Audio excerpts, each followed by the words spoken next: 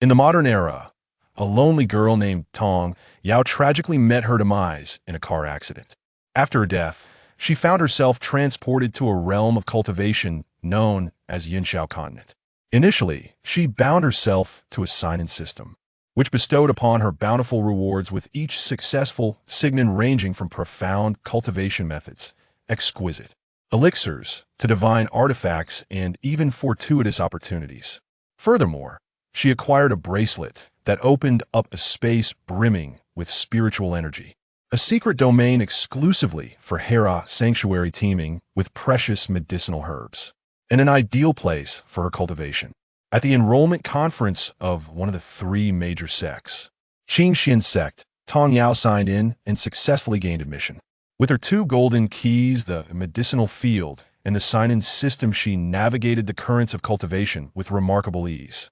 Initially, others believed that the young junior sister was merely exerting herself in secret. Gradually, they realized that she was indeed extraordinary. With just a single night's rest, she would experience a significant breakthrough. Consequently, their shock transformed into envy and jealousy. Yet they resigned themselves, acknowledging that they simply could not compete. Chapter 1. Rebirth in Another World. In the eastern domain of Yunxiao Continent, the Qingxuan Sect held its enrollment conference every 7 years. Amidst the throngs of people, Tong Yao stood with her bright eyes sparkling with curiosity, taking in her surroundings while simultaneously engaging in a conversation with her. System, I didn't expect there would still be so many people on the final day. By the way, just how vast is the Qingxuan Sect? Can they truly accommodate so many disciples? The system responded, "This host possesses quite the curiosity. System, do you think the Qingxuan Sect offers good treatment? If so, my journey here wouldn't have been in vain, right?" Host, the Qingxuan Sect is ranked second among the three major sects. It is unlikely that disciples would be left to endure hardships. Tong Yao did not contest the system's reply. Since arriving in the world of cultivation, her eyes had truly been opened. Indeed, Tong Yao hailed from the modern world, having grown up as an orphan in a welfare institution. After a tumultuous journey through high school, she had to drop out to work, renting a modest abode in a nearby village to save money. Little did she expect that on her way home from work, a car accident would claim her life, and she would awaken as a sickly orphan who had passed away. Tong Yao lamented her misfortune, 2 lifetimes as an orphan. Fortunately, she had serendipitously become part of the wave of transmigration, joining the ranks of many others who had crossed into different realms. Reflecting upon her situation, she thought, since she was here, surely some golden finger would be arranged for her. Excited thoughts of the powerful golden finger she had encountered in novels filled her mind. However, after waiting for what felt like an eternity, there was no response. Just as Tong Yao began to doubt the existence of any so-called golden finger, a delightful ding echoed, which she deemed the sweetest sound in the world. A mechanical voice then resonated in her mind, matching host successfully, binding automatically. Binding successful. This system is a sign-in system. Please sign in according to the task instructions. Completing tasks will yield abundant cultivation resources, cultivation methods, and random mysterious rewards. From the memories of her original self, Tong Yao understood that she was in a realm of cultivation and that the original owner had been raised by an elderly woman who had taken her in. Recently, the elder had passed away, leaving the 14-year-old original owner to fend for herself, only to meet a misfortune of falling into a river while doing laundry. Though she was rescued by passers-by, she succumbed to a chill and perished. Now that Tong Yao had traversed into this realm and obtained a sign-in system, she was determined to survive well in the world of cultivation. Based on her extensive reading of various novels, she recognized that she was still a small fry and needed to find a sect to rely on. The system also indicated that signing in could yield cultivation resources. However, who knew if others would discover her secret? It would be quite embarrassing if she were to be eliminated before she could grow. Thus, upon hearing the Qingxuan Sect was recruiting disciples, Tong Yao signed in as instructed by the system, while concurrently utilizing the rewards to enhance herself. Throughout her journey, she avoided encounters with all manner of cultivators whenever possible, and when avoidance was not feasible, she resorted to the items in her systems. Backpack to escape. Finally, on the last day, she arrived at the Qingxuan Sect, having navigated her way through various trials unscathed. During this time, she had also discovered an ancient-looking wooden bracelet among the original owner's belongings, adorned with a phoenix design that was quite beautiful. Upon closer inspection, she noticed a character engraved on the inner side Yao. Initially perceiving it as an ordinary bracelet, she was astonished to uncover that it was, in fact, a space for a medicinal field filled with herbs that she had never encountered. In her former life, there were also various colorful items resembling fruits, though regrettably, she had yet to learn the alchemical methods of this realm. The most gratifying news was that she had successfully begun to draw in spiritual energy, officially entering the ranks of cultivators. However, her cultivation level was modest, merely at the initial stage of qi refinement. From her understanding, the stages of cultivation were typically divided into qi refinement, foundation establishment, golden core, nascent soul, divine transformation, integration, great ascension, and tribulation crossing, with the uncertainty of what further stages may exist beyond that. Each major stage was further subdivided into 4 minor tiers: early, mid, late, and peak stages. Currently, the highest-ranked individual within the Qingxuan Sect was the sect leader, Xianxiadrama, who had reached the late stage of divine transformation. As Tong Yao gazed at the multitude gathered in the plaza, each one anxiously awaiting their testing, she observed that each individual called forth would approach the table on the steps, placing their hand upon a crystal ball-like spiritisting stone for examination. The elder responsible for this recruitment, from the main peak's inner court, spoke with an expression devoid of emotion. Lu Jun, mid-grade water spirit root, pass. Next, the boy named Lu Jun, with a face full of excitement, accepted the jade token handed to him and obediently stepped aside to wait. Wei Ming, upper-grade fire spirit root, pass. Next, one by one, individuals stepped forward to be tested. Meanwhile, within the grand hall of the main peak of the Qingxuan Sect, a group sat together, observing the recruitment proceedings outside. The elder of the main peak, typically expressionless, displayed a rare smile of satisfaction. It appears that among this year's newcomers, there are indeed several with exceptional talent. Indeed, however, the most remarkable one has already been taken under the direct tutelage of Xian Ming. That young lad named Jiang Wei, a voice filled with envy chimed in from the side. Xian Ming was the master of Baiyu Peak, and upon hearing this, the smile on his face was unable to be concealed.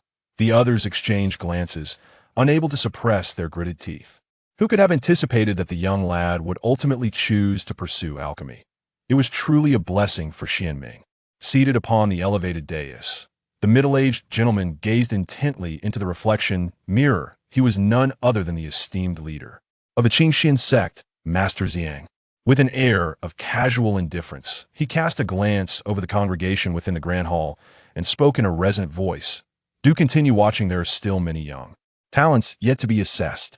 The assembly's demeanor shifted, and they promptly fell silent, resuming their focus. Meanwhile, Tong Yao bided her time, casually marking her attendance. Ding. Attendance successful. Congratulations, host, for acquiring 3 bottles of the 9-turn soul recovery pill, 10 bottles of the spirit gathering pill, 10 bottles of the recovery pill, 10 bottles of the detoxification pill, 10 bottles of the foundation establishment pill, 1 low-tier spiritual weapon, the Qingxuan sword, its potency growing with a host cultivation, 1 low-tier defensive robe, which can change at will, and 500,000 mid-grade spirit stones. Tong Yao was taken aback by the remarkable rewards from this attendance system. Just as she reveled in her fortune, she heard her name being called. Instantly, she snapped back to reality and hurried forward, placing her hand upon the spiritisting stone, much like the others did. Yet, the stone remained unresponsive, leaving Tong Yao bewildered. Just as she was about to inquire about the situation, the stone suddenly came to life as if electrified.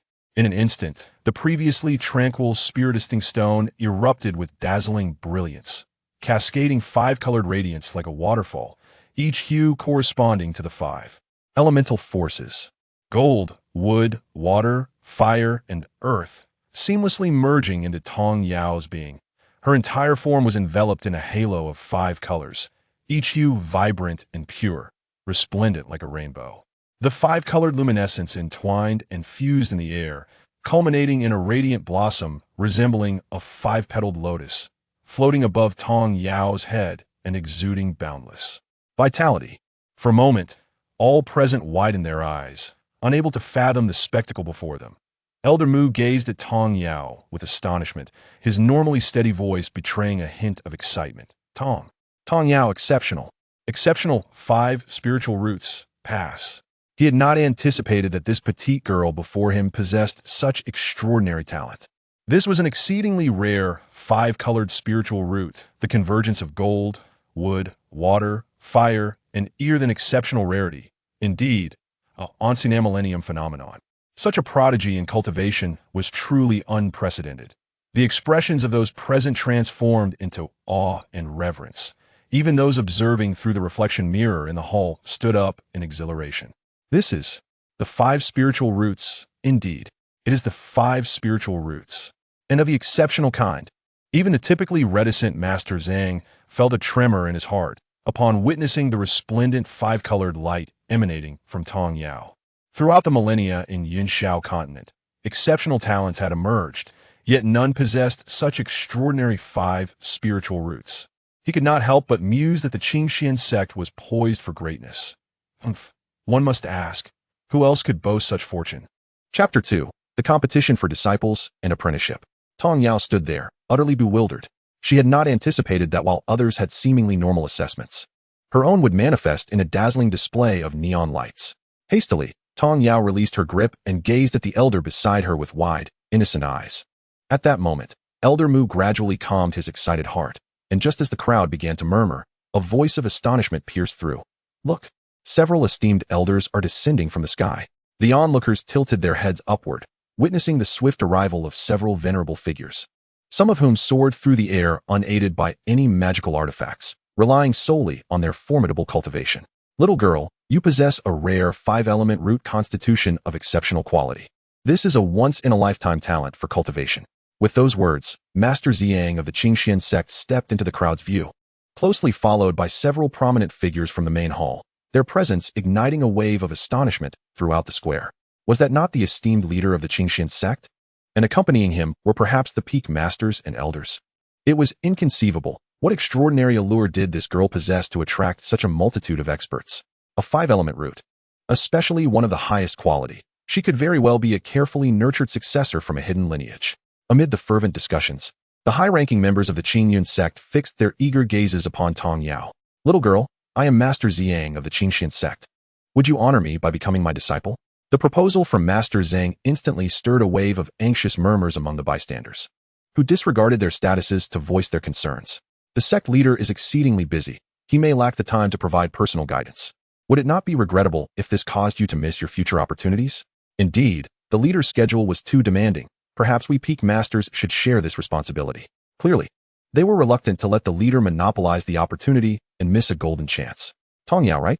I, the peak master of Baiyu, am well versed in alchemy. If you join my ranks, I assure you will become the wealthiest disciple in the Qingxuan Sect. Upon uttering these words, Master Xianming fixed his gaze intently on Tong Yao, immediately catching a flicker of interest in her eyes. Alchemists have always been revered, and their concocted elixirs are highly sought after, essential for cultivators. Mastering alchemy undoubtedly unlocks the key to wealth. However, just as Master Xianming was about to elaborate further or entice her, he was interrupted by the peak master of Pyamyao. Do not jest. No amount of elixirs can compare to the power of a formation master. Little girl, once you learn to arrange formations, you can trap your enemies invisibly, protecting yourself. Yet another peak master pulled her aside. Come learn talismans from me. Talisman crafting is equally formidable, capable of self-protection and livelihood. At that moment, the only female sword cultivator, Master Xiafuyo of the Xiaoyao Peak, pushed through the crowd. Enough, everyone. Look at yourselves. Are you not afraid of scaring the little girl? Tong Yao, come to my Xiaoyao Peak to study the sword path. Once you become a sword cultivator, you can soar through the skies with ease, defending against any displeased individuals. Master Xiafuyo gently embraced Tong Yao, casting a meaningful glance at the other peak masters. Besides, how could a bunch of rough, clumsy old men know how to care for a young lady? Hearing this, the sect leader and the peak masters couldn't help but twitch their mouths in exasperation, internally grumbling. Stealing disciples is one thing, but must it resort to personal attacks? The onlookers were left speechless, inwardly shouting, "Forget about the girl. Esteemed seniors, look at me." As the peak masters appeared to be on the verge of a showdown, Master Ziyang felt compelled to interject once more, attempting to quell this unprecedented competition for talent. Since you all hold this young lady in such high regard, why not grant her the freedom to choose her own master? As soon as these words were spoken, everyone's gaze converged upon Tong Yao, their eyes brimming with anticipation and silent invitations to select them. Tong Yao had not anticipated that by revealing her exceptional 5-element root talent, she would become the object of fervent competition among the many titans of the Qingxuan Sect. Faced with an array of enticing options, she found herself at a loss, her gaze flitting about. When the peak master of Baiyu highlighted the numerous benefits of becoming an alchemist, ripples of inclination stirred within her heart. Master Baiyu detected the direction of Tong Yao's gaze and felt a wave of reassurance wash over him, his lips curling into a triumphant smile. However, this joy was fleeting. As Tong Yao's gaze continued to wander, it ultimately settled upon Master Xiafuyo of Xiaoyao Peak. In an instant, his smile froze. Then came Tong Yao's resolute choice.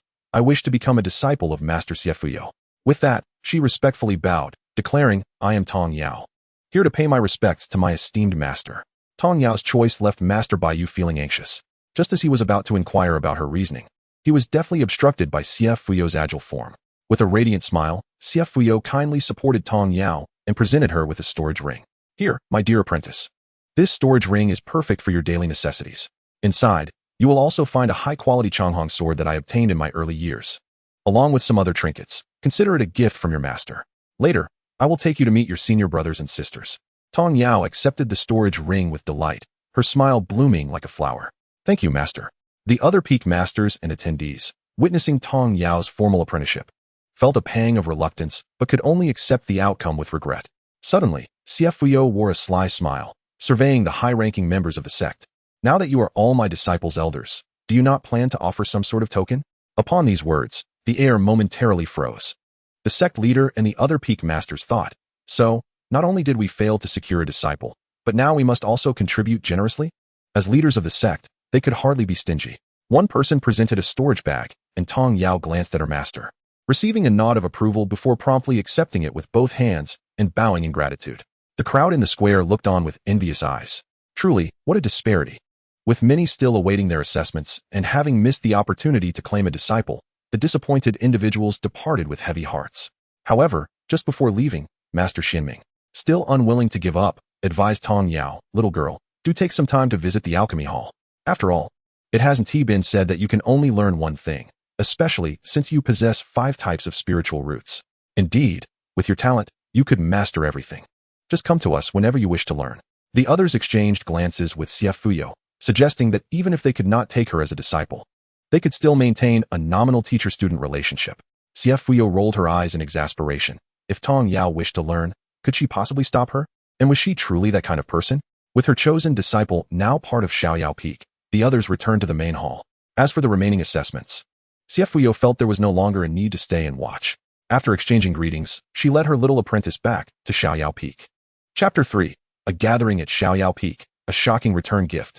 Upon returning to Xiaoyao Peak, Tong Yao felt as if a new world had opened before her. The mountain peak, shrouded in swirling clouds, resembled a celestial paradise. The architecture atop the peak was beautifully arranged, exuding both an ancient elegance and the solemnity befitting a sect of cultivators. Xiafuyo guided her along the winding stone path, pointing out the scenic spots and significant locations along the way, her words brimming with deep pride and affection for Xiaoyao Peak. This is the sword pool, a vital place for our disciples to cultivate their sword energy and comprehend the essence of the sword. The waters of the pond have been nourished by the sword energy of countless sword cultivators throughout the ages, endowing it with a unique spirit that greatly benefits one's cultivation.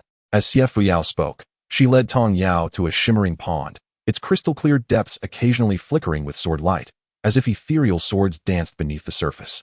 Crossing the sword pond, they arrived at a majestic sword pavilion, known as the, which housed numerous renowned swords from both the Xiaoyao Peak and the Qingxuan Sect, along with the sword manuals bequeathed by generations of sword cultivators. Should you find the opportunity in the future, you may search for a sword and sword techniques that suit you here, she remarked. Tong Yao gazed up at the imposing structure, her heart surging with boundless dreams of her future cultivation life. Subsequently, Xiafuyo arranged accommodations for Tong Yao in a quaint cabin atop the peak, nestled in a tranquil environment.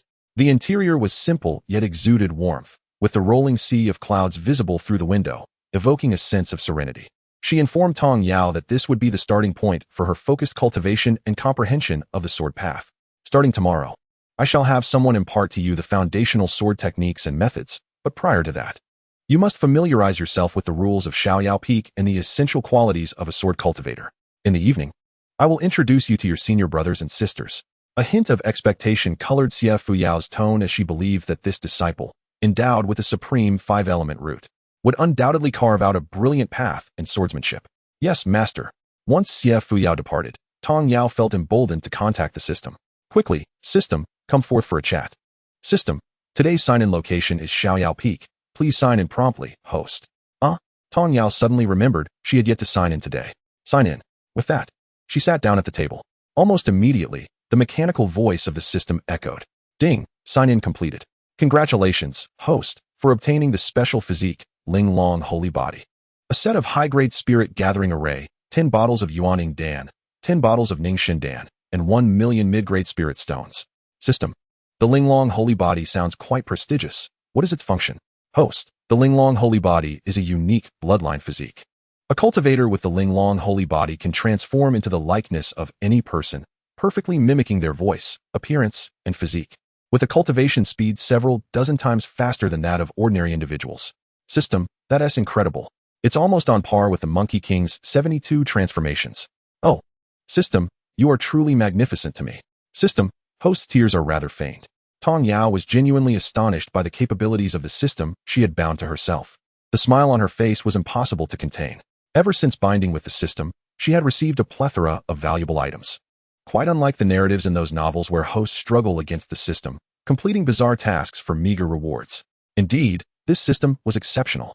Seeing that it was too late to continue her research for the day, she decided to set it aside for the time being. As night descended, the main hall of Xiaoyao Peak glimmered with lights, yet only Xie Fuyao's 6 direct disciples were present. The group gathered to hold a simple and warm welcome ceremony for Tong Yao. During the gathering, Xie Fuyao introduced each of her 6 disciples. The eldest disciple, Wen Yang, was in the late stage of foundation building, possessing the highest cultivation among all disciples of Xiaoyao Peak. The second disciple, Lan Jin, the third disciple, Yunxiao, and the fourth disciple, Song Yu, were all in the mid-stage of foundation building. The fifth disciple, Wei Xian, and the sixth disciple, Liang Wan, were in the early stage of foundation building. They had previously been informed by Xie Fuyao regarding Tong Yao's circumstances and had prepared suitable gifts, which Lan Jin presented to Tong Yao in a storage ring. Tong Yao, without hesitation, accepted the gifts with a smile and expressed her gratitude. She then offered a return gift of 2 bottles of Spirit Gathering Dan and Recovery Dan, placing them in Lan Jin's hands. Sister, these are for my senior brothers and sisters. Please distribute them. Thank you. She then handed another bottle to Xie Fuyao with both hands. Master, this is a token of my respect for you. Xie Fuyao received it with a smile, surprised that this little girl had even prepared a gift for her. Using her spiritual sense, she glanced at the pill bottles in Lan Jin's possession, her brow involuntarily furrowing. Suddenly, recalling something, she lowered her head to examine the bottle she held, letting out a sharp gasp. Wen Yang and the others noticed their master's sudden change in expression and quickly surrounded Lan Jin to inspect the bottle she held. Upon seeing the contents, they were astounded. All eyes turned to the petite figure before them, filled with disbelief. Previously, among the direct disciples, only Lan Jin was a female, and now another, Tong Yao, had joined, being the youngest and least experienced among them. They had thought of her merely as a little sister to be cherished, but they hadn't anticipated her generosity. Did she even realize what these were? Not to mention the Spirit Gathering Dan and Recovery Dan, which were of the 4th and 5th grade respectively, refined by the Peak Master of Baiyu Peak, a 6th grade alchemist.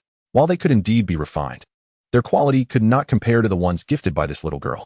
Even the Ningxin Dan in Xie Fuyao's possession was not necessarily available at the ordinary grade level in the Qingxuan Sect, let alone the premium grade Ningxin Dan, of which she now held a bottle, estimated to contain 10 pieces. With such intense gazes from her master and senior brothers and sisters, Tong Yao could hardly be oblivious. However, she had no intention of explaining, nor could she. How could she possibly divulge that she possessed a system that granted her countless treasures simply by signing in? That would be absurd. Tong Yao had considered the implications of revealing her treasures. Nonetheless, she chose to believe that Xie Fuyao sincerely wished to take her as a disciple, and that her senior brothers and sisters harbored no ill intentions. Even if there were challenges ahead, with the system and her own spatial resources, she was confident she could overcome them. Pretending to be puzzled, she asked, "You don't like them?" Xie Fuyao, Wen Yang, and the others, seeing Tong Yao divert the conversation, Xie Fuyao's lips twitched slightly, but did not dwell on it further. Casting a glance at Wen Yang and the others, she turned back to her seat. All right, since it is the heartfelt gesture of your little junior sister, then accept it. No need for further words. Wen Yang and the others exchanged glances, bowing their heads in agreement. The gathering continued, and each began to showcase their sword techniques. Some were as light as a swallow, while others were as steady as a mountain. In the interplay of sword light, they conveyed their warm welcome and expectations for Tong Yao. Deeply moved by this enthusiasm, Tong Yao felt the unique atmosphere of swordsmanship at Xiaoyao Peak. Each senior brother and sister's swordplay encompassed different meanings and philosophies. Some were like the gentle caress of spring breezes, tender yet powerful, while others resembled the vastness of autumn waters under a boundless sky, inspiring yearning. Each stroke of the sword seemed to narrate a tale of the sword's connection with nature and the heart. Tong Yao's heart swayed with the rhythm of the sword light, as if she could touch the flow of sword intent. This experience was both novel and breathtaking for her. She began to realize that a sword was not merely a weapon of slaughter, but a medium for expressing oneself and communicating with the heavens. The demonstrations by her senior brothers and sisters not only showcased their exceptional skills, but, more importantly, revealed their profound understanding and love for the sword path. In this grand feast for the senses and spirit, Tong Yao felt an unprecedented fervor surging within her breast. She secretly resolved not only to master the sword in her hand, but also to learn how to perceive it with her heart, to weave her own narrative through the blade. This determination took root in her heart like a seed, quietly germinating. After the demonstration concluded, her senior brothers and sisters gathered around her, engaging in warm conversation and sharing their cultivation insights and experiences. Their encouragement and support were akin to the gentle rays of the sun, illuminating Tong Yao's heart and filling her with confidence and anticipation for the forthcoming journey of cultivation. As night deepened, the stars adorned the tranquil sky. Lying in bed, Tong Yao savored the day's experiences, her heart brimming with gratitude. Chapter 4. The Easily Deceived Junior Sister. The day following the conclusion of the recruitment conference arrived. Disciples who had passed the tests were gradually chosen by the masters of the various peaks. Those who were not selected were directly assigned to the outer court as outer disciples. Tong Yao rose early, stretching lazily. A knock sounded at the door. Yao Yao, are you awake? Upon first meeting Tong Yao, Lan Jin felt an immediate fondness for this junior sister, perhaps due to an inexplicable connection. After last night's gathering, Lan Jin sincerely regarded the newly arrived junior sister as her own sibling. However, she felt that Tong Yao's naivety required protection, especially as she had carelessly given away such valuable elixirs. It was all too easy for her to be deceived. Thus, when their master called for someone to teach Tong Yao some basic sword techniques, Lan Jin eagerly took on the task, preparing to impart wisdom on how to conceal her vulnerabilities. Early in the morning, she went to the cafeteria to bring breakfast for Tong Yao. Upon hearing Lan Jin's voice, Tong Yao hurriedly tidied her attire and opened the door, revealing a sweet smile. Good morning, senior sister.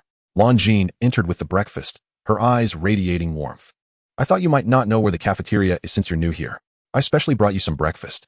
Come eat, and after that, we can practice together. Tong Yao felt a warmth in her heart as she gratefully accepted the breakfast, and the two chatted while they ate. Lan Jin naturally began to share some daily rules and important notes about the Xianxiao Peak. Yao Yao, although our Xianxiao Peak is renowned for its swordsmanship, we must not neglect other aspects of cultivation. For instance, daily absorption of spiritual energy is fundamental. You must persist in this. Additionally, there will be a monthly opportunity for collective outings to hone our skills. At that time, we can explore secret realms together and gain practical experience. I will inform you of what preparations are needed in advance. Tong Yao listened attentively, nodding occasionally, appearing wholly focused. Seeing this, Lan Jin's affection grew even stronger. Oh, by the way, regarding the elixirs you brought out yesterday, you mustn't give them away so easily in the future. Especially the recovery elixir and the concentration elixir, which are invaluable for enhancing one's cultivation. They are quite rare in the market. There are many who would stop at nothing for these elixirs. Tong Yao blinked her eyes and smiled as she nodded. Don't worry, senior sister, I won't casually give them to outsiders. Besides, I trust that my senior brothers and sisters would never harm me, right? Lan Jin chuckled softly and patted Tong Yao on the head. Of course not. I'm saying this so that you remain vigilant in the future. Do not trust others too easily. Learn to protect yourself. Remember, not everyone is as benevolent as our master and senior brothers and sisters. People can act out of self-interest. Do you understand? Tong Yao nodded, feeling a deeper fondness for this sister. I understand. Thank you, senior sister. Take your time. You're still young. If there is anything you don't understand, feel free to ask me or your other senior brothers. After breakfast, they proceeded together to the sword training ground of Xianxiao Peak. embarking on a new day of cultivation. The sunlight filtered through the sparse clouds, casting a golden veil over the sword training ground, draping the morning peaks in ethereal beauty. Lan Jin meticulously guided Tong Yao through the basic sword techniques and breathing exercises. Standing at the center of the aura-laden arena, Tong Yao gripped her long sword. Her gaze intense, her breaths, in sync with Lan Jin's instructions, became deep and rhythmic. Yao Yao, remember, the sword is an extension of the heart. The sword techniques are not merely a combination of movements. They express the essence of one's intent. Lan Jin stood nearby, her expression gentle yet filled with strength. She demonstrated a seemingly simple sword form, but each strike was imbued with the weight of mountains and the fluidity of flowing water. Tong Yao mimicked Lan Jin's movements. Initially somewhat clumsy, yet soon, guided by her breath, her actions became increasingly fluid, as if she were merging with the natural energies around her. Suddenly, with a soft shout from Tong Yao, the sword tips summoned visible waves of energy, its brilliance soaring like a dragon leaping from the sea, piercing the heavens. The surrounding disciples involuntarily paused their practice, casting astonished glances. "This progress is astonishing," whispered an inner disciple, unable to believe his eyes. A flicker of surprise crossed Lan Jin's face, but she quickly regained her composure. Approaching Tong Yao, she gently patted her shoulder, praising, "Well done, Yao Yao. Your comprehension of the sword path is remarkable. If you continue like this, you will go far. But remember, in the practice of swordsmanship, it is not only about refining techniques, but also about cultivating one's mindset, maintaining humility and reverence." Tong Yao bowed respectfully, her eyes sparkling with determination and gratitude. "Yes, senior sister, I will remember your words." The whispers of the surrounding disciples did not distract Tong Yao and Lan Jin. At this moment, Tong Yao remained focused, making rapid progress. In a corner of the training ground stood two young men, their silhouettes elongated by the morning light, appearing particularly gallant. One, clad in a blue robe, bore a handsome face, exuding a scholarly air, his eyes shimmering with intelligence. He was Wenyang, the foremost disciple of Xianyao Peak. Wenyang was known for his gentle demeanor, steady actions, and remarkable cultivation, earning the respect of his junior brothers and sisters. The other, dressed in dark garb and more robust in build, sported a playful smirk on his chiseled face. He was Wei Xian, Wenyang's fifth junior brother. Wei Xian was straightforward and amiable, relishing in forming friendships. Though he often appeared nonchalant, he was exceptionally diligent in his cultivation, his strength not to be underestimated. At this moment, Wei Xian, eyes wide with astonishment, exclaimed, "Senior brother, I did not expect our little junior sister to be not only generous, but also quite capable of learning. Truly, she is a prodigy coveted by the masters of various peaks. I've heard that the sect leader even considered taking her as a disciple." Wenyang nodded lightly, a subtle smile gracing his lips. He looked at Wei Xian with a hint of pride. "Indeed, our junior sister Tong Yao is truly impressive. Her calm demeanor and sincerity towards others are rare qualities. Moreover, her aptitude for the sword path has surprised even me."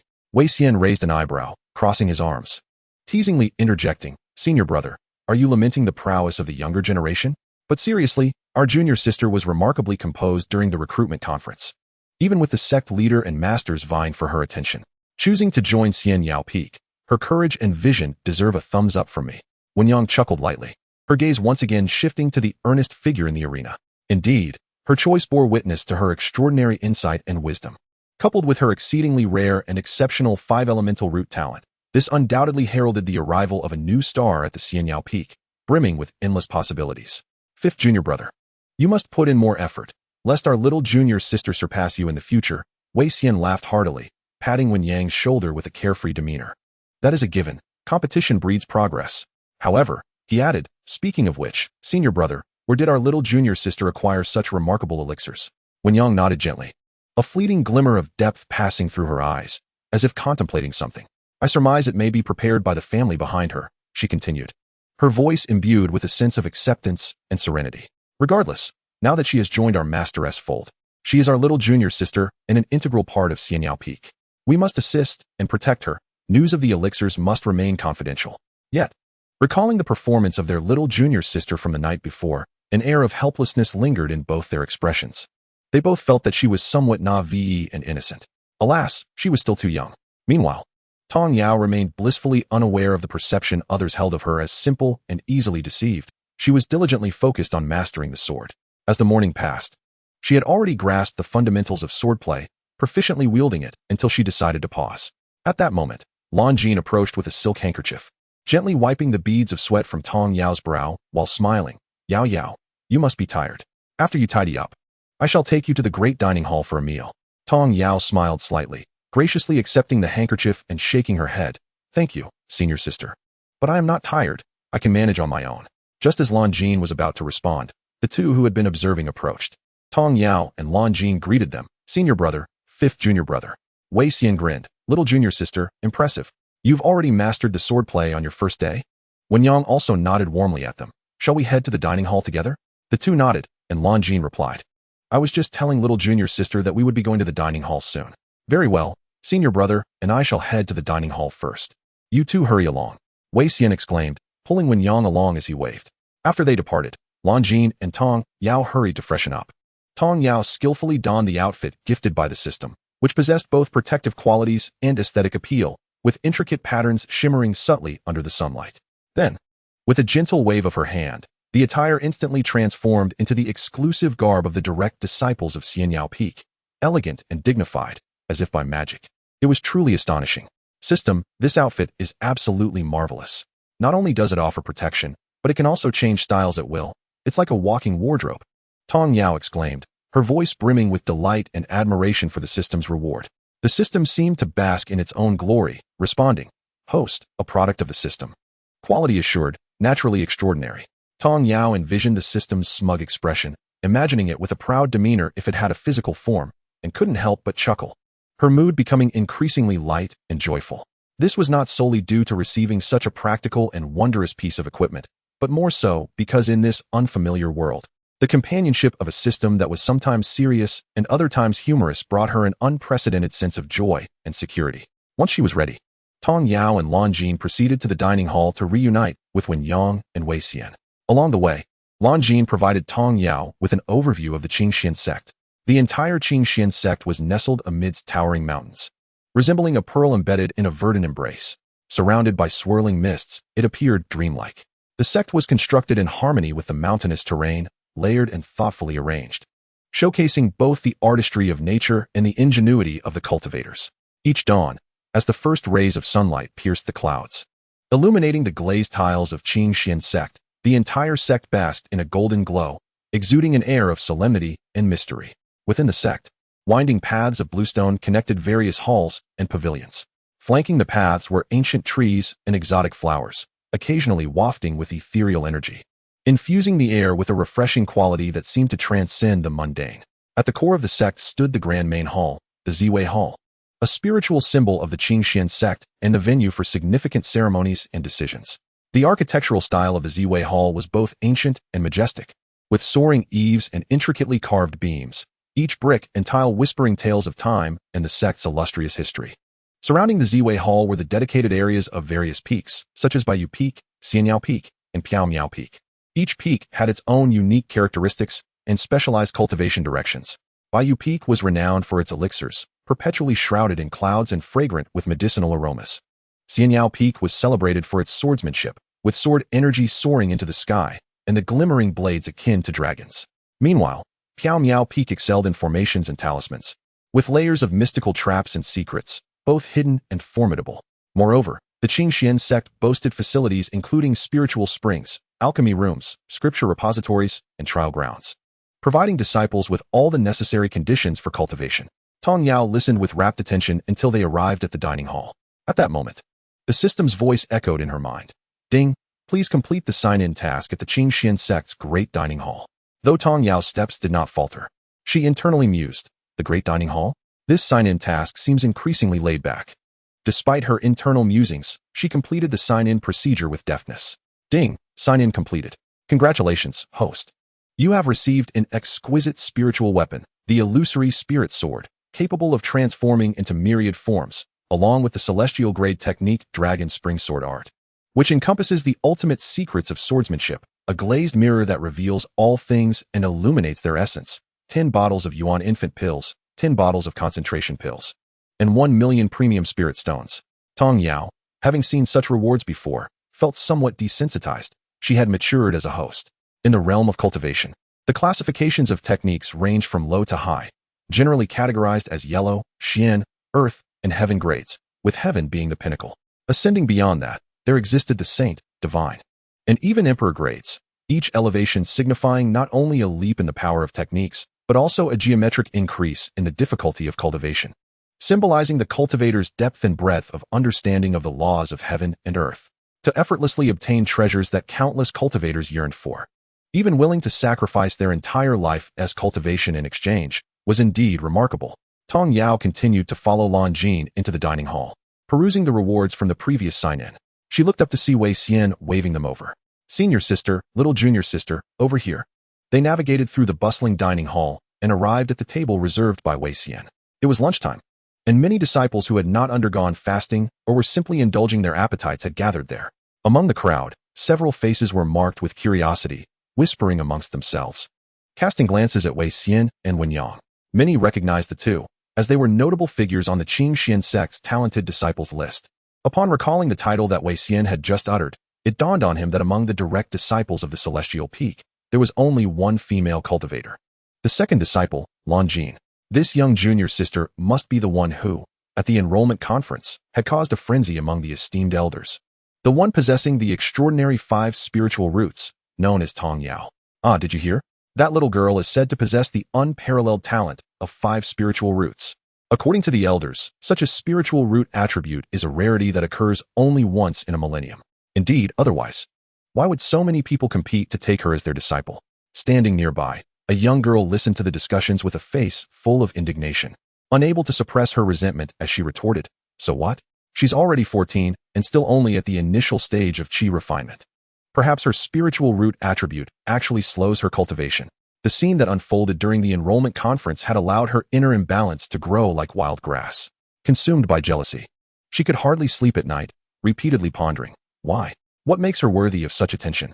She has already been accepted as a direct disciple by the Peak Master of Celestial Peak, while other Peak Masters eagerly invite her to study with them. As the only daughter of the head of one of the 4 great families, the Liu family, Liu Yu had always been exceptionally talented and thus received the utmost regard from her entire family. At the age of 17, she had already reached the late stage of chi refinement. She had anticipated that at the Qingxuan Sect's enrollment conference, no one would surpass her in talent. She was certain she would shine the brightest, smoothly entering the sect and becoming a direct disciple. To her dismay, she was eclipsed by some unknown girl who had suddenly emerged. What was worse, she hadn't even been accepted as a direct disciple, but was merely an inner sect disciple. How could Liu Yu, who had been proud since childhood, not feel furious? She absolutely loathed Tong Yao. Now, upon seeing her in the cafeteria again, Liu Yu's sharp gaze practically turned into a tangible weapon aimed at Tong Yao, wishing to strike her down. After sitting down, Tong Yao immediately sensed a malicious glare fixated upon her. She looked up to find a strikingly beautiful young girl in the front row glaring at her fiercely before rising to leave. Tong Yao was at a loss for words. What was wrong with that girl? Why was she staring at me for no reason? Not knowing the identity of the girl, Tong Yao couldn't help but inquire within her mind. Host, the girl is Liu Yu, the young lady of the Liu family, one of the 4 great families. At 17, she is at the late stage of chi refinement. Had you not been present, she would have been the most dazzling one here. Tong Yao understood. It turned out she was being resented for overshadowing her. Host, Liu Yu is narrow-minded and holds grudges. I see. She is likely to pick a fight due to her cultivation level. It seems I must hasten to improve my cultivation to guard against her possible outbursts. What is the little junior sister staring at? Are you not responding? Wei Xian noticed Tong Yao sitting down and suddenly frowned, looking behind him. When he turned around, he saw nothing and curiously asked.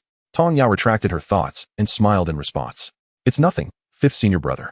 Let us eat quickly. I'm famished. Wen Yang reached out to stop Wei Xian, who was still curious, and said, since the little junior sister is hungry, let her eat first.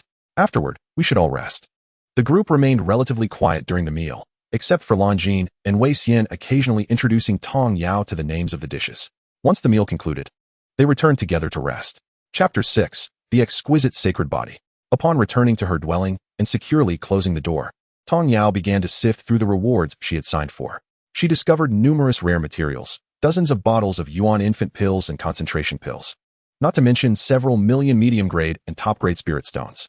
After being here for so long, she had yet to properly explore and experience the local customs and culture of the Qingxuan Sect.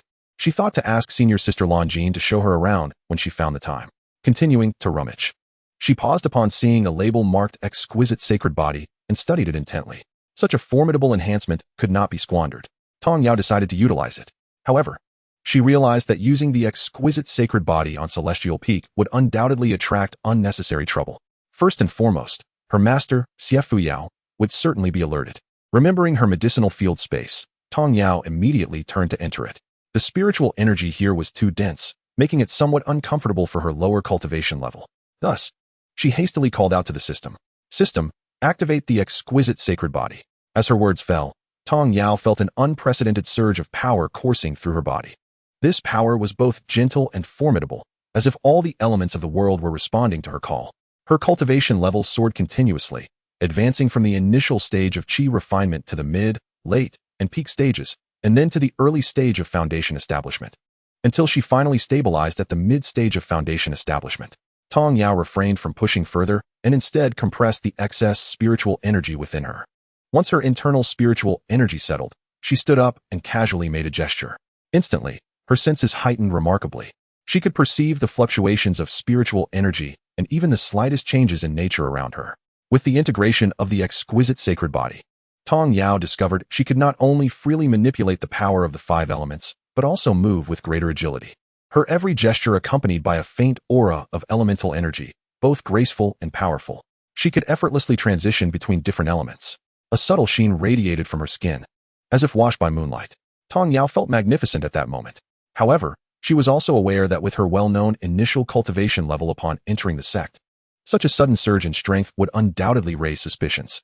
To avoid unnecessary trouble, she needed to be cautious. System, is there a way to conceal my current cultivation level? The host can utilize the previous defensive robe, which not only repels attacks, but also possesses the function of concealing cultivation levels.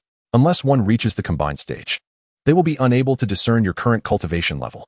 As the host's cultivation increases, the concealment ability can be adjusted at will. Impressive. My system even has an upgrade feature. Host, remain calm. Products from the system are guaranteed to be top-notch. Tong Yao, considering the spirit gathering array, I have decided to deploy it. Given the vastness of Celestial Peak, I'll set it up at the residences of the direct disciples and the nearby main hall. System, activated at the residences of the direct disciples, including the main hall. By the way, will there be any noticeable anomalies when using this spirit gathering array? Ding. The host's request has been received. The spirit gathering array has been activated and any anomaly suppressed. As soon as the spirit gathering array was engaged, Yao sensed an unusual energy and stood atop a high point to investigate.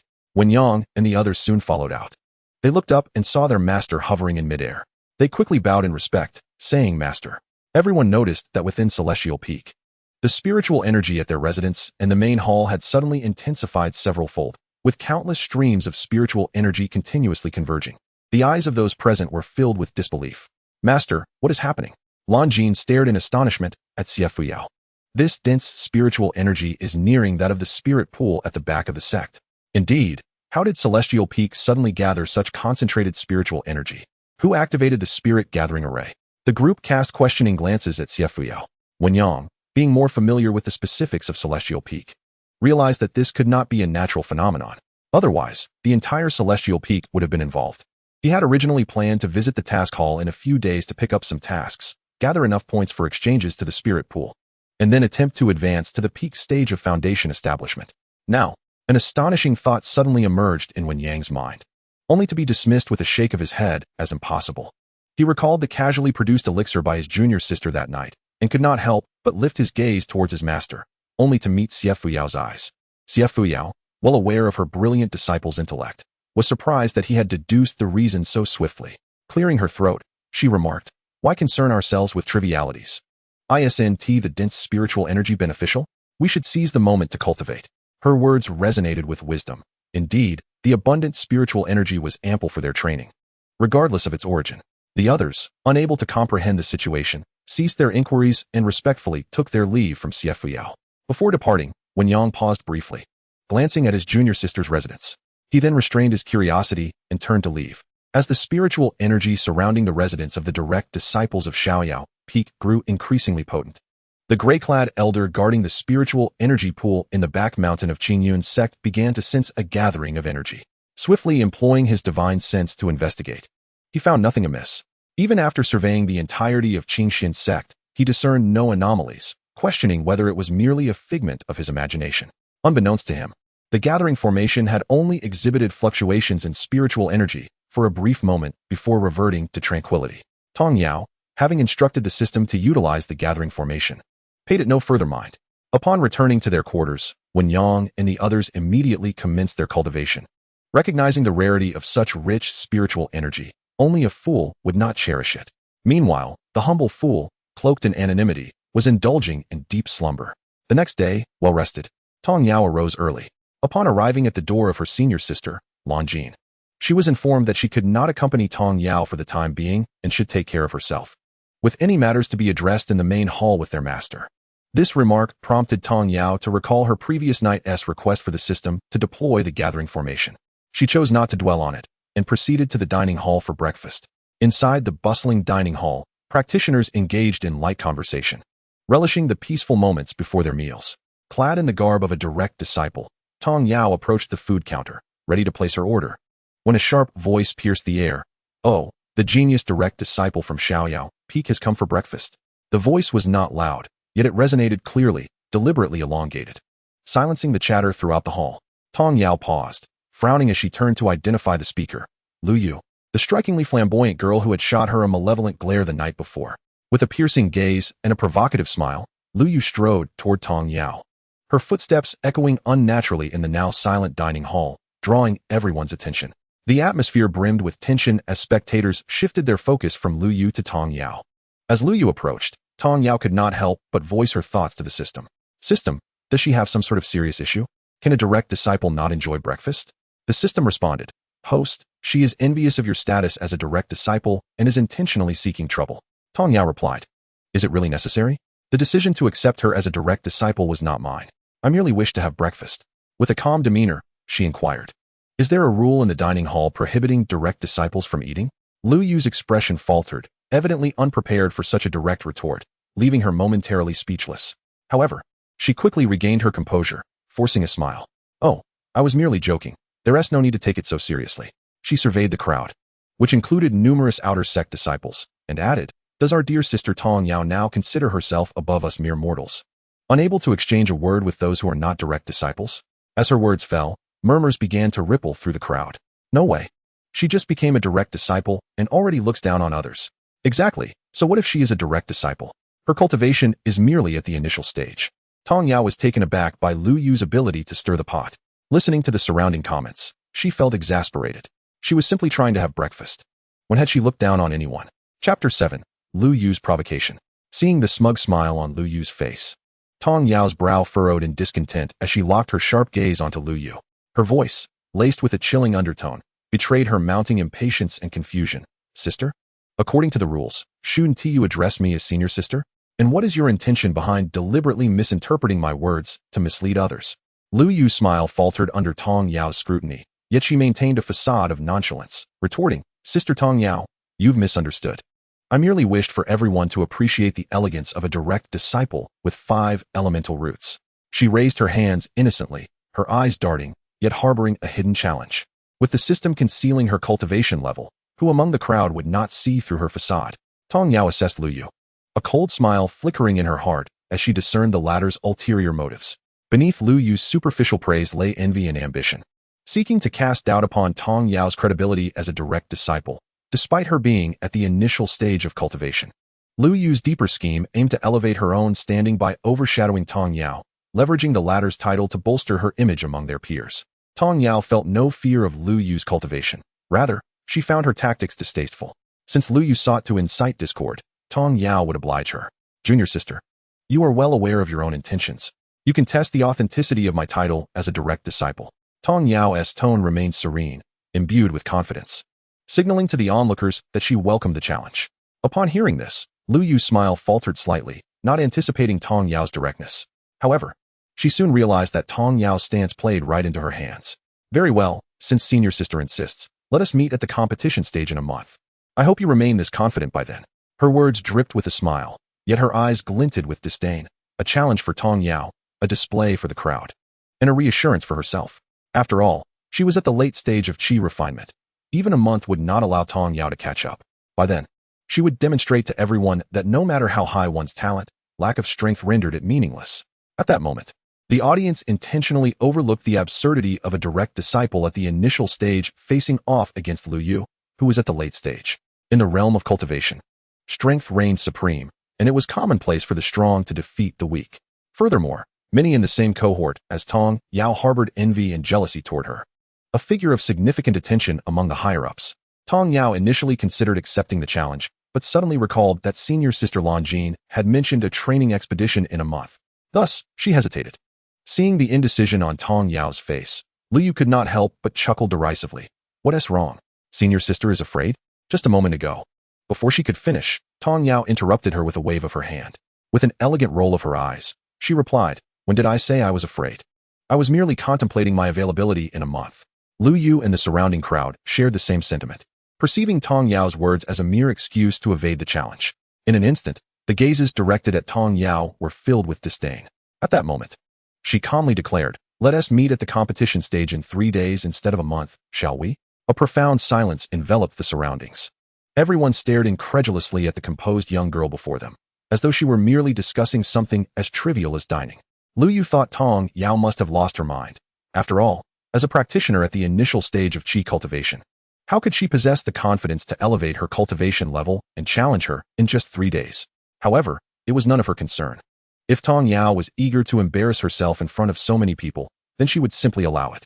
I hope my senior sister does not regret this. With that, she turned and departed the dining hall. Tong Yao paid no heed, turning back to continue purchasing her breakfast. The uncle serving the food looked at her with sympathy, even giving her an extra bun. Tong Yao gratefully thanked him, saying nothing further, and casually found a corner to eat. Inside the dining hall, whispers circulated among the crowd regarding the impending contest between Tong Yao and Lu Yu.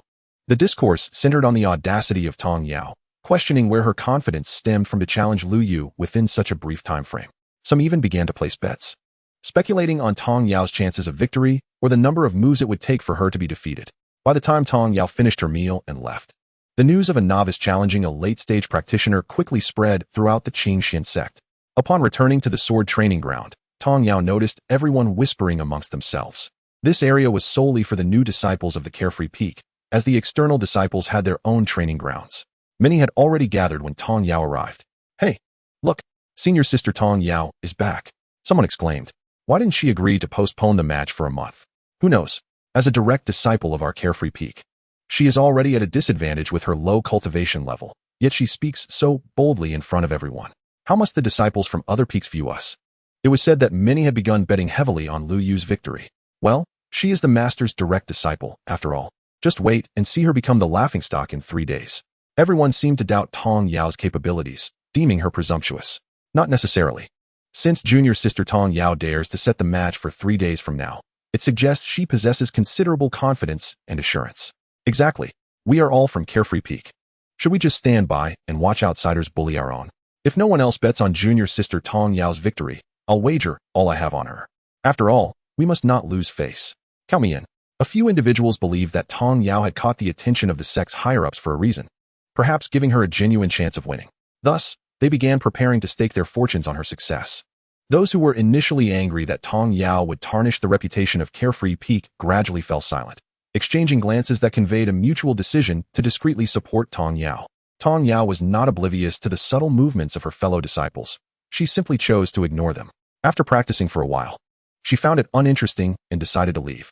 The training ground fell momentarily silent as all eyes turned to the retreating figure of the young girl. After a brief exchange of surprised looks, someone uncertainly voiced, "Wait, she just left?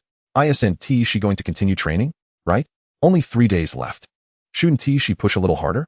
The crowd collectively felt anxious for Tong Yao.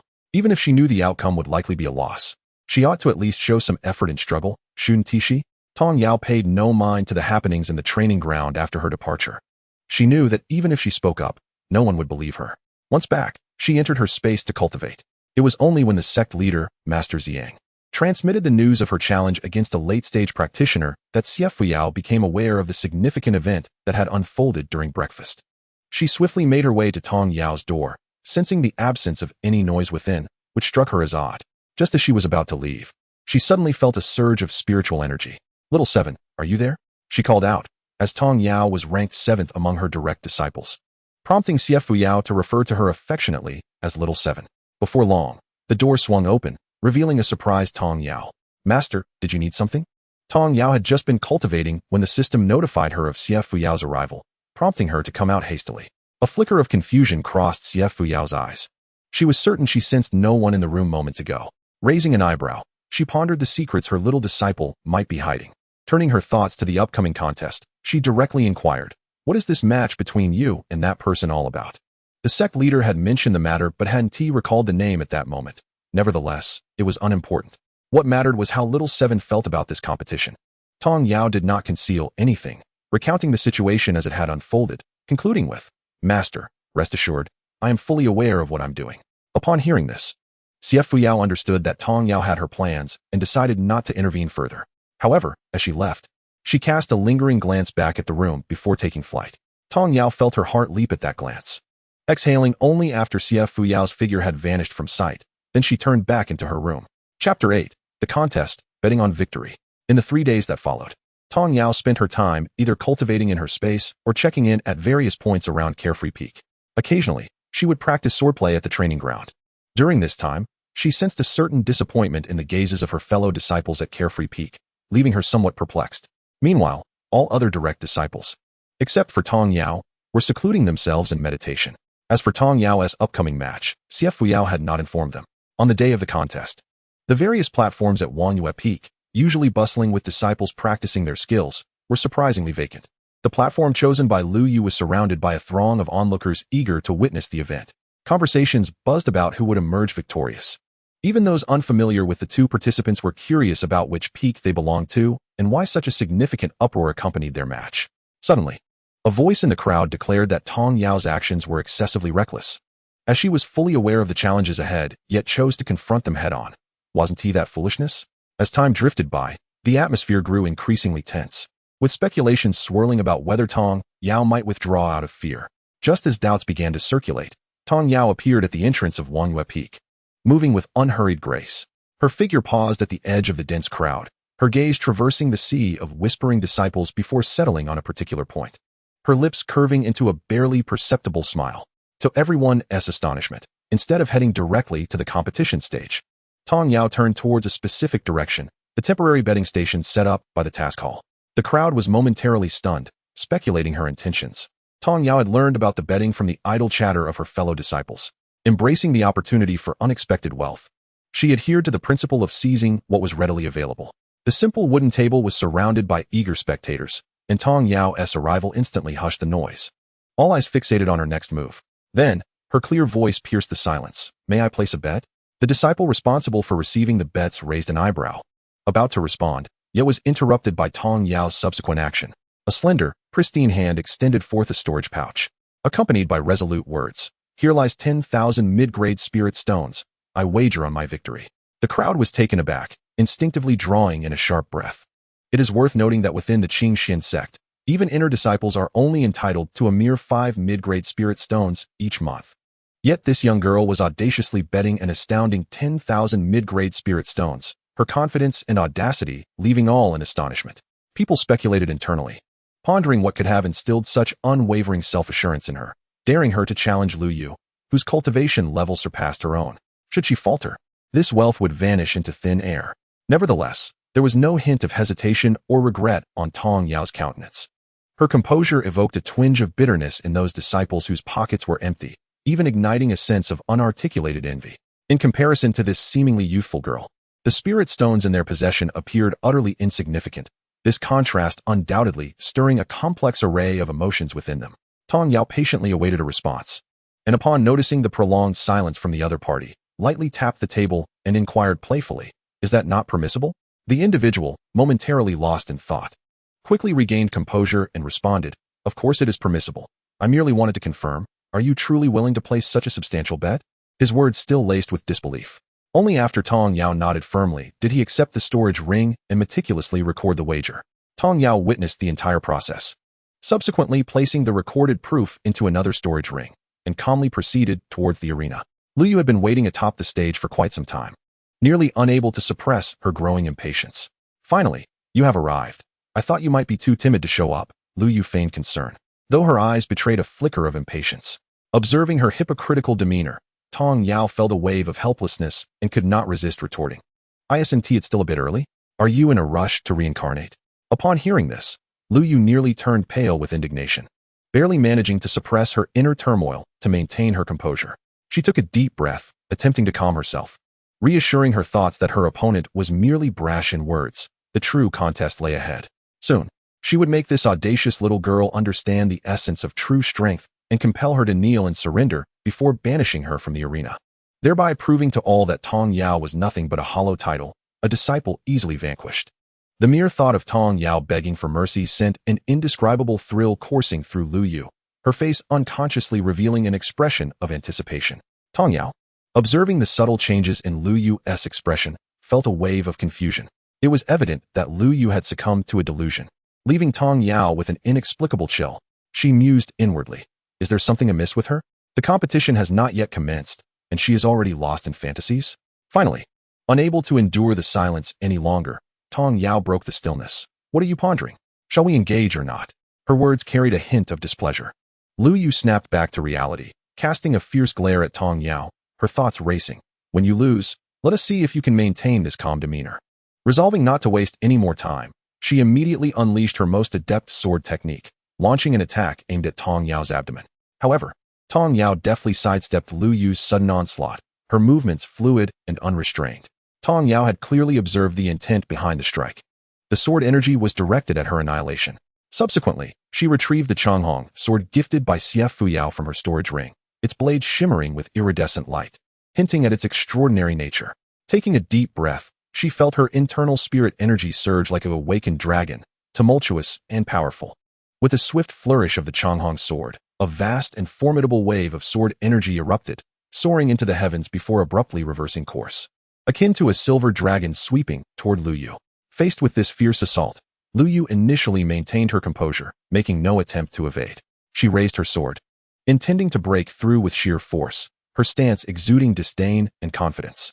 However, as the sword energy approached, its overwhelming might sent a shiver through Lu Yu's heart, dawning the realization that something was amiss. As the sword energy drew near, her countenance shifted abruptly, and she hastily pivoted in an attempt to evade the impending strike. Despite her swift reaction, the ferocity of the sword energy caught her off guard, and as it grazed her arm, it left behind a deep, painful gash. The pain accompanied by a profound shock. The onlookers gradually sensed the unusual turn of events, a wave of confusion washing over them. It was common knowledge that Tong Yao, the newly accepted disciple of the Xiaoyao Peak, was rumored to be at the initial stage of qi refinement. Yet, what all present witnessed was a display of prowess that evidently transcended that so-called initial stage of qi refinement. Below the arena, the crowd's gaze flitted between shock and disbelief, fixating on the two figures locked in confrontation. Those who had placed all their bets on Lu Yu's victory now found their anticipation turned into deep despair, their faces ashen, their hearts a tumultuous blend of emotions. Who had disseminated the information claiming Tong Yao was merely at the initial stage of qi refinement? One individual whispered incredulously, their tone tinged with anger and resentment. Indeed, this is nothing short of deceit. Another concurred, outrage palpable in their voice. Some were even consumed by rage, vowing, if I discover who spread such rumors, I will ensure they regret it thoroughly. This level of misinformation is utterly intolerable.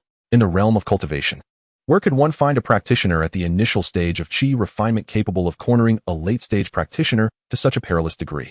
Lu Yu had initially believed that victory was assured, never anticipating the situation would unfold so dramatically.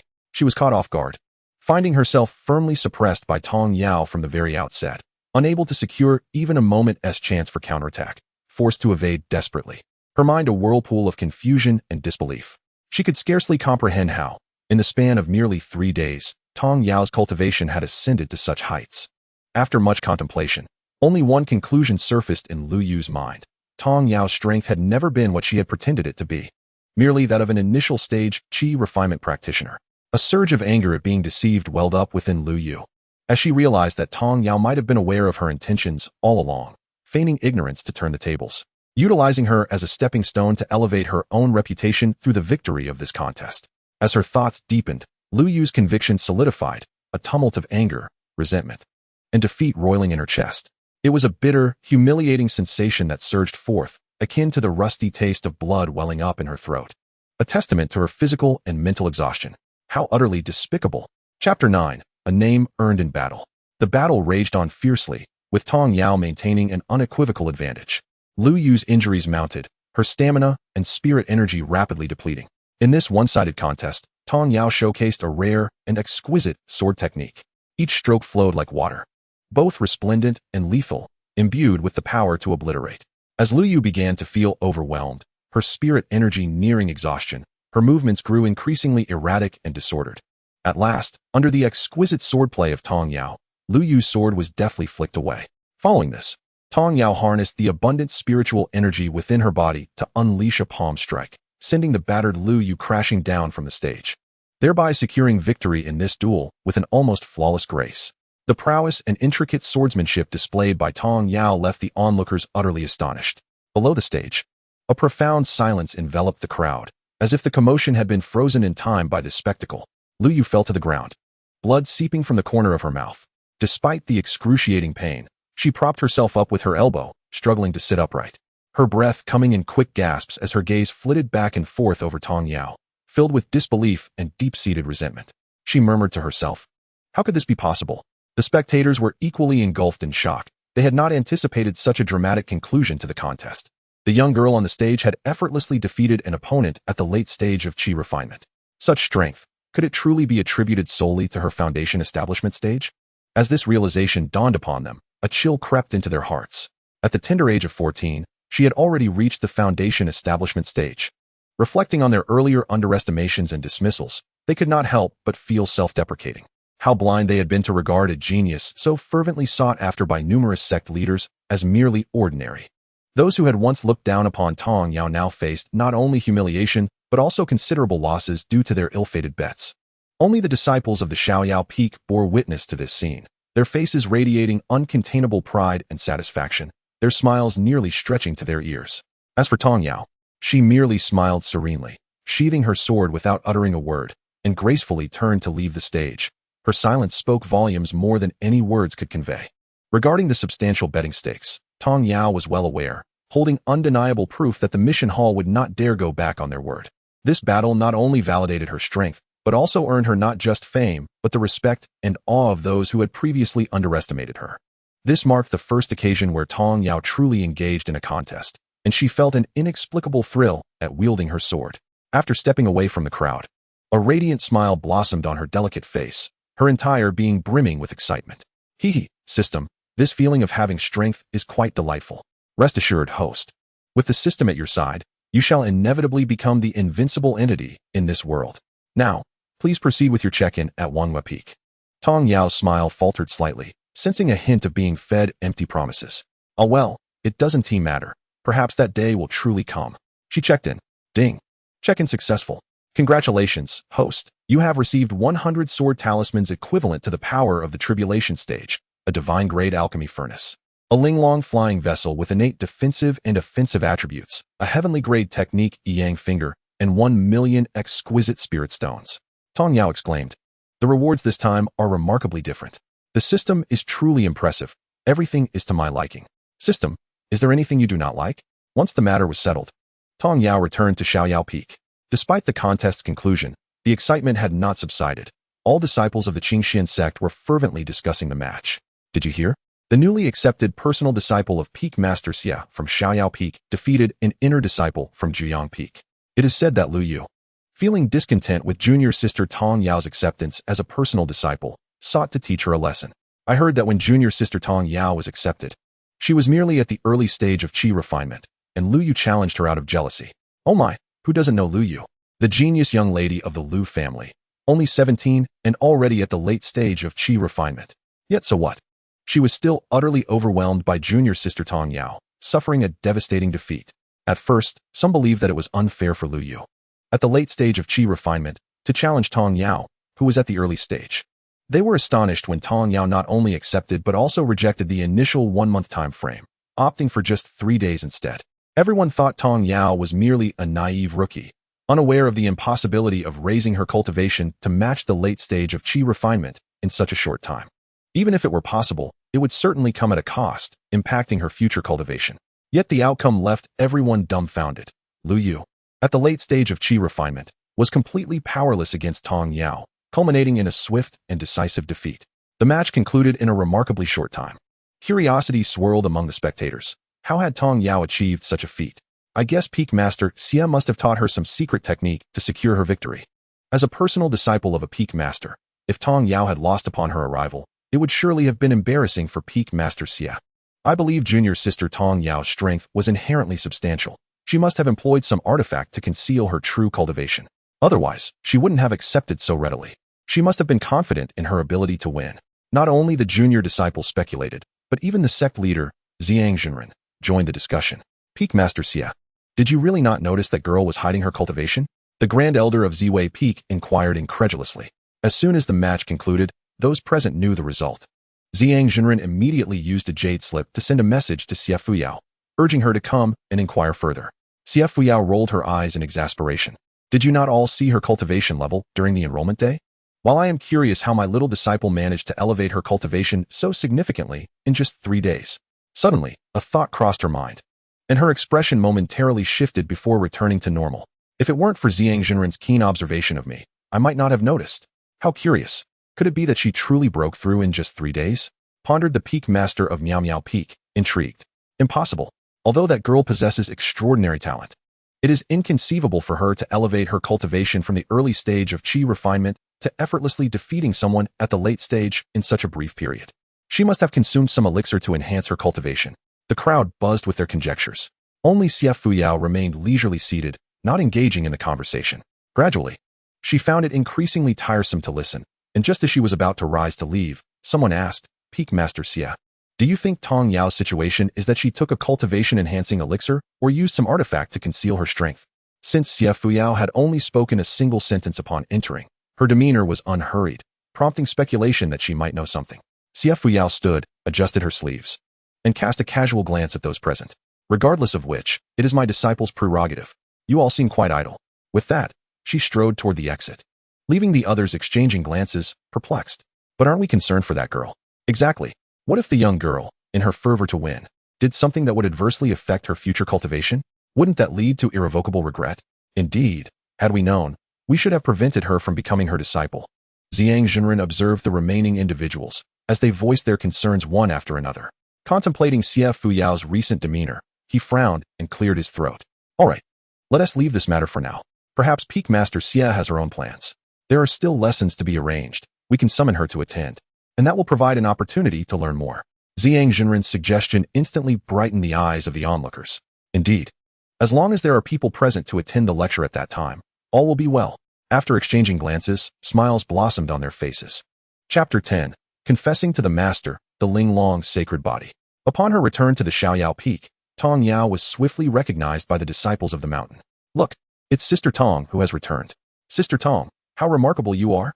Sister Tong, how did you manage to elevate your cultivation to such heights in just 3 days?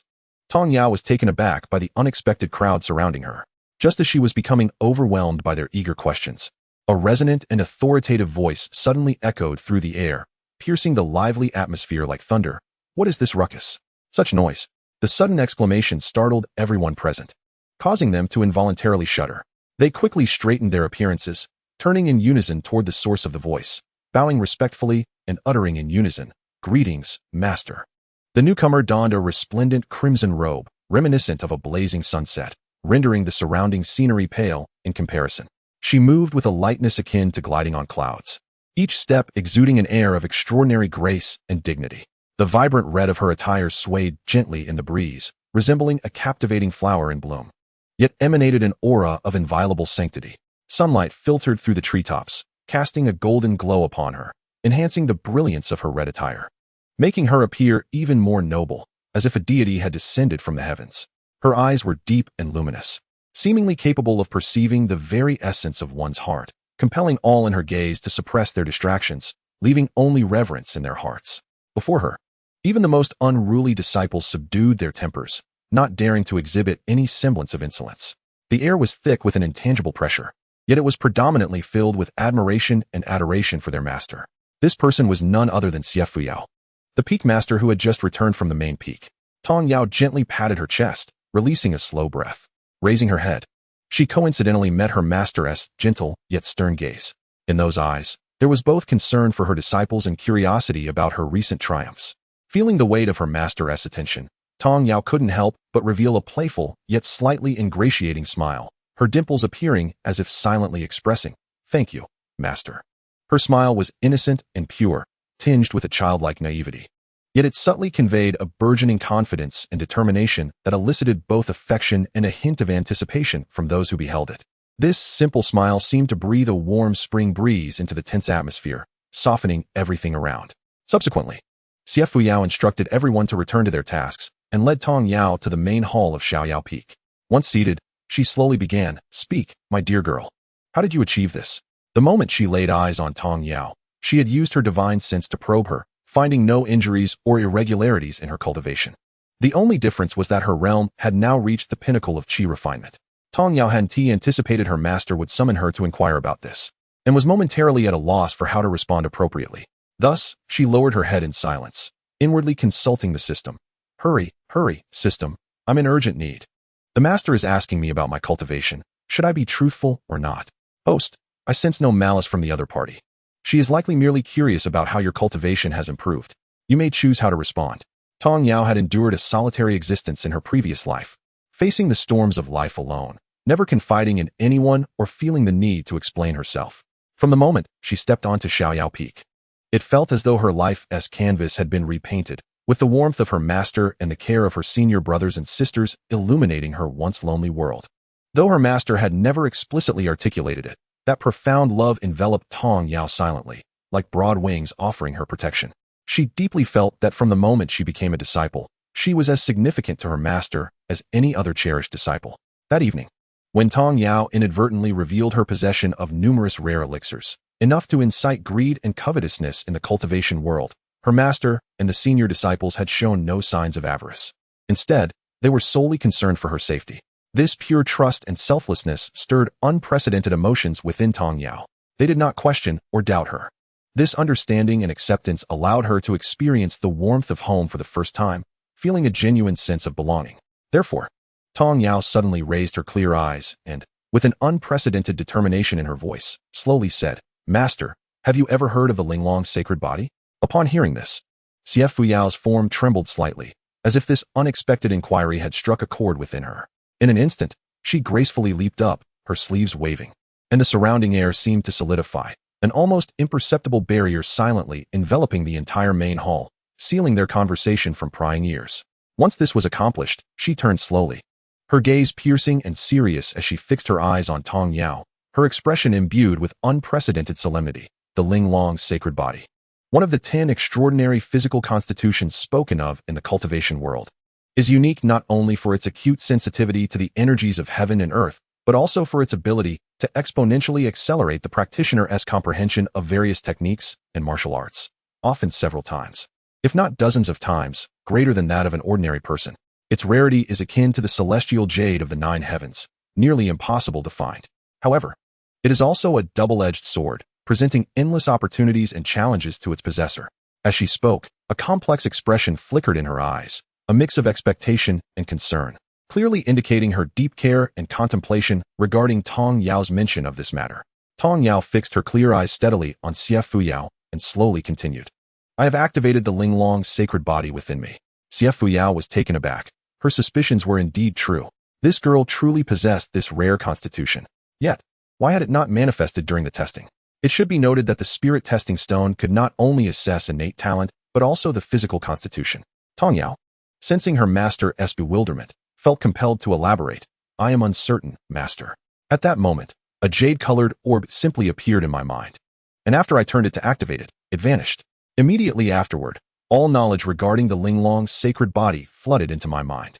This was the extent of what Tong Yao could convey regarding the specifics of the Linglong sacred body. As for whether her master believed her, apologies. She had done her best to concoct an explanation. Upon hearing Tong Yao's account, Xianxiao Yao's brow twitched. Yet, she reluctantly accepted her disciple's somewhat absurd explanation. "Very well. Let it be. As long as we clarify the reason and ascertain that it poses no harm to you, that will suffice. Additionally, this matter will likely need to be communicated to the sect leader. If it falls into the hands of those with ulterior motives, it would spell disaster for both Tong Yao and the sect. Currently, the safest course of action was for Tong Yao to remain within Qingxuan Sect. Thus, she cautioned, do not descend the mountain until your cultivation reaches a level where you need not fear anyone. Otherwise, it would be disastrous if someone were to discover this. Tong Yao had not anticipated that her confession would lead to such a restriction. System, after merging with the Linglong sacred body, is it truly this dangerous? Do you possess anything that could make my cultivation invincible? System, I sense the host is pondering frivolous thoughts. What cultivator would not desire a unique physique that allows for rapid advancement in their practice? Fear not, dear host, for with the system in place, no one in this world will discern the exquisite sacred body within you. There is no need to shun the world. Upon hearing this, Tong Yao felt an immediate sense of relief wash over her. She then raised her eyes, smiling at Xie Yao, saying, "Rest assured, master. If I hadn't mentioned it just now, would you have been able to tell?" Xie Yao paused, contemplating, and indeed, she realized she would not have known. She was curious about how the girl managed it. However, seeing that Tong Yao had no intention of explaining, she deduced that some special method had been employed to conceal it, and thus let the matter rest. At this thought, Xie Yao recalled the spirit gathering formation that had appeared around the main hall a few days prior. Casting a knowing glance at Tong Yao, she inquired affirmatively, "That rather impressive spirit gathering formation was also your doing, was it not?" Such a rarity, indeed. Tong Yao, aware that her master would inevitably connect her to the formation, couldn't help but beam with a grin. Hee, just a little. Hearing her disciple's vague response, Xie Yao's lips twitched slightly. She waved her hand to dispel the protective barrier and gestured for her to leave. Chapter 11. Emergence from Seclusion, Trials, and Competitions. With matters of the competition thoroughly resolved, Tong Yao returned from the main hall and immediately entered her space for cultivation. Meanwhile, at the residences of the inner disciples, despite the grievous exterior wounds, Tong Yao had shown mercy to Lu Yu during the competition, sparing her from irreversible damage. Under the adept medical care of Elder Bai Yufeng, Lu Yu's injuries had greatly improved and were healing rapidly. "Rest assured, with a few days of proper care, you shall be fully recovered," the elder remarked succinctly before departing, leaving a tranquil space for Lu Yu to recuperate. Lu Yu lay quietly on the bed, the lingering pain within her serving as a faint reminder of her defeat in the competition. She had lost to her own complacency and pride, and the loss was quite severe. Closing her eyes, a tumult of emotions surged within her: astonishment at Tong Yao's meteoric rise in strength, regret for underestimating her opponent, and above all, shame for the jealousy she had harbored in the past. This defeat seemed to plant a seed within her heart, a yearning to rise again, to become even stronger. The air around her felt still, save for her gentle breaths echoing through the room. Taking a deep breath, Lu Yu silently vowed that next time, she would stand before everyone anew, unburdened and resolute. The pain she felt now appeared to serve as a catalyst on her path of transformation, fortifying her resolve and strengthening her beliefs. For several consecutive days, Tong Yao remained indoors. On one particular day, just as she prepared to delve back into her space, a knock resounded at her door. Unexpectedly, a series of distinct knocks followed, a rhythmic, light yet powerful sound. This was soon accompanied by a familiar, warm voice. "Yao Yao, are you there?" The tone was like a gentle breeze in spring, instantly sweeping away the dust from Tong Yao's heart. Upon recognizing the voice of her senior sister, Longjin, a surge of joy erupted within Tong Yao. She nearly sprinted to the door, her anticipation transforming into a radiant smile as she opened it. "Sister, you're out of seclusion? That is wonderful." Her voice brimmed with delight. Tong Yao mused to herself that it had indeed been a while since she had seen the beautiful and kind-hearted Longjin, and an overwhelming sense of longing welled up within her. As Longjin stepped across the threshold, she instantly caught sight of the exuberance radiating from Tong Yao. Her eyes sparkled with gentle warmth, as if a spring breeze had brushed across a lake, creating ripples of affection. A tender smile graced Longjin's lips, akin to the first rays of dawn breaking through the morning mist, both warm and profoundly affectionate. She softly remarked, "Yao Yao, you've made remarkable progress in these past few months. I can hardly recognize you." As soon as I emerged, I heard the disciples from Xiaoyao Peak speaking of your competition. It truly startled me and the senior brother. Thankfully, I learned that you emerged victorious, which put our minds at ease. Who would have thought you were so formidable? Truly splendid. With that, she gently approached and affectionately ruffled Tong Yao's hair, her actions imbued with pride and encouragement, reminiscent of a doting elder sister. Tong Yao felt her cheeks flush at this sudden display of affection, and with a hint of bashfulness, she nodded in response. "Thank you for your concern, senior brother and sister. I am quite well. Moreover, you have been in seclusion for quite some time. I missed you, sister." Longjin took Tong Yao's hand in hers, waving her other hand to close the door behind them, smiling as she said, "Come, the senior brother is already waiting for us in the dining hall. Let us have breakfast together before we explore Qingxuan City." Tong Yao was taken aback, then excitedly bombarded Longjin with questions. "Sister, Can we really go down the mountain to explore? Is the world beyond the Qingxuan Sect far? Will there be many interesting things to see? A flurry of inquiries spilled forth like a gushing spring, and she gazed at Lan Jin with eager anticipation, only to find her sister smiling silently. Her gentle eyes filled with affection and understanding, devoid of any reproach. Tong Yao sensed her own eagerness, her cheeks warming slightly as she shyly laughed. Sister. Am I being too hasty? Have I asked so many questions that you do not know which one to answer first? Just as her words faded, a cheerful yet somewhat familiar laugh echoed from the entrance of the dining hall, interrupting their conversation. Have you just realized it? Your sister was nearly bewildered by your questions and didn't know which to address first, right, sister? As the sound of that cheerful laughter dissipated, a sunny and handsome young man sauntered into their view, his face adorned with a smile, his steps light as if he bore the freshness of the morning air. Drawing closer to the two, his words carried a playful tone. Sister, breakfast is ready and just waiting for you too. So, is it that a certain little sloth is late to rise today, causing this delay? Though directed at Lan Jin, his bright eyes held a mischievous glint as they fixated on Tong Yao, the teasing evident. Upon hearing this, Tong Yao squinted her eyes playfully, a spark of challenge igniting within her gaze as she feigned annoyance and retorted.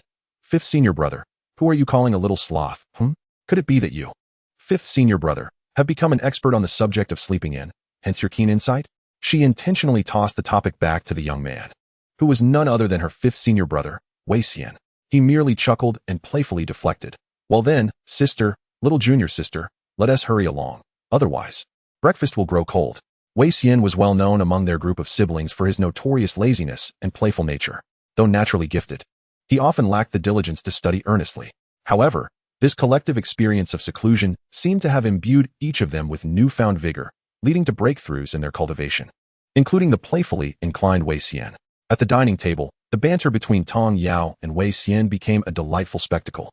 Their verbal exchanges were both witty and humorous, serving as a seasoning to the otherwise mundane meal, transforming it into a vibrant and enjoyable experience.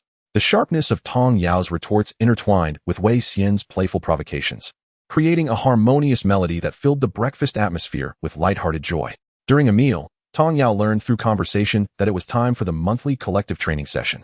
At the Qingxuan Sect, such an opportunity is arranged each month, allowing disciples to temporarily set aside their arduous cultivation practices and descend the mountain in pairs.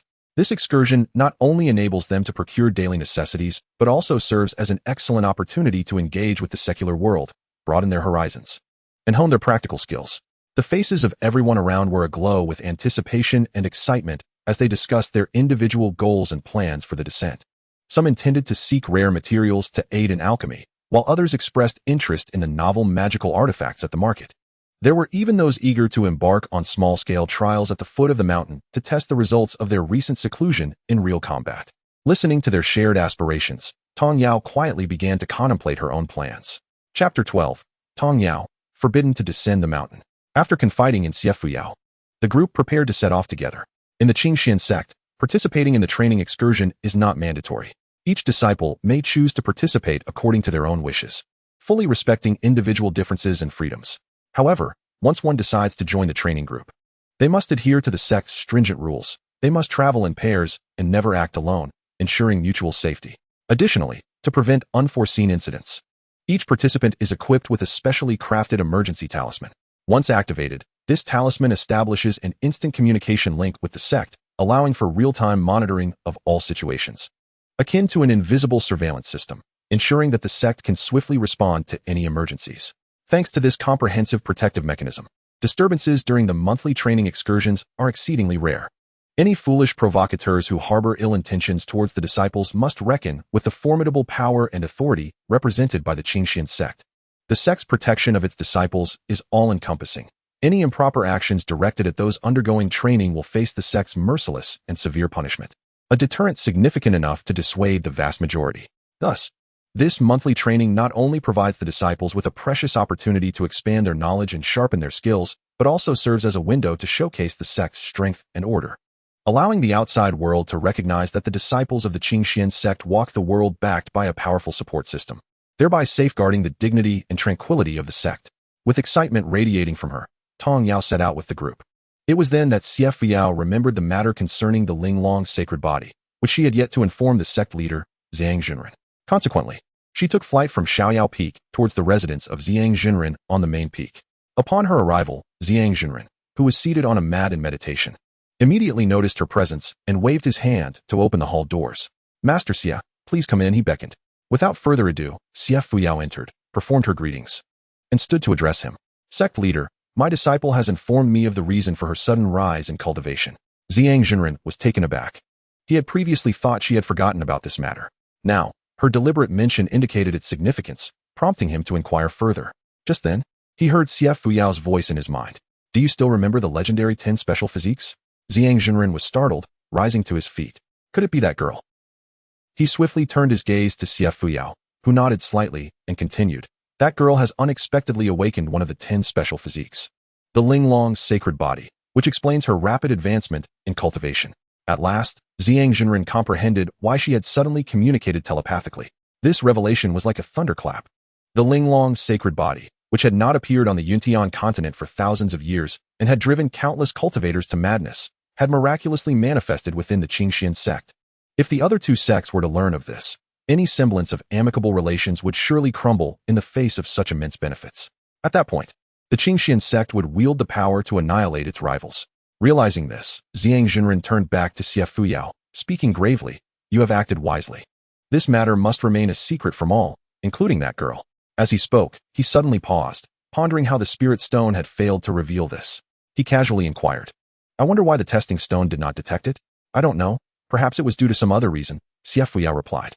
Yet, she harbored knowledge of her disciple's secret, a secret that might be grander than even the Linglong's sacred body itself.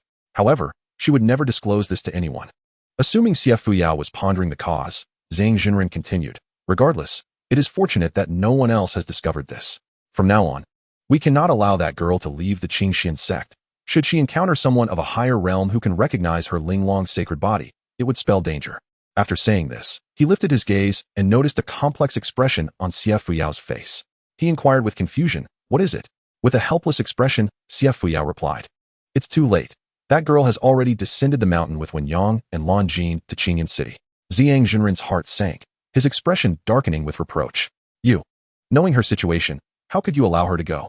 Seeing the anger rising in him, Xia Fuyao felt compelled to reveal her findings. Upon hearing this, Xianxiaodinren was somewhat skeptical. After all, this was no trivial matter, and one could not joke about it. Yet, realizing that the girl had already descended the mountain, further words were futile. He immediately sent a message to Lu Ming, the chief disciple of the entire Qingxuan sect from Jiwei Peak, commanding him to descend the mountain at once, locate the group from Xiaoyao Peak, and ensure their protection. Lu Ming, who had been engrossed in his cultivation, was momentarily taken aback by the sect leader's sudden directive. However, as the chief disciple, his foremost duty was to comply with the order, refraining from asking unnecessary questions. And any lingering doubts were to be kept to himself. Tong Yao and her companions swiftly arrived at the outskirts of Qingyan City. To enter the city, all must proceed on foot, and the use of spiritual power for fighting within the city is strictly prohibited to avoid harming the inhabitants and buildings. This rule has been in place since the establishment of Qingyan City, with no exceptions. The group quickly passed through the soldiers at the city gate and entered the city. In the morning light, the sun filtered through the sparse clouds, casting a golden sheen upon the streets of Qingyan City, adorning this ancient city with a radiant glow. The marketplace was bustling with activity, filled with the sounds of lively chatter, and various stalls displayed an array of goods. Tong Yao's eyes widened with curiosity at the vibrant market scene. Ding, please complete the sign-in task. Location, Qingyan City. Tong Yao recognized that upon arriving in a new place, the system would issue a sign-in task. She adeptly completed the sign-in. Ding, sign-in complete. Congratulations, host, for receiving an ancient spirit beast egg, a coordinate for a rainbow spirit stone vein, an exclusive identity token for Qingyan City, and a secret technique, cloud treading moonstep. A surge of joy filled Tong Yao's heart. Each of these rewards was immensely valuable, particularly the ancient spirit beast egg, a treasure coveted by many cultivators.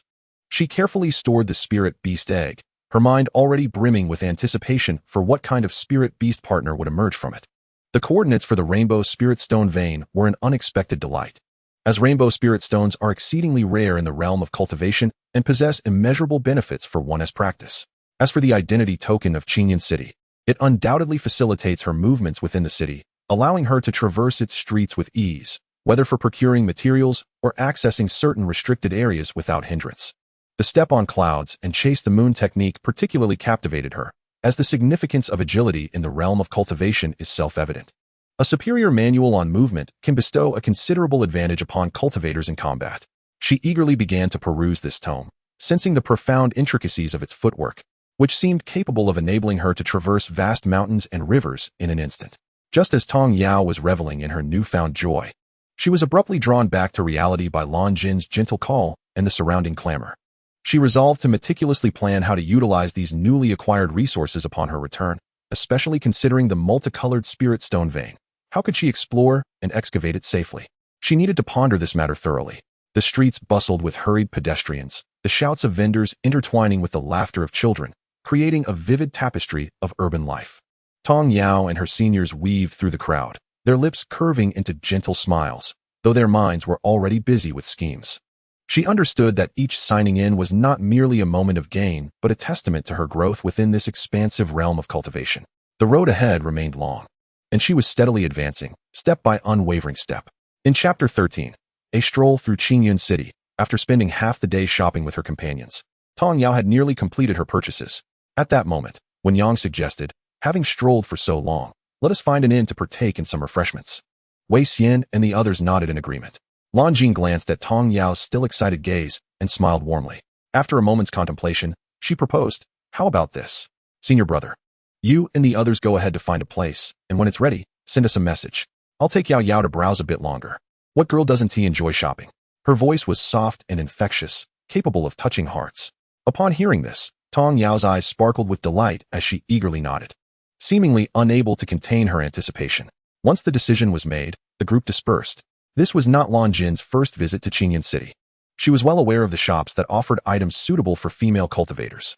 She guided Tong Yao through the bustling streets, akin to two inseparable sisters. Sunlight filtered through the treetops, casting a golden glow upon them. Their laughter and conversation echoed amidst the crowd, radiating warmth and camaraderie. Soon, they arrived at a tastefully decorated shop. The interior was adorned with elegance and opulence, shelves brimming with exquisite items that captivated the eye. As soon as Tong Yao stepped inside, she was entranced by the spectacle, her eyes sparkling with curiosity and joy as she scanned her surroundings.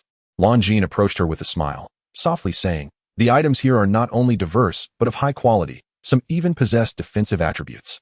Take your time to choose." Tong Yao nodded and began to select items meticulously. She chose several garments, holding them up to the mirror, admiring their beauty. She continued to select various items for girls, sharing her excitement with Lan Jin at each choice. As for the prices, Tong Yao felt no financial constraints at the moment and dismissed any worries about affordability. Observing Tong Yao's unbridled joy while she selected items, Lan Jin couldn't help but feel a mix of exasperation and amusement. In that moment, her junior sister resembled a child, eager to purchase anything that caught her fancy.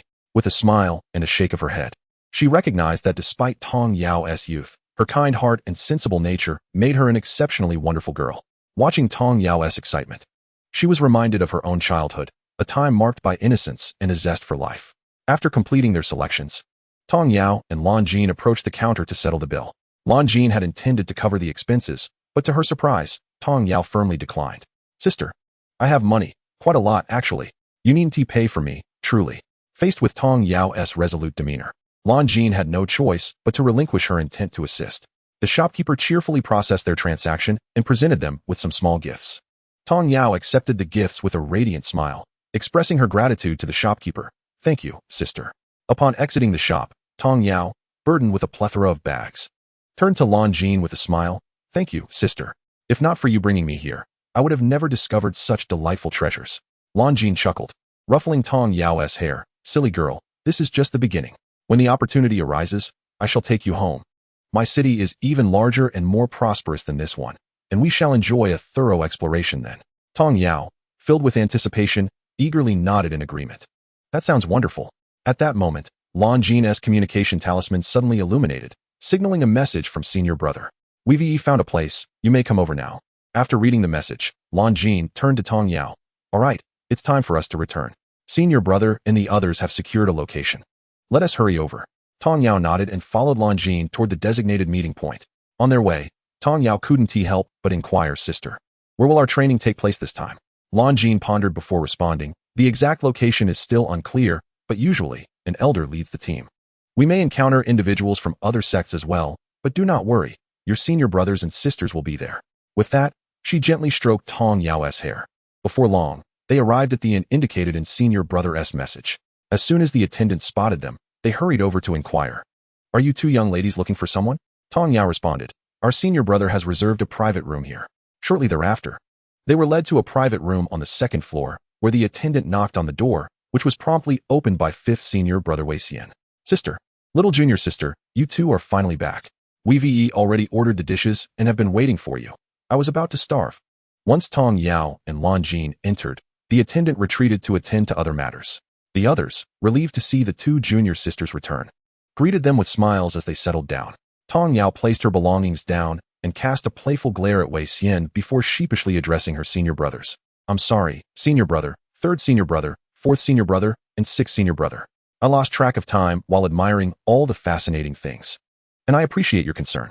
Not to worry, don't mind what your fifth senior brother said. If you enjoyed it, you can always come back another time." Wen Yang chimed in with a smile. Tong Yao nodded with a grin and found a seat to rest. As they awaited their meal, the group gathered together, the atmosphere light and harmonious. However, when the conversation turned to the impending training, only Wen Yang among them was privy to the specifics of their destination and tasks. A few days prior, Yunxiao had fortuitously passed by the library and overheard several disciples from the main peak discussing the training. He learned that this year's training would be significantly more perilous than in previous years, with increased difficulty in their tasks. At this, a somber expression washed over their faces as they acknowledged the gravity of the upcoming training. "The challenges we face this time are said to be greater than before. We must prepare thoroughly," Wen Yang remarked, lifting his teacup, gently blowing on it before taking a sip, his tone laced with seriousness. Yunxiao nodded, fully aware of the significance of this expedition. "Indeed, our training ground lies within the depths of the Netherworld's secret realm." "What? The Netherworld's secret realm?" The rest of the group, excluding Tong Yao, were instantly struck with shock. It is a well-known fact that the Netherworld's secret realm is an enigmatic and uncharted territory, rumored to conceal countless precious resources and peculiar creatures. However, it is equally fraught with peril and adversity. Indeed, as long as we refrain from venturing too deep, we should encounter minimal issues. Hence, we must prepare adequately to avert any unforeseen circumstances. Additionally, it is said that our mission is to slay late-stage second-tier demon beasts to obtain their inner cores. For early-stage second-tier and below, the reward is 1 point per beast, 2 points for mid-stage, and 3 points for late-stage. The tally will be recorded in real time on our collective Jade tablet. Listening to their conversation, Tong Yao felt a surge of both tension and anticipation. To think I would be thrust into my first training experience with such heightened difficulty. What a coincidence. That said, the very mention of the Netherworld's secret realm sends shivers down my spine. Do you know anything about it? Host, within the depths of the Netherworld's secret realm lies an area known as the Phantom Forest. This forest is characterized by towering, dense trees whose foliage is so lush that sunlight struggles to penetrate. Deep within the forest resides a creature known as the Phantom Deer. These ethereal beings possess an elusive form, as if they might vanish into thin air at any moment. Their soft, silky fur emits a faint glow, imparting an air of mystery and dreamlike allure. They are incredibly swift, capable of navigating the forest with remarkable agility, leaving a lasting impression. Aside from the Phantom Deer, the Netherworld's secret realm also harbors a plant called the Netherworld Demon Vine. This plant thrives in dark, damp environments. Its slender, resilient stems are covered in sharp thorns. Once ensnared, escaping becomes exceedingly difficult. The fruits of the Netherworld Demon Vine are rich in energy, coveted treasures for cultivators. The most precious resource within the Netherworld's secret realm is none other than the Soul Stone. This stone emits a faint radiance, seemingly imbued with a potent soul energy. It is said that soul stones can aid cultivators in enhancing their cultivation and comprehension. However, they are rare and unevenly distributed, requiring considerable time and effort to locate. Upon hearing this, Tong Yao realized that the finest treasures lie deeper within. Surely, the periphery must indeed be safer than the interior. Chapter 14, Encounter with Bullies. As the group wrapped up their discussions, their meals were served. A table laden with appetizing dishes awaited them. Wen Yang was the first to speak. "All right, let us dine first, and we can purchase additional supplies in the afternoon before heading back." Just as everyone was about to pick up their chopsticks, a commotion erupted outside, accompanied by the sound of footsteps and an explanation from the attendant. Suddenly, the door swung open with a forceful push, causing everyone to turn their heads in curiosity. The attendant, flustered, hurriedly explained, "Gentlemen, I sincerely apologize, but there were no available seats when these individuals entered, hence." His voice trailed off, becoming increasingly subdued. He had not anticipated that this group would demand a private room, despite the innkeeper's explanation of its unavailability. They brazenly pointed to a room and insisted that the innkeeper evict its current occupants. The innkeeper, unwilling to comply, feared for his business. Should the master learn of such a transgression, he would not be forgiven. Just as the attendant was bringing dishes to Tong Yao's table, they spotted him and barged in.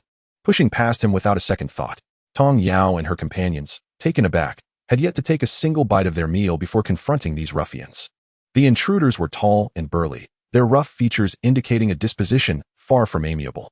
They glared at Tong Yao and her friends, their eyes glimmering with greed and malice. Sensing danger, Tong Yao and her companions immediately grew vigilant. The leader's cultivation was inscrutable, and the overwhelming scent of blood implied a history of violence. You lot, best vacate this room promptly, or I assure you, I shall not be gentle, he bellowed, flanked by his men, all of whom shared an intimidating demeanor. When their gaze fell upon the two women, Lan Jin and Tong Yao, their expressions turned lecherous. One of them suddenly remarked to the leader, "Boss, these two young ladies are quite appealing, haha." Upon hearing this, the so-called boss erupted into a boisterous laugh, his tone replete with arrogance and depravity, eliciting a wave of revulsion. Excellent, excellent. I'll keep these two lovely ladies here to keep us company while we drink. Ha ha ha. Wen Yang and the others immediately turned pale at this declaration, stepping protectively in front of Lan Jin and Tong Yao. Their eyes betrayed a fierce intent. To covet their junior sisters was tantamount to courting death. Tong Yao found the man utterly repulsive, her anger igniting within her. System, what are their cultivation levels? What are the odds of defeating them? Host, say for the leader, who is at the pinnacle of foundation establishment, the others are at early to mid-foundation establishment levels. Tong Yao's expression shifted in surprise. She had not anticipated such formidable opponents. Nevertheless, her own group possessed superior cultivation levels, and should a confrontation arise, they need not fear, bolstered by the system's bounty of sword talismans. As the elder brother, Wen Yang felt it was his duty to protect his junior siblings. However, he discerned that the leader was of comparable strength, perhaps slightly stronger. Thus, he refrained from striking first, instead addressing the leader with a frosty demeanor. This private room was ours first. Please take your companions and leave.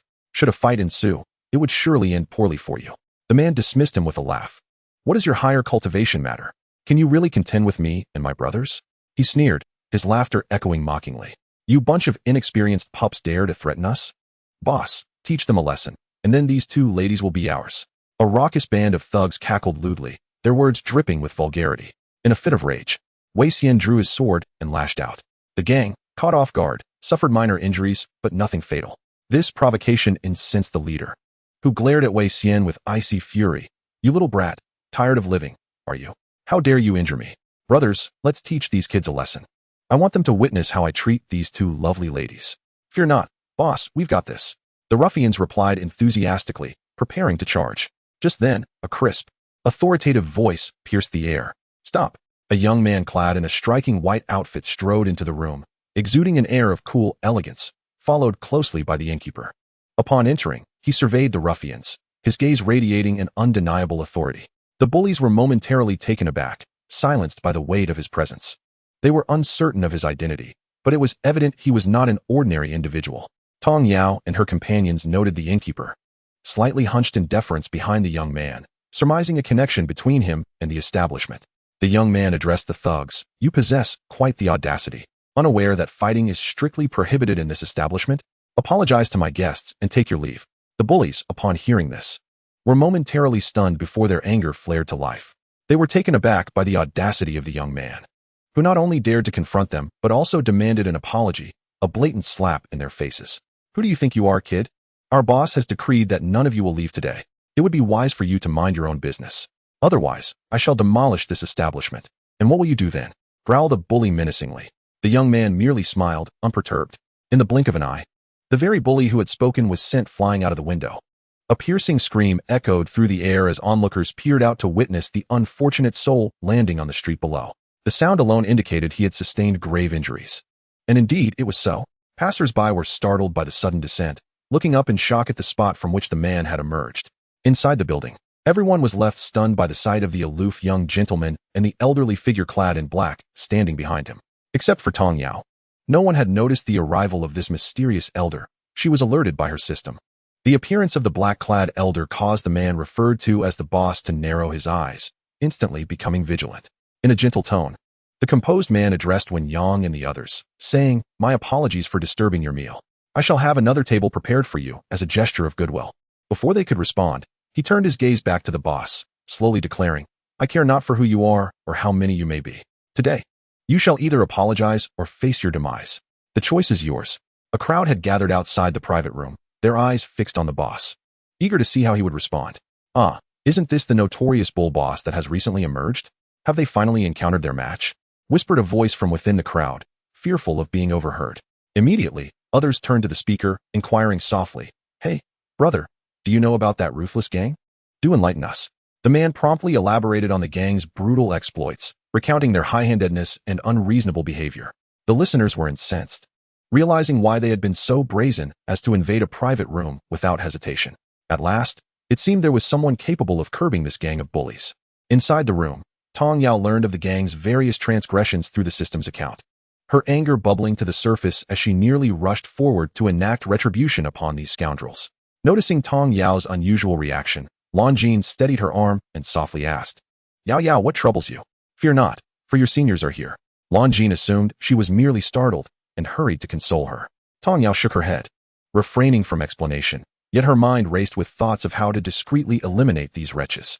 The glint of murderous intent in her eyes was caught by the composed man, who raised an eyebrow, his penetrating gaze briefly resting on her before shifting back to the bull boss and his gang.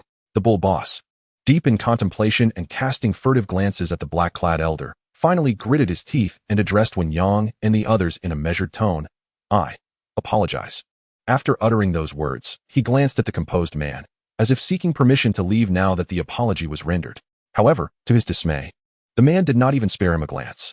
The bull boss lowered his gaze, a flicker of icy disdain crossing his eyes as he suppressed his humiliation and took a deep breath, reluctantly turning back to Wen Yang and his companions, internally cursing, "Damn it, if it weren't for that elder, I would never let you off so easily." Chapter 15. South Palace's absolute fortune bestows gifts. Wen Yang too noticed the fleeting glint in the bull boss's eyes, realizing this matter was far from settled. However, given the circumstances, it was not the time to voice concerns, and so the incident was superficially brushed aside. The bull boss hurriedly exited the private room, rushing to the side of his injured comrade lying on the ground, contorted in pain, with broken ribs and severe internal injuries, in dire need of medical attention. The bull boss glared furiously at the window, his expression dark as he contemplated the situation. His gaze was sharp as a blade, seemingly attempting to pierce through the glass to locate the one responsible for his comrade's misfortune. His heart seethed with anger and frustration, knowing this incident could not simply be brushed aside. Onlookers witnessed the bully's menacing demeanor and quickly scattered, fearful of provoking these clearly nefarious individuals. As the ruckus subsided, silence enveloped the private room once more. The composed man, the tavern keeper, the black-clad elder, and Tong Yao sat together at the table, the air thick with a blend of awkwardness and gratitude. Wen Yang broke the silence first, stepping forward with a sincere smile and clasping his hands in gratitude. "I am Wen Yang, and these are my junior disciples. I must extend my heartfelt thanks to you for your assistance today." The tavern keeper, upon hearing Wen Yang's words, exhibited a hint of shame. He shook his head, sighing, "Ah, young Master Wen, you are too kind. It is indeed my fault for failing to handle the situation properly, leading to your disturbance." The black-clad elder remained quietly seated, nodding slightly in agreement with the tavern keeper's sentiments. However, he refrained from further comment, merely observing Wen Yang and the others as if pondering something profound. The composed man's gaze swept over the group, revealing a hint of indifference and profundity. He spoke with a clear voice imbued with undeniable authority. "Enough, Lu. Please prepare another banquet for our guests. I trust young Master One and his companions must be hungry. Have the kitchen expedite the process." Upon hearing the composed man's command, Lu, the tavern keeper, promptly acquiesced. He nodded at Wen Yang and the others before departing the private room to prepare a sumptuous feast. As the door closed gently behind him, the outside clamor seemed to fade, leaving only the conversation between the composed man and Wen Yang's party. "I am South Palace Jew, the young master of Fortune Tavern. Today's events stem from the tavern's oversight. There is no need for you to dwell on it." His tone was both humble and refined, exuding an air of undeniable responsibility. "Once the meal arrives, please enjoy it at your leisure. Additionally, I would like to present these 2 items to the young ladies as an apology." With that, he slightly inclined his body and retrieved 2 exquisite wooden boxes from his storage ring, placing them on the table to convey respect and sincerity, his demeanor exuding the grace of a true gentleman. I shall not intrude upon your dining experience any longer, he concluded, nodding slightly to Wen Yang and his companions before taking his leave alongside the black-clad elder. Wen Yang escorted the two out, closing the door behind them. The six seated at the table fell into contemplative silence, each feeling a twinge of frustration. All right, let's not dwell on this. Once we finish our meal, we shall make a trip to the market and return. Tong Yao discerned from her senior brother's expression that their outing for the day was nearing its end. Suddenly, Wei Xian's voice broke the quiet with an exclamation. Wow, young Master South Palace is quite generous. This fan looks extraordinary. It's a high-grade spiritual artifact fan, perfectly suited for a lady. Liang Wan, the sixth disciple, opened the second box and discovered a hairpin shaped like a blue lotus. Upon closer inspection, Wen Yang realized it too was a spiritual artifact. As he infused it with spiritual energy, the hairpin transformed into an exquisitely crafted blue longsword. Its blade adorned with lifelike lotus patterns, resembling a work of art that evoked admiration. Yen Shu gasped in astonishment. The blue lotus sword? If it is indeed the blue lotus sword, young Master South Palace's gesture is truly generous. His tone revealed a hint of astonishment and envy, clearly indicating a profound appreciation for the value of this spiritual artifact. Tong Yao and Lan Jin were rather fond of it. However, the gift was somewhat extravagant. The two glanced at their senior brother, Wen Yang, uncertain whether to accept it. Wen Yang smiled and said, "It's all right. Since he has presented it, you should accept it. I will find a way to handle the rest." Ultimately, Tong Yao selected the jade fan, while Lan Jin chose the green lotus sword. Once everyone finished their meal and descended to the counter, Manager Lu happened to be present. "Have you all finished eating so soon? Are you about to leave?" Wen Yang, smiling, produced a jade vial and handed it over, saying, "Indeed, it's getting late, and we have other matters to attend to. Please convey our gratitude to young Master Nangong for his gift." Manager Lu replied, "Very well, I won't delay you any further. Please extend my thanks to my young master as well. Safe travels." After they were out of sight, he called for a servant and then exited the tavern. Before long, they arrived at an exquisite and opulent manor, where a servant led them to their young master and presented the jade vial. "Young master, this is what young Master One and the others asked me to deliver to you upon their departure." A cool curiosity tinged with intrigue colored Nangong Ju's voice. "What is this?" He extended his finely articulated hand, firmly yet gently receiving the vial, his gaze roaming across its surface as he pondered what elixir might lie within. Without a moment's hesitation, he uncapped the vial. In an instant, a surge of rich and pure spiritual energy erupted forth, akin to the warm and radiant sun of a spring day. The intensity of this energy was so profound that even the experienced Nangong Ju felt a shudder of astonishment. As if struck by an invisible force, his heart raced, and his pupils instinctively narrowed, all his attention fixated upon the small jade vial. The fluctuation of spiritual energy was undeniably reminiscent of a gathering spirit pill, yet its superior quality was evidently beyond any grades circulating in the market. Nangong Ju mused internally, brimming with excitement at his discovery. Indeed, it is a gathering spirit pill, and of an exceptionally high grade, certainly not an ordinary item, he murmured to himself. Recalling the attire of Wen Yang and the others, which clearly marked them as direct disciples of the Qingxuan Sect, he felt fortunate that he happened to be in Qingyun City today. He had simply intended to express his apologies by gifting 2 spiritual artifacts suitable for young ladies. He never anticipated that they would return such a grand gesture, and he found himself harboring a deep sense of goodwill towards Wen Yang and the others. Only he knew that this gathering spirit pill would serve as an immense boon, enabling him to advance further along his cultivation path. Wen Yang and the others left the market and headed straight out of the city. The idea of gifting Nangong Ju the gathering spirit pill was originally proposed by Tong Yao. Initially, Wen Yang and the others were opposed to the notion of giving away a pill, but Tong Yao insisted she had more and argued that since the other party had been so generous, they, as disciples of Qingxuan Sect, should not appear to take advantage. Thus, the decision was made, though they felt a twinge of regret when parting with it. On the road out of the city, Wei Xian incessantly murmured in Tong Yao's ear, prompting her to toss him another vial in exasperation. Startled, he scrambled to catch it, causing her to laugh so hard she nearly toppled off her sword, only to be steadied by Lan Jin. The others watched the pair with bemused expressions, shaking their heads. Not long after leaving the city, Tong Yao received an alert from the system indicating that they were being followed by 2 groups, one led by the notorious Niu Lauda, and the other comprised of their own people. Tong Yao paused. Our own people? Meanwhile, Wen Yang and the others sensed the situation behind them and halted, becoming vigilant. Chapter 16. Rescuing the senior brother, confronting Niu Lauda. The group stood silently, the air around them seeming to solidify. Their gazes were as sharp as hawks, fixed intently on the rear, awaiting the manifestation of the impending threat. As anticipated, a voice laced with chilling malice shattered the silence. Humph. This time, who do you think will come to your rescue? No sooner had the words left his lips than Niu Laoda, flanked by a horde of menacing subordinates, appeared not far away, like a dark cloud looming ominously. In response to this sudden provocation, a cold light flickered in Wei Xian's eyes as he demanded, Niu Laoda, we are disciples of Qingxuan Sect. Do you dare to lay hands on us? Do you not fear the wrath of our sect? Among Niu Laoda's followers, a few displayed hesitation, despite their numerical superiority. Most were merely at the early or mid-stages of foundation establishment, a stark contrast to the well-founded sect. Niu Laoda sensed the wavering resolve of his men. But he was accustomed to acting with impunity and could not afford to show weakness before this group of youngsters. His former arrogance rekindled. He resolved to salvage his pride at all costs. Humph, once I deal with you, I will ensure my brothers remain hidden. No matter how strong Qingxuan Sect is. What can they do to me? At that moment, a voice resonated from another direction. Impudent. Niu Laoda, how dare you be so arrogant? You are courting death. As the words fell, the speaker revealed himself to be Lu Ming, the chief disciple unexpectedly sent down the mountain by Zhang Zhenren to protect Tong Yao and the others. When Yang and the others were taken aback to see Lu Ming among them, their spirits lifted. Their chances of victory had just increased significantly. With two peak foundation establishment cultivators, how could they possibly fear a mere Niu Laoda? The remaining subordinates were even less of a concern. Niu Laoda, taken aback by the sudden appearance of another disciple of Qingxuan Sect, frowned deeply. Where did this guy come from? How coincidental that they all gathered here. Feeling a sense of urgency, he realized there was no turning back. Brothers, it has come to this. We cannot let them go. Since they are all disciples of Qingxuan Sect, they must possess valuable treasures.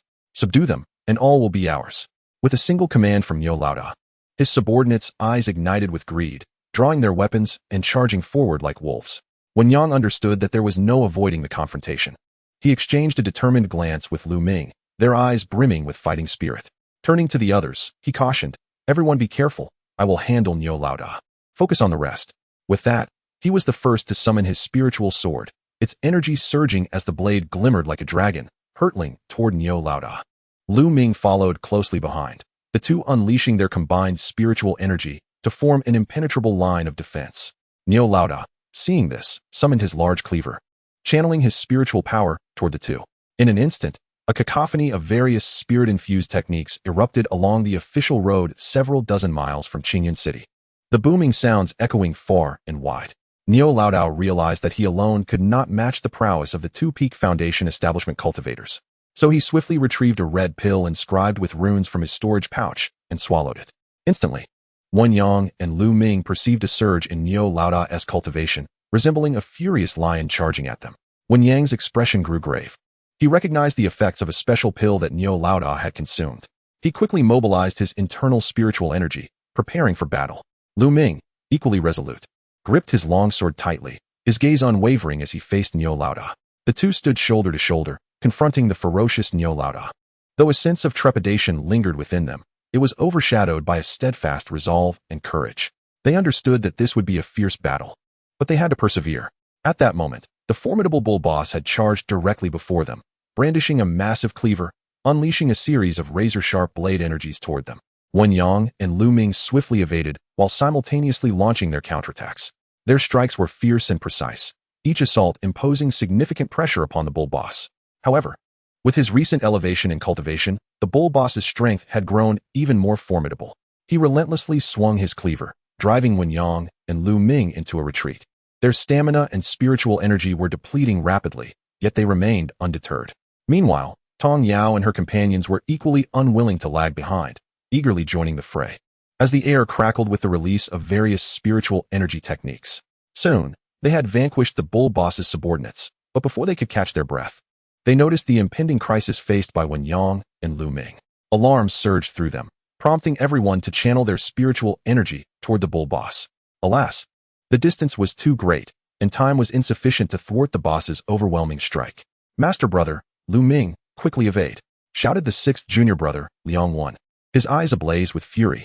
The others also bore expressions of desperation, and just as it seemed that Wen Yang and Lu Ming would be unable to escape, Tong Yao produced a glazed treasure mirror, infusing it with spiritual energy. In an instant, a beam of white light erupted, causing Wen Yang and Lu Ming to vanish from before the bull boss. The cleaver struck where they had stood moments before, cleaving through a row of trees, which splintered and exploded. The bull boss, believing his full-force attack would surely annihilate the two, was left in disbelief as they not only evaded but disappeared from his sight. Not only was the bull boss stunned, but so too were the onlookers, including Wen Yang and Lu Ming. They had not anticipated the bull boss, augmented by secret elixirs, to be so formidable. Just as they thought they would be unable to escape, a flash of white light appeared, transporting them away. They found themselves behind their companions, exchanging astonished glances that spoke volumes. Looking up, they beheld an even more astonishing scene. Tong Yao, the usually cheerful young girl, now exuded an air of cold resolve, revealing a side of her that was entirely different from her usual demeanor. Producing an ancient sword talisman, she descended gracefully near the bull boss, her fingertips swirling with spiritual energy as she activated the talisman's supreme power. Under the breathless gaze of her companions, she lightly waved her hand, and the sword talisman transformed into a streak of luminous energy, surging toward the bull boss with the force of a mountain. As the sword energy approached, it seemed to cleave the very air, embodying not only destructive power but an overwhelming pressure that rendered the surroundings suffocating. The bull boss stared, paralyzed with fear, as the soul-shaking sword light bore down on him, too late to react. In the blink of an eye, the sword energy pierced through him, his form abruptly stiffening before shattering like paper into a cloud of crimson mist, his very soul obliterated by that singular blow. The scene unfolded so suddenly that all present were left in a state of shock, unable to react. Tong Yao withdrew her hand, the residual brilliance of the sword talisman gradually fading, as if the cataclysmic moment had merely been an illusion. Yet the gruesome bloodstains on the ground and the lingering spiritual energy fluctuations in the air bore testament to the reality of the event. They gazed at Tong Yao, as if witnessing a realm they had never encountered before. Lu Ming's eyes widened in disbelief as he regarded Tong Yao, a surge of profound shock and admiration swelling within him. He inhaled deeply, striving to quell the tumult of emotions within. Yet a perplexing thought lingered. If Tong Yao possessed such formidable power, why had the sect leader sent him down the mountain to protect her? The recent teleportation from imminent danger to their current safe position suggested that her treasure was indeed extraordinary. Indeed, he observed Tong Yao casually produce another sword talisman, its power rivaling that of a being of divine transformation, leading him to surmise that her treasures were far from limited. He speculated that the sect leader's intention in sending him was to safeguard Tong Yao's possessions from potential theft. Lu Ming felt he had unraveled the truth. Chapter 17. Did you grow up eating immortal pills? Upon realizing the bull boss was dead, Tong Yao suddenly remembered something: the need to loot the corpse, considering the remaining underlings. She clapped her hands and turned around, startled to find her seniors staring at her, mouths agape. What is it? She cautiously waved her hand in inquiry. Wei Xian and Liang Wen darted to her side, eager to ask, but when Yang interjected with a light cough, "It's nothing. They probably just want to know if you were scared." Wei Xian and Liang Wen exchanged silent glances. Lu Ming was equally perplexed. The others were similarly baffled, wondering if that was truly their concern. However, mindful of Lu Ming's presence, they refrained from pressing further. Although Lu Ming was curious, he chose not to pry since she seemed disinclined to discuss it in front of him.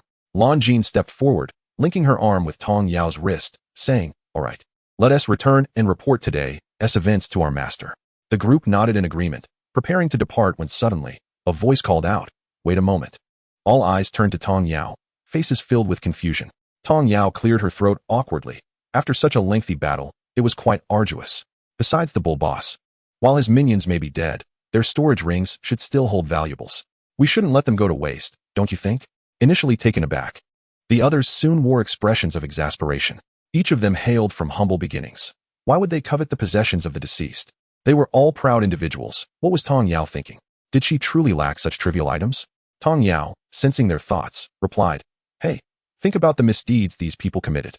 Surely they must have treasures. Besides, even if we have no use for them, there might be others who could benefit. We can't let them go to waste." With no alternative, the others had no choice but to assist in looting the corpses. Remarkably, they indeed discovered a considerable amount of valuables. In the end, they piled the bodies together, and Tong Yao eagerly took on the task of setting them ablaze. Everyone knew she possessed 5 elemental roots, but they had never witnessed her wield fire. All eyes widened in awe as she summoned the fire element. Tong Yao channeled her fire attribute energy, slowly conjuring 2 small fireballs that expanded to the size of watermelons before she hurled them at the corpses, instantly igniting them in a sea of flames until nothing remained. "Little sister, that's impressive. Can you now unleash combat effectiveness with all attributes?" Wei Xian inquired, admiration evident in his tone. Tong Yao shrugged, "I'm not quite sure. This is the first time I've utilized my fire affinity. Indeed, truly deserving of the attention from the higher-ups. After finishing their tasks, they continued their journey back to Qingxuan Sect. Along the way, they learned that Lu Ming had been dispatched by the sect leader to protect them, particularly Tong Yao, a fact that all from the Carefree Peak were well aware of.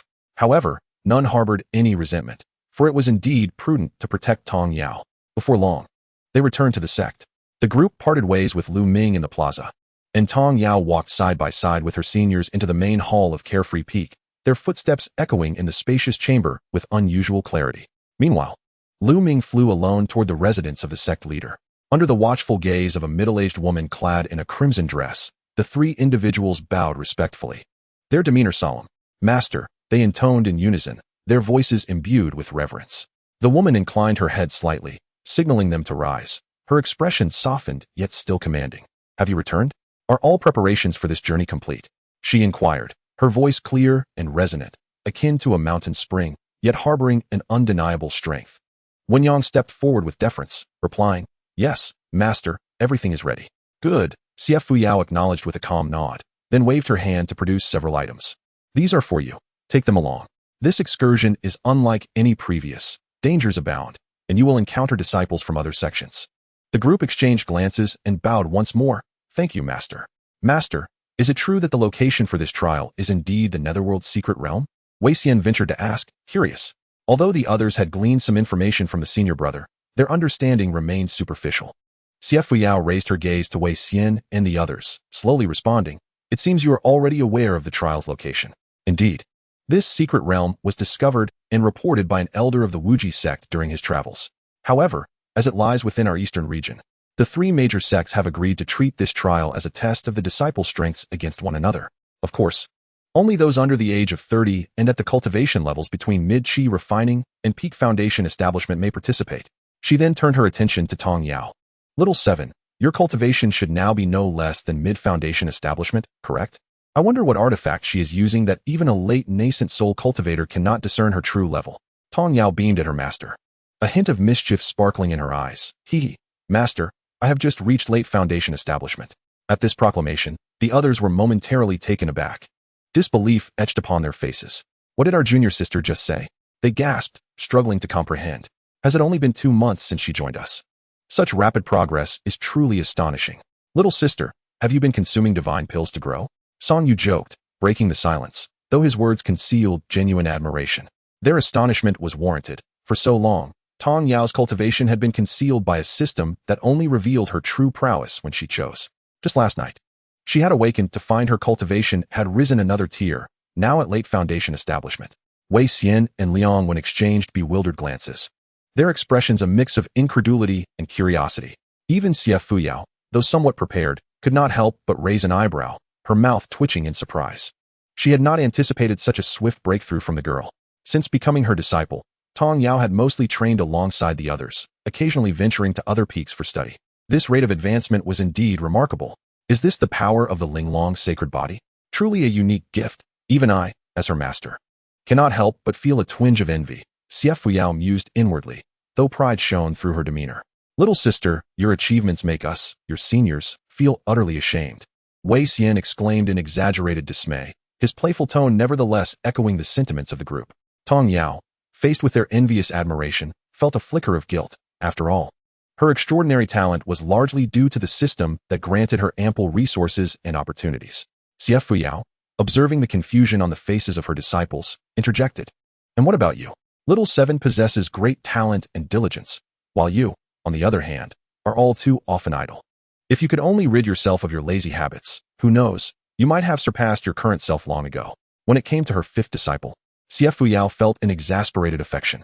Wei Xian's potential was not inferior to Wen Yang's, yet he squandered his time, either amusing himself with trivialities or disappearing for weeks on end under the pretense of seeking experience, when in truth, he was indulging in the pleasures of the mortal realm. Fortunately, the Wei family was prosperous, and with a reliable eldest son, they weathered his irresponsibility. Chapter 18, Departure to the Secret Realm. In the main hall of Ziwei Peak, sect leader Xiang was engaged in a report from Lu Ming. His usually composed demeanor faltered momentarily upon hearing that Tong Yao had produced a sword talisman with power comparable to that of a transformation stage cultivator, instantly defeating a formidable opponent and even extinguishing their soul. A flicker of astonishment crossed his eyes before he regained his composure, as if nothing had occurred. This left Lu Ming questioning his own perceptions. Once he completed his report, Xiang waved him away. Alone in the vast hall, he murmured to himself, "A sword talisman with power akin to a transformation stage cultivator? When did such an extraordinary talisman master emerge in the Yunxiao Continent? How could I have been unaware?" In reality, the talisman's power exceeded Lu Ming's description, rivaling that of a tribulation-level practitioner.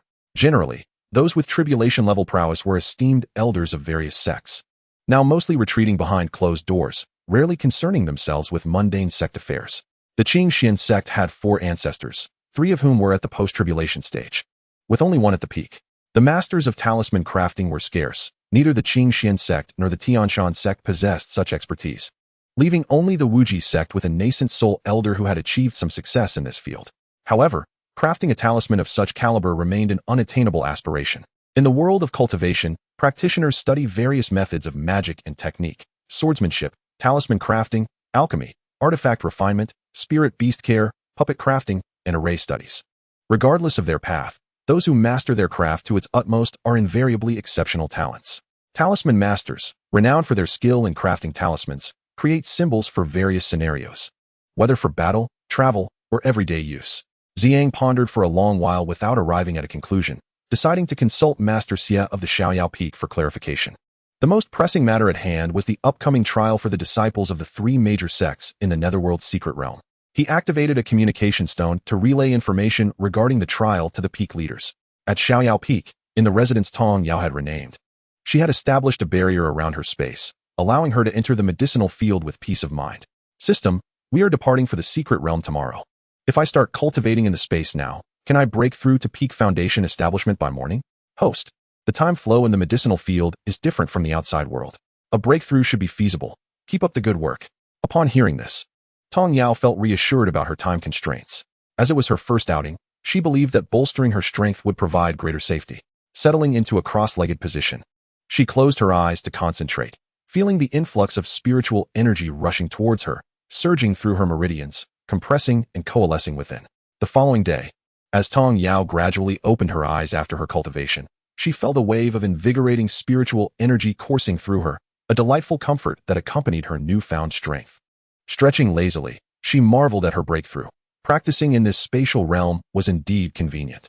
In high spirits, she mused to herself, suddenly sensing a disturbance outside the barrier. She hurriedly exited the space to investigate.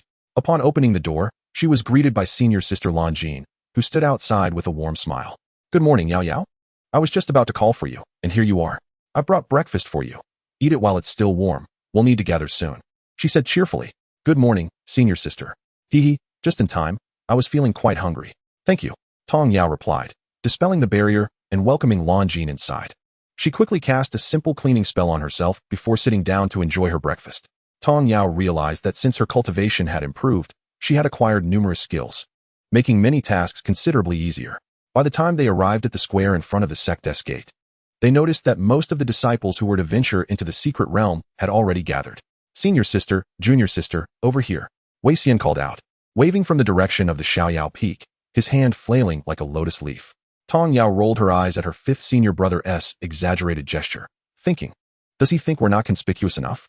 Ignoring the curious stares from those around them, Tong Yao and Lanjin swiftly positioned themselves behind their senior brother, deliberately avoiding any acknowledgement of Wei Xian. As Wei Xian prepared to speak, a middle-aged man's voice resonated from the steps at the forefront of the square. "This time, our Qingxian Sect will join forces with disciples from 2 other sects for this expedition, which will take place on the outskirts of the Wyoming secret realm. This event will also serve as a competition among the 3 sects, with points awarded for slaying second-tier demonic beasts. Initial stage and below will earn 1 point. Mid-stage will earn 2 points, and late stage will earn 3 points. The top 3 will receive rewards." As he spoke, the crowd erupted with excitement, each cultivator barely able to contain their fervor and eagerness. Their eyes sparkled with the desire for victory and the allure of the prizes, as if they could already envision themselves wielding spirit tools, consuming gathering pills, and experiencing a meteoric rise in their cultivation. "Wow, I didn't expect the rewards to be so generous this time. I heard that the master of the Pill Peak from the Wujizong has already advanced to an 8th-tier alchemist, so they can easily offer high-grade gathering pills as rewards." Someone remarked nearby. "Is that true?" Our Baiyu Peak Master is only at the 6th tier. Wuzhizong has an 8th tier alchemist, truly deserving of the title of the foremost sect. Another replied. Hearing this, Wei Xian couldn't help but chuckle. What's wrong? Do you look down on our sect just because we only have a 6th tier alchemist? If that's the case, feel free to defect to Wuzhizong. The speaker, caught off guard by the remark, turned crimson, stammering. No, that's not what I meant. Wei Xian, your brother. Before he could clarify, Wei Xian patted him on the shoulder, saying, Oh, come on, don't be so tense. It's just a joke. Don't worry, our Qingxuan Sect will have 8th tier alchemists in the future as well. Beside them, Wen Yang interjected with a sigh. All right, 5th junior brother. Enough of the banter, we're about to set off. Indeed, as soon as he finished speaking, the leading elder from the main peak called out. It's almost time. Let us line up to board the spirit vessel. A throng of individuals began to make their way towards the vessel. Each peak could send a total of 20 disciples. But Qingxuan Sect had a relatively small number of participants this time, with fewer than 100 disciples from all peaks combined. Before long, it was Xiaoyao Peak's turn to board the spirit vessel. Once on board, Tong Yao seized the opportunity to observe her surroundings. The spirit vessel resembled a luxurious flying ship, requiring powerful spiritual energy to activate and sustain it. She recalled the exquisite defensive flying vessel she had acquired, which surpassed this one in elegance. She promised herself to take it for a test flight when the opportunity arose. Once everyone was aboard, the elder commanded the spirit vessel to fly towards the designated assembly point agreed upon by the 3 sections. Chapter 19. Wu Yurin of the Qingxuan Sect. A group of young men and women chattered excitedly about the upcoming expedition. Who do you think will win the first prize this time? I heard that Su Qingjun, the top disciple of Wuzhizong, will also participate. His cultivation is on par with our top disciple, Lu Ming. That is true. But Su Qingjun advanced to the peak of the foundation establishment stage earlier than both Lu Ming and Ding Yi from Qingxuan Sect. He might just break through to the golden core stage during this outing. Then it's hard to say who among the 3 will take first place. Forced to listen to their discussion about which top disciple might win, Tong Yao paused, thinking, these people are truly fretting over things that don't concern them. Instead of speculating on who might take first place, they should focus on how to protect themselves in the Wyoming secret realm and avoid injury. Host. Gossip is a human nature that persists regardless of time or place. Please continue to complete the sign-in task at the location, Wyoming secret realm. Tong Yao replied. The system truly remains diligent in its duties. How commendable. Standing at the stern of the vessel, she quietly gazed at the scenery rushing past, her mind drifting back to scenes of her past life spent in solitude. As an orphan, she had relied solely on herself, unable to afford even a bus fare. Each day was a struggle, juggling multiple jobs just to make ends meet, leaving her with barely enough to fill her stomach, let alone buy decent clothing. She had never imagined a time when she could leisurely enjoy the scenery without the pressure of endless tasks. Junior sister, what are you looking at? Wei Xian approached, smiling warmly. He had just turned to see her standing quietly with her back to the group, a stark contrast to her usual cheerful demeanor at the sect, exuding an air of melancholy that tugged at his heart. Coming back to herself, Tong Yao quickly shook off her somber mood, turning to face him with her usual bright smile. 5th senior brother, I was admiring the scenery outside the spirit vessel. When do you think we'll arrive? Wei Xian didn't dwell on what he had just witnessed and stood beside her, gazing out at the view. The entrance to the secret realm is about 100 miles outside Yunxiao City in the eastern region. We should arrive by tomorrow morning. The disciples from the other 2 sects must have already set off. Their conversation continued, flowing naturally as the evening approached. Nightfall brought greater dangers, and the spirit vessel was not suited for continued flight. The elder in charge found a relatively safe clearing to land, and along with the Xiaoyao Peak Master, Xiefuyao, and Elder Wang Xing, a 5th-tier alchemist from Baiyu Peak, they set up a defensive formation around the vessel. After informing all disciples to rest there for the night, and forbidding anyone from leaving the group without permission, they returned to their respective quarters to rest. Naturally, the spirit vessel could not accommodate each disciple with a private chamber. Most shared rooms, but everyone found a place to sit and cultivate, making it through the night as best they could. Tong Yao, too, had to make do like the others. The night swiftly passed. By the time the disciples of Qingxuan Sect arrived at Yunwu Mountain, they were greeted by a multitude of tents scattered at the foot of the mountain. Oh, the esteemed members of Qingxuan Sect have finally arrived. Given your proximity, one would expect you to be the first, yet here you are, arriving later than those who are farther away. A voice, aged and laced with malice, interrupted as the grand elder of the main peak began to find a suitable spot to set up camp. Upon hearing the voice, Xiefuyao immediately recognized its owner and could not help but roll her eyes in exasperation. Each encounter with this individual from Qingxuan Sect inevitably turned into a confrontation. Tong Yao and the others looked up, catching sight of their master's ungraceful gesture. And couldn't he help but wonder who this old man was that elicited such disdain from their revered teacher. The Grand Elder chuckled in response. Precisely because we are near, there was no need for us to arrive too early. I merely hadn't anticipated that you, Taoist Wu, would lead the disciples of Qingxuan Sect here so promptly. How embarrassing. Oh, I had thought we were late. But it appears that friends from Wuzhizong have yet to arrive as well. Elder Wu's expression darkened upon hearing this, and he chose not to respond further. Turning away with his companions, his demeanor growing increasingly sullen. The Wu clan's elder was the Grand Elder of Qingxuan Sect's inner circle, known for his narrow-mindedness and grudges. Having previously had a dispute with the leader of Baiyufeng from Qingxian Sect, he could never resist taking jabs at anyone from Qingxian. Years had passed, yet he had shown no sign of growth. It seemed he had too much time on his hands. The Grand Elder and his companions merely smiled as they watched Wu retreat, offering no further commentary, but reminding their disciples to hasten the pitching of tents.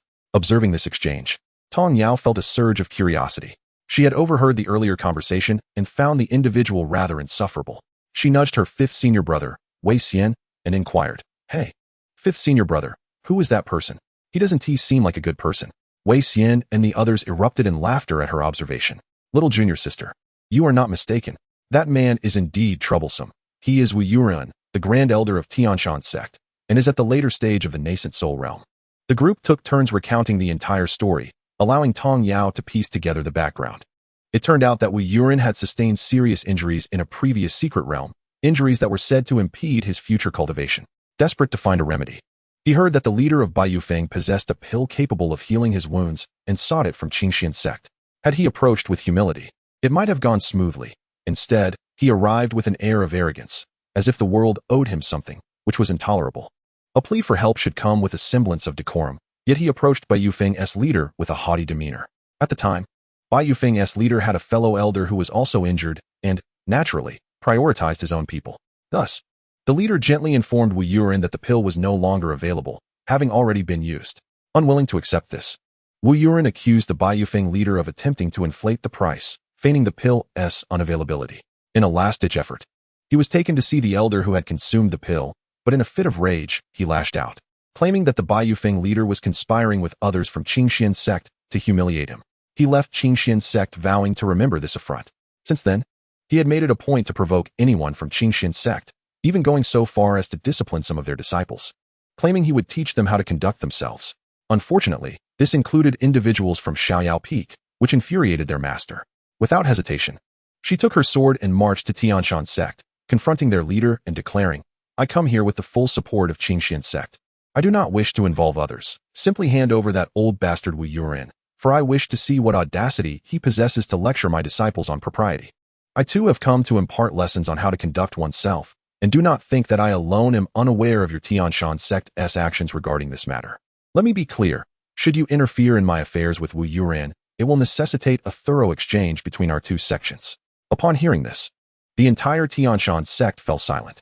Although they were one of the three major sects, they understood their own affairs better than anyone. Engaging in a conflict with Qingxian Sect would ultimately lead to their own detriment. Reluctantly, they pushed Wu Yuren forward. It was said that the master of Qingxian Sect brought Wu Yuren to his knees, begging for mercy before she relented. As she departed, she remarked, "With someone like you, how dare you lecture my disciples on propriety? Spare us the embarrassment." The members of Qingxuan Sect felt humiliated, silently cursing Wu Yuren for his self-inflicted misfortunes that had brought shame upon their sect, resulting in his punishment of 3 years of confinement. Upon learning the full story, Tong Yao could not help but exclaim, "What a remarkable individual." The Grand Elder and others continued to discuss Wu Yuren, surprised to see him leading the charge this time. It seemed Qingxuan Sect was rather audacious. Xie Yao, upon spotting him, felt speechless. "Hasn't this person been absent from Qingxuan Sect for 3 years?" Elder Wang Xing inquired with interest. Indeed, the people of Qingxuan Sect seemed to have an astonishing ability to forget past grievances. Xie Yao recalled the earlier incident, feeling a surge of indignation. How dare he lay hands on my disciple? As noon approached, a melodious sound of wind chimes wafted through the air, causing the crowd below to look up. A magnificent flying vessel descended gracefully from the heavens, adorned with intricate carvings of dragons and phoenixes, embellished with gilded edges, radiating a splendor that epitomized the opulence and extraordinary nature of Wuzhizong. As the vessel lightly touched the ground, the hatch slowly opened, revealing a middle-aged cultivator clad in a blue robe. His demeanor exuded elegance, and a scholarly aura enveloped him, as if he had stepped forth from a painting, each step imbued with a serene grace. Following him was a procession of disciples garbed in pristine white attire, their clothing uniform and immaculate, embodying an ethereal quality akin to freshly fallen snow or drifting clouds. This display was a testament to Wuzhizong disciples' pursuit of inner purity and supreme cultivation, showcasing their unwavering dedication to the path of enlightenment. This group of ethereal beings, basked in sunlight, appeared even more refreshing and transcendent. As they moved, they carried an air of detachment, resembling celestial beings untouched by the mortal world, each step soundless, creating a stark contrast to the surrounding commotion, drawing the gaze of onlookers and igniting a yearning admiration for Wuzhizong's grandeur. Wei Xian's gaze traversed the crowd, locking onto a familiar figure that he had long despised. He was not alone in this. Aside from Tong Yao, who was unaware of the backstory, several senior disciples, including Wen Yang, who shared a close bond with him, were well versed in the history. Sixth senior brother Liang noticed Tong Yao's puzzled expression and took it upon himself to elucidate the matter. After Liang Wen's explanation, Tong Yao found herself at a loss for words to describe the perplexing connection between her fifth senior brother and this individual. In short, the person standing opposite them came from a distinguished lineage that rivaled Wei Xian's, with their families having maintained a close relationship over generations. Since childhood, the two had grown up under the scrutiny and comparison of others, akin to twin flowers blooming side by side, yet diverging in character and destiny.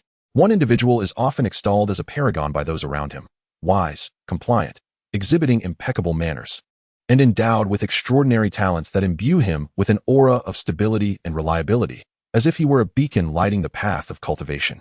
In stark contrast stands another, renowned since childhood for his mischievous and playful nature. Although equally gifted, he remains unable to temper his exuberance and focus on his spiritual practice. Upon reaching adulthood, he has succumbed to the hedonistic pleasures of the mundane world, transforming into a quintessential dilettante, idling away his days in a ceaseless pursuit of revelry. His carefree demeanor, flitting between banquets and amusements, paints him as a quintessential young noble, eliciting sighs of disappointment from those who know him well. Thus, as time flows on, Wei Xian's feelings of exasperation towards this former companion intensify. Each unexpected encounter seems like a cruel jest of fate, invariably striking a chord within Wei Xian's heart that he would rather leave untouched, stirring up a tumult of complex emotions. Tong Yao reflects on the unfortunate plight of her fifth senior brother, who has endured much throughout his life. Observing the leader of the Wuji sect approach their esteemed elder from the Qingxuan Sect and Wu Yurin of the Qingxuan Sect, she senses a convergence of three factions. The elegant gentleman leading the Wuji sect, surnamed One, offers a gentle smile to the other leaders. I sincerely apologize for the delay.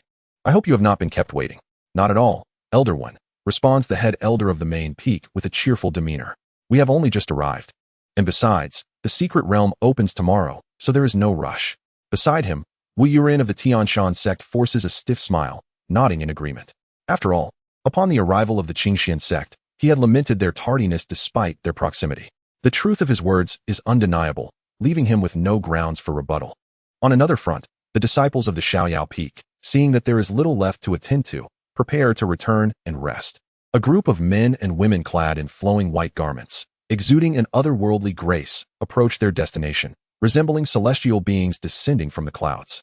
Their light steps and fluttering sleeves sway gently in the breeze, akin to ethereal messengers from the heavens, prompting admiration from onlookers. Leading the procession is none other than Su Chengjun, the illustrious chief disciple of the Wuji sect. His strikingly handsome features and sharply defined profile are accentuated by the sunlight, while his deep-set eyes, akin to a vast ocean of stars, hint at a subtle aloofness that adds an enigmatic quality to his striking appearance. The faint aura of spiritual energy that surrounds him signifies the profound depth of his cultivation, commanding both respect and reverence. Amidst this assembly of resplendent disciples, he shines like a bright moon, cool and radiant, drawing attention while maintaining an appropriate distance.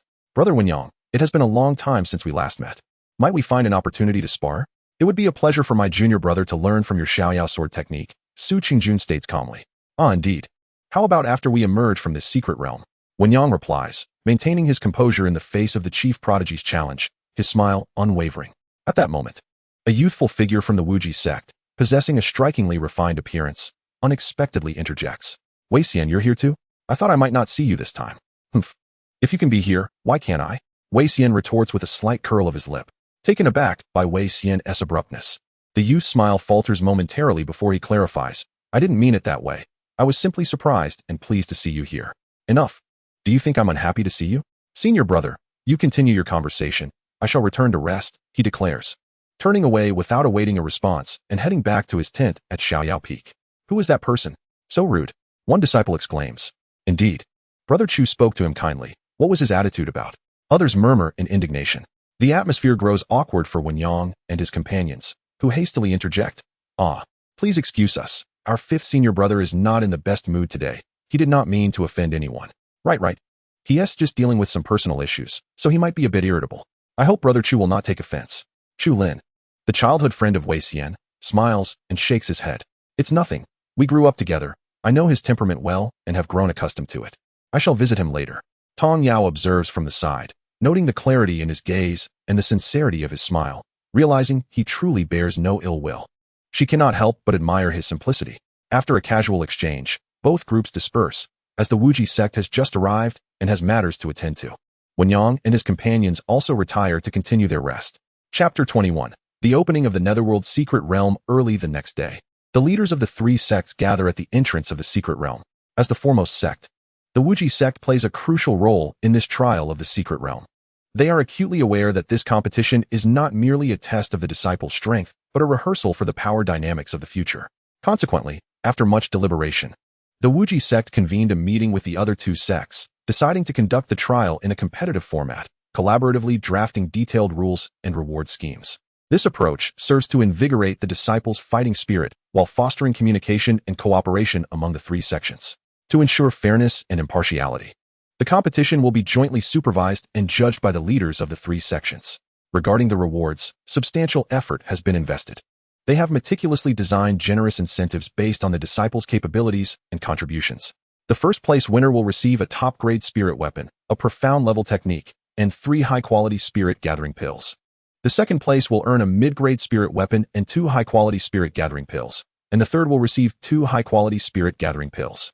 Other outstanding disciples will have their contributions recorded as points, redeemable for various resources and treasures in the future. This decision immediately ignited a fervor among the disciples from all sections. Wait, are those rewards really top-grade spirit weapons? Is that for real? Since it's been announced, it must be true. There can't be any doubt. I wonder if I might have a chance at the rewards? Even third place would be splendid. Humph. Don't dream too big. Just look at who else has come. Are any of them not prodigies from other sects? Their cultivation levels are likely higher than yours. We should aim to at least secure a participation prize and return to our sect with some resources. Upon hearing this, others concurred. The ranking prizes might be out of reach, but surely the participation prizes could be attainable. They began to roll up their sleeves, eager to give their all in the competition, perhaps even transforming a bicycle into a motorcycle. Tong Yao, however, remained indifferent to the rewards, while others were filled with excitement. The elders overseeing the event looked down at the spirited disciples below, wearing satisfied smiles. At that moment, the elder from the Qingxuan Sect raised a hand for silence and spoke. Once you enter, you are not permitted to venture deep within. You may only engage in trials at the periphery. The second-tier demonic beasts in the outer areas correspond to human cultivators at the foundation establishment stage, with initial stages scoring 1 point, mid-stages 2 points, late stages 3 points, and peak stages 4 points. Final rankings will be based on total points. Additionally, you may steal points from others, but only to a certain extent. You must not endanger lives. Should your strength falter and your life be at risk, you may shatter your jade token to exit the secret realm at any time. Excluding the points, any resources acquired within the secret realm are solely owned by the individual. This trial will last for 1 month, and once the time is up, everyone must depart without delay. All right, everyone, prepare yourselves. Upon finishing his statement, the Grand Elder of the main peak glanced at the others, noting no additional comments, before turning towards the entrance of the secret realm. The others followed suit, simultaneously channeling their spiritual energy to converge into a colossal beam that surged towards the entrance. In an instant, the previously tranquil sky swirled into a vast black hole, obscured by thick, impenetrable mist. Then, a thunderous voice from a senior elder of the Wujizong echoed, "What are you dawdling for? Hurry and enter. Remember, you have only 1 month. Exit immediately when the time is up." At once, everyone surged towards the black hole. Tong Yao, joining the crowd from the Xiaoyao Peak, observed this scene with admiration. She thought to herself how incredibly brave these cultivators were. Without hesitation, they plunged into the pitch-black void. Oh, Now she was one of these valiant souls too. Suddenly, she felt a whirlwind sensation, and moments later, she was ejected, landing with a thud. Ouch, that hurt. Why didn't this contraption give anyone a moment to brace for the landing? Tong Yao crashed onto a flat expanse, wincing in pain. As she prepared to rise, she paused, noticing the absence of sound from the others. A sense of foreboding washed over her, and she quickly looked up. No wonder there was no other noise. Apart from herself, there wasn't even a single shadow in sight. Did they all get separated upon entry? Tong Yao felt tears welling up in her eyes, wondering where on earth she was. The moment she stepped into the netherworld's secret realm, it was as if she had entered an entirely different world. Everything around her had transformed into a sinister and eerie landscape, the air thick with a stifling sense of oppression. Surveying her surroundings, she found herself on desolate land, the ground littered with withered plants and scattered bones. Suddenly, a cold wind swept through, bringing with it a nauseating stench of decay. Tong Yao covered her mouth and nose, gazing ahead to see a dense forest emerging in the distance. The trees were tall and densely packed, their foliage so thick that it nearly obscured the sky, with only a few feeble rays of light filtering through the gaps, casting dappled shadows. Distant low roars echoed, reminiscent of some ferocious creature's call. The sky was a gloomy gray, shrouded in a thick fog that obscured her view of the distant scenery. Having been in this world for a while, no one knew that Tong Yao possessed an abysmal sense of direction. Standing still, she couldn't discern east from west. Taking a deep breath, she endeavored to calm her racing heart. Clutching the Qingxuan sword she had signed in within her right hand, she held a few sword talismans as backup in her left. She understood that this place was fraught with peril and opportunity. She must tread carefully as she explored. Cautiously, she navigated around the bones and dead leaves on the ground, fearful of disturbing something that should not be disturbed. Simultaneously, she attempted to engage the system in conversation to alleviate her tension. System, do you know where I am right now? System, can you see where my senior brothers and sisters are? System. The system, unable to endure Tong Yao's incessant inquiries, promptly interjected. Host, your current location is near the center of the secret realm, where the level of demonic beasts is considerably high, and correspondingly, there are abundant heavenly materials and treasures nearby. As for the others, they were also randomly dispersed, but they are several dozen miles behind you, thus relatively safer than you. Tong Yao was taken aback by the system's response. If her memory served her right, the Grand Elder had mentioned that the trial would take place on the outskirts. So how had she ended up in the depths? Suddenly, she heard a faint sound, as if something was lurking in the shadows, observing her. Tong Yao tightened her grip on the sword hilt, ever ready for any impending danger. Just then, a sharp sound sliced through the stillness, and she instantly became alert. She quickly scanned her surroundings, attempting to locate the source of the noise. Before she could react, a black figure burst forth from the thicket, lunging at her. Tong Yao sidestepped the attack and retaliated with a thrust aimed at its vital points. However, the shadowy figure was remarkably agile, effortlessly evading her strike and countering with a blow of its own. Tong Yao was sent flying, but fortunately, she managed to channel her spiritual energy to control her descent. Otherwise, she would have crashed heavily to the ground. She quickly regained her footing, but the figure had vanished, heightening her alertness. To her dismay, she had encountered a formidable opponent so soon. Though she considered herself to be at the later stage of Foundation establishment, in reality, she was more akin to the pinnacle of that stage. The fact that she couldn't even inflict significant harm on her adversary indicated its strength far surpassed her own. She understood that this netherworld secret realm was rife with unknown dangers and bizarre creatures, and she had to remain vigilant at all times. Otherwise, her life could be extinguished in an instant. Taking a deep breath, Tong Yao steadied her emotions and mindset. Chapter 22. Curiosity killed the cat. After some contemplation, Tong Yao resolved to temporarily avoid the shadowy figure and seek a safe haven to rest before formulating her next move.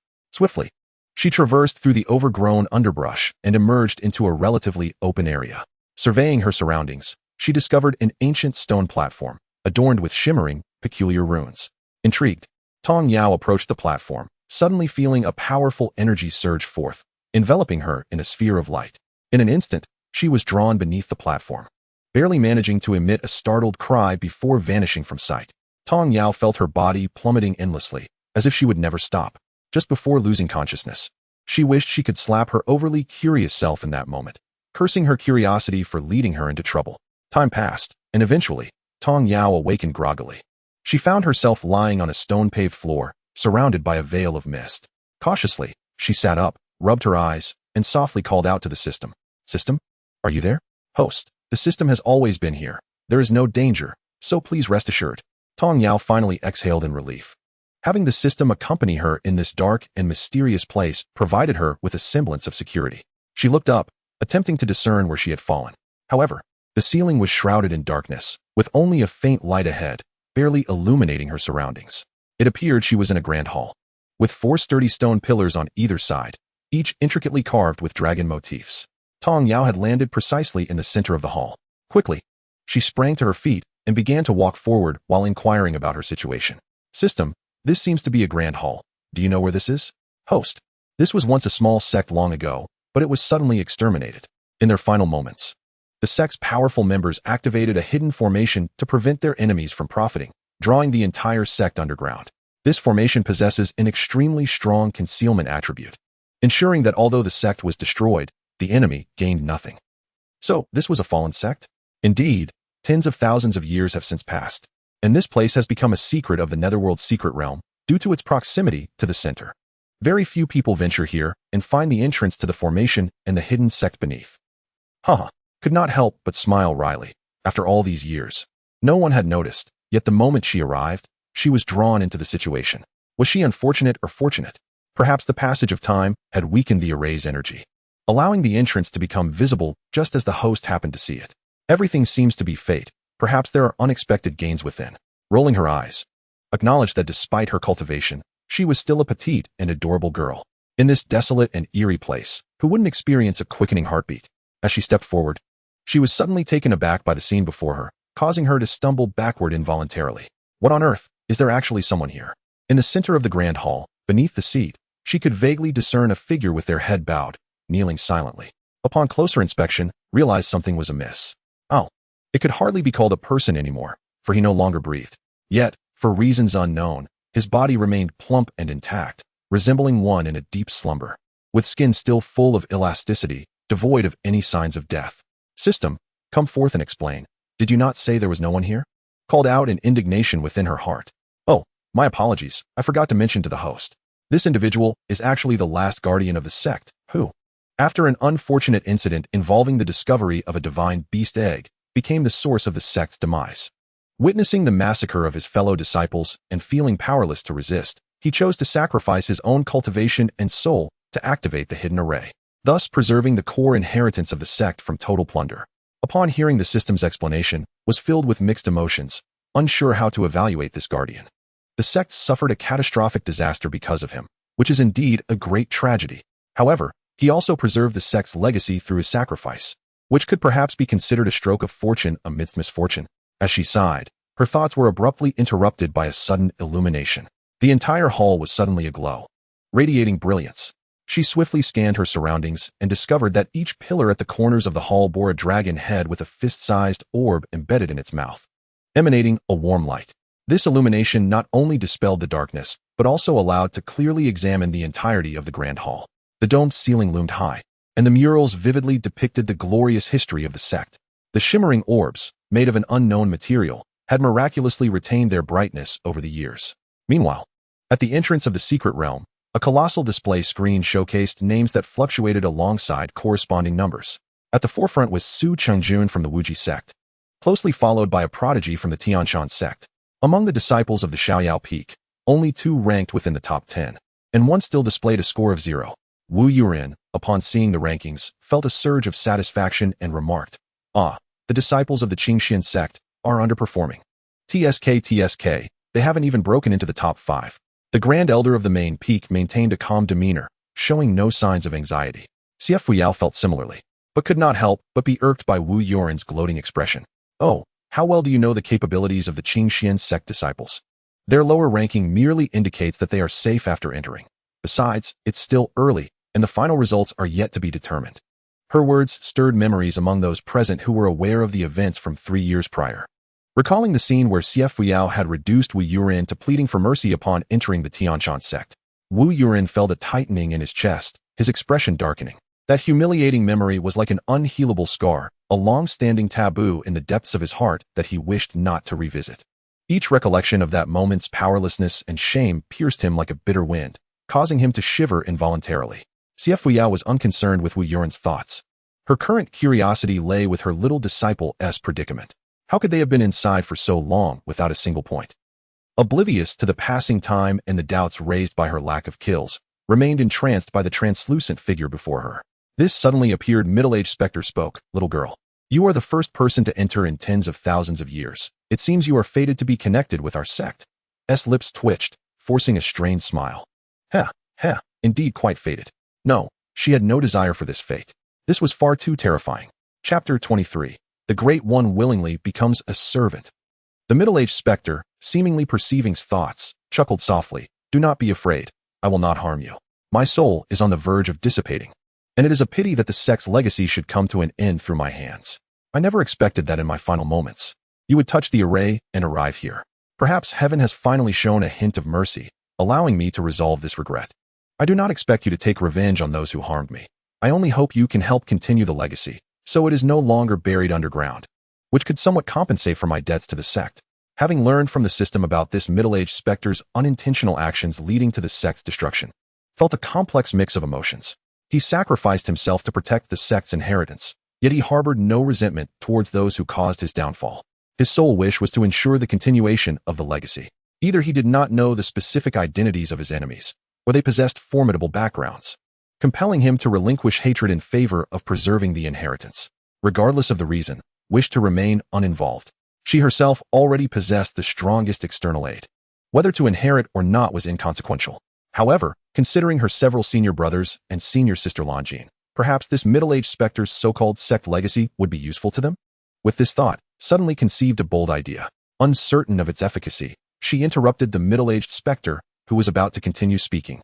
"I can help you delay the dissolution of your soul, or even assist you in finding someone to carry on the legacy. But you must not use them to seek revenge. If you agree to this, I can take you out. What do you say?"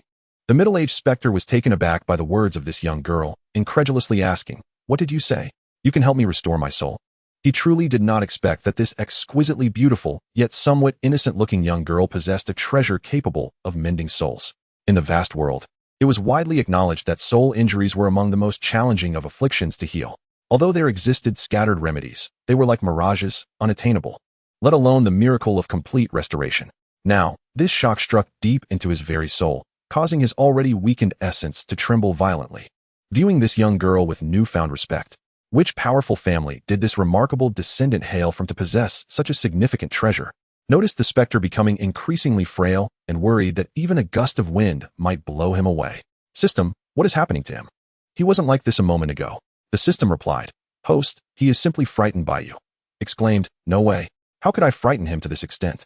She waved her hand towards the middle-aged specter and said, "No. Are you all right? Please respond. Do you agree or not?" The middle-aged specter, regaining his composure, promptly nodded in agreement. Indeed. If the young lady harbors any doubts, I am prepared to swear an oath." Tong Yao did not express dissent, for in this realm, oaths are sanctioned by the heavenly laws. Who would dare to contravene them, unless one wishes to vanish entirely from this world? Thus, she spoke in a measured tone. "Very well. You may proceed with your oath." Without further ado, the middle-aged specter raised his hand and proclaimed, "I, Qingxuan, the 108th generation direct disciple of the heavenly Xian sect, hereby swear that I shall never forget to inquire as to the young lady's name." It was only then that Qingxuan realized he had yet to learn the young lady's name. "Tong Yao," she replied directly, without hesitation. "Good. I, Qingxuan, the 108th generation direct disciple of the heavenly Xian sect, hereby swear that I shall never, after the young lady Tong Yao assists in the restoration of my soul, inflict harm upon her or upon any successor of my sect. Should I do otherwise, may I be struck by divine retribution, my spiritual power dissipated, and my path to reincarnation severed." As soon as he uttered these words, a flash of white light enveloped him, and it seemed as if an invisible chain connected his soul to the laws of heaven and earth, binding him irrevocably. Tong Yao observed Qingxuan complete his heavenly oath and nodded in satisfaction. She then produced a vial of concentration pill, dispensing one and offering it to him. "This is an exceptional concentration pill, highly beneficial for the restoration of your soul. Do give it a try." Qingxuan, filled with excitement, accepted it and swallowed it without a moment's thought. In mere moments, his previously frail and translucent soul solidified, transforming dramatically from its earlier state of imminent dissolution. Currently, Qingxuan, though not yet fully restored to his former peak strength, emanated an aura that could indeed shake the heavens.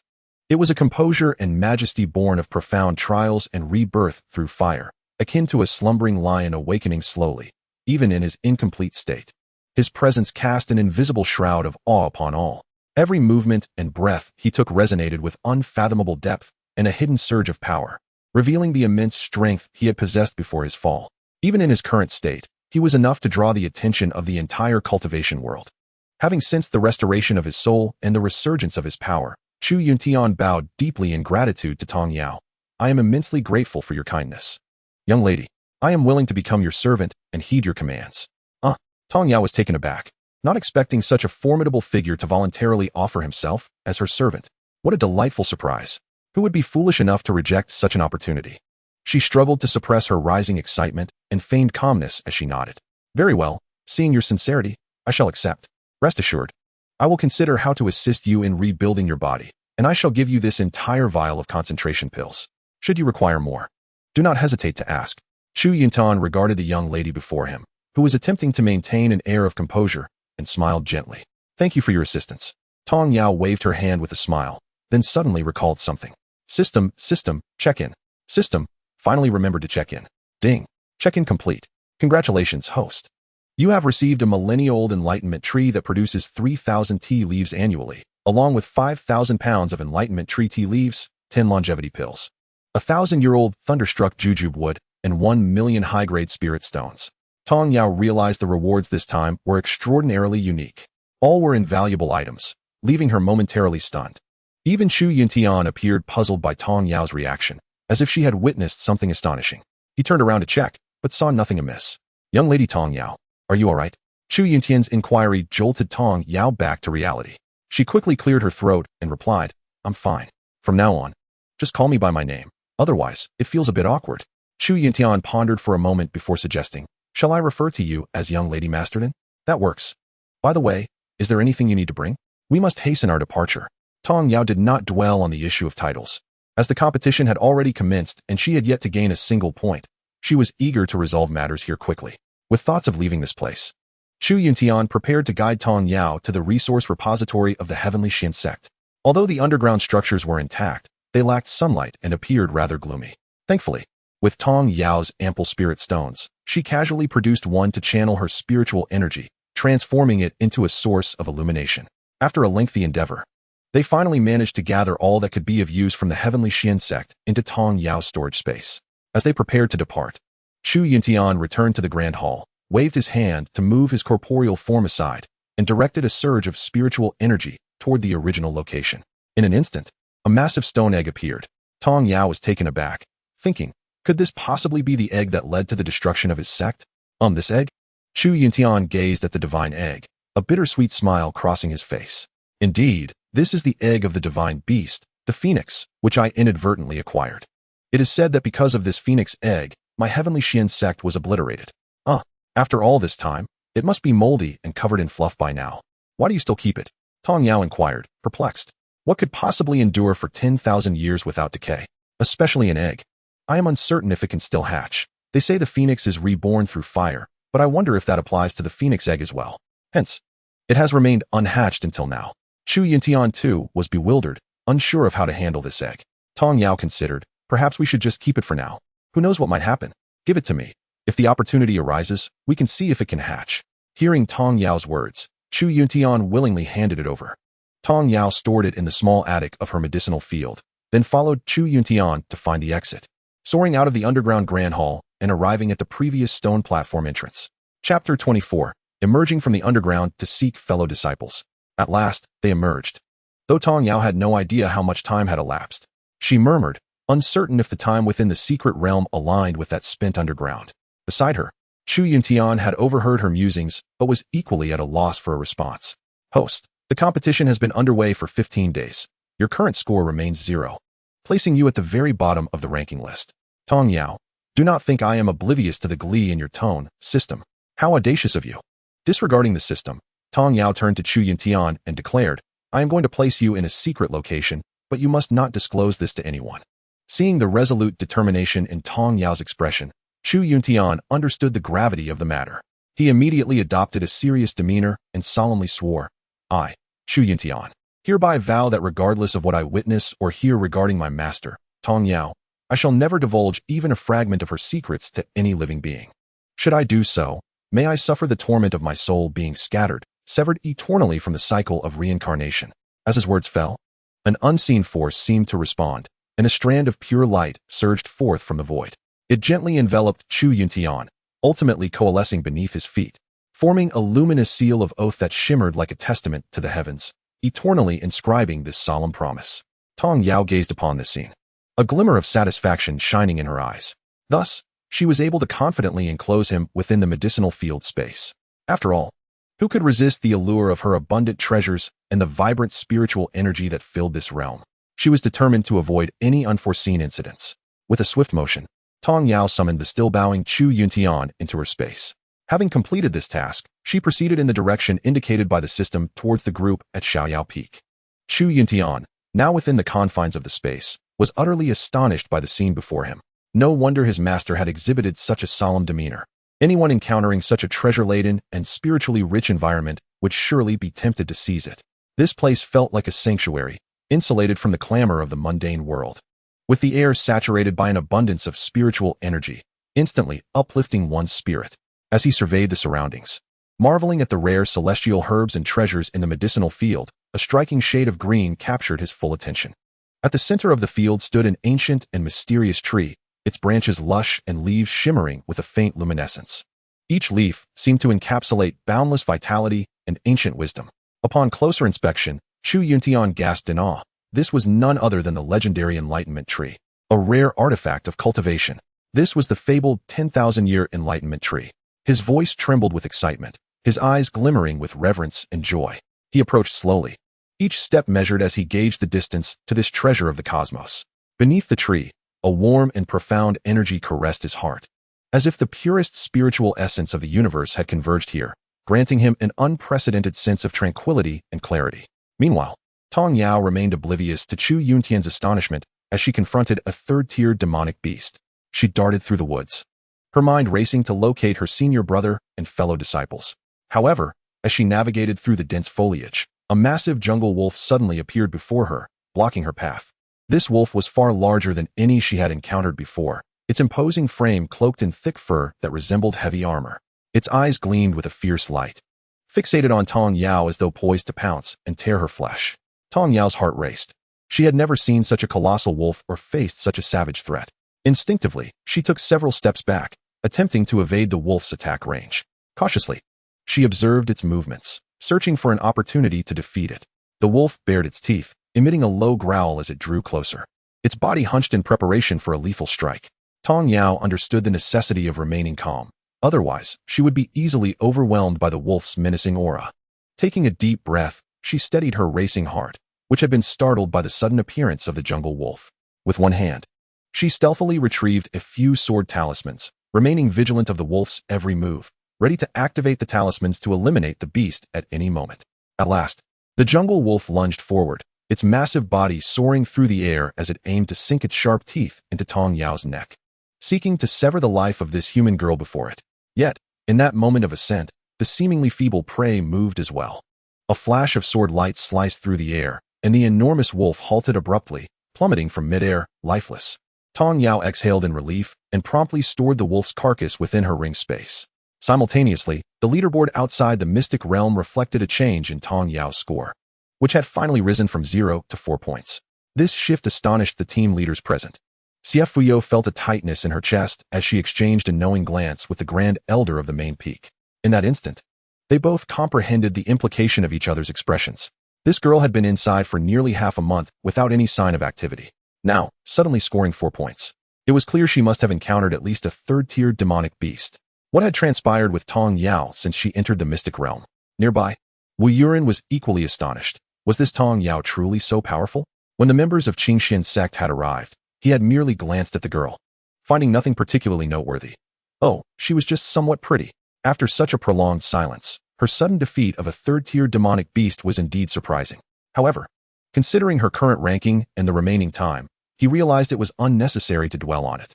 He was leagues behind the first place, and even if this Tong Yao continued to slay demonic beasts, it would require considerable time. Moreover, others would not pause to allow her to catch up. With this line of thought, Wu Yuren's mood lightened. The elegant middle-aged man from Wuzhizong was Elder Shui, who presided over the law enforcement hall. Though he too was taken aback by the Qingxuan Sect's young disciple's ability to defeat a third-tier demonic beast, he did not pay it much heed. The spectators in the stands remained calm, patiently awaiting the ongoing competition within the mystic realm. Tong Yao did not linger, continuing her search for the members of Xiaoyao Peak. Along the way, she encountered various demonic beasts, all of which she dispatched. Gradually, she found her movements becoming more adept, her utilization of spiritual energy increasingly fluid. She even attempted to gather some herbs from the medicinal field, using the recipes from the comprehensive alchemy tome she had acquired to concoct some peculiar elixirs. Multitasking between seeking her comrades and experimenting with potions proved no hindrance to her progress. As she neared the others, Tong Yao's score had climbed to 8th place. Outside the mystic realm, the reactions of the participants varied. Aside from the Qingxuan Sect members who were elated and excited, those from Wuzhizong and Qingxuan Sect, including Wu Yuren, had transitioned from disdain to curiosity, then to astonishment, and finally to numbness. No one had anticipated that Tong Yao would soar to 8th place on the leaderboard so swiftly. Currently, the first place remained with Su Changjun of Wuzhizong, while Wen Yang of Qingxuan Sect had taken 2nd. The 3rd, 4th, 6th, and 8th positions were also occupied by disciples of Qingxuan Sect. Qingxuan Sect had only 2 in the top 10, ranked 5th and 9th, while the 7th and 10th spots belonged to Wuzhizong disciples. Wu Yuren's expression darkened ominously. The Wuzhizong members also grew serious. Taken aback by the dominance of the Qingxuan Sect disciples on the leaderboard, Tong Yao continued to traverse the terrain, gradually distancing herself from the central region of the mystic realm, making her way to the outskirts. There, she found a spacious area, retrieved her cooking utensils, and prepared to make a meal. Just then, she heard footsteps approaching from a distance.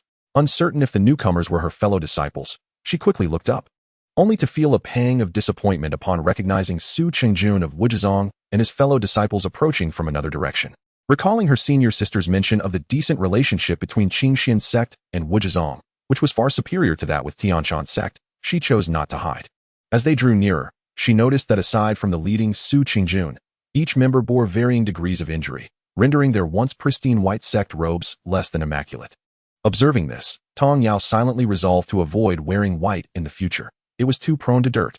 Looking at their disheveled appearances, the elegance they once exuded seemed to have faded away. Su Qingjun also noticed the young girl across from him, who was diligently preparing food. He recalled that this pretty little girl was the junior disciple of Master Xia from the Carefree Peak. But what was she doing here all alone? Moreover, she appeared to be far more at ease than their group. The other disciples of the Wuzhizong also recognized this peculiarity. They exchanged glances, pondering how this seemingly innocent girl could remain so tranquil while cooking in such a perilous secret realm. At that moment, one disciple stepped forward and communicated with Su Changjun through sound transmission. "Senior brother, this little girl is here all by herself. Should we?" Su Changjun furrowed his brow, immediately interrupting the suggestion. In his view, if they were faced with the disciples of Qingxuan, they might consider a fair elimination. However, the little girl was clearly at a disadvantage, and if they were to take action against her, it would be a violation of their principles. How can we, the Wuzhizong, engage in such an act of bullying the weak? Su Qingjuan's tone was resolute, clearly indicating that there was no room for debate. Simultaneously, he contemplated the fact that to maintain such composure and poise in a treacherous environment, the girl must possess some specially crafted protective talismans or life-saving artifacts from her sect. She should not be underestimated. After a moment of thought, he approached her directly and inquired, "Little girl, how is it that you are here alone? Where are your senior brothers and sisters?" Tong Yao stirred the pot and turned back to Su Qingjun with a smile. "Oh, I got separated from my senior brothers and sisters when we entered the secret realm. I am currently looking for them." After saying this, she returned her attention to the pot. Upon hearing her words, the others recalled that they had all been separated upon entry. Yet, it was astonishing that she had managed to remain unharmed while cooking alone for so long. The disciple who had initially considered seizing Tong Yao's points suddenly understood Su Qingjuan's reluctance to act. Everyone else in their group, aside from Su Changjun, bore some injuries. Yet this little girl had been in the secret realm for over half a month without a single scratch, and she seemed to have the leisure to prepare meals. The fact that she displayed no signs of panic upon their arrival suggested that her sect had equipped her with ample defensive and life-preserving treasures. If it came to a confrontation, the outcome of who would eliminate whom was uncertain. Su Qingjun assessed the surrounding environment, confirming that it was indeed safe enough to set up camp and take a short break. However, as the young girl had arrived first, he addressed the busy Tong Yao. "Little girl, my companions and I would like to rest here for a while, if that is agreeable to you?" Tong Yao was taken aback by Su's politeness and nodded with a smile. After all, the area was quite spacious, and it wasn't her territory to begin with. Su Qingjun expressed his gratitude and informed the other disciples to set up tents and rest for the night, planning for the next day thereafter. Before long, the disciples of Wuzhizong began to mobilize. Meanwhile, Tong Yao's meal was ready. As she lifted the pot lid, an enticing aroma of spicy and fragrant food wafted through the air. What was that delightful smell? It was enough to make one hungry.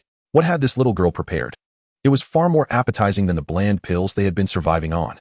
The disciples of Wuzhizong, busy setting up tents, were drawn in by the irresistible scent, whispering amongst themselves and occasionally glancing toward Tong Yao. Tong Yao, having served her meal on a table she retrieved from her ring space, sat down and began to eat. This is truly delicious. In such an environment, she felt as though she were enjoying a picnic in the great outdoors. A pot of spicy hot pot, a glass of freshly squeezed juice, and a gentle breeze made for a delightful experience. In contrast, the disciples of Wuzhizong found themselves in a rather pitiable state. Initially, they had brought food, but after half a month, it had all been consumed. None amongst them possessed any culinary skills, and they hadn't enjoyed a proper meal in quite some time. Recently, they had been relying solely on spirit pills to sustain themselves. One disciple, unable to contain himself, glanced at the others before rising and making his way toward the girl who was eating. Tong Yao was engrossed in her meal when a shadow suddenly loomed over her table. She looked up in confusion to see a young man staring at her spicy hot pot with a conflicted expression. "Is there something you need?" she asked, prompting the boy to feel a bit embarrassed as he scratched his head and replied, "What is it that you made? It looks quite delicious. Could I possibly have a portion? I can pay with spirit stones."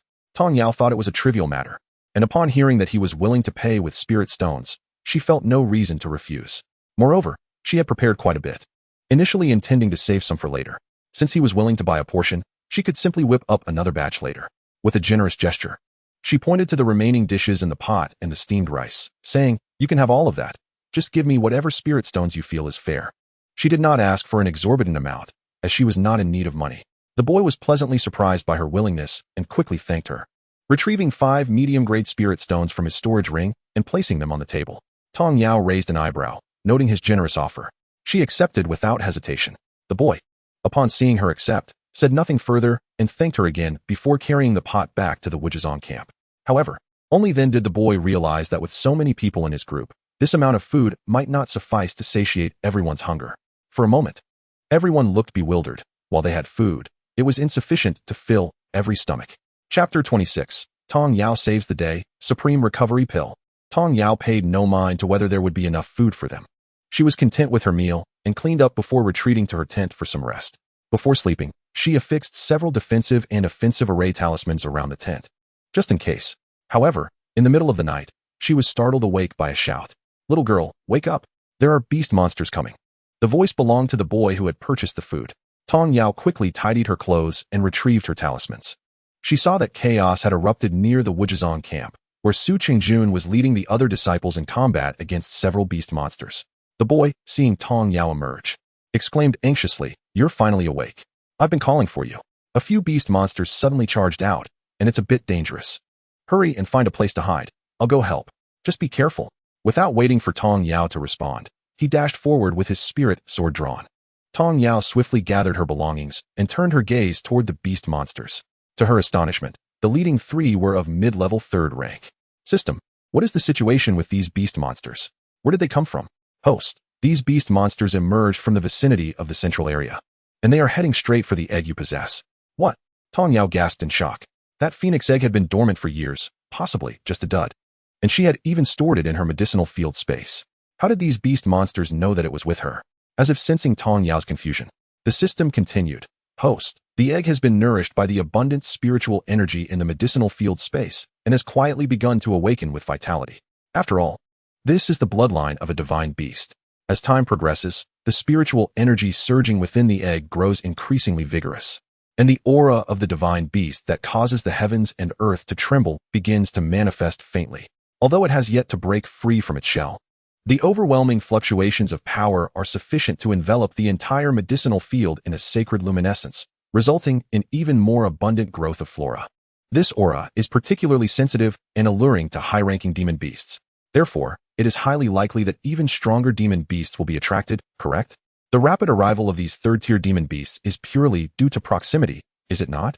Tong Yao gazed at the chaotic scene unfolding nearby, feeling somewhat speechless. She had not anticipated that her most concealed medicinal field would reveal vulnerabilities due to the resurgence of what she had thought to be a dormant egg. It is worth noting that within the Qingxuan Sect, despite the countless treasures and the richer spiritual energy in the space, no one had ever discovered it. Considering the terrifying demon beasts that might yet appear, Tong Yao quickly seized the opportunity amidst the chaos to enter the space. She hurled several concealment talismans at the egg, which continued to release an overwhelming pressure, and after stacking 3 talismans, the alarming aura was finally obscured. Without daring to delay, she exited the space, only to witness Su Qingjun being flung out, severely injured. The other disciples nearby were startled, their expressions filled with concern as they cried out, "Elder brother!" Several of them, distracted, were immediately targeted by the demon beasts and suffered severe injuries. Tong Yao hurried to assist Su Qingjun, helping him up and placing a recovery pill in his mouth. Observing his previously pallid face returning to normal, he stood up and approached the demon beasts. Su Qingjun had not expected these demon beasts to be so intelligent and coordinated.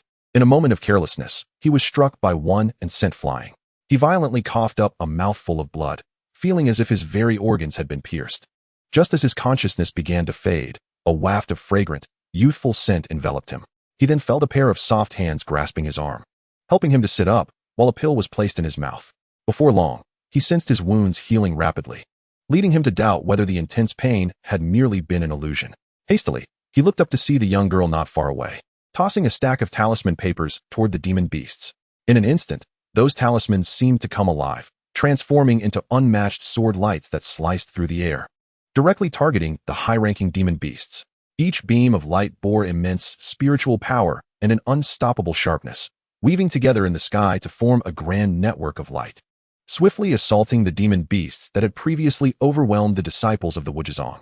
The moment the beams of light struck the demon beasts, the once rampant creatures found themselves utterly defenseless. Their forms were cleaved and, in the blink of an eye, disintegrated like fragile bubbles, scattering into fragments on the ground. As a rich demon aura and unwilling wails permeated the air, for the battered disciples of the Wuzhizong lying on the ground, this scene was nothing short of miraculous. Their shock was accompanied by disbelief and amazement.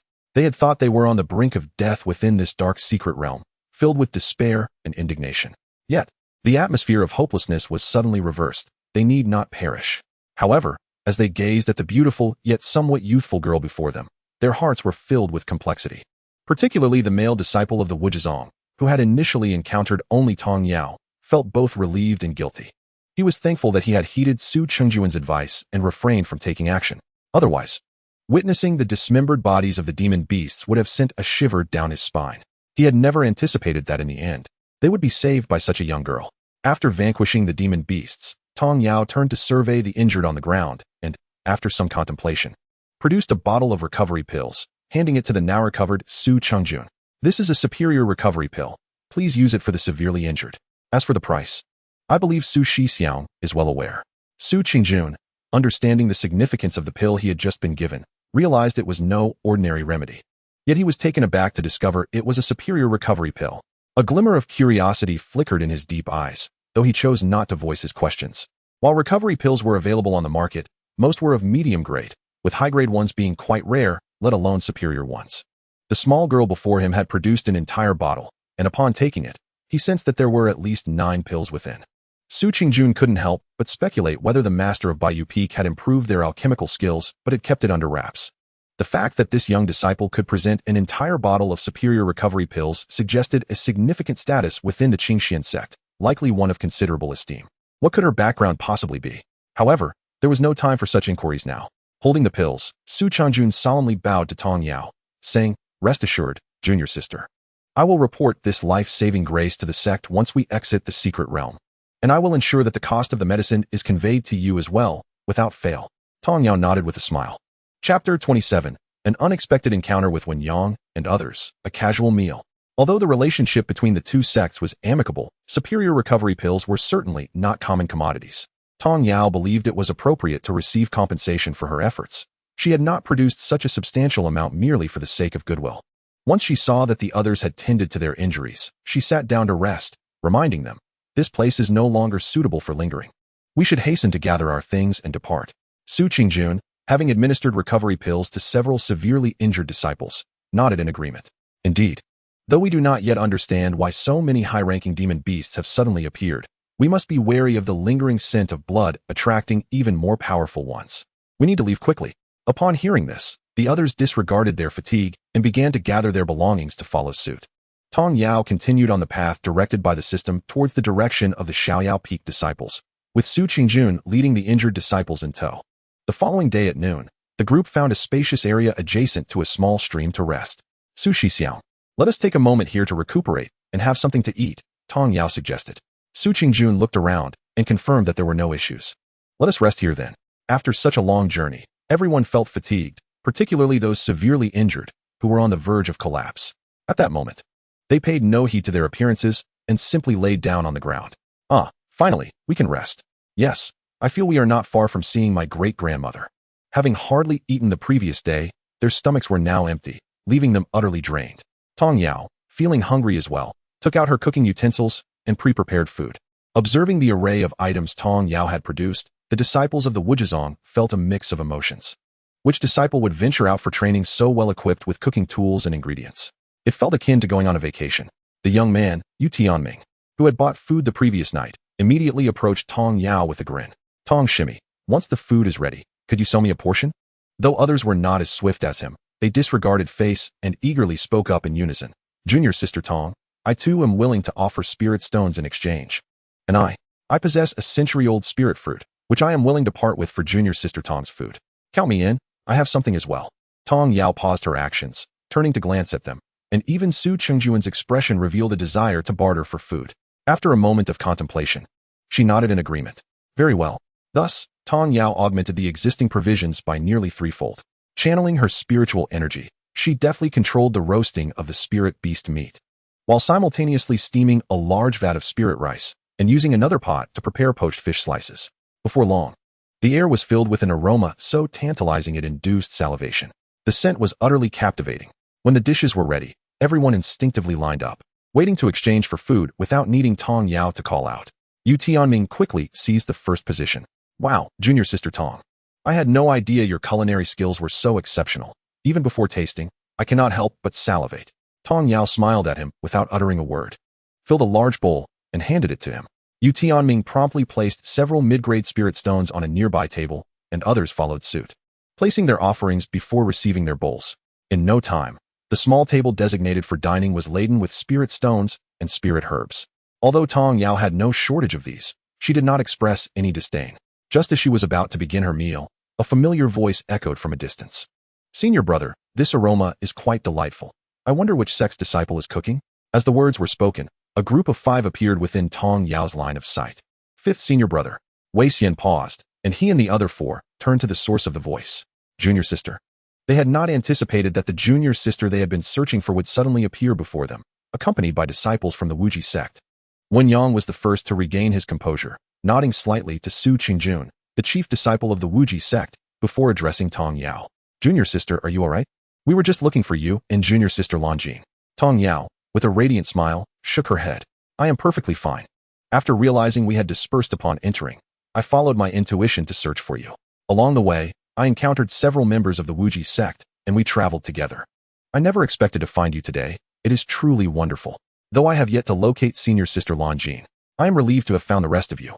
We can all search for her together. Wen Yang and the others were surprised that the Wuji sect disciples had so fortuitously encountered the lone junior sister and were amiable enough to accompany her. However, they were unaware that it was not Tong Yao following them, but rather the Wuji sect members who had chosen to accompany her after witnessing her impressive equipment. Senior brothers, I have just prepared a meal. Come, let us dine together. After we have rested, we shall resume our search for senior sister Lanjing. Tong Yao moved to the pot and served each of them a bowl of rice. Wei Xian exclaimed, what luck! We are only missing second senior sister now. During our search for you, we have been slaying demonic beasts and haven't had a proper meal. Liang Wen added, indeed. It's either spirit pills or dry rations. The meals prepared by the senior brothers barely qualify as edible. I am quite famished. Wen Yang, Wei Xian, and the others chuckled. Haha, even if it's not delicious. I haven't seen you refrain from eating. After Liang Wen spoke, he suddenly felt a chill run down his spine.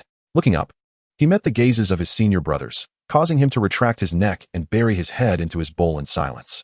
Once everyone finished eating, they did not require Tong Yao to assist with the cleanup. They each tidied their bowls and utensils. With a wave of her hand, Tong Yao gathered all the tools. Casting a glance at Wen Yang, who was conversing with Su Qingxuan of the Wuji sect, she opted not to approach. Instead, she fetched a reclining chair, set it up, and, as others observed, leisurely reclined, closing her eyes to rest. In truth, Tong Yao was engaged in a conversation with the system in her mind. System, let us commence today's sign-in. Acknowledged, host. Sign-in successful. Congratulations, host. You have received 10,000 soul stones, 100 five-fold spirit gathering formations, and 1 heavenly calamity thunder pearl, which can summon divine thunder from the 9 heavens to deliver devastating strikes against enemies, and even influence weather, wielding the power of lightning. Oh, aren't soul stones exceedingly rare, found deep within secret realms? One can obtain them through sign-in. Tong Yao recalled the system previously mentioning that these soul stones could assist cultivators in enhancing their cultivation and comprehension, being scarce and unevenly distributed, requiring considerable time and effort to seek out. Host, while these may be extremely rare and precious to others within the cultivation world, for the system, they are merely the result of a sign-in. Haha, the system is becoming increasingly arrogant. Tong Yao feigned admiration. You're impressive, system. She felt that the rewards she had amassed could potentially elevate an entire sect to new heights. She needed to contemplate how to utilize these. Chapter 28. Longine injured and unconscious. As time passed, the group resumed their journey in the opposite direction of the stream. Their numbers had increased from the original 10 to 15. Only 5 days remained before their departure from the secret realm. Tong Yao and her companions were eager to locate Longine, concerned about her well-being during this period. While everyone had gathered, she was the only one still missing. Outside the secret realm, the others were utterly bewildered. In just one night, Tong Yao's score ranking had skyrocketed from 8th to 1st place. No one knew what she had accomplished during that single night. Currently, Elder Shui from the Wuji sect had lost hope for claiming the top position. The sudden rise of this dark horse from the Qingxuan Sect had truly opened his eyes. Initially, half a month had passed with no sign of movement. Then, she shot up like a rocket, now surpassing their own prodigy, Su Qingxuan, to claim 1st place. Where could one voice their grievances? Wu Yurin of the Qingxuan Sect was so disheartened he could hardly speak, his face hanging low as if someone owed him money. Only a few from the Qingxuan Sect maintained their smiles. The other 2 sects' representatives watched in a mix of envy and speechlessness. Within the secret realm, Longine, whom Tong Yao and the others were worried about, found herself in dire straits. She was covered in wounds, desperately hiding in the depths of a dark cave, the surrounding silence amplifying her rapid breaths. It was indeed strange. She had clearly seen her fleeing in this direction, yet she had vanished without a trace. Outside the cave, a puzzled voice inquired, perhaps she did not hide here? Yet, with her gravely injured body, how could she possibly have the strength to escape so far? Another voice chimed in with skepticism, tinged with confusion and urgency. Let us conduct a thorough search once more. Brother Ma specifically instructed that we must not let this lone disciple of the Qingxuan Sect escape easily. The third voice bore a tone of determination, indicating that they intended to quietly eliminate Longine within the secret realm. Brother Ma has said that if we silently eliminate Xia Fuyao's disciple, he can advocate for us before Elder Wu. Perhaps, if Elder Wu is pleased, we might even have a chance to enter the inner sect. Moreover, every year, many disciples perish during secret realm trials. Who would know it was their doing? It can only be said that Longine was unfortunate, for she happened to encounter them while battling a 3rd-tier demonic beast. Although the beast ultimately perished, Longine herself sustained severe injuries, providing an opportune moment for the group. After all, Longine was the direct disciple of Xia Fuyao, and during her prime, they would not have stood a chance against her. Now that the confrontation had begun, they could not allow her to escape the secret realm alive. Otherwise, given their sect's tendencies, the misfortune would likely fall upon them. Longine pressed herself against the frigid rock wall, every word of the external conversation penetrating her ears. She cautiously suppressed her breath, sparing no expense to expend precious spiritual talismans to impose a dual-layered concealment on her aura, ensuring her safety. However, her heart surged with turmoil. She had not anticipated that the disciples of the Qingxuan Sect would be so audacious as to provoke her directly and launch an attack. Upon reflection, Longine could not help but chastise herself. While engaged in battle with the 3rd-tier beast, she had failed to notice the lurking presence of these minuscule adversaries. She calculated in her mind, aware that attempting to break through in her current state would be tantamount to walking into a trap. Closing her eyes, she concentrated, channeling the residual spiritual energy within her to mend her most critical wounds while contemplating every possible escape plan. At that moment, the voices outside the cavern echoed once more, seemingly drawing nearer as the search party approached. A sudden inspiration struck Longine. and she hastily utilized the scattered stones and earth within the cave to set up a rudimentary spiritual trap, drawing upon her faint perception of the environment. She cleverly positioned the trap near the cave entrance, ensuring that anyone who entered would trigger it, temporarily hindering the pursuer's advance. Once the trap was set, she took a deep breath, striving to conceal her presence, and slowly maneuvered deeper into the cave in search of another exit or a concealed crevice. Fortunately, this cave was not singular. Deep within lay a narrow fissure, just barely wide enough for a person to squeeze through. For Longine, however, it represented a glimmer of hope for survival. She crawled through the crevice with utmost caution, minimizing any noise with each step, silently praying not to be discovered. Just as she emerged from the fissure and prepared to delve deeper into the unknown tunnel, chaotic shouts and curses erupted from outside, indicating that someone had triggered the trap she had set. Seizing this precious window of opportunity, Longine accelerated her advance, despite her fatigue and dwindling spiritual energy. The pain incessantly reminded her that the danger had not yet dissipated, compelling her to press on. Simultaneously, concern for her junior sister, Tong Yao, gnawed at her. Upon entering, they had all dispersed, and she was uncertain whether Tong Yao had encountered any peril. Although she knew her junior sister might possess some magical artifacts, Tong Yao was still inexperienced in the world, and Longine feared that she could easily fall victim to deception by the disciples of the Qingxuan Sect. As she moved, Longine silently prayed for her senior brother and the others to locate Tong Yao swiftly and ensure her protection. Navigating through the winding tunnel, Longine unexpectedly discovered a hidden underground river, its waters calm and clear. Without hesitation, she plunged into the water, using the current as cover to drift downstream, away from her pursuers. The river not only masked her scent, but also significantly reduced the risk of being tracked. As the distance increased, a flicker of hope began to rise within Longine. She understood that as long as she could safely exit this area, there was a possibility of encountering disciples from her own sect. Regarding the Qingxuan Sect's attack against her, she would report it to her master once she exited the secret realm. With her master present, justice would surely be served. However, she had underestimated the severity of her injuries. The battle with the demonic beast had exhausted most of her spiritual energy, and the wounds she sustained were grave. The ambush by the Qingxuan disciples had left her barely able to withstand the strain, relying solely on her willpower to continue hiding. Now, having jumped into the water, her body could no longer endure, and she succumbed to unconsciousness, drifting along with the current. Meanwhile, Tong Yao and her companions were making their way upstream along the river when a voice echoed in her mind. Host, Longine is not far ahead, currently in a state of unconsciousness and in extreme danger. Please proceed quickly. What? Tong Yao exclaimed, her alarm echoing in the minds of her companions. Just as they were about to inquire, they saw her anxiously racing forward. Wen Yang and the others quickly followed suit, while the disciples of the Wujizong, uncertain of the situation, also pursued. When they caught up, they found Tong Yao pulling someone from the water. Tong Yao's heart trembled as she gazed at the unconscious figure of her senior sister, Longine. The once gentle and graceful silhouette was now marred with horrifying wounds. Longine lay there, devoid of life, resembling a flower that had suddenly wilted, beautiful, yet tragically heart-wrenching. Wen Yang and the other companions exchanged looks of shock and concern. Chapter 29. Longine Awakens. Senior Sister Longine. Tong Yao's voice was tinged with uncontrollable panic and sorrow as she quickly examined Longine's injuries, relieved to find a faint breath still lingering. Wen Yang and the others, upon seeing this, hurried to retrieve the remaining healing ointments they had. Calm down, Tong Yao urged, steadying her emotions as she addressed Wen Yang. Big brother, don't worry. First, help me carry senior sister to that spacious and flat area over there. We will treat her injuries shortly. Rest assured, with me here, senior sister will be fine. Understood. Wen Yang and the others, reassured by the thought of their junior sister's valuable possessions, set their anxieties aside. Following Tong Yao's instructions, they lifted Longine and carried her to the designated spot. Tong Yao then stepped aside, waved her hand to summon a tent, and placed a soft couch. Turning back, she instructed Wen Yang to lay Longine down and told the others to wait outside. Although they were anxious, they trusted their junior sister's abilities and obediently stepped out. Once the others were outside, Tong Yao began to assess senior sister Longine's injuries.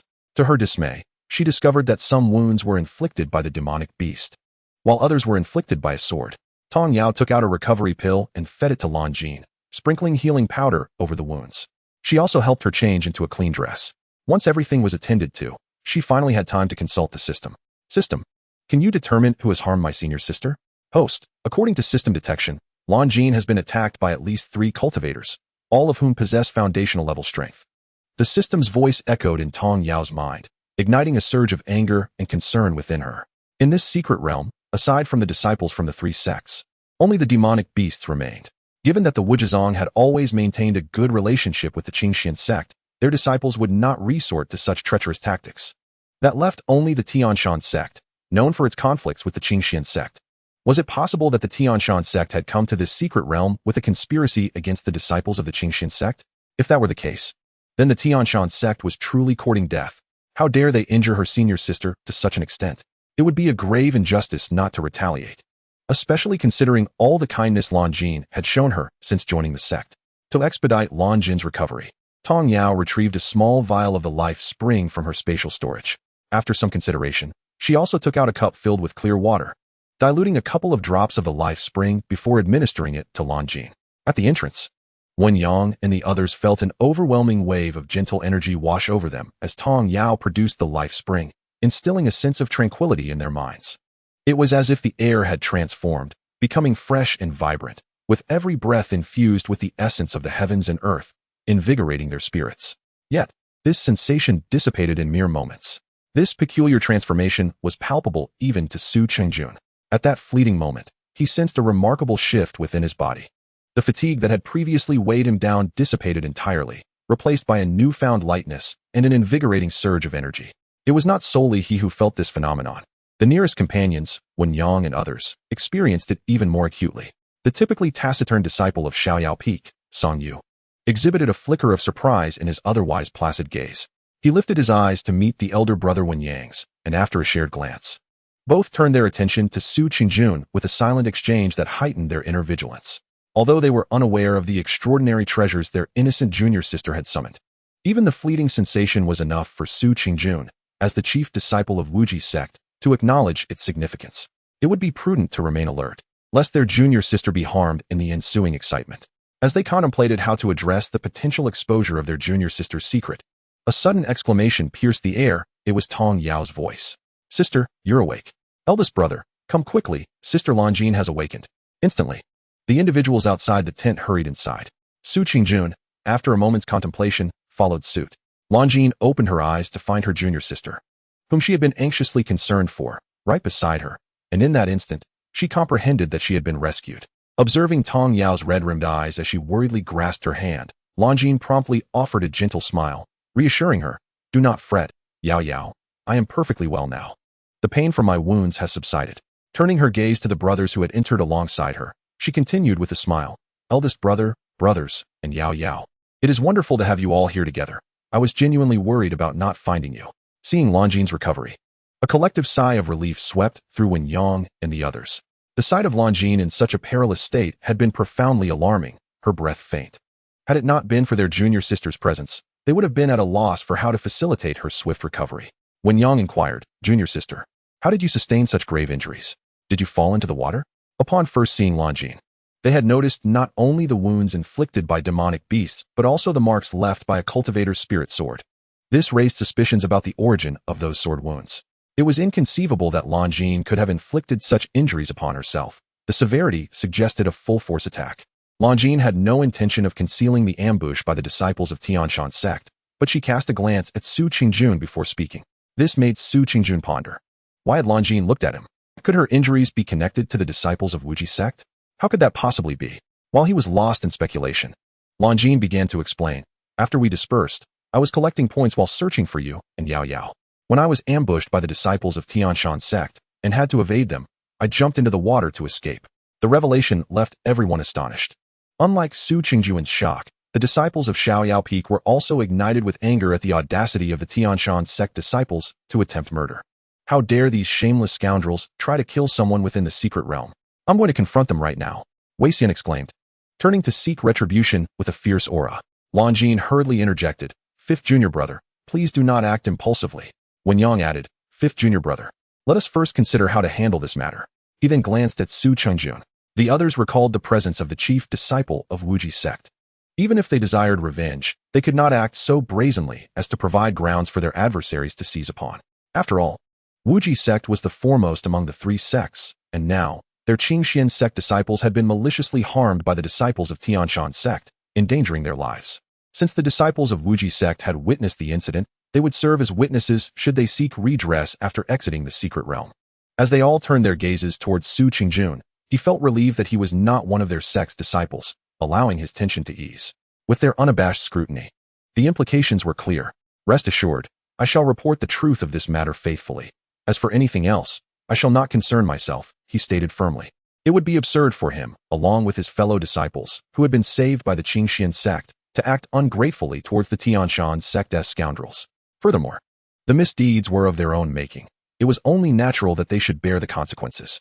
Having come to this realization, Su Qingjuan's expression grew more sincere and resolute. Chapter 30. A meeting with a preceding beating. Everyone could sense the seriousness in Su Qingjuan's declaration, and they felt satisfied with his choice. Tong Yao reassured, Sister, do not worry. Once we exit, I will inform our master, and she will seek justice from Qingxuan Sect on your behalf. The others nodded in agreement. Though mindful of the presence of outsiders, they refrained from openly discussing how to retaliate against the disciples. Instead, they echoed their junior sister's suggestion. Lanjin, not one to be oblivious, readily affirmed, Yes, I believe our master will. After exchanging a few more words, recognizing that Lanjin had just awakened and needed rest, they naturally exited the tent. Before long, only Tong Yao and Lanjin remained within the tent, as it was natural for the two girls to share a space. Tong Yao asked, Sister, how are you feeling now? Is there any discomfort? Lanjin, smiling as she gently patted Tong Yao's head, replied, Do not worry, I am perfectly fine. Earlier, with others present, I could not allow them to see my recovery too quickly, so I used my spiritual energy to give the appearance that I had not fully recovered. Upon hearing this, Tong Yao felt completely reassured. As long as Sister is well, that is all that matters. When we encounter those ruffians again, I will surely avenge you. The thought of their murderous intent ignited within her a newfound resolve to retaliate. Qingxuan Sect was now her home, and everyone from her master, Xiafuyo, to her senior brothers and sisters were her family. Whoever dared to harm them would face her wrath. The intense aura of vengeance emanating from Tong Yao did not go unnoticed by Lanjin, warming her heart.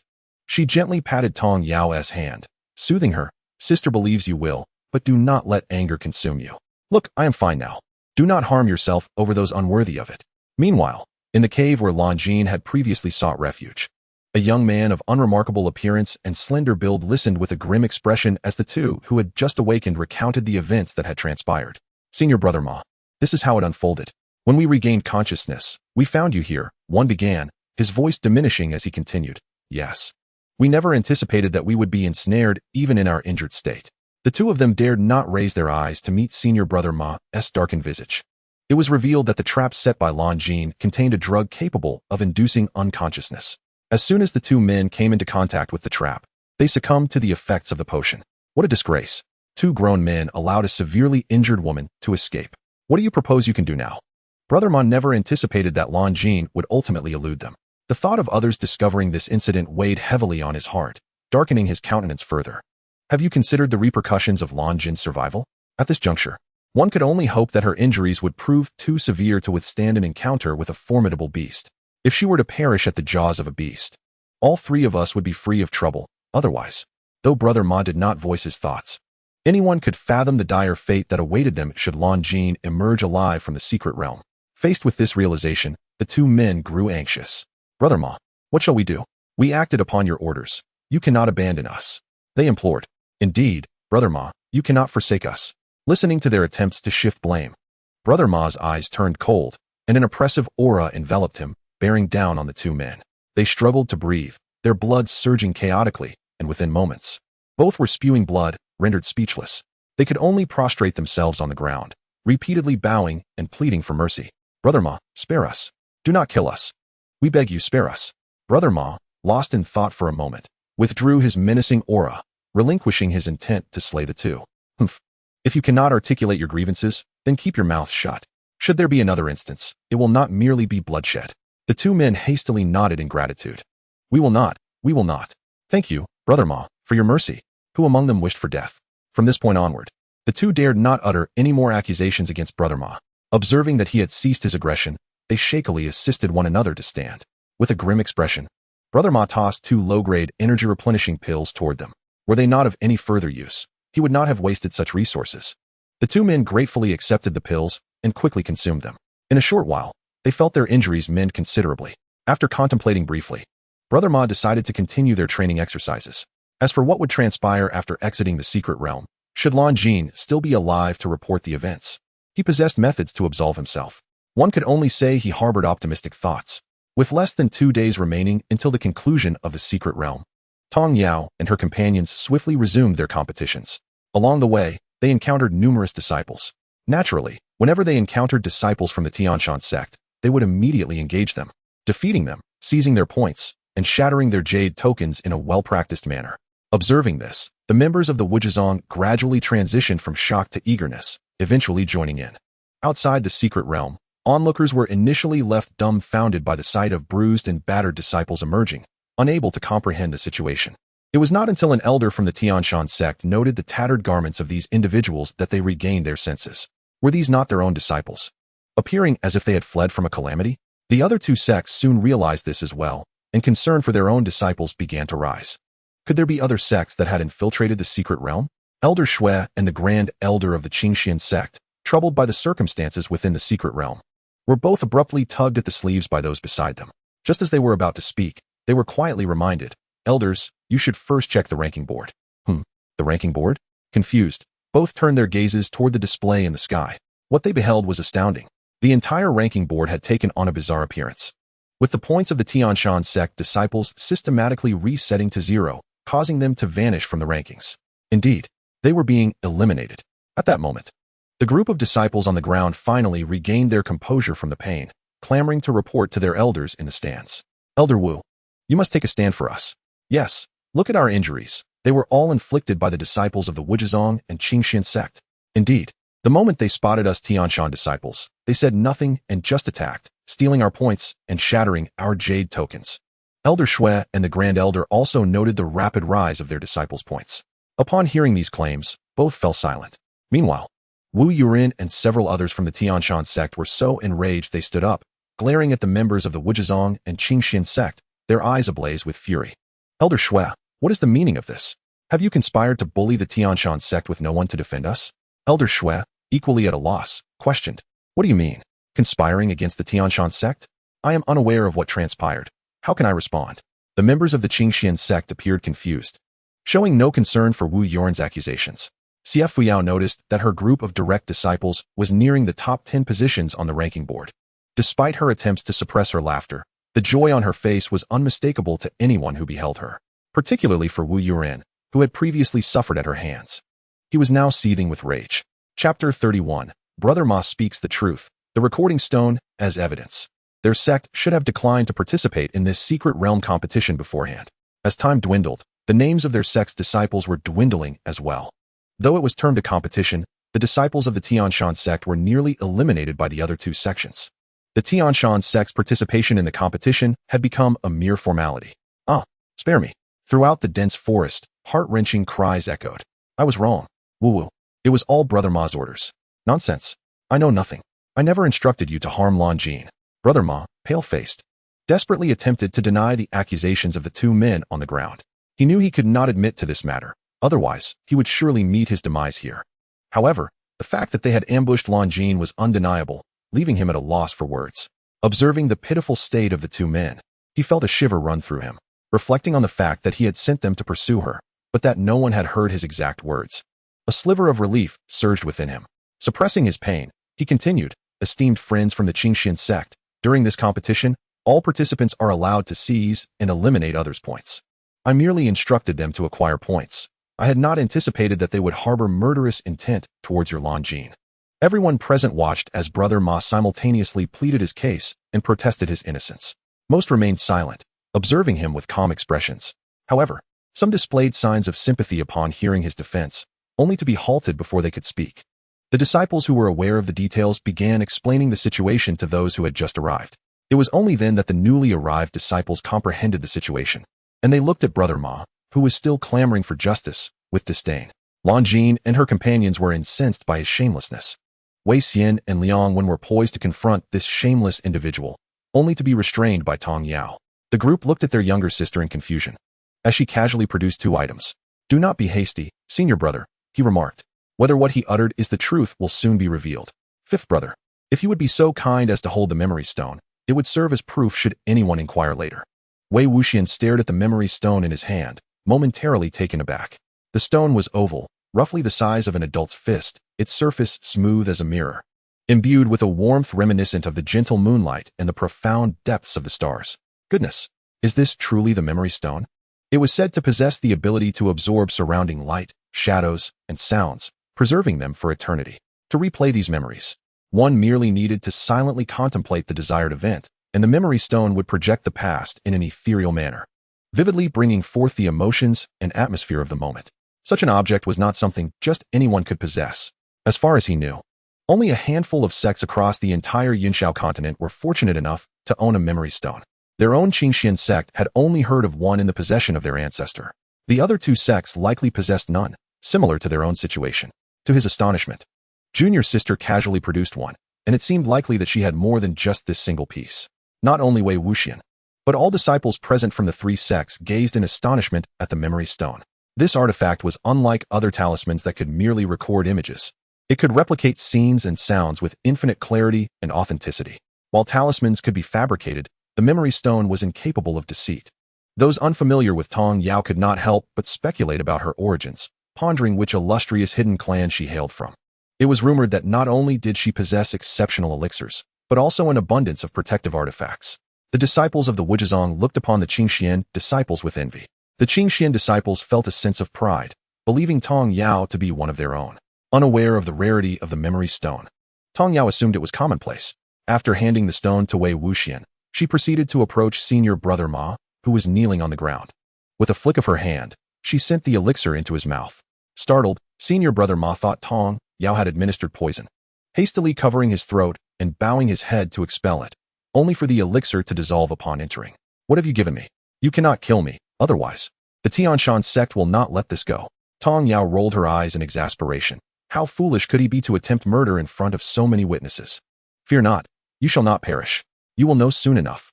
With that, she glanced back at Wei Wuxian, and upon receiving his nod, resumed questioning senior brother Ma. First question, did you ambush my senior sister Longjin when she was injured? As senior brother Ma pondered whether the elixir was indeed poisonous, he was taken aback when the girl before him began to pose questions. He had already answered this query, and there was no fear in repeating it. It was I who proposed to strike while Longjin was engaged with the demonic beasts. After all, she was alone. Upon hearing this, the Qingxian disciples could not suppress their anger and desire to retaliate. Senior brother Ma was startled, realizing he had inadvertently revealed too much. Tong Yao, recalling the perilous situation her senior sister had faced, felt a surge of murderous intent. Taking a deep breath to calm herself, she pressed on. Did you intend to eliminate her to silence her? Indeed, once we struck, we might as well finish her off. In the perilous depths of the secret realm, who would know it was us? Senior brother Ma's voice trembled as he spoke, unable to contain his fear. He understood now that the elixir had a hidden purpose. It compelled him to divulge his innermost truths. The onlookers were astounded, realizing the true power of the elixir that Tong Yao had produced. The once defensive senior brother Ma, who had initially denied any connection, now found himself confessing everything. Such revelations were astonishing. The elixir that could elicit the truth was indeed the famed truth elixir. A 6th-grade truth elixir had once been auctioned at the Gathering Treasure Pavilion in the royal capital for a staggering price of 100,000 medium-grade spirit stones, underscoring its rarity and value. The sight of this young girl using one so nonchalantly evoked both admiration and pity. Su Chengjun silently reassessed the significance of Tong Yao in his mind, vowing to report her extraordinary actions to their master upon their return. From that moment onward, whatever Tong Yao asked, senior brother Ma was compelled to divulge, until, finally, there were no more questions to pose. Soaked in cold sweat, he collapsed to the ground, utterly devoid of any will to resist. All present regarded him with expressions of disbelief. The conflict stemmed from Elder Wu Yurin of the Qingxuan Sect harboring a grudge against Xie Fuyao, the master of the Qingxian Sect's Xiaoyao Peak. In a bid to curry favor, he had acted recklessly, attempting to eliminate the Qingxian disciples in the secret realm to claim credit with Elder Wu and thereby secure resources and a position within the inner circle. How shameless. Chapter 32. Exiting the secret realm and seeking trouble? At the moment Tong Yao finished her questioning, Wei Wuxian stepped forward, unleashing a swift sword chi that rendered senior brother Ma's Dantian useless. The remaining two faced the same fate. With these actions, the fury within Wei Wuxian subsided somewhat. Initially, he had contemplated killing them outright to avenge his senior sister, but was halted by his senior brother and senior sister. Lan Jin did not genuinely wish to spare the three. After all, she had nearly lost her life. To execute them would be too merciful. Especially with disciples from the Wuzhizong present, it would not be wise to act excessively. Rendering them powerless was far more torturous than a swift death. The other Qingxian disciples involved in the competition showed no mercy towards senior brother Ma and his companions. The three were left gasping for breath as they were eliminated. Their scores were transferred to Lan Jin's tally. Time swiftly approached for their exit from the secret realm. Only disciples from the Wuzhizong and Qingxuan Sect remained in the competition. Even though some disciples had left early due to exhaustion, many still persisted. With the opportunity to seize each other's points in an elimination format, neither sect entertained thoughts of confrontation. Instead, they coexisted harmoniously. Observing the camaraderie among the disciples as they gathered by the exit, Tong Yao mused that perhaps this was the first instance in history where disciples from both sects shared friendly interactions during a competition. System, if everyone is so harmonious, the credit surely belongs to me. Without me, they would have fought like dogs over the rankings, right? The system replied, if you say so. As the time elapsed, everyone was instantaneously transported outside. Once they regained their footing, a chorus of shouts rang out. They have emerged. We beseech the esteemed seniors to uphold justice for us. Indeed, we implore the esteemed seniors to intervene. Following the sound, Tong Yao and her companions beheld a group of Tianshan disciples standing not far off. They bore various injuries and wore expressions of fear and indignation, clearly enraged by the previous collusion of the other two sects within the secret realm. Aside from the slight awkwardness on the faces of the representatives from the Wuzhizong and Qingxuan Sect, the rest of the Tianshan disciples, led by Wu Yuren, glared furiously at the two sects emerging from the secret realm. Upon seeing the Qingxian disciples, Wu Yuren unabashedly unleashed his late-stage nascent soul pressure upon them. Many disciples were compelled to retreat under the overwhelming pressure, their faces pale and barely able to maintain their footing. Even as the oppressive force made it nearly impossible for them to breathe, they did not falter. Instead, they stood their ground, resolutely attempting to withstand Wu Yuren's dominance. However, this pressure was swiftly dissipated by a mere wave of Xie Fuyao's hand. The disciples of Qingxuan Sect instantly felt the weight lift, allowing them to exhale in relief. Xie Fuyao's intervention filled Wu Yuren with both fear and fury, prompting him to bellow, "You shameless scoundrels! Are you conspiring against the disciples of Tianshan Sect? What do you intend to accomplish?" His voice reverberated through the air, laced with profound anger and resentment. His face contorted in rage, his eyes bulging as if they could emit flames. His fists were clenched, veins protruding, clearly at the peak of his fury. Xie Fuyao regarded him with cold disdain, her eyes brimming with scorn. With a slight smile, her tone dripped with mockery. "Wu Yuren, your disciples of Tianshan Sect are simply outmatched. Defeat is defeat. Why must you ignite such wrath? Are the members of Tianshan Sect so intolerant of loss?" Wu Yuren, further incensed by Xie Fuyao's words, pointed an accusatory finger at her, exclaiming, "Do not speak condescendingly. Your Qingxuan Sect and Wuzhizong have employed despicable tactics to conspire against my Tianshan Sect's disciples, even incapacitating 3 of them. What cruelty and shamelessness!" Xie Fuyao raised an eyebrow, countering shameless? "Our disciples adhered strictly to the rules of the competition. We have never resorted to underhanded methods. As for the 3 incapacitated, who knows if they were engaged in some nefarious act that warranted my disciples' intervention? It is your Tianshan Sect that owes us an explanation. It is truly disgraceful to lash out simply because of a loss." The exchange between the two grew increasingly heated, and the surrounding disciples were swept up in their emotions. Murmuring amongst themselves, some sided with Xie Fuyao, agreeing with her stance. Others supported Wu Yuren, believing that the disciples of Qingxuan Sect had indeed employed unfair tactics. Naturally, those who supported Wu Yuren were solely from Tianshan Sect. At that moment, a voice imbued with authority and clarity broke through. "Enough." Everyone turned towards the sound. Observing a middle-aged cultivator dressed in green robes, exuding an air of elegance and scholarly demeanor, Elder Shui from Wuzhizong, the overseer of this event. He appeared like a figure stepped from a painting, each movement infused with a calm grace. Both Wuzhizong and Qingxuan Sect's disciples participated in this competition in accordance with the established rules. No misconduct occurred. Injuries in a contest are inevitable, and victories and defeats are commonplace. There is no need for such incessant quarrels, Elder Shui stated. As his words settled, the tense atmosphere around them eased considerably. Although Wu Yuren was furious that all disciples from Tianshan Sect had been eliminated, he dared not contradict the Grand Elder of Wuzhizong, and could only simmer in silence. Elder Shui continued, "A loss is a loss. No amount of debate can alter that reality. Instead of squabbling over trivial matters, it would be far more prudent to focus your energies on enhancing your own strength. In the journey of cultivation, It is not through verbal disputes that one travels the farthest. His words plunged all present into deep contemplation. Wu Yurin and Xie Fuyao, maintaining a frosty silence, turned their backs to one another, yet neither continued their argument. Though the outcome of the competition was immutable, both were eager to uncover what transpired within the secret realm that led the disciples of the other two sects to eliminate all Qingxuan Sect participants. And what of the three incapacitated disciples? The overseers from the three sects looked towards the disciples who had just exited the secret realm. The group standing at the forefront exchanged glances, ultimately leading to Wen Yang, Xie Fuyao's most esteemed disciple, stepping forward to recount the events. All ears were attentive, though occasionally the disciples of Qingxuan Sect cast hostile glares at their counterparts from the other sections. As Wen Yang revealed that a Qingxuan Sect disciple had deliberately ambushed the injured Lan Jin, even attempting to murder to silence her, the atmosphere shifted sharply. Lan Jin had narrowly escaped, only to collapse in the water from her injuries, and was saved just in time thanks to the life-saving elixir carried by her junior sister, Tong Yao. For a moment, everyone was taken aback. While disciples could spar during competitions, none had ever aimed to take a life. Was this not inviting trouble?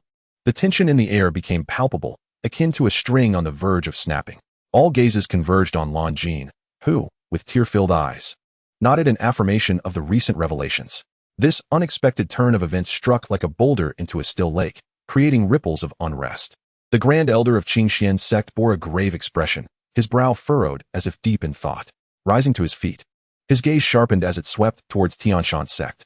Xie Fuyao could hardly contain her fury, her eyes ablaze, as though she intended to consume the members of Qingxuan Sect whole, clenching her fists until her knuckles turned white. Her presence surged with a ferocity reminiscent of a beast on the brink of rage. "You insolent wretches of Qingxuan Sect, how dare you harm my disciple, Xie Fuyao?" Her voice was as frigid as ice, each word forced through clenched teeth. She advanced with purpose, each step heavy and resolute, pressing upon the hearts of those around her. The disciples of Qingxuan Sect, cowed by her imposing aura, retreated, their faces growing even paler. Even their elder, Wu Yurin, felt a pang of trepidation, as if the deep-rooted fears of his soul were stirred to the surface. He had not anticipated that matters would escalate to this point. Striving to maintain a facade of calm, he stepped forward in an attempt to quell Xie Fuyao's wrath. "Xie Fuyao, do not act impulsively. The situation is not yet clear.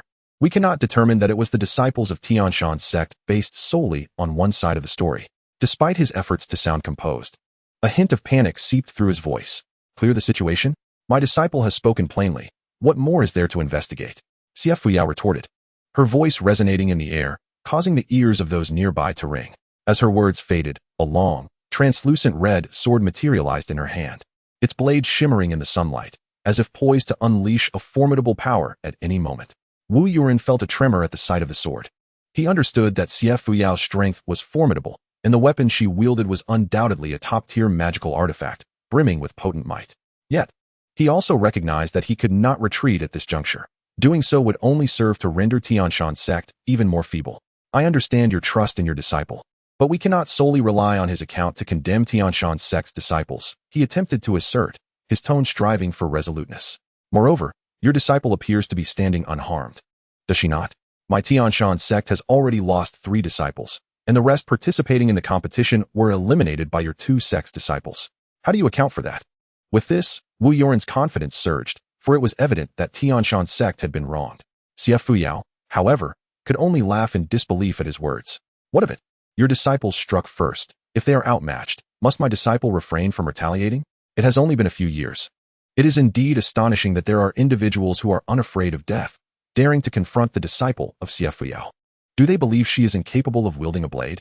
Elder Shui of the Wujizong was equally taken aback by the unfolding events, momentarily rendered speechless. Only upon witnessing Xie Fuyao's furious readiness to strike did he regain his composure and turn to his cherished disciple, Su Qingjun. "Qingjun, is this truly the case? Is this matter as our junior brother one has stated?" Upon hearing Elder Shui's inquiry, Xie Fuyao halted her raised hand and cast a glance in their direction. At that instant, Wu Yurin, who had been anxiously holding his breath, felt a measure of relief. With the gaze of the crowd upon him, he harbored a flicker of hope, wishing that Su Qingjun would present a different outcome. Yet, disappointment was inevitable. Su Qingjun slowly spoke, reporting to Elder Shui. "This matter is indeed as junior brother one has described." Before anyone else could interject, Wu Yurin hastily interrupted. "Wait.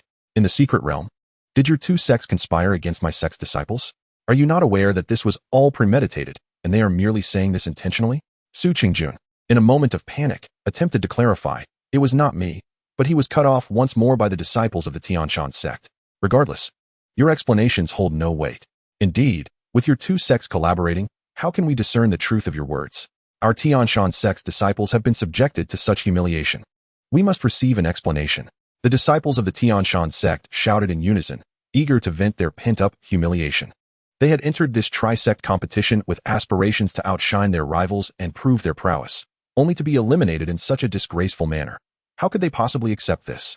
Listening to the cries of his disciples, Wu Yurin felt a surge of satisfaction within. Humph! Without any evidence to prove that our disciples initiated the conflict. You two sects must provide our Qingxuan Sect with an explanation regarding this competition. The disciples of the Wujizong remained relatively calm, while the disciples of the Qingxuan Sect were seething with rage.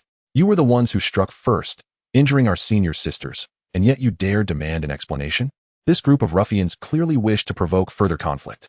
Tong Yao, at a loss for words, thought it was truly a case of not shedding tears until one sees the coffin. Fortunately, she had prepared for this moment. She approached her fifth senior brother, Wei Xian, tugging at his sleeve, and nodded toward the corner where Brother Ma stood. Fifth senior brother, the recording stone. The agitated crowd paused, their spirits revived by her words. They turned their attention to Wei Xian, who, reminded by Tong Yao, quickly retrieved the recording stone he had previously stowed away. Casting a glance at the others, he strode purposefully toward his master, Xiafuyao. Master, I have evidence that will leave the Qingxuan Sect speechless. Besides Tong Yao and her companions, Su Qingjun and a few of his fellow disciples who had initially stood with him also exchanged glances, silently acknowledging their intent. Just as Xiafuyao was about to strike, she paused at Wei Xian's words, raising her hand to deliver a sharp slap to the back of his head. Smack! Wei Xian rubbed his head, nearly on the verge of tears, bewildered by his master's sudden ire. You little rascal, why didn't you present the evidence sooner? Are you seeking a beating? Xiafuyao's eyes narrowed as she glared at him. The entire assembly fixed their gazes upon him, while Wei Xian continued to grimace in pain, prompting Xiafuyao to suppress her anger and remind him in a low voice, evidence. Without further delay, Wei Xian raised the recording stone, infusing it with spiritual energy. A vivid image materialized in the air, and the dialogue within became unmistakably clear. The first inquiry, did you ambush my senior sister, Lan Jin, while she was injured? It was I who suggested waiting for Lan Jin and the demonic beasts to weaken each other before we intervened. Who knew she would be the only one left? Were you not intent on silencing her? Indeed, since we had already struck, we might as well eliminate her. In that perilous secret realm, who could possibly know it was us? Little did we expect that those two useless individuals would allow the severely injured Lan Jin to escape. As the sinister voice echoed from the recording, the disciples of the Qingxuan Sect instinctively turned to Brother Ma in the corner. His previously sorrowful expression twisted into one of monstrous rage. He had never anticipated that the disciples of the Qingxuan Sect possessed such a precious recording stone. Capturing his words in their entirety, when Tong Yao unveiled the recording stone, she had been facing away from him, so only those nearby and a few disciples from the Wujizong had noticed. Thus, he remained blissfully unaware of its existence. Chapter 34. An unprecedented conclusion to the competition. Brother Ma's entire scheme was laid bare before the crowd, causing him to panic. The disciples of the Qingxuan Sect were left in stunned silence. They had never expected the situation to be genuine. Reflecting on their earlier outbursts demanding an explanation, it felt as though they had been slapped across the face. Turning to the very culprit of their humiliation, Brother Ma, the crowd's collective desire to tear him and his accomplices apart surged forward. Wu Yurin, too, was taken aback by the use of a recording stone to document such a trivial matter. At this juncture, he found himself unable to mount a defense. After all, it was a recording stone, a treasure that even cultivators in the tribulation stage could not tamper with. The reputation of the Qingxuan Sect was thoroughly trampled underfoot. His expression darkened as he cast a glance at Brother Ma and his two associates. The chilling intensity in his gaze made them shudder, a wave of despair washing over them. Taking a deep breath, he slowly exhaled. Wu Yurin recognized that this matter must be resolved to Xiafuyao's satisfaction, otherwise, who knew whether this madwoman would storm into their Qingxuan Sect again? With this thought, he raised his head to meet Xiafuyao's gaze, wrestling with his words. Sect leader Xia, since this incident has occurred, how would you like to proceed? By now, Xiafuyao's emotions had settled. Upon hearing his words, she surveyed the Qingxuan Sect disciples who had just been clamoring for an explanation, a cold smile gracing her lips. Oh, no longer seeking an explanation? Those whom she had scrutinized felt a chill run down their spines, their faces flushed as they averted their gazes. Wu Yurin, feeling the sting of her derision, could only take another deep breath, remaining silent. Xie Fuyao cast a disdainful glance in his direction, then pointed with her slender finger towards a specific trio, her voice steady. I care not for the rest, but these three must be handed over to me for judgment. Those who dare to harm my disciple must possess the courage to face the consequences. Wu Yurin glanced at the three individuals she had indicated. After a brief hesitation, he acquiesced. Their reckless actions had already led to the disqualification of other disciples from the Qingxuan Sect, and with their dantian now rendered useless, they were no longer fit to remain within the sect. Handing them over would also serve as a form of atonement for them. Xie Fuyao let out a soft scoff, knowing well that the Qingxuan Sect would not obstruct her. Before the gathered crowd, she raised her hand and swiftly extinguished the three offenders. This scene sent a shiver through the hearts of all present. They would remember, Xie Fuyao, the master of the Xiaoyao peak of the Qingxuan Sect, was fiercely protective of her own, and it would be wise not to provoke her disciples. Meanwhile, the disciples of the Qingxuan Sect watched as Elder Wu, without a word, surrendered the culprits, a chill creeping into their hearts. Would their own sect one day face a similar fate? In comparison, they found themselves feeling a twinge of envy towards the disciples of the Qingxuan Sect. Once this matter was resolved, Wu Yurin and the other members of the Qingxuan Sect felt utterly ashamed and chose to depart without attending the final award ceremony for the top three. After compensating for their losses, they hurriedly departed aboard their spiritual vessel, taking all their disciples with them. This time, the Qingxuan Sect truly suffered a double loss, leaving them with naught to gain.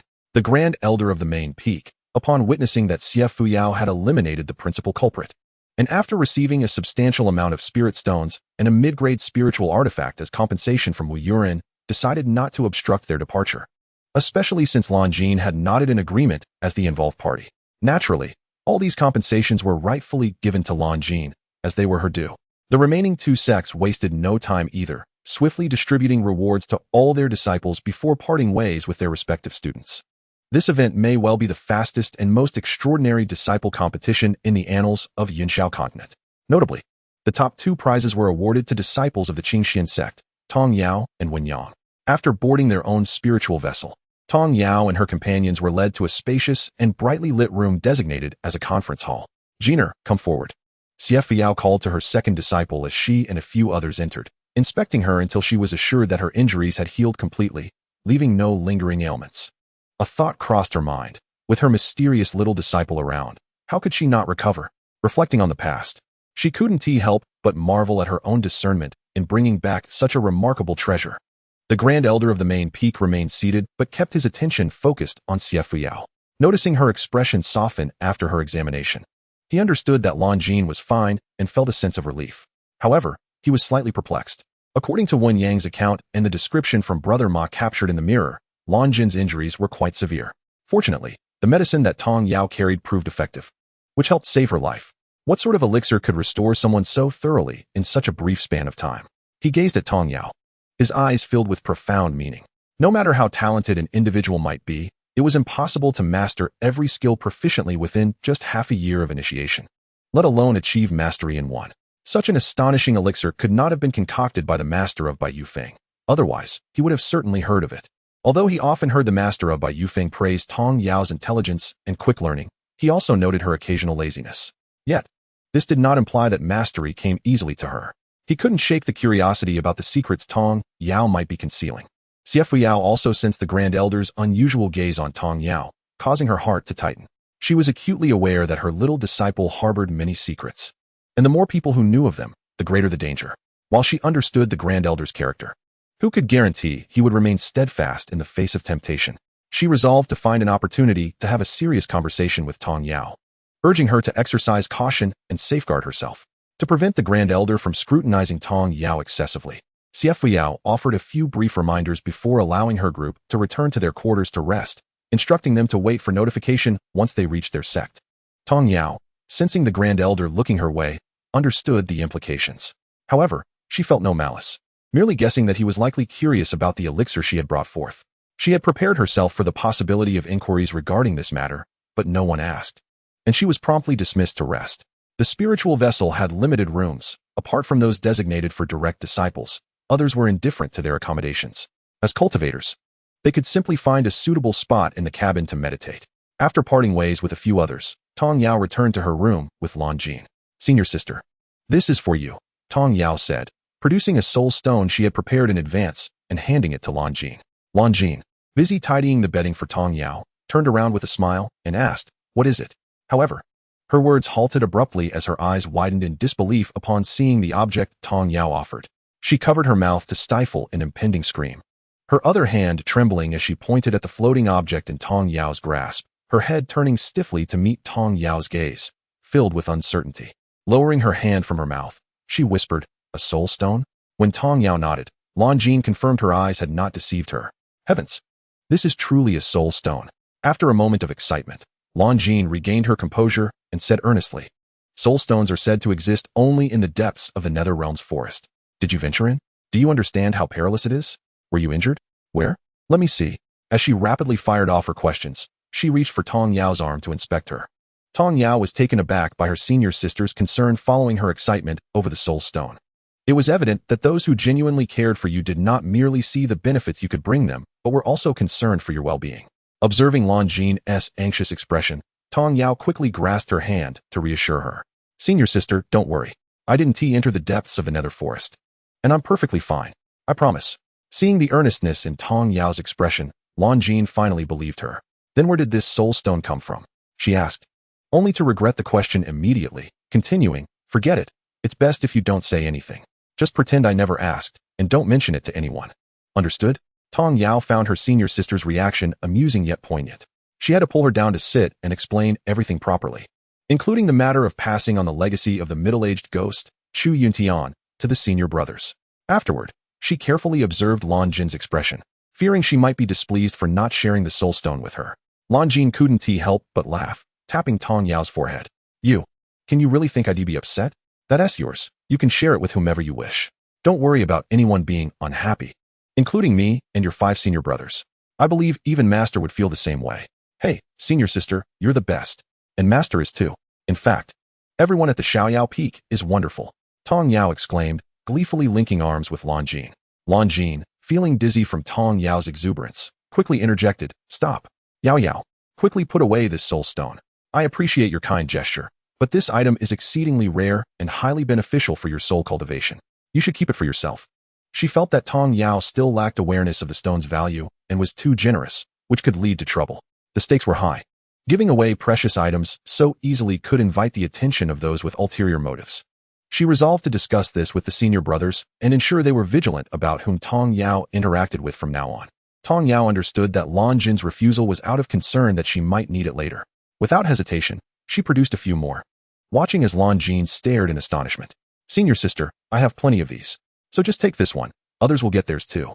Chu Yuntian gifted me a considerable amount." Tong Yao had already made an agreement with Chu Yuntian that the soul stones she possessed were those he had acquired over the years in the secret realm. Having saved him, he had given her quite a few in gratitude. Upon seeing the little junior sister, Lan Jin no longer hesitated and accepted the soul stone. The journey back took 2 days. The spirit vessel gently descended onto the plaza in front of the Qingxuan Sect's entrance. One by one, the members disembarked, with the Grand Elder of the main peak being the last to step down. After he alighted, he waved his hand to shrink the spirit vessel and stowed it away. Turning to Elders Xiefuyao and another, he stated, "I will report to the sect master first. You may handle the rest." With that, he soared towards the sect master's hall. Xiefuyao exchanged greetings with the other 2 and led the disciples from Xiaoyao Peak back. Along the way, they encountered numerous excited disciples who greeted them enthusiastically. Only after the group had departed did the remaining disciples cluster together in animated discussion. "Senior Brother 1 and the others have truly brought prestige to our Qingxuan Sect. Indeed, even the Supreme Wuji Sect ranks behind our Qingxuan Sect now. In my opinion, the most formidable is undoubtedly Junior Sister Tong from Xiaoyao Peak, who silently claimed the top position. The key is, she is younger than us, joined later, and her cultivation is already surpassing ours." A wave of embarrassment washed over the older disciples as they lamented how a mere girl, after entering the sect, had learned far more than they had, her cultivation advancing rapidly. They resolved to exert themselves, for they would feel unworthy calling her junior sister otherwise. Thus, unbeknownst to Tong Yao, the older disciples of Qingxuan Sect entered a fervent training regimen. Observing the diligence of the older disciples, the new disciples felt compelled to keep pace, promptly immersing themselves in their own training. Upon reaching Xiaoyao Peak, Xiefuyao instructed all disciples except her personal ones to return and rest.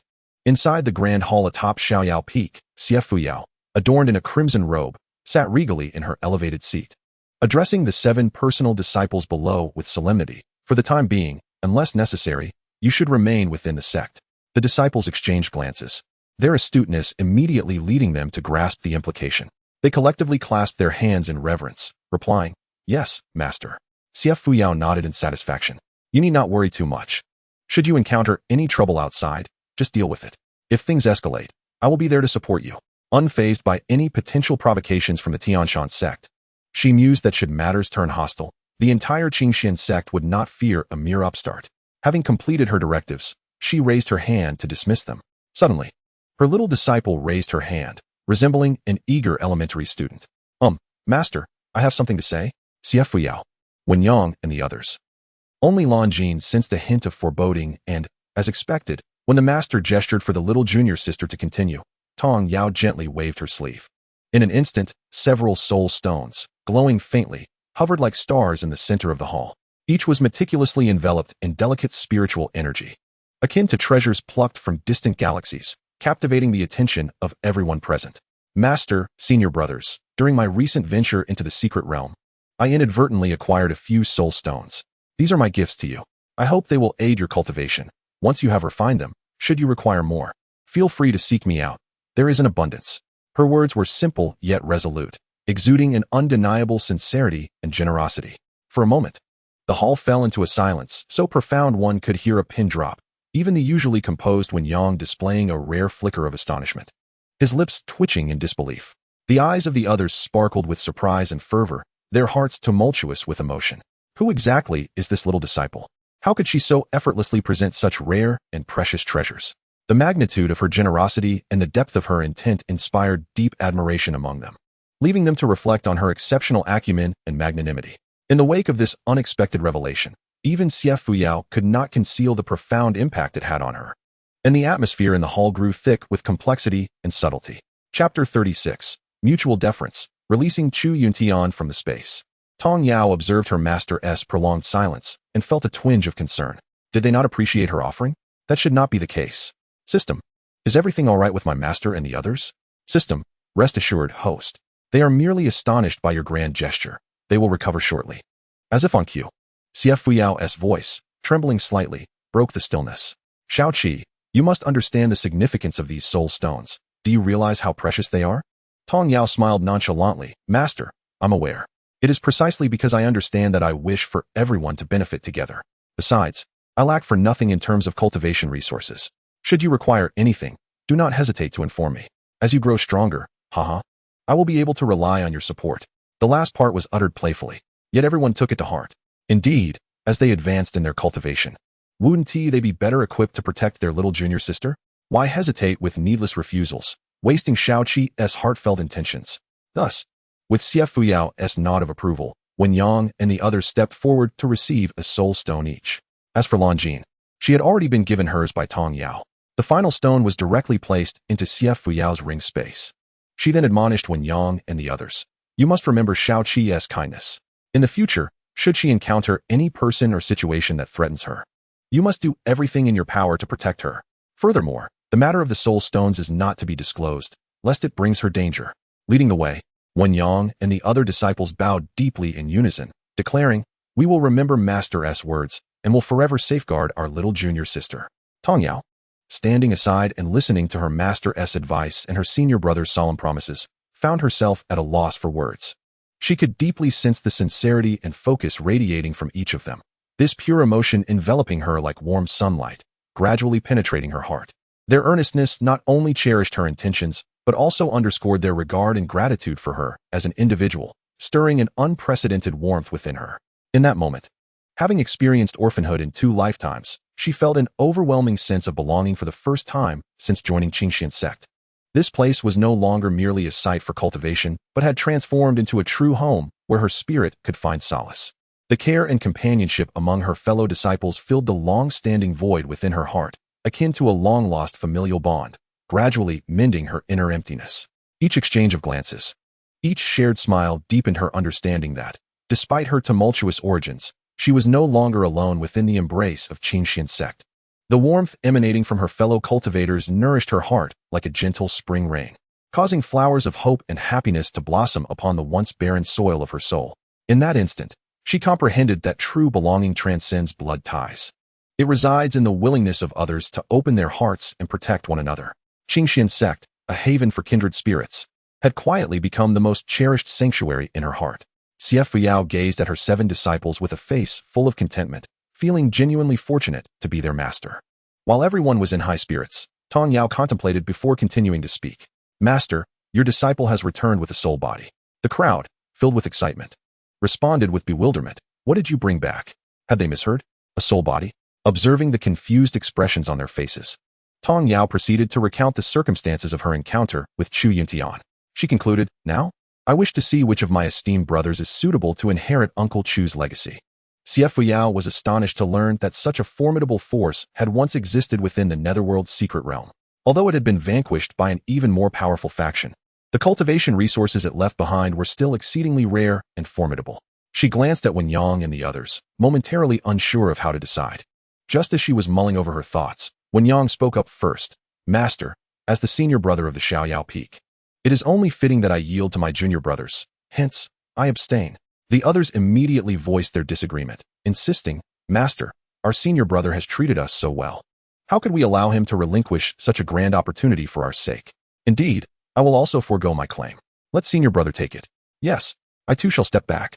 Subsequently, Wei Xian and the others clamored to forfeit, resolutely supporting Wen Yang in inheriting Chu Yuntian's legacy. Seeing the mutual deference among everyone, all eager to see Wen Yang succeed, Tong Yao waved her hand to release Chu Yuntian. He found himself abruptly transported from his leisurely repose beneath the enlightenment tree in Tong Yao's medicinal field. The moment Xianxiao sensed his presence, an overwhelming aura of power filled the great hall, instilling a sense of helplessness within all present, preventing any thoughts of resistance. Upon recognizing Tong Yao, Chu Yuntian immediately restrained his aura. Even in that brief moment, Zhang Jinren, who was conversing with the Grand Elder in the ZY Peak's assembly hall, felt the shift. He swiftly arrived above Xiang Peak, tracing the source of the terrifying energy which had ultimately dissipated at Xiaoyao Peak. Standing beside Zhang Jinren, the Grand Elder, who was slightly delayed, whispered. After exchanging glances with Zhang Jinren, both were struck with realization, their expressions shifting to alarm. Without hesitation, the two made their way toward Xiaoyao Peak, their hearts filled with suspicion. Could it be that a powerful cultivator from the Qingxuan Sect had come seeking vengeance against Xiaoyao Peak? If that were the case, it would be an egregious affront. They were at fault, yet dared to come demanding retribution? Did they truly believe that Qingxuan Sect was a mere plaything? Xiaoyao Peak was not far from ZY Peak, and by the time the two arrived, several others had also descended. Upon seeing this, Zhang Jinren and the Grand Elder hastily approached, bowing respectfully. We greet the esteemed ancestors. The foremost figure, tall and slender, clad in a flowing black robe, his white hair billowing gently in the wind, bore an expression of stoic calm. Yet, his penetrating gaze sparkled with fierce intelligence, as if capable of discerning the depths of one's heart. Indeed, he nodded slightly, his voice deep and resonant. You felt it too, did you not? His succinct words carried an undeniable authority. Upon hearing this, Zhang Jinren and the Grand Elder felt a wave of pressure wash over them. But their extensive experience allowed them to maintain composure. Yes, esteemed ancestor, Zhang Jinren replied respectfully. We sensed that overwhelming aura dissipate in an instant at Xiaoyao Peak. Thus, we speculated whether the Qingxuan Sect had summoned some hidden master to seek vengeance. Chapter 37. Chu Yuntian raises ancestors' vigilance. Vengeance. The man raised an eyebrow. What sort of vengeance? The Grand Elder cautiously elaborated. Recently, during a joint expedition into a secret realm by the 3 sects, certain incidents occurred involving disciples from the 2 sections. He continued. At that time, 3 disciples from the Qingxuan Sect attempted to harm our solitary female disciple from Xiaoyao Peak, nearly costing her life. Afterward, our other disciples retaliated against them in the secret realm. Upon exiting, sect leader Xie executed the 3, which led to the Qingxuan Sect feeling humiliated. As he listened to their account, the man's brow furrowed and relaxed intermittently. Beside him, another elder clad in gray, known for his fiery temper, exclaimed loudly, What? The disciple of that old wretch from Tianshan dared to harm our Qingxian disciples? How audacious! He cursed vehemently, ready to confront the Tianshan sect. Although the other 3 did not speak, their displeasure was evident on their faces. The leading elder cast a glance at the ranting elder, silencing him instantly, though his anger remained apparent. After a brief silence, the leading elder inquired, So, Do you believe that the aura we sensed earlier originated from someone sent by the Qingxuan Sect to create trouble? Xianxiadrama and the Grand Elder could merely speculate, at a loss for other explanations for the sudden surge of pressure, lowering their heads in silence. I understand, he replied, his voice still deep and commanding. It likely is not a person from the Qingxuan Sect. Xianxiadrama and the Grand Elder were taken aback, quickly realizing, indeed, if they had come seeking revenge. Why was there no commotion? Let us proceed inside and investigate, the elder said as he took the lead. The others followed closely behind. Within the hall, Tong Yao had finished introducing Chu Yuntian to her master, senior brothers, and sisters. Do you possess any formidable techniques suitable for my senior brothers and sisters? Something they can all learn together, rather than imparting to just one. Chu Yuntian, recalling the vow he had made, recognized Tong Yao's concern for her fellow disciples. After pondering briefly, he produced several jade slips and distributed them to everyone present, excluding Tong Yao. Xie Yao was surprised to find herself included. These are the sky-level techniques inherited by our sect. You may cultivate according to the instructions contained within. The extent of your mastery will depend on your own comprehension. Of course, should you have any uncertainties, feel free to approach me for clarification. After speaking, he glanced outside the hall before swiftly retreating back into Tong Yao's medicinal field. Xie Yao sensed familiar auras approaching and looked up in astonishment to discover that the visitors were the 5 ancestors who had long been in seclusion within the sect's forbidden grounds. Accompanied by sect leader Xianxiadrama and the Grand Elder, she promptly led Wen Yang and the others forward to greet them respectfully. We pay our respects to the esteemed ancestors, sect leader, and Grand Elder. The others were equally astonished by the sudden appearance of such distinguished figures at Xiaoyao Peak. Filled with curiosity, they too bowed in reverence. We greet the ancestors, esteemed sect leader, and Grand Elder. The leading elder spoke in a calm tone, rise. He then walked directly inside, followed closely by the others. Once the esteemed elders were seated, Xie Yao and her disciples stood in the center of the hall, observing the dignitaries who remained silent. Yet, it was evident to all that confusion lingered in their eyes. After entering, the elders utilized their spiritual senses to scan the area, discovering that there was nothing amiss within Xiaoyao Peak, leaving them perplexed. Could it be that they had misjudged? Unable to comprehend, the elders communicated telepathically, refraining from verbalizing their thoughts. Xianxiadrama cleared his throat, breaking the silence. Esteemed ancestors, we sensed an overwhelming aura appear at Xiaoyao Peak and thought something had transpired, which prompted our visit.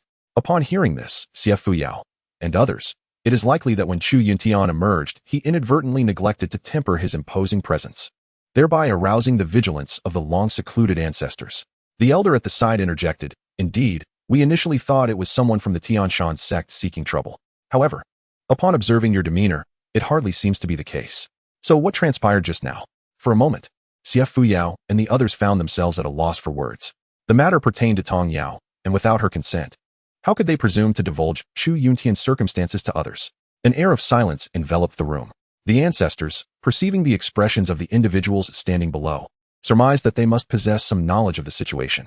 Who, after all, could elicit such a reaction from them? Moreover, the overwhelming aura emanating from this individual was evidently extraordinary, at least rivaling their own powers, if not surpassing them. Presently, they were all in the late stages of the Great Ascension period, with the ancestors of the 3 sects on Yunxiao Continent possessing comparable levels of cultivation.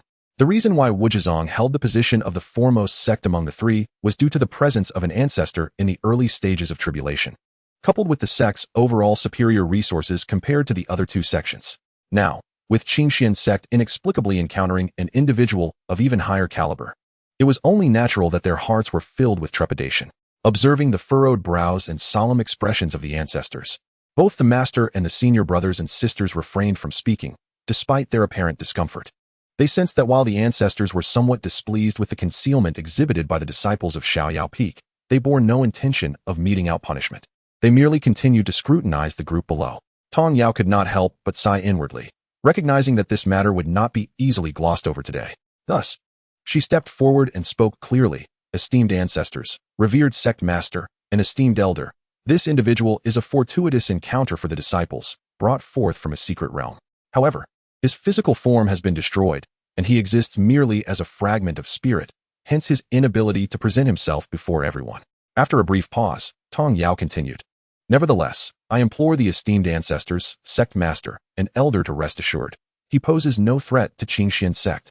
In fact, he has pledged to assist in protecting our sect, and has agreed to provide guidance in our cultivation when time permits.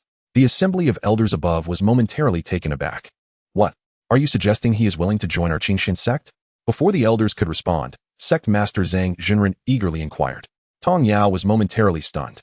When had she indicated that Chu Yuntian was joining Qingxuan Sect? Fearing a misunderstanding on the part of the Sect Master, she hastily clarified, He has not joined Qingxuan Sect. He is merely staying temporarily, though he has not specified for how long.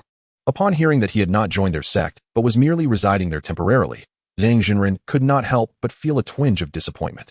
Tong Yao had mentioned that while he was temporarily at Qingxuan Sect, he was willing to protect it, but the duration remained uncertain.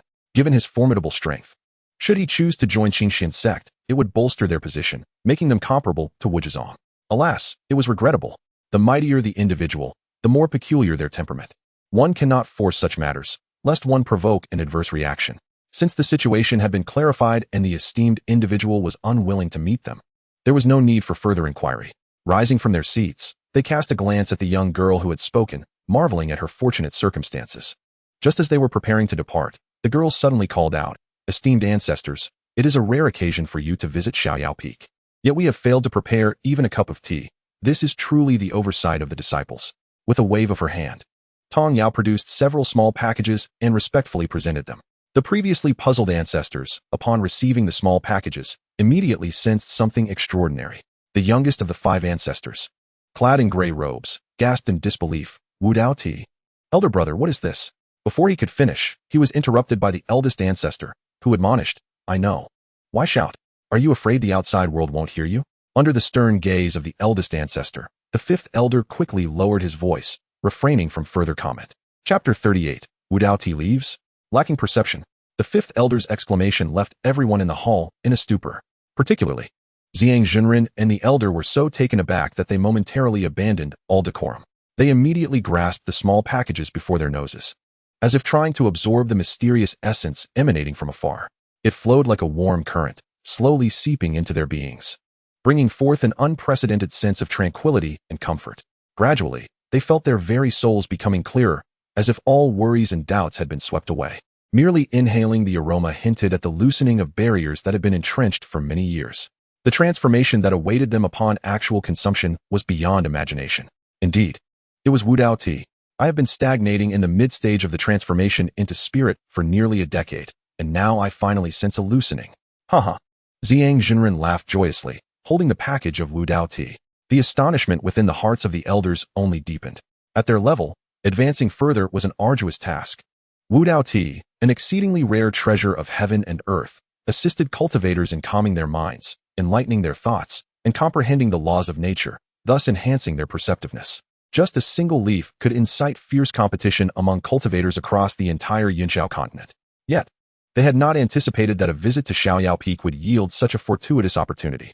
They turned to gaze at Tong Yao, their eyes filled with astonishment and appreciation. This girl truly excelled. She was willing to offer such a precious gift out of reverence for them. How splendid! The approving gaze directed towards Xiafuyao was even more pronounced. What a commendable disciple to have received. Observing a junior generously honoring them in such a manner, they, as elders, could not be stingy in return. Thus, the elders began to present a plethora of suitable cultivation methods, artifacts, and other gifts as tokens of their meeting. Noticing that Zhang Jinren and the elder remained silent, the leading ancestor remarked, "How can these two lack such perception?" He then cleared his throat to remind them. Cough. The two were jolted awake by the sound, glancing at the heap of items in Tong Yao's arms before finally grasping the situation. They hurriedly began to retrieve items from their storage rings. The elders averted their eyes from their antics. Once the gifts were exchanged, the group did not linger, offering their farewells before swiftly departing Xiaoyao Peak. Their hurried retreat was evident, as if they were being pursued by wolves. In an instant, only Xiafuyao and a few disciples remained in the grand hall. Just as Xiafuyao was about to speak, he swallowed his words upon witnessing Tong Yao produce yet another familiar batch of small packages. "Master, senior brothers and sisters, these are for you. Once you've consumed them, come find me for more. Just like the soul stones, we have plenty," Tong Yao proclaimed boldly, prompting a collective gulp from her audience. "Little junior sister, this is Wu Dao Tree Tea. Are you truly saying we can have as much as we want?" Wei Xian exclaimed in astonishment. "Indeed, little junior sister. If one were to sell just a single leaf, it would likely incite a frenzy among buyers. How can you be so generous?" Even the typically reticent 4th disciple, Song Yu, couldn't help but voice his admiration. Tong Yao merely giggled in response, refraining from further explanation. The assembled crowd did not genuinely wish to delve deeper into the matter, swiftly redirecting the conversation. After a few more brief exchanges, Xia Yao dismissed them to rest. The formidable aura released by Chu Yuntian resonated throughout the disciples of Qingxuan Sect, though its fleeting nature led many to assume it was merely a figment of their imagination. However, those from Xiaoyao Peak, being in close proximity, felt its intensity most profoundly. Their curiosity was piqued, especially upon witnessing the sect leader and the Grand Elder appearing alongside several venerable elders at Xiaoyao Peak. They wondered when such a powerful figure had graced their peak. It is well known that their strongest member, sect leader Xia Yao, has only attained the late stage of the nascent soul realm. The presence they sensed was undeniably more potent than that of their leaders, suggesting it was not of their sect. For several consecutive days, the disciples of Qingxuan Sect engaged in fervent discussions regarding the identity of this formidable individual. The news even spread across the entirety of Yunxiao Continent, ultimately culminating in the revelation that all the ancestors of Qingxuan Sect had achieved the full completion of the Tribulation Transcendent stage. In the northern region of Yunxiao Continent, the Wuzhizong sect is nestled within a mountain range rich in spiritual energy. The peaks are layered and shrouded in mist, resembling a celestial paradise. A powerful spiritual force envelopes the entire mountain range, rendering the surrounding air fresh and invigorating. The mountain gate of Wuzhizong stands majestically, constructed from colossal azure stones, adorned with intricate runes and patterns that exude an aura of mystery and authority.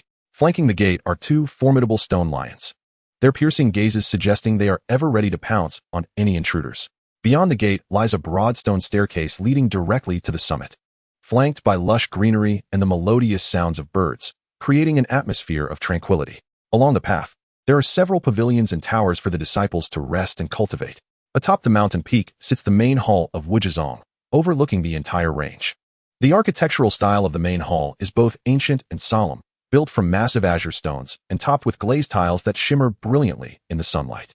At this moment, a significant gathering of the high-ranking members of Wuzhizong convenes within the hall. "What do you all believe regarding the rumors surrounding Qingxuan Sect?" inquired Li Wenxuan, the sect leader of Wuzhizong. His imposing stature and silver hair, meticulously arranged and tied back, lent him an air of gravitas and competence. A few strands of hair fell gently across his forehead, enhancing his scholarly demeanor. His face bore a rugged yet profound quality, with thick eyebrows and a pair of deep-set eyes that sparkled with wisdom akin to the stars in the ocean. Li Wenxuan's attire was remarkably simple, yet it emanated an air of nobility.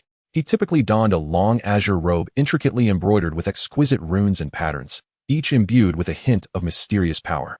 The collar and cuffs of the robe were adorned with delicate trimmings, striking a balance between elegance and solemnity.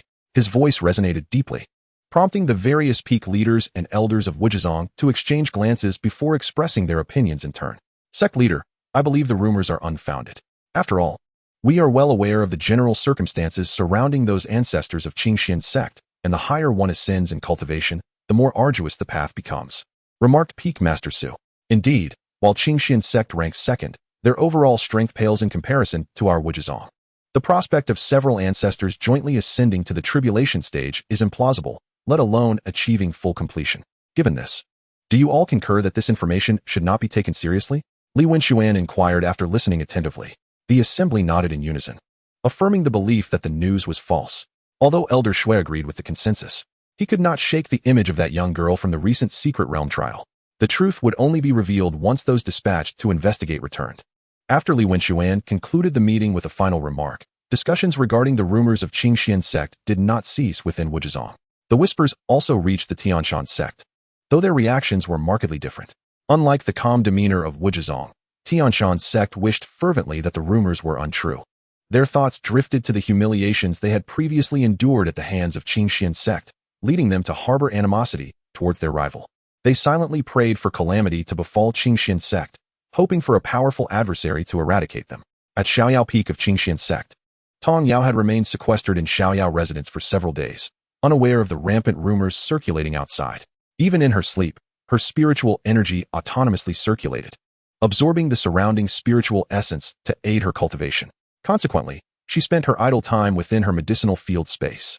Each time she observed Chu Yuntian lounging beneath the enlightenment tree, she questioned whether allowing him entry had been a mistake.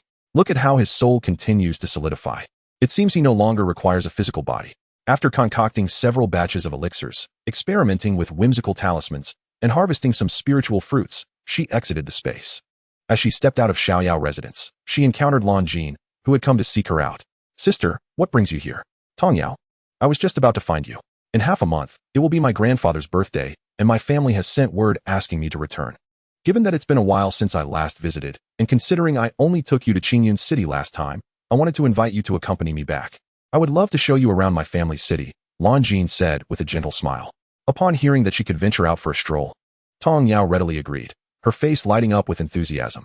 Yes, I am eager to explore. Although cultivation is paramount, with the system at her disposal and Xu Yuntian by her side, she felt no need for concern. Sensing Tong Yao's agreement, Lan Jin led her to consult their master. Recently, due to Tong Yao's remarkable potential, Xianxiafans had advanced from the late stage of the nascent soul realm to the peak, nearing the threshold of the transformation stage. Yet, she was in no rush, choosing to solidify her strength instead. As she sipped her tea, Xianxiafan's gaze fell upon her second disciple, Lan Jin. Entering with Xiao Qi, a flicker of curiosity crossed her mind. What business brought them here? Greetings, Master, Lan Jin and Tong Yao bowed in unison. Rise. You both have come together. Is there something of great importance? Xianxiafans set her teacup down, regarding them with interest. Master, my grandfather's birthday is approaching, and I wish to return home for the occasion, Lan Jin replied, glancing at Tong Yao. Since my little junior sister has yet to visit other places, I hope Master will permit her to accompany me. After speaking, she stood beside Tong Yao, both of them anxiously awaiting Xianxiafans' response. Xianxiafans had not anticipated that their visit was for this reason. Had it been before, she might not have hesitated. However, now that Tong Yao possessed the exquisite sacred body and harbored numerous treasures, should any misfortune befall her outside, they would be powerless to intervene. Furthermore, after the events of the past few days, the sect leader and the ancestors would likely be reluctant to permit their departure from the sect. Yet, upon witnessing Xiao Qi's eager eyes, she found it difficult to utter a refusal. Very well, I shall first consult the sect leader and then provide you with an answer. Xianxiafans concluded. Lan Jin was taken aback. Was it truly necessary to consult the sect leader for a simple visit to her home? However, she refrained from questioning, merely responding with a smile. Of course, Master. Only Tong Yao, standing beside her, began to grasp the underlying reasons for this caution. After the two took their leave, Xianxiafans collected the teapot, still containing the unfinished enlightenment tea, intending to enjoy it later. She adjusted her dress and swiftly exited the Xiaoyao Peak, heading towards the Zhongzhou Peak. Moments later, she found herself within the grand hall of the Zhongzhou Peak. What did you say? Master Xiang suddenly stood up, shouting. Xianxiafans cast a disdainful glance, remarking, Xiao Qi's exquisite holy body is well concealed. I believe it should be no great issue for her to descend the mountain. However, Master Xiang held a different perspective. What do you mean by no great issue? Do you understand the significance of Tong Yao to our Qingxuan Sect? When you departed from Xiaoyao Peak last time, the ancestor explicitly instructed us to protect Tong Yao at all costs, ensuring she suffers no harm. With Tong Yao present, our Qingxuan Sect may yet witness a resurgence of several ascendants to the higher realms. The last phrase was directly conveyed to Xianxiafans through telepathy. Should she leave Qingxuan Sect, venturing so far, could you bear the responsibility if anything were to happen? He recalled the scene upon their arrival at Xiaoyao Peak, where the entire mountainside, from the disciples' residence to the summit, was enveloped by a rich aura of spiritual energy. This was something he had never noticed before, and he suspected it only manifested after Xianxiafans took in the girl. Regret washed over him. Why hadn't he insisted on accepting Tong Yao back then? Surely, it wouldn't have been difficult to find a few female cultivators to attend to her needs. Moreover, he was not blind to the fact that Xianxiafans' strength had already reached the pinnacle of the nascent soul stage, drawing near to the transformation stage. He couldn't believe that her prowess had no connection to Tong Yao. Fortunately, he had also advanced, and so had others. Such a precious gem. How could they feel secure letting her roam freely? If something were to happen, he would regret it to the depths of despair. Xianxiafans was taken aback by the ancestors' high regard for her little disciple. Yet, recalling the look in Tong Yao's eyes before her departure, she steeled herself and proposed to Master Xiang. Why not have the Qingxuan Sect discreetly dispatch some powerful elders to accompany and protect her? Furthermore, with Senior Chu present, there should be no issues. Master Zhang was momentarily speechless, realizing that despite his lengthy discourse, she had not absorbed a word and was still intent on allowing the girl to leave. He trembled, pointing at Xianxiafans, but was interrupted. Moreover, Tong Yao came to the Qingxuan Sect to learn, not to be confined. You cannot prevent her from descending the mountain for a lifetime, can you? How do you know she lacks the ability to protect herself? Xianxiafans' inquiries plunged Master Xiang into silence. After some contemplation, he could only concede. I will arrange the accompanying personnel, thus permitting Xianxiao to depart. She shrugged, not lingering, and returned to Xiaoyao Peak, simultaneously notifying the two companions of their agreement to venture out together via a communication talisman. Coincidentally, Tong Yao and Lan Jin were together. Upon receiving the message, both were elated and began preparing their belongings for the journey. The following morning, it was Lan Jin and Tong Yao who discussed their departure time. After bidding farewell to their master, the two soared towards the sect's entrance. Little did they know, upon reaching the mountain gate, they encountered a group awaiting them. Although their master had mentioned that the sect would send escorts for protection, it had not been disclosed that the esteemed fifth ancestor would personally lead the team. Wasn't this an extravagant use of resources? They hastily sheathed their flying swords and bowed. We pay our respects to the ancestor and esteemed elders. The fifth ancestor chuckled warmly, raising his hand to bid them rise, noticing their nervousness.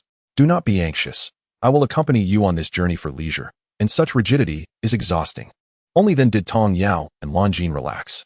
The 8 of you are the elite elders assigned by Xiang, tasked with discreetly protecting you. Should any situation arise, they will be ready to assist, and of course, I will be here as well. The two were genuinely taken aback and repeatedly expressed their gratitude. Subsequently, the fifth ancestor produced a spirit vessel, preparing to enlarge it, only to be stopped by Tong Yao. Fifth ancestor, there is no need to trouble yourself. Let us use my prepared vessel instead. The operation of the spirit vessel required a considerable expenditure of spirit stones, and she felt embarrassed enough by the active escort, let alone imposing further costs. Conveniently, she had yet to utilize the exquisite Linglong flying vessel she had signed for previously. Thus, with a wave of her hand, she summoned the exquisite vessel. Instantly, everyone beheld a delicately crafted flying vessel, resembling a small palace, hovering in the air and radiating a soft glow. In that moment, aside from Tong Yao, the others couldn't help but swallow in awe at the sight of the luxurious vessel. The fifth ancestor promptly stowed away his own spirit vessel. Why would I need anything else when this marvel is present? Tong Yao smiled at everyone. All right, let us prepare to set forth. Among the group, the fifth ancestor, with the highest status, boarded first, followed by the others in turn. Tong Yao swiftly formed a hand seal, and the exquisite vessel shot forth into the distance. In Chapter 40, the stunning Linglong flying vessel, a supreme magical treasure, Tong Yao noticed that everyone merely stood on the deck, not moving. She laughed. Fifth ancestor and esteemed elders, feel free to move about. There is no need to worry about the safety of the Linglong flying vessel. The fifth ancestor stroked his beard and inquired, My dear girl, may we thoroughly explore your Linglong flying vessel? Of course, fifth ancestor and esteemed elders, feel free. Tong Yao nodded in agreement, prompting everyone to begin exploring. From the moment they boarded, they sensed the difference. This vessel was at least a top-grade artifact. Yet, they restrained their curiosity and desire, remaining still until granted permission by the owner. Now, they could finally examine it closely. It was the first time Tong Yao utilized this supreme magical treasure rewarded by the system, and she was eager to discover its interior. The group wandered about, akin to visiting a renowned historical site. The interior of the Linglong flying vessel was ingeniously designed, spacious enough to accommodate several occupants simultaneously. The vessel's body was crafted from special spiritual materials, lightweight yet sturdy, capable of withstanding various harsh conditions. The vessel was also equipped with advanced formations and mechanisms, providing formidable defense and offensive capabilities. They walked about, pausing to discuss, until they had explored the entire vessel, finally settling in a spacious area reminiscent of a grand hall to enjoy tea and rest. Naturally, the tea was the enlightenment tea prepared by Tong Yao. In that moment, the elders were filled with heartfelt appreciation. This journey had been well worth it. Not only were they aboard such a luxurious flying vessel, but they also savored the rare enlightenment tea. They soon found themselves entering a meditative state. Before long, powerful auras began to emanate from them, signifying their cultivation had advanced. Fortunately, they were not undergoing a significant breakthrough, thus avoiding any tribulations.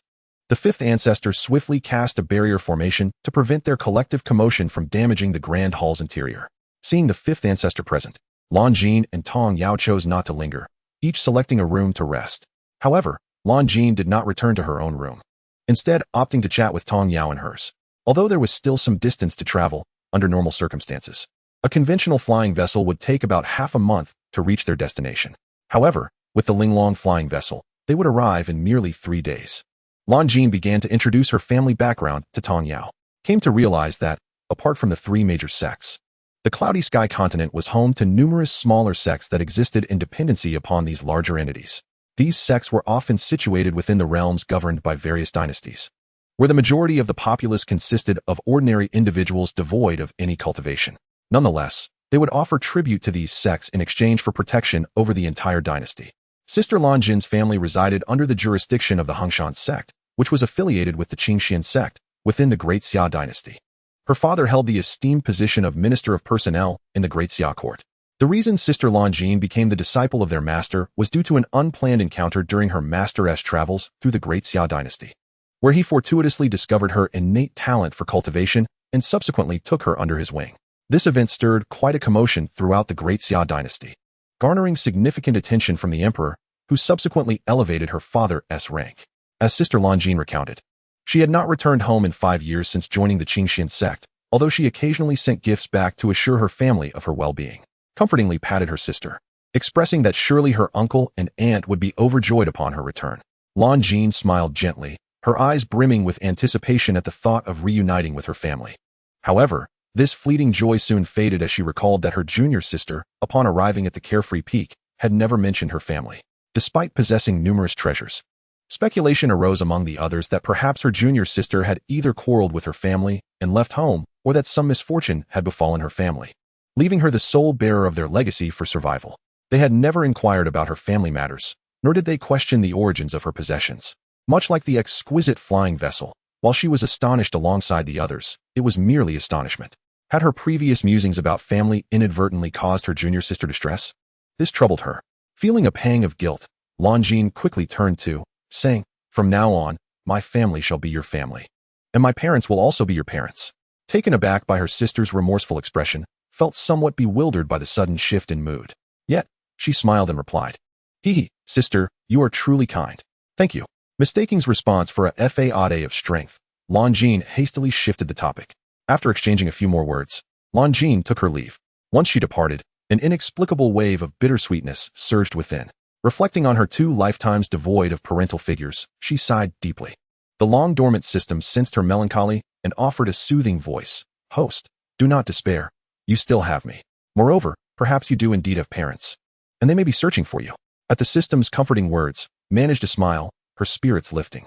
Contemplating the system's statement, a flicker of hope ignited within her heart. Perhaps, just as the system suggested, her parents might emerge one day. Yet, this thought was fleeting, as her attention returned to the exquisite flying vessel. System, does this exquisite flying vessel possess any additional functions? With her mood restored, the system began to elaborate, became increasingly excited as she learned more about the flying vessel. It turned out that, in addition to its basic flying capabilities, the vessel boasted numerous special functions. For instance, it could become invisible through specific formations, evading the pursuit of enemies. It could also teleport instantaneously to designated locations via special mechanisms. Furthermore, the vessel was equipped with storage space, allowing for the safekeeping of a vast array of items and resources, which would prove convenient during journeys. Whether traversing long distances or making short hops, it provided remarkable convenience. Additionally, the vessel could be maneuvered according to the owner's will, flying gracefully through the skies with exceptional agility. In summary, the exquisite flying vessel was a powerful and versatile artifact, a treasure of immense value for cultivators. One could not help but marvel at the system's generosity. Speculated that it would be challenging to find any comparable flying apparatus across the entire cloudy sky continent. Fortunately, the sect had dispatched 5 ancestors and several elders to accompany them. Otherwise, if it were just she and Sister Lan Jin making such a conspicuous departure, they would likely attract the attention of numerous cultivators the moment they left the Qingxuan Sect's territory, who might seek to seize this coveted treasure. Chapter 41. Arrival at the Imperial City of the Great Xia, 5 years apart from daughter. After 3 continuous days of flight, the group finally neared the Imperial City of the Great Xia dynasty on the morning of the 4th day. To avoid causing a commotion, they descended the flying vessel into a secluded hollow. Upon disembarking, stowed away the exquisite flying vessel. Following a brief discussion, the 5 ancestors instructed the others to remain hidden in the shadows while they sent 2 individuals into the Imperial City. Thus, as they departed the hollow and soared toward the city gates, only the 5 ancestors and Lan Jin remained visible. The soldiers stationed at the city gates, upon catching sight of the trio approaching on their flying swords, felt their hearts race. In their mortal realm, none could fly upon swords. Only those who practiced the way of the immortals possessed such skills. Consequently, they dared not obstruct their path and respectfully bowed, granting them passage. Once the elderly figure and the 2 young women had disappeared from view, the guards hurriedly reported to their superiors. Upon hearing this, the city gate commander, alarmed, rushed to the imperial palace. At that moment, the great Xia emperor was convening with his ministers. Hearing that a significant matter required his attention, he ordered the commander to enter the court, under the watchful eyes of the emperor and his assembled ministers. The city gate commander recounted what the guards had witnessed at the gates. What? 3 cultivators have arrived at the imperial city? The great Xia emperor was taken aback. Rising abruptly from his throne, the assembled princes and ministers were equally astonished. This was indeed a momentous occasion. They were aware of the existence of cultivators in the world, for their dynasty offered tributes to the Qingxuan Sect annually, seeking their protection. Yet, encounters with true cultivators were rare, and they knew well that these individuals far surpassed ordinary people in power, capable of annihilating entire cities with ease. Realizing the gravity of the situation, the great Xia emperor dispatched his most composed and steady third prince to lead a contingent in search of the 3 immortals. He repeatedly cautioned, "Third, you must be swift and mindful of propriety. Upon finding them, be sure to show utmost respect. Do not delay." The great Xia emperor was keenly aware that any misstep could lead to dire consequences for the city's inhabitants. The third prince understood the importance of the task and, without delay, set forth from the palace. In the grand hall, the ministers began to murmur amongst themselves. It had been many years since a cultivator had graced the great Xia dynasty. If fortune favored anyone, it was undoubtedly the family of the Minister of Personnel, the elder Mr. Lan. The last time a female immortal had visited, she had directly taken the youngest daughter of the Lan family as her disciple. With this thought, all present were stirred, pondering whether they might seize this opportunity to cultivate a favorable relationship with the 3 immortals. At that moment, it might just be the turn of one's own child to be favored by an immortal and taken as a disciple. Consequently, their family would also reap the benefits. Observing the still jet-black hair and robust physique of the old man Lan, one could not help but feel a sense of urgency as dawn approached. It was imperative to return home and remind one's child not to miss this opportunity. Meanwhile, the Minister of Personnel, Lord Lan, recalled a letter he had recently penned to his daughter and was filled with speculation, though he dared not confirm it. After all, it had only been a few days since they had last heard from her. How could Jin possibly have arrived so swiftly? Regardless of the conjectures made by the emperor of the great Xia and the court officials, Lan Jin and her companions remained oblivious. At that moment, Lan Jin, accompanied by her 5 ancestors and Tong Yao, had arrived at the entrance of her family estate. Before a magnificent mansion, a plaque hung high, inscribed with the powerful calligraphy of Lan Mansion, its gilded letters shimmering under the sunlight, exuding an extraordinary aura of nobility. The estate itself was grand in scale, featuring soaring eaves and intricately carved beams, each brick and tile reflecting the ingenuity of its craftsmanship, as if narrating the glory and vicissitudes of an era. The imposing gatehouse stood with solemn dignity, flanked by stone lions that added an air of gravity and majesty. The 2 young attendants stationed at the entrance, upon seeing an elderly man accompanied by 2 girls, could not help but feel perplexed. One of them stepped forward politely and inquired, "May I ask who you are and what brings you to the Lan Mansion?" Tong Yao, taken aback by their courtesy, marveled at how even the attendants of her senior sister's household were so well-mannered, indicative of the Lan family's adherence to civility and propriety. With a smile, Lan Jin replied to the attendants, "Quickly inform my grandparents that Lan Jin has returned with esteemed elders from our sect." Upon hearing this, the 2 attendants immediately thought of the young lady often mentioned in the household, rumored to have been taken as a disciple by an immortal. One attendant stayed behind to guide them, while the other dashed into the mansion, calling out, "The young lady has returned. Grandfather, grandmother, our esteemed young lady is back." In no time, the entire Lan Mansion was stirred by this announcement. Maidservants and the steward hurried out to greet them. In a graceful and spacious courtyard, Lady Lan was tending to her flowers when she heard the news. Startled, her watering can fell to the ground with a clatter. Unable to believe her ears, she turned to the elderly matron beside her, who nodded eagerly in affirmation. "Madam, you heard correctly. I too have heard that the young lady has returned." Without a moment's hesitation, Lady Lan turned to hasten toward the gate. The matron and maidservants rushed to support her, urging, "Madam, do not rush. The young lady has returned. She will not leave so soon." But Lady Lan, consumed by her longing, could think of nothing else but to reunite with her daughter. It had been 5 long years since she last saw her beloved Jin. Though she occasionally received letters and elixirs from the sect, her concern for her only daughter never waned. Was she eating well? Was she being bullied? Had she sustained any injuries? Now that she was finally back, there was no time to waste in welcoming her home. In another study within the estate, an elderly man of robust spirit sat reading at a desk when he was suddenly alerted by the commotion outside. "What is happening out there? Why all this noise?" Shortly thereafter, An elderly steward rushed in, excitement evident in his voice. "Old master, you must come out and see. Our young lady has returned with her sect's elders." Upon hearing this, the old man sprang to his feet, casting aside his book, and hurried outside. "Quickly, Jean is back, and she has brought her sect's companions. We cannot allow anyone to think the Lan family lacks decorum. We must ensure Jean does not feel uncomfortable." The steward nodded in agreement, grinning as he added, "Indeed. Old master speaks wisely." Others in the mansion soon received the news and hurried out to the front courtyard. By the time they arrived to greet the three, Lan Jean had already led her 5 ancestors and Tong Yao through the grand entrance and was making her way to the inner courtyard. As they entered, they were greeted by a deep courtyard adorned with winding paths, exotic flowers and plants, and a pond shimmering in the sunlight, harmoniously complemented by elegant pavilions and towers, creating a breathtaking vista of classical elegance and grandeur. Chapter 42.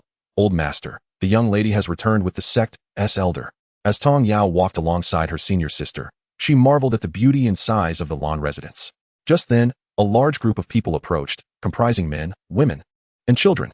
Upon spotting her mother and grandfather, Lan Jean's eyes brimmed with tears as she rushed toward them. Tong Yao and the 5 ancestors stood quietly in place, refraining from interrupting the heartfelt reunion. When an elderly man at the forefront discreetly wiped his eyes and gently patted Lan Jean's arm, he said, all right. You two can catch up later. We have guests. Jean, do take the 2 esteemed immortals inside for tea, lest we appear neglectful." Regaining her composure, Lan Jean turned to apologize to Tong Yao and the others. Tong Yao smiled and assured her that it was no trouble, while the 5 ancestors waved dismissively, indicating their indifference. Lan Jean then introduced her companions. "Grandfather, mother, this is the elder from my sect who graciously escorted us back, and this is my new junior sister, who has come to the Great Xia for a visit." Having only briefly introduced their identities, she refrained from elaborating further. The elder, who appeared younger than Lan Jean's grandfather, astonished him. He could hardly hide his astonishment. His demeanor grew increasingly respectful, and he dared not show any sign of disrespect. "Thank you, esteemed elder, for bringing Jean back.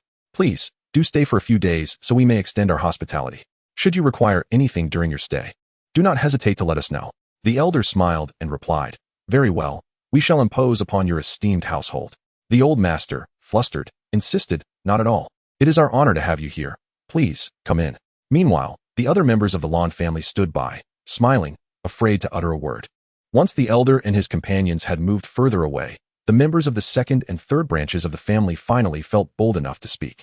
They were astonished that Jean had returned, and even more so, that she had brought back the elder from her sect. Such an event would undoubtedly bring prestige to the Lan family. One of the first to speak was Lan Jean's second uncle. "Do you think any of our children from the 2nd branch might catch the elder's eye? Given how favored Jean seems to be, wouldn't it be easy for her to ask the elder to take 1 or 2 of our children under his wing?" The 2nd branch's lady wore a calculating expression, leaving the others in the 2nd branch stunned. The couple from the 3rd branch exchanged incredulous glances at the typically meek 2nd aunt. They thought to themselves, how bold of her. But what would happen if the elder and the eldest couple found out? Would they throw the entire 2nd branch out of the estate? It was well known that the 2nd and 3rd branches had lower official ranks and relied heavily on the eldest, the Minister of Personnel, to maintain their comfortable lives. Recovering from his reverie, Lan Jean's 2nd uncle noticed the incredulous expressions on the faces of the 3rd branch members and flushed with embarrassment. He admonished, "What nonsense are you spouting? No matter how esteemed Jean is, it is her own merit. How could we impose upon her to request the elder to take on our children? What if we offend the elder? Do you think the eldest and his wife would let you off lightly?" The 2nd branch's lady, taken aback by her husband's public reprimand, found herself momentarily speechless, her eyes glistening with tears. Observing her reaction, Lan Jean's 2nd uncle felt a pang of guilt. Yet, he knew that what she had suggested was indeed inappropriate and could lead to grave consequences if the eldest family were to learn of it. Upon recalling the temperaments of my elder brother and a few nephews, an involuntary sense of trepidation washed over me. I promptly exchanged a few words of caution with the family of the 3rd brother before taking my leave with my wife. The couple of the 3rd brother exchanged whispers as they observed our retreating figures, remarking, "Who would have thought that our 2nd sister-in-law, often perceived as meek and submissive, possessed such a fierce side? I had always assumed her gentle nature would leave her vulnerable to the whims of others. Alas, it appears I was the most naive of all." Mr. Lan San, with an affectionate embrace around his wife, chuckled, "Ah, you have finally come to realize, my dear. Did you truly believe my frequent warnings were mere jest? From now on, exercise caution in your dealings. Do not take everything at face value." lest you be deceived and find yourself in a position of loss. Ridiculous. I am not as foolish as you suggest. Mrs. Lan Sen playfully scolded, lightly striking her husband. The couple continued their banter as they strolled away, leaving behind two children who exchanged glances of exasperation, momentarily forgotten in the haze of their parents' affectionate antics.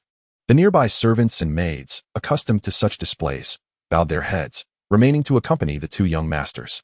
Meanwhile, old Master Lan personally guided the fifth ancestor towards the reception hall, engaging in careful conversation along the way. Mrs. Lan, holding her daughter's hand with one hand while grasping Tong Yao's with the other, incessantly inquired about their experiences within the sect, her words laced with concern for their well-being. She was determined to make amends during this visit, treating Tong Yao as if she were her own. As they neared the hall, Mrs. Lan suddenly recalled something and promptly issued a few instructions to the nearby Granny Lin. Without hesitation, Granny Lin conveyed Mrs. Lan's messages to the head steward of the outer courtyard before heading to the kitchen to oversee preparations. The head steward swiftly dispatched a servant to wait at the palace gates, instructing him to inform the master immediately upon the elder master's exit, alerting him that the young lady had returned with the sect's ancestor, urging him to hasten home. In no time, the entire Lan household was bustling with joyful activity, the servants wearing expressions of pride, reveling in the honor of their association with celestial beings. Ever since Miss Lan Jin became a disciple of the immortal, the Lan family had ascended in prominence, garnering respect even for the servants. Notably, the masters of the Lan household had long abandoned the cruel practices of mistreating their subordinates, instilling a sense of pride among those who served. At the palace gates, the servants dispatched from the Lan household soon spotted clusters of adults emerging. They anticipated the arrival of their master, and indeed, shortly thereafter, a distinguished-looking middle-aged man, with an elegant demeanor and a commanding presence, emerged leisurely, exchanging farewells with acquaintances along the way. Upon reaching the carriage, he noticed that instead of one, two young attendants awaited him. As he removed his official hat and prepared to board, he was met with the excited announcement from the household servant, "Master, the lady has returned with the sect's ancestor." The news startled Master Lan, causing his legs to wobble as he nearly stumbled. Fortunately, the two young servants swiftly caught him, preventing what could have been a disastrous fall. The nearby adults, preparing to board their own carriages, were taken aback by the sudden commotion. "Master Lan, are you quite well?" they inquired with concern. "Indeed, Master Lan, what has caused such alarm? Share it with us. We may assist you." "Indeed, old Master Lan, you were fortunate that your young servants were quick to catch you. Otherwise, you might have suffered serious injury." Once he regained his composure, Master Lan offered a calm smile, acknowledging their concern with a polite gesture. "Thank you all for your kindness. I merely momentarily lost my focus. There is no cause for alarm. Please continue your discussions. I have matters to attend to and must take my leave." Without waiting for further responses, he swiftly entered the carriage, instructing the servant to hasten back home. The carriage sped away in a flurry of dust, leaving the assembled adults in a state of bewilderment, pondering the sudden shift in Master Lan's demeanor from leisurely to alarmed upon exiting the palace. Chapter 43. Do not disturb. Notify upon departure. Fortunately, the streets were sufficiently wide, and as it was still early, the vendors had not yet fully set up their stalls. Thus, the carriage made swift progress through the streets and soon arrived at the entrance of the Lan residence. With the assistance of the young servant, Master Lan hurriedly disembarked from the carriage, disregarding the need to change out of his official robes as he hastened toward the reception hall. He reflected on the transformations that had taken place in their family over the past 5 years since his daughter had joined the Qingxuan Sect. The occasional gifts sent back had elevated the Lan family to a position of prominence within the Great Xia dynasty, garnering respect and caution from others. Certainly, the royal family understood the implications of the Lan family's newfound status.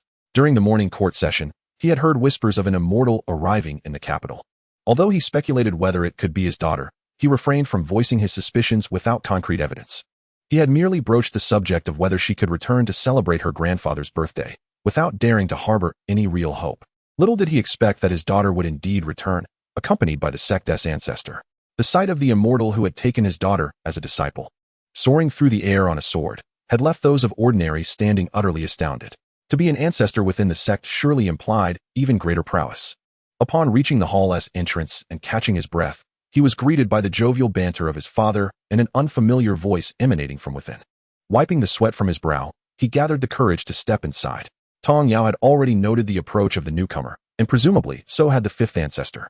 The middle-aged gentleman before them addressed the fifth ancestor, seated at the head of the table, with utmost respect. "Esteemed immortal, It is with great regret that I was unable to greet you upon your arrival at the Lan residence. Please forgive my oversight.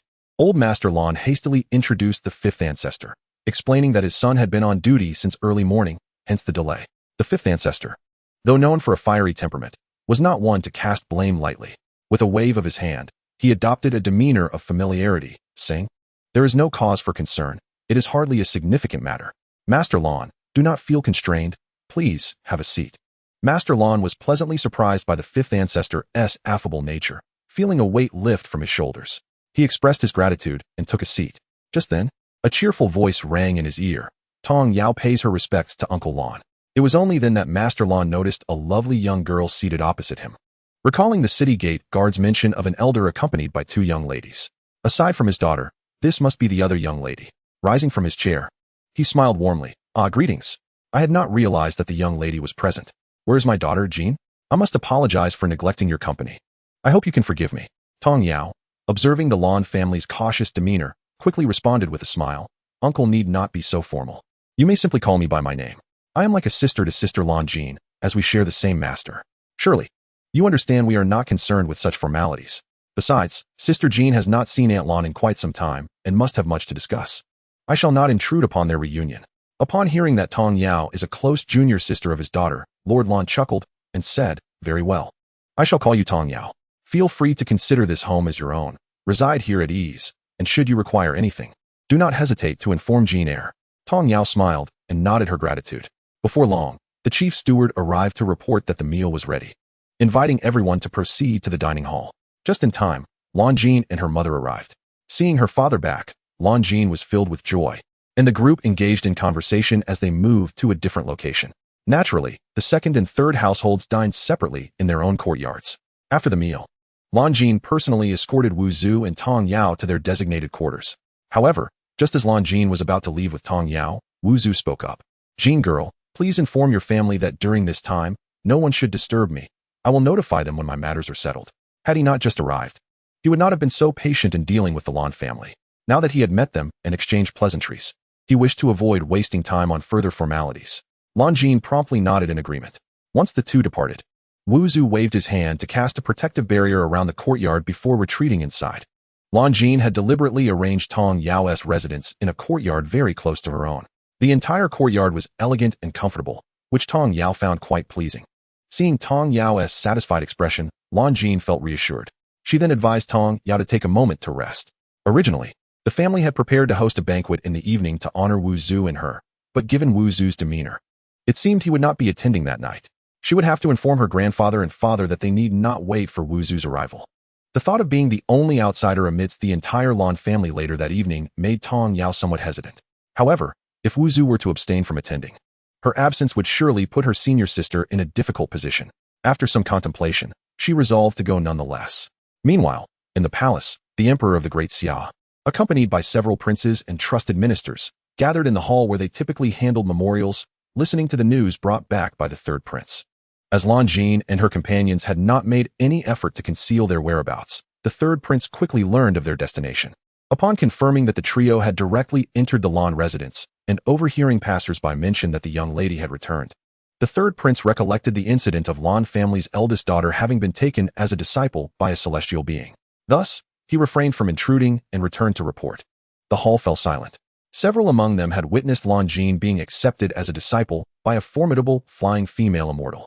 Moreover, there had been numerous occasions over the past 5 years where Lan family had sent back precious treasures, including life-saving elixirs, some of which Lord Lan had presented to the Emperor of the Great Xia.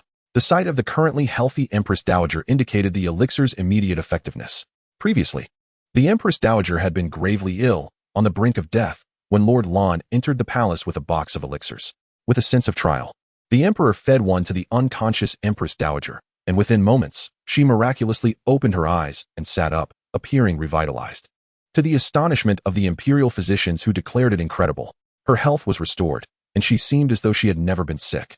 Consequently, the Emperor safeguarded the remaining 2 miraculous elixirs as national treasures, ensuring they would not be disclosed to the outside world.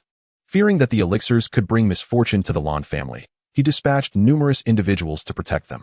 Unbeknownst to him, Lord Lan had the confidence to offer the elixirs without fearing theft, as his daughter's master had established a protective barrier around their home, ensuring that anyone who dared to harm the Lan family would face dire consequences. Coupled with Lord Lan's status, ordinary individuals who witnessed the tragic fates of those who attempted to rob them were deterred from making further attempts. Nevertheless, upon seeing the array of skilled guards dispatched by the emperor, Lord Lan did not decline, for there was no reason to remain confined within the estate indefinitely. Thus, whenever the master of the Lan household ventured outside, he was accompanied by protectors. Although the emperor later learned of the protection surrounding the Lan residence, the specifics remained unknown to him, as those who had first-hand experience were no longer alive. Chapter 44. Is the system tired of her? The emperor of the Great Xia inquired with confusion.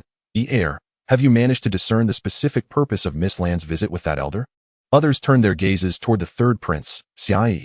In response to father, I did not enter the Lan residence, but it is said that the birthday of the old master of the Lan family is approaching. I speculate that they may be here for the upcoming birthday banquet. Xiai respectfully replied. The emperor, Xia Lianxing, then recalled that the old master of the Lan family had once been a loyal minister to the Great Xia, only retiring due to age. His birthday was indeed imminent. The remaining princes and ministers exchanged glances, puzzled as to why the esteemed sect would send someone to accompany Miss Lan for the birthday of an ordinary elder. Could it be that Miss Lan's talent had reached a level of significance to warrant such attention from her sect? Contemplating this, the princes and ministers found themselves filled with various thoughts.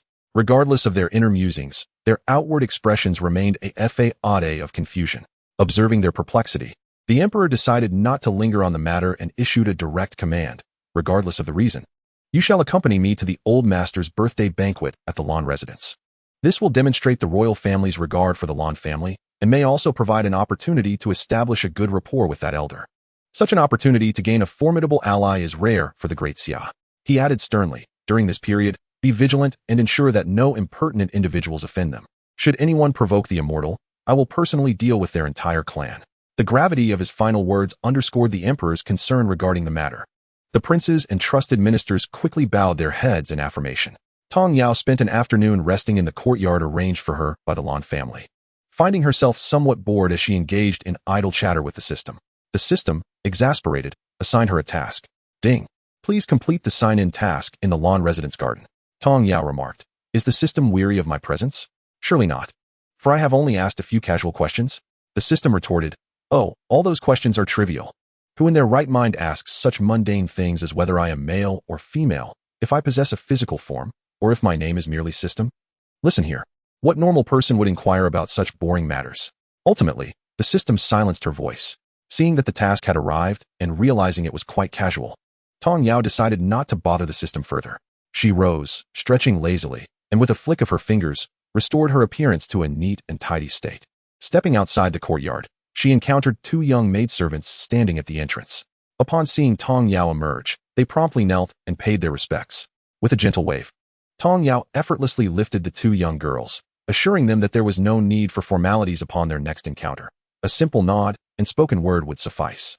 The two little maids expressed their gratitude profusely, their eyes sparkling with awe as they recalled the miraculous force that had tenderly buoyed their knees. A cacophony of excitement echoed in their hearts. My goodness, is this what celestial power feels like? It's utterly astonishing.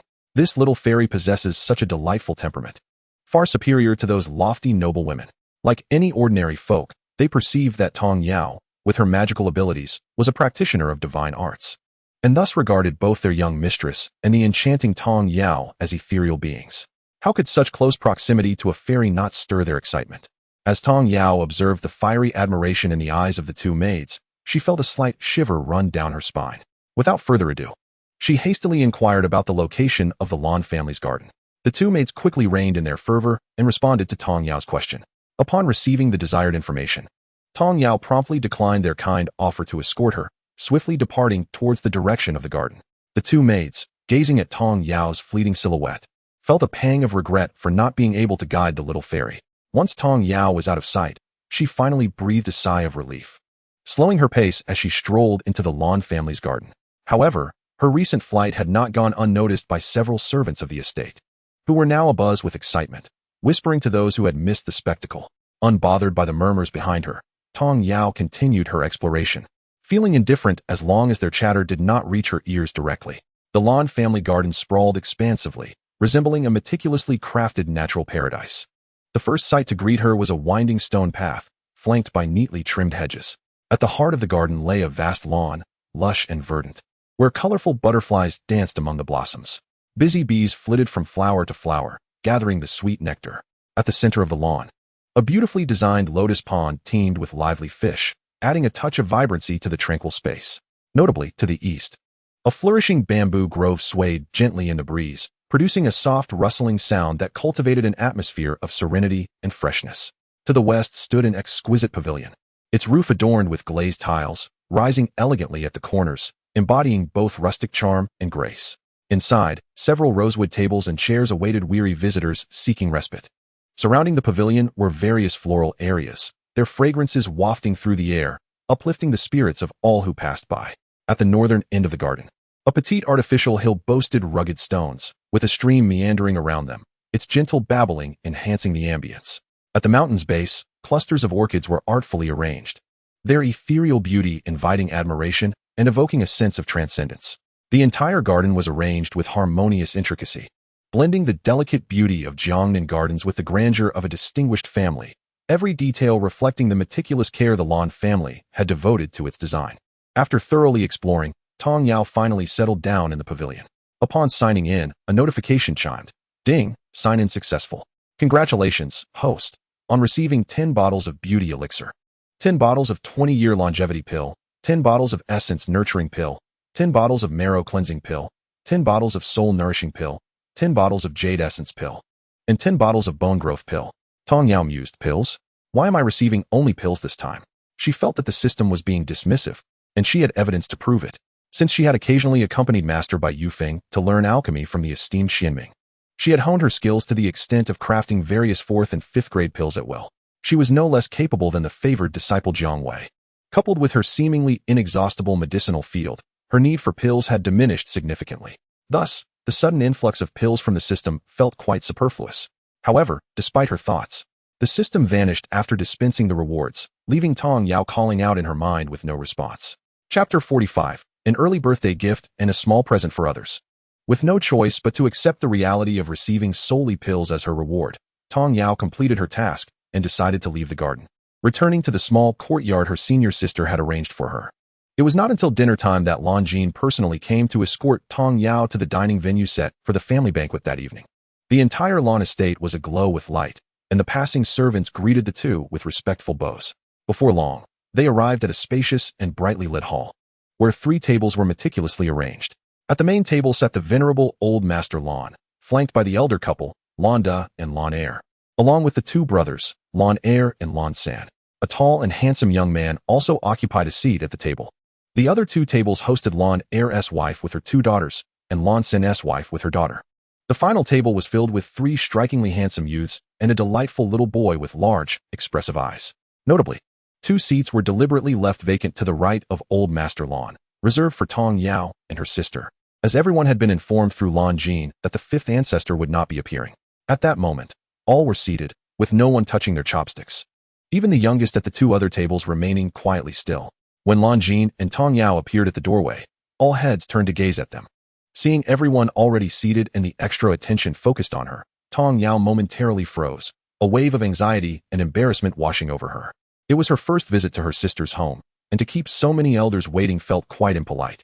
A faint blush crept onto her cheeks, reminiscent of newly blossomed peach flowers, both delicate and captivating. She bit her lip gently, lowering her gaze slightly, and spoke with a hint of apology. Grandfather Lan, Uncle Lan, Auntie, and everyone, I truly apologize for my tardiness. I didn't mean to keep you all waiting. Old Master Lan, upon noticing her distress, smiled and waved his hand reassuringly, saying, Child, it's quite all right. We have only just sat down. You've arrived at the perfect time. Come in, don't linger at the entrance. Londa echoed, Indeed, Yao Yao. You are Jiner's junior sister, which makes you family. There's no need for such formalities. Come and take a seat. Auntie Lan smiled warmly and added, Yao Yao, may I call you by the same name as Jiner? The moment I laid eyes on you, I was quite taken with your beauty. Tong Yao nodded with a smile, replying, Of course, Auntie. With the enthusiastic welcome from the elder members of the Lan family, Tong Yao finally felt her tension ease. Guided by Lan Jin, she stepped into the room, aware that although she had made a slight faux pas, the Lan family's amiable nature made it easy to overlook, filling her with warmth and comfort. Once everyone was gathered, Lan Jin introduced Tong Yao to several individuals she had not met during the day. Realizing the young man seated at the main table, clad in a dark brocade robe, was Lan Xun, the eldest grandson of the Lan family. She felt a sense of anticipation for the evening ahead. For other equally remarkable youths accompanied a slightly younger boy. Among them were two brothers, Lan Xian and Lan Yu, who were the younger siblings of sister Lan Jing. The other two were cousins, Lan Zhe from her second uncle's family and the eldest of the twins from her third uncle's family, Lan Yen. Following them were three girls seated beside the two matrons, two of whom were Lan Yu and Lan Shui from the second uncle's family, and the youngest, Lan Qi, was of the same age as Lan Yen. Having introduced herself to this circle, Tong Yao felt she had familiarized herself with everyone from sister Lan Jin's family. Realizing that she couldn't come unprepared, she thought of the pile of elixirs she had brought for the afternoon's gathering. With a swift motion, she summoned a bottle of longevity elixir, a bottle of youth elixir, a bottle of vitality elixir, a bottle of marrow cleansing elixir, and a bottle of bone growth elixir, placing them on the table with a few extra pieces for each person. Grandfather Lan, consider this bottle of longevity elixir as my early birthday gift to you. The rest can be distributed by Uncle Lan as small tokens of appreciation for everyone, Tong Yao declared, first handing a bottle of the longevity elixir, which promised to extend one's life by 20 years, directly to the elderly patriarch. The others were presented to the elder Lan. Everyone present, except for Lan Jin, who initially tugged at Tong Yao's sleeve in a futile attempt to stop her when she revealed so many elixirs, was momentarily taken aback by Tong Yao's sudden display of generosity. Lan Jin, fully aware that everything her junior sister produced was of the highest quality, felt embarrassed and wished to refuse such lavish gifts on behalf of her family. However, Tong Yao cheerfully ignored her objections and insisted on presenting the elixirs. While the others were still reeling from Tong Yao's astonishing display of magical prowess, only Lan Chun and the elderly patriarch noticed Lan Jin's subtle gestures. It was clear that these elixirs were of extraordinary value, likely sent back by Jin previously.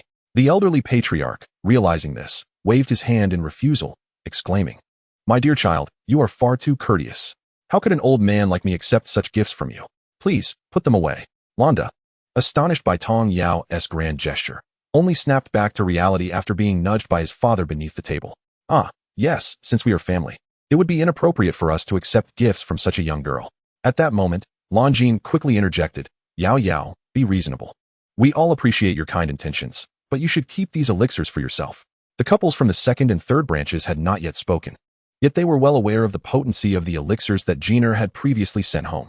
Thus, witnessing Tong Yao produce so many at once, they felt a sense of excitement, but seeing the elders' refusal, they dared not voice their thoughts. Tong Yao, unfazed, replied with a smile, "Oh, sister, you know I have an abundance of these. Besides, Grandfather Lan and everyone might find them useful, otherwise, they would just sit unused. So please, persuade grandfather and uncle to accept them." At a loss for words, the elderly patriarch and Landa turned their gaze towards Lan Jin. Recognizing that Tong Yao was indeed skilled in alchemy and had no shortage of such elixirs, Lan Jin hesitated, but ultimately nodded in agreement for them to accept the gifts. "Yao Yao, on behalf of my family, thank you," she said, holding Tong Yao's hand with warmth and gratitude in her eyes. "You need not be so formal with me, as you have always been kind. Now, let us eat. You must be hungry. Come, taste the dishes here and see if they suit your palate." After a short while, everyone began to enjoy a lively meal. Throughout the meal, the guests paid special attention to Tong Yao and Lan Jin, encouraging them to eat more, reminding them that their cultivation was arduous and they needed to replenish their strength. They chatted and dined until late into the evening before parting ways. Chapter 46. A day out early the next morning, Lan Jin waited for Tong Yao to rise before bringing breakfast. "You're awake. Come eat breakfast. We'll go out shopping afterward." Upon hearing about the outing, Tong Yao quickly performed a cleansing spell, refreshing her appearance and even changing her outfit. Once seated for breakfast, Lan Jin, adorned with a gentle smile, sat beside her. She recalled how her grandfather and father had asked her to review the elixirs Tong Yao had gifted them the previous night. They were all beneficial to her family. And not only the longevity elixir, but even the vitality and marrow cleansing elixirs were rare treasures, even for disciples of their sect. Tong Yao had given so much. It was truly heartfelt. Lan Jin felt that since Tong Yao had become an apprentice, she had shared in her fortune, and now her family was benefiting as well. After finishing her meal, Tong Yao lifted her gaze to see Lan Jin lost in thought, gently waving her hand in front of her. "Sister, what is the matter? I've finished eating, we can go now." Coming back to reality, Lan Jin smiled and helped Tong Yao tuck her hair behind her ear, saying, "It's nothing. Let us go. I've asked Lan Xian and Lan Yu to wait for us at the entrance." Upon reaching the entrance of the Lan residence, they found that the two brothers were accompanied by Lan Yu and Lan Shui from the second branch, along with Lan Qi and Lan Yin from the third branch. What brings you all here? Lan Jin asked, puzzled since Xianti invited her cousins. The two brothers shrugged in response, indicating they were unaware. Hee, big sister. Qi wants to join you and sister Yao Yao on your outing. Lan Qi exclaimed, pulling on Lan Jin's arm, her cherubic face alight with eager anticipation. Lan Yin, reluctantly dragged along by his sister, stood awkwardly beside her, unable to meet the gazes of his elder brothers. Lan Shui, observing Lan Qi's audacity to charm her elder sister, chimed in sweetly, big sister, let us join you. Miss Tong is a distinguished guest in our household. Wouldn't it be more lively with more company? Tong Yao replied. I don't mind. Sister, it's up to you. She and T anticipated that so many would wish to join them for a simple outing. However, Lan Jin could easily discern their intentions, and knowing Tong Yao was present, she felt assured they wouldn't harbor any ill intentions. Considering they were family, and it was merely a casual outing, Lan Jin ultimately agreed. Seeing their elder sister acquiesce, Lan Yu, Lan Qi, and the others rejoiced. The Lan residence was situated in the northeast of the Grand Xia Imperial Palace, where the majority of residents held at least the rank of 4th grade. As the sun broke through the clouds, its rays illuminated the clean, spacious streets, creating a vibrant scene. The crimson gate of the Lan residence slowly swung open, and a group of youths poured forth, led by Lan Jin and Tong Yao. Dressed in a light blue gown, Tong Yao's skirt fluttered gently with her steps, akin to ripples upon a lake's surface. Her bright, clear eyes eagerly surveyed her surroundings, clearly brimming with anticipation for the day ahead. Lan Jin, in her elegant white attire, had her long hair casually tied back, exuding an air of grace and composure. She glanced at Tong Yao, a hint of affectionate amusement dancing in her eyes, and remarked, Yao Yao, today we shall explore the imperial city thoroughly. If you see anything you fancy, do let me know. Upon reflection, it occurred to him, moreover, Yao Yao, the realm of mortals differs significantly from that of the cultivators. Although both involve the exchange of currency for goods, here, the monetary units are mundane objects such as gold and silver, devoid of any spiritual essence. While speaking, he produced a pouch of coins and handed it to Tong Yao, instructing her to accept it. Upon hearing this, a radiant smile illuminated Tong Yao's face. As soon as Lan Jin mentioned it, she understood. For such currency is universally acknowledged across all realms. Nevertheless, she nodded obediently and expressed, yes, thank you, senior sister. Behind them were the brothers Lan Xian and Lan Yu, while the sisters Lan Yu and Lan Qi, among others, followed closely. They were either animatedly discussing where to venture next or eagerly soliciting Tong Yao and Lan Jin's opinions, creating a lighthearted and joyful atmosphere. The group strolled down the street and soon arrived at the bustling morning market. Vendors lined the streets, displaying their wares, with calls and shouts ringing out amidst a dazzling array of products. Tong Yao was captivated by the scene before her. Her eyes widened as she curiously surveyed her surroundings, realizing that marketplaces, regardless of their location, shared a commonality, though the selling crowds differed. At that moment, a lively vendor beckoned to her, exclaiming, my lady, would you care for a bun? These are pure meat, with thin skins and generous fillings, particularly fragrant. Enthralled by the vendor's enthusiasm, Tong Yao found herself irresistibly drawn in. The breakfast she had consumed that morning evidently required careful preparation. However, upon catching the scent of the delectable buns, she felt she could indulge a little more. Observing this, Lan Jin smiled and inquired, do you wish to have some? If so, feel free to buy. After a moment's hesitation, Tong Yao ultimately nodded and replied, yes. Let us purchase a few. Thus, she reached into the pouch Lan Jin had just given her to pay. Unexpectedly, Lan Xian preemptively paid instead. It is worth noting that Tong Yao was currently 2 or 3 years younger than both Lan Xian and Lan Yu, being 15, the same age as Lan Shui. Hence, when referred to as Sister Yao Yao by them, she felt momentarily bewildered but quickly regained her composure. She accepted the several buns the vendor handed her, her face aglow with happiness. With a smile, she thanked Lan Xian, saying, thank you, second brother Lan. Lan Xian merely smiled in reply, saying nothing further. Tong Yao then inquired of the others whether they would like to share. However, everyone shook their heads, indicating they were still satiated. Lan Jin affectionately ruffled her hair and said, silly girl, if they want to eat, you enjoy them yourself. Ultimately, only Lan Qi shyly expressed her desire to try one. Fearing that Lan Qi might not be able to finish an entire bun, Tong Yao decided to split one with her. As they continued to eat while walking, they encountered 2 beggars huddled in a corner, at which point Tong Yao selflessly offered them the remaining buns. The others observed Tong Yao's actions in silence. Their group continued onward, filled with laughter and joy. Tong Yao savored a variety of street snacks and delighted in the myriad of novel sights, thoroughly relishing this leisurely moment. Of course, many passers-by regarded them with curious expressions. Such down-to-earth behavior was a first for the Lan siblings. However, from an initial awkwardness, they gradually adapted to the idea of eating while walking without reservation. After a morning of exploration, they noticed the approach of lunchtime. Lan Jin suggested they find a place to rest. It was then that Tong Yao recalled her and her senior sister's cultivation, which shielded them from fatigue. The others, however, were visibly tired, particularly Lan Yu and her companions, and thus readily agreed. Chapter 47. Wealth and Valor Encounter a Hero. The group, led by Lan Xian, ventured into a restaurant named Golden Abundance. At the peak of mealtime, the dining hall was already filled to capacity. Upon spotting Lan Xian at the entrance, the server immediately approached him. "Ah, young Master Lan, it has been quite some time since your last visit. Please come inside." Lan Xian glanced at Tong Yao before responding. "We are quite a party. Please find us a larger private room and bring us a serving of your restaurant's signature dishes." The server replied, "How fortuitous. There is just one private room left. Allow me to escort you there." Just as he prepared to lead the way, a male voice interjected, "Hold on. Server, that private room is reserved for me. See to it that the others vacated at once."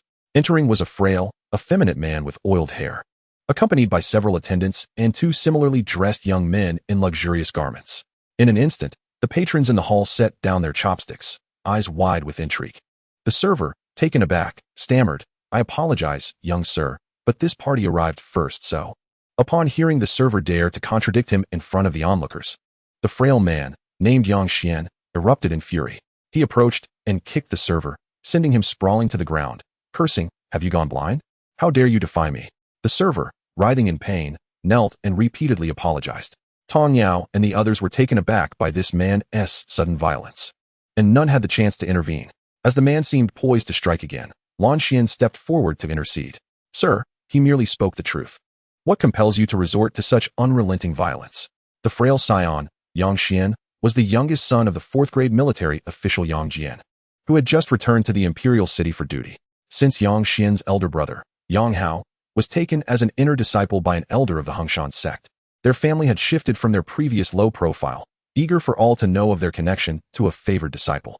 Yang Xian had grown increasingly arrogant, demanding possession of anything he desired and ensuring dire consequences for those who dared to resist.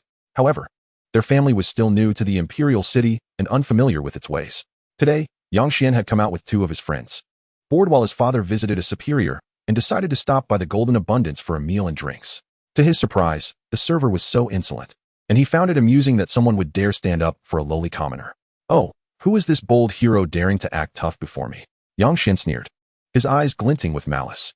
His followers closed in, ready to act at a moment's notice. "Who is this person? How dare he speak so to young Master Lan? He must be from out of town, truly brave." "Out of town? I heard from my brother's sister's husband's younger brother that a fourth-grade military official named Yang Jian has brought his family to the imperial city for duty. Could this be a member of the Yang family?" Hearing the murmurs around him, Yang Xian cast a disdainful glance at those whispering, but paid little heed to their mention of young Master Lan. He maintained his arrogant demeanor. "Do you know who my brother is?" The two companions accompanying him exchanged glances, their expressions shifting at the mention of the Lan family. But they refrained from cautioning Yang Xian. Meanwhile, Lan Xian remained unperturbed, though his previously gentle demeanor had hardened. He regarded Yang Xian coldly and replied, "Sir, if you are unaware of who your brother is, how might I know?" "You." Yang Xian's countenance darkened at the words, and before he could finish, he was interrupted by another question. "Moreover, are you perhaps new to the imperial city?" This inquiry deepened Yang Xian's scowl. What did this person mean? To imply he was looked down upon for being new? He was on the verge of unleashing his fury when he suddenly caught sight of several individuals standing behind the other party. Among them, two women, one tall and the other petite, stood out with their breathtaking beauty and exceptional aura, as if they had stepped out of a painting. Yang Xian's eyes gleamed with delight, and a wicked flame ignited within his heart. He gazed greedily at the two ladies, a lascivious smile curling at the corners of his mouth. "Oh, it seems fortune smiles upon me today. Two lovely beauties, I am Yang Xian. My elder brother, Yang Hao, is a disciple of the inner sect of the Qingxuan school, and my father is the fourth-rank military general, Yang Jian." The two women were none other than Lan Jin and Tong Yao. They had merely intended to enjoy a peaceful meal, but unexpectedly found themselves embroiled in such a situation. Both Tong Yao and Lan Jin furrowed their brows, a flicker of disdain flashing in their eyes. It was evident that this man was not of good character. He exuded an aura of lasciviousness and dared to regard them with such repulsive eyes. He was practically courting death. Seeing their silence, Yangxian assumed they were merely stunned and became increasingly arrogant. So what do you say, my esteemed beauties? Would you like to accompany me back to enjoy a life of luxury? I promise to provide you with exquisite delicacies and a life akin to that of deities. Just as Lan Jin was about to reprimand him, Lan Yu stepped forward and dealt him a punch. Yangxian was knocked backward, colliding with the counter at the entrance, coming to a halt as his left cheek swelled and 2 of his teeth fell out. His frightened subordinates rushed forward to help him. Young master, you've lost your teeth. Yangxian, enraged, shoved the man away and bellowed. Are you all blind? Can't you see this young master is being assaulted? Hurry up. Capture those 2 brats and bind those women. I want to enjoy them slowly. His subordinates, fearing repercussions, surged forward in a frenzy. Yangxian stood aside, a sinister expression on his face, envisioning how he would have the bodies of those 2 insolent ones dragged away to feed the dogs. However, moments later, he froze in horror, unable to believe his eyes. Among the stunning women, the petite one casually waved her hand, sending the burly subordinates flying out of the tavern. Crashing heavily onto the street, they spat blood and soon lay motionless, leading onlookers to assume they were dead. Only Tong Yao, who had struck out, and Lan Jin, who hadn't had the chance to act, understood that although the men were seriously injured, they were not dead, just unconscious from pain. The entire tavern fell silent, patrons staring at her in astonishment. Once Tong Yao dealt with the subordinates, she turned her gaze to the dazed Yangxian, her voice calm as she inquired, "Do you wish to continue?" Yangxian, paralyzed by fear, could only shake his head repeatedly, instinctively responding to the threat. He had not misperceived. That little girl had indeed emitted a flash of white light when she waved her hand. How could someone with such abilities be an ordinary person? Since his elder brother became an inner disciple of the Qingxuan school, he had gradually come to understand that the cultivators, ordinary individuals, were akin to ants. Yet, true cultivators were generally preoccupied with their training and seldom ventured into the realm of mortals. Thus, his arrogance had only been directed toward those of lesser status. He had never anticipated encountering such an individual upon arriving in the imperial city. Yangxian gulped nervously, his complexion paling as he stood there, his legs trembling uncontrollably. The 2 companions who had accompanied him were so frightened that they discreetly shifted their feet, distancing themselves from Yangxian as if they were strangers. Everyone could see they had been with him, and now pretending not to know him seemed a tad too late. The 2 were acutely aware of the scornful gazes directed their way. How absurd. This group was evidently formidable. Remaining associated with this arrogant fool now could lead to unforeseen consequences. Furthermore, they had done nothing to warrant such a predicament, were it not for Yangxian's elder brother. They wouldn't have bothered with this troublemaker who constantly stirred conflict. Chapter 48. The glazed mirror observes Yangxian's past. The flash of light was not only witnessed by Yangxian, the 2 companions had seen it too. Their families were merely merchants, and despite their wealth, they were still ordinary. They had chosen to follow Yangxian only because of his father's official status and the fact that his elder brother had become a cultivator. Over time, they had endured countless boasts from Yangxian regarding the distinctions between ordinary people and cultivators, as well as the benefits of becoming a cultivator, with the promise of longevity being a pursuit that drove many to madness. Yangxian's father had recently received a promotion, and both their families had contributed significantly, albeit financially. Yet upon arriving in the imperial city, this fool could not temper his arrogance. It seemed he had finally encountered a formidable opponent. Tong Yao had dealt with those subordinates. But the instigator could not simply escape retribution. To gaze upon them with such lecherous eyes was to invite calamity. However, instead of directly retaliating, she retrieved the glazed mirror. According to the system's introduction, among its many functionalities was the ability to glimpse the past and future. Tong Yao intended to use it to reveal to the world the malevolent deeds committed by this Yangxian. At this moment, the entire Jin Yu Mantang Tavern was teeming with onlookers, both inside and outside, curious about the spectacle. The tavern keeper had already dispatched someone to notify the tavern owner when the altercation began. Now, he and the waiter stood anxiously to the side, afraid to intervene. Lan Jin and the others watched curiously as Tong Yao produced an ancient little mirror, tapping it lightly. The small mirror transformed into a large screen that displayed vivid images. The crowd gasped in astonishment as the once calm surface of the mirror began to rapidly flash scenes that ignited their fury. Within it, a figure, Yangxian, was seen committing heinous acts against various innocent and beautiful girls, and even their families, engaging in atrocities that were beyond barbaric. Of course, certain scenes deemed inappropriate were obscured by Tong Yao's mental command over the glazed mirror. Not only did the girls targeted by Yangxian suffer torment, but countless individuals who had crossed him, regardless of age or gender, had also met untimely ends at his hands. In an instant, the audience was engulfed in outrage over Yang Xian's misdeeds. A plate of freshly stir-fried vegetables was hurled at him, and, as if a switch had been flipped, countless chopsticks, dishes, and even someone's stinky shoes rained down upon him. Yang Xian instinctively shielded his head as he cowered toward the tavern entrance, attempting to escape. However, at the moment Tong Yao activated the glazed mirror to display the images, the entrance was blocked by a throng of people, far too numerous for him to escape with his alcohol-dazed, battered body. Before long, he was completely overwhelmed by an avalanche of objects. Though he did not perish, the situation was dire. Tong Yao and Lan Jin observed as a bench struck him squarely on the back of his head, rendering him unconscious before he was buried under the subsequent barrage of debris. The two companions who had arrived with Yang Xian, sensing the shift in circumstances, quickly distanced themselves, feeling relieved for their earlier decision. It was a grim spectacle, truly unbearable to witness.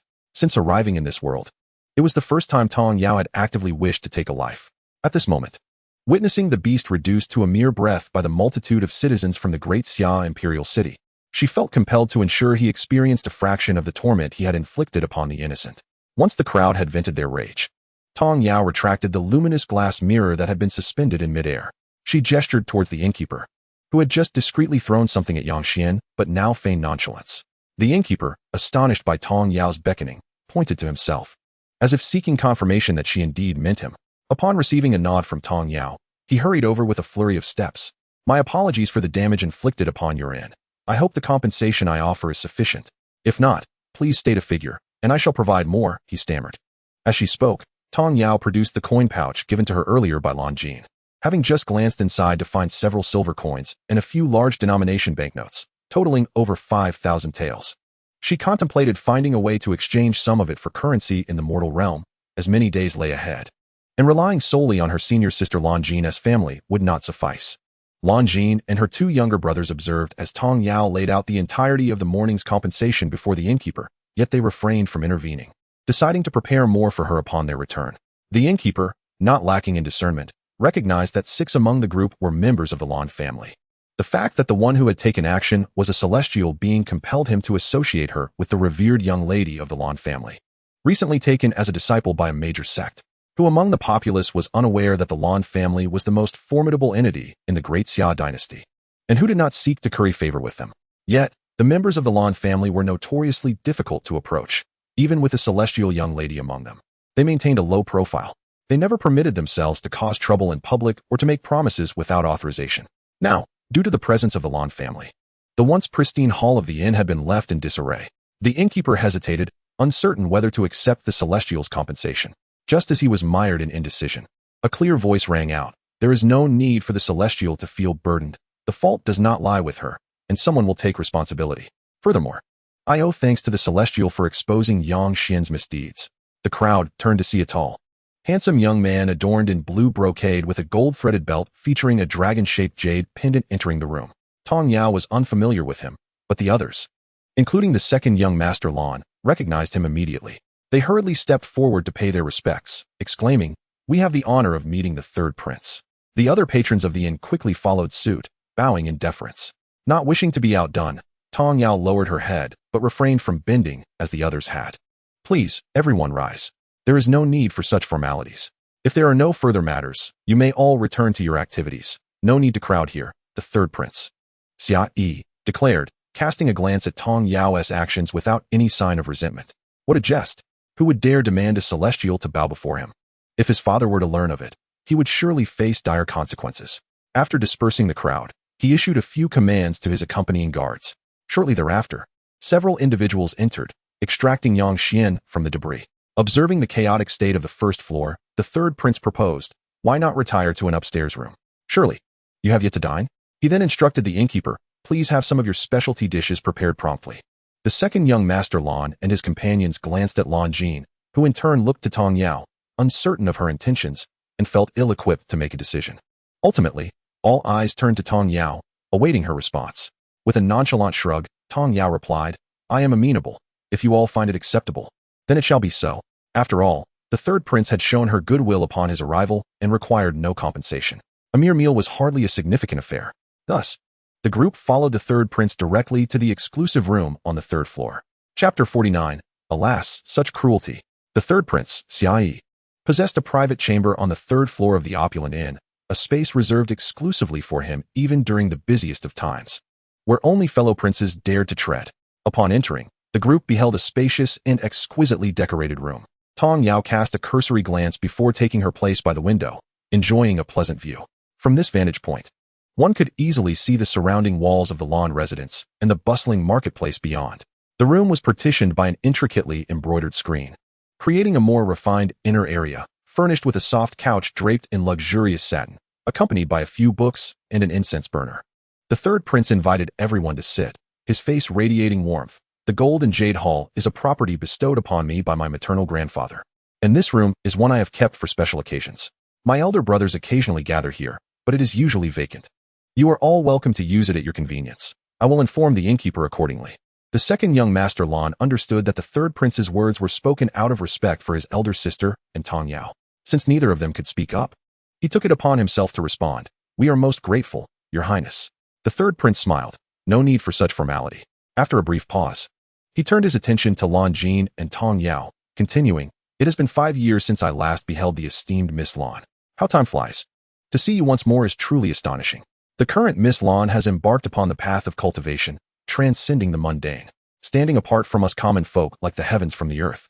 Lan Jin smiled gently at his words, her eyes sparkling with determination as she replied, Indeed, 5 years have brought about many changes. I owe my ability to cultivate to the kindness of my master, who recognized my potential. Nevertheless, even as I step into the realm of cultivation, my family remains in the great Xia dynasty, and I will not neglect my familial duties. Her voice was melodious, imbued with gratitude towards her master and a deep sense of familial responsibility. Hearing her words, the third prince felt a wave of reassurance wash over him. It indicated that as long as the Lan family remained in the great Xia dynasty, and with their safety in mind, the Miss Lan would ensure that no harm befell the dynasty.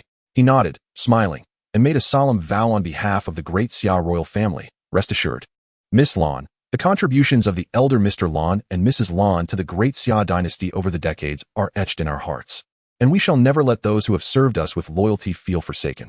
The members of the Lan family felt a sense of joy at his declaration. As long as they did not rebel or betray their country, who among the royal city would dare to cause them trouble? Just as they were pondering this, the third prince turned to Tong Yao and asked, Might I request an introduction to this celestial being? Lan Jin glanced at her younger sister, who was still peering out the window, and slowly began, This is my master's newest and youngest disciple, Tong Yao, the most gifted among our sect, and she is accompanied by our fifth-ranking elder. Xiai was taken aback, realizing the esteemed status of the elder accompanying them to the imperial city. This young disciple of the highly talented Miss Lan must surely hold a significant position. In a moment of contemplation, he pondered many things. Yet he could not fathom why such a simple birthday celebration would warrant the attention of a venerable ancestor from a grand sect. Could it be that there was something within the realm of the great Xia dynasty that intrigued the higher echelons of their sect? To avoid drawing attention, they had deliberately assigned the three of them to carry out this task, and coincidentally, the birthday banquet of the venerable Lord Lan provided the perfect cover. Yes, it must be so. Xiai felt that the truth was likely akin to his conjecture, and he resolved to return and inform the emperor. He could not allow the plans of the immortals to be thwarted. Observing Xiai's startled reaction to her words, Lan Jin further elucidated, Third prince, there is no need for excessive speculation. They merely wished for a brief outing, and as I too am returning to celebrate my grandfather's birthday, I have accompanied them here for a leisurely jaunt. Her explanation only served to reinforce Xiai's suspicions, prompting him to nod in agreement, signaling his understanding. As the dishes were served, he deftly shifted the conversation, inviting everyone to savor the flavors of the meal. His reaction puzzled Lan Jin slightly, yet she chose not to comment. Turning her voice gently to Tong Yao, she encouraged, Come, Yao Yao, do take a taste, and see if you like it. Tong Yao vacated her position by the window and settled beside Lan Jin, sampling a bite, which she found quite delightful. Subsequently lifting her gaze to Lan Jin with a radiant smile. Henceforth, only Lan Xian, Lan Yu, and Lan Jin exchanged occasional words with the third prince, while the Lan sisters and the Lan brothers, akin to Tong Yao, remained quietly engrossed in their meal, refraining from interrupting. Once the meal concluded, the assembly parted ways with the third prince, Xiai. Within a recently refurbished courtyard, chaos reigned. What had transpired? How could a seemingly ordinary outing result in such injuries upon his return? A robust middle-aged man with a fierce countenance interrogated the several servants kneeling in the courtyard. Beside him stood a plump lady adorned in jewels, weeping uncontrollably, supported by a maid and a young girl to prevent her from collapsing. Who is responsible for this? How could my son be harmed to such an extent? She lamented, her voice laced with anguish. Oh, my lord, you must save Xian'er, and that fiend who harmed him. You must capture him and ensure he is duly punished to avenge Xian'er. Her final words were delivered through gritted teeth, as if she could consume the culprit whole if he were present. The middle-aged man was Yang Jian, a newly promoted 4th-rank martial general. He had recently been cultivating connections, aspiring for a position of real authority. Today, after leaving a high-ranking official's residence, he encountered his anxious servant waiting by the carriage. Frowning at the servant's lack of decorum, he was about to reprimand him when the servant rushed forward, exclaiming, "My lord, you must return quickly. Second young master is in trouble." These words struck Yang Jian like a thunderbolt, transforming his intended scolding into a frantic inquiry. What do you mean? What has happened to the second young master? Realizing the urgency, he commanded, "Let us leave this place at once." He then climbed into the carriage with the messenger servant. The two doorkeepers, observing from a distance, remained curious as they watched the carriage depart. Inside the carriage, Yang Jian demanded, "Speak. What calamity has that wretched boy caused now?" He had but 2 sons. His elder, a disciple of the Qingxuan Sect, was currently absent. The only son remaining with him and his wife was the second, Yang Xian, who had a penchant for frivolity, often engaging with stray animals or stirring up trouble. This behavior had become a source of considerable vexation. When would this boy mature? As he continued to ruminate on Yang Xian's latest escapades, perhaps he had set his sights on a girl from a noble family, only to be rebuffed by her parents. Or perhaps he had gotten into a brawl that escalated into a significant incident. He had dealt with such matters far too often, usually resolving them with a few coins. As for those unwilling to acquiesce, he thought, a bunch of lowly scoundrels. A good beating would suffice. Who would dare seek trouble with the Yang family? However, Yang Jian soon sensed that something was amiss with the servant, causing a pang of anxiety to grip his heart. Could it be that this fool had led his son to cause a fatality? He had not considered the possibility of his own son being in peril, for his elder son was a cultivator. In previous postings, the mere mention of his elder son commanded respect, and he believed the same would hold true in the imperial city, where no one would dare harm a member of the Yang family, blessed with a cultivator. Had he not cautioned that boy to behave for a time, allowing the Yang family to solidify their position in the imperial city before revealing the news of their son's celestial status? Surely then, they would be free to act as they pleased under the emperor's gaze. This was truly a source of relentless worry. Yet, before Yang Jian could delve further into his thoughts, the messenger servant, with a trembling voice, stammered, "My lord, the second young master. He may not survive." The servant's statement struck Yang Jian like a bolt of lightning, his eyes widening in disbelief. "What did you just say? What do you mean? The second young master may not survive? Speak." Yang Jian's thunderous shout startled the servant, who quaked in fear and divulged the details of the second young master's escapades after Yang Jian had left, mentioning that he had gone out with the group. However, by midday, the second young master was brought back, gravely injured, and the physician had declared him beyond saving. The steward had promptly dispatched him to seek the master. But beyond that, he was not well informed. Upon hearing the servant's account, Yang Jian was enveloped in a menacing aura, causing the messenger to curl in on himself, fearful of becoming a target for the enraged lord. Soon, the carriage halted before the newly adorned gates of the Yang residence in the West District, directly opposite the lawn estate. Without waiting for the carriage to come to a complete stop, Yang Jian leaped out in a flurry of urgency and dashed toward his son's quarters. Upon reaching the door, he overheard a conversation between his wife and the physician. "Madam, I must apologize for my lack of skill. It is unlikely that I can save the second young master. Please accept my condolences." "No, you incompetent fool. Condolences? My son is not beyond saving. What do you mean by that? Get out," she retorted vehemently. The physician, renowned in the imperial city for his expertise, was taken aback, having never before been so openly insulted. Just as he was about to respond, Yang Jian entered, offering apologies and attempting to placate the physician, which succeeded in tempering some of his ire. However, the physician remained notably cold. Yang Jian was taken aback that despite his humble apologies, the physician still harbored resentment. Yet, to ascertain the condition of his son, he swallowed his pride and inquired gently, "Physician, what is my son's condition? How can we save him?" Although the physician was still miffed by the earlier exchange with Madame Yang, he acknowledged Yang Jian's conciliatory approach and proceeded to provide a detailed account of Yang Xian's injuries. "Pray tell, do either of you have anything to say? Perhaps you should seize this moment to express a few more words, for we have but a quarter of an hour left." With that, he took his leave without further ado. Lady Yang let out a heart-wrenching cry as she rushed towards Yang Xian's bed. Yang Jian wiped his face fiercely with his hand and commanded the steward to escort the doctor out, ensuring the fee was settled. He then turned to inquire with the servants who had accompanied Yang Xian outside. Once they had all spoken, Yang Jian's expression darkened as he began to speak. Are you implying that the second young master engaged in a dispute over a private room at the Golden Jade Pavilion, and that he was subsequently attacked by a brother of one of the two young ladies from the opposing group? Furthermore, you claim that in your attempts to rescue him, the smaller of the two young ladies rendered you unconscious? This tale is utterly incredulous. A mere girl could defeat a group of robust men and send one of them reeling, causing him to spit blood and faint? Huh? Do you take me for a fool? The servants, unconvinced, fell to their knees to plead for understanding. My lord, this is the truth. We did not lie. Many people on the street witnessed the events unfold. You may send someone to inquire, and it will be confirmed. Indeed, my lord, it is true. The injuries we bear still ache. But you did not see who exactly harmed the second young master? Faced with the silence of these inept servants, Yang Jian barked an order. Steward, give this worthless lot a beating for their failure to protect their master and sell them all off without exception. The trembling servants prostrated themselves, repeatedly bowing their heads in supplication, but were soon taken away, their mouths covered. Meanwhile, Lady Yang, heartbroken, had hoped to glean the identity of the assailant from these wretched lackeys. Little did she know that they would faint at such a critical moment, knowing nothing. The sight of her son lying silently on the bed filled her with unbearable anguish, tears streaming down her face. Oh, my lord, what shall we do about our Xian? Are we to simply stand by and watch him perish? You must think of something. Lady Yang cried out through her tears to Yang Jian. Realizing that time was of the essence for his son, Yang Jian hastily made his way outside, instructing others to inquire about the specifics at the Golden Jade Pavilion while preparing horses. No matter the cost, he must find a way to save his son. He soon arrived at the grand entrance of the minister's residence in the eastern part of the city. This was the first place he visited upon arriving in the imperial city.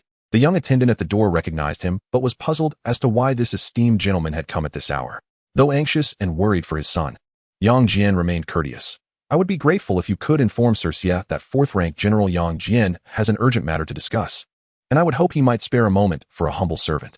The attendant, moved by Yang Jian's politeness, agreed to relay the message. Moments later, he returned swiftly, saying, Lord Yang, the esteemed gentleman is available at this moment and is awaiting you in his study. Upon hearing that Sir Xia was willing to see him, Yang Jian felt a wave of relief wash over him. Without delay, he followed the attendant inside. The attendant escorted him to the study door, announced his arrival, and upon receiving the response to enter, opened the door. After Yang Jian stepped inside, the attendant stood guard at the entrance. Inside, the Minister of War, Xiaoyoli, looked up from his reading as Yang Jian entered, slowly setting down his book. What brings you here in such haste, Lord Yang? He inquired. Before he could finish speaking, a loud thud echoed through the room as Yang Jian suddenly dropped to his knees on the floor. Chapter 51. Wash up and sleep, for dreams hold all. This startled Xiaoyoli. Lord Yang, what are you doing? Please rise. Yet Yang Jian remained kneeling, bowing his head in respect. Before raising his reddened eyes to Xiaoyoli and imploring, I beseech you, Sir Xia, to save my son. Since my eldest son became an inner disciple of the Qingxuan Sect, it has been this youngest son who has remained by our side. He ventured out today for the first time since arriving in the imperial city, only to be viciously attacked over a private room. The physician we summoned previously has declared that my son has but half an hour left. He lies there with barely a breath, and my wife and I are utterly heartbroken. As he spoke, a mask of despair marred his features as he looked to Xiaoyoli for hope. Xiaoyoli's eyes flickered at the mention of Yang Jian's eldest son being an inner disciple of the Qingxuan Sect, yet he refrained from commenting. Upon hearing that the younger son had been gravely injured on his first outing, Xiaoyoli initially assumed Yang Jian sought his assistance in apprehending the assailant. Fear not. If your account is accurate, and if the opponent acted with such malice over a trivial matter, I shall certainly see to it that the perpetrator is brought to justice. However, Yang Jian's next words took him by surprise.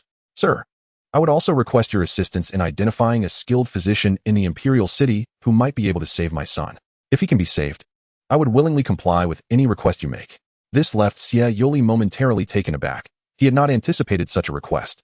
Yet, considering Yang Jian's eldest son was an inner disciple of the Qingxuan Sect, it could foster a beneficial relationship. He stepped forward, grasped Yang Jian's arm, and helped him to his feet. Then, with hands clasped behind his back, he began to pace the study. A skilled physician, you say? Suddenly, an idea struck him.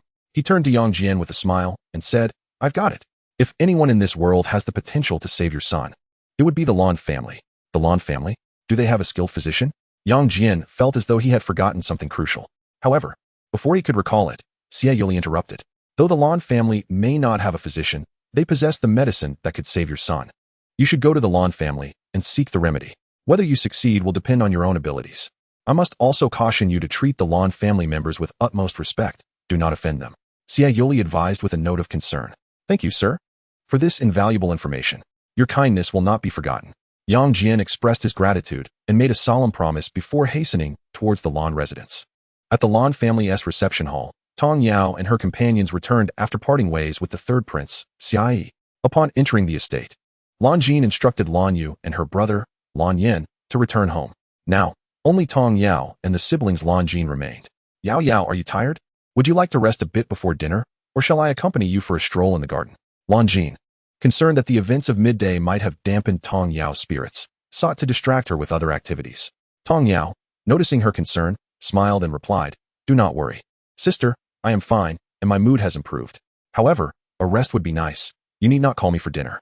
Lan Jin observed Tong Yao for a moment before affectionately ruffling her hair and saying, Very well, then. How about I have someone bring you breakfast in the morning? Tong Yao nodded in agreement, bidding farewell to her brothers, Lan Xian and Lan Yu, as she returned to her small courtyard. Once Tong Yao had walked away, the three began to discuss the matter concerning the Yang family. Elder sister, Tong Yao was truly impressive today.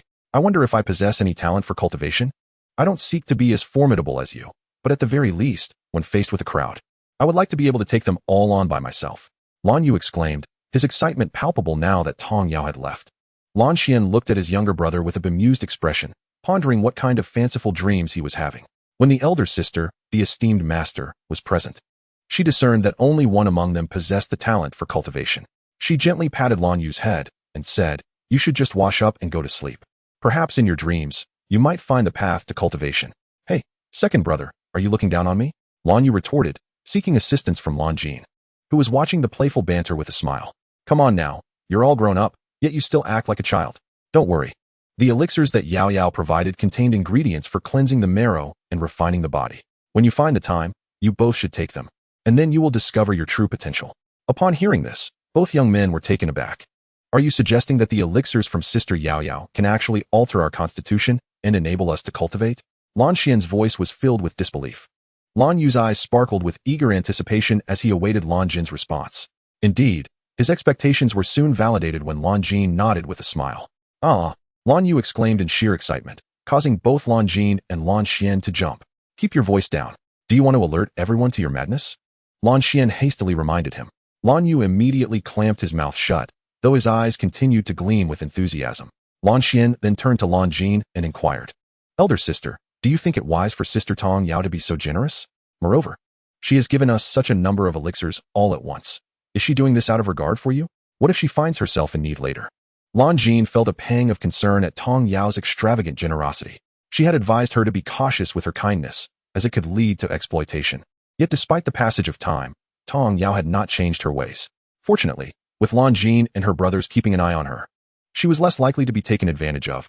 However, having just returned to the Lan household, Tong Yao's lavishness, though meant for her family, still made Lan Jin's heart ache at the thought of her giving away so much without hesitation. Regarding certain matters about Tong Yao, Lan Jin had not disclosed anything to her family without Tong Yao's consent. Now, hearing her younger brother's inquiry, she earnestly cautioned them, You may accept these gifts, but please refrain from discussing them or asking too many questions. Just remember the kindness that Yao Yao has shown our family. Treat her as our own sister. And when the time comes that she needs our protection, we will not hesitate to safeguard her. Both Lan Xian and Lan Yu nodded resolutely. Elder sister, we will. The three then discussed the timing for consuming the elixirs once their elder brother returned. This arrangement would ensure that Lan Jin and the ancestral guardian would be present to address any issues that might arise. Afterward, the trio spent some time with Madame Lan before returning to their quarters to rest. Little did they know that earlier that day, Yang Xian, who had just been buried alongside all the townsfolk, was being carried back home and seen by his parents. In their sorrow and anger, they were determined to seek someone to save him. Unbeknownst to them, at that very moment, Yang's father was on his way to the Lan residence, bearing gifts. Chapter 52. The pill of foundation establishment was not struck. Absurd.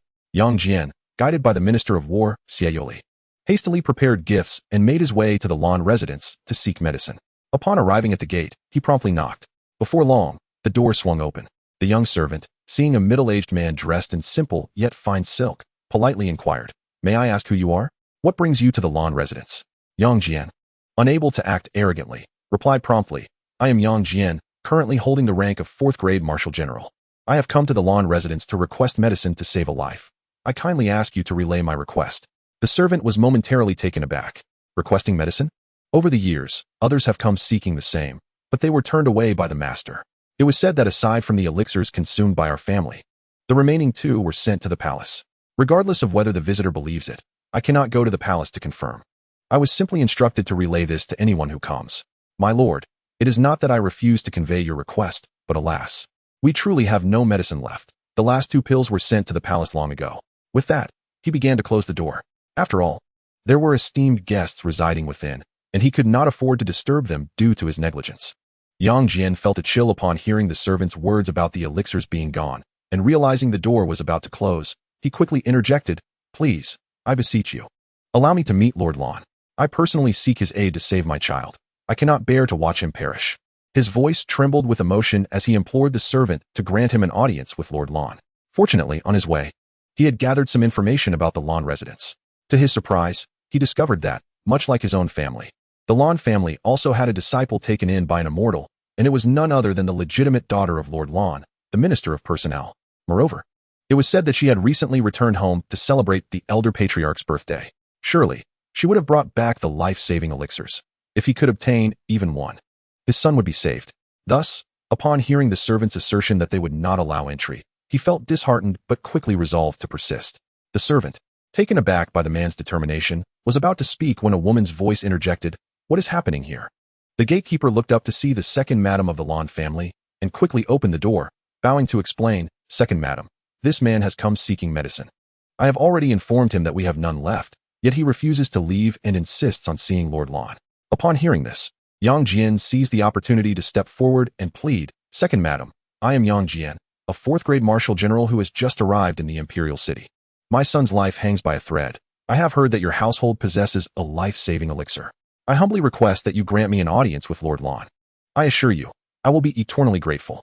The second madam, surprised to learn that he was a martial general, felt a flicker of interest. Her own family had a nephew seeking a position, but given that the Lan family was under her elder brother's authority, he would never allow any favoritism towards outsiders. As she regarded the man before her, an idea began to form. Remembering the 2 distinguished guests that Lan Jin had brought back, as well as the generous young lady, she thought that if she were to request a life-saving pill from her, she would likely feel compelled to oblige. Given that they were all currently residing in the Lan household, having made up her mind, the second madam adopted a sympathetic demeanor and gently said, the heart of a parent is indeed heavy. How could one bear to watch their child suffer without seeking a remedy? Fear not, I shall assist you. Really? Then, I cannot express my gratitude enough, second madam. You truly have the heart of a bodhisattva, Yang Jian exclaimed, filled with overwhelming gratitude.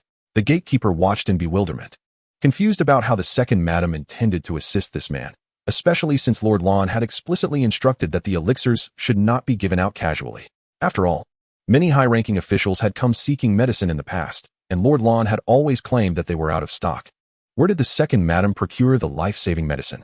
As she entered the manor with her entourage, the young servant pondered that this matter must be reported to the first madam.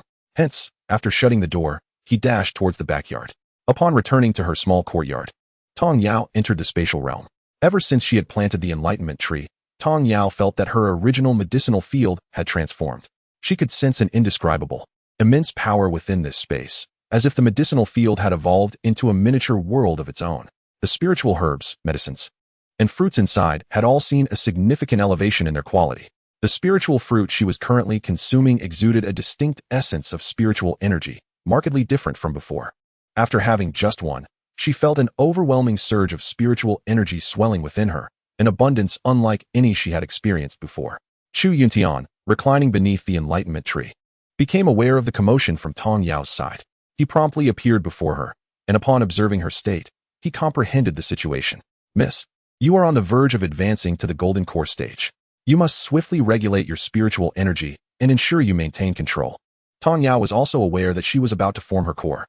Thus, she dared not be negligent. Concentrating the spiritual energy from both within and outside her body into her dantian, she diligently executed her techniques, harmonizing her breath to compress and fuse the spiritual energy gradually. This process persisted for a considerable duration. Fortunately, Time flowed differently within the space compared to the outside world. When Tong Yao turned her focus inward to her dantian, she discovered a glimmering golden core beginning to manifest. Once the golden core stabilized, Tong Yao exhaled slowly, realizing she had succeeded in her endeavor. Yet, she sensed something peculiar about her core formation, though she could not pinpoint what it was at the moment. Choosing not to dwell on it, she opened her eyes to find Chu Yuntian staring at her with wide eyes. "What has happened to you?" he inquired. "What could possibly be wrong? Is it not merely the reaction of someone unaccustomed to such sights?" He mused, astonished. How extraordinary. Who has ever seen someone advance to the golden core stage in such a manner? Tong Yao had been so engrossed in her core formation that she had not noticed his astonished gaze. As she prepared to form her core, dark clouds had enveloped the entire sky above the great Xia imperial city.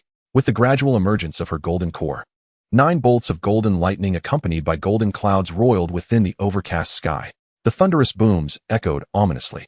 Even Chu Yuntian was taken aback. He had not anticipated that the young lady he had pledged allegiance to would encounter such a rare golden cloud thunder tribulation during her core formation. What was even more astonishing was that while she formed her core within the spatial realm, the sounds of thunder resounded fiercely, yet the lightning did not strike down. As if it could not find its target, he witnessed the 9 bolts of golden cloud thunder raging in the sky before they abruptly dissipated. Subsequently, Tong Yao was enveloped in the healing clouds that descended post-tribulation. This was utterly unprecedented. To not only avoid being struck by lightning during core formation, but to also receive the benefits of healing clouds afterward was beyond description. Chapter 53. Merely an advancement. Chu Yuntan gazed at Tong Yao, who appeared remarkably at ease, with envy. "Miss, did you not notice anything unusual during your core formation?" Tong Yao, taken aback by his question, blinked her large eyes in confusion and replied, "Should there have been anything unusual? Ordinary cultivators advancing to the golden core stage must face a thunder tribulation," he explained. Upon hearing this, Tong Yao suddenly realized. So that was why it fell off. "I did not experience the lightning as depicted in the novels. Typically, the thunder tribulation for the golden core stage comprises several strikes of thunder, varying in number based on the cultivator's aptitude and fortune, generally ranging from 3 to 6 strikes. Remarkably gifted cultivators may encounter the rarer golden cloud thunder tribulation, characterized by 9 bolts of thunder accompanied by golden clouds, which is regarded as an auspicious sign of immense potential. Chu Yuntian continued, casting a glance at Tong Yao. "Miss, you experienced the thunder tribulation in a sense, yet also did not." "What do you mean?" Tong Yao was bewildered by his words. Chu Yuntian took a deep breath and elucidated, "Because your thunder tribulation transpired outside the spatial realm, and it was the rare golden cloud thunder tribulation. Yet none of the 9 bolts struck you. However, the thunder clouds vanished after your core formation, while the healing clouds remained upon you. Such a scene is truly unprecedented." Tong Yao was equally astonished.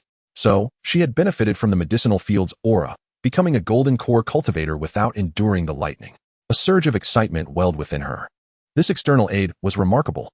Chuckling to herself, she decided to venture outside, as she suspected her ancestor and senior sister were likely concerned for her well-being. After bidding farewell to Chu Yuntian, she exited the spatial realm. Unbeknownst to her, the moment she appeared in her room, her ancestor and several elders noticed her emergence. Thus, when Tong Yao opened the door, she was greeted by a courtyard filled with people. Upon seeing her, Longjin hurriedly approached, anxious to check on her. Tong Yao smiled reassuringly. "Senior sister, I am perfectly fine. It is merely a level up." Her casual demeanor, akin to that of a simple meal, left those present who were privy to the details taken aback. Indeed, no one had anticipated that this girl would ascend to the golden core stage here. At that moment, the 5th group was in seclusion, meditating when suddenly dark clouds gathered outside, accompanied by thunder and lightning. As he emerged to investigate, he noticed the golden lightning hovering ominously above the lawn residence, rumbling without descending. Following the commotion, he observed Longjin's presence and immediately deduced that the source of such upheaval could only be Tong Yao. Truly, she was audacious. No wonder the leader and Xiang were concerned enough to arrange for someone to follow her. From the onset of the thunder tribulation, he had set up defensive formations to counter the thunder's might, yet it seemed they were rendered unnecessary. The 9 bolts of golden lightning had not struck down at all, yet he could distinctly sense the early-stage golden core cultivation emanating from her. How peculiar. Yet, this was not the time or place for inquiries. Now that she was unharmed and had successfully advanced to the golden core stage, she must focus on solidifying her newfound strength and not let her guard down. Tong Yao understood the 5th group's concerns and promptly responded with sincerity. "Thank you for your concern. I will be diligent." With the assurance that Tong Yao was well, the 5th group and the other elders took their leave. However, the 5th group, along with several elders, returned to arrange accommodations at the Lan residence. The remaining few meandered around before discreetly positioning themselves near Tong Yao's small courtyard. The elderly patriarch of the Lan family awaited outside the courtyard with his 3 sons, grandsons, and 3 princes. Upon seeing the ancestor and his entourage emerge, they hurriedly approached to pay their respects and introduced the 3 princes. However, sensing that the ancestor and his companions were displeased at being interrupted, they quickly withdrew. It was only after the group had departed that the male heads of the Lan family and the 3 princes felt emboldened to speak. Lord Lan, did you not mention that you would only bring back 2 esteemed guests? The first to speak was the eldest prince, Xiaosheng. Initially, the 3 princes were engaged in discussions with the emperor of the Great Xiao when they were suddenly startled by a thunderous display of lightning from the sky. Upon investigation, they discovered that this phenomenon emanated from the Blue residence, prompting the emperor to dispatch them to ascertain the situation. Consequently, they witnessed a breathtaking spectacle up close and caught sight of several celestial beings whose formidable presence invoked both awe and envy within them. However, they were perplexed, recalling that such a gathering had not been present before. I am also at a loss, for they appeared quite suddenly, replied Minister Lan with an expression of deep respect. Indeed, they were unaware of when these 8 celestial beings had arrived, and they had no intention of inquiring further. The Blue family understood the boundaries of discourse, what could be said and what could not, without requiring elucidation. Would it be possible for the esteemed fairy residing in this small courtyard to be introduced to us? The second prince inquired, observing the Blue family's evident discomfort. He quickly added, rest assured, Lord Lan, our intentions are merely to pay our respects to the fairy. We would never impose upon the Blue family. The elderly patriarch of the Blue family recognized that, from the perspective of the 3 princes, such an introduction was a trivial matter that his family could certainly facilitate. Refusing might provoke unnecessary complications, so after a moment's contemplation, he directed his eldest son, go find Jeaner and inquire if Miss Tong is available to receive us. The elder son complied and set off in search of his sister.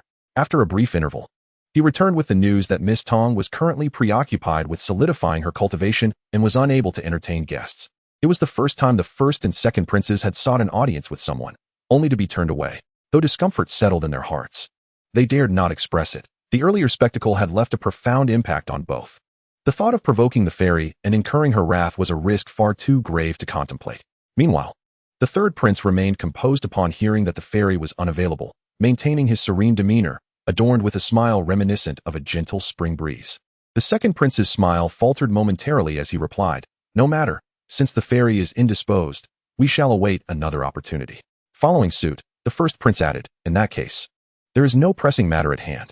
We shall return to the palace to report to our father regarding the recent phenomenon, lest he grows anxious. With a nod to the elderly patriarch, he took his leave, followed closely by the second and third princes. The Blue family members rose to see them off, until the small courtyard fell silent once more. Miss Tong had already been aware of the arrival of the 3 princes when she met with her senior sister, Lan Jing. Yet, she felt no obligation to engage with them. After all, what concern was it of hers? Moreover, Lan Jing had reassured her that she need not undertake any distasteful tasks on her behalf. If she did not wish to meet, then she simply would not, as the imperial family of Great Xia would not dare to impose upon the Blue family. Thus, she had resolutely declined the request. Chapter 54. Is Lady Lan Er suffering from some grave illness? Lan Jing lingered at Miss Tong's residence for a while before departing. As Miss Tong prepared to return to her room for a moment of rest, she sensed someone approaching. Sure enough, it wasn't long before a feminine voice called out, is Miss Tong present? Without uttering a word, Miss Tong stood at her door, gazing towards the entrance of the courtyard. Soon, she beheld the second lady of the Blue family, flanked by a maid and a middle-aged man, entering with ease. Caught off guard, Miss Tong quickly regained her composure. Oh, I momentarily forgot to activate the barrier formation, she thought to herself. Considering that this was her senior sister's second aunt, she politely greeted, greetings, second Aunt Lan. What brings you here? The unexpected visit, along with the presence of an unfamiliar man, left her feeling somewhat perplexed. The second lady of the Blue family felt a twinge of discomfort at Miss Tong's stance, yet she maintained her facade of gentleness, as she had always presented herself as a mild-mannered individual in front of others. Unable to directly request that Miss Tong invite her inside for a conversation, she continued to smile softly as she spoke. Since Miss Tong and my dear Lan Jing are as close as sisters, we are practically family. Please, call me simply Annie Lan. We witnessed the recent spectacle, and it was truly awe-inspiring. I can only surmise that your abilities have grown significantly, and I extend my heartfelt congratulations. Miss Tong responded with a faint signaling for her to continue. The cold demeanor she exhibited caused the second lady's smile to falter slightly, nearly slipping from her lips. Nevertheless, recalling the favor of having rescued Lord Yang's son, and considering that Miss Tong resided in the Blue household, she believed that her relationship with Lan Jin would ensure that a simple request for a minor medicinal pill would not be refused. With this assumption in mind, the second lady pressed on. You see, dear Miss Tong, this gentleman is Lord Yang, a fourth-tier martial general. His second son is gravely ill and in dire straits. So I brought him here to beseech you for a life-saving pill to expedite his return to save his son. After all, saving a life is a deed of immense merit, and I am certain that you, being a kind-hearted soul, would not wish to see Lord Yang suffer the loss of his beloved child, would you? She attempted to advance and take Miss Tong's hand, but Miss Tong deftly sidestepped. Meanwhile, Lord Yang bowed respectfully, beseeching her, I implore you, fairy, grant us your mercy and save my son's life. Miss Tong turned her gaze toward the second lady of the Blue family, observing her somewhat awkward demeanor. She couldn't help but wonder if the second lady was indeed suffering from some grave ailment, for she was approaching her with the airs of a superior, casually introducing a stranger and demanding a life-saving pill, while attempting to manipulate her with notions of benevolence. Did the second lady perceive her youth as a sign of naivety? Lan Jin, her gaze icy, scrutinized the pair for a moment before finally speaking. Lord Yang's second son is named Yangxian, correct? Miss Tong's voice suddenly pierced the silence, akin to ripples disturbing a tranquil lake. Her tone bore an imperceptible sharpness, yet seemed to conceal deeper implications. Lord Yang's heart raced involuntarily. He sensed an inexplicable unease creeping over him. He lifted his gaze to meet Miss Tong's, and in her clear eyes, he perceived a flicker of something elusive. You know my son? Lord Yang's voice trembled slightly, as he struggled to maintain his composure, the turmoil within him betraying his facade. Miss Tong smiled faintly, her expression tinged with disdain and mockery. Do you remain unaware of who caused your son's injuries?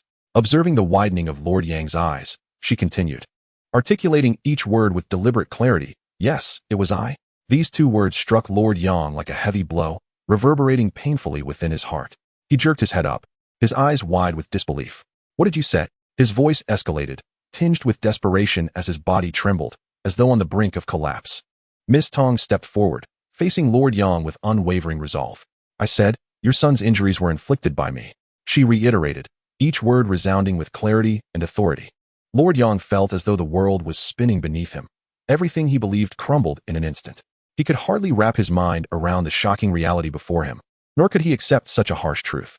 Why couldn't you let him be? His voice was hoarse and feeble, as if he had expended every ounce of energy to utter that question. Let him be? Miss Tong scoffed. What do you believe your son has done that you remain oblivious to? Why has he never spared those whom he has harmed? Tong Yao scoffed, her lips curling in derision. It is only when the misfortune befalls oneself that one truly understands pain. She could hardly believe that such a beast as Yangxian could act without the knowledge of his parents. How could he not consider sparing the innocent while inflicting harm? Merely upon seeing them in the tavern, he dared to cast such loathsome glances their way, and even had the audacity to suggest they follow him. Truly, he is akin to a long-lived tortoise committing suicide, an unequivocal death wish. Yang Jian sat despondently on the ground, his complexion as pale as parchment, his eyes devoid of focus. He comprehended that his son was doomed. Yet, a tempest of rage surged within him. He knew that as an ordinary man, he had no means to avenge his second son. However, he still had Howard. The royal family of the Great Xia relied on the protection of the Qingxuan Sect, and his son Howard was now an inner disciple of that very sect. As his family, they would surely not stand idly by if he were to be tormented by others. He would seek vengeance for his brother through Howard. With this thought, he lowered his head to conceal the resentment in his gaze, adopting an expression of despair. Meanwhile, Madame Lan Er was also gripped by anxiety. She had not anticipated that Lord Yang's son had been injured by Tong Yao, and she had come to seek medicine. The mere thought of what she had done, should it reach the ears of the other members of the Lan family, caused her vision to darken, her body to weaken, and she nearly collapsed, only to be steadied by a maid at her side. At that moment, footsteps approached swiftly from outside the courtyard. The others turned to glance at the entrance, while Tong Yao merely employed her spiritual sense to ascertain the identity of the newcomer. As expected, she saw Lan Jin supporting Madame Lan Er, accompanied by maidservants and matrons, while the steward and young servants remained outside to await their return. Madame Lan Er arrived in a state of fury. Though she was unaware of the recent events that had left the second daughter-in-law on the verge of fainting, she paid it no mind. Suppressing her anger, she forced a somewhat awkward smile at Tong Yao, saying, Yao Yao, it is my fault as your aunt. I failed to manage the household properly and allowed some ungrateful individuals to disturb you. I sincerely apologize and hope you will not take to heart what others say. This household is now under Jean Eyre's father's authority, so please feel at ease and do not concern yourself with those you dislike." Upon hearing Madame Lan Eyre's words, Tong Yao returned the smile and replied, "Aunt, you flatter me." Seeing Tong Yao's demeanor, Madame Lan Eyre felt relieved. "I still have matters to attend to, so I shall leave Jean Eyre to keep you company." As she spoke, she gestured for someone to lead Lan Eyre out, passing by Yang Jian, who had been brought in by Lan Eyre. "Lord Yang, my sister-in-law acted recklessly by bringing you into the backyard. I trust you are aware of the outcome. Therefore, I shall not impose on you to stay for dinner at the Lan residence. The steward will escort you out." Madame Lan Eyre was equally incensed by this so-called Lord Yang, who entered the women's quarters without regard for decorum. With a glare cast towards the second daughter-in-law, who feigned vulnerability, she continued on her way. Tong Yao merely cast a fleeting glance at Yang Jian before retreating into the house. In the courtyard, Yang Jian slowly rose from the ground, his body enveloped in despair and resentment. The steward, accompanied by 2 young servants, approached him with a bland demeanor, saying, "Lord Yang, please, allow me to escort you out." Yang Jian shot a cold, piercing glance at the steward but remained silent, turning to exit. Chapter 55. I truly underestimated you. Inside, Lan Jin was engaged in conversation with Tong Yao. "Yao Yao, this Lord Yang feels somewhat familiar. Do you recall the Yangxian we encountered during lunch? He is the father of that Yangxian." Tong Yao reminded her. "What? Why would he come to the Lan residence seeking medicine? Is he unaware that we were the ones who clashed with his son at noon?" Lan Jin was taken aback, pondering how the man could arrive seeking aid after his son had been dealt with earlier. Tong Yao considered the earlier events. Perhaps he genuinely does not know. For when I informed him that his son's injuries were a result of my actions, his expression did not suggest he was aware. The parents who could raise a son as detestable as Yang Xian must also be of poor character, Lan Jin fumed. Thus, when Madame Lan introduced this person as being surnamed Yang, I had my suspicions and promptly told her it was impossible to save his son. While speaking, Tong Yao casually retrieved several spirit fruits from her spatial storage, placing them on a plate. She took one for herself, taking a bite before gesturing for Lan Jin to partake as well. Lan Jin had grown accustomed to Tong Yao treating these precious spirit fruits as common fruit and took one without hesitation. Reflecting on her second aunt's behavior, Lan Jin felt a twinge of shame. "Yao Yao, I apologize on behalf of my second aunt. Her actions were inappropriate, bringing people before you without consent. I will be more vigilant in the future and ensure that no one disturbs you again." Though Tong Yao found Madame Lan Eyre's actions distasteful, she could discern the difference between kin and strangers. How could she harbor resentment towards her elder sister's family? She smiled and gently patted Lan Jin's hand resting on the table, saying, "It is all right. This matter is not your fault nor your aunt's. There is no need for further apologies. Besides, I am not concerned. My possessions are not something anyone can simply take." Seeing Tong Yao's proud demeanor, Lan Jin could not help but chuckle. Fortunately, you have safely advanced. It seems I must strive harder in my cultivation, lest you leave us far behind." She refrained from inquiring about the manifestation accompanying Tong Yao's advancement to the Golden Core stage. After all, witnessing Tong Yao ascend to such a level effortlessly and at such a young age was likely unprecedented across the entire Yunxiao Continent. Lan Jin felt genuinely happy for her. As the two concluded their conversation, they shared a dinner together. In the courtyard of the Blue Old Master, the spouses of the third branch of the Lan family were present, yet the atmosphere was far from jovial. At the head of the table, the expressions of the Blue Old Master and his eldest son and daughter-in-law were grim, especially Madame Lan, who could hardly contain her fury at seeing the second daughter-in-law weeping incessantly. Her eyes threatened to blaze with fire, crying, "Do you think you have suffered any injustice?" Hearing her elder sister-in-law's words, the second daughter-in-law shrank back, lowering her head in silence as tears continued to flow, presenting herself as a bullied little wife, leaving the onlookers speechless. Where is the authoritative demeanor you usually exhibit, second sister-in-law? Why do you not showcase it for us to see? I truly do not understand how you dare to play the elder before Miss Tong Yao. Without our Jean Eyre, who would even know who you are? Father repeatedly instructed you not to casually agree to requests for medicine, yet you boldly took it upon yourself to bring someone into the courtyard, even into Miss Tong Yao's space. I truly underestimated you, second sister-in-law. Madame Lan's mocking words rendered the face of the second master of the Lan family dark red, and he cast a pained glance at his wife's countenance, which was a sight to behold. The maidservants who had just attended to the second daughter-in-law recounted the entirety of the events that had transpired, causing him to break out in a cold sweat. He had never anticipated that his usually gentle and meek wife could act so recklessly. After all, who was that? A celestial being of cultivation, possessing formidable power. A single misstep could result in the loss of one's life. And yet she had the audacity to present herself as an elder before such a person, truly unaware of her own folly. At that moment, the couple from the third branch of the Lan family gazed at the seemingly frail second sister-in-law with admiration, wishing they could offer her a thumbs up. Madame Lan San, since the day she was mocked as foolish by Master Lan San, has undergone a profound awakening. No longer does she perceive her sister-in-law with the same naive lens as before. This time, she has gained a clear understanding of her character. She believes it is prudent to maintain a distance in the future, lest she unwittingly find herself foolishly assisting in counting money. Seated quietly, Old Master Lan set down his teacup and cast a glance at Second Master Lan before solemnly stating, "Second, our family's current standing is largely attributable to Jiner. This is an undeniable fact." Both Second Master and Madame Lan Sen nodded in agreement.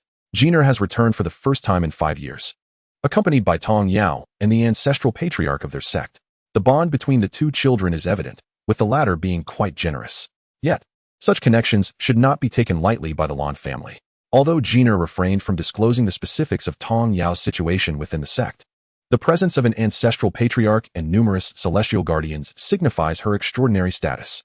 Should any discord arise between Jiner and her due to this matter, it would only serve to complicate Jiner's life further. Old Master Lan's words ignited a sense of urgency in the hearts of Master Landa and his wife. "Father, it cannot truly affect Jiner, can it?" they implored. "Indeed, when we departed this afternoon, I made a point to apologize to that child, Tong Yao. She appeared unperturbed at the time." Just as Old Master Lan continued, Jiner entered the room. "Jiner, what brings you here?" inquired Madame Landa. Noticing her daughter's unexpected arrival, Jiner first paid her respects to the elders before smiling and replying, "I thought you would all be here, so I came over." Madame Landa, her face etched with worry, asked, "And how is Miss Tong Yao?" Observing the concern etched across their faces, Jiner gently placed her hand on her mother's arm, reassuring her, "You needn't fret. Although Yao Yao disapproves of the second aunt's behavior, she does not harbor any ill will towards the Lan family, nor does she dwell on this incident." With those words, the atmosphere lightened, and the family's anxiety began to dissipate. Old Master Lan, however, reminded them, though Tong Yao may not hold a grudge, demonstrating her kindness and magnanimity, we, as the Lan family, must not treat this as if nothing has transpired. He then directed a glance at the downcast Madame Lan and instructed Second Master Lan, "Before my longevity banquet, you two shall remain confined to your quarters for reflection." Madame Lan initially believing that Tong Yao had dismissed the incident, now found herself unable to endure her sister-in-law's continued mockery, only to discover that the patriarch had confined them. She seethed with indignation but could only suppress her feelings. Deep down, she felt a tinge of resentment towards Tong Yao for not informing the household about the earlier mishap upon her return. Otherwise, she would not have naively brought that Lord Yang into the house to seek her. The memory of Tong Yao's attitude towards her left Madame Lan feeling quite unsettled. After all, she was her senior. How could she lack basic respect? What did it matter if Tong Yao possessed higher cultivation? Was she not merely a young girl? Now, wrongfully accused by the entire family for merely seeking medicine, she feared for the repercussions on Jiner. Bah! Had her daughter been chosen instead, would there even be a need for Jiner in the first place? Would she still have to endure the disdain of the first couple? Returning to her own courtyard and sitting at the table, Madame Lan grew increasingly agitated with her thoughts, ultimately succumbing to her distress. Second Master Lan, initially upset over her impulsive actions, softened upon seeing her faint. He discreetly summoned the family physician, ensuring not to disturb anyone. However, after hearing the physician's assessment, Second Master Lan was left speechless. Shortly after the physician departed, Madame Lan regained consciousness, yet remained silent, her tears flowing freely. Eventually, her sorrow drove Second Master Lan to retreat to the study for solace. Meanwhile, on another front, Yang Jian returned to the Yang household, enveloped in a shroud of despair after failing to procure the medicine to save his son. Upon hearing from a servant that his second son had passed, his resentment towards Tong Yao and the Lan family surged uncontrollably. With heavy footsteps, he entered the chamber of his son, Yang Xian. The anguished cries of his wife pierced the air, and Yang Jian's eyes reddened with unshed tears. Seeing her husband return, Yang's wife staggered to her feet from beside their son's bed, throwing herself into his arms and clutching his clothing tightly, her voice trembling with hope. "My lord, did you find the medicine to save our Xianxiaaudiobooks? Please, hurry and bring it forth." But as she gazed into her husband's bloodshot eyes, she realized the grim truth. Their son would never return. The flicker of hope extinguished, she collapsed to the ground, sobbing uncontrollably, "Oh, my Xianxiaaudiobooks." Ignoring his wife on the floor, Yang Jian walked past her, his body taut with tension and fists clenched, heading straight for the bed. There lay his son, once vibrant and lively, now marred with wounds, eyes closed, breathless. The sight struck his heart with the force of a hammer, leaving him in agony. With only 2 sons, and the elder dispatched to Qingxuan Sect, his younger son was all that remained to bring joy to their lives. Despite his past transgressions, he thought, what did it matter? How could the poor compare to his son? If Xianxianer had wronged someone, what of it? He never considered blaming his son, often covering for him, ensuring no one could seize upon his faults. He had envisioned entering the imperial city, leading his family out of that place, ensuring no one would uncover Xianxia's misdeeds. Perhaps he could even find a noble bride for his son, elevating the Yang family's status once more. But now all was lost. Everything was gone. Xianxianer was gone. His youngest son was gone. All of this, he thought, was the fault of the Lan family, that wretched girl, Tong Yao. Unable to contain his rage any longer, he turned and kicked over a washstand beside the bed, storming out with a murderous intent. Armed with a large blade, he approached the servants who had failed to protect their master, punishing them for their incompetence. Without uttering a word, he raised his weapon and swung it mercilessly, blood spraying in an instant as the servants, taken by surprise, were beheaded before they could even beg for mercy. In no time, the courtyard was drenched in blood, leaving the nearby steward and servants paralyzed with fear at their master's brutal and frenzied actions. Some, trembling, collapsed to the ground, covering their mouths, tears streaming silently, terrified that the blade might find its way to their own throats. After releasing his pent-up fury, Yang Jian's anger subsided slightly. He dropped the blade, his voice icy as he commanded, "Clean this mess up." With that, he retreated to the study. Once he was out of sight, the steward hurriedly summoned others to deal with the corpses.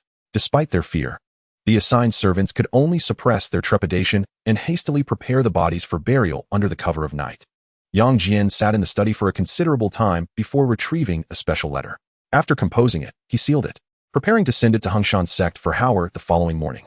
Meanwhile, Yang's wife, stifling her grief, personally cleaned her son's face and hands, instructing the servants to dress him in his favorite clean and splendid garments from his lifetime. After ensuring everything was in order, Yang Jian finally made his way to the study, only to find himself confronted by the sight of his wife, covered in blood and visibly distressed. She refrained from asking questions, as her maid had already briefed her on the recent events. To her, the demise of those servants was deserved. If they could not protect her beloved Xianxianer, they were unworthy of life. Lady Yang sought her husband not merely for solace, but to ascertain the cause of Xianxianer's death and the whereabouts of the medicine that could have saved her. With Yang Jian seated motionless at his desk, Lady Yang, tears streaming down her face, implored, "Who is it that caused Xianxianer's death?" Observing the sorrowful visage of his wife, her eyes swollen from weeping, Yang Jian took a deep breath, stood, and gently guided her to a chair before sitting beside her. For a time, the study was enveloped in the sounds of their shared breaths and muffled sobs. After a prolonged silence, Yang Jian slowly relayed the information he had gathered. Upon hearing it, Lady Yang's heart ignited with fury, her resentment toward Tong Yao and her companions surging.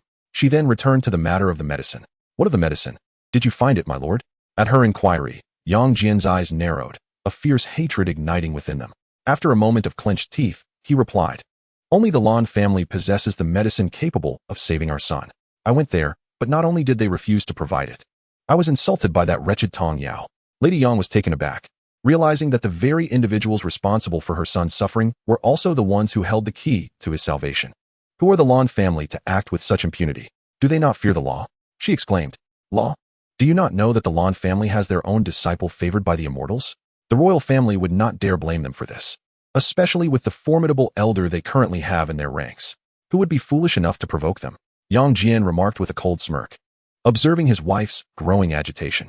Lady Yang's countenance paled at his words, a realization dawning upon her, that the Lan family, like her own, had practitioners of the arcane. Would they never be able to avenge Xianxianer? Despair washed over her as she lamented, "Is our son to die in vain? How could this be? Although they are cultivators, who knows if they hail from a reputable sect? Our Howard is from the Qingxuan Sect, a major faction relied upon by several neighboring nations. I have already penned a letter that will be sent at first light. I am confident that Howard will receive word and come swiftly, accompanied by the immortals of Qingxuan Sect to bolster our cause. We shall implore him to seek retribution against the Lan family and that vile girl for Xianxianer." Upon hearing her husband's plans, Lady Yang's heart lightened slightly. She eagerly anticipated Howard's prompt response, hoping he would bring additional allies. She envisioned capturing the Lan family scion and that wretched Tong Yao, intending to inflict severe torment upon them before executing them in retribution for Xianxianer. The couple was united in their yearning for their eldest son to return with reinforcements to exact vengeance. Yet, they remained oblivious to the fact that their indulgent ways had fostered a monster like Yang Xian, one capable of heinous acts, ultimately leading to their own demise. Chapter 57. The Sign-in Location. The Great Xia Imperial Palace. While the Yang couple was consumed with thoughts of vengeance against the Lan family, within the Lan family estate, only 3 generations remained. Lan Jin was discussing with her grandfather and father how the Yang family would react to Xian's death. Grandfather, father, I've heard that the eldest son of the Yang family has joined the Qingxuan Sect. I suspect they will not let this matter rest, and will seek his assistance, she stated. Both her grandfather and father shared this concern, but noted Lan Jin's composure, indicating she and Tong Yao had devised a plan. Curious, they turned their attention to Lan Jin, who explained, the Qingxuan Sect is a subordinate force allied with the Qingxuan Sect. Thus, even if the Yang family calls upon the Qingxuan Sect, with the presence of the 5 ancestors, they would not dare to act against us, Lan's grandfather remarked. So the Qingxuan Sect is merely a junior partner, with a superior force above them. I wonder how the Yang family will react upon learning this. Meanwhile, in the Imperial Palace, the Emperor of Great Xia remained awake late into the night, burdened not only by official duties, but also by the news brought back by his 3 sons from the Lan family. He recalled the extraordinary celestial phenomenon witnessed during the day, a dark cloud looming overhead, thunder rumbling, merely the test of advancement for Tong Yao, the younger sister of the Lan family's heiress. Additionally, the 8 individuals seen at the Lan residence were said to have appeared unexpectedly, coinciding with the occurrence of the celestial event. This suggested that Tong Yao's identity was far from ordinary, possibly indicating that the elder and those 8 individuals were there solely for her protection, albeit overtly and covertly. Oh, the birthday feast of the Lan patriarch has proven to be more extravagant than my own royal affairs, he mused. After this event, it was likely that the Lan family would gain even greater notoriety, potentially drawing the attention of foreign nations seeking to undermine Great Xia.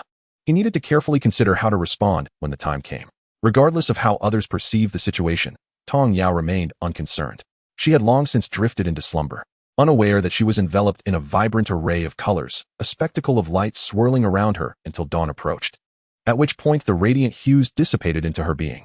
Ah, that was a most refreshing slumber. Upon awakening, Tong Yao found the sun shining brightly outside. She sat up in bed, stretching languidly. Ding. Please proceed to the Great Xia Imperial Palace to complete your sign-in task. The familiar mechanical voice startled her. It was the first time the system had issued a task so early. But the Great Xia Imperial Palace? How was she to reach that place? Should she go openly? The Emperor had not formally invited her. Sneaking in, perhaps? That seemed feasible. She could apply an invisibility charm, swiftly sign in, and return before anyone was the wiser. Having resolved her plan, Tong Yao performed a cleansing spell.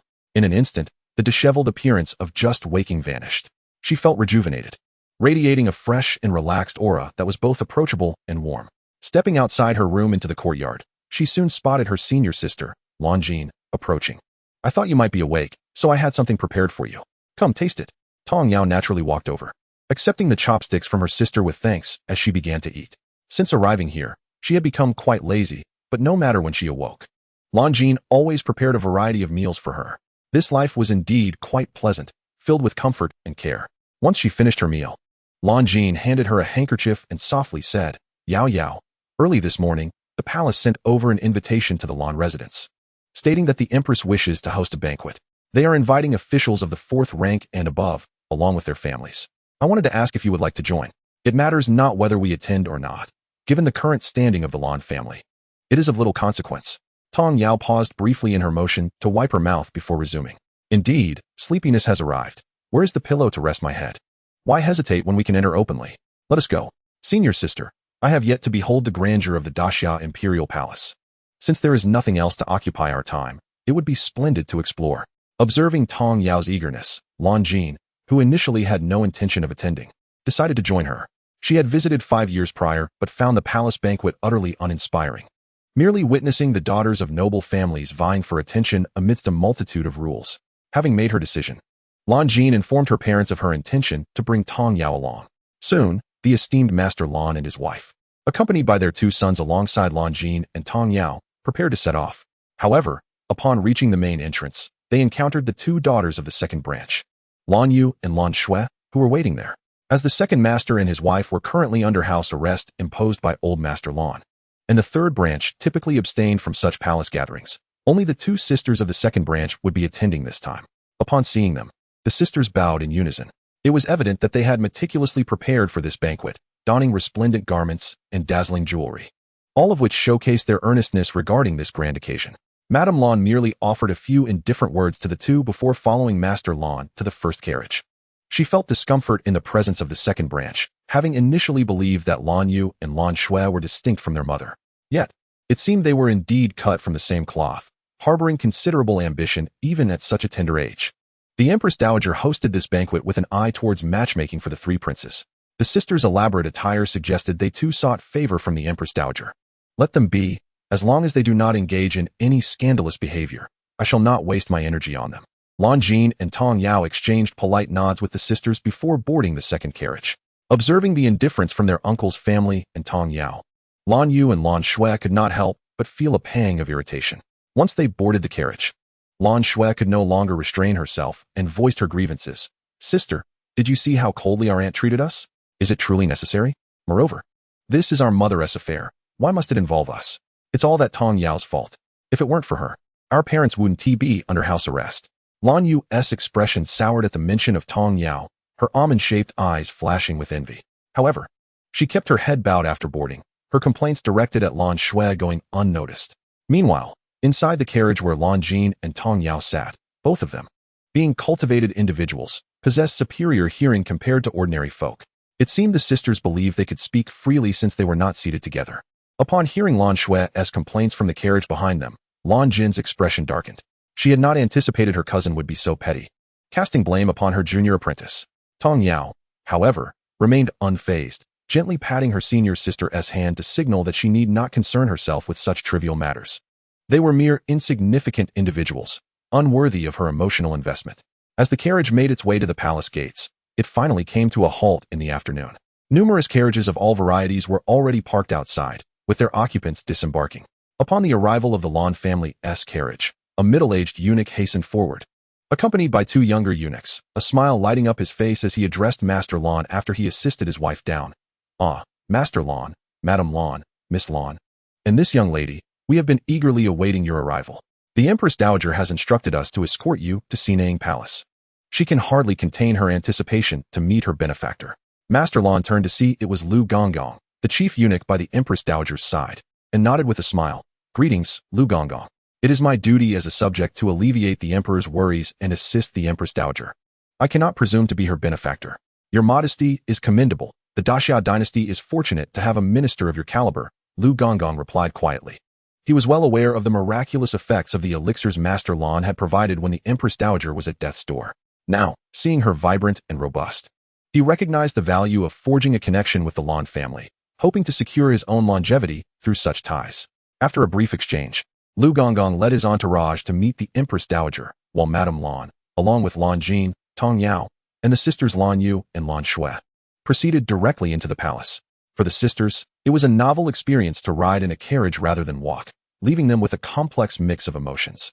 Once Tong Yao disembarked, she remained mostly silent, her gaze wandering around, noticing some subtle yet curious glances cast her way. Yet, she chose to ignore them. A mere glance would not diminish her worth. Seated within the palanquin, Tong Yao surveyed the solemn yet opulent surroundings, finding them much akin to descriptions found in many novels. Considering that the sign-in might take place anywhere within the palace, she thought, system, sign-in. Ding. Sign-in successful. Congratulations, host, for acquiring 10 Phoenix Pearls, 1 Kirin Cub, and 1 million premium spirit stones. Tong Yao pondered the Kirin Cub and inquired about the Phoenix Pearls. What exactly are they? They are crystallized essences of the phoenix after its demise, imbued with formidable life force and pure spiritual energy. They possess the ability to heal meridians, assist in breaking through cultivation bottlenecks, and even offer miraculous effects akin to resurrection, significantly facilitating the elevation of a cultivator's prowess. The Phoenix Pearl is often described as a symbol of pure yang energy, radiating fire red, making it an invaluable aid for cultivators of yang-based techniques. Upon grasping this, Tong Yao recalled the object that Chu Yuntian had referred to as a phoenix egg. Perhaps the Phoenix Pearl was a transformation of that egg. She wondered if it would be beneficial for it. With that thought, she decided to keep it for later experimentation. Before long, Lu Gonggong arrived at Xianxiang Palace, instructing the small eunuchs to be cautious as they assisted Madame Lan, Miss Lan, and the young lady. Just as he was about to announce their arrival, He noticed Mama Li, the Empress Dowager's attendant, waiting at the steps and beckoning him. Lu Gonggong, the Empress Dowager has instructed that upon your arrival, there is no need for an announcement. You may take them directly inside. As she spoke, she inclined her body slightly towards Madame Lan and said, Madame Lan, Miss Lan, and this young lady? This is our esteemed guest, Tong Yao, who is currently residing with us, Madame Lan introduced, acknowledging Mama Li. Her words conveyed an understanding that all present recognized.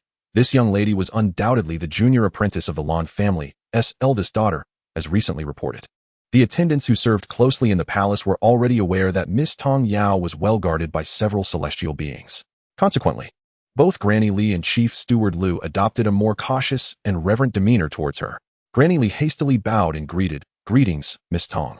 Tong Yao responded with a warm smile, exuding an air of grace and amiability. Following this, Granny Li escorted Madame Lan, along with Tong Yao and others, into the grand hall of Xianing Palace. Inside the hall, only a few esteemed concubines and several noble ladies with titles were present. Once Madame Lan entered with the young girls, all eyes in the hall turned toward them, observing Madame Lan guiding two young girls in a kneeling salute.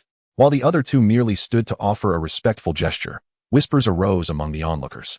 Were those two young ladies not the eldest daughter of the Lan family and her junior sister? Why did they not kneel in reverence before the Empress Dowager? Oh, have you forgotten their current status? To demand they kneel would be courting disaster. Amidst the murmurs, a girl in a pink palace gown, whose beauty was striking, cast a jealous glance at the stunning visages of Lan Jin and Tong Yao. Meanwhile, the Empress Dowager, with a cheerful demeanor, urged Madame Lan to rise and take a seat. She held no dissatisfaction regarding the actions of Lan Jin and Tong Yao, as she was quite aware that even as Empress Dowager and Emperor, they held no authority to demand such reverence from the two. Their willingness to offer a respectful gesture was, in itself, a sign of respect towards her, an old woman. Tong Yao, seated beside Lan Jin, noticed a pair of hostile eyes directed their way. Judging by the attire and position of the woman, she must possess considerable status. This was Tong Yao's first visit to the palace, and she did not recognize her. Why the intense scrutiny? Just as she intended to inquire with her senior sister Lan Jin, the woman spoke first. Empress Dowager, those two must be the esteemed eldest daughter of the Lan family. Miss Lan Jin and her junior sister, correct? They are indeed stunning. No wonder third cousin heroically came to their rescue. The room fell silent. Not only the Empress Dowager and the attendees were taken aback, but even Tong Yao and Lan Jin were left bewildered. What heroics? They were unaware of such an event. The Empress Dowager, intrigued by her grandson's supposed heroism, inquired, Yenner, are you referring to her? The girl in the pink gown was Wang Yenner, the daughter of the fourth princess, the emperor's half-sister. Eager to share what she had heard, she felt a surge of jealousy at the thought of her long-admired cousin having dined with the two girls in his exclusive chamber for an extended period, while he remained indifferent towards her, showing warmth and kindness to other women. However, before she could voice her thoughts, Tong Yao interjected, Pray tell, miss, from where did you hear that we were rescued by the third prince? Wang Yenner, sensing her intent to conceal the truth, retorted, Hee. Everyone dining at Jin Yumantang witnessed it. Who would have thought that two cultivators were saved by a mere mortal? Is it possible that the sect you belong to is an obscure one, hence your inadequate skills? Tong Yao and Lan Jin exchanged a glance, silently agreeing that the girl was indeed peculiar. Chapter 59 Hush. Keep your voice down, lest someone overhears. Tong Yao scoffed. What our sect entails, and the level of our cultivation is of no concern to you. If you wish to personally experience our prowess, I would be more than willing to demonstrate. With that, she extended her hand, causing Wang Yenner to shriek, Empress Dowager, save me. The Empress Dowager and the silent Lu Guifei, seated nearby, were taken aback by her piercing cry. The other noble ladies present exchanged looks of disbelief towards the shouting princess. Only Tong Yao withdrew her hand with a faint smile, continuing, a sharp mind is a valuable asset, yet it appears that certain individuals lack it. Lan Jin's expression darkened. Though I am unaware of how the princess learned of the third prince's so-called heroics, our sect is not one to be insulted lightly. I hope the princess will exercise caution in her words and actions, lest. Though her statement remained unfinished, the unspoken implication was clear to all present. Had the princess not realized that Miss Lan and her junior sister were not in need of rescue? It is easy to see. She must have been consumed by envy upon witnessing the third prince dining with Miss Lan and her party, feeling threatened by the presence of two more striking figures. Indeed, no wonder the princess's gaze was ablaze with jealousy upon their entrance. Another noble lady whispered, cautioning, Hush, keep your voices down, lest others overhear. Tong Yao and Lan Jin remained silent, while the Empress Dowager and Lu Guifei shared their own unspoken sentiments. Only Princess Wang Yener directed a fierce glare towards the source of the murmurs, feeling utterly affronted. How dare they speak of her in such a manner? She resolved to inform her mother upon returning, seeking her assistance in dealing with these old women. The Empress Dowager herself harbored no fondness for Wang Yener, yet felt constrained by the fact that her mother, the sixth princess, had once been under her care for several years. However, she had not anticipated that her daughter would display such a lack of perception. With that thought, she admonished Wang Yener sternly. Enough? Yener, apologize to Miss Lan and her junior sister Tong Yao, or you shall kneel outside. Wang Yener, who believed the Empress Dowager to be on her side, was taken aback by the sudden command, her eyes widening in disbelief. Grandmother? You. Her protest faltered upon witnessing the Empress Dowager's increasingly stern countenance. Forced to swallow her pride, she offered a perfunctory curtsy, her humiliation palpable. And no, it is merely that Yener is young and spoke out of turn. Surely, Miss Lan and Miss Tong, being cultivators, possess broad-mindedness and will not hold it against me. Tong Yao regarded her with disdain, noting the fiery indignation in her eyes, and chose to ignore her altogether. Young? How dare she utter such a thing? With a dismissive glance, she turned away. The Empress Dowager, recognizing that Tong Yao and Lan Jin had no intention of engaging with Wang Yener, exchanged a knowing glance with Granny Li. The latter promptly approached Wang Yener and whispered something in her ear, causing the princess's expression to shift from anger to one of shock, her face paling considerably. Subsequently, she was escorted out of the grand hall by Granny Li. With Wang Yener gone, the atmosphere in the hall lightened considerably under Lu Guifei's guidance.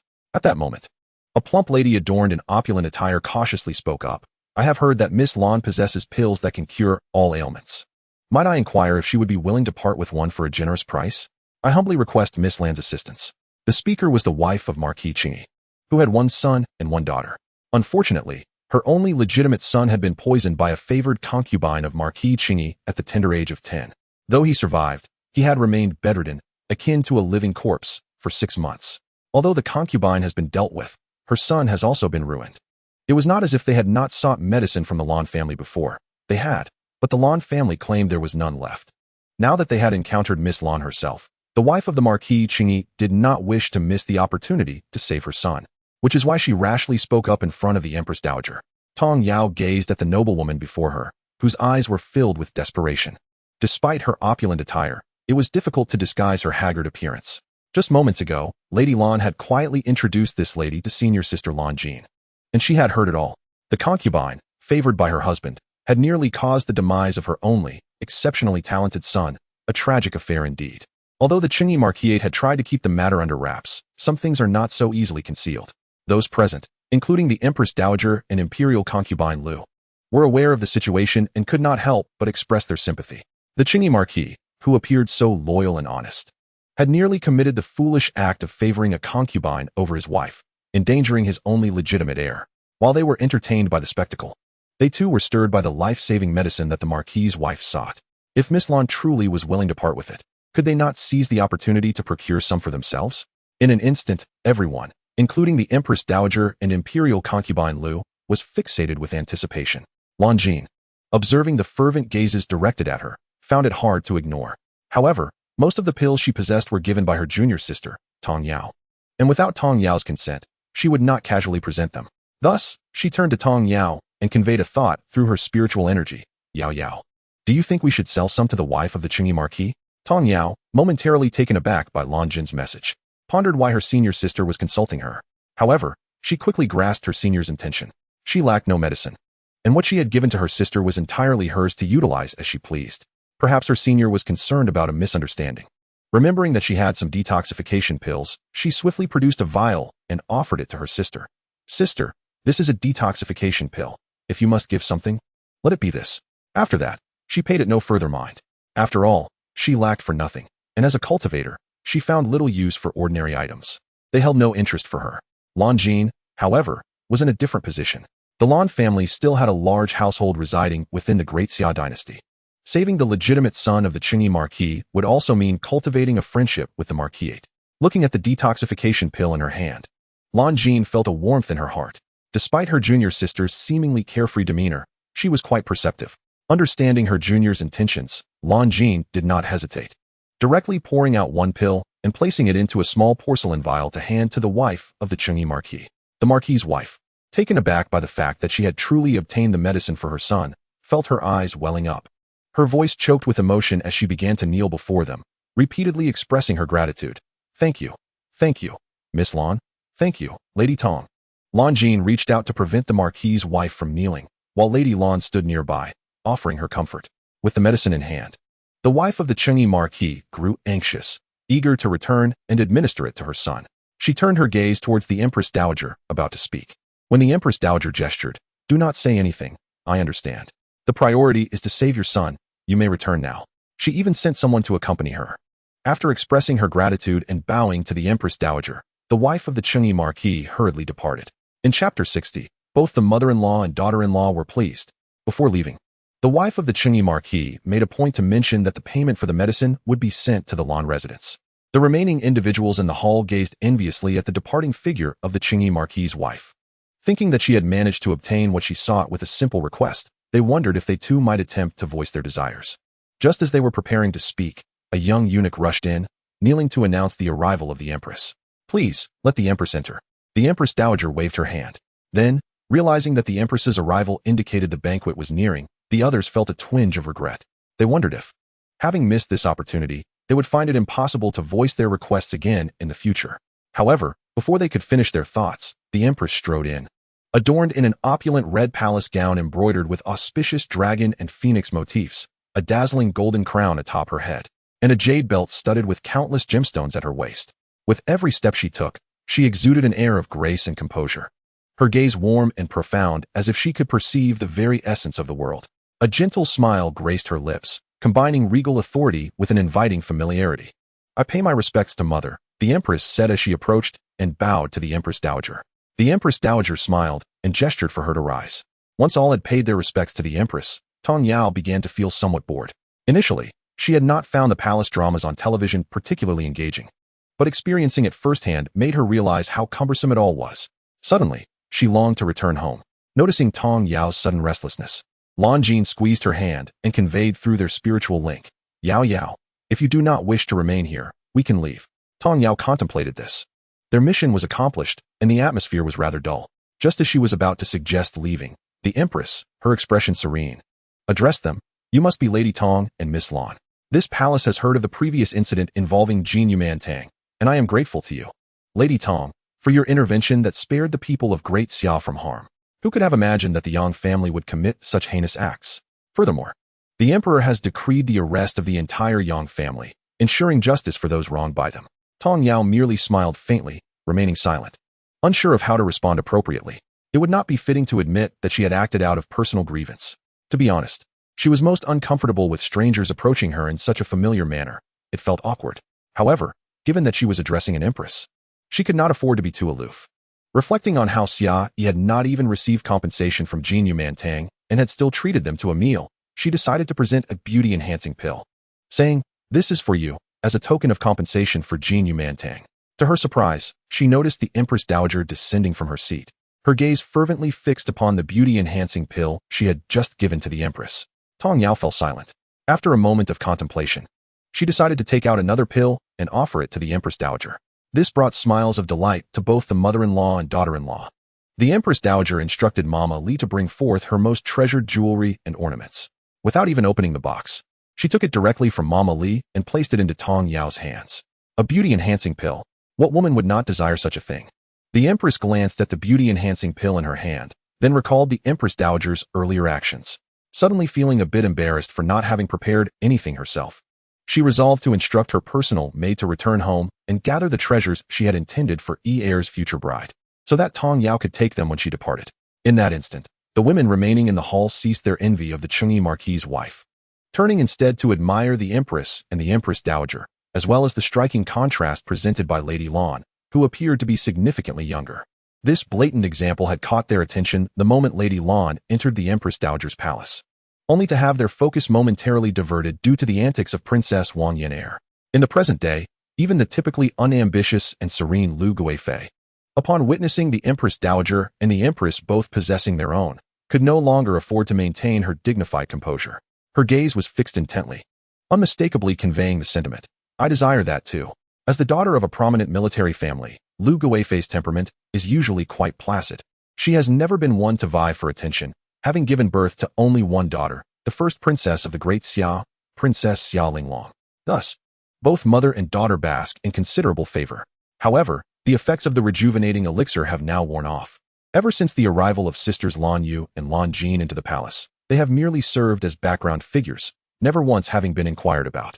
At this moment, they observe the attention lavished upon Tong Yao by the Empress Dowager, the Empress, and the noble women who are eager to curry favor, their hearts a tumultuous blend of envy, jealousy, and helplessness. Ultimately, the two sisters exchanged a glance before resigning themselves back to the shadows. As for their initial intentions upon arriving, with Tong Yao and Lan Jin present, no matter how splendidly they adorned themselves, it would all be in vain. Regardless of what the other ladies might claim, Tong Yao simply produced one last elixir, stating, "This is the final one. If you desire more, you must negotiate amongst yourselves." The Empress Dowager and the Empress, having already received theirs, watched the gathering with smiles, not uttering a word. Among them, who was not the matriarch of an affluent household, yet none dared to voice their desires in the presence of Lu Guifei, the emperor's consort. Initially, two ladies had contemplated contesting for it, considering their husbands' positions in court. But Lu Guifei's remark about her father wishing to engage in a friendly spar with the heads of their households silenced them instantly. Who in the Great Xia did not know that Lu Guifei's family, the General Lu's estate, was not only influential but also home to a fiery temperament that would not hesitate to resort to violence without a mediator? Consequently, the last rejuvenating elixir fell into Lu Guifei's hands. As the banquet approached, on the way there, several ladies approached Tong Yao, attempting to inquire if any elixirs remained. Regrettably, both Tong Yao and Lan Jin resolutely maintained that there were none left. In truth, Tong Yao possessed a considerable supply, and even if she did not, she had the capability to concoct them herself. Earlier, while studying alchemy under Master Xianming at Bayou Peak, she had meticulously examined and even attempted to refine the treasured recipes of Master Xianming, achieving near success with most, including this particular high-quality, rejuvenating elixir. Indeed, what Tong Yao produced was not the exquisite elixir obtained through the system's rewards, but rather one she had crafted through her own explorations. At the banquet, Tong Yao also encountered the emperor of the Great Xia, Xia Lianqing, a somewhat handsome middle-aged gentleman. Upon seeing Tong Yao and Lan Jin, he exhibited great goodwill and sincerity.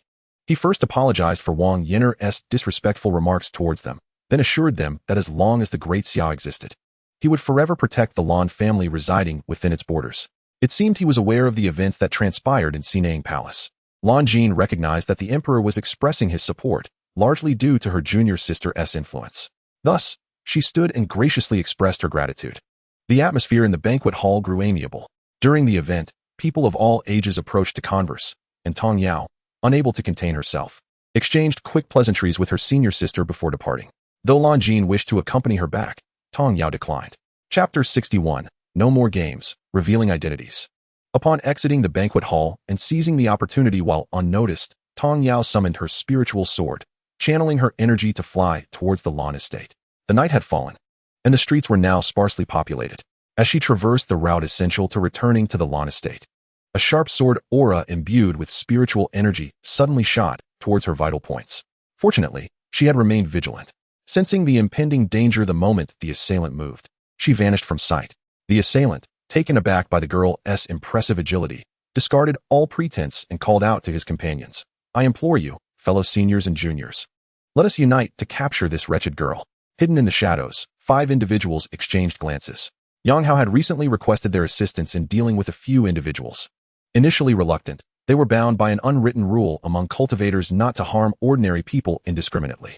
However, having heard that these individuals were cultivators who, leveraging their superior abilities, had killed his brother and imprisoned his parents, they had come to secretly rescue Yunxiao's family and subsequently learned that the murderers were invited to the banquet.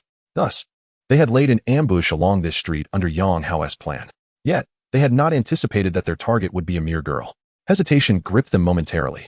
Yunxiao, sensing their uncertainty, urgently urged, "Fellow seniors and juniors, do not let her youth deter you. Remember, they are cultivators who took my defenseless brother's life over a trivial dispute. Her very existence is a threat." The 5 individuals, influenced by Yunxiao's impassioned words, swiftly resolved to act, drawing their spiritual swords to strike. Hearing the girl's mocking laughter, she retorted, "Ah, you must be Yang's eldest son who has joined the Qingxuan Sect. To avenge your scoundrel brother, you truly have a knack for distorting the truth." With that, she turned her disdainful gaze towards the other 5 disciples of the Qingxuan Sect, exclaiming, Have you all lost your wits in your pursuit of cultivation?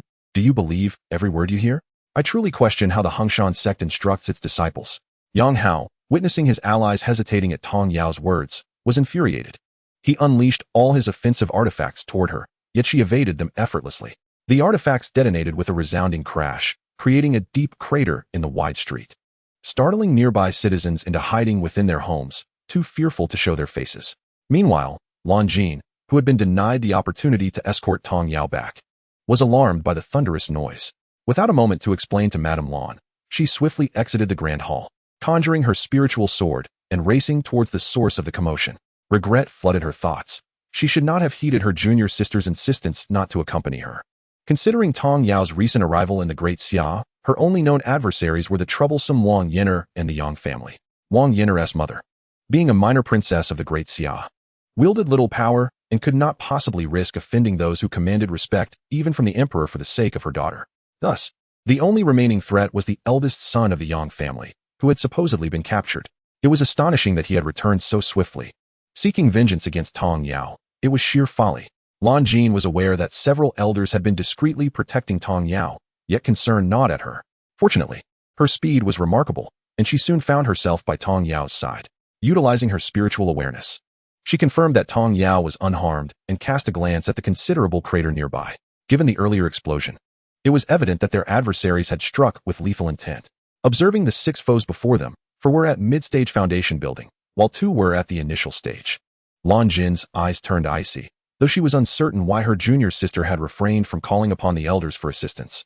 It did not deter her desire to teach those 6 individuals a lesson.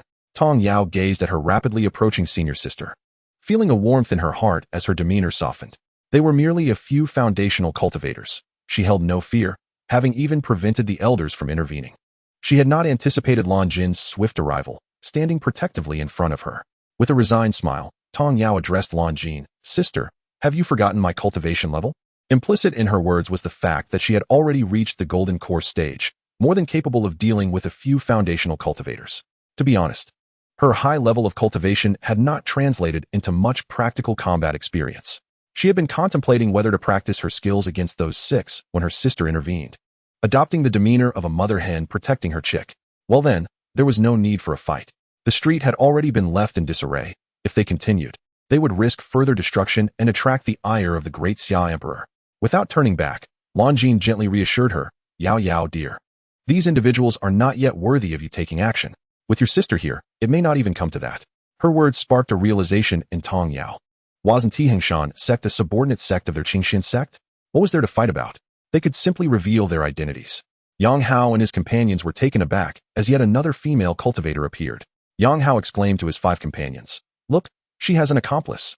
Fellow disciples, we cannot hesitate any longer. If a formidable expert were to show up, it would spell trouble. Follow my lead, and we will swiftly subdue the 2 of them. With that, he charged forward. The other 5, witnessing Yang Hao's attack, prepared to assist him, but before they could act, the young girl spoke up with a smile. If I were you, I wouldn't rush to help him unless you wish to be expelled from Qingxuan Sect alongside him. The 5 were momentarily stunned. What did she mean? Why would aiding Yang Hao result in their expulsion? Just as their minds swirled with confusion, Tong Yao's next words sent chills down their spines, causing beads of cold sweat to form. Do you wish to provoke the Qingxuan Sect's direct disciples? Qingxuan Sect is prepared to forego its standing?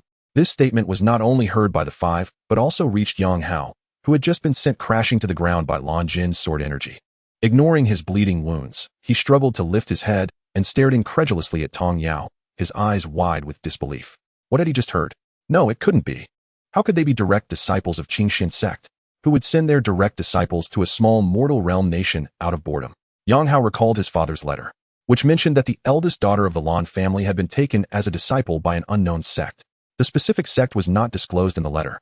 When he had rescued his parents, he had subtly inquired about it, but his father had been equally uninformed. He had assumed it was merely a nameless sect, never realizing it was one of the 3 great sects, Qingxuan Sect, upon which Qingxuan Sect relied. This revelation caused Yang Hao, already injured, to spit out a mouthful of blood and faint from rage. Chapter 62. Do not forget to fill the pit. Tong Yao and Lan Jin looked at the unconscious Yang Hao with disdain. With such meager abilities, he dared to launch a sneak attack. TSK. The other 5 from Qingxuan Sect regarded Yang Hao with cold eyes. Were it not for his current state, they would have each delivered a sword strike to him. How dare he endanger them with the threat of expulsion for attacking a direct disciple of Qingxuan Sect? Yang Hao truly had audacity. Two fellow cultivators. We were deceived by Yang Hao. We did not intend to attack you. Please forgive us, and we will report this matter to our sect. Ensuring he is expelled from Qingxuan Sect, the eldest among the five stepped forward to explain, with the others nodding in agreement. Seeing they were willing to heed her words, Tong Yao decided not to press the issue further. Approaching the unconscious Yang Hao, she channeled her spiritual energy into his abdomen, awakening him with the excruciating pain of a shattered dantian. As he regained consciousness, another mouthful of blood erupted forth. It was over. Everything was over. His dantian was shattered, and all his hard-earned cultivation was lost. His pale face reflected a mix of unwillingness, regret, and despair as he fainted once more. The five onlookers watched in horror, secretly relieved that they had hesitated and not followed Yang Hao's reckless lead. Otherwise, they might have met the same dire fate.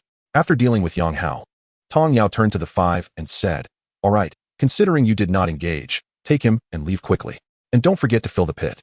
With that, she turned and walked towards Lanjin. "Let us go, sister." After Lanjin sheathed her sword, the two made their way back to the Lan residence. The five remaining individuals exchanged glances. What were they waiting for? To fill the pit, of course. They swiftly set about repairing the damage caused by Yang Hao, hoisting him away like a dead dog. Nearby residents, having waited anxiously, finally dared to peek outside once they were certain the danger had passed. To their astonishment, there was not a soul in sight. Only then did their racing hearts settle, unbeknownst to the two who returned to the Lan residence. The five from Qingxuan Sect had done one more thing before leaving. They had knocked out Yang Hao's parents, whom they had just rescued from the dungeon, and sent them back quietly. "Yao Yao, after my grandfather's birthday banquet tomorrow, let us make haste to return," Lanjin said, looking at Tong Yao. It was not that she did not wish to spend more time with her family, but she sensed that her junior sister might be feeling a bit bored after being away for some time. She feared their master and fellow disciples might also be worried. Tong Yao agreed, missing their master as well. In the palace, not long after Tong Yao's departure, a thunderous voice resonated. The guests who had just seen the eldest daughter of the Lan family leave in a hurry began to speculate whether something had happened to Tong Yao. The great Xia Emperor had also sent someone to investigate and had yet to return.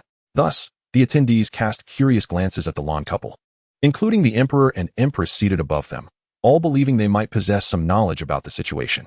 Lord Lan and Lady Lan exchanged worried glances, both conveying concern through their expressions. Such a commotion. What on earth had transpired? Were Jean and Tong Yao all right? As they remained preoccupied with the unfolding events, they waited in anticipation. Minutes passed without further sounds, and just as everyone was distracted by their speculations about the outside situation, the envoy sent by the great Xia Emperor finally returned. Lord Lan and Lady Lan hurried forward, fixated on the guard. The collective gaze of the crowd made the reporting guard swallow hard, until he heard Lord Lan's anxious call. "What are you waiting for? Speak. What is happening outside?" Terrified, he was at a loss for words. The Emperor of the Great Xia did not reprimand Lord Lan for his transgression, but instead interjected, "If you have something to say, then speak swiftly. Why the delay?" Upon hearing the Emperor's command, the guard dared not tarry and promptly relayed what he had witnessed. "What? Are you implying that you did not see my daughter and Miss Tong Yao?" "Indeed, when I arrived with my men, that street was devoid of any soul, save for what appeared to be a freshly filled hole. However, upon inquiring with the nearby residents, they recounted that a young girl had passed by, only to be suddenly accosted by a man clad in black who sought to harm her. Subsequently, he summoned 5 others to join him." Once the guard finished his account, the assembled company began to piece together the narrative. The early departure of Miss Tong Yao had led to an ambush involving 5 or 6 assailants. Yet, Miss Tong Yao proved to be quite formidable, easily evading capture. The assailant, who bore the surname Yang, was subsequently engaged by Miss Lan, who had also arrived at the scene. The other black-clad figures stood by, seemingly unsure of how to proceed. Ultimately, it was Miss Tong Yao who decisively dealt with the initial assailant before she and Miss Lan made their way back. Before departing, she instructed the 5 black-clad men to remove the incapacitated one from the premises and to tidy up the area. Yang. The incident at the Golden Jade Pavilion was known to many, and upon hearing the surname, most could recall its origin. However, was not that family already apprehended? Only the Minister of War, Xie Yoli, felt a jolt in his heart. While others may not know the identity of the Yang in question, he was all too aware. He couldn't help but lightly slap his own mouth in admonition. How reckless of you! What was Yang Jian thinking? He had compassionately advised him to seek medicine from the Lan family, yet he had concealed the truth and deceived him. It was all his fault for being preoccupied with so many matters recently, neglecting to inquire further. Had he known that Yang Jian's son was courting death, he would have refrained from involving himself. As for Yang Jian, losing such a son was no great loss. Yet, he still harbored hopes of having his eldest son take vengeance. And now, look where that had led, utterly disastrous. If the Lan family were to discover that it was he who had directed Yang Jian to seek medicine from them, would they blame him? No. He must quickly find an opportunity to present gifts to the Lan family and clarify the situation. As Xie pondered, he recalled that tomorrow marked the birthday of the venerable old Master Lan. It was said that the Lan family was preparing a grand celebration in his honor. Thus, an opportunity had presented itself. With this thought, he found himself eager for time to hasten its passage. Meanwhile, Lord Lan and his wife felt a slight easing of their anxiety. As the time approached, they sought an audience with the emperor to discuss an early exit. Until they could confirm the safety of the two children with their own eyes, they could not fully relax. Sisters Lan Yu and Lan Jin were thoroughly disheartened, having had their chances disrupted by their elder cousin and Miss Tong Yao. Despite the presence of the three princes at the banquet, the matter of selecting a royal consort was never broached, leaving them feeling invisible and without gain. Their frustration was palpable. Chapter 63. Where's the promised Kirin cub? Upon returning home, after sending the sisters to their own quarters, Lady Lan and Lord Lan hurriedly made their way to their daughter's residence. Why not visit Tong Yao, you ask? Mainly because it was inappropriate for the couple to disturb a young girl at such a late hour. Their own daughter was of lesser concern. Upon arrival, they found Lan Jin still awake. Jiner, are you and Tong Yao unharmed? Is there any injury? It was late, and they felt it unwise to disturb Tong Yao, so they had come to inquire about their daughter. Seeing them return so soon, Lan Jin knew their purpose and hurried to greet them. Supporting Lady Lan's arm to help her sit, Lord Lan took his place beside his wife, both anxiously gazing at Lan Jin. With little choice, Lan Jin quickly reassured them that both she and Tong Yao had returned safely. Once they confirmed the truth of her words, the couple finally breathed a sigh of relief. That is good. As long as you both are safe, we can rest easy, Lady Lan said, squeezing her daughter's hand in relief. Lan Jin, contemplating for a moment, decided to share her plans with her parents. Mother, father, after we celebrate grandfather's birthday tomorrow, we intend to return to our sect. The moment the words left her lips, she felt her mother-esque grip on her hand stiffen. So soon? Haven't you just returned? Why not stay a few more days?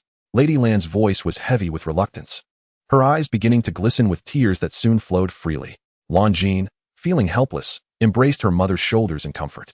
Mother, please do not be this way. I understand your reluctance. Rest assured, I will visit whenever I can. And if you and father miss me, simply write to me. Lord Lan sighed softly, discreetly wiping his eyes. Witnessing his wife's emotional state, Lan Jin felt her own heart ache. To divert their sorrow, she mentioned that her elder brother and two younger brothers could now cultivate as well.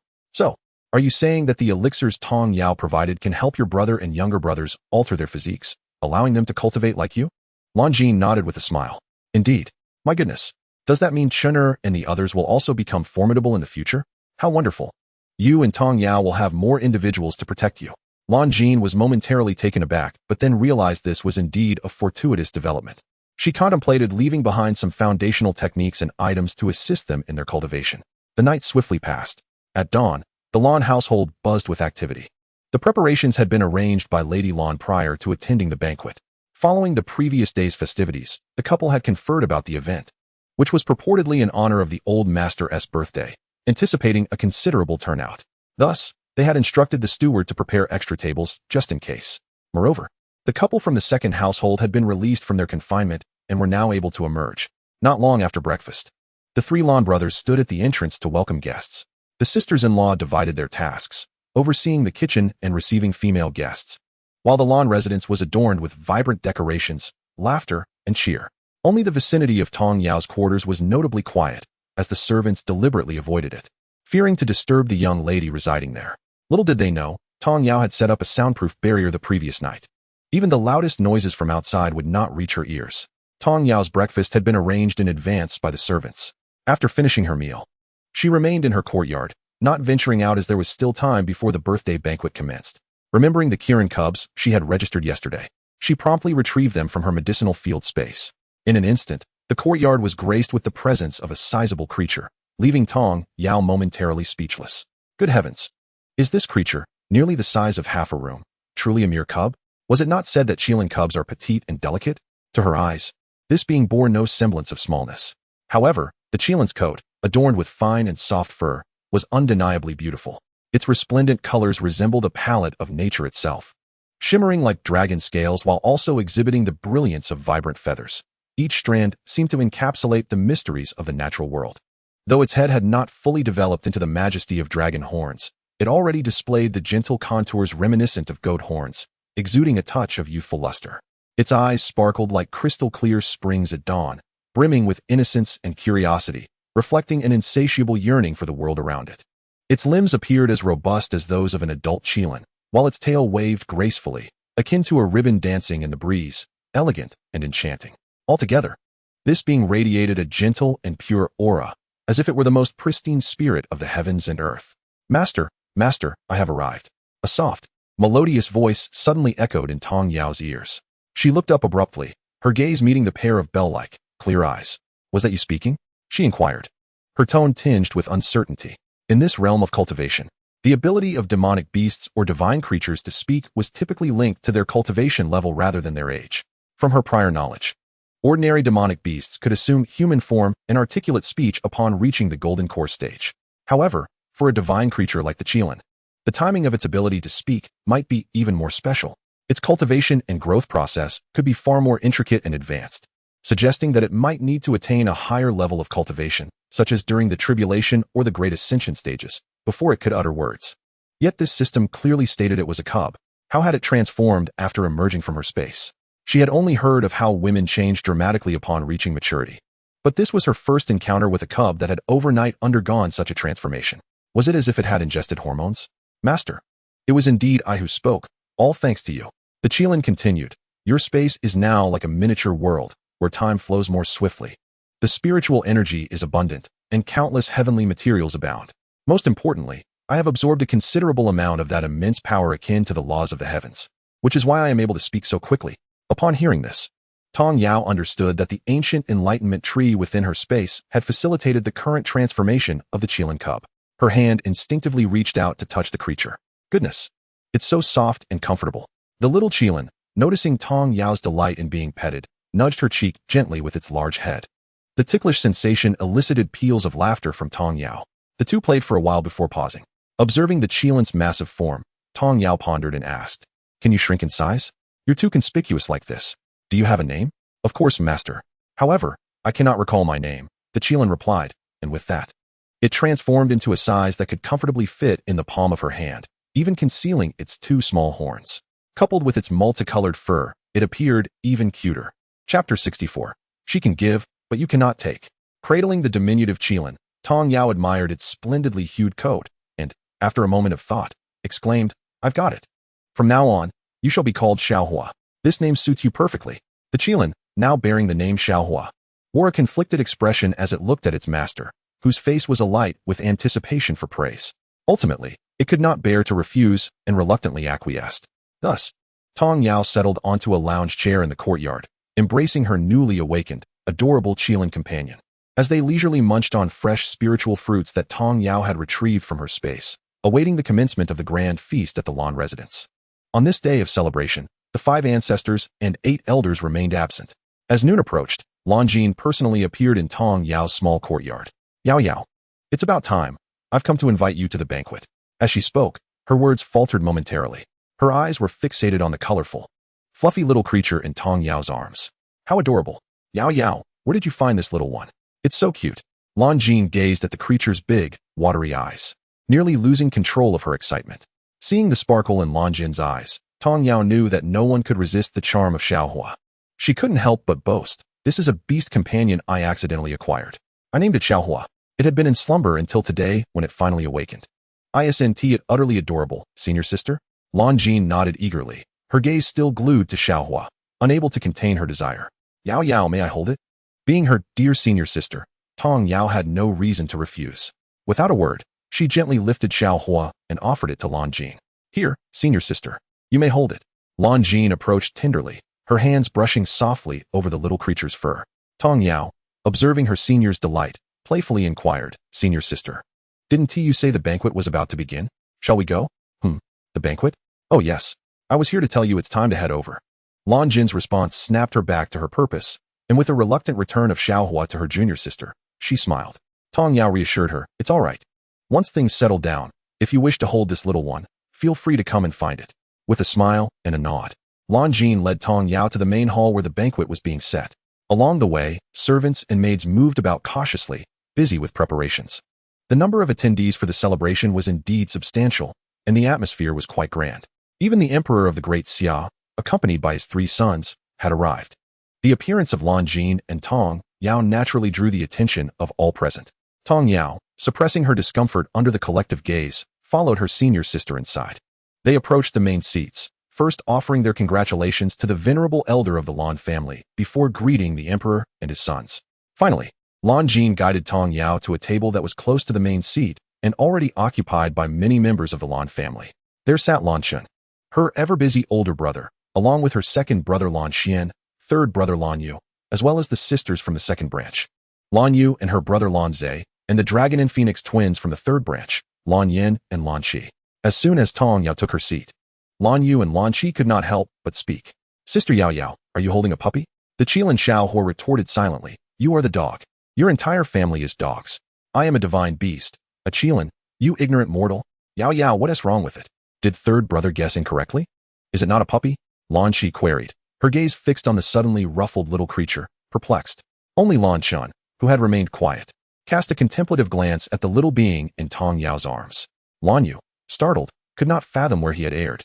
Wait, could this little creature understand his words?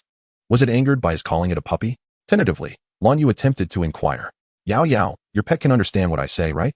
Tong Yao gently patted the back of the young man who was angered by being referred to as a dog, before lifting her head to respond to Lan Yu's inquiry. "Yes, it is my spiritual pet, having attained sentience, so it is quite intelligent. It can even curse." Lan Qi's eyes widened in astonishment, her gaze brimming with envy as she exclaimed, "How impressive! It can comprehend what others say. How adorable! I wish I could have one." Her words echoed the sentiments of the other girls at the table. Who wouldn't desire such a charming and clever creature? Naturally, Tong Yao would never part with her little fire spirit. She merely smiled at Lan Qi, remaining silent, while her hand continued to gently stroke the fur of her beloved pet. Fortunately, Lan Qi understood the boundaries, merely expressing her admiration without any intention of taking Tong Yao's spiritual companion. She bore no resentment towards Tong Yao's demeanor. On the contrary, she empathized, for she too would not easily share such a delightful pet if it were hers. With a polite gleam in her round eyes, she eagerly inquired, "Sister Yao Yao, may I hold it?" Before Tong Yao could respond, she sensed the little fire spirit's reluctance in her embrace. She could only apologize to Lan Qi. "I'm sorry, but Xiaohua isn't accustomed to being held by strangers."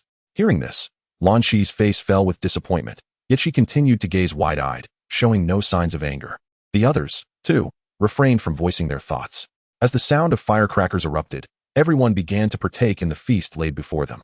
After the banquet, many adults and young ladies sought to approach Tong Yao, hoping to befriend her. However, Tong Yao had anticipated this. After finishing her meal, she took Xiaohua and slipped back to her courtyard.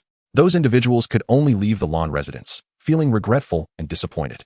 Notably, the 4 elixirs that Tong Yao had presented the previous night were, apart from the 2 large carts of gifts sent by the Duchess of Qingyi this morning, already bestowed upon her by the Empress Dowager, the Queen, and Consort Lu, who had sent numerous precious items her way, along with the gifts from the Duchess. All were collected into a separate storage ring.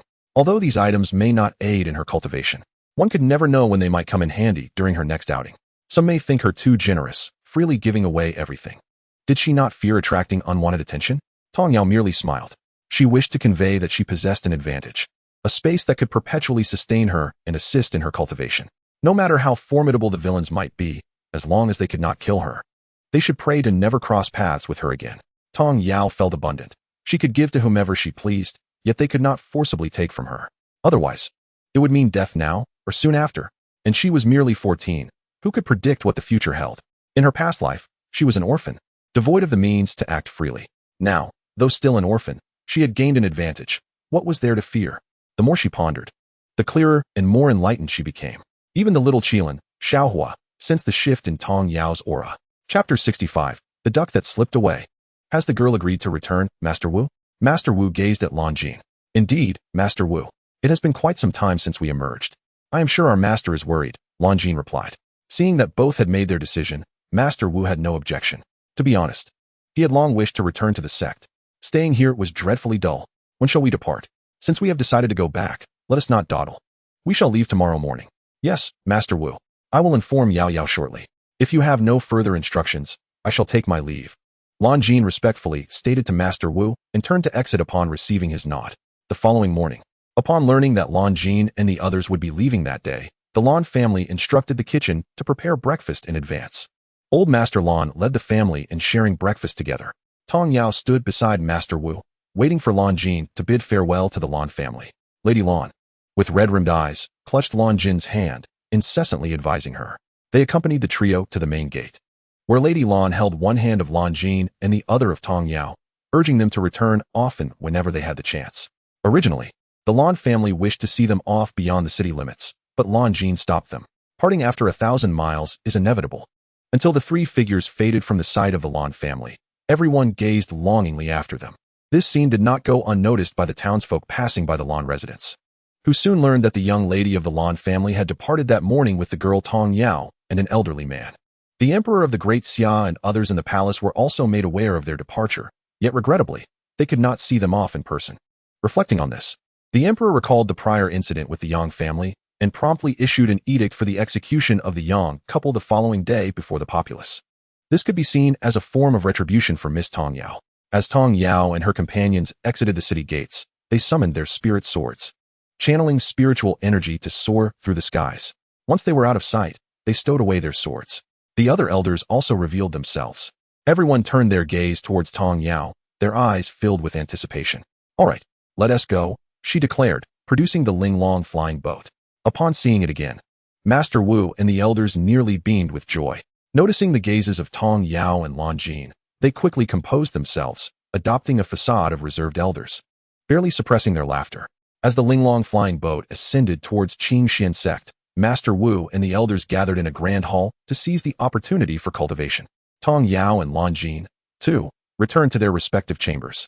On their journey, they passed through numerous mountains and rivers, initially enjoying a tranquil experience. However, as they neared a forest close to the Tian Mountain Sect in the western regions, a thunderous roar erupted from below, startling Tong Yao and her companions. Standing at the rear of the boat, she peered down with her spiritual sense and beheld an immense demon beast surrounded by several cultivators. The most formidable among them was a scarred, slender man, evidently at the late Foundation establishment stage. The others, though not as powerful as the scarred man, were also competent, ranging between the early and mid-Foundation establishment stages. Clearly outnumbered, the demon beast succumbed to their relentless assault, sustaining increasingly grievous wounds. It was not long before it fell victim to the onslaught of the Foundation establishment cultivators. Witnessing this scene, Tong Yao and the others decided not to linger any longer. As they prepared to activate the Linglong flying boat and continue their journey, the cultivators, who had finished gathering their spoils, caught sight of the luxurious vessel above. In an instant, greed flickered in their eyes. This boat was evidently extraordinary, at least on par with a magical artifact. It was likely that some scion of a prominent family was out in the world honing their skills. Their hearts began to race with excitement. Initially, they had hesitated to approach these noble scions, uncertain if formidable family elders would seek vengeance upon them. However, on this occasion, several scions from top-tier families had ventured beyond the protective boundaries of their clans. In their quest for a certain beast egg, they found themselves commandeered by a group of insufferable individuals who directed them with an air of superiority. How could they endure the condescension of these young scions, who treated them as mere commoners? Thus, they resorted to flattery, subtly extracting information while leading them towards perilous grounds. In this manner, they seized the opportunity to eliminate a hidden protector, launching a surprise attack amidst the panic of these privileged youths, swiftly dispatching a group of them. They obliterated any traces left behind and departed with the treasures pilfered from these aristocratic offspring. During that period, they reveled in a newfound freedom, utilizing the stolen goods to enhance their cultivation and significantly improving their quality of life. This time, the scar-faced man had ventured into the treacherous forest for a minor task. Little did he know, he would not only encounter a formidable creature, but also a flock of plump prey. Now, with their luxurious flying vessel preparing to depart, urgency gripped them. They could not allow this opportunity to slip away. With a leap, they soared forward, intent on intercepting the vessel and dealing with these unsuspecting lambs once they disembarked. However, the scar-faced man and his companions were mistaken. The individuals they sought to deceive were not the naive young aristocrats they had previously encountered. Tong Yao had noticed them long before the scar-faced man approached, her curiosity piqued by their intentions. Nevertheless, her disdain for them remained unshaken. Thus, even upon hearing their greeting conveyed through spiritual energy, she chose to feign ignorance. She accelerated the speed of the exquisite flying vessel, vanishing in a flash before the eyes of the scar-faced man and his cohorts. How infuriating. They managed to escape. The scar-faced man growled darkly, his expression grim. The others lamented the loss of the departing vessel. Boss, that flying vessel is extraordinary. Its opulence suggests it belongs to someone of considerable status. We are in the territory of the Qingxuan Sect. Could it be that a high-ranking member is passing through? One ventured to speculate. Nay, the Qingxuan Sect would not possess such a treasure without it being known to the world. It must have come from elsewhere. The scar-faced man mused, a sinister glint flashing in his eyes as a nefarious idea took root. Meanwhile, aboard the swiftly retreating exquisite flying vessel, Tong Yao and her companions dismissed the recent encounter from their minds, unaware that the scar-faced man was plotting their revenge by sending his underlings to spread rumors in areas frequented by disciples of the Qingxuan Sect. A few young xians, embarking on their own training journey, piloted a treasure-laden flying vessel acquired by their elders, heading towards the eastern region. Their accounts were detailed and convincing, stirring the interest of the disciples of the Qingxuan Sect. One such disciple, an outer disciple named Li Ming, was particularly excited by the news, as the sect was currently in distress over the recent damage to their travel tools and was scrambling to gather materials for repairs. He thought, if he could relay this information to the higher-ups of the sect, it might alleviate their troubles and secure him a commendable reward. Chapter 66. The Qingxuan Sect covets the exquisite flying vessel. After coming to this realization, Li Ming hastily flew back to the sect on his sword, exhilaration coursing through him. Upon reaching the entrance of the main hall, he was met with disapproval. What are you doing here? This is not a place for an outer disciple. Depart at once, exclaimed Li Xiao, the third disciple of the Qingxuan Sect's leader, who had just exited the hall and spotted Li Ming grinning foolishly at the entrance.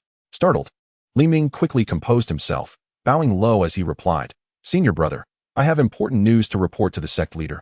I hope you will convey my message. Li Xiao scoffed. What news could a mere outer disciple like you possibly have for our esteemed master? Begone, you are a nuisance. When he saw Li Ming still lingering, he prepared to forcefully remove him, only to be interrupted by Li Ming's sudden outcry. Sect leader, I have a solution to the damaged flying vessel issue. Before he could finish, Li Ming was struck by Li Xiao's spiritual force, sending him crashing to the ground. Furious, Li Xiao thought, does this fool seek his own demise? After I let him go, he dares shout in front of the main hall. As Li Xiao contemplated giving Li Ming a harsh lesson, he was halted by the appearance of a middle-aged man emerging from the hall.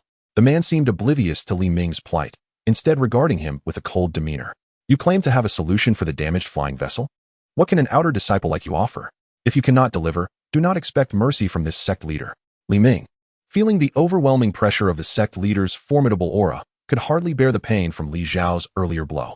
He involuntarily spat out more blood, but, steeling himself against the agony, shifted from lying down to kneeling, trembling as he spoke. I dare not.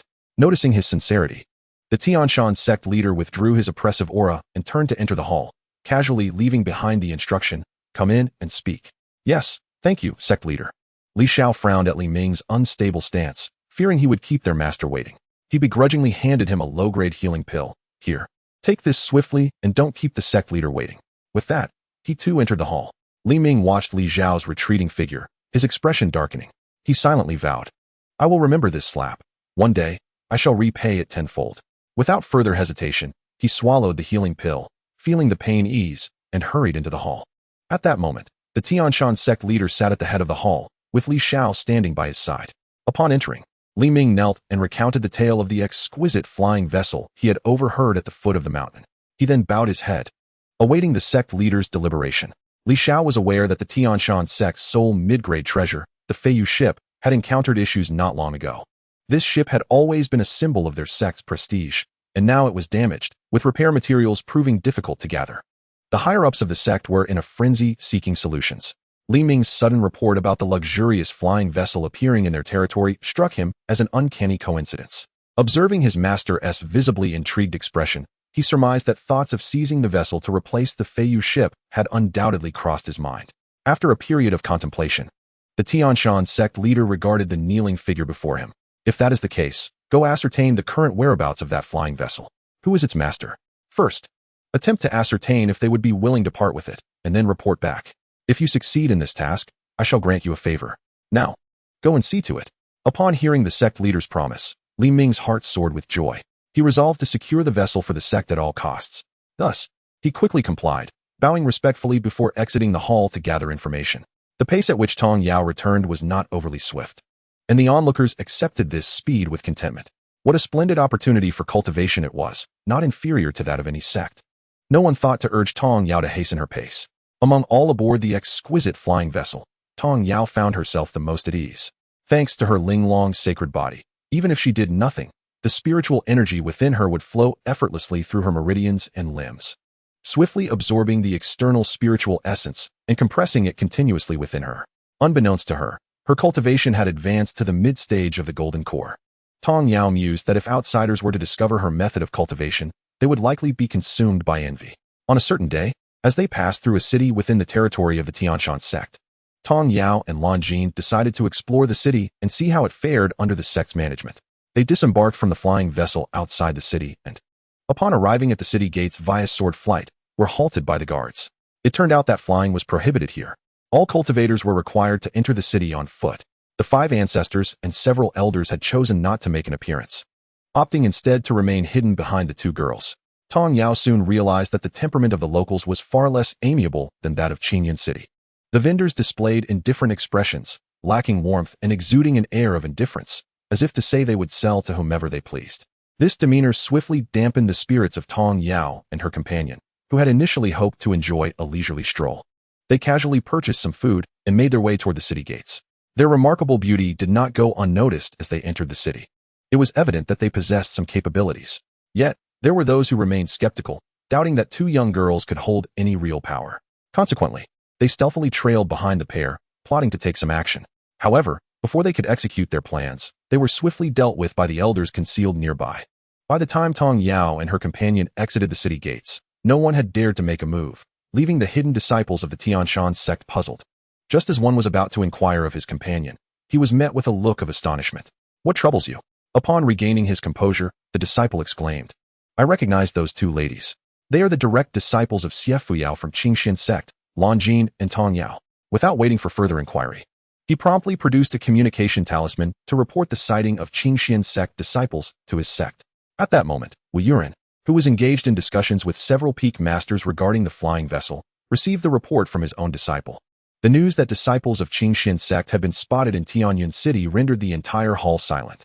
Though Wu Yuren harbored thoughts of revenge for past grievances, the memory of Xiefuyao tempered his intentions.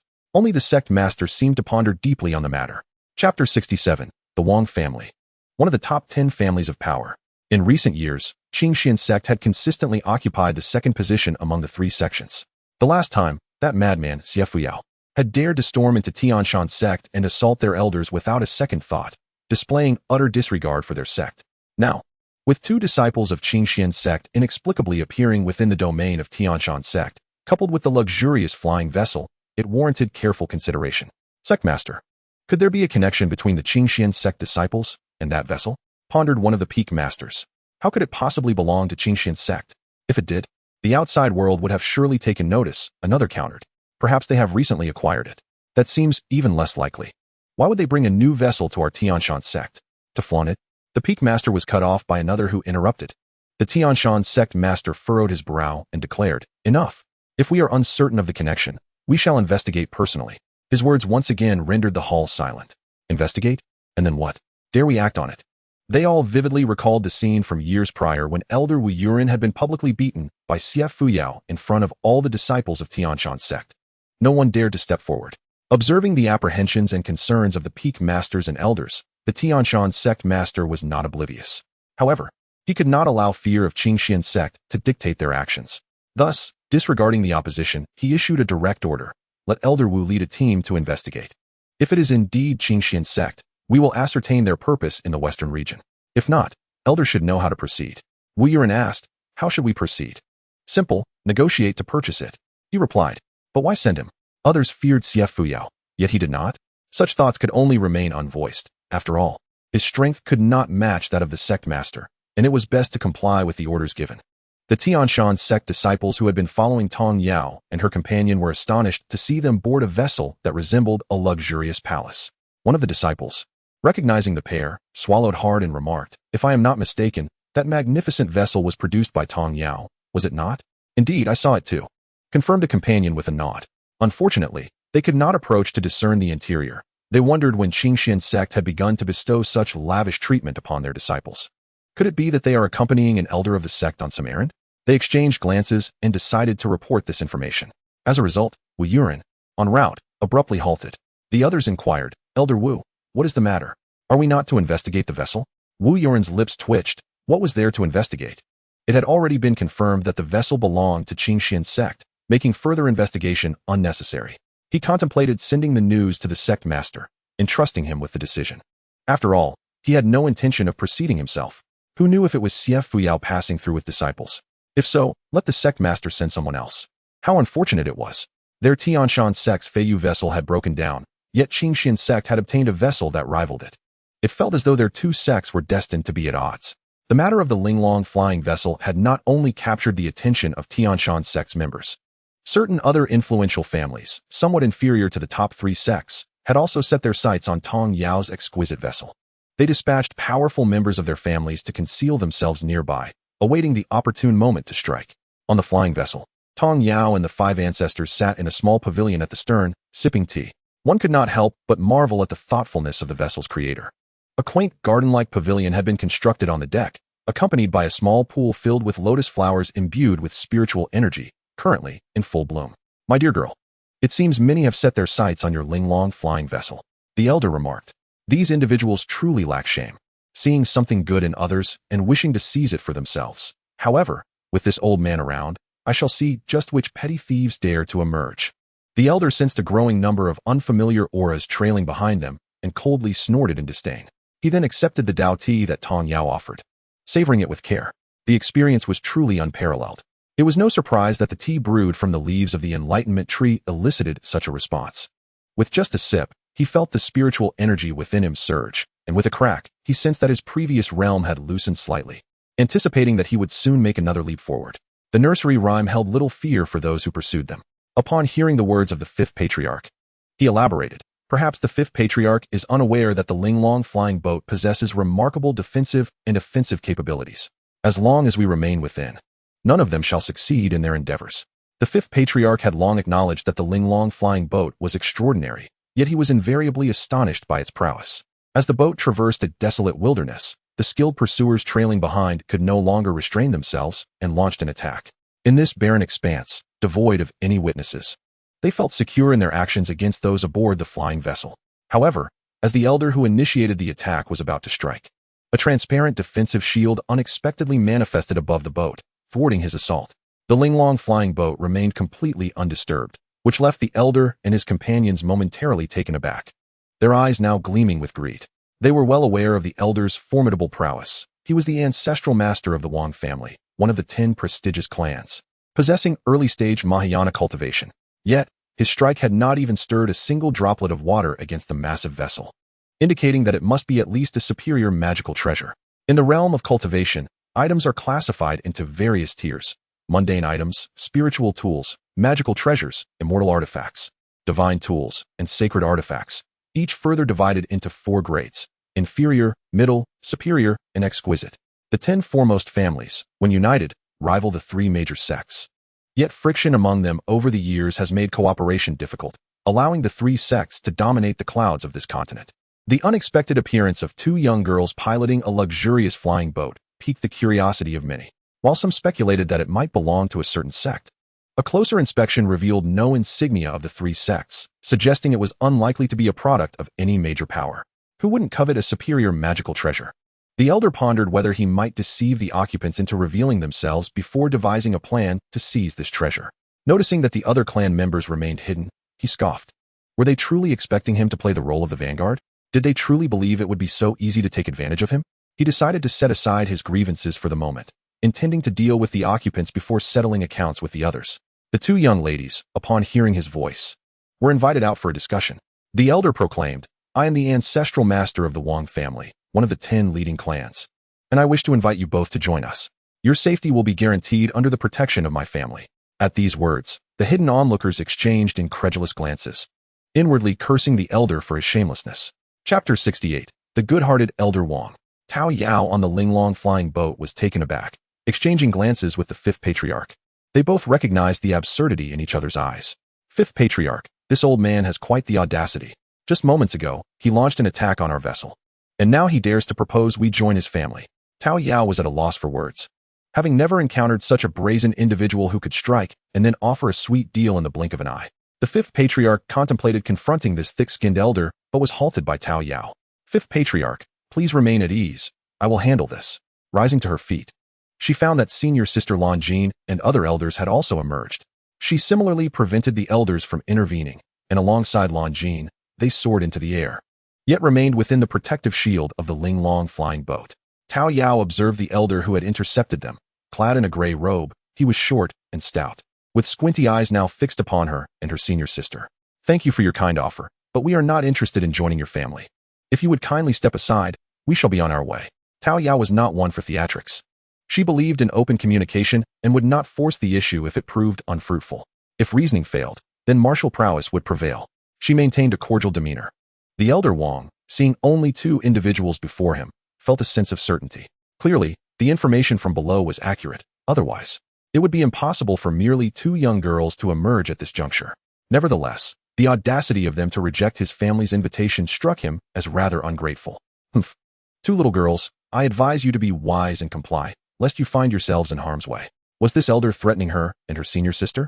Tong Yao merely smiled, choosing silence. The elder Wang, incensed by their demeanor, cast a cold glance at them before shouting to the others behind him. What are you waiting for? He had originally contemplated that if the two girls were sensible and willingly surrendered the treasure, he could avoid collaborating with the other clans. Now it seemed that hope was dashed. Alone, he could not breach the treasure's defenses. He would have to involve others from the clans. Alas, the ultimate ownership of this treasure would likely be contested among them. All of this was the fault of those two impudent girls. The hidden observers inwardly derided the elder Wang. Just moments ago, he had hoped to monopolize the prize. How foolish. The young girls, unwilling to comply, reminded them of their own ambitions. Young ladies, what brings you here? Might I inquire as to the identity of your accompanying elder? Upon their emergence, a relatively younger man among them, the head of the Lu family, one of the 10 clans, asked gently. He had been nearby attending to matters when he received word that other families were pursuing someone, prompting him to investigate. Upon sighting the flying boat, he surmised the intentions of those present. Frankly, he held no desire to be associated with them. Originally, he had not intended to intervene, but upon glimpsing one of the young girls aloft above the boat, he felt compelled to act. Reflecting on the elder Wang's earlier words, the Lu family head could not help but smirk inwardly. He did not know the identity of the smaller girl, but he was well aware of the larger one. She was the second disciple of the esteemed Master Xia of the Xiaoyao Peak of the Qingxuan Sect. Surely, there were more individuals aboard the vessel. He simply wondered why they remained hidden. Tong Yao sensed that this man was different from the others, feeling a genuine kindness emanating from him. Before she could speak, the elder Wang shot a wary glance at the Lu family head. What do you mean, Lu family head? Do you know them? The others regarded him with puzzled expressions, as if he possessed knowledge of their origins. In an instant, the individuals present, aside from the elder Wang, hesitated. After all, what kind of force could wield such a treasure? The Lu family head chuckled amiably, addressing the elder Wang. Elder Wang, these two young ladies are disciples of my son, Lu Ming. What do you think? His words immediately awakened the surrounding individuals to the gravity of the situation. Lu Ming, the eldest disciple of the esteemed Zhang Zhenren, the second-ranked master of the Qingxuan Sect, was a name that commanded respect. If these girls were his fellow disciples, then they were undoubtedly of the same esteemed sect. Wait a moment.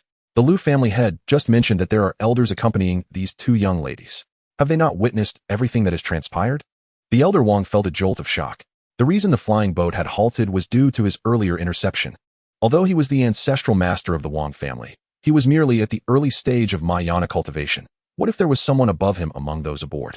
The more he thought of him, the more unsettled he became. Suddenly, a resounding laugh echoed from above, and an invigorated elder appeared outside the flying vessel. Could it be the father of the young Lu? What a coincidence! Upon seeing him, the head of the Lu family realized with a start that old Wang was in for trouble. This elder was none other than the most irascible among the 5 ancestors of the Qingxuan Sect, possessing formidable powers at the late stage of the Great Ascension, capable of overwhelming everyone present. The head of the Lu family hurriedly approached and respectfully bowed, expressing his surprise that the 5 ancestors of the Qingxuan Sect were in attendance, and he humbly sought forgiveness for any previous indiscretions. The mention of the 5 ancestors of the Qingxuan Sect sent a wave of panic through the others, but what truly unsettled them was the subsequent appearance of 8 additional figures, all with considerable prowess.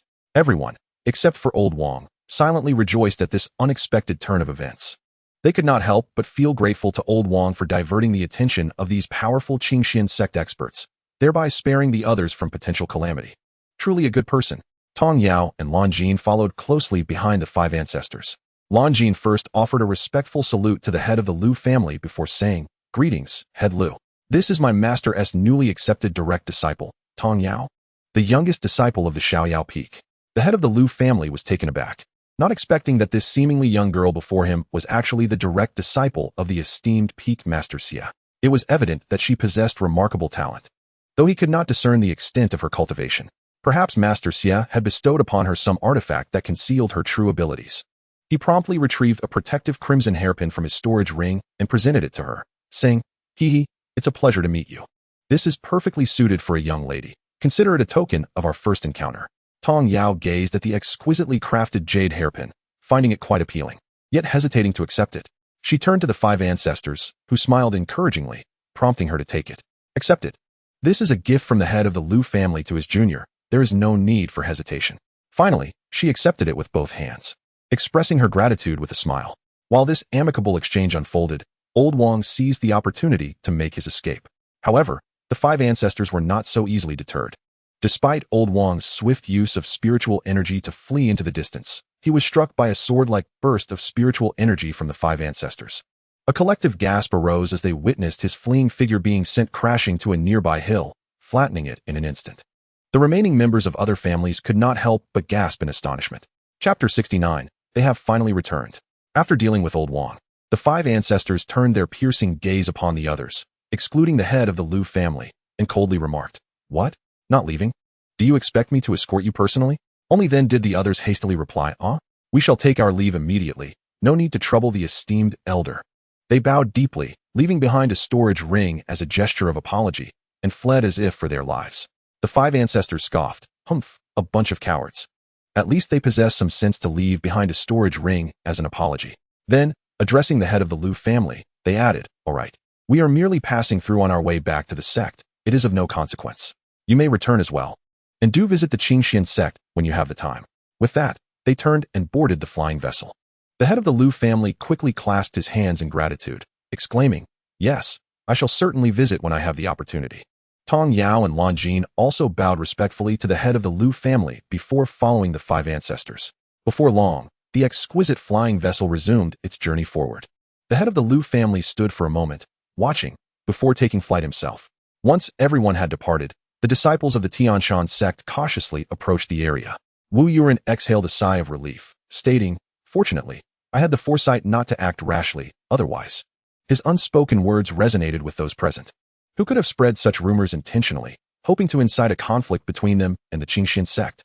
Truly, their intentions were vile. This treasure-seeking contest concluded without so much as a ripple. In a grand estate, a loud crash reverberated as the scar-faced man, upon hearing the news, smashed the table before him in fury. What a bunch of cowards. So many of them were frightened into inaction. The Qingxuan Sect's people are utterly useless. After venting his frustration, he managed to regain his composure. He had initially thought they were merely young scions out for some experience, only to discover they were disciples of the Qingxuan Sect, accompanied by a host of formidable experts. The scar-faced man could not shake the feeling that something was amiss. Yet, there was little use in dwelling on it now.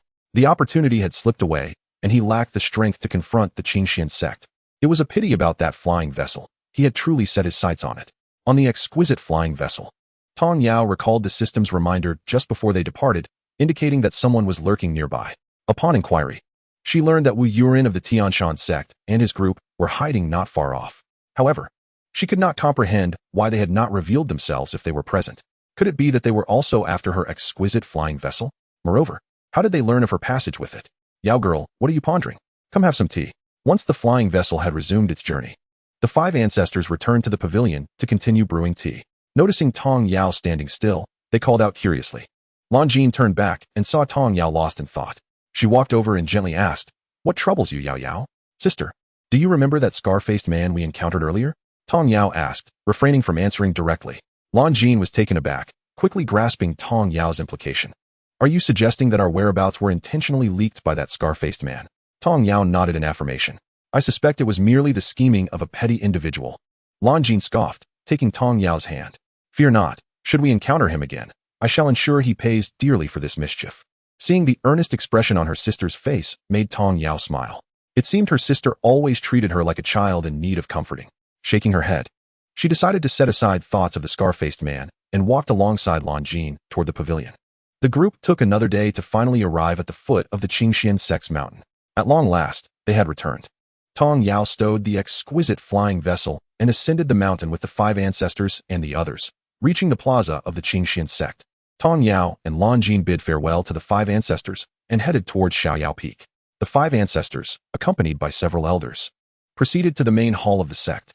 Tong Yao and Lan Jin had already changed into their direct disciple attire, a purple robe with a blue belt. While on their way, they encountered numerous disciples from Xiaoyao Peak, who greeted them warmly. Greetings, Sister Lan. Greetings, Sister Tong. The 2 sisters have returned. The atmosphere of Xiaoyao Peak buzzed with excitement upon their return. After Tong Yao and Lan Jin departed toward the main hall, the remaining disciples gathered together to discuss. The 2 sisters have been away for quite some time. I heard it was Sister Lan's grandfather's birthday, and apparently, Sister Lan hasn't returned home in 5 years. 5 years. If it were me, I would have longed for home. Huh, do you think Sister Lan doesn't miss home? It's just that the journey back is far too long. How unlike you, residing not far from Qingyan City. Hee hee. Indeed. But, haven't you all noticed something? A male disciple suddenly interjected. His question left everyone perplexed. Not noticed anything? Observing the expressions of his companions, he helplessly remarked. I mean, the cultivation levels. Originally, his cultivation was on par with senior Sister Lan Jin, but upon seeing her again, it was evident that her aura had surpassed his. Did you not notice the shift in senior Sister Lan Jin's presence? And what about senior Sister Tong Yao? Even I cannot discern her cultivation level. It feels stronger than that of senior Sister Lan Jin. What does that imply, if not obvious? With his words, the group began to recall their recent encounters with the 2. They were startled upon reflection.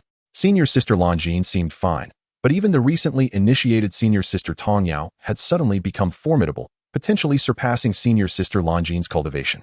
This was rather alarming. Though it was known that when senior Sister Tong Yao first joined the sect, she was tested to possess a top-tier 5-element spiritual root. Such rapid advancement within a single year seemed implausible. Could it be that the 2 sisters encountered some extraordinary opportunity during their recent outing? The atmosphere turned silent as everyone began to speculate inwardly.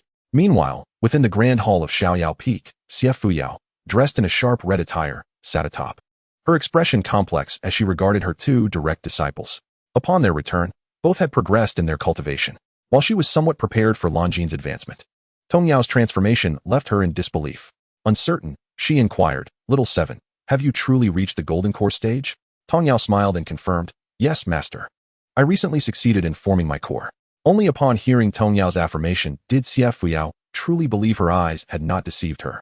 However, it was Lan Jin's subsequent remarks that rendered her at a loss for words, utterly shocked. To achieve core formation after merely 1 outing, and to add to the envy. The girl had done so without facing the tribulation. Such good fortune nearly overwhelmed her composure. Chapter 70. About to become the first master surpassed by her disciple. Haha. For the first time, Xie Fuyao found the title of master somewhat hollow. Since Little 7 arrived at Xiaoyao Peak, it seemed she had hardly imparted any teachings. Now, the girl had directly broken through to the golden core stage. If this trajectory continued, she might indeed become the first master to be surpassed by her disciple. This wouldn't do. She needed to hasten her own seclusion to break through. Clearing her throat, she addressed the 2 standing below. Lan Jin, Little 7, your timing is fortuitous. I plan to enter seclusion for cultivation soon. During this period, matters of Xiaoyao Peak shall be entrusted to you and your senior brother. Lan Jin and Tong Yao were taken aback. They had just returned, and their master was already preparing for seclusion. Although they were unaware of the reasons, they could sense their master's urgency. The 2 respectfully bowed in acknowledgement.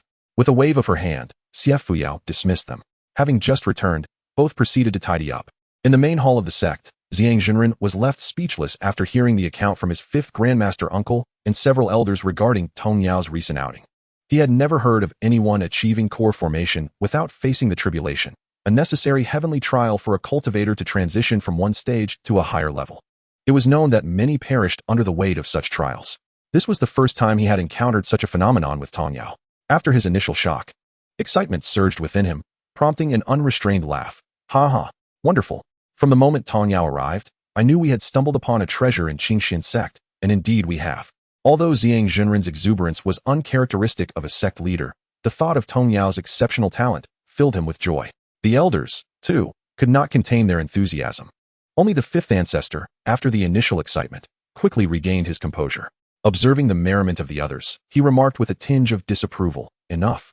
The fewer who know of this, the safer it is for the girl." He turned to Xiang Zhenren, advising, "Rein in your enthusiasm. She is not without her calculations. Just ensure her safety without excessive interference."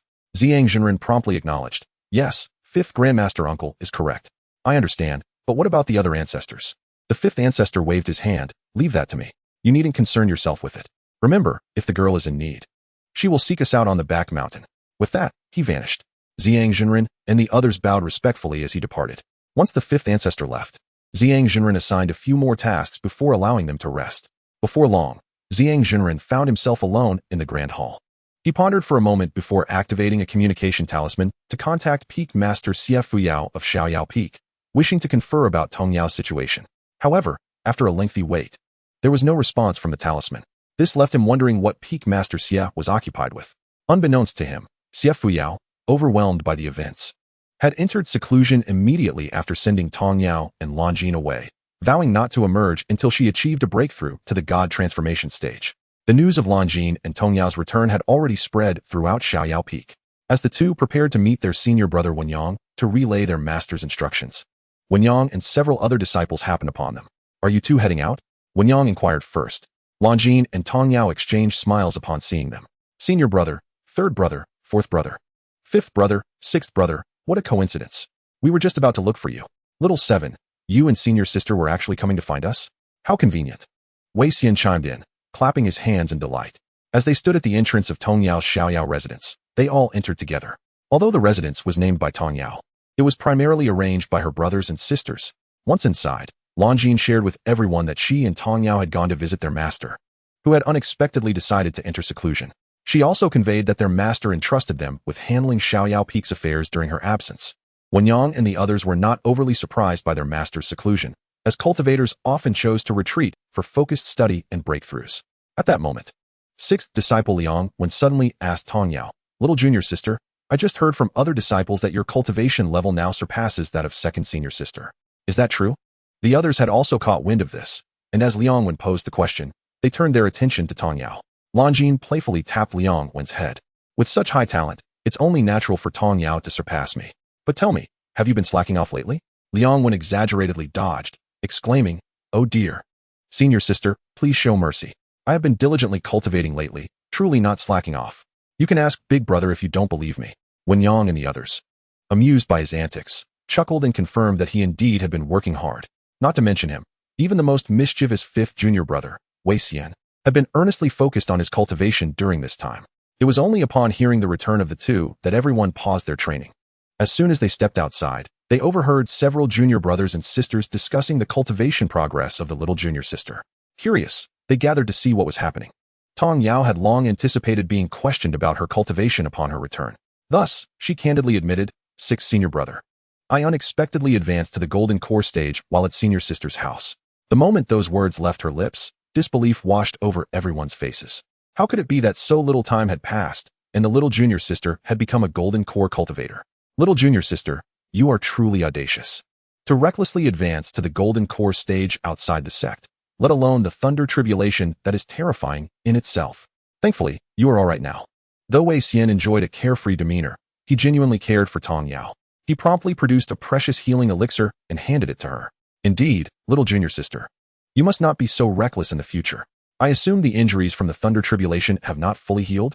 Here, take this elixir for internal injuries. If it's not enough, I can ask the sect leader of Bai Yufeng to concoct more for you." Wenyang also presented a healing pill he had just received to Tong Yao. The other senior brothers hurriedly rummaged through their storage rings for items to offer. Witnessing this scene, Tong Yao felt both touched and awkward, unsure how to explain herself to her senior brothers. Longjin could no longer contain her laughter.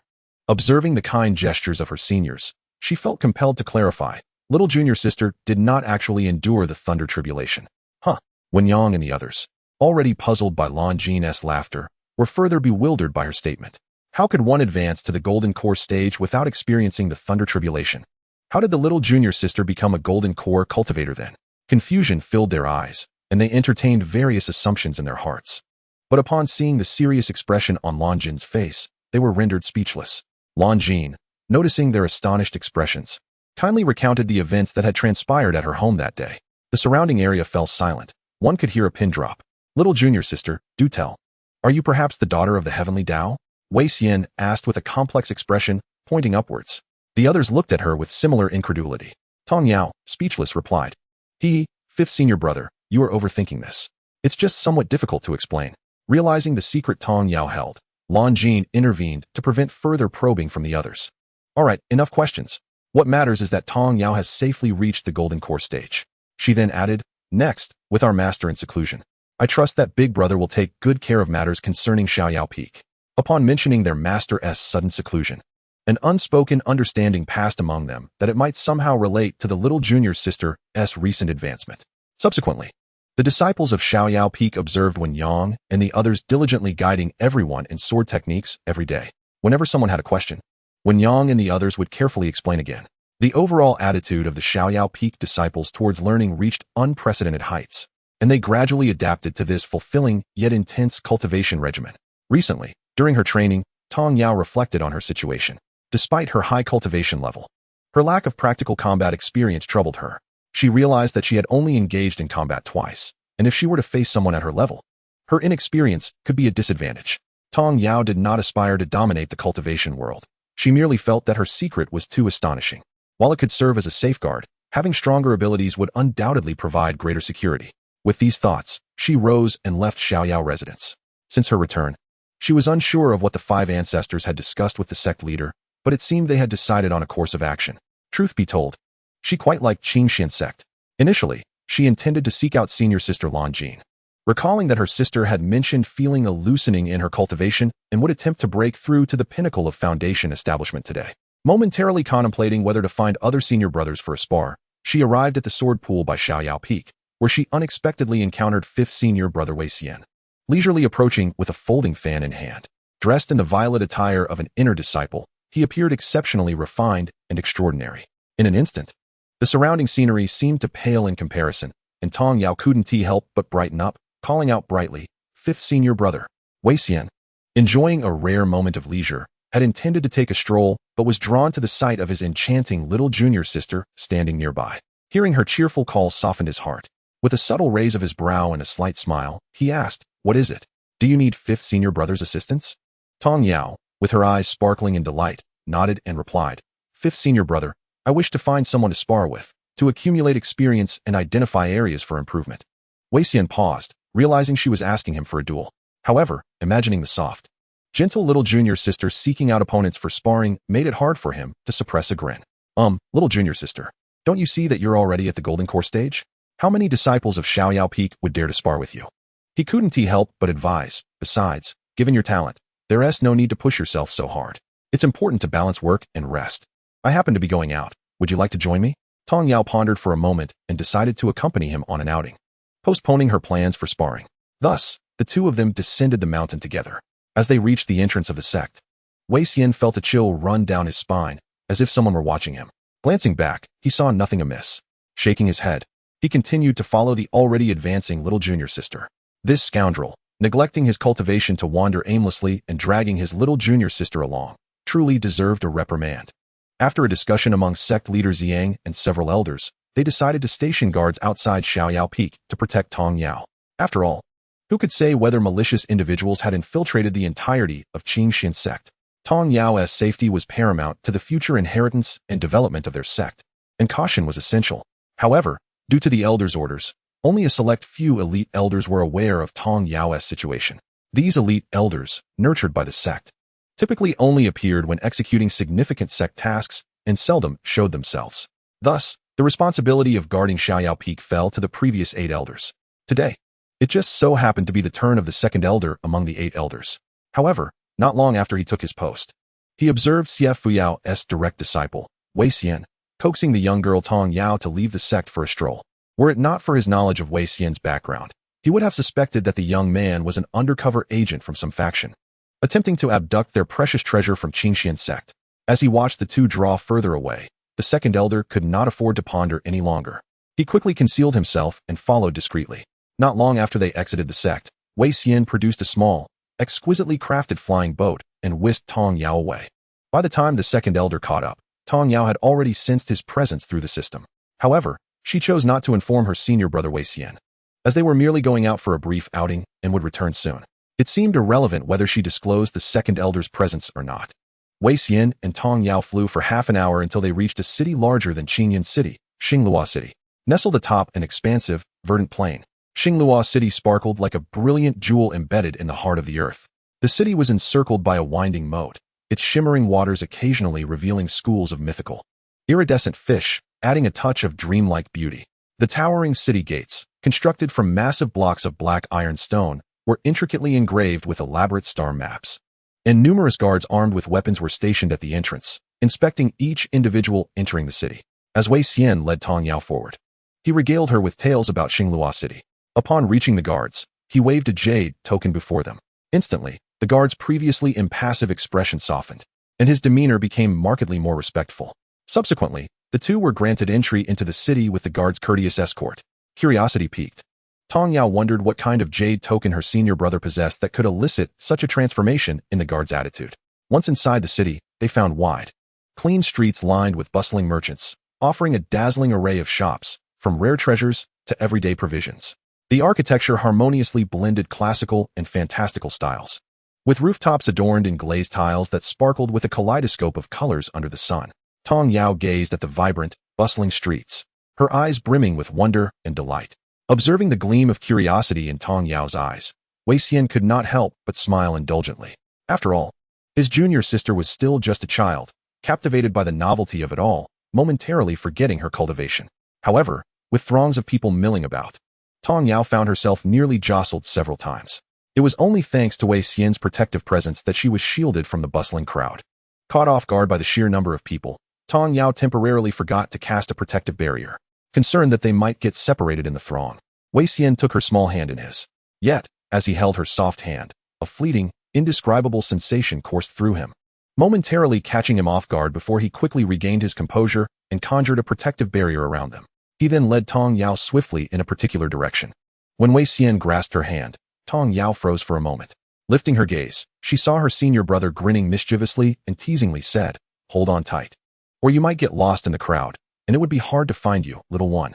Tong Yao rolled her eyes internally at the comment about being little. Standing at a respectable height of 164 meters, she certainly did not consider herself small, though she flashed her teeth at Wei Xian in a mock show of defiance. She refrained from voicing her thoughts. Her reaction prompted Wei Xian to stifle a laugh, covering his mouth with the fan in his other hand, his laughter causing his chest to shake. After a while, he finally managed to suppress his mirth. Tong Yao, however, was too exasperated to respond, thinking to herself, "What is so funny? You might laugh your teeth out." Eventually, Wei Xian led her to a magnificent and opulent estate. "What is this place?" Tong Yao inquired. Releasing her hand as he dispelled the protective barrier, Wei Xian explained, "This is a place dedicated to the trade of young maidens. I thought I might exchange a few spirit stones here." With that, he playfully tapped her forehead with a finger. Tong Yao covered her forehead and shot him a glare. However, upon noticing the red mark left on her forehead from Wei Xian's playful gesture, he became momentarily taken aback, instinctively feeling a bit guilty. He cleared his throat and continued, "This is the largest auction house in Qingluo City, the Wanbao Pavilion's estate. Within this estate, one can find all manner of items needed by cultivators, and accommodations of varying standards are provided for those here to participate in auctions. Each dwelling is equipped with a spirit-gathering formation to assist cultivators in their practice, but of course, one must spend a requisite amount of spirit stones to stay here, with durations ranging from 3 months to half a year. Thus, the clientele here is quite distinguished." Tong Yao, intrigued, asked, "Do you have the qualifications to stay?" With a proud grin, Wei Xian replied, "Of course.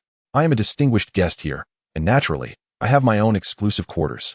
He brandished a special identity token for the Wanbao Pavilion, and the previously closed gates swung open at the hands of 2 burly guards. "Master Wei, please," they intoned respectfully. Wei Xian nodded with a smile, gesturing for Tong Yao to follow him. Once they entered, the gates closed behind them. A maid approached, bowed in greeting, and led them forward without the incessant sales pitches typical of past lives, merely guiding them along. As they walked, Tong Yao observed the estate, which was adorned with blooming flowers and elegant pavilions. After traversing several gardens and quaint bridges, they arrived at a courtyard marked with the character Xian. "Master Wei, your quarters have arrived. I wish you a pleasant stay," she said, bowing deeply before turning to leave. Wei Xian waved to his junior sister. who was still gazing at the departing maid. "Stop staring and come inside," he urged, stepping through the gate that had just opened with the special identity token. Once inside the courtyard, Tong Yao immediately felt the rich spiritual energy enveloping the space. While the gathering formation here was undoubtedly not as potent as the one she had created for Xiaoyao Peak, it was still quite impressive. After surveying the courtyard, she found Wei Xian lounging comfortably in a recliner, watching her with a smile. "Well, what do you think? Not as good as our Xiaoyao Peak, but still a remarkable place. The food and drink here are beneficial for cultivators," he remarked, casually. "Of course, this is just the Xin courtyard. The estate also has Tian and D courtyards, which offer even better service but come with higher requirements," he added. Tong Yao considered the formidable power of the Wanbao Pavilion, noting the grand scale of the estate and the meticulous placement of spirit-gathering formations. It was certainly not something an ordinary faction could achieve. "Do you know the background of the Wanbao Pavilion?" she inquired. Wei Xian pondered for a moment before responding. "I've heard from my maternal grandfather that the force behind the Wanbao Pavilion is not from the Yunxiao Continent." Tong Yao was taken aback. "What does that mean? Is this world akin to a nested doll?" Seemingly understanding the confusion on her face, Wei Xian continued. "Above the Cloud Sky Continent lies another realm, where those who ascend to that dimension can truly become immortals. However, for countless millennia, few practitioners from the Cloud Sky Continent have managed to ascend to the higher realm. Consequently, practitioners of the Cloud Sky Continent are unable to venture into that dimension until they reach a certain level of enlightenment that allows them to adapt and survive in the upper realm. It is worth noting that the immortals from that realm can descend to the Cloud Sky Continent, albeit their powers are suppressed, and they are forbidden from harming mortals or practitioners residing there. It is said that the Wanbao Pavilion is established by the forces of that realm." Upon hearing this, Tong Yao instantly comprehended, as it closely resembled the novels she had read before. Most of those fantastical tales begin with the protagonist journeying from a lower realm, gradually leveling up and defeating monsters until they reach a higher realm, where they settle down and become legendary figures in their original realm. She mused to herself, "I wonder if this counts as being a protagonist? Will I have to level up and battle my way to the upper realm, only to encounter some exceptional parents who adopt a substitute, ultimately leading to a scenario where they favor the substitute over their own legitimate daughter, and eventually cast her out of the house?"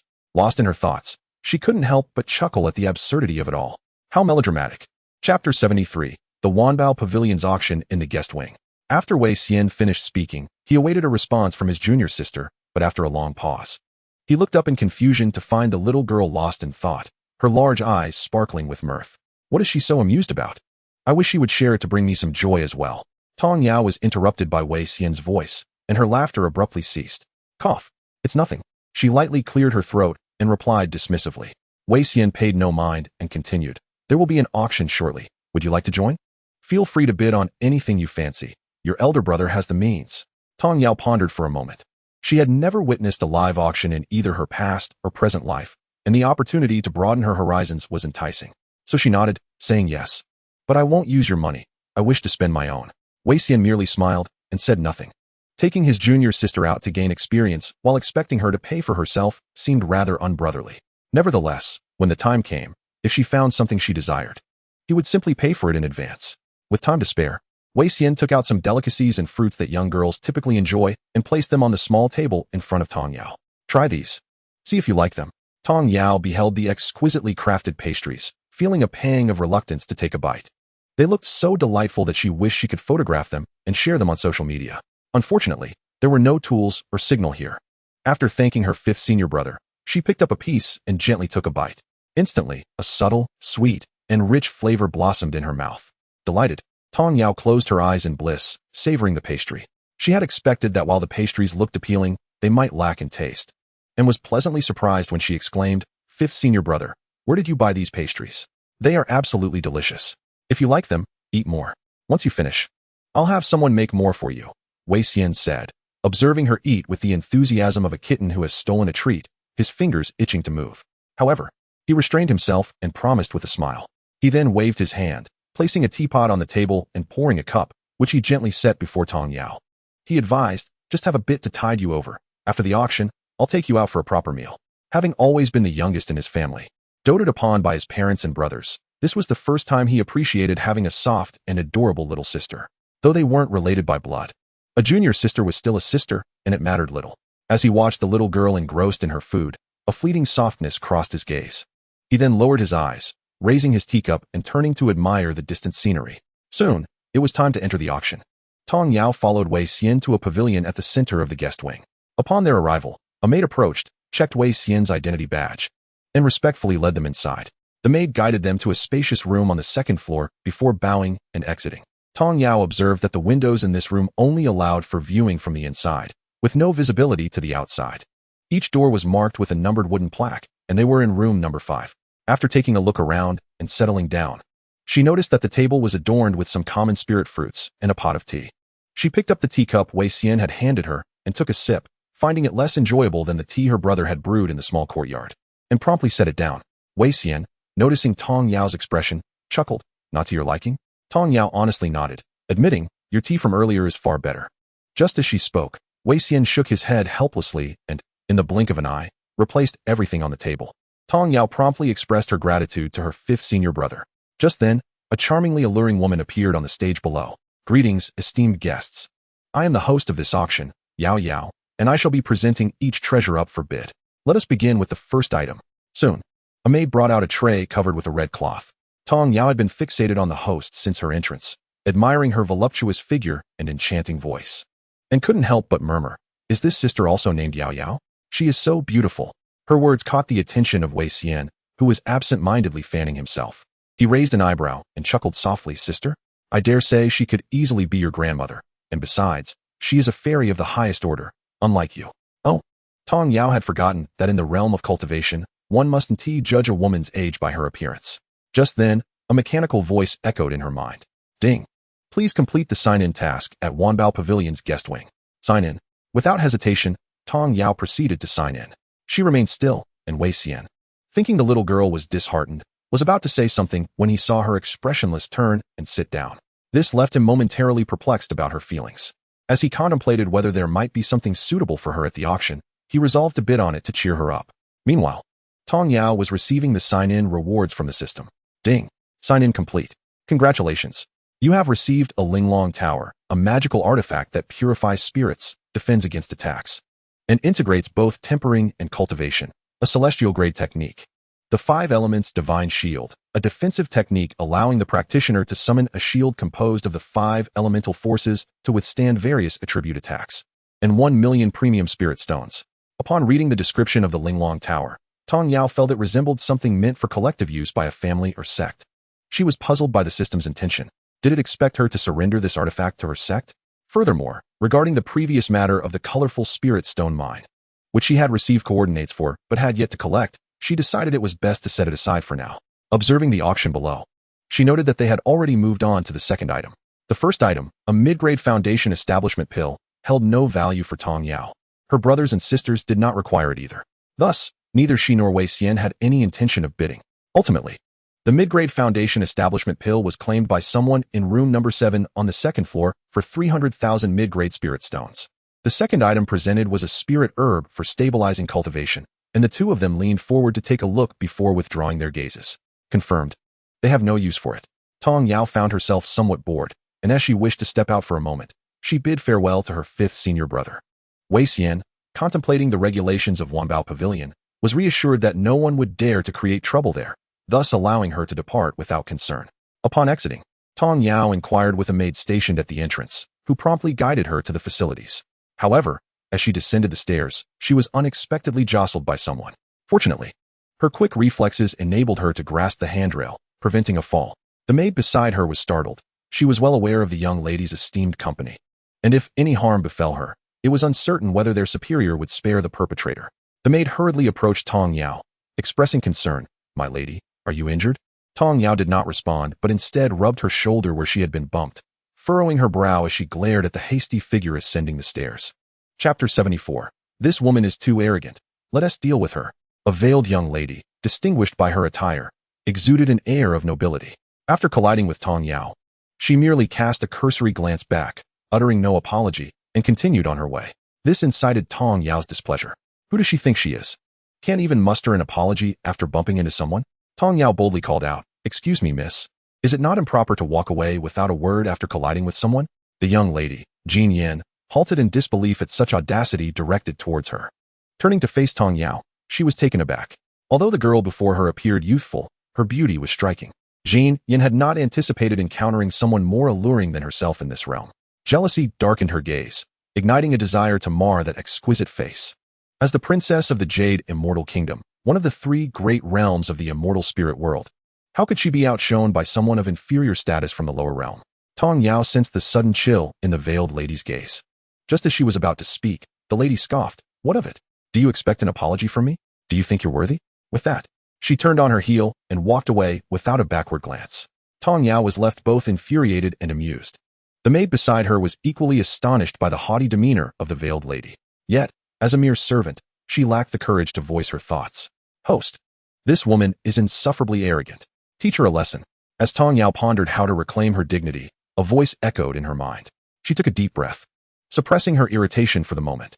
In her mind, she replied, System, we are in Wanbao Pavilion, where it is prohibited to engage in violence. I am here with my fifth senior brother, and should anything occur, it would undoubtedly implicate him. What does the host plan to do? Tong Yao smirked coldly. I noticed that the number plate of the room she entered was 2, indicating she is here for the auction as well. Can you help me identify which bid is coming from that room? Certainly, the system will assist the host shortly. Thank you, system. Having concluded their discussion, Tong Yao resumed following the maid back to room 5. Upon her return, Wei Xian felt a wave of relief wash over him. Yet, he could not shake the feeling that something was amiss with his junior sister. As the auction progressed, Wei Xian observed that whenever someone from room 2 placed a bid, Tong Yao would invariably follow suit. With each consecutive increase in the bidding price, it became evident that items desired by the occupants of room 2 were being purchased at exorbitantly inflated prices.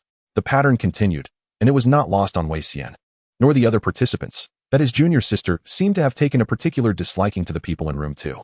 With an expression of seriousness, he finally asked, Junior sister, have the occupants of room 2 offended you? Throughout, Tong Yao had remained by his side, and he was certain she had not encountered them until she stepped out earlier. It dawned on him that it must have been during her brief absence that she crossed paths with them. In Wanbao Pavilion, the lower the room number, the greater the status of its occupants. Thus, it was clear that those in room 2 were not of ordinary lineage. What could they have done to provoke his junior sister? A cold glint flickered in Wei Xian's eyes. No one dared to offend his junior sister, regardless of their standing. If it came to that, he would not hesitate to seek assistance from his grandfather at the city lord's manor. Meanwhile, in room 2, a young man clad in black finery sat at the table, emanating the aura of an isolated iceberg. Even in silence, his presence conveyed a palpable sense of detachment. His striking features were unforgettable. Beneath thick brows, his deep-set eyes resembled a cold, bottomless pool, currently narrowed in contemplation. Despite their beauty, those eyes exuded an aloofness akin to a frozen lake in winter, distant and impenetrable. His high nose and chiseled jaw complemented his unyielding demeanor, exuding an air of imperious authority. His lips were pressed tightly, a slight curve at the corners hinting at an imperceptible irritation. Beside him, Jin Yan, already known for her haughty disposition, was beside herself with rage. Having incurred significant unnecessary expenses to secure an item she desired due to the deliberate interference of the occupant of room 5. In a fit of vexation, she shouted within the room, demanding retribution against her rival. That wretched girl must have done it on purpose, seeking revenge for our earlier encounter. Yunxiao, you must help me teach that little vixen a lesson. The young man, by Li Yunxiao, had descended from the immortal spirit world in search of someone, while Jin Yin had clandestinely followed him to the lower realm, driven by her infatuation. Observing her raucous behavior, Bai Li Yunxiao remained impassive, his brows furrowed in annoyance, showing no inclination to engage with her. Were it not for her father's influence, he would have preferred her absence altogether. Though he was unaware of the reasons behind the inflated bids from room 5, he surmised that Jin Yan's entitled temperament had led to her saying something irksome, thus provoking the other party. As far as Bai Li Yunxiao was concerned, Jin Yan's missteps were her burden to bear. He had no interest in intervening. Jin Yan, noticing her Yunxiao remained unresponsive, felt a pang of bitterness. From the moment she laid eyes on him, his striking looks had captivated her. For years, she had implored her father to create opportunities for them to interact, hoping to win his affections and secure her place as his consort.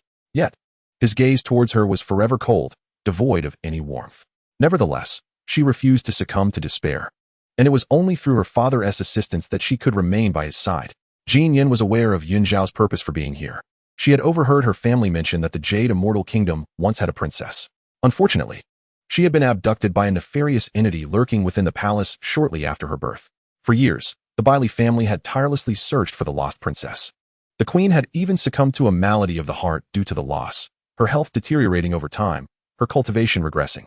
Since the princess's disappearance, many had feared the worst, yet the empress and her kin remained resolute in their belief that the princess still lived, though her whereabouts remained a mystery.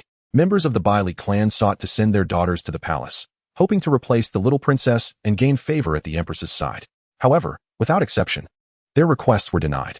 Once the princes assumed their respective duties, they occasionally ventured out to search for her.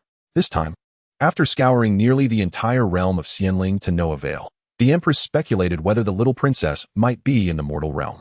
Consequently, the recently emerged second prince, Bailey Yunxiao, volunteered to descend and search. Coincidentally, the Wanbao Pavilion had opened a branch in this area, so he chose to temporarily reside there. It took considerable effort for him to secure a place. Little did he expect to encounter a commoner who dared to disregard him. Chapter 75. Fifth Senior Brother. She looks down on you. Through the system, Tong Yao learned about a woman named Jin Yin, who was currently exasperated to the brink of madness. A sly smile crept across her face. Oh, how arrogant you are. I shall ensure your downfall. Beside her, Wei Xian couldn't help but chuckle at Tong Yao's proud demeanor. At that moment, the auctioneer, Yao Yao, announced once more, "Ladies and gentlemen, we now present the final item of the auction, one that shall surely delight many esteemed ladies." This exquisite piece, named the Flowing Fairy Robe, was meticulously woven by the master craftsman Wu Zhen before his passing.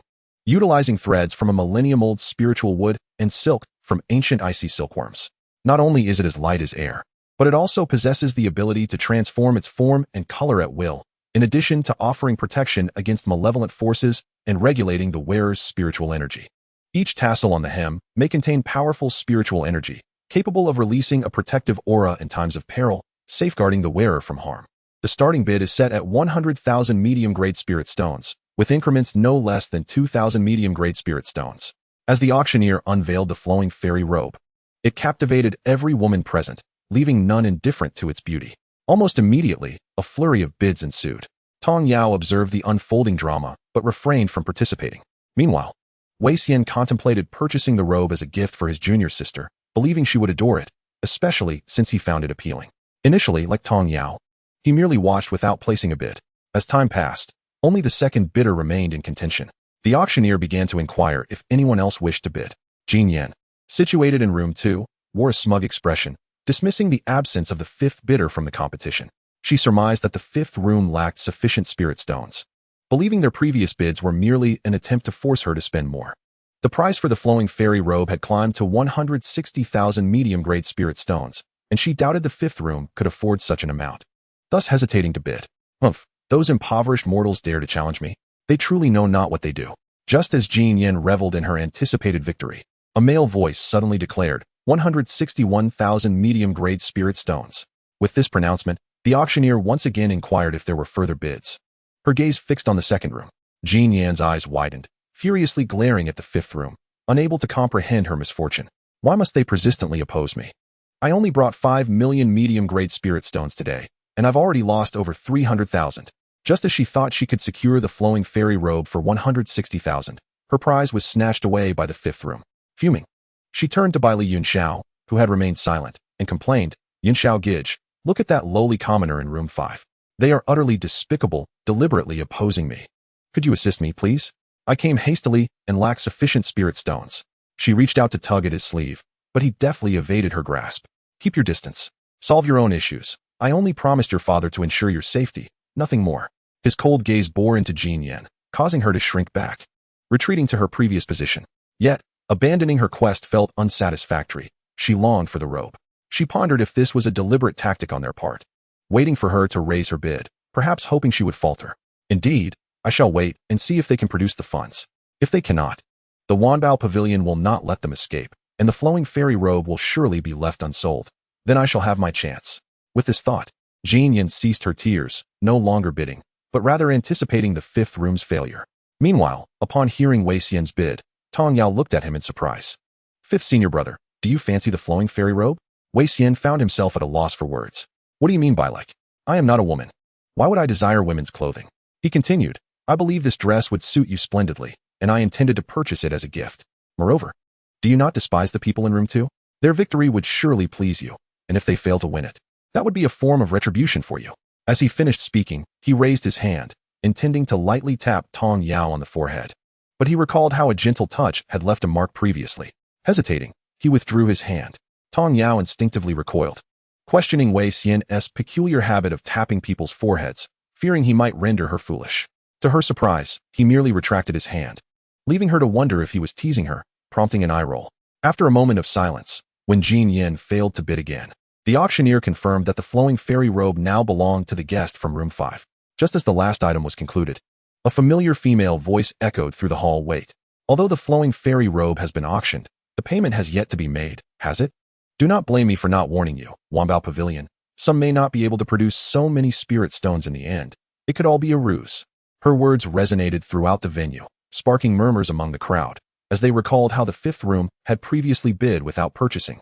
Suspecting it was all a ploy to inflate the price, Wei Xian and Tong Yao exchanged glances. Understanding her implication, she insinuated they were devoid of funds. 5th senior brother. She looks down on you, Tong Yao remarked. Wei Xian let out a cold laugh and declared, what does this young master need her to regard him for? He then shouted towards the outside, since this young master has already secured the items, I would appreciate it if the steward could bring them over for payment. Everyone heard this proclamation, yet they remained uncertain of its veracity. At this moment, Jin Yin still believed they were merely posturing and did not think they could genuinely afford the payment. Chapter 76. Is this an act of fury leading to murder for silence? They merely watched as the steward of Wanbage made his way directly to room number 5. Others opened their doors and windows to observe. Before long, the steward emerged with a beaming smile, and the items he had been carrying were nowhere to be seen.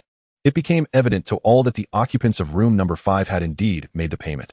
Otherwise, the steward would not have left with a smile on his face.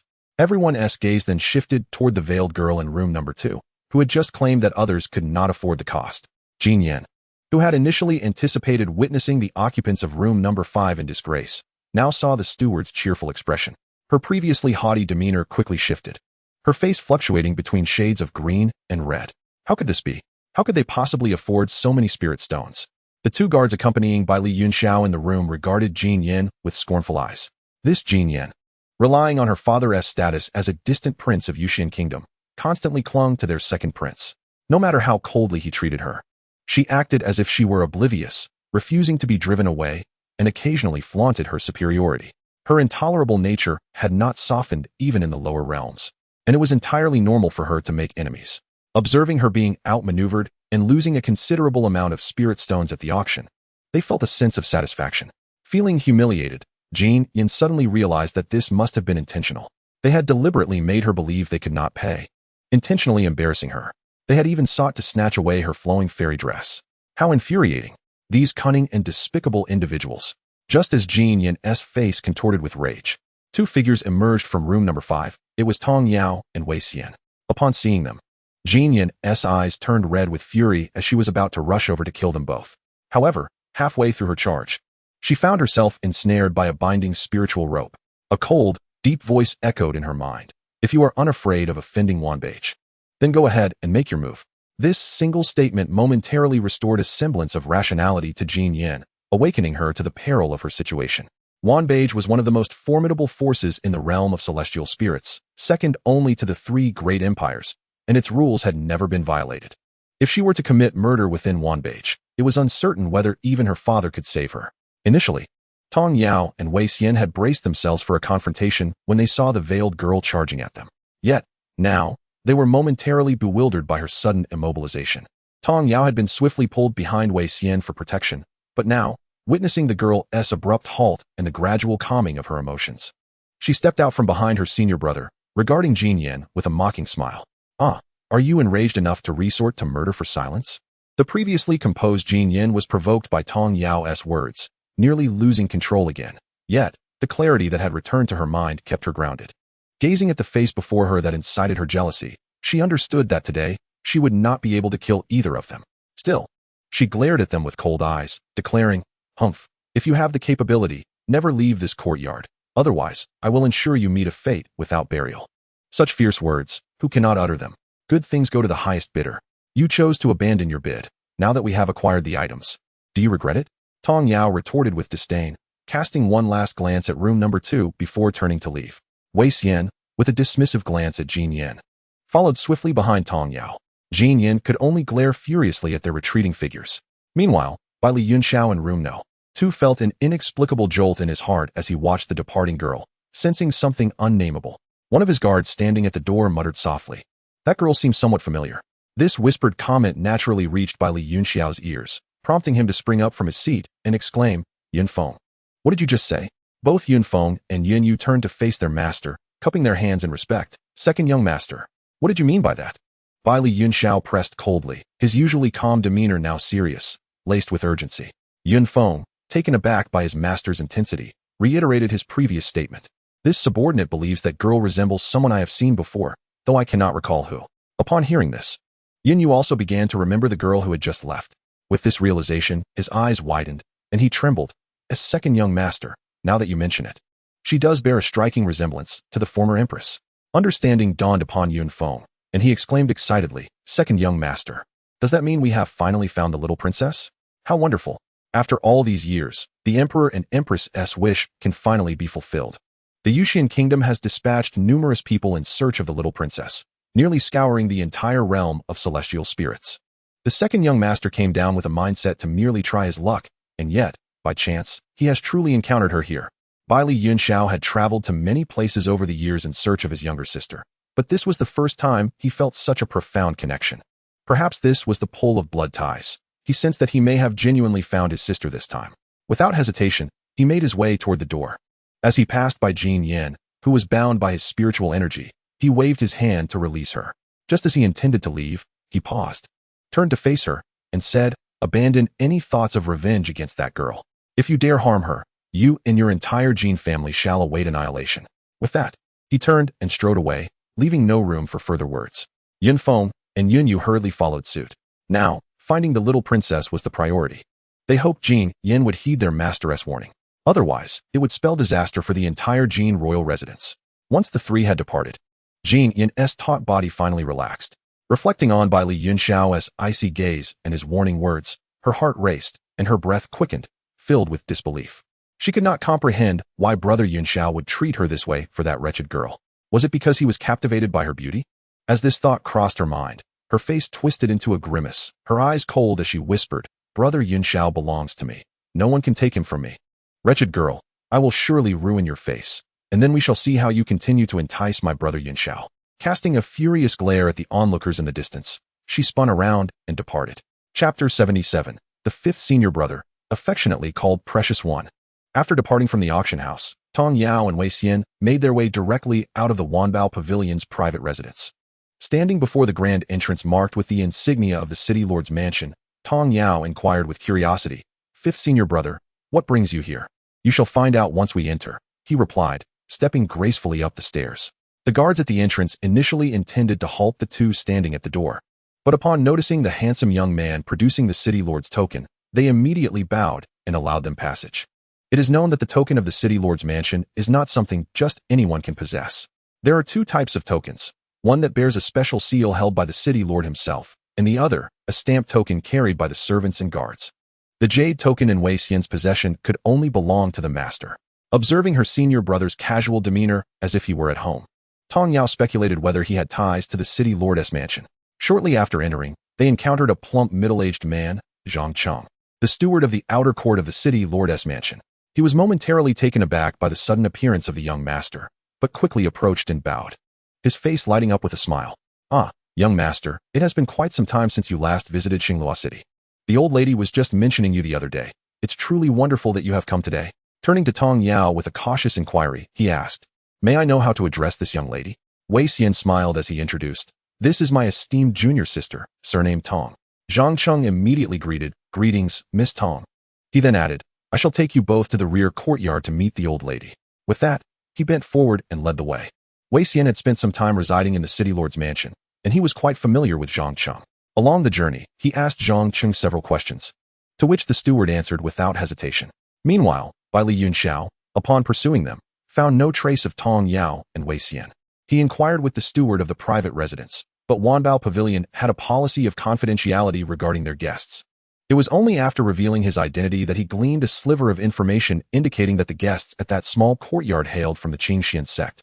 Further inquiries yielded no more leads, and by the time he arrived at the small courtyard, it was completely deserted. Helpless, Bai Li Yunxiao dispatched his men to gather information. He believed that with their striking appearances, someone must have seen them. He anticipated that he would soon discover their whereabouts. However, he never expected that as soon as Tong Yao and Wei Xian exited the private residence, they each utilized a concealment talisman to vanish, reappearing at the entrance of the city lord's mansion. Located away from the bustling market, that area rarely saw passers-by, thus no one witnessed their entry into the mansion. Consequently, when Bai Li Yunxiao's men inquired with numerous individuals, even the guards at the city gate, they all claimed to have seen no one. Upon returning to the private residence, Yunfeng and Yunyu reported the gathered information to Bai Li Yunxiao. Frowning, Bai Li Yunxiao remained silent. Observing his master's expression, Yunfeng cautiously suggested, "Your Highness, could it be that the young princess is hiding out of fear of Jin Yin seeking revenge? That might explain why no one has seen her. Are you implying that Jin Yin may not have heeded your warning?" Yunyu interjected. Given the cultivation levels of the young princess and her companion, should Jin Yin enlist someone formidable, they would surely be no match. A cold light flickered in Bai Li Yunxiao's eyes as he thought, "If I confirm that the girl is indeed my sister, and Jin Yin dares to act against her, I will personally ensure her demise. As for the Jin Wang mansion, any treacherous intentions shall not be tolerated." Just then, a shadow guard appeared, reporting, "Your Highness, Jin Yin has met with a man in black robes. His cultivation is on par with ours, and fearing to alert them, the shadow guards could only observe from a distance. I have returned to report this." Yunfeng and Yunyu were taken aback that Jin Yin had begun to stir trouble so soon after their discussion. Bai Li Yunxiao coldly commanded, "Keep a close watch on the person she meets. Should he make a move, do not hesitate to intervene." "Yes." The shadow guard vanished promptly. "Your Highness, what shall we do to locate the two of them swiftly? I never anticipated that Jin Yin would find an accomplice so quickly. We are unaware of the whereabouts of that girl, who is likely the young princess, and her companion." Bai Li Yunxiao pondered momentarily before retrieving a piece of jade from his storage ring. He then used his spiritual energy to draw a cut on his hand, allowing a drop of blood to fall onto the jade. After a brief moment, an image began to materialize on the stone. However, the image appeared shrouded in mist, rendering it quite vague. He could only discern the silhouette of someone standing before a grand door. The plaque above the entrance bore 3 indistinct characters, and he could only make out a hint of the name of the mansion. This revelation brought Bai Li Yunxiao a mix of joy and confusion. This was the tracking stone used by the Bai Li royal family, a tool reserved solely for their bloodline. In the past, the images displayed had always been strikingly clear, making this occurrence rather unusual. Nonetheless, he addressed Yunfeng and Yunyu. "It seems the two should still be within the city. Let us search according to the appearance depicted in this image. Remember, once found, do not disturb them until I have thoroughly investigated my sister's circumstances before approaching personally." "Yes, Your Highness." Yunfeng and Yunyu replied immediately. At the city lord's mansion, Tong Yao, following closely behind her 5th senior brother, was taken aback to learn that they had been observed while concealed. Yet, reassured by the system's assurance of safety, she paid it no mind. At this moment, Steward Zhang had led them to an exquisite courtyard. Within, an elderly gentleman, sprightly despite his advanced years, was seated at a dining table, enjoying a meal. Several other members of the city lord's family were present, and a charming young girl was entertaining the table with amusing stories, eliciting laughter from all. Suddenly, the excited voice of Steward Zhang rang out from the entrance, "Old city lord, old madam, come quickly and see who has arrived." Everyone at the table paused, puzzled as to who might come to the city lord's mansion at such a time, and why Zhang Cheng would abandon decorum in such a manner. They turned their gazes toward the entrance, where a tall and handsome young man strode in, cheerfully calling out, "Grandfather, grandmother, uncle, aunt. Greetings to my 2 elder cousins and younger sister. Oh my precious one, you finally came to see us." The old lady, brimming with excitement, rose and approached Wei Xian, grasping his hand and patting it repeatedly. Aside from the old city lord, who remained serious and seated, the rest looked at Wei Xian with delight.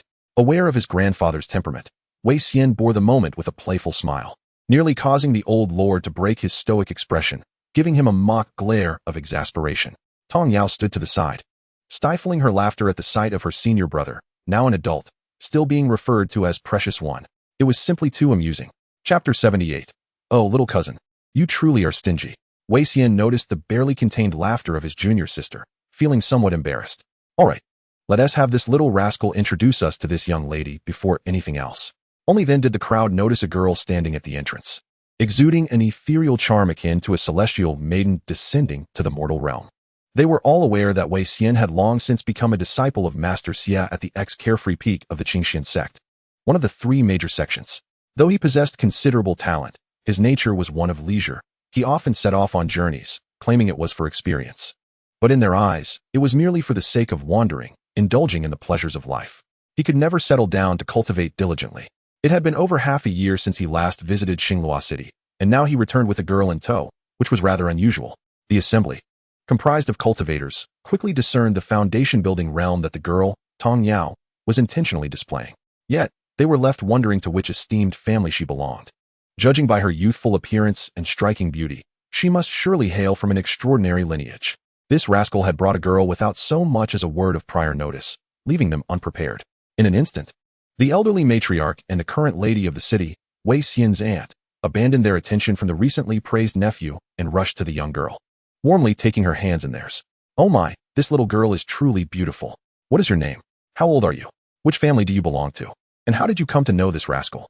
The aunt watched with a smile, nodding in agreement. Tong Yao felt overwhelmed by their enthusiastic attention. Wei Xian noticed his junior sister's discomfort and hurriedly intervened, saying, "Oh, grandmother, why are you and auntie asking her these questions? Be careful not to frighten her." He gently pulled Tong Yao away from the two women. Tong Yao took the opportunity to stand beside her senior brother and smiled at the two ladies, saying, "Good day, grandmother and lady of the city. My name is Tong Yao, I am 15 years old, and I am a disciple of Master Xia at the Carefree Peak." Just like Wei Xian, the crowd was momentarily taken aback by Tong Yao's revelation, astonished that she was a junior sister of Wei Xian. However, upon reflection, they thought it a delightful arrangement.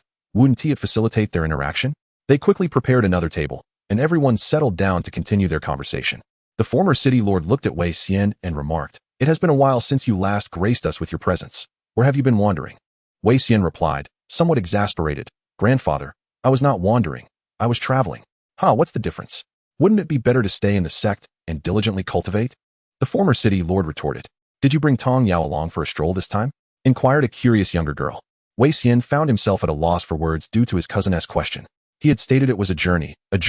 Nevertheless, he responded, "My junior sister has never been to Qingxuan City before. Today, there happens to be an auction at the Wanjun Pavilion, so I brought her along to take a look." Tong Yao nodded in agreement. "So, you came to Qingxuan City and didn't even drop by the city lord's residence? Not even a word of notification?" spoke a tall and handsome middle-aged man, the current city lord, Ling Han, who was at the culmination of the transformation stage. Upon hearing this, Wei Xian felt several reproachful gazes upon him, making him feel embarrassed as he pretended to serve his grandmother some food. Could he admit he had simply forgotten? He could only smile sheepishly and place a dish that his grandmother favored into her bowl. "You, such an ungrateful little one," the elderly matriarch sighed, lightly tapping Wei Xian on the head. She then turned her attention back to Tong Yao, warmly inviting her, "My dear, do not be shy. Eat whatever you desire. If it is insufficient, I will have someone prepare more." Tong Yao smiled in gratitude. After the meal, the group engaged in conversation. They were aware that no one from the city lord's residence would attend the auction at Wanjun Pavilion, yet they were somewhat informed about the items on offer. Ling Xiu looked at Wei Xian and Tong Yao and asked, "What did you both end up acquiring?" Others looked on with curiosity. The treasures at Wanjun Pavilion were notoriously precious, and it was rumored that the final item was a magical robe, an extraordinary defensive artifact. Yet, it remained uncertain who would take it home. Wei Xian casually waved his fan and replied, "I didn't get much, just one item." At this, the Ling family cast him disapproving glances. Bringing a girl to an auction and only managing to acquire a single item. How miserly. Ling Xiu exclaimed, "Oh cousin, how stingy of you. With so many exquisite items at Wanjun Pavilion, didn't you consider acquiring more to gift to Tong Yao?" Wei Xian retorted, "Stingy? When have I ever been stingy? My junior sister simply did not fancy those items. She was merely there to thwart a madwoman who wouldn't let me bid." Tong Yao felt something was off, and upon hearing Ling Xiu's words, she instinctively replied, "It was I who dissuaded senior brother from bidding. Those items held no appeal to me, and as for the final piece, if it weren't for senior brother's intervention, I intended to bid on it myself. I am not lacking in spirit stones. However, once he acquired it, he directly gifted it to me." As she spoke, she produced the flowing-sleeved celestial dress. Everyone recognized the significance of the garment at once. The men merely acknowledged its high grade as a rare treasure, while the women were captivated by its beauty. "Wow, Tong Yao, that dress is stunning. You must look like a fairy in it," Ling Xiu expressed with envy. Tong Yao, noticing the sparkling envy in the young girl's eyes, glanced at her senior brother and suggested, "Senior brother, why not give it away?" Before she could finish her thought, Wei Xian's aunt, having discerned her intentions, interjected, "Oh, dear Tong Yao, do not feel obliged. This dress is a gift from your senior brother, and it would be inappropriate to pass it on to someone else. Besides, she wouldn't do it justice." It would be a waste of your senior brother's kind gesture. Yes, Tong Yao, you needn't gift it to me. I merely admire its beauty, Ling Xiu quickly added, shaking her head fervently. Ultimately, Tong Yao decided to keep the dress. As the day grew late, the two stayed overnight at the city lord's residence, preparing to return the following day. The second elder, who had been following them, understood that the city lord's residence was Wei Xian's maternal family and thus deemed it safe, opting not to enter but to conceal himself nearby. As night fell, Yun Feng and Yun Yu managed to locate all the places within the city that resembled those in the images they had observed. They returned to Baili Yun Zhao's side to report their findings. So, you mean to say there are two locations that meet the criteria? Indeed, Your Highness. One is the Su family, and the other is the city lord's residence. However, I believe it is the city lord's residence, Yun Yu stated. After a moment of contemplation, Baili Yun Zhao inquired, what leads you to that conclusion? Yun Yu explained how he had learned that one of the city lord's nephews was a direct disciple of the Qingxuan Sect, one of the three major sections. Thus, he concluded that the little princess and her companions were surely at the city lord's residence. Upon hearing this, Baili Yun Zhao felt a deep sense of relief, believing he would soon be able to return home with his sister to reunite with their family. With this thought in mind, he summoned a shadow guard and instructed him to take the jade talisman he had prepared back to the immortal spirit realm. He was confident that once his father and elder brother saw his message, they would know what actions to take. Continuing on, Baili Yun Zhao arranged for someone to inquire about his little sister's circumstances in the mortal realm over the past few years. Once everything was settled, he prepared to take a rest. The following morning, Wei Xian rose early, intending to visit his grandparents first. To his surprise, upon arrival, he was immediately seized by his grandmother, who incessantly questioned him about his junior sister. Grandmother, are you perhaps misunderstanding something? He inquired. Misunderstanding? Have you not pursued that young lady yet? Or do you not hold any affection for her? The elderly matriarch regarded her grandson with disbelief. Despite his amiable demeanor and cheerful smile, only those close to him understood that he was not easily approachable, especially not with a charming young lady by his side. Last night, she had sensed that he harbored special feelings for Tong Yao, and now he feigned denial. Hearing his grandmother's words, Wei Xian's heart quickened, and he suddenly realized that he might indeed have developed feelings for his junior sister. However, considering her youth, his emotions quickly settled. Thus, he smiled and reassured his grandmother. Oh, what pursuit!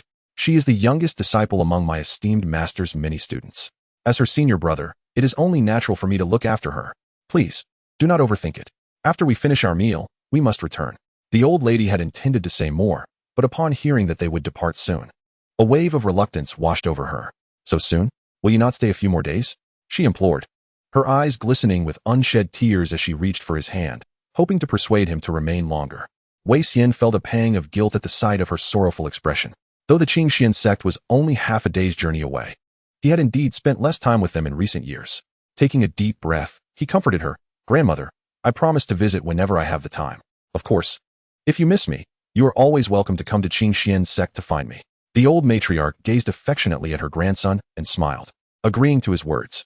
After finishing their meal, they declined the Ling family's offer to see them off and stealthily affixed a concealment talisman to themselves, vanishing into the crowd as they exited Xingluo City.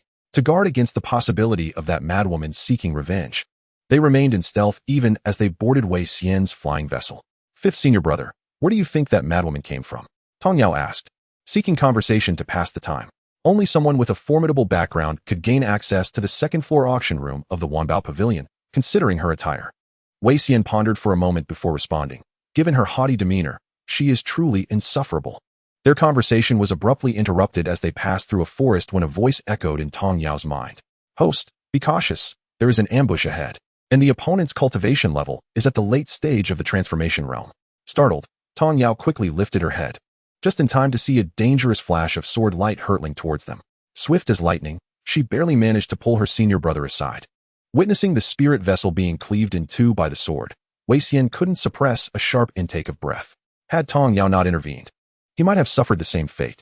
As they faced the approaching figure clad in black, both Tong Yao and Wei Xian summoned their spirit swords, prepared to confront the intruder. Who are you? What do you want with us? Wei Xian inquired, his expression stoic. Huh? You and your little companion have no recollection of whom you have offended? The black-clad figure sneered. Do not blame me. Blame yourselves for provoking someone you ought not to. The two had already deduced the answer in their hearts. Aside from the woman they encountered at the Wanbao Pavilion, no one else would be deranged enough to send such a powerful cultivator to eliminate them. A veiled woman sent you, did she? Humph. Should you attempt to kill us? Our sect will not let you go unpunished, Tong Yao declared, deliberately probing for information about the woman. After I finish you off, I shall leave Yunxiao Continent without a trace. No matter how formidable your sect is, they will never find me, the black-clad figure retorted with an air of confidence, confirming their suspicions that the woman from the day before had indeed descended from the upper realm. Tong Yao discreetly gestured to Wei Xian, and their eyes met in silent understanding. Without the need for words, they launched their simultaneous assault. In an instant, two long swords transformed into sharp sword energy, slicing through the darkness like the dawn's light, aimed directly at the black-clad figure. Unfortunately, their combined strength was akin to a dying struggle in the eyes of a cultivator at the transformation realm. As the sword energies neared the black figure, he leisurely waved his hand, effortlessly dispersing their attack. I advise you both to cease your futile efforts. Surrender, and perhaps I shall show you mercy, otherwise, you will suffer greatly, he scoffed. Despite the black-clad figure's condescending tone, the pair remained undeterred. They raised their swords once more, channeling their spirit energy for another strike. Meanwhile, the second elder, concealed in the shadows, anxiously observed the battle between Tong Yao, Wei Xian, and the black-clad figure. Both of them had sustained injuries, and he had initially intended to intervene. However, having seen Tong Yao's signal, he refrained, understanding that she wished to gain experience through combat. Yet the disparity in strength between them and the black-clad figure was insurmountable. Suddenly, the black figure conjured a massive sphere of spirit energy, launching it towards Tong Yao. Unable to suppress himself any longer, the second elder revealed himself and surged toward Tong Yao, simultaneously forming a spirit energy sphere to counter the black figure's attack. However, before he could unleash his skill, the black figure's strike was unexpectedly deflected by a transparent shield-like object, rebounding back towards him. The black-clad figure, taken aback by the unexpected turn of events, hastily dodged, realizing that not only had his attack been thwarted, but it was now being sent back at him. Tong Yao and Wei Xian, along with the now-revealed second elder, gazed in astonishment at the shield. Chapter 80. The Art of Skillful Corpse Looting. Tong Yao recognized that her and her fifth senior brother's cultivation levels paled in comparison to that of the black-clad figure. Yet it was a rare opportunity for practice. And since he was not one of their own, there was little to fear. Initially, her plan was to try her hand at fighting first, and should the pressure become overwhelming, she would call for help from the rewards she had obtained or directly seek assistance from the second elder. The previous round of attacks had been manageable for her, but she worried that her fifth senior brother might struggle. However, before she could call for reinforcement, an unexpected ally emerged to intervene. The shield appeared quite magnificent, resembling an intricately carved jade ornament that became transparent when enlarged. Observing the earlier scene, it was clear that this shield not only defended against attacks, but could also rebound the enemy's strikes. This artifact was indeed impressive. Meanwhile, they glanced at the black-clad masked man who had just received the shield. Tong Yao and Wei Xian were convinced that they did not know each other, yet. Regardless of the circumstances, the masked man in black had just saved them both. Therefore, the two approached and bowed respectfully to the enigmatic figure, expressing their gratitude. Thank you, esteemed senior, for your timely intervention. However, their gestures startled the masked man, who hastily sidestepped in alarm. This left the pair utterly perplexed. What did this mean? Was he disdainful of them? Beneath the mask, the expression of the man was one of sheer terror. He was joking, of course. If the second prince had not made a mistake, the young girl before him was none other than the beloved younger sister of their prince, the most esteemed little princess of the Jade Celestial Kingdom in the immortal spirit realm. How could he possibly accept their reverence? Should the second prince learn of this, he might find himself punished to the abyss of darkness. The mere thought of that terrifying place sent a shiver down his spine. He quickly replied, No, it is merely my duty. He glanced again at the black-robed figure and inquired, Does he require my assistance in dealing with this matter? He has descended from the upper realm, and his cultivation has been suppressed to the late stage of the great perfection. If a confrontation were to ensue here, it could invoke the punishment of this realm's heavenly law, with severe consequences including annihilation or grievous injury and regression in cultivation. Yet, as a shadow guard of the Bailey family, their duty was to safeguard the family members at all costs, always prepared for sacrifice. Tong Yao and the elder beside them were taken aback. Subordinate? Who was this man's subordinate? Tong Yao, believing herself to be an orphan, was perplexed, considering it might pertain to her fifth senior brother Wei Xian. After all, his maternal family was the lord of the Grand Starfall City, so it would not be unusual for him to have a bodyguard. The elder also recalled Wei Xian's illustrious family background, but what a significant investment this was. A cultivator at the great perfection stage was merely tasked with protecting Wei Xian, a cultivator at the foundation establishment stage. As the two looked at Wei Xian, who was utterly bewildered, he thought, No, This man is asking about how to deal with the black-robed figure. Why are they looking at me? He certainly did not possess such formidable protection. Thus, amidst the confusion of Tong Yao and the elder, Wei Xian cautiously addressed the masked man, esteemed senior. Are you sent by the Wei family?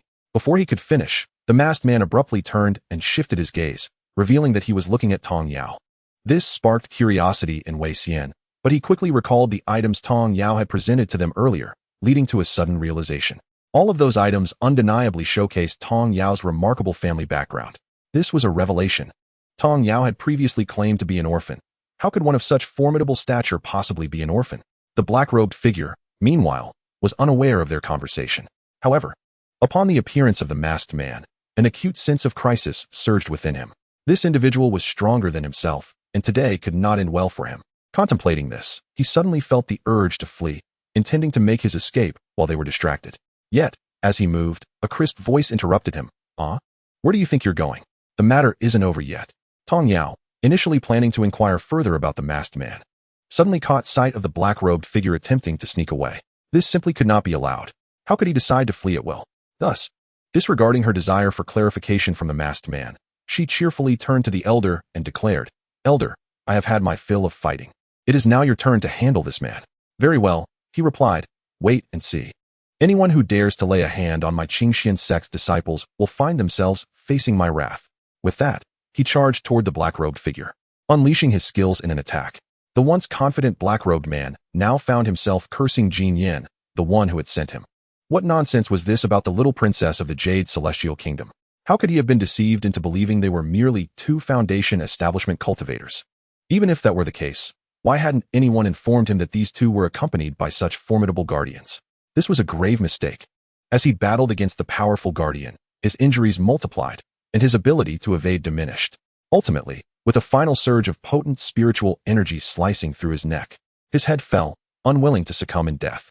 The black-robed man's aura dissipated entirely, and his body plummeted to the ground with a heavy thud. The ambush had come to a conclusive end. Tong Yao, witnessing the elder's completion of the task, quickly flew over, a glimmer of concern flashing through her mind, fearing that the elder might not miss an opportunity. Thus, amidst the bewildered gazes of the elder and the masked man, Tong Yao dragged Wei Xian to the lifeless body of the black-robed figure, initiating the process of scavenging, with Wei Xian as the executor. This scene left the elder and the masked man in a state of stunned disbelief. Observing their adeptness, it seemed this was not their first foray into such actions. For a moment, the elder's lips twitched uncontrollably, akin to having contracted Parkinson's. Did they not remember their identities as direct disciples of the esteemed Qingxuan Sect? Meanwhile, after the initial shock, the masked man felt a pang of sympathy for the little princess's past life. If the empress and the princes were to learn of the hardships she endured, their hearts would undoubtedly ache. This was all the fault of that scoundrel who had stolen the little princess and cast her into the lower realm. Otherwise, why would she have to suffer so much? Fortunately, they had now found her. Once they returned to the Jade Celestial Kingdom, the little princess would be the most esteemed figure in the entire realm, no longer subjected to such meager living conditions. As for the events of today, he would certainly report them to the second prince. The perpetrator behind the assassination attempt on the little princess was undoubtedly Jin Yin of the Jin Royal Manor. It was clear that she sought vengeance for their previous bidding war at the Wanbao Pavilion. How despicable and ruthless she was, harboring such designs while shamelessly wishing to approach the second prince and become the second imperial consort. What a foolish dream. Not only would the second prince never consent, but the other members of the Bailey family would not easily forgive her for her heinous actions against the little princess. Chapter 81. Not wishing to waste brain cells. The scavenging duo returned to the elder's side. All done. What shall we do next? The elder asked, exasperatedly gazing at Tong Yao and her companion. He had not even entered the Wanbao Pavilion's courtyard at the time. He had no idea what these two had done to warrant an assassin of the transformation stage being dispatched against them just as they exited the city gates. Should we return to the sect for safety? Tong Yao turned to her fifth senior brother and asked, What do you think, fifth senior brother? Wei Xian pondered briefly before responding. It would be wise to return sooner rather than later. Who knows if that madwoman will send more people after us. Thankfully, Elder was covertly following us. Oh, and there's this esteemed gentleman here, he added, casting his gaze toward the masked man standing nearby. Tong Yao, recalling her earlier thoughts, then remembered to question the masked man. You referred to yourself as a subordinate. Surely you must be mistaken? I do not recall hiring any bodyguards, especially someone of such remarkable prowess. What a grand occasion this is. Yet, A single utterance from the masked man left Tong Yao momentarily bewildered. The subordinates are not those you have employed. The specifics will have to be explained personally by the second prince. The masked man paused mid-sentence, quickly correcting himself. Although the interruption was brief, it did not escape the notice of Tong Yao and her companions. They sensed that the individual was concealing something, yet chose not to dwell on it. Since he mentioned that the second prince would come personally to clarify matters, it would eventually be revealed. However, having already agreed to return to their sect, Tong Yao had no intention of lingering to wait. With a radiant smile, she addressed the masked man, saying, "In that case, if there is nothing further, we shall take our leave. Farewell." She then cast a glance at her fifth senior brother, Wei Xian. He also offered a greeting and produced a spiritual vessel. This time, the second elder did not conceal himself. He nodded slightly to the stationary masked man before turning to board Wei Xian's vessel, witnessing the prompt departure of Tong Yao and her companions. The masked man was momentarily perplexed. Were they really leaving just like that? Without asking a single question, they simply walked away. Why did it seem that the little princess harbored no curiosity regarding his identity? After some contemplation, he worried that Jin Yan, that woman, might have some ulterior motive. Thus, the masked man discreetly rendered himself invisible and followed them, preparing to escort them to Qingxuan Sect. On the vessel, Wei Xian and the second elder occasionally cast glances at the quietly seated Tong Yao. Although the masked man had said little, they were not naive. Such a formidable figure claiming to be a subordinate was certainly intriguing. What kind of formidable force could possibly have such a powerful individual as a subordinate? Earlier, when Tong Yao first arrived at Qingxuan Sect, she had mentioned her close bond with her grandmother. However, after her grandmother's illness and subsequent passing, she became an orphan. Yet, the artifacts she occasionally revealed did not seem to belong to someone of her orphan status, creating a sense of contradiction. Naturally, while they were curious about the origins of those items, they had never contemplated probing deeper or resorting to theft. They shared an unspoken understanding to keep silent, fearing that it might bring misfortune upon Tong Yao. One must understand that such rare cultivation resources were coveted throughout the entire Yunxiao Continent. Everyone yearned for rapid advancement in their cultivation, aspiring for the day they might ascend to the higher realms. The sudden appearance of this powerful masked subordinate finally elucidated their previous doubts. However, did this unexpected arrival signify that her family intended to take her home? Even with her eyes closed, Tong Yao sensed the gazes of the two men upon her, feeling quite helpless. What was this situation? The emergence of the masked man left her speechless. She had previously mocked the melodramatic tropes, and now, such a farcical scenario had unfolded in her own life. It seemed she must have biological parents and relatives, though for reasons unknown, she had been taken in and raised by her grandmother. Tong Yao knew nothing of her biological family's circumstances, nor did she understand the concepts of substitutes or emotional transference. She was utterly uninformed and unable to make judgments. Moreover, pondering over the unknown was futile, as it was fraught with uncertainties. She was living well in Qingxuan Sect, with her unique advantages, and it was unnecessary to create trouble for herself. Furthermore, the masked man had stated that someone would come to speak with her personally. So why waste her mental energy on it now? After considering this, Tong Yao resolved not to trouble herself, feigning ignorance toward the curiosity of her fifth senior brother and the second elder. It was not until they arrived at the mountain gate of Qingxuan Sect that Wei Xian and the second elder heard Tong Yao speak. Reluctantly, they abandoned their inquiries. After confirming that the individuals had arrived safely, the masked man also turned to leave, presumably to report back to the second prince. Only Wei Xian and Tong Yao proceeded toward the Xiaoyao Peak, as the second elder had once again rendered himself invisible. They were accustomed to remaining out of sight, making concealment second nature to them. Upon reaching the sword practice square at Xiaoyao Peak, they spotted their senior brother, Wenyang, leading the disciples in sword training. The two did not disturb him, instead parting ways to their respective quarters. At Xiaoyao residence, Tong Yao cast a cleansing spell upon herself, and then collapsed onto her bed like a soft puddle, closing her eyes to rest. The spiritual gathering array within Xiaoyao residence continued to operate, with spiritual energy spontaneously flowing into Tong Yao's body as she lay upon the bed, meandering through her limbs and bones. Eventually, her meridians filled, and her exquisite holy body began to operate autonomously, condensing all the spiritual energy into a pure essence, which was then absorbed by her dantian. This process continued in a repetitive cycle. Tong Yao had long since become accustomed to it. While others toiled day and night in their cultivation, she too was diligent, albeit in a manner distinct from the rest. As evening approached, Tong Yao awakened to the sound of calls. Realizing how late it had become, she rubbed her eyes, tidied herself up, and stepped outside. Upon opening the gate to her courtyard, she found her second senior sister, Longjin, beaming at her. "At last, you're awake." I called for you earlier, but you didn't answer. I thought you might continue sleeping. Since you're awake now, hurry and join me for dinner. Everyone is waiting for you, you little sloth." With that, she linked her arm with Tong Yao's and led her out. "Ah, senior sister, haven't you all eaten yet?" Tong Yao yawned, looking at Lan Jin in confusion. "Not yet. Everyone knew you and Wei Xian had returned, so they decided to wait for you to eat together. Who would have thought you would sleep until now? They probably don't even know how many times the dishes have been reheated." Lan Jin gazed at her little junior sister, who still appeared half asleep, and gently tapped her forehead. Today, it was 5th junior brother and 6th junior brother who personally cooked. The presentation looks quite good. I wonder how it tastes. We must savor their culinary skills later. Hearing that her 5th senior brother Wei Xian and 6th senior brother Liang Wen could cook, Tong Yao instantly perked up, her drowsiness evaporating in an instant. Chapter 82. Oh, what nonsense about being a princess. This was the first time Tong Yao had heard that her 5th and 6th senior brothers could cook. For Lan Jin to praise the presentation, it must indeed be commendable. Soon, the two arrived at a pavilion on the back mountain of Xiaoyao Peak, where a large table laden with steaming, aromatic dishes infused with spiritual energy awaited them. Tong Yao exclaimed in disbelief. All of this was made by 5th senior brother and 6th senior brother? Indeed, it's been ready for a while now. We were just waiting for you two. Hurry and sit down to try it. Wei Xian and Liang Wen chimed in. Tong Yao felt a bit embarrassed as she replied. Hee, I must have accidentally overslept. I'm sorry for making everyone wait so long. Oh, it's no big deal. I was just joking with you. Let us enjoy the feast prepared by 5th senior brother and me. Liang Wen waved his hand, while Wei Xian smiled in agreement. Indeed, the timing was impeccable. It was time for everyone to dine. 7 individuals were seated together, eagerly picking up their chopsticks. "Oh, how spicy, yet utterly delectable," exclaimed one. "Delicious."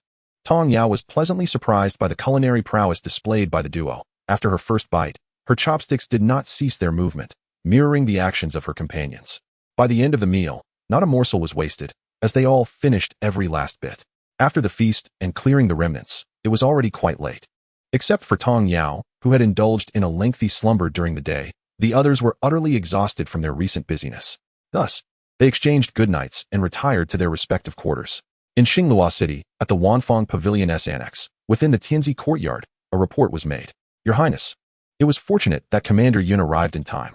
This Jin Yin dared to disregard your warning and sought to employ a cultivator at the transformation stage to assassinate the little princess. How audacious. Shall I take action?" Upon hearing the report from the leader of the Shadow Guards, known to Tong Yao and others as the Masked Man, Baili Yunxiao sat at the table in silence. A flicker of murderous intent flashed in his deep-set eyes. Although his younger sister had yet to formally acknowledge her lineage, her identity was beyond doubt. He had been forewarned about the loathsome Jin Yin, yet she had the audacity to proceed. It was tantamount to courting death. However, it was not yet the time to eliminate her. Once he returned with his sister to the immortal spirit realm, it would be too late for her. While he could not kill her just yet, he could certainly take some preliminary measures to exact a toll for his sister. With a cold glint in his eyes, Baili Yunxiao instructed Yunfeng, "Disable her cultivation and limbs, and ensure she is kept under strict surveillance. We will take her back together later." "Yes, Your Highness, I shall attend to it immediately." Yunfeng responded eagerly, a smirk of schadenfreude creeping onto his lips. It was splendid. He had finally seized the opportunity to provide some retribution for the prince and the little princess. With this thought, he bowed and exited the room, hastily making his way to the courtyard where Jin Yin was temporarily residing in the Wanfang Pavilion's annex. Inside the room, Jin Yin sat before her vanity, attended by 2 maidservants who were assisting her in removing her hair ornaments. At this moment, Jin Yin was blissfully unaware of the imminent danger. She was still fuming over the absence of the transformation stage figure she had dispatched. Truly, such a lowly person, incapable of executing such a simple task, was utterly useless. The 2 maidservants, despite possessing commendable cultivation, were forced to tread carefully around Jin Yin, the sole princess favored by Lord Jin. Observing Jin Yan's anger, they served her with even greater caution, fearful that she might unleash her wrath upon them in various vicious ways.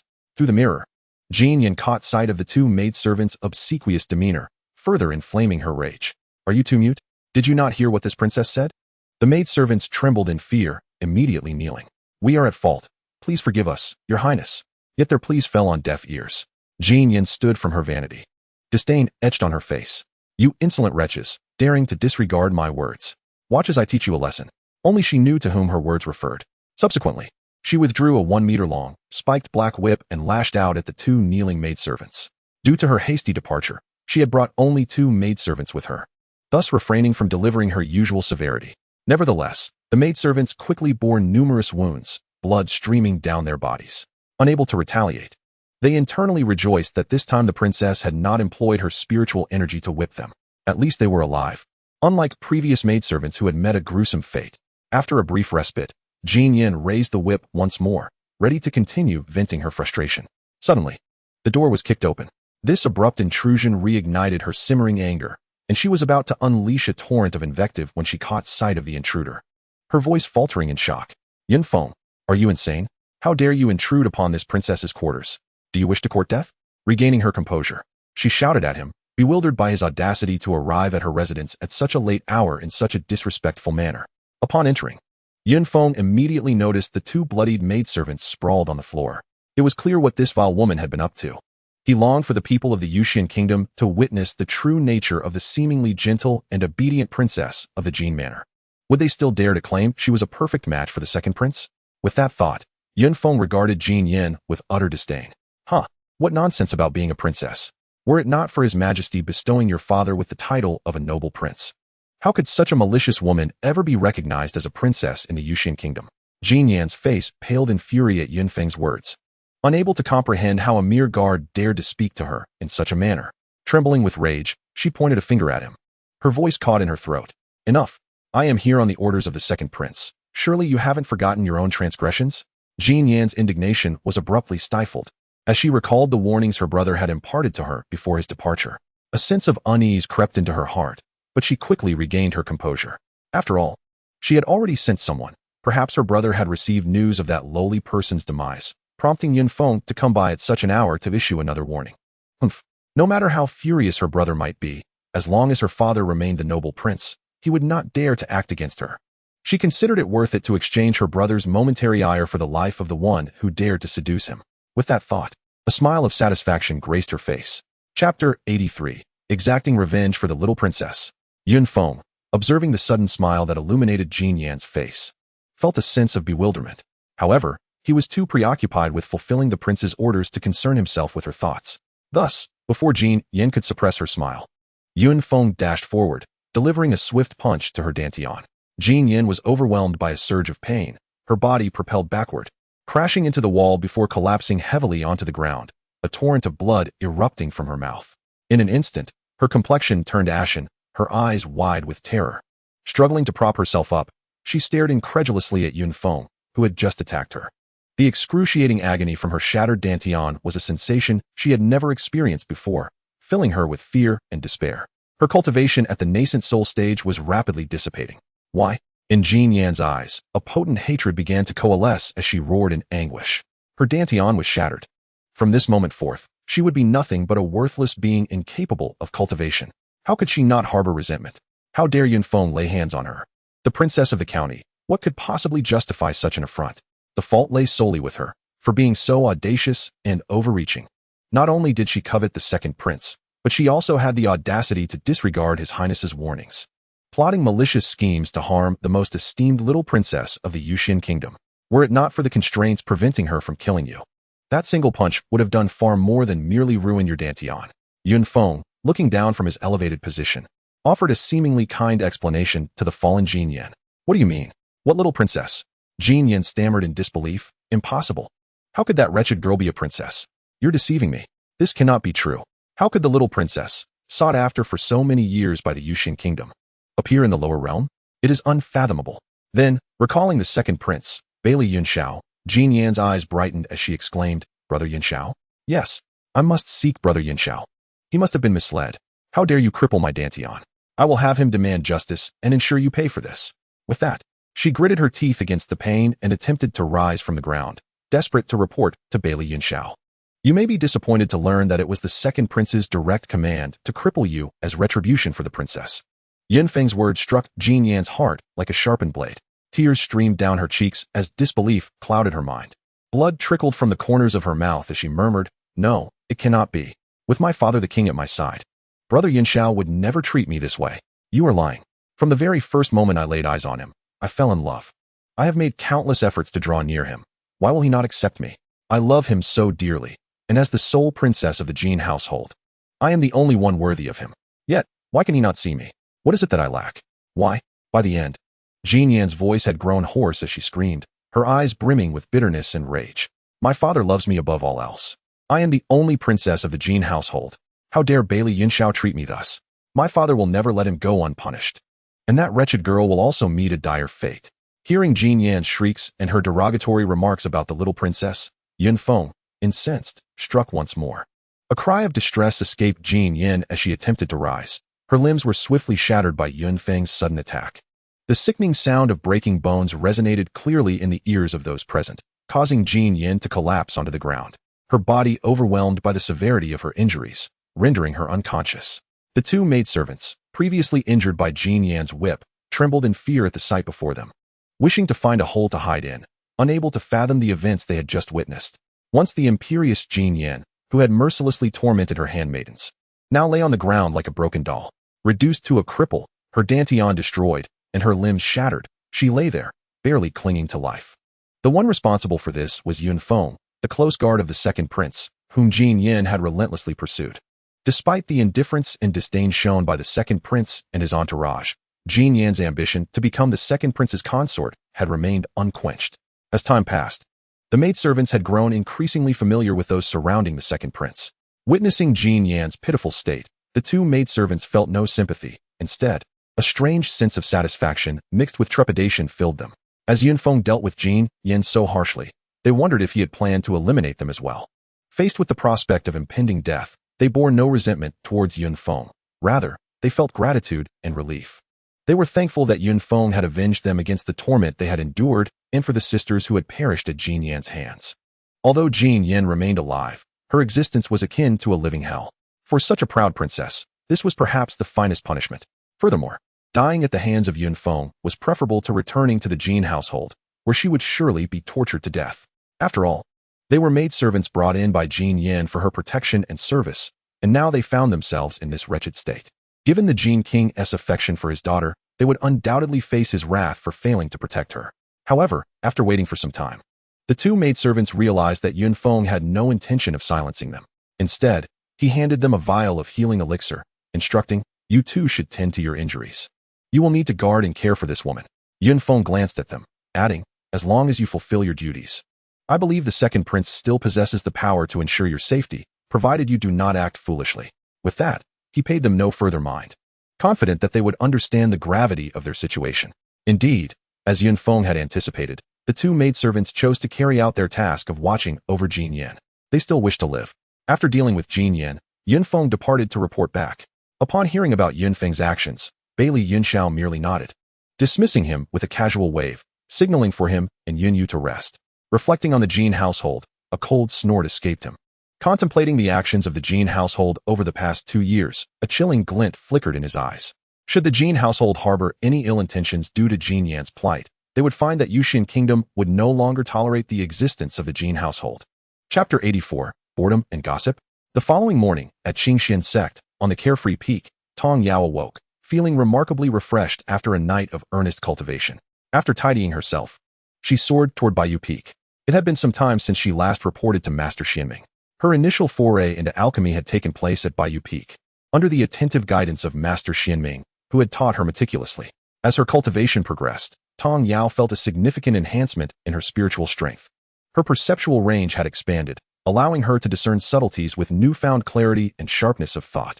Just as she was nearing Baiyu Peak, she heard faint sounds that seemed to be an argument. Curious, she edged closer, recognizing one of the voices as familiar. Was it someone she had heard before?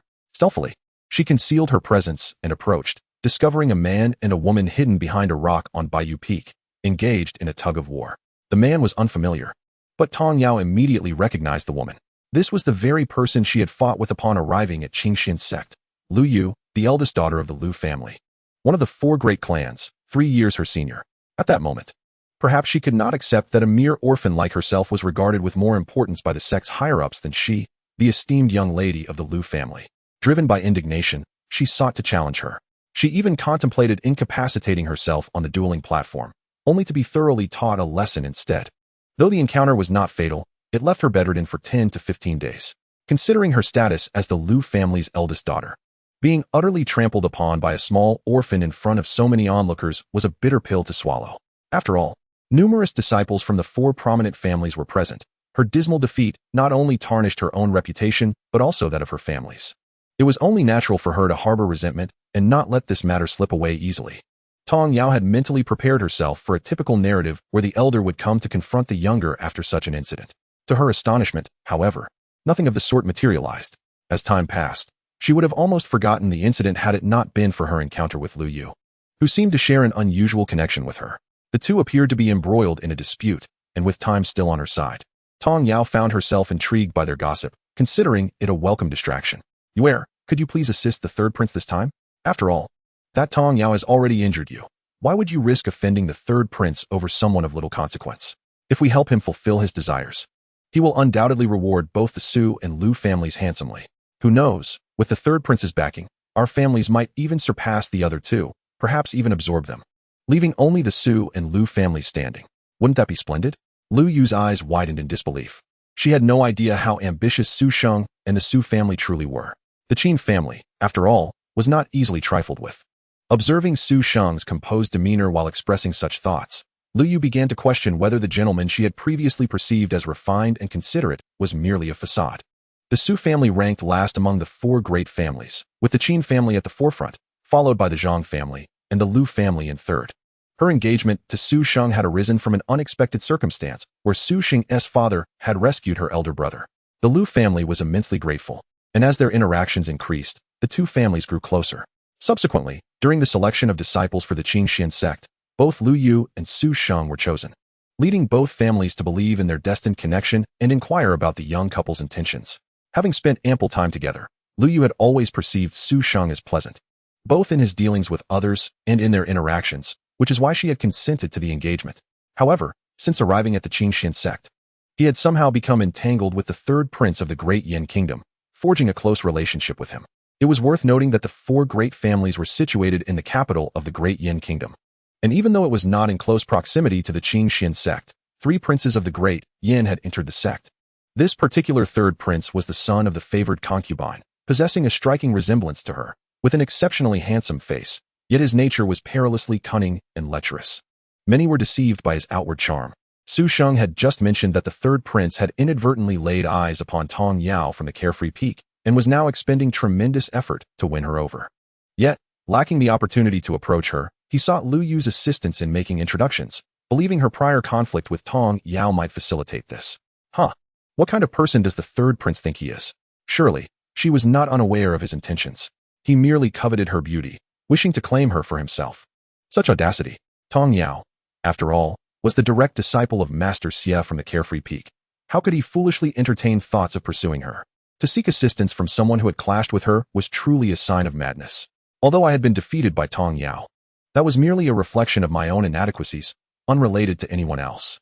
I would not harbor animosity towards her simply for having bested me. Lu Yu gazed at Su Sheng with a complex expression and continued, I advise you to refrain from involving yourself in matters concerning the third prince.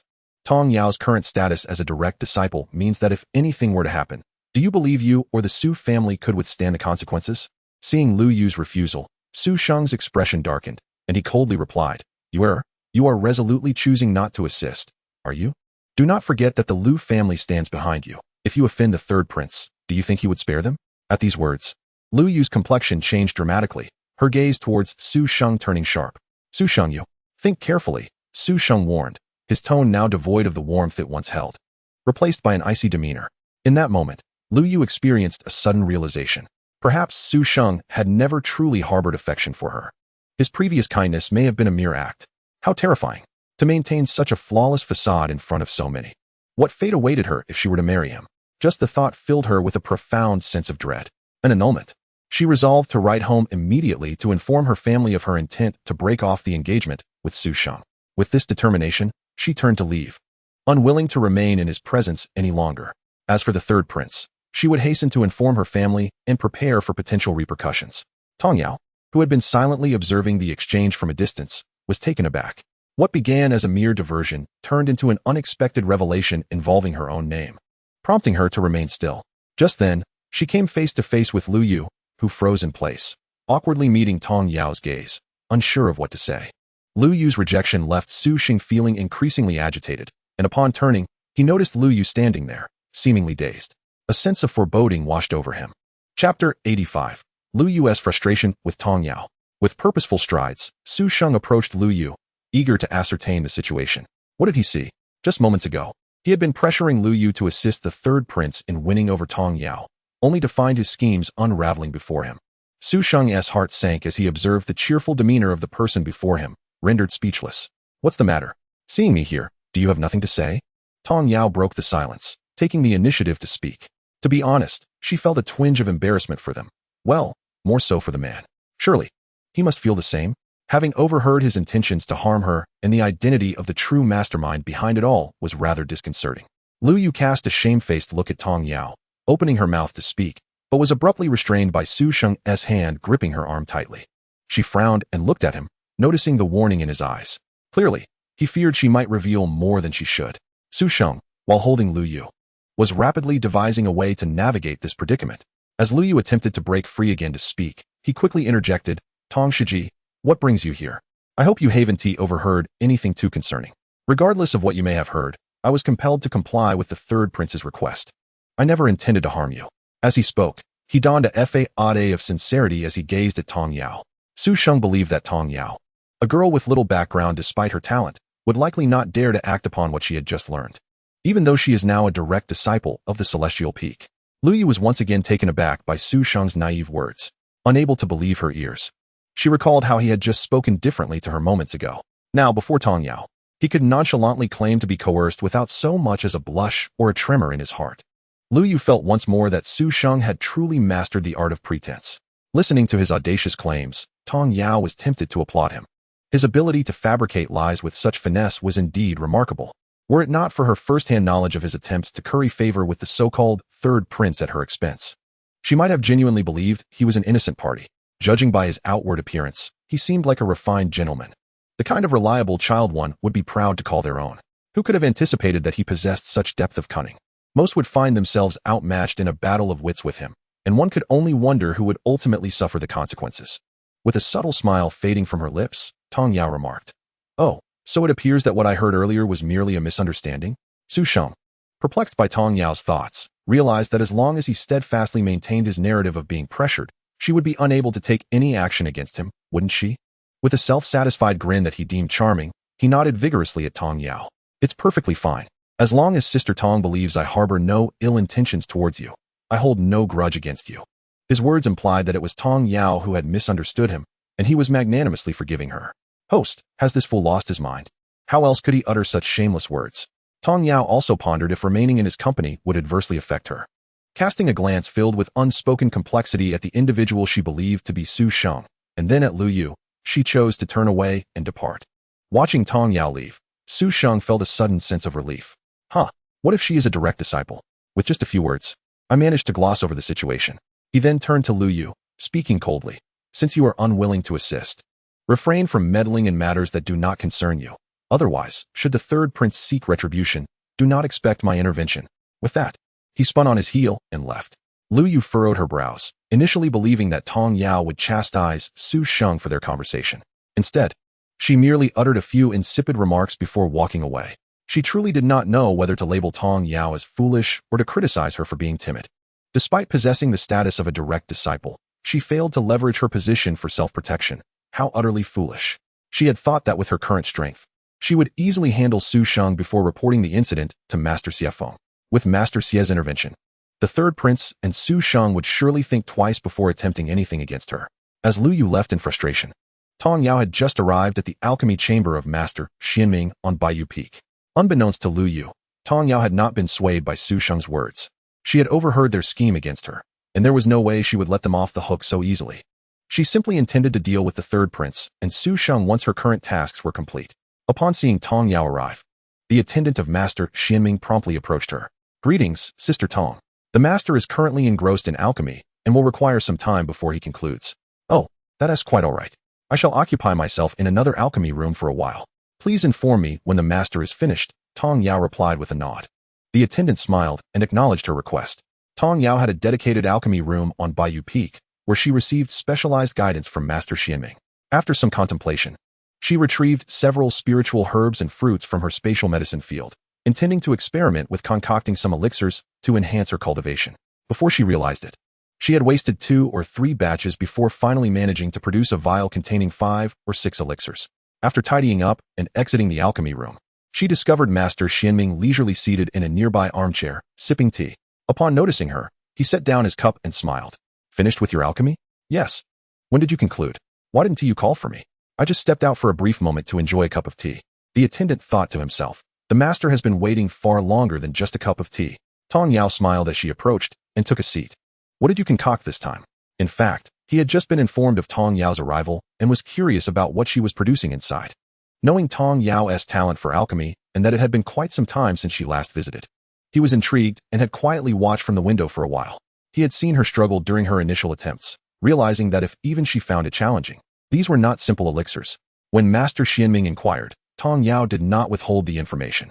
She promptly presented the vial of newly concocted elixirs to him. Master Xianming took the vial, uncorked it, and poured out one elixir, gently inhaling its aroma.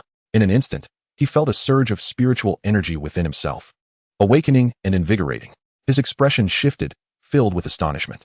It could stimulate the circulation of a cultivator's internal energy, and he sensed the potential for further advancement in cultivation. This was merely the effect of a gentle whiff. What would happen if he consumed an entire elixir? With this thought in mind, he immediately raised his gaze to the cheerful young girl seated across from him. "Child, what do you call these elixirs? What are their specific effects?" After asking, Master Xianming appeared somewhat sheepish. It's not that I mean to pry. I'm just a bit curious. If you prefer not to share, that is perfectly fine." As an alchemy enthusiast who had devoted most of his life to the craft, he found himself irresistibly curious about anything he had not encountered before, eager to discover if the effects aligned with his initial impressions.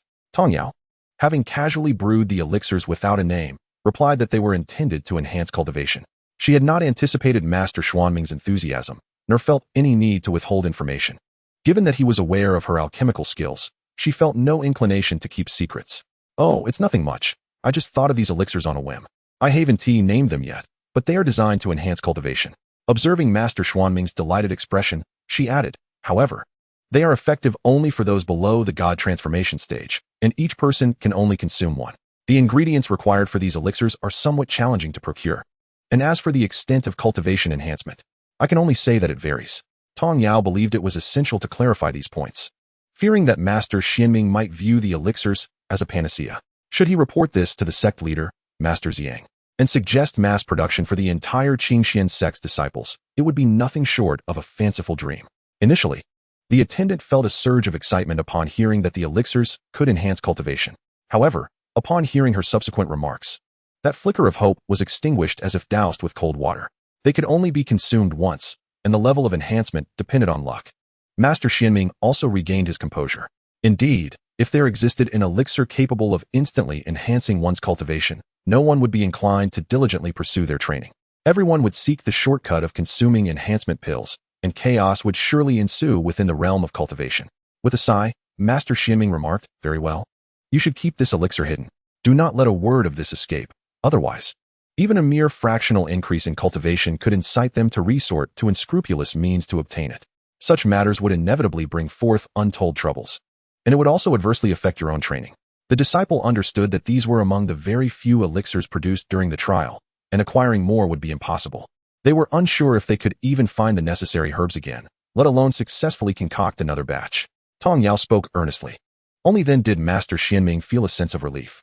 Indeed, even this girl had failed several times before successfully producing just a few elixirs. To obtain more, one would need to prepare a significant quantity of herbs, and acquiring even a single portion was no easy task, let alone several. It was likely that no one possessed the audacity to attempt it. After discussing the elixirs, Tong Yao recalled the matter of the third prince of the Great Yin Kingdom and inquired about it. The third prince of the Great Yin? What is the situation?" Master Xianming looked at Tong Yao in confusion, perplexed by her sudden interest in the third prince. Tong Yao, feeling helpless, recounted how she had overheard a plot against her while on her way here. How outrageous! Such audacity to execute such a nefarious scheme within the Qingxuan Sect. This is a blatant disregard for our sect's rules. With a loud bang, Master Xianming slammed his hand on the table in anger, reprimanding the matter loudly. Tong Yao watched as the table, which had just been used for brewing tea, crumbled into dust, a clear indication of the elder's genuine fury. Warmth filled her heart.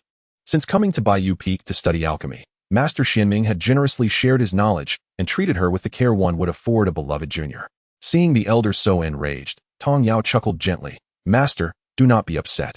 It is hardly worth your ire over some treacherous little rascals.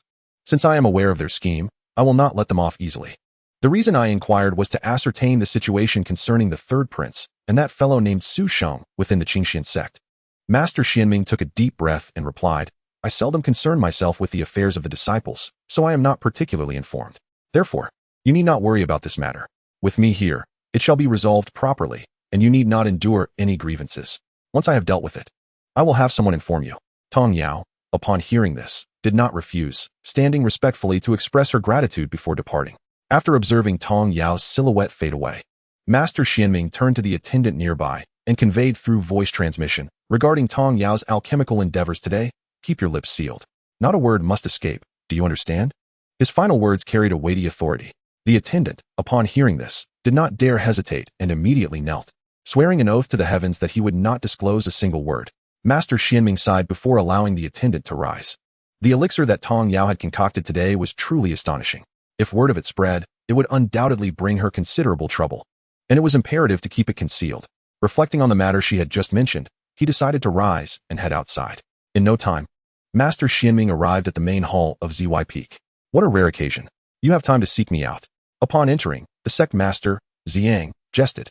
It was well known throughout Baiyu Peak that their peak master was an alchemy enthusiast, rarely leaving the alchemy chamber unless it was a significant matter.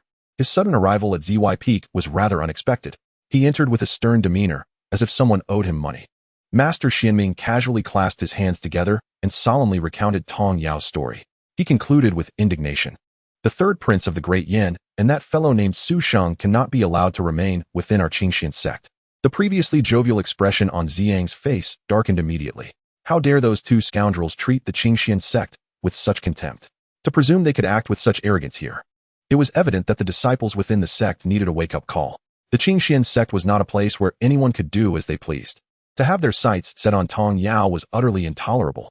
Ziyang promptly sent a message to Elder Mu of the Law Enforcement Hall, summoning him to ZY Peak. When Elder Mu arrived, Ziyang wasted no time, directly instructing him to take people and expel the third prince of the Great Yin and Su Sheng from the Qingxuan sect. Wait, hold on. Could you clarify the situation? Elder Mu interjected. You can't just let them go without understanding the context. Wouldn't that incite panic among the other disciples? Fortunately, Master Xianming was present to clarify the situation for him. Upon hearing the details, Elder Mu also became incensed. As the head of the entire law enforcement hall of the Qingxuan sect, how dare someone act so brazenly beneath his nose? This was a direct affront to him and the law enforcement hall. Such an insult could not be tolerated. Chapter 87. The Discerning Phoenix Egg. Upon returning from Baiyu Peak, Tong Yao was unaware that shortly after her departure, Master Xianming had sought out the sect master. Even if she had known, she would not have objected. For the identities of those two were not ordinary, and addressing them necessitated the sect master, Zhang, being informed of the circumstances. At that moment, she returned to the carefree residence and released Xiaohua. Master, you finally remembered me. As soon as he emerged from the medicinal field space, the young Qilin, Xiaohua, excitedly leaped toward Tong Yao. Fortunately, the little creature knew its limits and transformed into a petite and adorable form, preventing it from toppling Tong Yao over. She effortlessly caught the little Qilin in her arms, but chided playfully, be careful. You can't leap at me like that next time. Aren't you afraid of falling to the ground? Not at all. Xiaohua trusts that Master will protect me. The trusting expression on Xiaohua's face brought joy to Tong Yao. Xiaohua was a reward from the system, and thus, from the very moment of its appearance. It had entered into a master-servant contract with Tong Yao, willingly becoming her contracted beast. By the way, Master, the big uncle inside told me to let you know that the egg has shown signs of activity. After playing with his master for a while, Xiaohua suddenly remembered the message conveyed by the middle-aged man who loved lounging beneath the enlightenment tree. Tong Yao was gently petting the soft and adorable Xiaohua when she suddenly registered the meaning behind its words. After a moment, she exclaimed, the egg? It has shown signs of activity? Could it be that the stone suspected to be a phoenix egg is indeed a phoenix egg? It truly was a phoenix egg. Tong Yao felt that since Chu Yuntian had mentioned it was showing signs of activity, it indicated that the consciousness of the phoenix within had not completely dissipated. The abundant spiritual energy within the medicinal field space might have accelerated the restoration of this little phoenix's consciousness. Wonderful, as long as it was alive. This meant that in the future, she might even be able to form a contract with this little phoenix. thus enhancing her combat prowess and providing her with a flying mount. She could have the little phoenix carry her wherever she wished, which would be incredibly delightful. With this thought, Tong Yao decided to stop playing with Xiaohua and directly brought it back into the medicinal field space. Upon entering, she saw Chu Yuntian reclining on a rocking chair beneath the enlightenment tree, exuding a remarkable air of nonchalance. "Miss, you've come." As soon as Tong Yao entered, Chu Yuntian sensed her presence. Thus, upon opening his eyes, he was not surprised to see Tong Yao standing before him, rising respectfully to offer a courteous greeting. "Miss, you have come to observe this phoenix egg, have you not?" He gestured towards the egg perched beside the rocking chair. "What is this, miss?" "This egg has rolled unexpectedly beneath the enlightenment tree and is continuously absorbing the Tao essence emanating from it, already exhibiting a vibrant life force." Tong Yao was pleasantly surprised that this little phoenix egg was quite discerning, instinctively gravitating towards what was beneficial for its growth. It was akin to a child knowing to rush home when it rains, an indication of its cleverness. Observing the phoenix egg more closely, she noticed that the tiny cracks on its surface were visibly expanding. It seemed that soon, she would witness the birth of the little phoenix. Recalling the storage ring of the God Transformation Period cultivator she had salvaged with her senior brother Wei Xian a few days prior, she remembered it contained items suitable for fire elements. Since Xiaohua possessed the fire attribute, those items would be perfect for the phoenix egg. Although she enjoyed the thrill of scavenging, it stemmed from her understanding that every cultivator had some assets. With their demise, it would be a pity for those belongings to simply remain, potentially benefiting strangers instead. Having fought alongside them, helping to claim their assets felt justifiable. Tong Yao considered herself rather benevolent. Her penchant for scavenging did not imply poverty. To her, it represented a form of diligence and thriftiness. Consequently, she had initially left those items to her senior brother, preferring not to take anything for free, especially when her elder brother had already shared some with others. She suspected that this time, Wei Xian would do the same. After spending a while in her space, she emerged with Xiaohua and made her way to Wei Xian's residence. Upon reaching the entrance, Tong Yao called out without hesitation, "Senior brother, are you there?" Wei Xian, deep in his cultivation when he heard her familiar voice from outside, immediately opened his eyes. He stood and performed a cleansing spell on himself before walking over to open the courtyard door. "Junior sister, come in. What brings you here?" he asked, a hint of curiosity in his voice. "Senior brother, didn't that God Transformation Period cultivator's storage ring contain a few fire element items?" Tong Yao inquired. She did not elaborate on the specific purpose for her request. Wei Xian, understanding her intent, smiled, and without a moment's hesitation retrieved the items, presenting them to her. "Here. Fortunately, I haven't distributed them yet. Is this quantity sufficient? If not, I can inquire with others." Recalling that his junior sister possessed the 5-element root, Wei Xian thought these items would assist her cultivation, and he intended to help her gather more. "Thank you, senior brother. This should suffice for now. I'm unsure of the exact amount needed. I'll assess when I return, and if more is required, I'll trouble you once again." Tong Yao replied, uncertain of just how much the phoenix egg would need. "All right, if you require more, just let me know. Don't hesitate to ask," Wei Xian encouraged, looking at her with earnestness. "Yes, I will." Tong Yao nodded with a smile. After acquiring the items, she did not linger but bid farewell to Wei Xian and returned. Wei Xian watched her retreating figure for a moment before closing the courtyard door and stepping outside, contemplating visiting his elder brother and second senior sister to see if they were busy and to distribute the items while inquiring if anyone had spare fire-related materials. Since none of their group of 6 possessed a fire root, they generally did not make a point of collecting such items. On his way to his elder brother's residence, he sent messages to the others, excluding his junior sister, to gather at his elder brother's place. The recipients of Wei Xian's message were curious about the purpose of the gathering, and without delay, they swiftly made their way there. In the courtyard of elder brother Wenyang, one of his younger brothers, Liang Wan, asked, "Why have you called everyone here? Hurry up and tell us. I'm busy with my cultivation. Call me 5th brother. You're so disrespectful." Wei Xian playfully swatted Liang Wen's head. As he attempted another, Liang Wen quickly ducked, exclaiming, "Ouch! I'm sorry, 5th brother. Please be gentle." He hid behind their 3rd brother, Yin Shu, grimacing in mock fear. The others shook their heads, amused by their antics. "All right, 5th brother, do enlighten us as to why you summoned us," Wenyang said, his demeanor calm and friendly. "Such a significant matter, and you only mention it now?" Wei Xian then recounted the incident involving the God Transformation cultivator they had encountered, presenting the storage ring. "These are the items left behind by the deceased cultivator. My junior sister mentioned she only requires a few fire element items, and the rest can be shared among us." At this moment, the others were not focused on the contents of the storage ring. Their attention was on the grave situation regarding the junior sister being targeted by a God Transformation cultivator. 5th brother, Why did you only tell us now about such a serious matter? How is our junior sister? Is she injured? How severe is it? Longjin asked, her expression serious as she scrutinized Wei Xian. Indeed, fifth brother, how could you not inform us that our junior sister was attacked? This is unacceptable. Another chimed in. You must take responsibility for this. She is our only junior sister. If anything happens, you will regret it. Each of them expressed their disappointment in Wei Xian for withholding such critical information. They then rose to leave, heading outside, feeling guilty under their scrutiny. Wei Xian lowered his head, unable to meet their gazes. Suddenly, the voices quieted, prompting him to look up and see his elder brother and second senior sister leading the others out. Wait, where are you all going? We were discussing something. Why is everyone leaving? We're going to see how our junior sister is doing, Wenyang replied. Yes, we'll deal with other matters upon our return, Longjin added, casting a reproachful glance at Wei Xian. Feeling sheepish and unable to argue, Wei Xian hastily attempted to reassure them. Don't worry. Our junior sister only sustained minor injuries. She is all right now. In fact, she just left with the items she took from me and is perfectly fine. He nearly swore an oath to affirm his words. Seeing his earnest expression, the others relaxed, thinking perhaps their junior sister was indeed busy after just taking items from Wei Xian, and they might disturb her by visiting. Thus, they returned to their seats. Wei Xian let out a deep sigh of relief and continued. Moreover, did I not mention that besides one elder from our Qingxuan Sect, there is another formidable protector sent by our junior sister's family? How could she possibly be in danger under the protection of such capable individuals?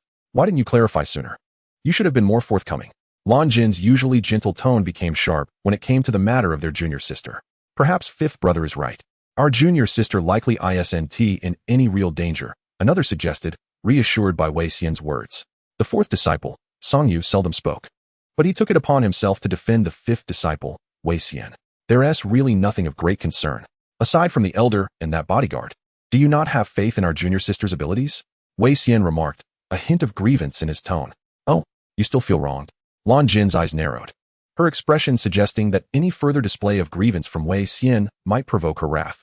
This made Wei Xian shudder, prompting him to offer her a conciliatory smile. No, senior sister, the junior disciple feels no grievance at all. Humph, you'd best continue with your business. Longjin replied with a light snort. Thus, Wei Xian proceeded to present the items from his storage ring for the senior brother to allocate, and subsequently mentioned the matter of the rare fire-attributed treasures that their junior sister might require. Upon hearing about the fire attribute, Wenyang and Longjin immediately thought of their junior sister's 5 spirit roots. After a moment's contemplation, they both spoke in turn. Since it's for our junior sister, we must ensure to acquire any fire-attributed items we encounter and set them aside for her. Indeed, I believe we should also prepare a selection of other attributes, provided we don't need them ourselves. This way, when our junior sister requires them, she won't need to go searching. The remaining disciples nodded in agreement, voicing their consent. With that matter settled, they grew increasingly curious about the mysterious bodyguard. Liang Wan, unable to contain his curiosity, inquired, fifth senior brother. You haven't clarified the situation regarding that formidable bodyguard. Is it true that someone you deem a big shot possesses greater cultivation than the elite elders within our sect? In an instant, all eyes were fixed upon Wei Xian, eagerly awaiting his elucidation. Unsure of how to explain, Wei Xian simply recounted everything he had witnessed. Are you suggesting that this individual claims to be our junior sister's bodyguard? Is that second young master her second brother? When did he arrive at the Qingxuan Sect? Did our junior sister become separated from her family, prompting them to send her brother to find her, after which they would take her back home? The final question hung in the air, the answer too daunting to contemplate. Even though their junior sister had only been at the Xiaoyao Peak for less than a year, yet each of them genuinely cherished their beloved master's youngest disciple. She was intelligent, kind-hearted, exceptionally gifted, capable, and beautiful, and she treated her seniors with remarkable generosity. Should their junior sister truly leave, they would undoubtedly feel a pang of sadness, though it would be accompanied more by well wishes for her reunion with her family, hoping she would be surrounded by love and protection in the future. A somber silence enveloped the group, the atmosphere heavy with unspoken emotions. Meanwhile, back at the Xiaoyao residence, Tong Yao remained blissfully unaware of her senior sibling's melancholy regarding her potential departure from the Qingxuan Sect. At that moment, she placed the items she had acquired into her space beside the phoenix egg, instructing Chu Yuntian to keep a vigilant eye on it, before turning her attention elsewhere. Noticing a tree in her space laden with vibrant, enticing fruits, she cheerfully plucked one and took a bite. Delicious. The succulent, sweet fruit was so delightful that Tong Yao quickly devoured the entire thing. Almost immediately, she felt a surge of spiritual energy within her, culminating in a resounding explosion. Her cultivation, initially at the early stage of the Golden Core, surged forward, advancing through to the peak of the Golden Core stage. Finally, her progress halted at that pinnacle. Xu Yuntian and Xiao Hua, sensing the fluctuations in spiritual energy, were taken aback. The sight that followed left them both wide-eyed with astonishment. Miss, your cultivation speed is truly extraordinary. Indeed, the master is nothing short of a prodigy. Once Tong Yao stabilized her newfound cultivation and rose to her feet, the duo finally regained their composure. The young Qilin, Xiao Hua, dashed towards Tong Yao, but recalling her previous admonition against pouncing on her, he screeched to a halt just before her. Tong Yao laughed as she scooped him up into her arms, and Xu Yuntian soon joined them. Congratulations, miss, on your ascension to the peak of the Golden Core stage. It seems that a breakthrough to the nascent soul stage is not far off. Thank you, Uncle Chu. Tong Yao beamed, holding Xiao Hua close. Anyone would feel elated at achieving such a significant leap in cultivation, and Tong Yao was no exception. In the following days, Tong Yao remained within her courtyard, refraining from venturing out. One day, after emerging from her space with Xiao Hua, she heard a knock at the door. Using her spiritual sense, she discovered it was a servant from Bai Yufeng. Given the timing, it seemed the matter concerning the third prince of Dian had reached a conclusion. Sure enough, as the servant entered, he respectfully announced, Sister Tong, the Peak Master has sent me to inform you that the third prince of Dian and Su Sheng have been stripped of their cultivation and expelled from the Qingxuan Sect. The matter has been resolved, with Elder Mu from the Law Enforcement Hall personally overseeing it. Tong Yao was momentarily taken aback. Elder Mu? Oh. She recalled that when she first arrived at the Qingxuan Sect, it was this very elder who had personally assessed her talent. She remembered his stern, upright demeanor. He was the type who would not tolerate any nonsense. It seemed the sect master had consented to this course of action. The fact that they were willing to trust her words and decisively deal with those two individuals indicated that they held her potential in high regard. Regaining her composure, she instructed the servant, I understand. Please convey my gratitude to the real person. No sooner had the servant departed than there was another knock at the courtyard door. Fortunately, Tong Yao had just settled into a recliner, cradling Xiao Hua, when she heard the familiar aura approaching. With a wave of her hand, she opened the door. Yao Yao, we've come to see you. As Lan Jin entered, she spotted Tong Yao seated nearby. In the days since, all of them had been preoccupied with gathering fire-attributed items. However, due to their rarity, few were willing to trade them. Each person's collection was modest, but collectively they had managed a decent amount. Concerned that Tong Yao might run out of supplies, they had come to deliver their findings. Surprised by the unexpected visit from her senior siblings, Tong Yao rose to her feet and ushered them to the table, where she waved her hand to present some spiritual fruits. Eldest brother, senior sisters, and third, fourth, fifth, and sixth brothers, please enjoy the fruits. All right, you sit as well, Lan Jin said, pulling Tong Yao down beside her. Then she produced a storage ring and handed it to Tong Yao. Yao Yao, this is a collection of fire-attributed spiritual herbs and stones gathered by me, the eldest brother, and your other senior brothers. Use these for now, and when you run low, we will continue to gather more. The others chimed in, yes, junior sister. If you need anything else, just let us know, and we'll ensure to procure it for you.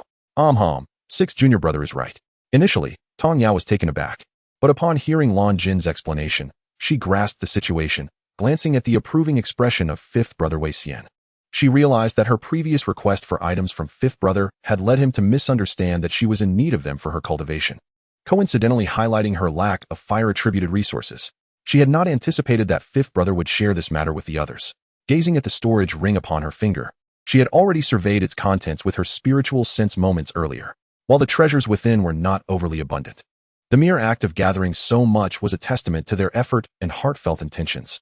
At that moment, Tong Yao felt a profound sense of gratitude for the care and concern shown by her senior brothers and sisters. She smiled and expressed, thank you, senior brother, thank you, senior sister.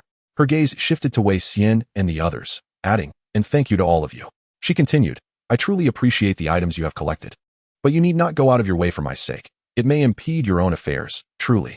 At this point, she glanced at her fifth senior brother, Wei Xian, and added, actually, there might have been a misunderstanding that day. When I sought him for items, it was not for my own use. This statement rendered everyone somewhat bewildered. Not for her own use. Hadn't the fifth senior brother mentioned that the junior sister cultivated a fire spiritual root, but had run out of fire attribute resources? They exchanged glances with Wei Xian, who seemed to be gradually realizing that he might have indeed misunderstood. As they looked at him, he felt a little hesitant to meet their gazes. The others regarded him with an expression of exasperation before collectively diverting their attention back to Tong Yao, awaiting her continuation. Choosing not to reveal the matter of the phoenix egg just yet, She lifted the little creature nestled in her arms and declared, "This is the one that uses them." The fire Qilin chimed in, "Did my master misstate? Aren't those items meant for that stone egg? How did they become for myself?" The fire Qilin's large, watery eyes brimmed with confusion and perplexity. Upon seeing the little creature in the junior sister's hands, Wen Yang and the others widened their eyes in astonishment and exclaimed, "Are you implying that this little beast is for your pet?" After all, cultivators in the Yunxiao Continent often raised young demon beasts as pets. It seemed that the junior sister had unknowingly brought one back to care for. Lan Jin, who had previously seen the little fire creature, had assumed it was merely a pet, but now realized it was a fire attribute beast. Nobody anticipated that the fifth senior brother had misjudged the situation. It was not the junior sister who needed the resources, but rather her beast companion. They all cast disdainful glances at him. Wei Xian, feeling rather embarrassed, reflected that the pet was indeed part of the junior sister's belongings, and thus providing for her beast was still a noble act. If this little creature were to enhance its cultivation, its combat prowess would surely improve, allowing it to protect the junior sister in the future. With this thought, he felt reassured that he had not acted in error. As they regarded the little creature adorned with colorful fur, they found it rather endearing. Lan Jin took the little one from Tong Yao's arms to play with it, and casually inquired, "Junior sister, what kind of demon beast is this little one? It's truly adorable, but I wonder how formidable it will become when it grows up." Tong Yao was candid, knowing that the truth of the little fire's identity would eventually come to light. She replied calmly, "Oh, it's not just any demon beast. It is a Qilin cub." In an instant, the previously tranquil atmosphere was shattered by the chaos of startled exclamations from her companions. Senior brother Wen Yang, who had just taken a sip of tea, inadvertently sprayed it all over his sixth junior brother, Liang Wan. Wei Xian, who had just bitten into a spiritual fruit, dropped it onto the stone table, nearly choking on the pulp in his mouth. Now disregarding any semblance of decorum, they all widened their eyes at the little creature, which was lazily cradled in Lan Jin's arms. Lan Jin stiffened, hesitant to continue petting the soft little being. Good heavens! Who could have imagined that what they thought was merely a common pet nurtured by the junior sister was, in fact, the legendary auspicious beast of the Yunxiao Continent, the Qilin. Even as a cub, it was still a divine Qilin. Paralyzed by the revelation, Lan Jin dared not move, yet her heart surged with excitement as she thought, "Master, parents, grandfather, Jiner has achieved something remarkable." She not only embraced a divine beast cub, but had also pet it several times. Chapter 90. 2 Astonishing Revelations. Observing the astonished expressions of her senior sisters and brothers, Tong Yao realized that, perhaps in the Yunxiao Continent, demon beasts were commonplace, while divine beasts were exceedingly rare, possibly existing only in legends. Now that she had revealed the true identity of the little creature, their shock was entirely understandable. With the knowledge of a phoenix still waiting to hatch within her space, she decided to reveal matters one step at a time. Clearing her throat, she noticed everyone's attention fixated on her and said, "For now, you can regard it as merely a cute little puppy." This statement elicited a collective expression of disbelief from the group. To consider an auspicious Qilin as a mere dog, surely only the junior sister would dare to do so. After a moment, they regained their composure. Senior brother Wen Yang, with a gentle demeanor, looked at his junior sister and advised, "Junior sister, it would be prudent not to speak further of the Qilin beast. It is best to keep it hidden from outsiders to avoid attracting the attention of powerful cultivators." Wen Yang sincerely wished for the junior sister's safety, hoping she would exercise caution. Lan Jin, now realizing the gravity of the situation, returned the Qilin cub to Tong Yao. Concern etched on her face as she urged, "Yes, yes, Tong Yao, you should quickly store it away. It is unwise to be seen holding it in public. We cannot guarantee that others won't discern its true nature." Wei Xian, still somewhat perplexed, mused about the family from which the junior sister had come. Possessing even the legendary auspicious beast, it was truly a remarkable lineage. Tong Yao cradled the little fire in her arms, stroking it gently before smiling reassuringly, "Senior brother, senior sister. And all of you, there's no need to worry. No one in the entire Yunxiao Continent could possibly unveil the true form of Xiaohua. Just as I mentioned earlier, if I hadn't said anything, would you have guessed that Xiaohua is a Qilin cub? Furthermore," she continued, "senior sister, do you remember when we were in the Great Xia dynasty? The fifth patriarch and several elders had seen Xiaohua too, and they didn't realize its true identity. They thought it was merely my pet." At this, Lan Jin recalled how the fifth patriarch and the elders had interacted with the Qilin cub on their return journey. Without any indication of recognition, she remembered the fifth patriarch remarking that the little dog was quite special, with its fur being colorful, and that only girls like them would keep such a creature. The fifth patriarch was a cultivator at the Ascended Realm, and the elders were at the Fusion Realm. If they could not see through Xiaohua's true nature, Perhaps it would be safe to present it before others. With this thought, Longine felt her anxiety subside, allowing her to smile once more as she observed the lingering worry on the faces of her senior brother and the others. She proactively clarified, Tong Yao speaks the truth. During our journey back from the Great Xia dynasty, neither the fifth patriarch nor the elders recognized it. It seems that, as Tong Yao suggested, it is indeed quite safe here in the Yunxiao Continent. Only then did Wen Yang and the others relax their tense concerns and shift the conversation to other topics. Occasionally, a few pairs of eyes would glance towards the lazily reclined Qilin dog nestled in Tong Yao's embrace. As the conversation flowed, the sixth disciple, Liang Wan, suddenly interjected, Today, while passing by the law enforcement hall, I overheard a conversation between two disciples. Do you know what they were discussing? After posing the question, he scanned the faces of those seated at the stone table. However, owing to the recent incident involving the Qilin pup, everyone seemed indifferent to his query. Wen Yang maintained his gentle demeanor, sipping tea alongside his third and fourth junior brothers, while Longine discreetly stroked the fur of her little junior sister's pet. Occasionally, she exchanged whispers with Tong Yao, who, despite engaging in hushed dialogue with her senior sister, caught wind of Liang Wen's words. Upon reflection, she quickly surmised the nature of his news. Beside them, Wei Xian looked at him with exasperation and said, All right, stop with the suspense. Just tell us what you heard. Or soon enough, no one will be interested. Noticing the indifferent expressions of his peers, Liang Wen reluctantly sighed. It's nothing much. Just that I heard they said Elder Mu from the law enforcement hall personally incapacitated 2 disciples and expelled them from the Qingxuan Sect. Upon hearing this, Liang Wen sensed a profound silence enveloping the group. When he looked up, he found everyone except the little junior sister staring at him in shock and curiosity. Wei Xian had initially assumed that Liang Wen had merely stumbled upon some gossip regarding a disciple from another peak presenting a beautiful spiritual artifact or rare fruit to one of the sisters.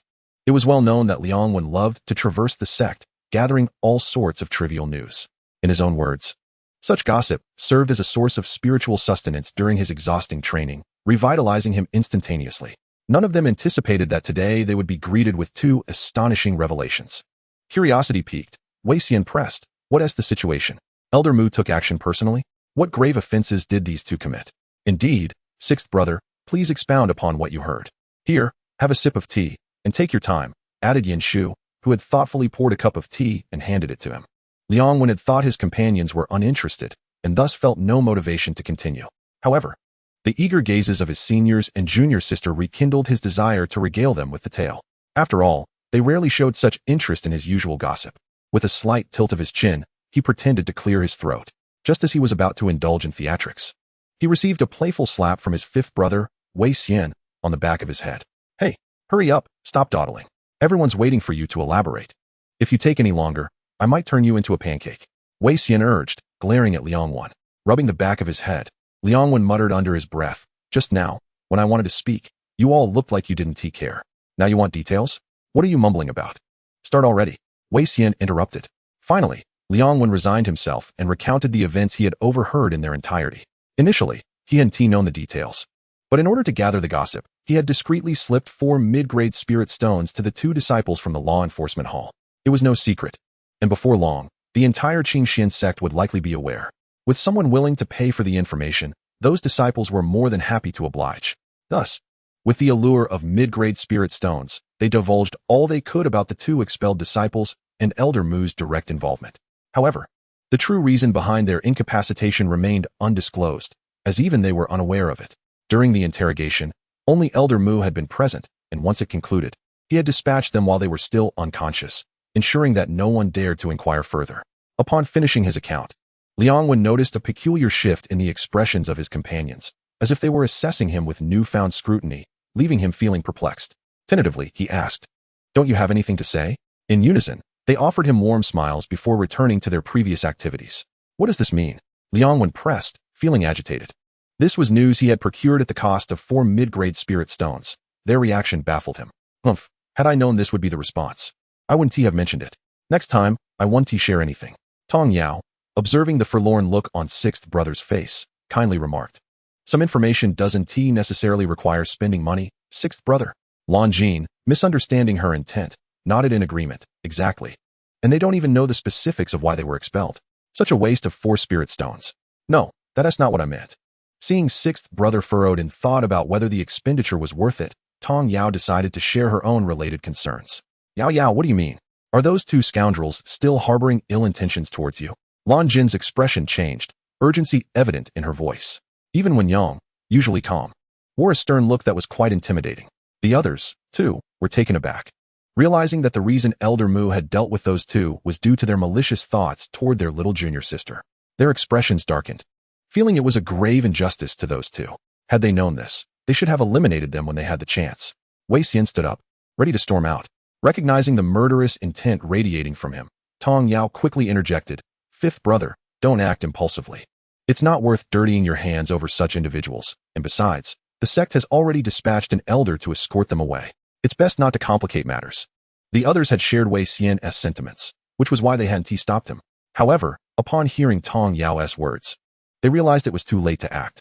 They couldn't kill those two now, but they also couldn't let them off lightly. Wen Yang, contemplating how to address the situation, looked at Wei Xian and said, "Fifth brother, come back. Little junior sister is right. They've been gone for 2 days already. There's no need to pursue them." He then glanced around at the others. "We know where they are. They want to escape. I will have someone send a letter back. Given that the royal family of the Great Yin dynasty has raised such a prince, they bear some responsibility for his upbringing. I believe my brother would be quite interested in expanding our territory." Upon hearing this, everyone understood his implication and began to voice their agreement. "Our family, too. I've heard the Su family is the weakest among the 4 noble families of the Great Yin dynasty. With their current decline, it's time for them to perish. I must also write to my brother and have him discuss territorial expansion with the emperor of the Great Xia." Thus, the fate of both the Great Yin dynasty and a noble family was inadvertently sealed by the discussions of those present. Tong Yao was comforted by Lan Jin, who embraced her arm. "Do not fear, for your senior brothers and sisters are here. No one shall harm you, and should any fool dare to approach you again, strike them fiercely. After you have dealt with them, come back and inform us, and we shall assist you in seeking vengeance." "Thank you, senior sister. Thank you, senior brothers." Tong Yao felt a wave of gratitude swell within her, her voice sweet as she expressed her thanks. "There is no need for such formalities among us siblings. We are all one family, and we shall not stand idly by when one of us is in trouble," replied Wen Yang, reverting to his gentle and affable demeanor with a smile. At his words, they all exchanged warm smiles. In the capital of the Great Yin dynasty, within the imperial palace, the third prince, Jiangju, lay on his bed with a sullen expression, having been personally escorted back by an elder of the Qingxuan Sect. After delivering the two to their destination, the elder departed immediately, having recounted the events in full and conveyed the words of the sect leader, Master Xiang. It was a warning to the Emperor of Great Yin that this matter was to end here, for the Qingxuan Sect had more than one son. The Emperor of Great Yin dared not show any signs of dissatisfaction as he respectfully bid farewell to the elder. Once inside Jiangju's chamber, however, his expression darkened. Beside the bed sat a woman of exquisite beauty, adorned in lavish garments, her hands tightly clasping those of the recently awakened Jiangju, tears streaming down her face in a display of deep concern. Upon seeing the emperor enter, she turned, her tear-filled eyes gazing up at him, exclaiming, "Oh, your majesty, our jeweler has ended up like this. What shall we do now?" Seeing his son's pale and despondent visage, the emperor's heart ached.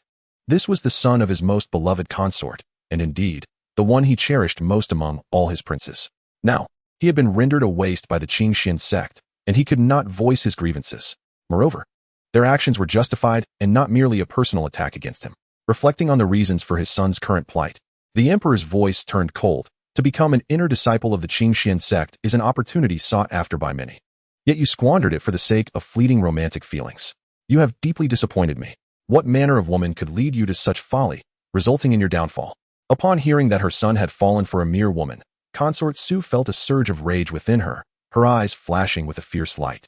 Though she bowed her head in tears, concealing her emotions from those nearby. Since returning to the palace, Jiangju had remained silent. The emperor's inquiry only deepened his gloom. "What were you thinking at that time? Why would you commit such a foolish act?" The emperor's questions reverberated throughout the chamber, causing the servants to flinch. This scene only fueled the emperor's ire as he bellowed, "Begone! All of you get out!" In an instant, the remaining servants in the chamber dared not linger, hastily bowing their heads, silent, as they retreated. With everyone else gone, Consort Su wiped her tears and, taking advantage of the emperor's distraction, leaned closer to her son, gently asking, "Jeweler, who is that woman?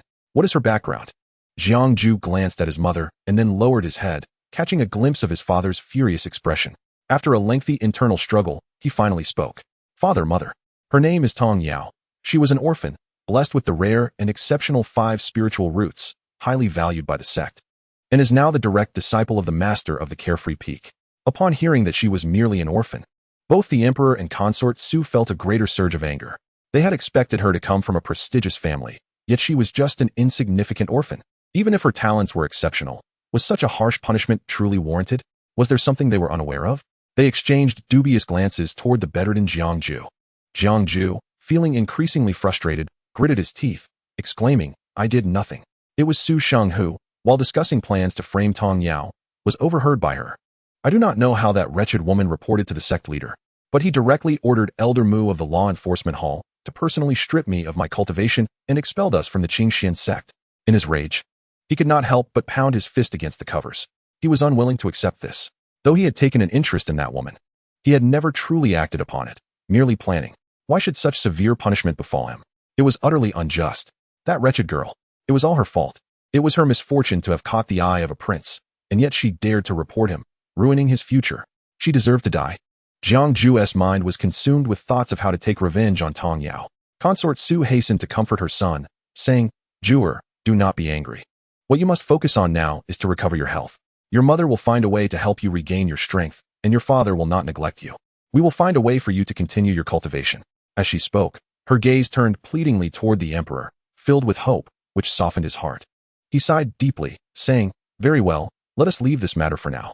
Your recovery is of utmost importance. I will think of a way for you to cultivate again." The thought that his once promising son had been reduced to a waste because of an orphan filled the emperor with resentment toward Tong Yao. Yet, considering the esteem in which the Qingxuan sect held her, killing her would not be an easy task. He resolved to wait for a future opportunity. Turning to Jiangju, he added, "As for Tong Yao, do not provoke her again for now. When the time is right, I will surely avenge you. I shall summon the royal physician to examine you. Rest well, and I shall return on another day." With that, he cast a final glance at Consort Su and departed Jiangju's chamber. Consort Su rose respectfully to see the emperor off. Once the sound of his footsteps had completely faded, she returned to her son's side. "Juer, you must pull yourself together. Your mother will not allow you to become a waste. Trust in me." Jiangju's previously despondent expression shifted slightly as he lifted his gaze to meet his mother's.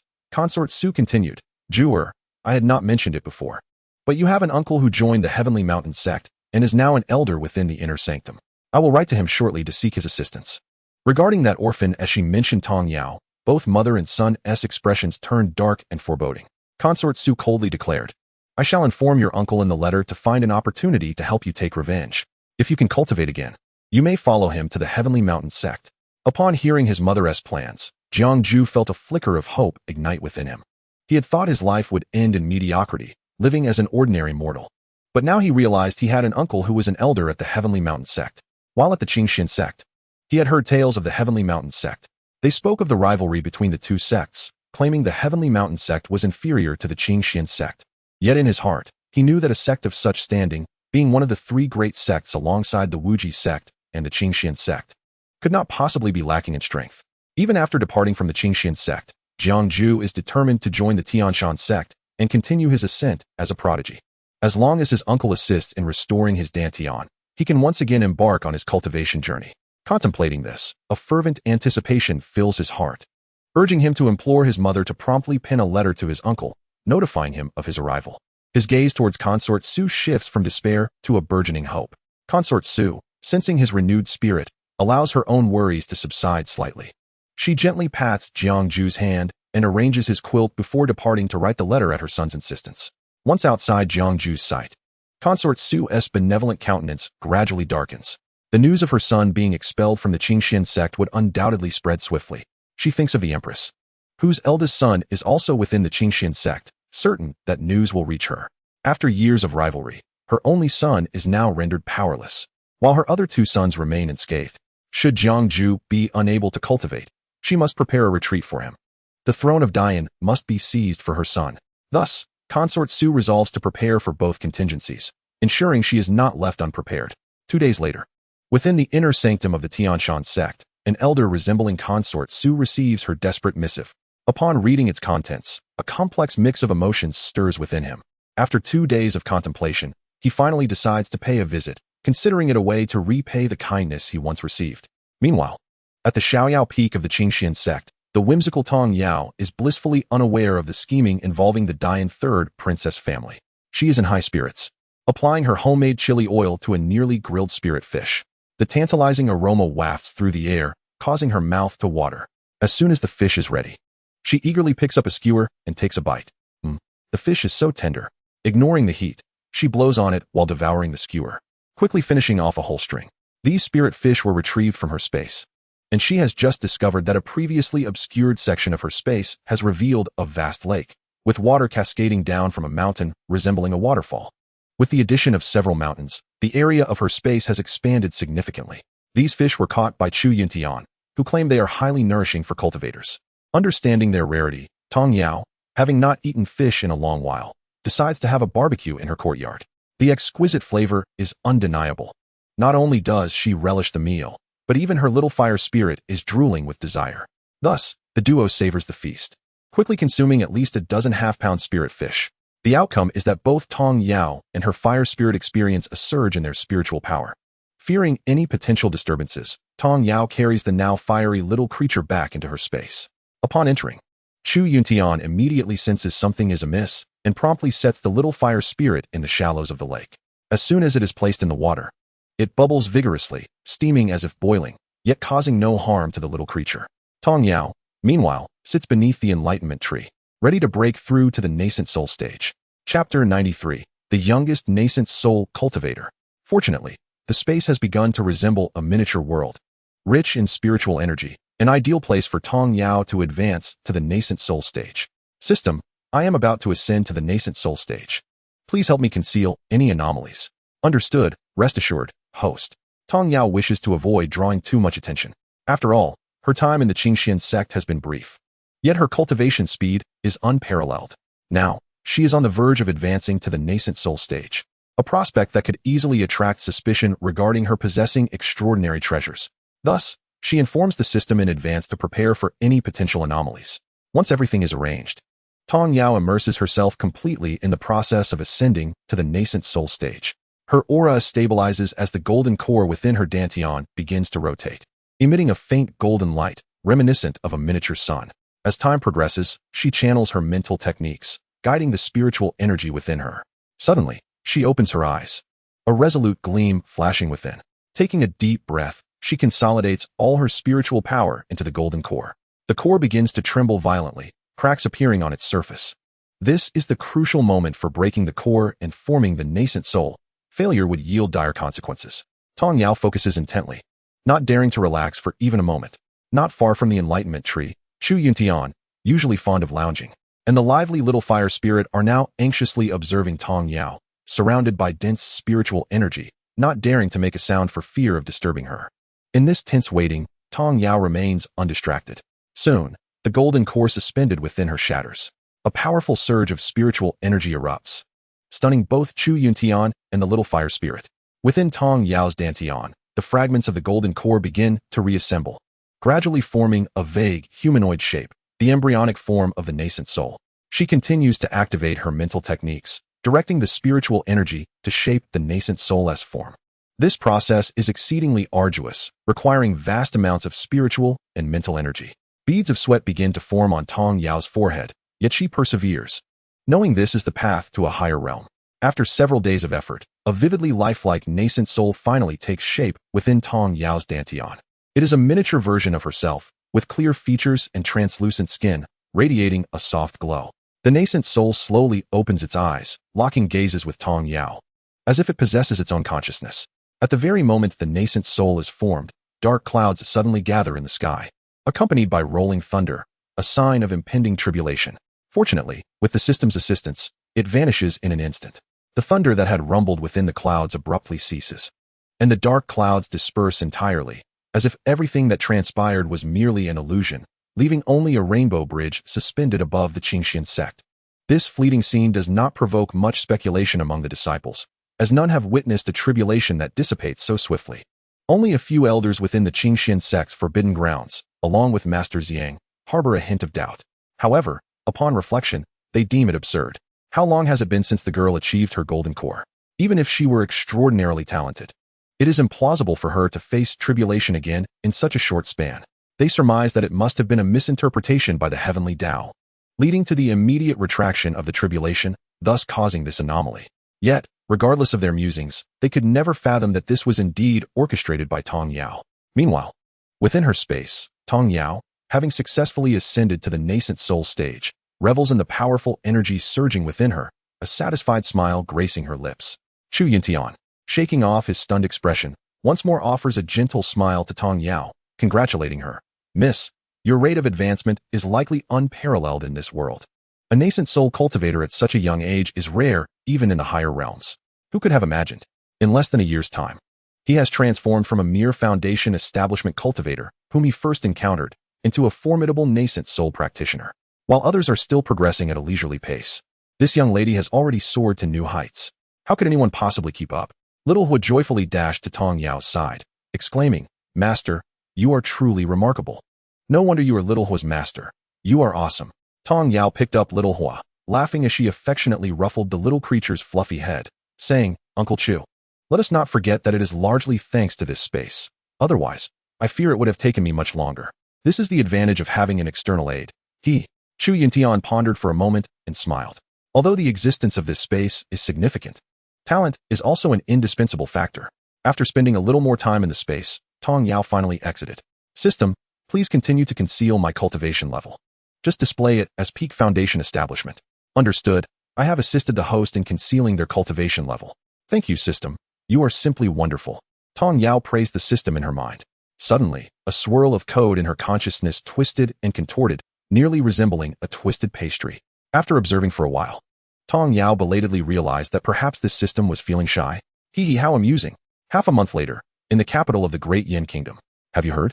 The Su family seems to have offended someone recently, as several of their shops have been robbed in succession. Oh dear, how far has this gone? I also heard that the patriarch of the Su family, while in seclusion, has somehow been poisoned and is now on the brink of death. No way. How could the Su family patriarch be poisoned in his own home? Who is so formidable? It said that he is at the mid-foundation establishment stage. Although he may not be as strong as the other three families, he shouldn't be so easily targeted for poison, right?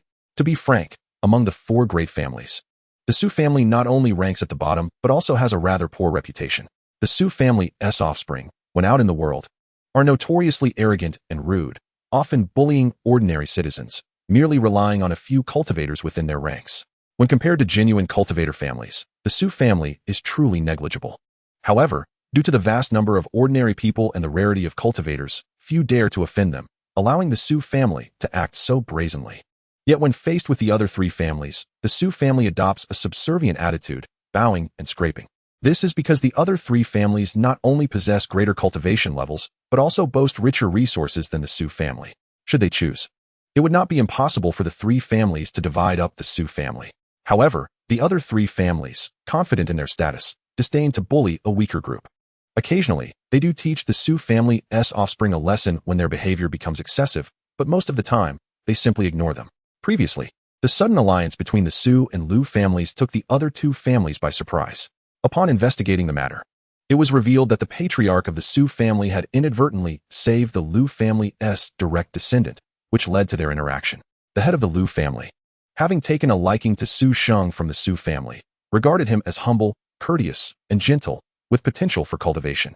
After much deliberation, he decided to betroth his daughter to him. Of course, it was initially the Su family that proposed the match, but considering the Su family's reputation, the Lu family was hesitant to agree. It was only later that they gradually lowered their guard and accepted. Chapter 94. The Su family resigned to fate. Everyone was abuzz discussing the peculiar circumstances surrounding the Su family. Rumor has it that the young man from the Su family, who was betrothed to the Lu family's eldest daughter, has been expelled from the Qingxuan Sect. One person suddenly spoke up, claiming that even his cultivation had been rendered null. What? How did that happen? The onlookers gasped in shock. Who doesn't understand how impressive it is to become a cultivator? Moreover, being accepted by those esteemed sects is nothing short of a meteoric rise. What heinous deeds could this young man from the Su family have committed to deserve such merciless punishment? Curiosity piqued. The crowd gathered even more densely in the bustling tavern. Some individuals even went so far as to grab their plates of food and move closer to catch every detail. Even the tavern owner and waitstaff couldn't help but lean in to listen. All eyes turned to the group seated at the central table, urging, "Hey, brother, continue. What exactly happened? Speak up." and I shall cover your tab. The man speaking, dressed in an obviously well-off manner, seemed to be quite generous. The one who initially reported on the Su family's misfortune beamed with joy and promptly replied, "All right then, many thanks to this kind brother. I shall continue." With that, the crowd fell silent, hanging on to his every word. "What I know is somewhat vague. I heard it from my neighbor's brother-in-law. He happens to work for the Su family." On that day, a middle-aged man suddenly flew into the Su family's residence, carrying none other than Su Sheng, the eldest son of the Su family. The masters of the Su family rushed out to greet him, but he completely disregarded them. Right in front of the Su family members, he revealed that Su Sheng had been expelled from the Qingxuan Sect and had his cultivation revoked. After stating this, he dropped Su Sheng and soared away, leaving the Su family members in shock, unable to utter a word of reproach. Upon hearing this, the crowd felt that the Su family truly bullied the weak and feared the strong. When faced with someone stronger, they knew to keep their tails tucked and act humble, truly despicable. Is that all? Is there more? The crowd was utterly enthralled. The more misfortune befalling the Su family, the more delighted they seemed. They eagerly anticipated further tales of the Su family's downfall to lighten their spirits. This clearly illustrated how much the Su family was detested in the capital. The man took a sip of his drink, savoring it before continuing. Of course, there's more. Just as the Su family was in disarray over Su Sheng, who was considered the most talented among them, the Liu family sent a steward with a retinue to their doorstep. Pausing for a sip, he adopted a leisurely demeanor, which made the onlookers fidget with anticipation. What could the Liu family possibly want now? Is the eldest daughter returning home? No, brother, do tell. The man, however, feigned nonchalance, muttering, "How is the wine already finished? Oh, it truly doesn't last long." His words caught the attention of those nearby. Eager to learn what transpired next, the impatient crowd chimed in, "Waitstaff, bring this brother another pot of good wine. It's on my tab. And me, another plate of fine food.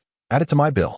The nearby waiter hurriedly responded, "Certainly, esteemed guests, please wait a moment. I will bring them right away." Once the wine was served, the man poured himself a cup, savoring it before continuing.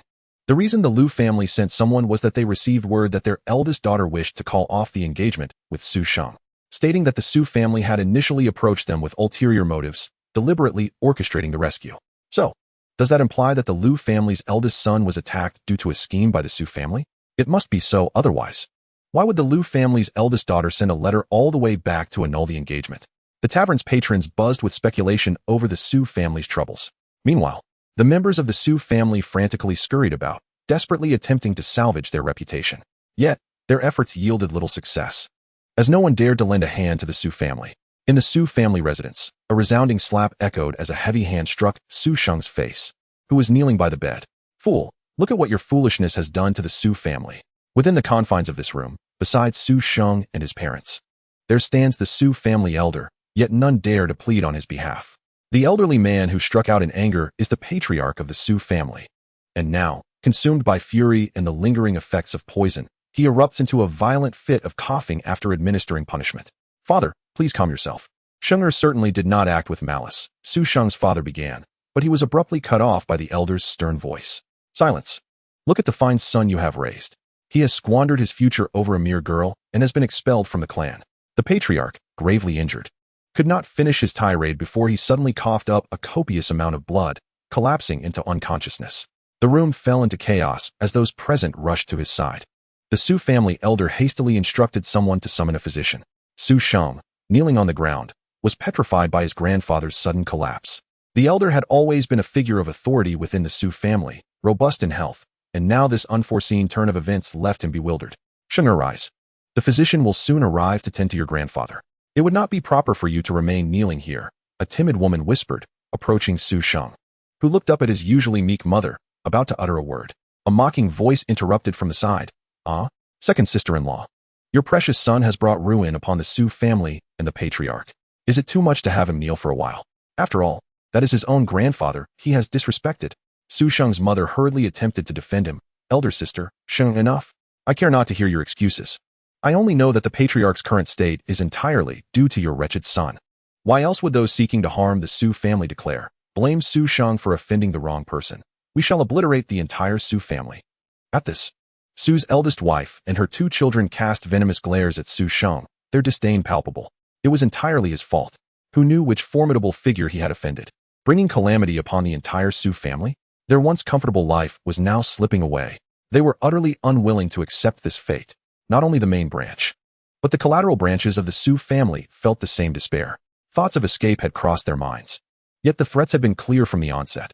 No one from the Su family could flee. Initially, they had dismissed the warnings. But as their family's assets were systematically devoured, panic set in. Some Su family members attempted to flee, only to have their lifeless bodies displayed in the courtyard the following day.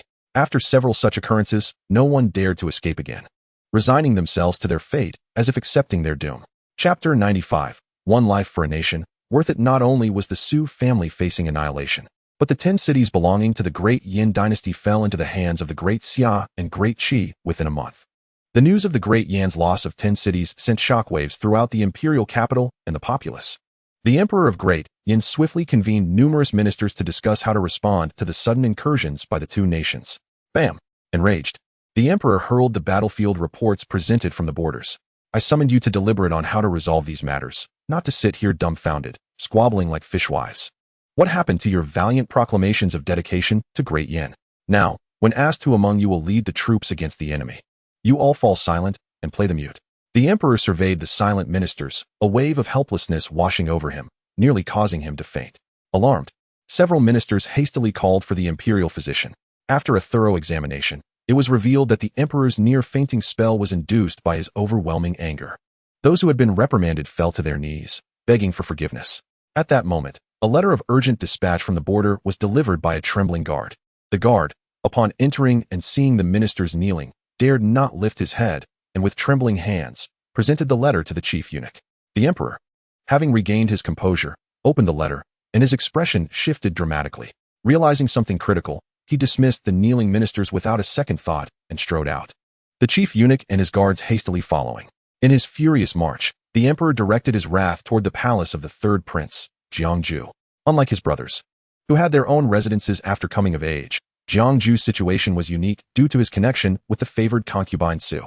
Thus, his quarters in the palace remained quite lavish. At that moment, Jiangju was receiving treatment from Elder Su, who had come from Qingxuan Sect to heal his shattered dantian.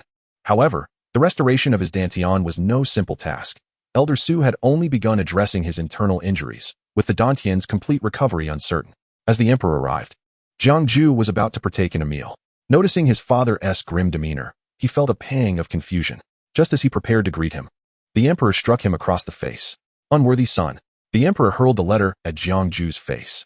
The chief eunuch, witnessing this, immediately ordered the palace servants to leave, allowing only himself and 2 royal guards to remain.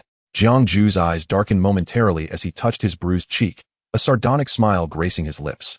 The Emperor, infuriated by this insolent demeanor, raised his hand once more, only to be intercepted by the hastily arrived concubine Su.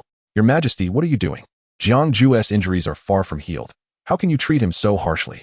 Concubine Su, distressed, embraced Jiangju's shoulders, her eyes brimming with tears as she gazed at her son's swollen face, a trickle of blood oozing from the corner of his mouth. Oh, Your Majesty, Jiangju has already suffered so much. As his father, must you be so heavy-handed? Do you wish to end his life? The Emperor, seething, pointed at the letter, declaring, he suffers? Do you not know that because of him, our Great Yin has lost 10 cities in just 1 month? The Great Xia and Great Qi continue to invade our territory, and it is all due to your beloved son. Had he not sought to gratify his lust and offend powerful figures, would our dynasty be besieged by 2 nations, losing so many cities? Concubine Su, momentarily at a loss, could no longer afford to weep. She turned to Jiangju, who was now holding the letter in disbelief, her voice trembling as she asked, Your Majesty, how can this be? Jiangju, equally incredulous, could not fathom how the 2 nations' incursions could be tied to him. Yet, after reading the contents of the letter, he blurted out in shock, How is that possible? When have I offended anyone? Before he could finish, realization struck him, leaving him in stunned silence. Concubine Su, having comprehended the letter's content, understood that it stated the third prince of Great Yin had overstepped his bounds, and thus, they would obliterate the Great Yin dynasty, leaving Jiangju without the power to scheme against others. In that moment, mother and son both dared not meet the Emperor's gaze. Unforeseen consequences arose from the mere intention to manipulate a solitary girl, culminating in a disaster of monumental proportions. Who could have anticipated that a solitary maiden would inspire such fervent protection from numerous individuals, to the extent of risking the very existence of the Great Yin dynasty? Jiangju found himself grappling with a tumultuous mix of hatred and fear. Regret washed over him as he pondered his collusion with Su Sheng to conspire against Tong Yao. Had he refrained from such treachery, he would still be a distinguished disciple of the Qingxuan Sect, rather than being stripped of his cultivation and expelled from its ranks. Now, with his last refuge crumbling before him, he was at a loss for what to do. The Emperor of Great Yin inhaled deeply and remarked, "The only course of action that can salvage the Great Yin dynasty is." His gaze fell upon Jiangju, and the unspoken implication was clear to all present. Jiangju clenched his fists, shutting his eyes in despair. Concubine Su, understanding the Emperor's intent, fell to her knees, weeping as she beseeched him to save their son, insisting that other alternatives must exist. Yet, the Emperor remained unmoved. After all, it was his third son who had incited this calamity. If sacrificing him could ensure the survival of the entire Great Yin dynasty, then it would be deemed worthwhile. Thus, he averted his gaze from Jiangju and his mother. Turning away to exit, he subsequently issued 2 decrees. The first commanded that concubine Su be escorted back to her palace, never to leave without summons. The second mandated that the third prince be placed under strict confinement, barred from any contact with others. Upon returning to the council hall, the emperor composed 2 identical letters, dispatching them swiftly to the sovereigns of 2 nations. Once the correspondence was settled, he wearily gestured for the ministers still kneeling in the hall to take their leave. A month later, at Qingxuan Sect, on the Misty Peak, the little junior sister was beckoned by Wei Xian and the others, who arrived with tidings of great import. Tong Yao, basking in the gentle breeze while cradling a small fire spirit in the courtyard, rose at the sound of her senior brother's exuberant call. "What good news has you smiling so broadly, fifth brother?" she inquired cheerfully after they settled down. I'll share it. I'll share it," Liangwen exclaimed, waving his hand. The others, disinterested in interrupting his enthusiasm, remained silent, eager to hear what he would reveal. After hearing the news, Tong Yao discovered that the matter concerning the third prince of Great Yin and Su Sheng had been decisively resolved. The emperor, in a ruthless turn of events, had executed Jiangju and provided substantial reparations to both nations, thereby compelling them to cease their advance on the Great Yin dynasty. It was said that the emperor had also stripped concubine Su of her title, relegating her to the cold palace, while Su Sheng was eliminated by his 2 elder brothers, resulting in the Su family's second branch being exiled.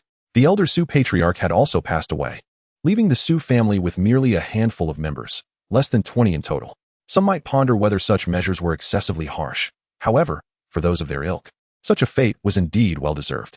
Fortunately, Tong Yao had protection. Had she truly been just an orphan without guardianship, her fate would have been all too grim. Tong Yao felt no resentment toward her seniors. Rather, she was profoundly grateful for their efforts on her behalf. "Thank you, senior sister. Thank you, senior brothers, for your concern," she expressed warmly. "Dear girl, there is no need for such formality among us. With our master in seclusion, it is our duty as your older brothers and sisters to care for you," Lan Jin said gently, grasping Tong Yao's hand. The others regarded her with smiles of affection. At that moment, a voice called from outside the courtyard. "Is junior sister Tong present? I come at the behest of the sect leader to invite you to Ziwei Peak." The group exchanged glances. And when Yang voiced his confusion, "Why would the sect leader summon our junior sister? The messenger must be senior brother Lu Ming. Let us step outside to inquire." Upon opening the door, they found indeed that it was Lu Ming, the chief disciple of Qingxuan Sect. Tong Yao approached and bowed respectfully. "Senior brother Lu, do you know why the sect leader seeks my presence?" The others looked on with curiosity. Lu Ming replied with a smile, "Rest assured, it is not ill news. However, the specifics elude me. Today, 3 young individuals have arrived at Qingxuan Sect." 3 young individuals? This revelation left Tong Yao and her companions momentarily stunned. Could it be that these 3 were seeking their little junior sister? Confused but not overly concerned, Tong Yao turned to inform Wen Yang and the others before following Lu Ming on his sword to Ziwei Peak. The remaining members did not linger, returning to await her return. At the grand hall of Ziwei Peak, the venerable Zhang Zhenren observed the striking young man before him, tall and imposing, with a sharp gaze reminiscent of a hawk. An inexplicable, formidable pressure emanated from him, nearly overwhelming even the seasoned Zhang Zhenren. The 2 individuals accompanying him appeared to be his attendants, their cultivation levels equally unfathomable. Initially, Zhang Zhenren had presumed they sought someone else, only to find they were there for Tong Yao. Sensing no immediate danger from them, he called for her. After all, she was within the protective confines of Qingxuan Sect. Should the 3 harbor ill intentions towards her, the sect would not stand idly by. With a few elders present, and 2 of them at the peak of the great ascension stage, nearing the threshold of the tribulation period, Zhang Zhenren felt a surge of confidence.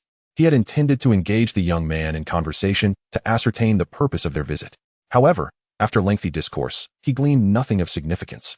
The young man's lips were tightly sealed. After waiting a short while, the sound of Lu Ming announcing Tong Yao's arrival finally reached him.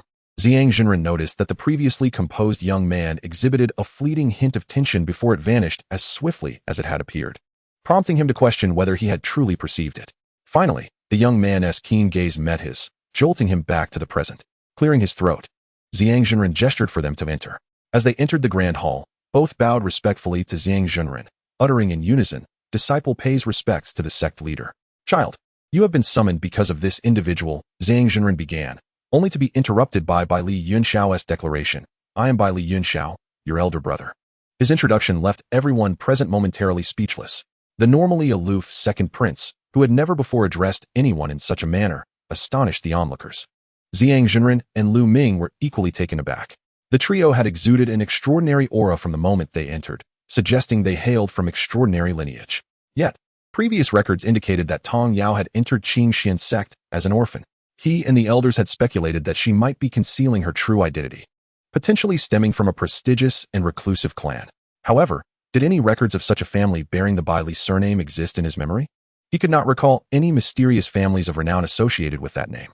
The expression on this girl's face suggests she is not familiar with these individuals, leaving Zhang Zhenren somewhat perplexed. What are the true reasons behind Tong Yao's departure from home? Lu Ming was simply taken aback. He was not foolish and could easily discern the extraordinary nature of those searching for his junior sister. It was unexpected that Tong Yao hailed from such a remarkable background. No wonder her talents were exceptional. As Tong Yao gazed at the strikingly handsome young man who claimed to be her brother, her thoughts became momentarily convoluted. She had suspected that some melodramatic plot would inevitably unfold. Yet, she remained uncertain as to what kind of narrative pertained to her.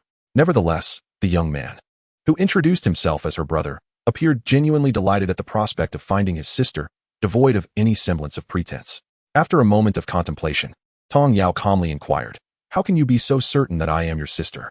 Are you not afraid of making a mistake?" Li Yunxiao was momentarily taken aback. He had not anticipated such a question from her. He perceived that the sister they had longed for exhibited a rather tranquil demeanor in response to his arrival, as if it were an everyday occurrence. Reflecting on the years of hardship he had learned about in her life, being taken in by an elderly woman, enduring a meager existence, and suffering bullying from other children with no one to defend her, he wondered if she had grown indifferent to familial bonds or the sudden appearance of relatives. This thought caused a pang of sorrow in Li Yunxiao's heart. He longed to tell this girl, who bore a striking resemblance to their mother, that she was cherished and missed by all, that her arrival in this world was eagerly awaited by their parents and brothers. However, he found himself at a loss for words, having never expressed such vulnerable sentiments to anyone before. After a brief pause, he finally articulated, "It is because you resemble our mother so closely, and only a member of the Li family would evoke a response from this bloodstone." He then produced a radiant red stone that shimmered with brilliance. Chapter 97. She, too, must have been anticipated by her family in her arrival to this world, right? Tong Yao was quite astonished. Could this stone possibly be more accurate than modern DNA testing? Seemingly reading her thoughts, Li Yunxiao's lips curled into a gentle smile. Softening his gaze, he quietly elucidated, "This is a relic from our ancestors, passed down through the Li lineage for over 10,000 years without fail. The purer the bloodline, the more intense the glow." As Tong Yao observed the captivating crimson radiance, she comprehended his meaning. She indeed belonged to the direct lineage of the Li family. Well then, since he had confirmed it himself, she felt no reason to resist. Resolving to treat him as her brother, she turned to Zhang Zhenren and said, "Master, since there is no misunderstanding, I will take them back to Xiaoyao Peak." "Very well. Should any matters arise, do not hesitate to consult Elder 2. There is no need to worry about inconveniencing us," Zhang Zhenren acquiesced. Understanding that they were siblings who surely had much to discuss, it was indeed more suitable for them to converse elsewhere.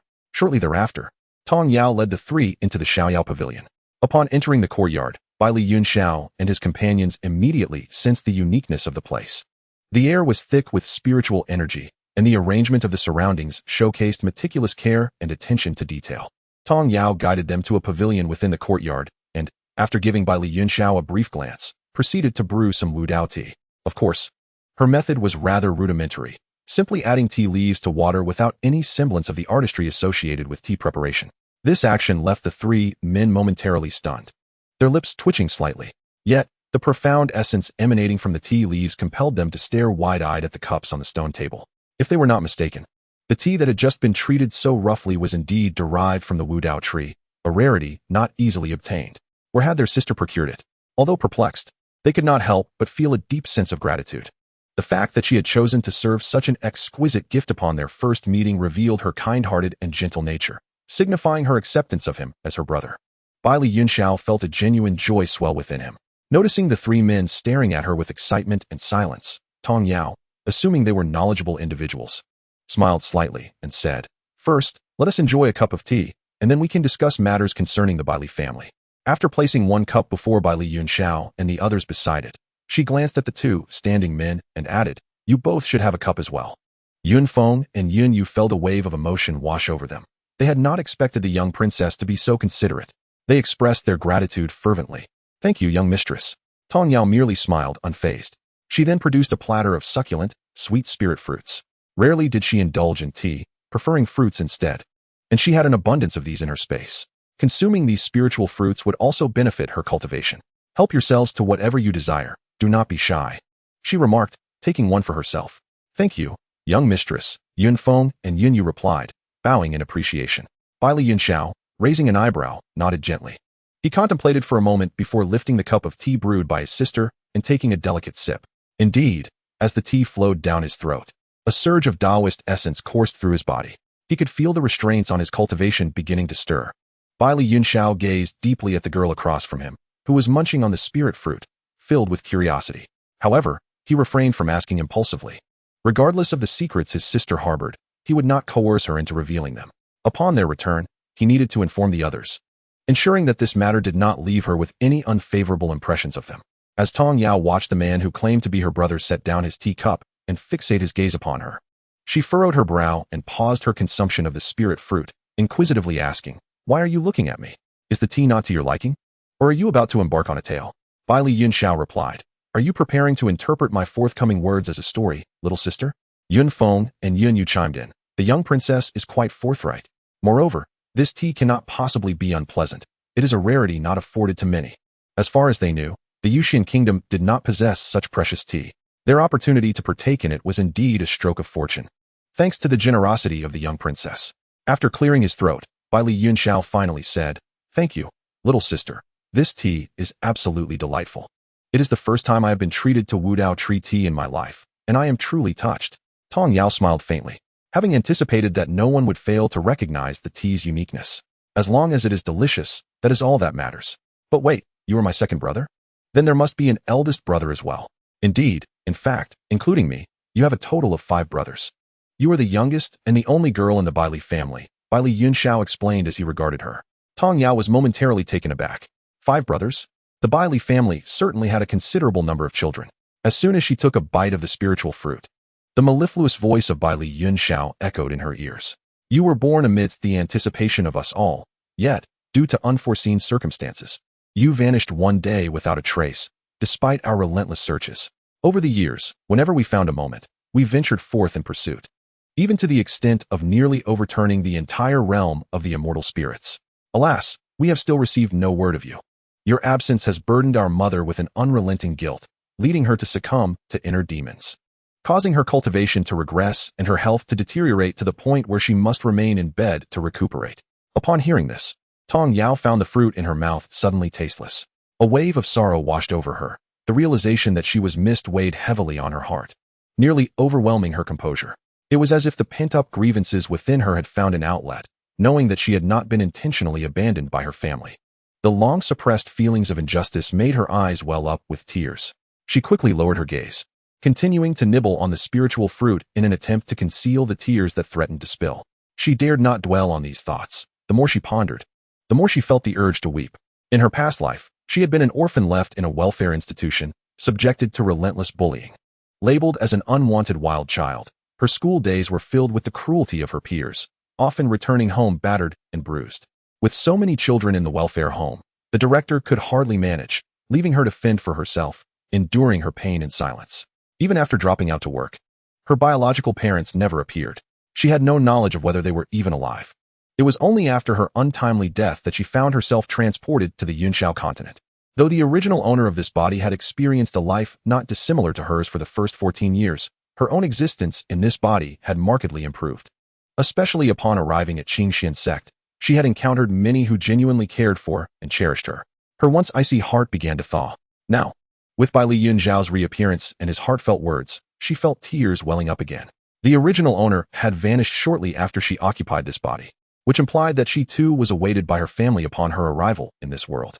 The atmosphere in the small courtyard fell into an almost oppressive silence, with no one daring to speak.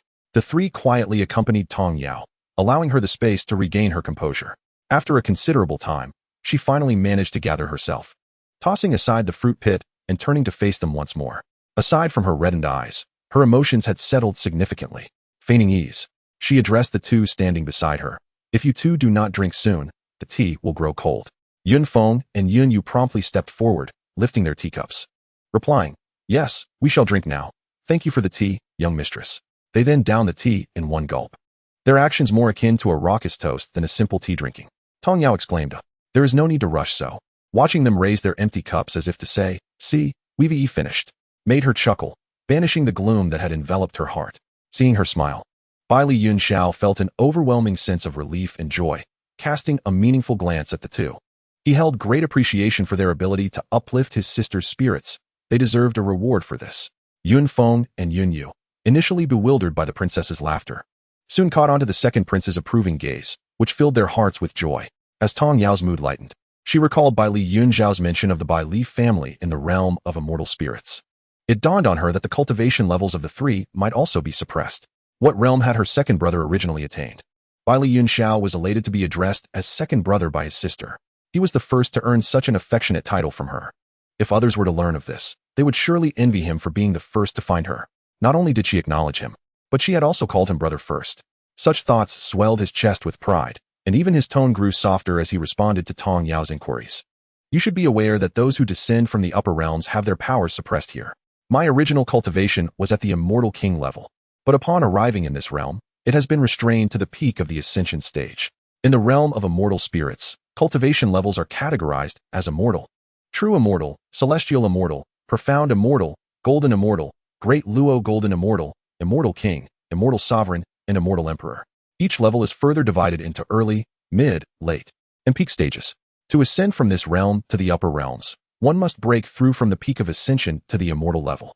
As he elaborated on the classifications of cultivation in the realm of immortal spirits, he noted that, with his level of cultivation, he could discern that his sister had already reached the golden core stage. Achieving such a level at her young age in this realm indicated that she possessed the same innate talent as those from the Bai Li lineage. It could be said that no one from the Bai Li family lacked exceptional talent. Bai Li Yunxiao felt an immense pride for his sister's accomplishments in her solitary journey to the golden core stage, yet his heart ached for the hardships she had endured. Having absorbed this information, Tong Yao finally grasped that after ascending, all realms would be of the immortal domain. Given her current cultivation, should she accompany him back, it was likely that she would find no one in the entire realm of immortal spirits with a lower level than hers. Furthermore, having grown up here, would she even be able to enter the realm of immortal spirits without having ascended? And if she left, wouldn't it be difficult to see her master and her fellow disciples again? To be honest, she was reluctant to depart at this moment. After contemplating, Tong Yao decided to voice her concerns. Second brother, my current cultivation is far from sufficient for ascending. The realm of immortal spirits must impose some restrictions upon me, correct? This was a question Bai Li Yunxiao had pondered himself. However, considering that his sister was originally from the realm of immortal spirits, even if she had grown up in the lower realm, it should not pose a significant issue. My little sister, you are originally from the realm of immortal spirits, so returning should be quite seamless for you. Your essence will quickly harmonize with the realm. Bai Li Yunxiao added, why not return with me in a couple of days? We shall first ascertain whether the passage to the realm of immortal spirits repels your essence. If it does not, then your return should present no problems at all. Furthermore, I have already dispatched news of your discovery back home. They are eagerly awaiting your return. Tong Yao recalled her second brother's mention of their mother, who was bedridden due to her disappearance, and realized that she truly ought to return and see her. It would be no issue to return after her mother recovered, ascending together with her companions from Qingxuan Sect at that time. Very well, I shall heed your advice. Second brother, seeing Tong Yao's agreement, Bai Li Yunxiao and the others felt a surge of happiness. Bai Li Yunxiao gazed at his younger sister and said, little sister, allow me to elaborate on our family's circumstances within the immortal spirit realm. Tong Yao nodded, encouraging him to continue. Our Bai Li family governs one of the three great empires of the immortal spirit realm, the Jade Immortal Kingdom. The reigning emperor is our father, Bailey Xiao, and our mother is the daughter of the leader of one of the three great sects, the Heavenly Sword Sect, named Shengguan Ro. I have an elder brother, Bailey Yunyang, and younger brothers, Bailey Yunqi, Bailey Yunma, and Bailey Yunjian. You are the sole girl in our family, the only little princess of the Jade Immortal Kingdom. This introduction astonished Tong Yao. She could ascertain that the Bailey family possessed considerable power in the immortal spirit realm. However, she had not anticipated that they were one of the three great empires. Did this imply that her second brother was a prince, and she was the only princess of the entire Jade Immortal Kingdom? Tong Yao felt momentarily dizzy, overwhelmed by the revelation her brother had just imparted. Who could have imagined? Just a moment ago, she believed herself to be an orphan, and now, her biological brother had come to find her. She had assumed that her biological parents had some standing in the immortal spirit realm, but it turned out they wielded the authority of an empire. Furthermore, from what her brother had conveyed, there was no mention of her biological parents having adopted a substitute daughter. This indicated that even if she returned, there would be no confusing doppelganger seeking trouble. If she truly returned to her biological family, it would be a seamless and worry-free transition. After contemplating this, Tong Yao felt no reluctance. At the very least, her family had not sought a replacement for her during her long absence, nor had they ever given up on finding her. What more could she desire? To return. With such a family and such loving relatives, who would be foolish enough to refuse? At last, in this life, she was no longer an orphan. From this moment forth, she had parents and brothers. Bailey Yunxiao smiled as he observed the astonished expression on his sister's face. She was truly adorable in her surprise. If you have no further issues, little sister, I shall arrange for our return preparations. That sounds good, Tong Yao replied, then added. When Mother's health improves, I can return here, right? You wish to come back? Bailey Yunxiao felt reluctant for her to return to the lower realm. Reflecting on the earlier news, he remembered that her master and her fellow disciples were still in the Qingxuan Sect. She must be loath to part with them. Indeed. He soon heard her voice. Second brother, I still have my master and my senior brothers and sisters here. It would be inappropriate to leave just like that. Tong Yao paused for a moment before continuing. Moreover, they are my family, and I truly enjoy being with them. Her words made Bailey Yunxiao and the others comprehend the significance of her companions at Xiaoyao Peak. With a sigh, Bailey Yunxiao gently said, I can promise you that you may visit often, but the duration should not be too long. Otherwise, Mother will undoubtedly worry again. Tong Yao understood that it would not bode well for her mother's health if she could not see her long-lost daughter frequently. Thus, she refrained from saying more. Seeing that everything was clarified, Bailey Yunxiao wasted no time and immediately instructed Yunfeng and Yunyu to prepare for their return. He himself was ready to seek out the leader of the Qingxuan Sect for further discussions. After the three had departed, Tong Yao tidied up and went to find her senior brother. She had previously sent a message to her senior brother, Wen Yang, and by the time Tong Yao arrived, the others had also gathered. Yao Yao, you've come. Why the rush? Has something happened? Lan Jin approached Tong Yao with evident concern. They had been keeping an eye on any developments regarding someone seeking out the little sister, yet they had not managed to uncover anything useful. However, few had noticed the three when they entered the Qingxuan Sect, and news from Zhuwei Peak was notoriously difficult to pry loose. Even Liang Wan, the gossip expert, had failed to extract any information. It was clear that the three had been silenced by the sect leader's orders, leaving Lan Jin and the others worried and speculating about who those three were and what business they had with their little sister. Finally, when their senior brother sent them a message saying that the little sister wished to see them, they hurriedly gathered at his courtyard. Yes, if our little sister has something to say, we are here to help. With us senior brothers and our senior sisters, there is nothing we cannot resolve, Liang Wen declared while thumping his chest. Though the others found his boisterousness somewhat annoying, they could not help but agree with his words. Tong Yao blinked her large eyes and smiled brightly. Oh, don't worry. Nothing has happened. Well, that is not entirely correct. There is some good news. Upon seeing her expression, which seemed devoid of any misfortune, the others relaxed. Meanwhile, Wei Xian resumed his usual laid-back demeanor, fanning himself while curiously asking, Oh, little girl, what good news do you wish to share with us? At this, Wen Yang and the others turned their attention to Tong Yao, eager to hear the good news. Could it be that those three were familiar with their little sister and had come to deliver some special tidings? Tong Yao did not withhold the truth and spoke plainly. My biological brother has come to find me, and he has informed me of many things. The others were momentarily taken aback, struggling to comprehend her meaning. Wei Xian paused in his fanning, a hint of suspicion creeping into his thoughts. Yet he remained uncertain if his guess was correct. Yao Yao, what do you mean by that? Lan Jin inquired softly. I thought I was an orphan. But that is not the case. I was actually born into the Bailey family of the Jade Immortal Kingdom in the immortal spirit realm. However, due to malevolent individuals, my father and brother were absent, and I was taken from my mother and cast into this realm. Now, my second brother has come to find me and wishes to bring me back to meet our family." Tong Yao succinctly recounted the events. Wen Yang and the others listened in bewilderment, their hearts racing with shock, unsure of how to respond. What had they just heard? Their little sister was not an orphan, but had been deceived into believing she was won by wicked individuals. She was not from the cloudy sky continent, but was, in fact, from the legendary immortal spirit realm, the very realm they toiled to cultivate in hopes of ascending one day. Heavens! Their little sister had endured such suffering. The person who had taken her was a despicable scoundrel. How could they have transformed their little sister, a descendant of immortals, into a lonely orphan in the lower realm? Realizing that she was indeed of celestial lineage, they understood how she had been able to procure those rare heavenly materials previously. Even though she had left the immortal spirit realm, as a descendant of immortals, she must possess treasures that preserved those items, allowing her to survive and ultimately join the Qingxuan Sect as a disciple. With this revelation, they felt that their little sister truly embodied the saying, "What does not kill you makes you stronger." In an instant, the gazes of the others were filled with sympathy and relief as they looked at Tong Yao. Wan Jin, with reddened eyes, stepped forward to embrace her resilient little sister, gently patting her back, saying, "Congratulations, Yao Yao. Now, in addition to us, you have even more people who will care for and cherish you." Indeed, however, with the arrival of the younger sister's brother, does this not imply that he will take her back home? Yunxiao suddenly interjected. At this moment, the others began to comprehend the situation. Yes, since the younger sister's brother has come, does it not mean she must depart and return to her own home, the immortal spirit realm? At their current level of cultivation, how long must they wait to ascend to the higher realms and reunite with her? The elders of their Qingxuan Sect had cultivated until their hair turned gray yet had not ascended. Furthermore, the current spiritual energy and resources for cultivation are not as abundant and are quite scarce. Do they still possess any hope for ascension?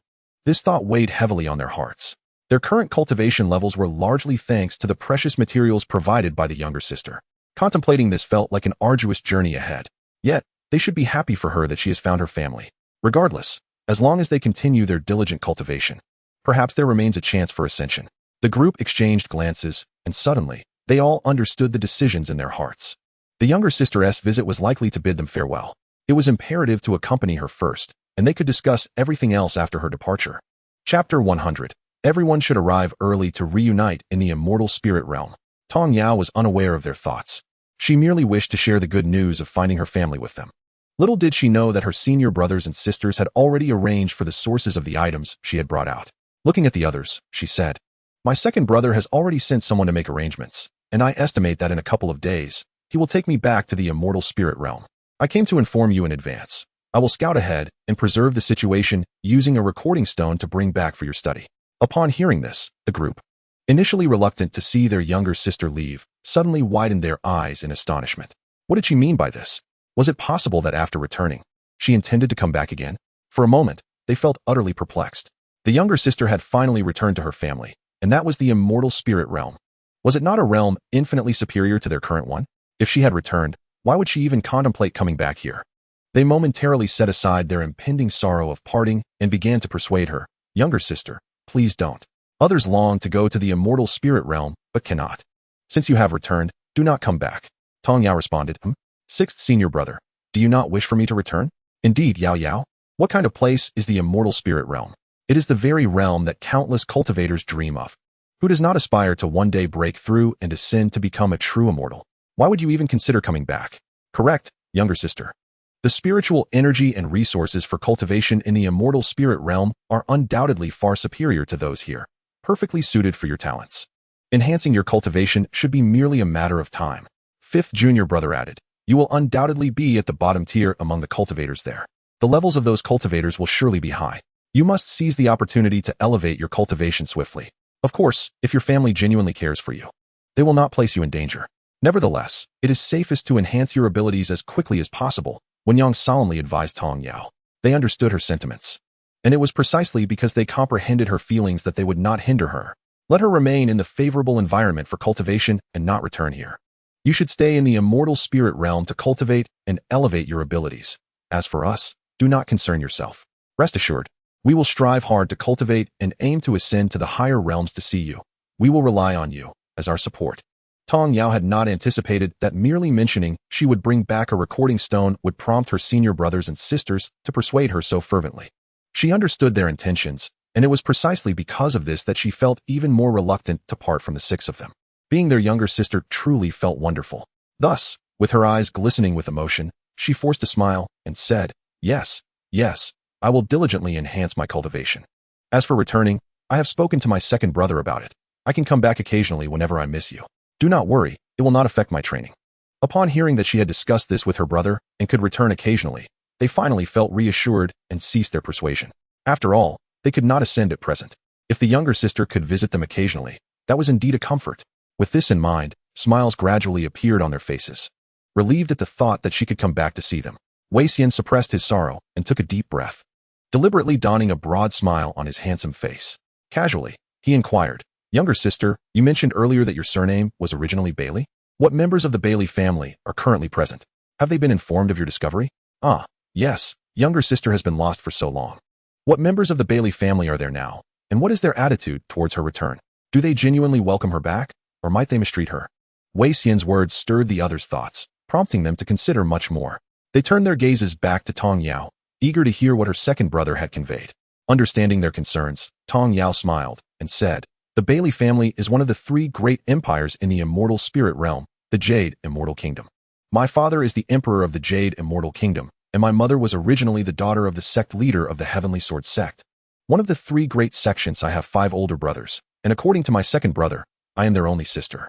They have not given up searching for me. In fact, my mother fell gravely ill, believing she had lost me, and has yet to recover." Mentioning her mother's illness filled Tong Yao with worry, which was one reason she had agreed to return so quickly. She wished to see if she could help cure her mother, and additionally, with her cultivation speed. She believed ascending would merely be a matter of time. She simply wanted to visit the immortal spirit realm and see it for herself. After all, there would eventually be someone from Qingxuan Sect ascending, and it would be comforting to have a familiar face. Once Tong Yao concluded, the others could envision the kind of affection she would receive upon her return. With 5 older brothers and only one beautiful, talented younger sister, would she not be cherished and pampered? This realization further eased their concerns about her return. "Only you as the younger sister is wonderful. Do not worry about us. We will also work hard to catch up with you," Liang Wen cheerfully told Tong Yao. "Yes, I understand. If you need anything, do let me know. Also, I have prepared these for you. Once our master emerges from seclusion, you may present them to her." As Tong Yao spoke, she retrieved several bottles of elixirs, a few sets of formation arrays, a stack of sword talismans, and various spiritual fruits produced from the spatial realm. These were all valuable resources for enhancing cultivation.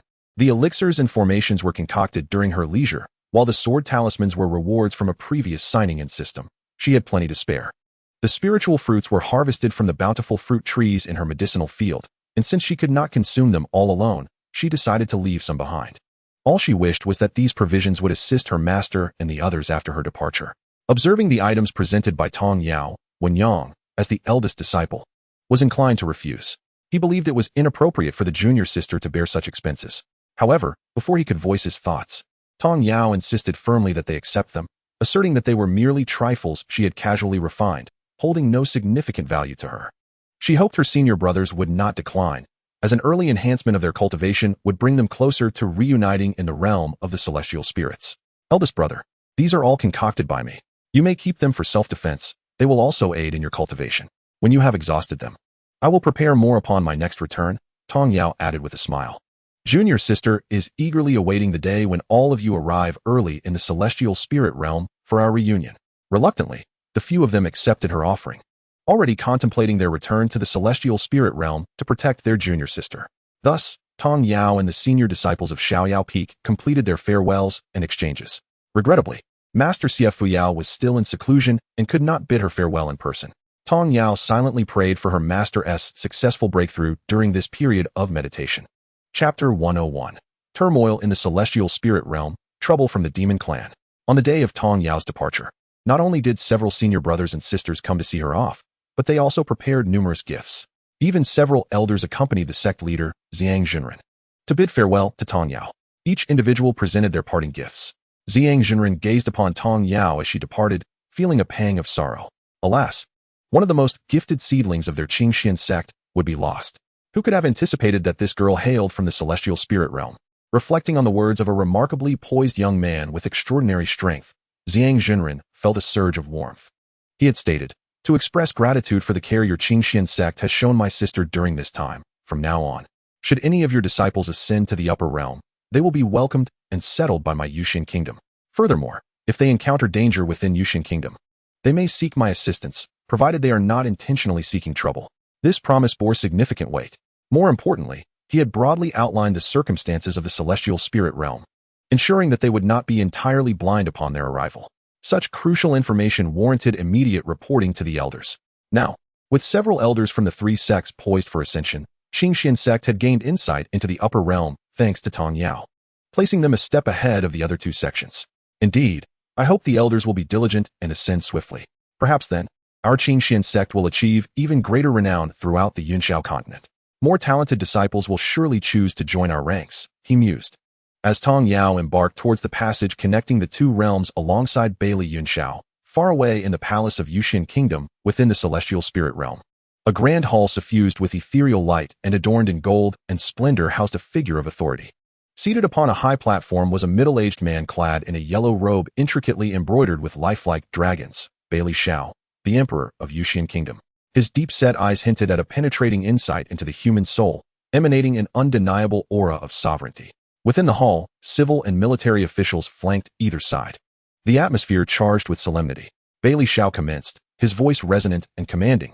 Today, I have summoned you all to deliberate on a matter of great consequence for our nation's destiny. Upon hearing this, the officials lifted their gazes. Their curiosity piqued regarding the nature of this significant matter. Bailey Xiao continued, recently, I have received intelligence indicating that the demon clans in the northern border are stirring, seemingly gathering forces. Though our Yunxian kingdom is formidable, should the demon clans unite, they would pose a considerable threat. Therefore, I have resolved to dispatch an elite army to the border to bolster our defenses, just in case. Upon his declaration, a clamor erupted within the hall. Some officials advocated for a preemptive strike to intimidate the demon clans, while others argued for strengthening domestic infrastructure to secure the populace's morale. At the forefront of the assembly stood three tall and distinguished young men, exuding a remarkable poise that hinted at their extraordinary appearances. At that moment, one of them, clad in silver armor and appearing slightly younger than his companions, stepped forward and respectfully declared, Father, I wish to lead the troops. I will not allow the demon clans to trespass even a step. This young man was Bailey Yunxian, the fifth son of Bailey Xiao. Celebrated as a paragon among the younger generation of Yunxian Kingdom, renowned for his military exploits and adored by the common folk. Bailey Xiao nodded slightly, proud of his son. A glimmer of satisfaction flashed in his eyes. Well, my son is valiant and resolute. I hereby appoint you as the commander for this northern expedition. Exercise utmost caution to ensure the safety of our borders.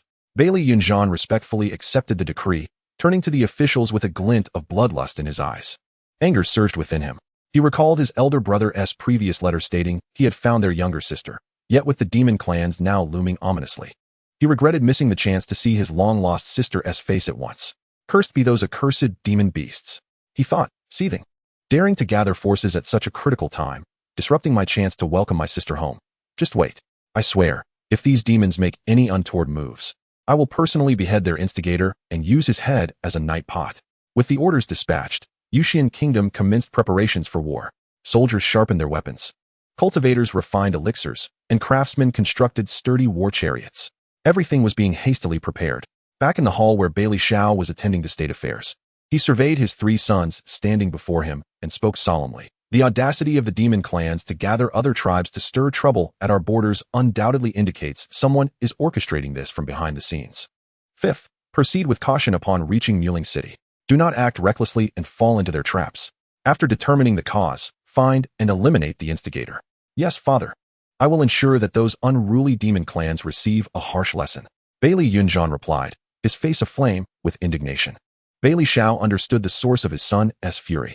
After years of searching, they had finally received news about their sister.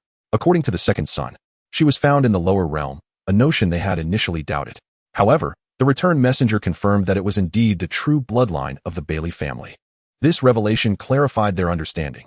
The individual was likely responding to the blood-testing stone carried by the second son.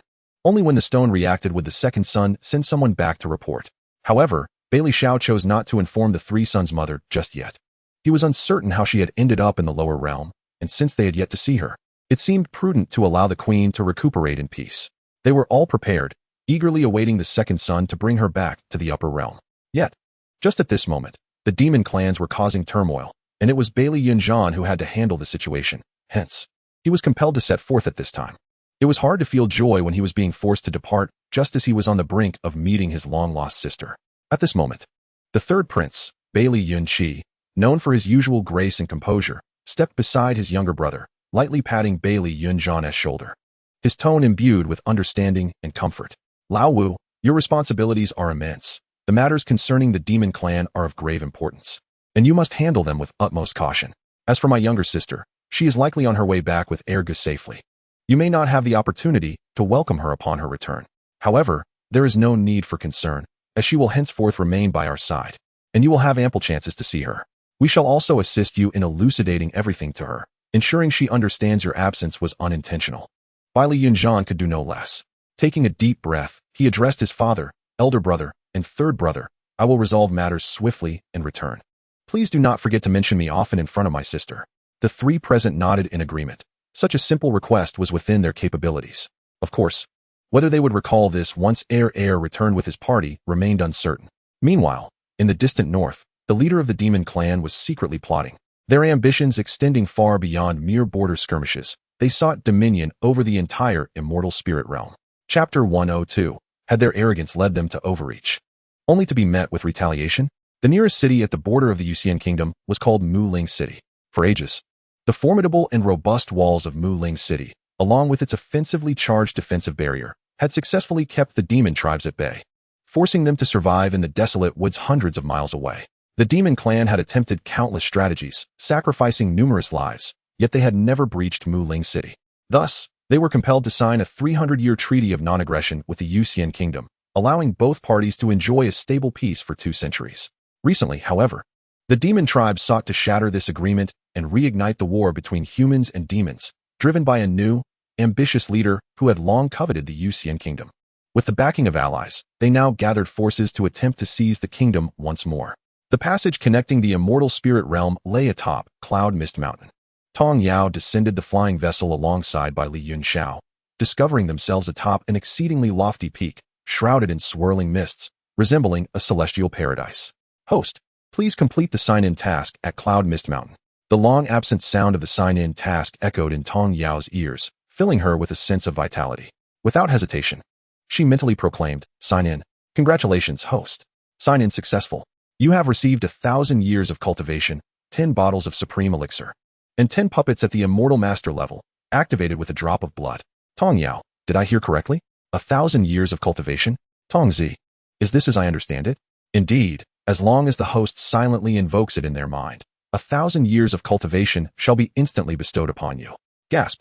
Just as Bailey Yunxiao had finished speaking to his subordinates and turned back, he was met with the astonished expression of his younger sister gazing into the distance. Leaving a few bodyguards behind, he approached her, following her gaze, yet saw nothing beyond the mist, prompting him to inquire, "What is it?" Tong Yao, whose initially excited cheeks had turned slightly rosy, quickly regained her composure upon hearing the question.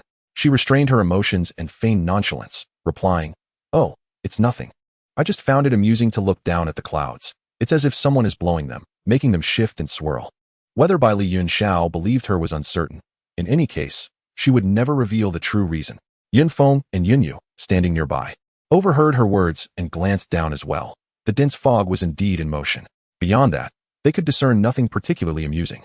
Perhaps it was due to the small princess being a girl that these rough men failed to appreciate the charm in her perspective. Truthfully, they had not anticipated that the typically frosty second prince would undergo such a transformation upon encountering the little princess, appearing almost like a different person, exhibiting gentleness and concern towards her, even softening his tone considerably. In the entire Yuxian kingdom, the only person the second prince had shown such regard for, aside from the perpetually ailing empress, was not even the emperor. This underscores the little princess's esteemed position in his heart. Though she had grown up in the mortal realm, the little princess did not exhibit the arrogance or disdain that often accompanies the realization of one's noble lineage. It was as if she remained indifferent to her identity, embodying a serene demeanor. Had it been anyone else, discovering they were not an orphan, but rather a princess of the coveted immortal spirit realm, they would likely have been unable to conceal their elation or would have immediately demanded the second prince to hasten their departure. Yet, that was not the case. The little princess continued to conduct herself as usual, displaying no change in her demeanor as she stood atop Cloud Mist Mountain, delighting in the sight of the thick fog. They could not help but feel that she was exceedingly easy to please. Upon her return to the Yuxian kingdom, it was certain that the emperor, empress, and other princes would take a liking to her. Li Yunxiao, not dwelling on such thoughts, merely chuckled softly, finding his sister's demeanor reminiscent of a child yet to mature. Tong Yao, unperturbed by others' perceptions, inquired in her mind about the rewards, her happiness intensifying. Even without speaking, her exhilaration was palpable to Li Yunxiao and the others nearby. When the time came for the passage to open, Tong Yao's buoyant mood remained intact. As they entered the passage, Li Yunxiao held her hand, wary of any potential mishaps during their journey. The passage resembled an ever-shifting labyrinth. A moment's inattention could result in being ensnared in an unknown realm. Upon their entry into the passage, Tong Yao sensed a pair of intensely hateful eyes upon her and glanced back, only to discover the arrogant woman she had encountered at the Wanbao Pavilion auction. Initially, she had not noticed her presence, but now, as the three appeared together, it seemed they might have the same destination. However, the woman appeared somewhat different than before. Her legs seemed unsteady, reliant on two maidservants for support. Oh, her hands appeared to be in disarray as well. TSK. Had her arrogance led her to overreach? Provoking retaliation? Tong Yao could not help but stifle a laugh at the sight of the woman glaring at her. How delightful it is to see you in such a predicament, she mused. What a pity, even in her current state, the woman dared to glare at her with such contempt. Moreover, her condition was not due to Tong Yao's actions. If anyone should bear resentment, it should not be directed at her. Truly absurd. Tong Yao, disinterested in engaging with someone so clearly unhinged, turned her head away. Li Yunxiao had noticed Tong Yao's glance towards Jin Yan long before, and he too was aware of the malice in her eyes. As Tong Yao turned her gaze elsewhere, Li Yunxiao's eyes met Jin Yan's, which were filled with hatred, causing her heart to tremble involuntarily, compelling her to lower her head. She did not wish to provoke Li Yunxiao further, especially with their imminent return to the Yuxian kingdom. She could not risk incurring his wrath, lest he order her to be cast aside carelessly. In this chaotic labyrinthine realm, she harbored no hope of survival. Her sole desire was to return safely to the kingdom of Jade, where she would seek an opportunity to contact her father. When he arrived to rescue her, she would demand retribution. That Yun Feng, she vowed to ensure her father rendered him as powerless as he had once rendered her. She wished for him to experience the torment of being a cripple, and she envisioned a fate where his flesh would be sliced away piece by piece to feed the dogs. As for the two treacherous maidservants who dared to betray her, she would not let them escape unscathed. They should brace themselves. She would not forget the harm they had inflicted upon her. She believed her facade of concealment was impeccable, yet the palpable hatred radiating from her betrayed her true feelings. Li Yunxiao had not contemplated ending her life here and remained indifferent to her thoughts. The moment she laid hands on her younger sister, the fate of the Jin Wangfu was sealed. Chapter 103. The Second Prince's Iron Tree Blossoms, a tumultuous path of love. After a quarter of an hour, the group finally exited the passage of the secret realm. Tong Yao instantly sensed the ethereal energy in the air was far denser than that of the Yunxiao Continent. Once her eyes adjusted to the external light, she looked up to find over 10 soldiers clad in armor, weapons stowed away, standing around her. At that moment, a man resembling a commanding officer approached her elder brother, Li Yunxiao, and respectfully saluted, saying, "This humble officer, Li Ming, welcomes the second prince back." "Rise," replied Li Yunxiao. "Thank you, second prince." Once Li Ming stood upright, he noticed an extraordinarily beautiful stranger accompanying the second prince, and he swiftly diverted his gaze. To be brought back by the second prince, she must have garnered his favor. Curiosity piqued. Who was this woman? How could she have ascended from the lower realm without being obliterated by the chaotic currents of the secret passage? Could it be that she was, in fact, a being of the celestial spirit realm? Yet, when the second prince departed, Li Ming had been on duty and did not recall the second prince bringing any woman with him. But there had been one, Princess Jin Yan, who had descended with 2 maidservants after the second prince, not accompanying him directly. Li Ming felt a twinge of confusion, but as he shifted his gaze aside, his eyes widened in disbelief. He could hardly fathom what he saw. The once haughty and imperious princess of the Jin Wangfu now stood, supported by 2 maidservants. If he was not mistaken, her legs appeared to be crippled. Otherwise, why would she need assistance from her attendants, her legs flailing like strands of noodles? Her hands showed signs of weakness as well. TSK. Had she come to the lower realm, flaunting her status as a princess, only to provoke others to render her powerless? Alas, now she would understand the meaning of there is always someone stronger. It seemed the second prince had shown her mercy, recognizing her father was an allied prince of a different surname, bringing her back as a courtesy. However, considering her current state, Would she attempt to cling to the second prince for support? Oh dear, these matters were beyond the jurisdiction of a mere junior officer. But it was indeed a pity for the second prince. And then, there was the stunning woman the second prince had brought back. Li Ming, possessing a keen eye, quickly discerned her beauty, but her cultivation was lacking. Golden core stage. In the celestial spirit realm, such cultivation was hardly impressive. Should the Jin Wangfu's lord beseech the emperor to wed Jin Yan, he would undoubtedly look unfavorably upon this woman. Given her cultivation level, she would surely be no match and would likely use her status to coerce the second prince into submission. Alas, poor second prince, who had finally experienced a rare blossoming of affection, now faced such a tumultuous path of love. Bai Li Yunxiao was just about to offer a few words of advice to the junior officer on duty when he lifted his gaze and noticed the expression of the person before him shifting as if performing acrobatics, one moment disdainful, the next astonished, and then a mix of surprise and schadenfreude, followed by a look of pity. It was the first time Bai Li Yunxiao had witnessed such a rapid succession of emotions on a single face. Tong Yao had already taken note of this person's reactions as soon as they had made eye contact. She found him rather amusing. His thoughts were transparent on his face. However, it was evident that his strength surpassed hers significantly, for she had not been able to discern his cultivation level. It seemed she needed to seize the opportunity to utilize the Millennium Cultivation reward she had just signed in for. In this realm, teeming with celestial beings, strength was indeed paramount. At the very least, she needed the ability to protect herself. After all, who could predict whether she might encounter some formidable beings? She could not rely on others for assistance in every situation. Suddenly, a cold, stern voice broke through her thoughts, causing Li Ming to startle back to reality. Instantly, he straightened his posture, refraining from casting another glance backward. Tong Yao resumed her curious survey of her surroundings. Just then, their mode of transport descended from the distance. Let us depart, Bai Li Yunxiao instructed, turning to Tong Yao, who was examining the vehicle with intrigue. He then addressed the shadow guard beside him, saying, "Ensure they are escorted and kept under watch." After casting a final glance at Yunyu, he cautiously assisted Tong Yao into the luxurious carriage drawn by 3 helmeted flying steeds. Once they were settled, the steeds took to the skies with remarkable speed. Yet the ride was exceptionally smooth, devoid of any bumps. The rest of the group, however, lacked the privilege of riding back. They followed silently behind, soaring through the air on their swords. As they ventured further away, Li Ming finally regained his composure. What had he just heard? Under guard? The second prince intended to keep Princess Jin Yan confined? Why? Additionally, there was the instruction from Yun Huai that they were not to disclose the news of Jin Yan's return to anyone. Could it be? No, he must not dwell on it. Regardless, he would follow the second prince's orders without question, remaining oblivious to everything else. Thus, Li Ming summoned his fellow soldiers nearby and solemnly conveyed the second prince's orders, strictly prohibiting them from sharing what they had just witnessed. Meanwhile, Princess Jin Yan, who had been supported by the 2 maidservants, had intended to scream, but before her voice could escape, she was silenced by the shadow guard's spiritual binding. At that moment, she could utter not a single word. Her reddened eyes fixated on the 2 individuals seated in the carriage, her mind racing with curses. Yet they bore no fruit. Princess Jin Yan had not anticipated Bai Li Yunxiao would be so ruthless, preventing her from even contacting her father. She had assumed that once they returned to the celestial spirit realm, Bai Li Yunxiao would no longer dare to mistreat her, granting her the chance to escape back to the Wangfu. But she was mistaken. If he had the audacity to brazenly bring her back, he would certainly have made arrangements to ensure she could not easily return to the Jin Wangfu. Why? She had already been subjected to such torment. What more did he desire? And that little wretch.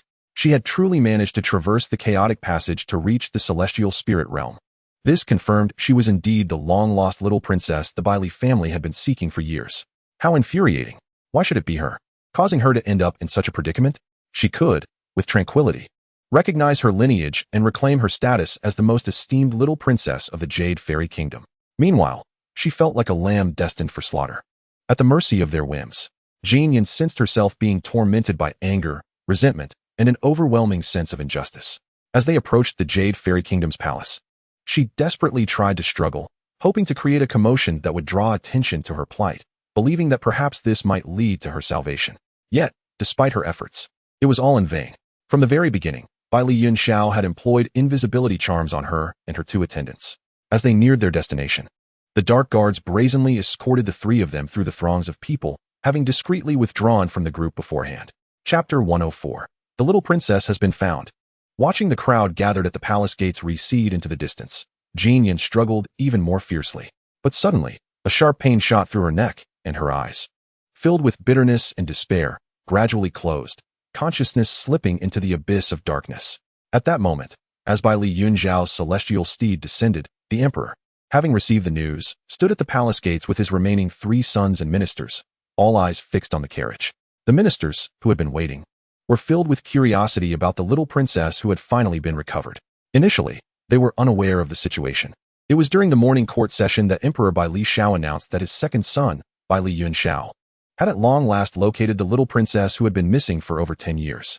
He declared that she had been brought back and would arrive that very day, prompting the emperor to lead the ministers in welcoming the most revered little princess of the Jade Fairy Kingdom home. It is worth noting that the ministers had known very little about this little princess who had been lost for so many years. At the time, the emperor had taken his 3 elder sons to the desolate sacred lands. Not only the Jade Fairy Kingdom, but also the other 2 kingdoms were similarly affected. It remains a mystery what transpired within the palace at that time, but the empress had issued an edict commanding the imperial guards to scour the city. It was only upon the emperor's return with his 3 sons that they learned someone had taken advantage of the situation to steal the newborn princess. The emperor dispatched numerous individuals to search for the kidnapper, but to no avail. As soon as the princes were able to take charge, they frequently ventured out in search of her. Over the years, it became apparent that these princes had thoroughly scoured the entire spirit realm, yet the little princess remained elusive. They could only speculate on what she might look like as she grew up, as they had no more than the visage of an infant to guide their search, an endeavor akin to finding a needle in a haystack within the spirit realm. Nevertheless, the emperor and the princes never relinquished their quest. The empress, too, had suffered greatly during her search, ultimately succumbing to inner demons, and had been confined to the palace for years without stepping outside. After such a prolonged absence, they had begun to believe that the little princess had likely met a tragic fate, for it was unimaginable that there would be no news of her in the spirit realm. No one had ever considered that the kidnapper would abandon the little princess in the lower realms. It was no wonder they could find no trace of her. Who would think to search the lower realms? Yet today, the emperor revealed that his second son had discovered the little princess in that very place. Instantly, curiosity sparked among them about what the grown-up princess would look like and how the second prince had managed to find her. In the carriage, Tong Yao sensed that it had come to a halt. Turning her head, she saw her second brother, Bai Li Yunxiao, extending his hand to her with a gentle smile. "Little sister, we are home." A wave of nervousness washed over her as she raised her face to speak softly to him. "Second brother, do you think I should tidy myself up a bit?" She was still clad in the unadorned defensive garb gifted by the system, resembling the attire of the Qingxuan Sect.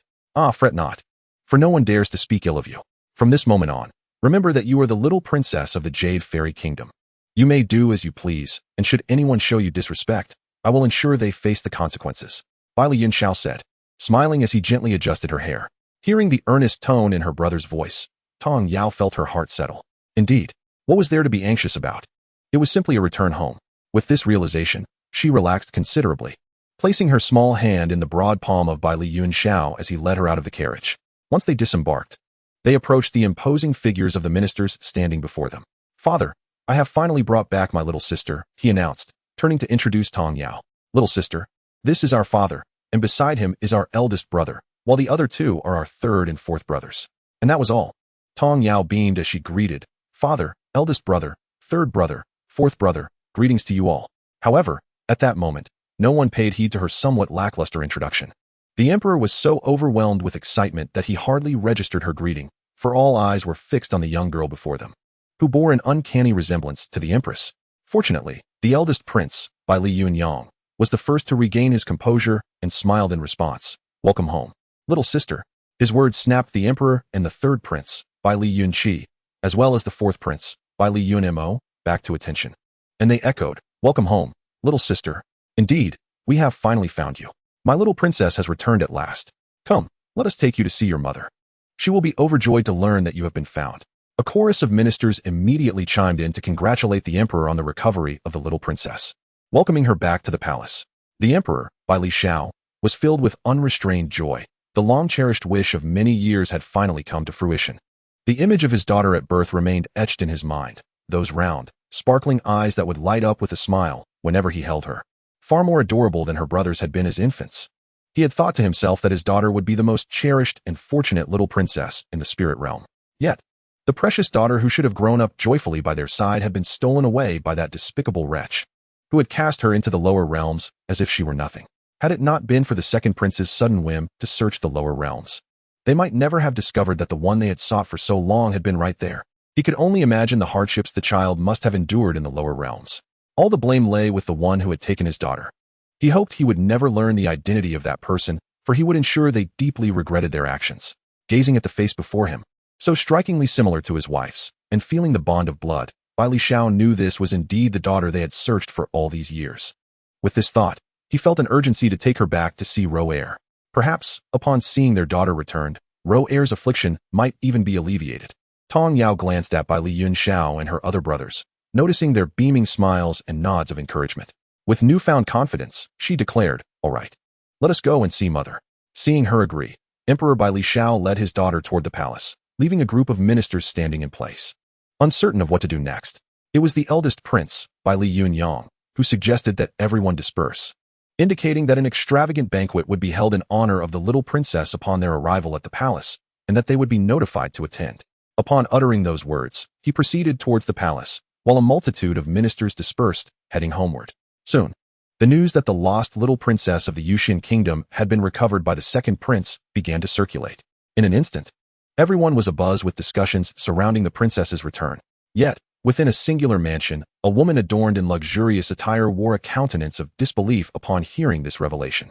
Chapter 105. The Selfless Devotion of Mago. Long before disembarking, Tong Yao had observed the Yuxian palace from a distance. She found the entire palace to resemble a celestial realm suspended amid the clouds. Only upon entering with the emperor, Bai Lixiao, did she discern that the palace was primarily constructed from pristine white jade. Each jade stone had been meticulously carved, emanating a faint luminescence as if imbued with the power of the stars. The palace's roof was adorned with colorful glazed tiles, reflecting the sunlight in a myriad of shades, dazzling like a resplendent rainbow. As they traversed the grounds, Bai Lixiao took it upon himself to provide Tong Yao with detailed descriptions of their surroundings. The layout of the Yuxian palaces differed slightly from that of the Daxia dynasty's imperial palace, featuring a harmonious arrangement of structures. At its center stood the majestic main hall, known as the Yunxiao Hall. According to the emperor, this hall served as the venue for court assemblies and state banquets, as well as the locale for his meetings with subjects and guests. The grand hall soared to a height of 99 zhang, symbolizing the supreme order of heaven and earth. Its walls were composed of countless translucent jade blocks. As they arrived, the sun was just rising in the east, casting a golden glow upon the hall, enveloping it in a radiant, ethereal light. The roof was layered with glazed tiles, shimmering under the sun's rays, akin to the glistening surface of a lake or a star-studded night sky, a sight to behold. Surrounding the main hall were a series of side halls and pavilions, each with distinct architectural styles. Some were dignified and elegant, while others were light and ethereal, interconnected through winding corridors and pavilions, forming a picturesque, three-dimensional tapestry. The palace gardens were equally breathtaking, adorned with rockeries and flowing streams, and a plethora of exotic flowers and plants. Throughout the changing seasons, blossoms flourished perpetually, filling the air with delightful fragrances. Clear streams meandered through the gardens, coalescing into charming little fountains and ponds. Within these waters thrived vibrant aquatic plants, and various ethereal fish glided gracefully. A few white herons skimmed the water's surface, occasionally accompanied by the melodious chirping of birds, enhancing the tranquil atmosphere.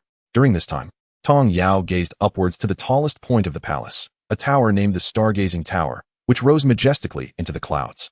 According to the third prince, standing atop the tower afforded a panoramic view of the entire Yuxian kingdom's breathtaking scenery, allowing one to almost touch the stars. Thus, the Stargazing Tower became a focal point at night, as its structure was encrusted with countless luminescent gems, glimmering under the moonlight, as if inviting observers to glimpse the mysteries of the universe. A thin veil of spiritual mist enveloped the entire palace, adding an air of mystery and solemnity. In this realm, celestial melodies floated through the air, and cranes danced gracefully, all contributing to an ambience of serenity and peace. It was no wonder that individuals would devote themselves relentlessly to cultivation, yearning for the day they could inhabit such a paradise. Soon, they arrived at the entrance of a palace exuding opulence while embodying feminine grace, Fengyi Palace. The main structure was constructed from delicate pink jade, accented with golden decorative lines, signifying the queen's esteemed position while exuding an aura of gentleness and refinement. Just as they approached, three individuals emerged from the palace. The eldest among them, walking ahead, was engaged in earnest conversation with the two who followed. Upon noticing the emperor and his entourage approaching, she hastily stepped forward to pay her respects. "Your servant greets the emperor and his esteemed princes," she said, bowing deeply. "Rise," the emperor replied. "Mago, how fares the queen today? How is her appetite?" The elder, known as Mago, had cared for the queen since her childhood. Since Xianxuan Ruo's marriage to Bai Li Xiao, she had accompanied them to the Yushin kingdom. Bai Li Xiao and Xianxuan Ruo held her in high regard, granting Mago a special status within the palace. However, she had never allowed this esteem to lead her into complacency. Since the queen's illness, she had been even more diligent in her care. In truth, Mago regarded the queen, Xianxuan Ruo, as her own child.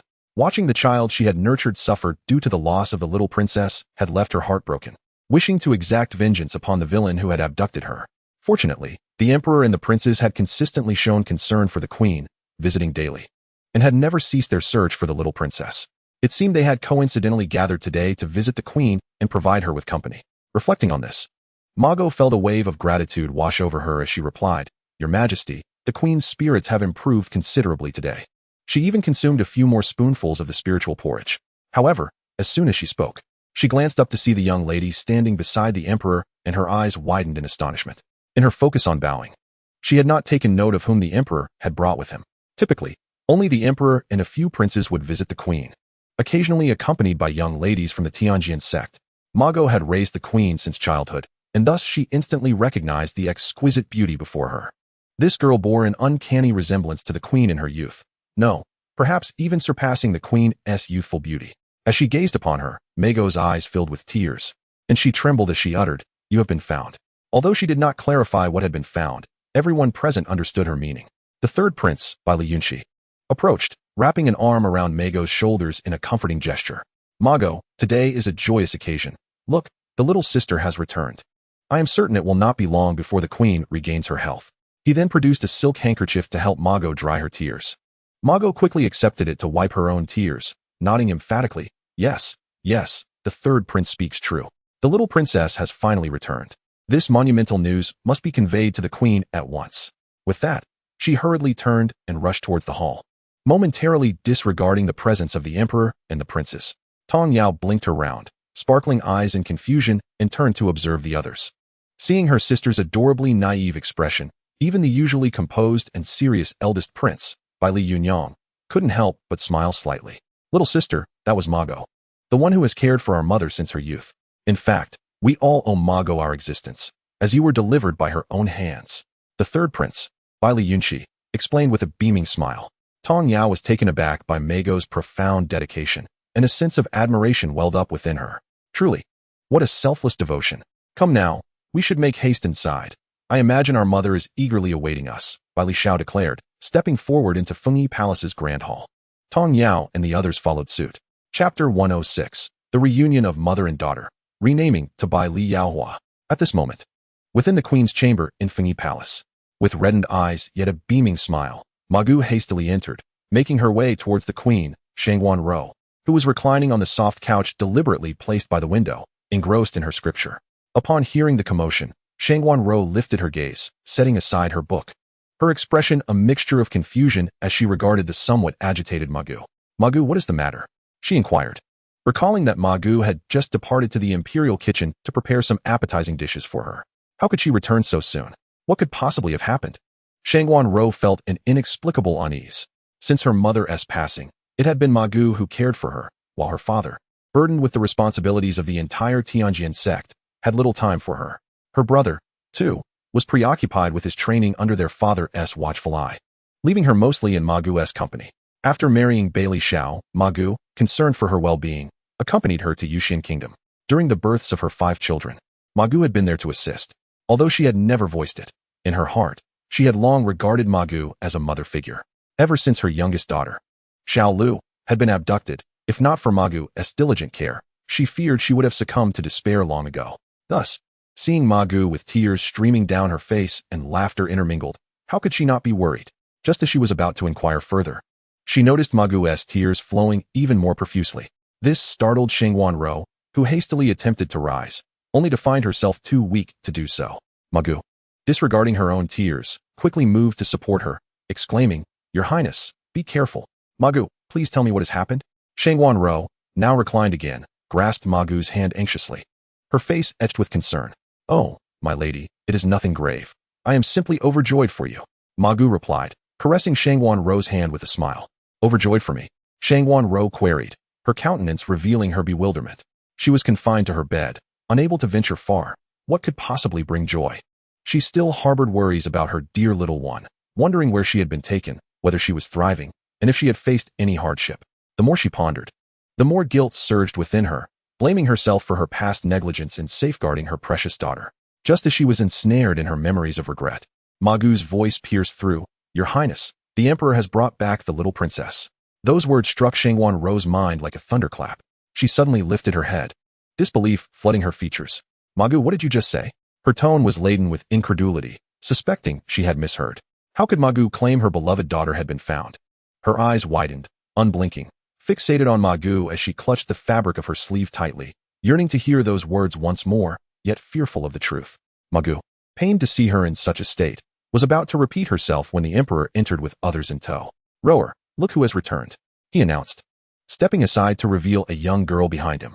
Before Qingxuan Ro could process Magu's words, the mention of her husband caused her to instinctively glance up. The emotional dam she had been struggling to contain shattered completely. Tears cascaded down her cheeks like pearls strung loose, landing upon her exquisite gown. Trembling, she attempted to rise from the couch but faltered due to her overwhelming excitement. "Ah, my precious daughter, you have finally returned to your mother," she sobbed, her voice thick with longing and joy. Tong Yao, witnessing Qingxuan Ro's nearly uncontrollable excitement, felt an inexplicable surge of emotion. She hurried forward, gently steadying Qingxuan Ro's swaying form. It was as if Qingxuan Ro had found her anchor, and she enveloped Tong Yao in a tight embrace. As though fearing she might vanish once more. Crying, she caressed Tong Yao's soft hair, murmuring her feelings of longing and worry. Tong Yao, taken aback by Qingxuan Ro's actions, quickly adapted, reciprocating the embrace to offer comfort and support. In that moment, she sensed the fervent yet fragile heart of Qingxuan Ro, and all barriers between them seemed to dissolve. For the first time, Tong Yao felt the essence of having a mother, as if Qingxuan Ro was destined to be hers. This sensation was wondrous, a blend of happiness that fostered an immediate sense of belonging to this family. Seeing his wife weeping in joy while clinging to their daughter, Bailey Zhao's eyes glistened with unshed tears. He spoke softly to Qingxuan Ro, "Rower, do not weep any longer. Take care of your health. Our little princess has returned. You must nurture yourself, for we shall have ample time to make up for all that has been lost. Father is right, mother. I am back now. You can see me whenever you wish, so there is no need for worry," Tong Yao reassured with a smile. Although Qingxuan Ro released her hold on Tong Yao, her hand remained tightly clasped in Tong Yao's. She nodded in agreement to everything Tong Yao said, her countenance radiant with joy. The Emperor addressed Tong Yao. "You should rest well for the next few days. Once you are ready, we will prepare a welcome feast in your honor. Your second brother must have mentioned your original name to you. Would you like to reclaim it?" Tong Yao felt indifferent about the feast. However, seeing the eager anticipation on everyone's faces, she acquiesced to their wishes. As for her original name, she had indeed heard her second brother mention it before. Upon her birth, the sky had transformed into an extraordinary clarity, devoid of clouds. Suddenly, a powerful gust swept through, causing the trees to sway as though some divine force was descending. At that moment, a blinding light appeared in the heavens, resembling a colossal star streaking across the sky, descending towards the earth. The brilliance intensified, drawing near, until it hovered above Fengyi Palace.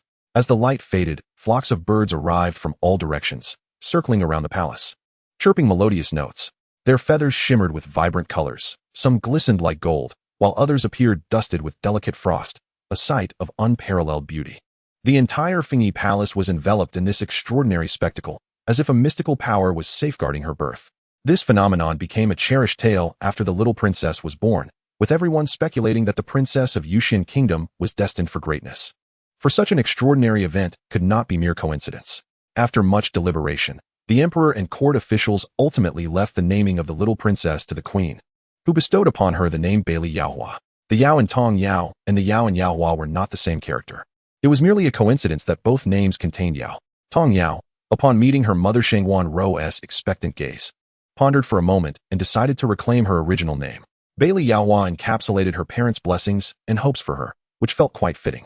Thus, Tong Yao returned to her childhood name, Bailey Yaohua. Chapter 107. The Jealous Consort, Liang Wenwen. It was a rare occasion for the family to gather and converse. Everyone was eager to inquire about Yaohua's life in the lower realms over the years. Especially, Qingxuan Ro's eyes were glistening with tears as she tightly grasped her daughter's hand. Unwilling to let go, Yaohua only provided a brief overview, omitting many intricate details. Much time has elapsed since the past, and she has now returned to her parents' side. There is no necessity to recount the unpleasant events, which would only serve to sadden everyone. After some contemplation, she began to share her experiences at Qingxuan Sect, mentioning how her senior brothers and sisters had taken a liking to her and provided her with considerable care. She also recounted some amusing anecdotes, bringing smiles to the faces of all present. Bai Li Yunyang and the others could easily discern that their little sister was deliberately sharing pleasant tales to amuse them. Their hearts swelled with even more affection for this long-lost sibling. They silently resolved to make amends to Yaohua. In a resplendent mansion, situated merely 2 streets away from the imperial palace, the servants diligently attended to the lavishly adorned courtyard, their demeanor fraught with trepidation over the past few days. Suddenly, a loud slap resonated from within a room, accompanied by the sound of objects crashing to the ground. "Incompetent fool!" exclaimed a finely dressed middle-aged woman, her face pale with fury, as she berated an elderly woman in a mask who knelt before her. "Did you not claim that the wretched child was dead and beyond recognition? Why has she resurfaced now? Ingu, you are truly audacious to defy me so brazenly. Is this how you serve your princess?" The middle-aged woman was Liang Wenwen, the mother of Jin Yan. She and the Empress Shangguan Rou were once considered sisters in the same sect. However, Shangguan Rou's exceptional talent, noble lineage, and striking beauty earned her the title of the most beautiful woman at the Qingxuan Sect, while Liang Wenwen was merely the daughter of an ordinary family. Possessing some talent that caught the eye of an outer sect elder who took her as a disciple, Liang Wenwen had endured a challenging childhood, surrounded by numerous siblings. It was only after being accepted into the sect that she finally escaped her original family and altered her fate. Although her life at Qingxuan Sect was not the most opulent, it provided her with a reliable means of sustenance, sparing her from the daily grind of labor and hunger. By chance, she encountered the esteemed young lady of Qingxuan Sect, Shangguan Rou, who had initially taken pity on her, occasionally offering her valuable items. However, Liang Wenwen saw these gifts as a shortcut and began to ingratiate herself with Shangguan Rou in hopes of acquiring more cultivation resources. Yet, under the guidance of the goddess Mazu, Shangguan Rou soon discerned Liang Wenwen's questionable character and gradually distanced herself from her. This distance grew ever more pronounced when Shangguan Rou encountered Bai Li Xiao, who had just ascended to the throne of Yuxian Kingdom. Upon meeting Shangguan Rou, he was instantly smitten. As their relationship blossomed, the time came to discuss marriage, prompting Bai Li Xiao to personally seek her hand at Qingxuan Sect. After much deliberation, the sect master consented, and a grand banquet was hosted to honor Bai Li Xiao as a prospective son-in-law. Following the banquet, Bai Li Xiao, having indulged in too much wine, stepped out of the hall to clear his head, only to unexpectedly cross paths with Liang Wenwen. At that moment, she was merely an outer disciple and lacked the standing to enter the banquet hall. Frustrated by Shangguan Rou's recent aloofness, she reflected on how the lady of Qingxuan Sect had grown increasingly stingy, having only bestowed a few gifts upon her. Originally, she intended to ask Shangguan Rou for assistance, but was met with a flat refusal. For a long stretch, she had not seen her, and her cultivation resources were dwindling. In her desperate situation, Liang Wenwen found it exceedingly difficult to procure additional resources. At times, jealousy consumed her as she fantasized about being the sect master's daughter, lamenting her misfortune. The rumors circulating within the sect that Shangguan Rou had captured the heart of the new emperor only deepened Liang Wenwen's envy and resentment. She could not fathom why fate had favored Shangguan Rou with such fortune while leaving her in utter despair, reliant on the meager kindness of her former acquaintance for survival. The more she pondered, the more her discontent festered. Lost in thought, she unwittingly found herself near the banquet hall. Liang Wenwen initially planned to observe for a moment before departing, but then a strikingly handsome young man emerged from within. His noble aura sent her heart racing, and as she gazed after him, it dawned on her who he was. She had not anticipated the emperor of Yuxian Kingdom to possess such striking good looks, instantly captivating her. The thought that Shangguan Rou, simply by virtue of her noble lineage, would wed such a handsome man filled Liang Wenwen with jealousy. Why should all the benefits be bestowed upon Shangguan Rou? She touched her own face, recalling that her beauty had transformed since she began her cultivation journey. While she could not compete with Shangguan Rou, she considered herself a modest beauty nonetheless. Remembering the tall, commanding figure she had just seen, Liang Wenwen's eyes sparkled with determination. Cautiously scanning her surroundings, she took a deep breath and resolutely set off in the direction he had gone, pondering her next steps and what might happen if he were to take notice of her. Would Shangguan Rou be furious to learn that the man meant for her had forsaken her for someone else? The more she thought about it, the more exhilarated she became. No matter what, she was determined to seize this exceptional man from Shangguan Rou, that wretched girl. If she could witness the one who was supposed to marry her abandon her for herself, Liang Wenwen would relish the opportunity to make Shangguan Rou regret her past humiliations. As Liang Wenwen eagerly pursued by Li Zhao's retreating figure, he had already sensed that someone was trailing him. However, as he was there to propose, he refrained from causing a scene at Qingxuan Sect. After a moment's reflection, he signaled an undercover guard to discreetly lead her to a more secluded area to discern her intentions. Bai Xiao then turned back toward the banquet hall. A quarter of an hour later, as the banquet concluded, Bai Xiao returned to his assigned lodgings at Qingxuan Sect, only to learn of Liang Wenwen's ulterior motives. Upon hearing the guard's report, his eyes narrowed, and a dark aura enveloped him. He was taken aback by the brazen audacity of such a foolish woman, feeling a wave of revulsion wash over him. Chapter 108. Yinggu's unilateral decision to spare the little princess. Liang Wenwen, having been threatened and warned by Li Zhao's guards, was left too frightened to pursue any further intentions regarding him. She dared not breathe a word of the night's events, fully aware that if it were to become known that an outer disciple had the audacity to target the son-in-law of the Qingxuan Sect's esteemed lady, not only would Bai Xiao not show her mercy, but she would also find herself without a place in the sect. Now sober and trembling with fear, Liang Wenwen returned to her quarters, knowing she could harbor no grievances against Bai Xiao, who had ordered the guards to discipline her. However, all of this was once again attributed to Xianxiawan Rou. She quietly vowed that one day, she would make Xianxiawan Rou experience the taste of fear and suffering.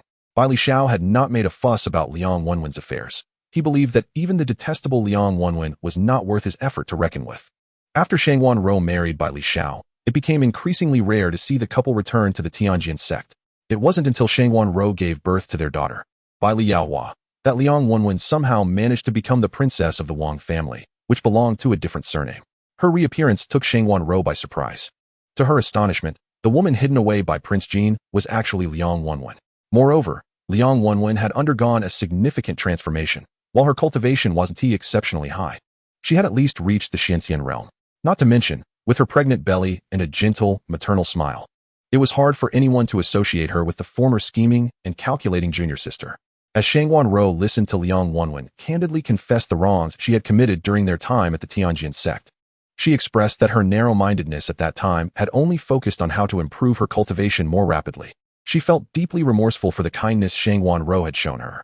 Liang Wenwen, with reddened eyes, lamented how rare it was for the two of them from the Qingxuan Sect to be so close, hoping that the Empress Xianxiawan Rou would permit her to occasionally visit with her child.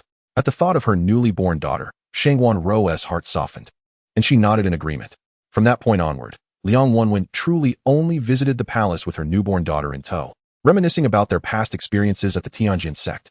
Since leaving the sect, Xianxiawan Rou had not returned for quite some time, and she found herself missing it. Listening to Liang Wenwen recount interesting tales from the Qingxuan Sect that she had been unaware of gradually eased her wariness. Liang Wenwen did not frequent the palace often, only visiting every 10 days or so. Consequently, Xianxiawan Rou eventually gifted her a jade token, granting her access to the palace at any time. Nevertheless, Liang Wenwen still visited infrequently, and Ma Gu had gradually relaxed her watchfulness over Liang Wenwen. This brought immense joy to Liang Wenwen's heart. When the time was right, Liang Wenwen orchestrated for Yinggu, whom she had previously saved, to stealthily infiltrate the palace while Emperor Bai Xiao was away with the two older princes, and to seize the few-month-old princess. Initially, Liang Wenwen had not intended to have anyone abduct the little girl, but during her previous visits to the palace, she had noticed how much Xianxiawan Rou treasured her daughter. Thus, she instructed Yinggu to take Bai Liaohua away and dispose of her remains. After the little girl was lost, Liang Wenwen had heard the news that Empress Xianxiawan Rou was so heartbroken over the disappearance of her daughter that she nearly fell into madness, and she had laughed silently in her room for a long time. Liang Wenwen couldn't help but marvel at how fortunate Xianxiawan Rou was. Just when things seemed perilous, Emperor Bai Xiao returned with his men to rescue Xianxiawan Rou. Fortunately, Liang Wenwen had already accomplished what she had set out to do. Even if Xianxiawan Rou hadn't descended into madness, the loss of her daughter would be sufficient to torment her for a lifetime. As long as Xianxiawan Rou suffered, Liang Wenwen found joy. All the humiliations she had endured could be considered avenged. Over the past decade, she had watched coldly as Xianxiawan Rou's sons searched far and wide for a sister they would never be able to find, and her heart swelled with delight. However, the girl who was supposed to be dead had suddenly been found. This left Liang Wenwen in disbelief. She discreetly sent someone to inquire, and those who returned reported that the little girl brought back by Li Yunxiao bore an uncanny resemblance to the Empress. How could she not be furious? Liang Wenwen had never anticipated that Yinggu, whom she had always believed to be loyal, would betray her in this matter. The girl who should have been dead was alive and well. All the suffering she thought she had inflicted upon Shangwan Rou and the Bai Li family turned out to be an illusion. Gazing at Yinggu, who was kneeling on the ground, Liang Wenwen demanded loudly, "Why? Why didn't you kill that little wretch immediately?" Yinggu, having been slapped and left kneeling, tugged at her lips, unsure of how to explain. When she had been gravely injured and on the brink of death, she had been rescued by the princess of the Jin family, but she lost her memory in the process. After recovering, she had remained by the princess's side. However, her appearance had been marred, and she had concealed herself behind a mask. One day, she suddenly received an order from the princess to stealthily enter the palace and abduct the Empress Shangwan Rou's daughter while the emperor was away, then dispose of her. Yinggu had been shocked. She did not understand why the princess, who was on good terms with the empress, would wish to harm her daughter. For so long, she had seen the princess frequently bring her child to visit the empress, and the empress had always sent back many gifts. Why then would she want to harm the empress's daughter?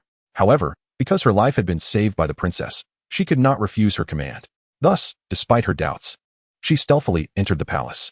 By the time she arrived, it was quite late. She quietly used a specially formulated sleeping drug to incapacitate the attendants watching over the little princess. Though these attendants were not weak, they were no match for Yinggu. To avoid attracting more guards, she employed another dose of the special drug and successfully led the princess out of the palace without incident. Strangely, the little princess did not cry or fuss along the way. She merely stared at her with wide, curious eyes. Only after they had distanced themselves from the palace and confirmed that no one was pursuing them did Yinggu stop. As she contemplated how to fulfill the princess's orders and dispose of the little girl, she noticed the baby, who had been looking around, suddenly break into a smile and reach out her tiny hand to grab at Yinggu's hair, radiating cuteness. In that moment, Yinggu found it impossible to summon the heart to harm such an adorable child. However, not killing her would leave her unable to report back to the princess. After much deliberation, Yinggu ultimately decided to spare the little princess's life. Yet, she could no longer remain in the Yushin kingdom, nor could she stay in the Xianling realm. Thus, while the guards were distracted, Yinggu took the little princess to a small world called Yunxiao Continent in the lower realms. She found a spot, and, just as an old woman approached from a distance, she placed the little princess on the ground. It was only when she saw the old woman pick up the little girl that she quietly departed and returned to the Xianling realm. Chapter 109. Not the True Benefactor. Upon returning to the Xianling realm, Yinggu informed the princess that she had disposed of the little princess. Hearing this news, Liang Wenwen felt a surge of elation. However, the return of the little princess unveiled the truth of the events that Yinggu had concealed from the princess. As she faced the woman before her, whose eyes were fierce and whose voice was frenzied as she reprimanded her, there was no trace left of the gentle demeanor she usually displayed. Yinggu's gaze remained calm, with no intention to defend herself. Over the years, she had heard that the royal family had never given up searching for the little princess, and even the princes had dedicated their time to the quest. Meanwhile, the woman before her would celebrate with lavish banquets every time she heard of their fruitless endeavors, rejoicing without a care for the true reasons behind her celebrations. Yet, the outsiders remained blissfully unaware of the true purpose behind these feasts. Listening to the crowd's unreserved praises for the Golden Princess, Yinggu occasionally found herself pondering whether the Golden Princess was indeed as skilled at masquerading as she appeared. This led her to doubt whether it was truly the Golden Princess who had rescued her. Liang Wenwen, observing Yinggu's taciturn demeanor, felt an inexplicable sense of foreboding stirring within her. She compelled herself to regain her composure. After all, that little wretch had been retrieved. No matter how furious she was with Yinggu's disobedience, it would be of no consequence now, considering that no one knew she was behind it. She felt there was no need to blame Yinggu further. Should she cause Yinggu to distance herself from her, it would be a loss on her part. Exhaling deeply, she plastered a smile back on her face and bent down to assist Yinggu from the ground. "Yinggu, I apologize. I did not mean to reproach you. I was merely concerned that now that the little princess has been found, should the emperor uncover any detrimental clues from her, the consequences could be unimaginable." Having spent considerable time with the Golden Princess, Yinggu could easily discern the artificial calm in her tone. Wasn't he the other party merely fearful that any traces she left behind might eventually implicate her? Her suspicions deepened. How could such a selfish woman genuinely have saved her? Regardless of the reasons, she resolved that one day she would uncover the truth. "Rest assured, Princess, at that time, no one noticed it was I who acted. Even when casting the little princess down to the mortal realm, I was exceedingly cautious and concealed myself." Hearing Yinggu's response, Liang Wenwen momentarily felt relieved. Yet, Yinggu's presence remained a significant danger. Although she had lost her memory, there was no guarantee she wouldn't remember something one day. After all, she was not her true savior, and outright eliminating her seemed a waste. After some contemplation, she said, Ingu, for the time being. It would be best if you refrain from going out, lest anyone suspects anything. Here, take this. It is a healing elixir that the prince previously gifted me. Perhaps it might aid in restoring your memory. As Liang Wenwen spoke, she retrieved a vial from her storage ring and handed it over. Her intentions were far from benevolent. This was a specially concocted puppet pill that would render one exceedingly compliant and unwilling to defy their masteress' wishes. Initially, she had not intended to administer it to Ingu so soon, but given her current demeanor, it was prudent to act.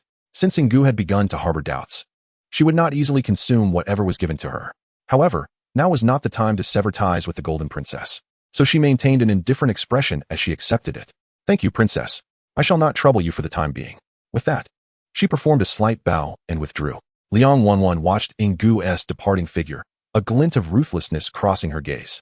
In the Phoenix Harmony Palace, the recently renamed by Liao Hua observed her mother's fatigued expression, yet she continued to muster her frail body to listen to her speak. Worry creased her brow as she said, "Mother, why not lie down and rest for a while? We can talk when you awaken." Seeing her mother's hesitance, Yao Hua quickly added, "Do not fret. When you wake, I will return to see you. We will have plenty of time together as mother and daughter." "Yes, mother. Your health is paramount. Now that my sister has been found, she will not be leaving us again," the eldest prince, by Li Yunyang, urged. "Roer, for Yao Hua's sake, you must take care of your health so that you can better accompany our daughter," Bai Li Xiao remarked, moving closer to embrace his wife before gently placing her on the bed and tucking her in. The princes exchanged glances. Yao Hua chuckled softly. "I never expected father and mother to share such a strong bond, to embrace so openly in front of all their children without a care for their status." Shangguan Rou was taken aback by Li Xiao's actions. By the time she collected herself, she was already on the bed. Her previously pale cheeks flushed with embarrassment due to his sudden gesture, robbing her of the courage to glance at her precious daughter, who had just returned. She shot a playful glare at the man who had tucked her in, exasperated. Bai Li Xiao remained unfazed. In his heart, his wife was of utmost importance, followed by their beloved daughter. As for the other boys, they were a distant third. His wife was unwell and needed proper recuperation. After tending to her, he softly said, "You rest well. I will take the children out for now and return later to dine with you." Upon receiving a nod from Shangguan Rou, Bai Li Xiao stood and exited. Bai Li Yunxiao and the others bowed slightly to Yao Hua before leaving the Phoenix Harmony Palace. Bai Li Xiao turned to Yao Hua and said, "Come, I will show you to your new quarters." Surprised that her father would take the time for such a minor matter, Yao Hua felt a twinge of embarrassment. As a ruler, surely he had more pressing concerns? Thus, she smiled and interjected, "Father, it is but a trivial matter. Please do not let these small affairs delay your important work. There are several brothers here. They can accompany me." "Father, my sister speaks wisely. We are here for her," the third brother, Bai Li Yunqi, chimed in with a grin. Bai Li Xiao recalled that he had yet to receive news about the demon tribe, and indeed had several matters to attend to. Casting a glance at his sons, he addressed his daughter, "Very well, let them accompany you to familiarize yourself with the palace. I will attend to my affairs and return later to dine with you in the Phoenix Harmony Palace." Understood. Once Bai Li Xiao departed, the eldest brother, Bai Li Yunyang, was the first to speak. "Then let us proceed and show our little sister her new residence. Sister, if there is anything you dislike, please let us know, and we will make the necessary changes." "Thank you, brothers," Yao Hua replied sweetly. Chapter 110, Settling into Yu Yao Palace. As they chatted and laughed, they arrived at a splendid palace not far from the Phoenix Harmony Palace. "Sister, come in and see. This is the finest palace aside from father and mother's quarters. Ever since our second brother informed us of your return, father, along with the rest of us, has secretly prepared this for you, even naming it Yu Yao Palace himself. It is the closest to Mother's Phoenix Harmony Palace, making it convenient for you to visit her often.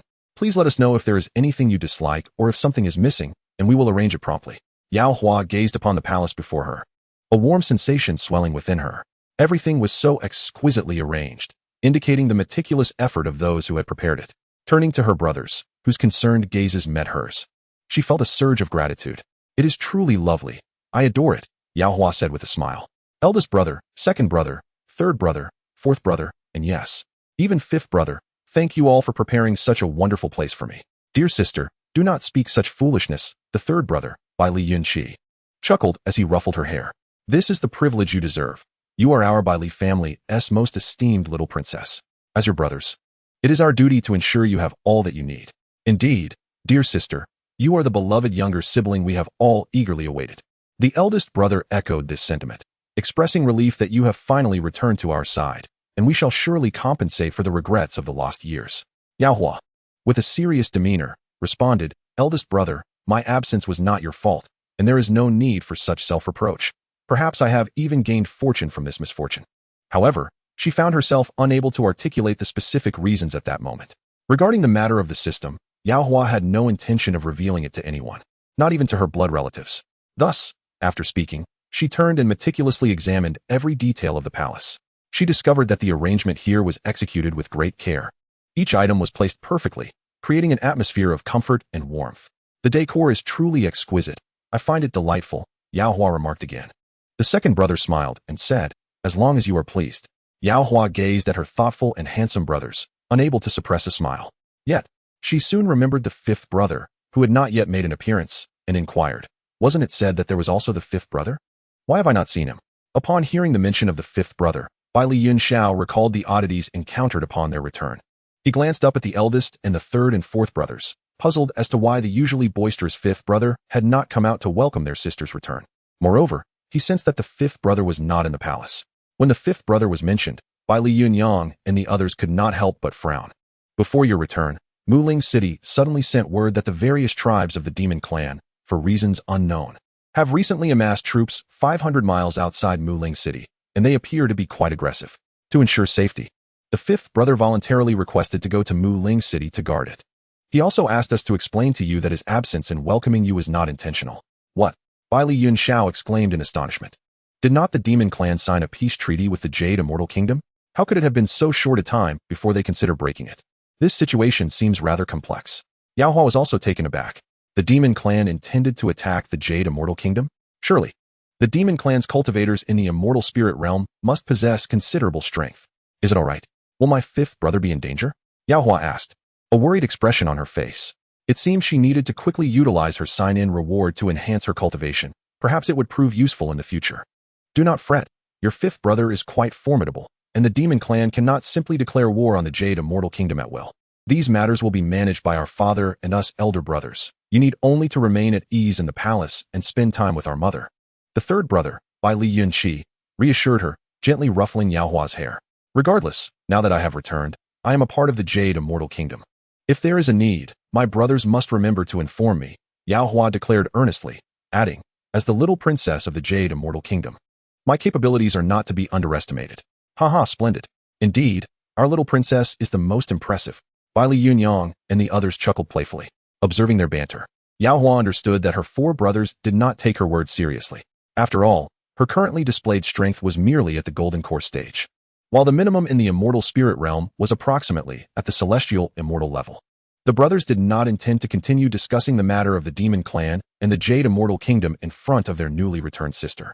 Yao Hua sighed, realizing that despite her truthful statements, no one believed her, and she could only follow her brothers as they explored the entirety of the Yu Yao Palace. Standing within the main hall of the Yu Yao Palace, she thought, all right, after such an extensive tour, I must be tired. Let us not disturb her further. She should rest now. The eldest brother agreed, saying, little sister, take a nap.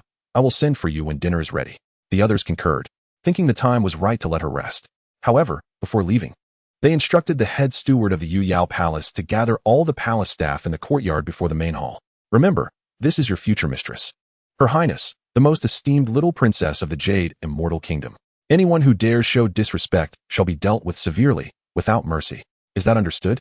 Seeing the expressions of the palace staff, which indicated they were not taking this lightly, an air of tension filled the courtyard. They understood the significant position that the little princess, returned from the lower realm, held in the hearts of her brothers. The brothers instructed the head steward to take good care of the little princess and to seek them out if any issues arose before departing the Yu Yao Palace. Yao Hua watched her brothers, a smile gracing her lips as they diligently advised the palace staff. She did not voice any thoughts during this time. Once they left, Yao Hua turned to the group of palace staff standing in the courtyard, exclaiming, goodness, do I truly require this many attendants? There were at least 30 or 40 people in the courtyard. However, since her father and brothers had made the arrangements, she refrained from further comment. Instead, she simply stated, all right, you may return to your duties. Turning to the head steward, who stood a short distance behind her, Yao Hua added, Auntie, I shall go inside to rest. Please ensure that no one disturbs me. Yes, this old servant obeys, the head steward, Aunt Dai, replied respectfully. Since being personally chosen by the emperor to oversee the Yu Yao Palace, Aunt Dai had been acutely aware of the high status of this young mistress. Therefore, she prepared to treat all matters concerning the sole little princess of the Jade Immortal Kingdom with utmost diligence and care. Moreover, upon her first glimpse of the little princess, she could tell that the young lady was quite amiable.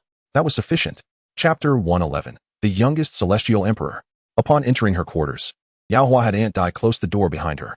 Satisfied with this, she contemplated her need to enhance her cultivation and decided to enter her spatial realm.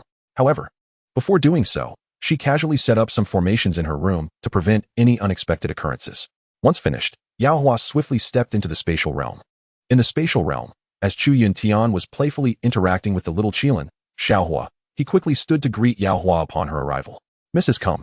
Uncle Chu, I will be going to the foot of the mountain shortly. You all may remain here and wait, Yaohua instructed immediately upon entering. Understood. I will keep a close watch on Xiaohua, Chu Yuntian responded, though he was puzzled about what his young lady intended to do. He knew following her instructions was wise. Oh, and I have found my biological parents and have changed my name to Bai Li Yaohua, Yaohua added. Afterward, she walked towards the enlightenment tree, noticing that the cracks on the phoenix egg had increased significantly. She took out a phoenix pearl and placed it before the egg, believing that with this pearl, the egg shell would crack even faster. As she made her way to the foot of the mountain, Chu Yuntian remained astonished by his young lady's name change. To have given birth to such a talented child, what must her parents be like? He pondered. Oh, the master originally bore the surname Bai Li. I feel like I've heard that somewhere before. Initially excited to see the master who had not entered the spatial realm for a long time, Xiaohua was about to leap forward when he overheard the master speaking to Uncle Chu and hesitated. Little one, do you know the information regarding the surname Bai from the young lady? Upon hearing Xiaohua's murmurs, Chu Yuntian turned to inquire. It seemed familiar, yet the details eluded him. However, it mattered little. Judging by the young lady's demeanor, she appeared to hold a favorable impression of her biological parents. Or else, she would not have so readily accepted a name change. Noticing Xiaohua clutching his head, Chu Yuntian quickly interjected. During this period, due to Yaohua's absence from the spatial realm, their knowledge of the outside world had been rather scant. They were unaware that their current location was no longer the Yunxiao Continent. Chu Yuntian lifted Xiaohua into his arms and made his way toward a nearby lounge chair. Ever since the phoenix egg had been placed beneath the enlightenment tree by Yaohua, the area had become unbearable, scorched by the fire elements emanating from the egg, compelling them to distance themselves. Meanwhile, upon reaching the foot of the mountain, Yaohua seated herself cross-legged on the ground. In her mind, she addressed the system. System, activate the Millennium Cultivation Reward. Understood, host. Commencing activation now. Would you like to completely conceal the phenomenon? Conceal it. Yaohua agreed without a moment's hesitation. Such a rapid series of breakthroughs would undoubtedly attract unnecessary trouble. The system, it seemed, was quite considerate, knowing to assist in concealing her ascension. It flickered for a brief moment, as if bashful in response to the host's compliment. In an instant, Yaohua felt an overwhelming surge of power coursing through her body, the intensity nearly causing her to bite her tongue. Nevertheless, she gritted her teeth and persevered, beads of sweat trickling down her face from the pain. Soon, she sensed her cultivation rising incessantly, initial, mid, and peak stages of the nascent soul, followed by the initial, mid, and peak stages of the celestial sovereign.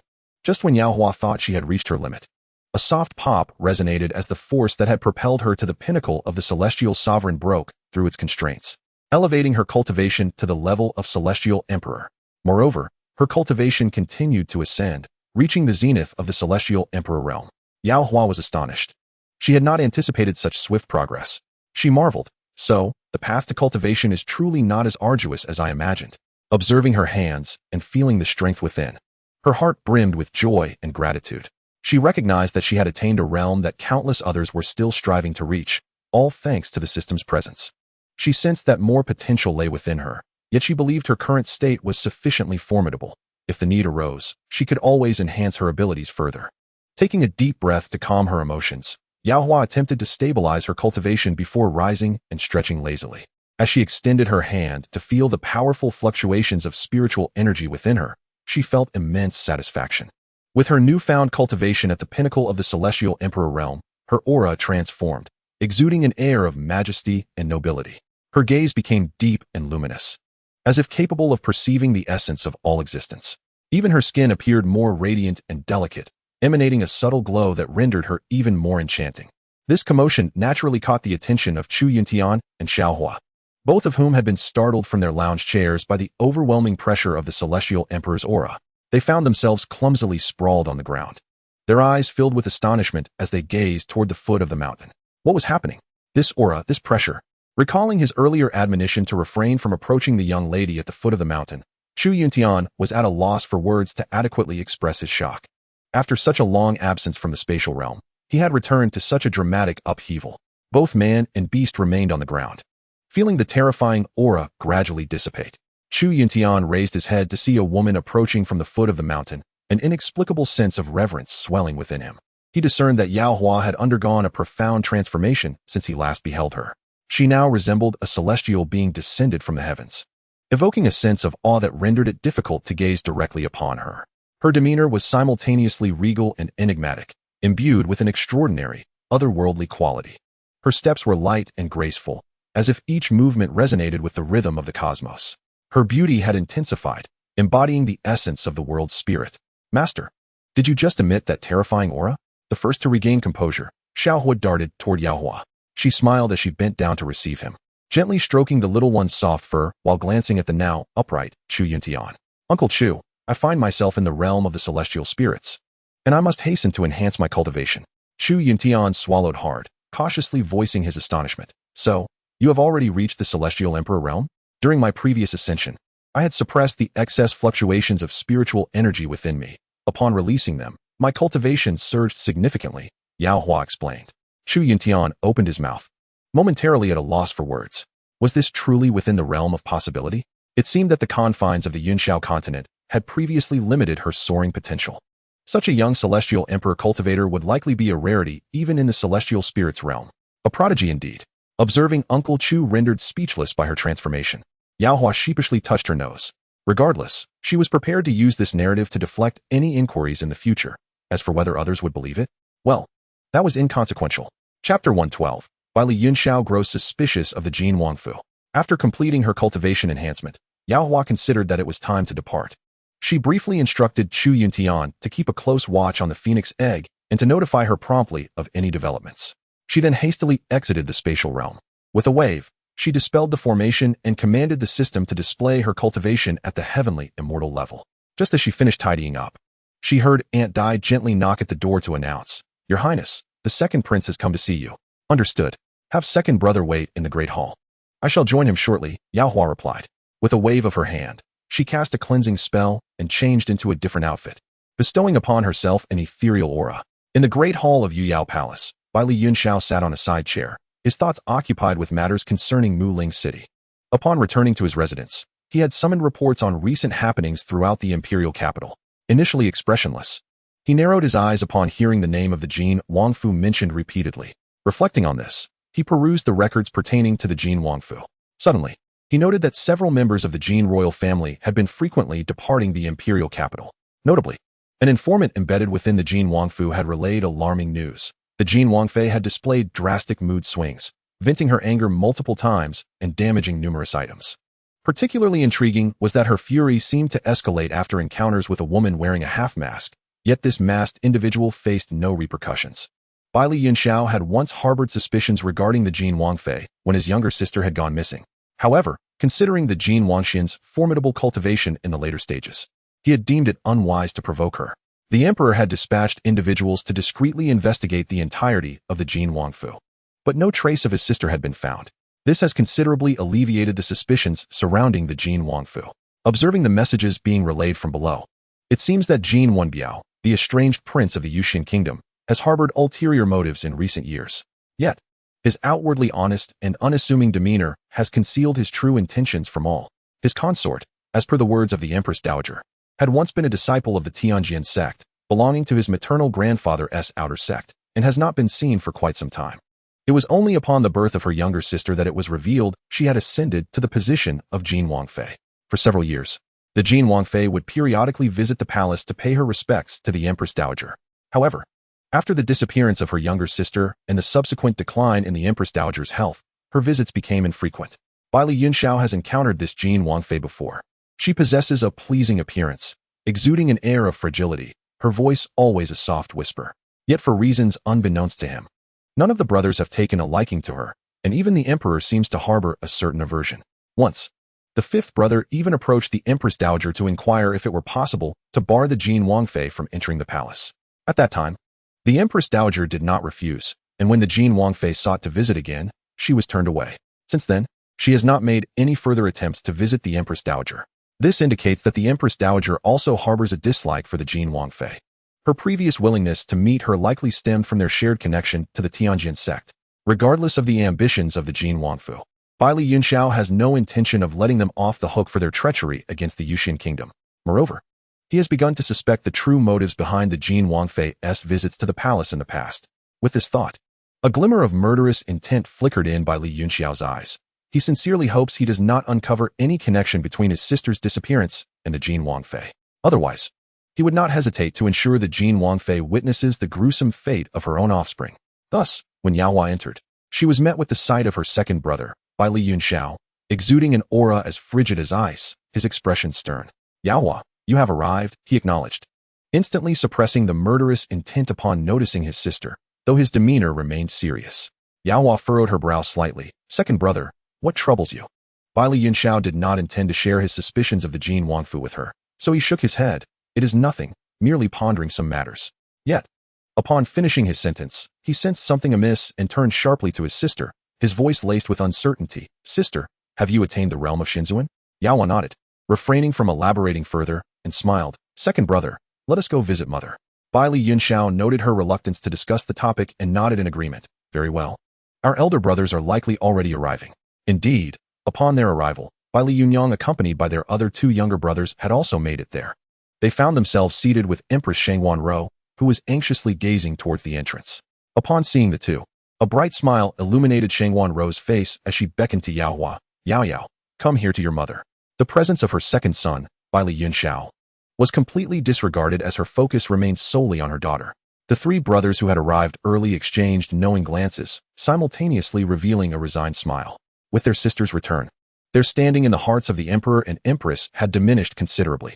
However, regarding their sister, their sentiments mirrored those of the emperor and empress. They too felt a pang of compassion and a desire to compensate for the lost years. Yaohua hurried over, cheerfully calling out, Mother, and greeting her other brothers before taking a seat close to Shangwan, who regarded her with a look of deep satisfaction. Observing her mother's slightly improved complexion, Yaohua thought of the grand recovery pill she had signed for at Yunwu Mountain. She wondered if it might aid her mother's health. Gazing at the still frail empress, after much contemplation, she decided to produce the grand recovery pill. Mother, I have a medicinal pill named the grand recovery pill. I am unsure if it will be beneficial for your health, but, before she could finish her thought, Shangwan interrupted her. Yao, you are my own flesh and blood. How could I not trust you? The grand recovery pill, its very name exudes potency. I shall take it. Without a moment's hesitation, Shangwan poured out the pill and swallowed it eagerly. Her decisive action startled Baili Yunyang and the others, who were about to voice their concerns, but were halted by Baili Yunxiao, who believed in the efficacy of the gift from his sister and hoped it might indeed restore their mother's health. Casting a glance at his elder brother, Baili Yunyang realized the potential consequences of their words. Had they inadvertently said something to upset their sister, it could lead her to believe that her elder brothers were not genuinely welcoming her return. They could only silently wish for the pill to work wonders for their mother, and if it did not, they would seek alternative remedies in the future. Yaohua felt a warmth in her heart. Her mother truly trusted her. She could only hope that the grand recovery pill would indeed prove advantageous. Chapter 113. The Astonished Emperor by Li Shao. In that moment, the siblings were all anxiously observing Empress Shangwan. Even the attendant, Ma Gu, was startled by the Empress's actions, her own face reflecting concern. After ingesting the grand recovery pill, Shangwan experienced a swift recovery, her complexion becoming vibrant once more. She reclined on the soft couch, her eyes closed in meditation, seemingly absorbing the medicinal energy. Yaohua and Baili Yunxiao remained vigilantly by her side, closely monitoring her condition. After a while, a dense aura of spiritual energy enveloped Shangwan, and in the next moment, a formidable pressure radiated outward, causing Baili Yunyang and his brothers, who had been intently observing her, to quickly erect spiritual barriers to shield themselves from the overwhelming force. Only Yaohua remained steadfast in her position, though she too conjured a protective barrier around herself. Soon, Shangwan slowly opened her eyes, gazing at her children with delight. My injuries have completely healed, and my cultivation has even ascended to the Xinzuan realm. This grand recovery pill is truly remarkable. As soon as the words left her lips, the joy on her face swiftly morphed into guilt. Such a precious pill. And I have consumed it all. What of you, Yao Yao? If I had known its effects were this potent, I should have reserved some for you. Seeing her mother's eyes glistening with regret, Yao Hua quickly reassured her. It is of no concern, mother. This pill was inadvertently concocted by me. And there are more in existence. As long as it can heal you, it has served its purpose. Indeed, your majesty, look at how filial the little princess is. You have truly endured much hardship, Magu chimed in, her eyes also glistening. Thank you, Magu, for your unwavering support over the years, Xianxiaaudiobooks responded. Her gratitude evident as she looked sincerely at the elderly caretaker who had devoted herself to her well-being. Your majesty, I would endure any hardship for you. As long as I see you and the young masters thriving, that is my greatest satisfaction, Magu replied. Her heart swelling with joy at witnessing the restoration of the health of the child she had nurtured. Thanks to this recently rediscovered little princess, the empress would no longer be tormented by inner demons, nor would she suffer the gradual decline of her vitality. How wonderful it is. Bailey Yunyang and the others were utterly astonished to discover that such a remarkable elixir had been concocted by their own younger sister. Truly, she was no ordinary sibling. As they conversed, Bailey Xiao, having just completed his governmental duties, strode in with purposeful strides.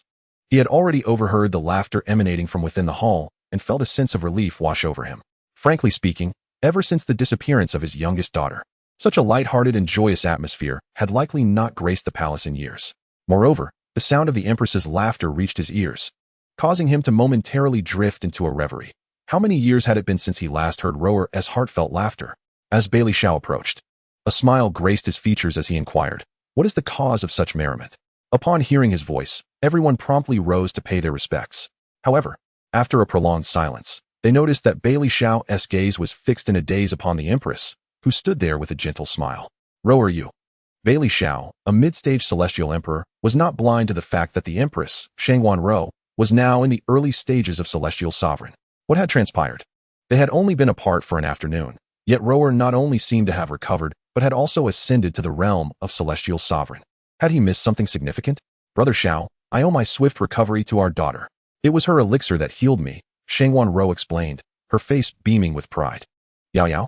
Bailey Yunyang interjected, "Indeed, father, it is thanks to the great recovery elixir crafted by our younger sister that not only has mother recovered, but her cultivation has also risen to celestial sovereign. Indeed, our sister is truly remarkable." Bailey Yunyang and the others began to sing the praises of their little sister before Bailey Xiao, listening to his son's boast, felt a twinge of annoyance. Had they forgotten that Yao Yao was his daughter? Did they need to take pride in her achievements? Casting a sidelong glance at them, he turned back, ready to commend his daughter, only to be momentarily stunned upon realizing her cultivation level. Wasn't she at the golden core stage just this morning? Bailey Xiao found himself questioning his own memory. What could have transpired in this single afternoon that he was unaware of? Not only was his wife healed and her cultivation enhanced, but even his daughter, who had been at the golden core stage, had swiftly ascended to celestial sovereign. Bailey Xiao stood in stunned silence, his mind racing. Observing his father's bewildered expression, Yao Hua smiled and clarified, "Father, there is no need for astonishment. My previous cultivation was concealed, which is why it appeared that I was merely at the golden core stage." "Ah, I see." The others finally comprehended the situation. No wonder. They had wondered how their little sister could have leaped from the golden core stage to celestial sovereign in such a short span of time. It was indeed astounding. With this explanation, everyone grasped the reality. Nonetheless, they felt a swell of pride. Surely, their sister was now the youngest celestial sovereign in the entire Jade Celestial Kingdom. The ability to conceal her true cultivation to the extent that even they were oblivious to it indicated that her capabilities must be of a saintly caliber. "Sister, you must safeguard this secret and refrain from revealing it easily," Bailey Yunma advised, his previously taciturn demeanor now alert. It is known that even in the celestial spirit realm, very few families could easily produce a treasure of saintly quality. Some would go to great lengths to obtain such artifacts, resorting to any means necessary. Even those who were already celestial emperors could be unscrupulous and devious. "Fourth brother is correct. Yao Yao, you must exercise caution," Bailey Yunyang added. Yes, rest assured. I will be vigilant," Yao Hua replied with a radiant smile, appreciating the concern of her family. During this evening meal, Yao Hua once again felt the warmth and affection that family provided. Whenever she glanced at a dish, her parents and brothers would swiftly serve it to her bowl. Even the fish bones were deftly removed by her brother, making her feel as if she were the center of adoration. This was the first time in many years that Xianxian Ro and her husband had shared a meal with their daughter. Even as they watched her eat, their hearts brimmed with satisfaction and joy, eager to present her with everything she cherished. Thus, the dining table was devoid of the usual constraints of silence, with smiles illuminating every face. After the meal, they chatted for a while before dispersing. Emperor Bailey Xiao dismissed the palace attendants and embraced his beloved wife as they stood by the window gazing at the moon. Rower, after all these years, your health has finally returned, and we have our daughter back. Today is truly a joyous occasion for our family. Indeed, Brother Xiao. You and Yunyang have endured much hardship over the years, Shangwan Ro replied gently, leaning against Bailey Xiao. All her hopes had been fulfilled. Nothing was more significant than having her daughter returned and her own health restored. Wait, there is another matter. Brother Xiao, now that Yao Yao has returned, do you think the person who abducted our daughter all those years ago has caught wind of this? Is there any way to track them down? The thought of her daughter's past suffering and the torment she endured from inner demons sent a chill through Shangwan Ro. No matter who this person was, anyone who dared to separate them for so long and subject them to such unendurable pain would face her wrath.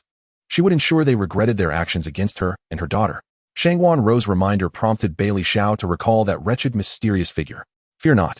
I will confer with the eldest and others on how to proceed. We will not let this matter go unpunished, he reassured, gently patting Shangwan Ro's back to calm her.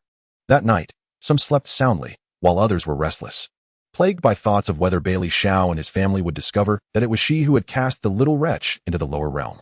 No. She needed to devise a plan to ensure this did not implicate her. The night passed uneventfully. Upon waking, Yao Hua received a report from Aunt Dai that the Empress wished for the princess to join her for breakfast at Fengyi Palace after she arose. Without delay, she tidied herself and, with the help of the palace maids, selected a simple dress from the garments and accessories prepared overnight by the Emperor and Empress, then made her way to Fengyi Palace. Today, only the Empress and Yao Hua would dine together, while the others had their meals in their respective chambers. After breakfast, Yao Hua accompanied her mother for a stroll in the garden before returning to Fengyi Palace. Later, in the imperial court, Emperor Bailey Xiao addressed his council. Second son, is your suspicion confirmed? Bailey Yunxiao recounted the recent anomalies surrounding the Jin Wangfu, his expression darkening. Father, this information has been discreetly gathered from individuals dispatched by the Jin Wangfu. The recent turmoil among the demon clans has indeed been instigated by the Jin Wang. After thorough investigation, I discovered that he seems to have connections with the leader orchestrating the demon uprising. They have been in clandestine communication all along. Furthermore, there is another matter. As he spoke, Bailey Yunxiao recounted the suspicions linking their sister's abduction to the Jin Wangfei. In an instant, the attendees were so astonished that they all turned their gazes towards him. Second brother, are you implying that our younger sister's predicament is the doing of that old woman? Liang Wenwen. Bailey Yunxi also sheathed his usual gentle demeanor, his eyes now radiating an incisive sharpness as he directly referred to the Golden Princess by her full name. I have yet to uncover concrete evidence, but it is highly likely that she is the perpetrator. The expressions of Bailey Yunyang and the others darkened considerably. They had never anticipated that this woman, who was once a fellow disciple of their mother, would dare to commit such audacious acts. Moreover, I had previously consulted with Magu, who informed me that during her time at the Qingxuan Sect, this woman was known for her duplicitous nature and narrow-mindedness. It is likely that she harbors jealousy over our mother's union with the emperor, leading her to act out of spite. Bailey Yunxiao added with a grim tone. This statement cast a pall over Bailey Zhao's countenance. He had not expected that, out of pity for her being Rower's fellow disciple. He had spared her life years ago, only for it to result in his beloved daughter suffering and wandering aimlessly, nearly losing her life. That wretched woman. Come here, Bailey Xiao bellowed, and immediately, the captain of the armored palace guards rushed in, kneeling respectfully. Your Majesty, Bailey Yunyang and the others understood their father's intent. Yet they did not intervene. If they dispatched someone at this moment, it would undoubtedly catch everyone at the Golden Princess's estate off guard. They would never expect the royal family to act so decisively against them. Father, I wish to personally lead a contingent there, Bailey Yunxiao declared. The others quickly sought permission to accompany him. Go, and ensure you provide a proper outlet for Yao Yao's grievances. Addressing the captain of the guards, he commanded, immediately mobilize 1,000 imperial guards to accompany the princes in besieging the Golden Princess's estate and spare no one. The captain, startled, dared not utter a word and promptly nodded in agreement, swiftly departing to gather troops. Considering the strength of the Golden Prince, Bailey Xiao dispatched 2 additional covert guards from the Bailey family, who were also at the Immortal Emperor level, to accompany them. The atmosphere within the palace grew tense. As Yao Hua exited Fengyi Palace and passed through the Imperial Garden, she sensed that something was amiss. She waved for the attendants following her to return, deciding to head directly to her father's council hall. Upon reaching the entrance, she was taken aback to find the courtyard filled with armored soldiers. After landing, She swiftly approached the few soldiers whose armor differed from the others, who were none other than Li Yunyang and his companions. Upon seeing Yao Hua approach, they quickly stepped forward, and before she could voice her concerns, she anxiously inquired, "Elder brother, what is happening? Where are you all headed?" "Little sister, it is nothing of concern. Father has dispatched us to besiege the Golden Princess's estate." Yao Hua was momentarily stunned. The Golden Princess's estate? Is that not the domain of the arrogant Princess Jinyan? Why would father suddenly order her elder brothers to take action against them? However, it was evident that the Golden Princess's people must have committed some unforgivable offense that had incited father's wrath, prompting this urgent mobilization. Realizing this, Yao Hua declared, "I wish to accompany you." Li Yunyang and the others exchanged glances, ultimately consenting. They reasoned that they were already seeking vengeance for their sister. Her presence would allow her to witness firsthand the consequences faced by those who had wronged her, providing her with a sense of catharsis. Additionally, with her cultivation level and their protection, along with the 2 immortal emperor-level covert guards, they need not worry about her safety. Thus, Yao Hua followed closely behind by Li Yunyang and the others, along with 1,000 imperial guards, as they set forth towards the Golden Princess's estate. To prevent any potential warnings being sent to the Golden Princess, the 2 covert guards had already positioned themselves outside the estate, ready to neutralize any who ventured out. The royal family's grand mobilization caught the attention of the nearby citizens, who were curious and speculated about the purpose of the imperial guards.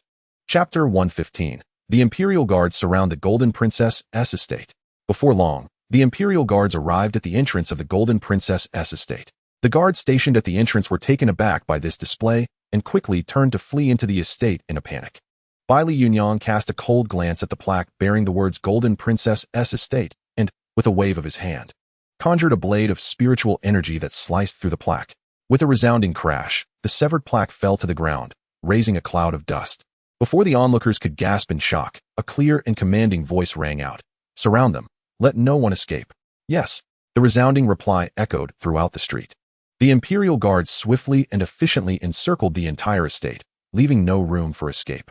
At that moment, a robust middle-aged man clad in a brocade robe strode out from the entrance. He bore an appearance of honest simplicity, concealing the fact that he was a ruthless individual capable of inciting the demon clans to wage war against the kingdom of Yuxian, disregarding the lives of countless civilians. Upon hearing of the imperial guards surrounding his estate, the Golden Prince felt a jolt of anxiety.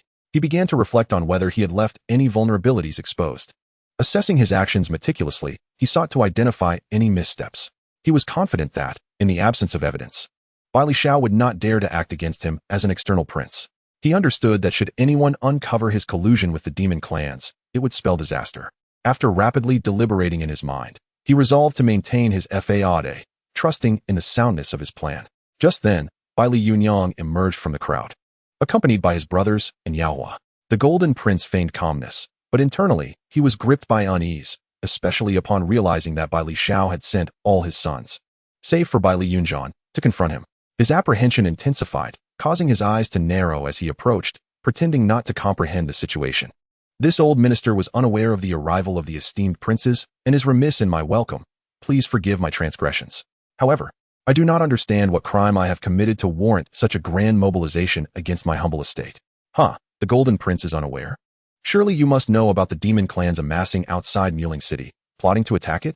Li Yunyang retorted loudly before the citizens of the capital. Upon hearing this, the onlookers erupted into a frenzy of speculation. What did the eldest prince mean by that?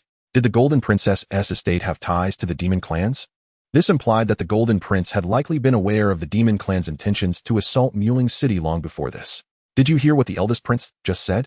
The demon clans are preparing to wage war against our kingdom of Yuxian, and it may very well be the Golden Prince who orchestrated it. Why would the Golden Prince do such a thing? Did he not comprehend the cruelty of the demon clans? Such actions would cost countless lives in our kingdom of Yuxian. Reflecting on the recent deployment of soldiers to Muling City led by the fifth prince, the citizens' gazes toward the Golden Prince brimmed with disdain and animosity. Among those soldiers were many relatives and loved ones of the onlookers. Once war broke out, there was no guarantee that any of them would return safely. How could they not harbor hatred for the Golden Prince, who had instigated this war? Observing the citizens outside regarding him with scornful glances, the Golden Prince seethed internally, resenting Bai Li Zhao's cunning manipulation. With an expression steeped in grievance and injustice, he defended himself, stating, "I am utterly bewildered by the misapprehensions that His Highness has entertained, perhaps influenced by some slanderous whispers. If there is any doubt, I implore you to allow a search of my residence. Should you uncover any evidence, I shall promptly confess and accept my punishment without hesitation." His words, delivered with an air of righteous indignation, left the gathered populace momentarily uncertain of the truth. Within the inner courtyard of the Jin Wangfu, a wave of anxiety swept through as the news broke. Bai Li Yunyang had audaciously led others to confront the Jin Wangfu. The Jin Wangfei, Liang Wenwen, who had been preoccupied with matters concerning Yinggu, was jolted from her thoughts when a servant rushed in, breathlessly reporting that the eldest prince, Bai Li Yunyang, accompanied by 3 other princes and a throng of imperial guards, had surrounded the estate. The shock rendered her voice sharp and piercing. The servant, startled by the sudden gravity of the situation, noted the usually gentle and gracious demeanor of the Wangfei had now darkened. Recalling the recent rumors of the Wangfei's increasingly volatile temperament, the servant trembled, fearing punishment for any misstep. Liang Wenwen, however, was consumed by an ominous premonition that something dire was afoot. She sensed that today's events would not conclude without consequence. Promptly, she summoned her 2 sons, intending to discreetly have them evacuate the precious items of the Wangfu while the prince engaged in negotiations, planning for their safe departure should the situation escalate. At that moment, a troubling thought struck her. Her youngest daughter, Jin Yan, despite her attempts to dissuade the girl from following the second son of the Sugua, Bai Li Yunxiao, she had been powerless against the girl's determination, especially with the prince's tacit approval of their association. Liang Wenwen had always perceived Bai Li Yunxiao as a cold-hearted individual. Much like his father, Bai Li Xiao, only those who truly entered their hearts would receive genuine affection. Those deemed unworthy would find no mercy. Now, with Bai Li Yunxiao returning from the lower realm with that insufferable child, the absence of her own daughter raised alarm bells in her heart. Before long, 2 young men, possessing commendable features yet bearing expressions of urgency, entered. "Mother, you summoned us in such haste. What is amiss?" they inquired, their brows furrowing. "What has transpired that has led the eldest prince to besiege our home with the imperial guards? And is it true that our father is involved in the conflict with the demon clan and the Yuxian kingdom?" Momentarily taken aback, Liang Wenwen pondered whether they had uncovered evidence linking her to the theft of that insufferable child. How could it be that their father was implicated in the demon clan's aggression? The thought was unfathomable. Just as she began to release a breath of relief, the weight of her concerns returned, for any private dealings with the demon clan could spell disaster if her husband were branded as the mastermind behind this conflict. As fear coursed through her, she steeled herself, reminding herself that there was no time for trepidation. Now was the moment to protect her sons. While the whereabouts of her daughter remained a troubling mystery, she hastily gathered valuable items into storage rings, swiftly briefing her sons before sending them away with a trusted confidant to seek refuge beyond the borders of the Yuxian kingdom. Once arrangements were made and she watched them depart, a small sigh of relief escaped her. As long as her sons were safe, that was all that mattered. Shortly thereafter, she summoned Yinggu to her side. Chapter 116. Do you wish to know where Jin Yan is? The Jin Wang observed as Bai Li Yunyang and his companions, under the watchful eyes of a throng of commoners, displayed no mercy. They marched directly into the Jin Wangfu, a flicker of murderous intent flashing in his eyes before it was swiftly masked. Stumbling forward in disappointment and humiliation, he followed behind. Yao Hua had been discreetly observing the Jin Wang, curious to discern the nature of the parents who could raise a daughter as audacious and ruthless as Jin Yan. Her scrutiny revealed that he was adept at concealing his true self. Had she not been vigilant, she might have overlooked the fleeting glimmer of malice that betrayed his facade. The Jin Wang, with his seemingly unassuming demeanor, had dared to conspire with the demon clan. During their journey, Yao Hua had heard from her elder brother that the Jin Wang had reached the status of a mortal lord. Yet her keen observations suggested he had already attained the realm of a mortal emperor, likely utilizing some means to obscure his true power. She surmised that this Jin Wang, emboldened by his newfound strength, harbored ambitions to usurp his father's position, thus forging alliances with the demon clan in a misguided quest for supremacy. Alas, his schemes were destined for failure. Yet, she pondered how many hidden cards he held close to his chest. For one who dared to rebel would surely not venture forth unprepared. Meanwhile, Bai Li Yunyang and his entourage raised their hands, signaling the imperial guards to commence their thorough search of the Jin Wangfu. Chaos erupted within the estate, as servants huddled in fear, paralyzed by trepidation. The princes stood resolutely in the courtyard, awaiting the unfolding of events. The Jin Wang sought to plead his case, but Bai Li Yunyang had lost all patience. "Jin Wang," he said coldly, "the very fact that we are here signifies that the matters you have been engaged in have reached the ears of the emperor. Do you truly believe there remains any purpose in continuing this charade?" At that moment, Liang Wenwen rushed from the rear courtyard, her face a mask of terror. Accompanied by a masked woman, Yinggu, The reason for Liang Wenwen's decision to bring in Gu was twofold. Her formidable strength might prove useful, and with her trusted aides dispatched to escort her sons, only Yinggu remained by her side. Upon her arrival, Bai Li Yunxiao raised an eyebrow, a smirk playing at the corners of his lips, yet his gaze was icy. The cunning old woman had finally emerged. Bai Li Yunxiao had insisted on accompanying the group, not only for the Jin Wangfei, but also to ensure that the loathsome Jin Yin was brought along. He had refrained from discussing his sister's disappearance in relation to the Jin Wang, but that did not diminish the importance of the day's objectives. What is the meaning of this? Liang Wenwen demanded, her eyes darting to the aloof second prince, Bai Li Yunxiao. Why have you returned? And where is my daughter Jin Yin? Where is she now? Liang Wenwen's inquiry was deliberately crafted to buy time and divert attention, allowing her two sons a chance to escape. Upon hearing his wife's words, Prince Jin was reminded of his daughter. He had previously entrusted the second prince to look after Yin'er while she was away. Indeed, he had not seen her return. Glancing toward the second prince, Bai Li Yunxiao, he sought to ascertain Yin'er's whereabouts. As the questioning tone of the Jin princess reached his ears, accompanied by Prince Jin's scrutiny, Bai Li Yunxiao smiled. The usually impassive second prince had a smile that was unexpectedly enchanting, leaving those present momentarily entranced. Bai Li Yunyang and the others were aware of Bai Li Yunxiao's orders to confine Jin Yin, yet they remained perplexed about his motivations. Observing his reaction to the Jin princess's inquiry, they sensed that the second prince was withholding something from them. Meanwhile, Liang Wenwen found his smile unsettling. She could not fathom why Bai Li Yunxiao would find amusement in her simple question. The Jin princess attempted to speak again, but was interrupted by Bai Li Yunxiao, who inquired, "Do you wish to know where Jin Yin is and why she has not returned home?" Liang Wenwen felt an impending dread, sensing that what he would say next would not be to the liking of her and her husband. Nevertheless, she suppressed her emotions, managing a strained smile as she declared, "If you wish to know where Yin'er is, then you must tell me. Was it you who took my younger sister from the palace all those years ago?" Bai Li Yunxiao's words stunned Bai Li Yunyang and the others, their eyes widening as they exchanged glances with the Jin princess. Even Prince Jin felt a pang in his heart. He had never anticipated that his typically gentle and demure wife was the one who had abducted Bai Li Xiaoxiao's daughter from the palace over a decade ago. Initially, he contemplated the possibility of it being a misunderstanding, but upon turning to the masked figure of Yinggu beside him, he began to grasp that this might indeed be true.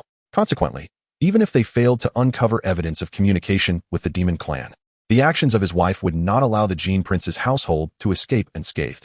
As the realization dawned upon him, Prince Jin found himself at a loss regarding how to regard his wife. They had been so close to successfully executing their plans. However, he resolved to seize the opportunity to eliminate Bai Li Xiaoxiao's accomplices, to vent his frustration and simultaneously strike a blow against the aloof emperor. That scene would surely bring him great satisfaction.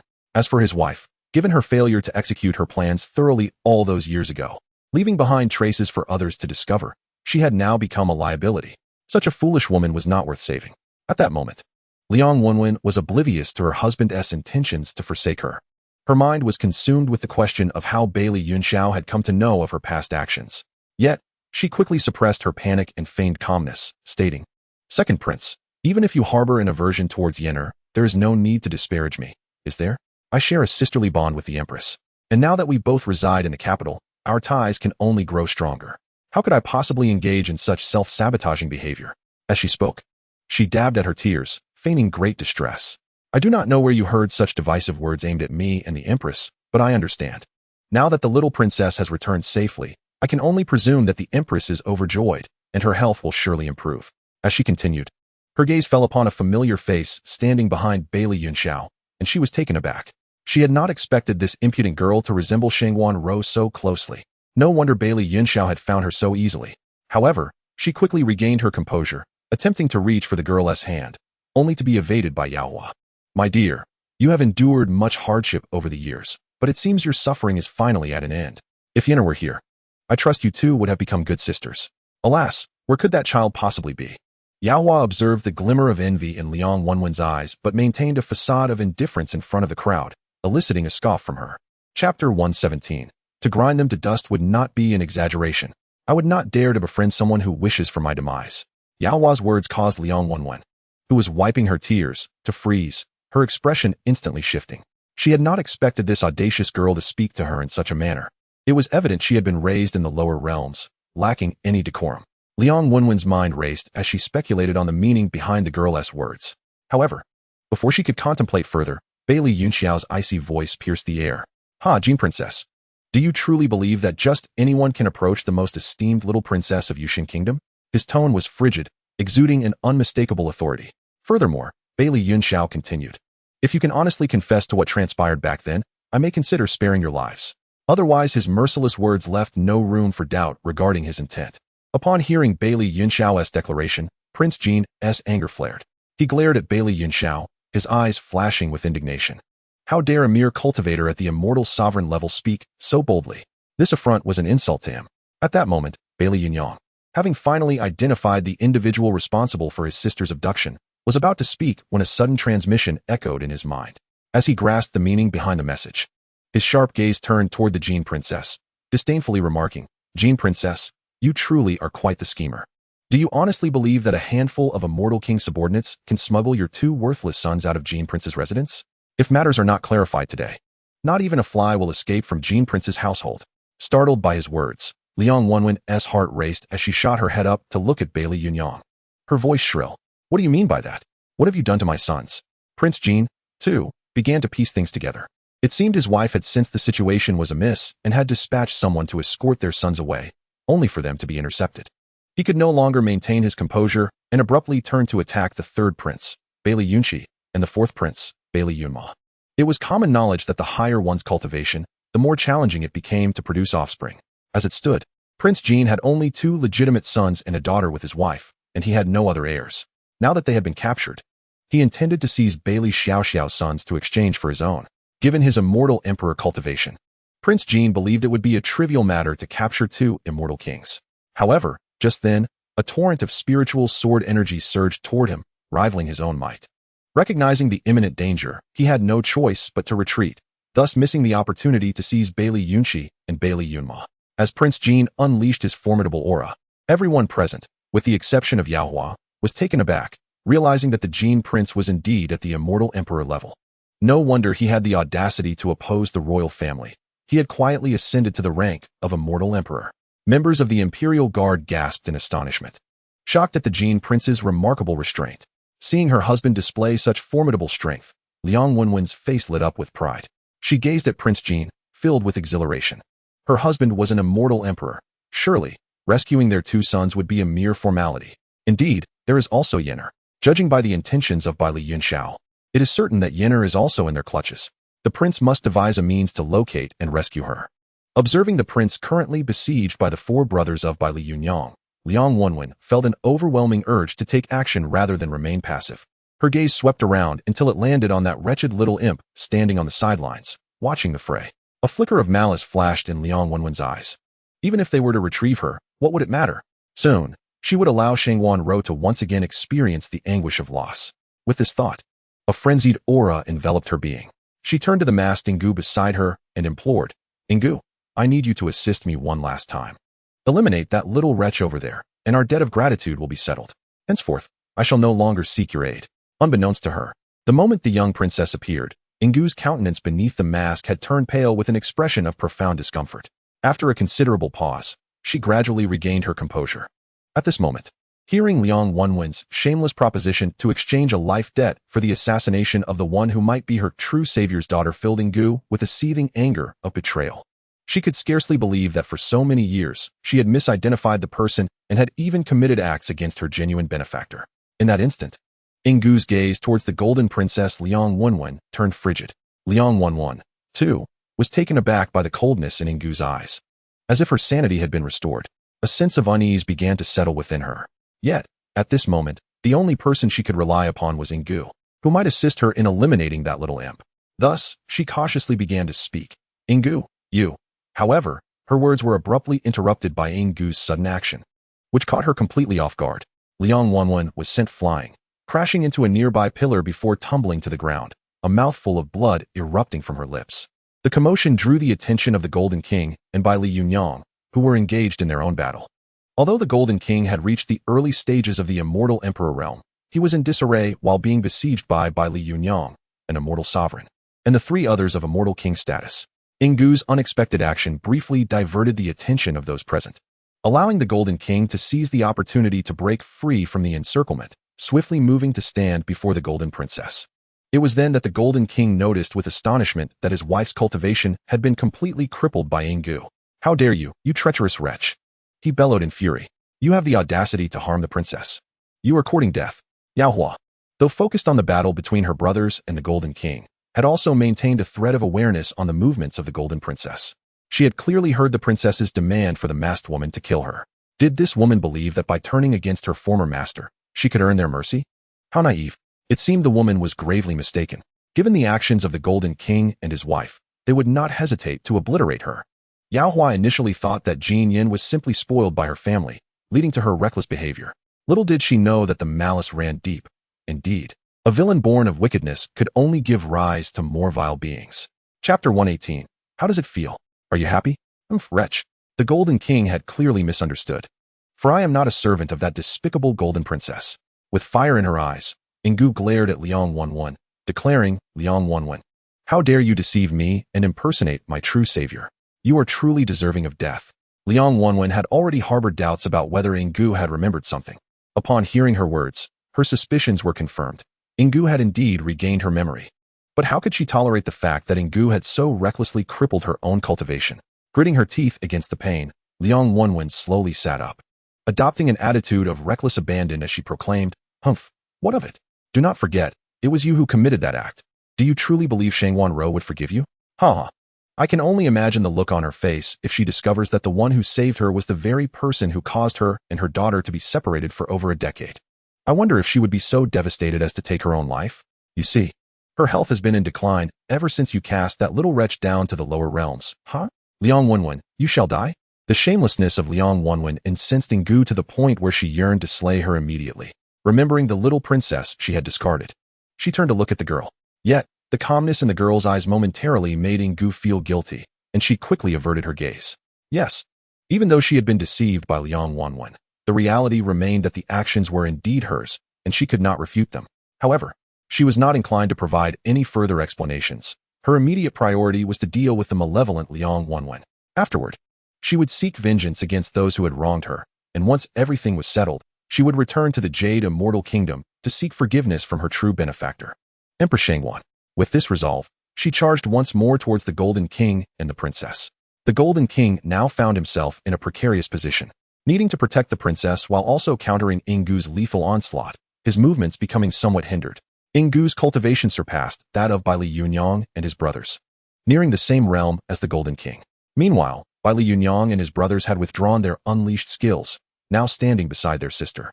Observing the clash between Yinggu and the Golden King, eldest brother, from what the Golden Princess indicated, it was this Yinggu who orchestrated the loss of our little sister, and since our mother once saved her, she would likely regret having done so if she were to learn the truth. Humph, the Golden Princess merely wishes to shift the blame onto Yinggu. Regardless, she is still the one manipulating events from behind the scenes. Little sister, how do you propose we handle this, Yinggu? Yaohua responded with little reaction to her brother's words. Truth be told, from the moment the Golden Princess Liang Wanwen appeared with Yinggu, she had sensed the intense emotional turmoil within the latter, coupled with the sudden attack on the Golden Princess. She had an inkling that this might be yet another convoluted tale of mistaken identities. Upon first meeting her mother, Yaohua had immediately noted their striking similarities. When they stood face to face, it was as if they were reflections of one another. The only difference being that time had etched maturity and charm upon her mother's features, akin to a rose blooming in the night, elegant and enchanting. In contrast, Yaohua retained the freshness and innocence of youth, reminiscent of the dawn's first light, brimming with vitality. Their visages mirrored the passage of time, one reflecting the grace of maturity, the other the exuberance of youth. It was plausible that upon seeing Yaohua's face, Yinggu was suddenly reminded of the one who had once saved her. Yet, perhaps circumstances had led to her subsequent amnesia, causing her to forget who her true savior truly was.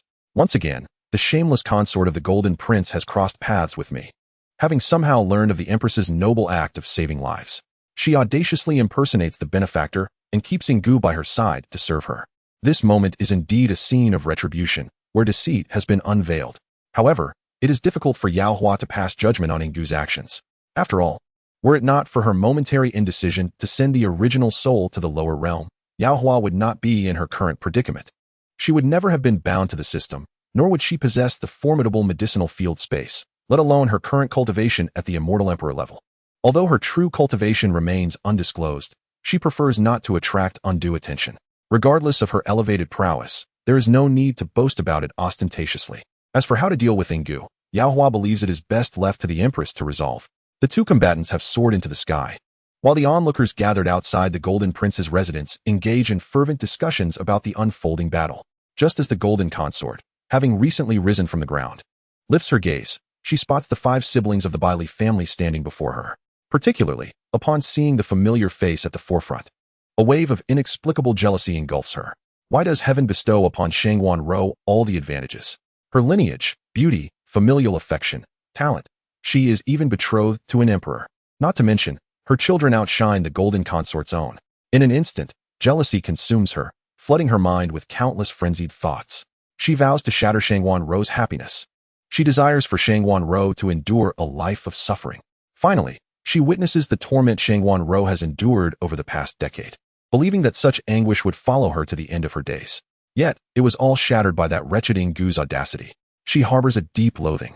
Hatred for Xianxiawan Rou, for the Qingxuan Sect, for Bai Li Xiao, and even for everyone else.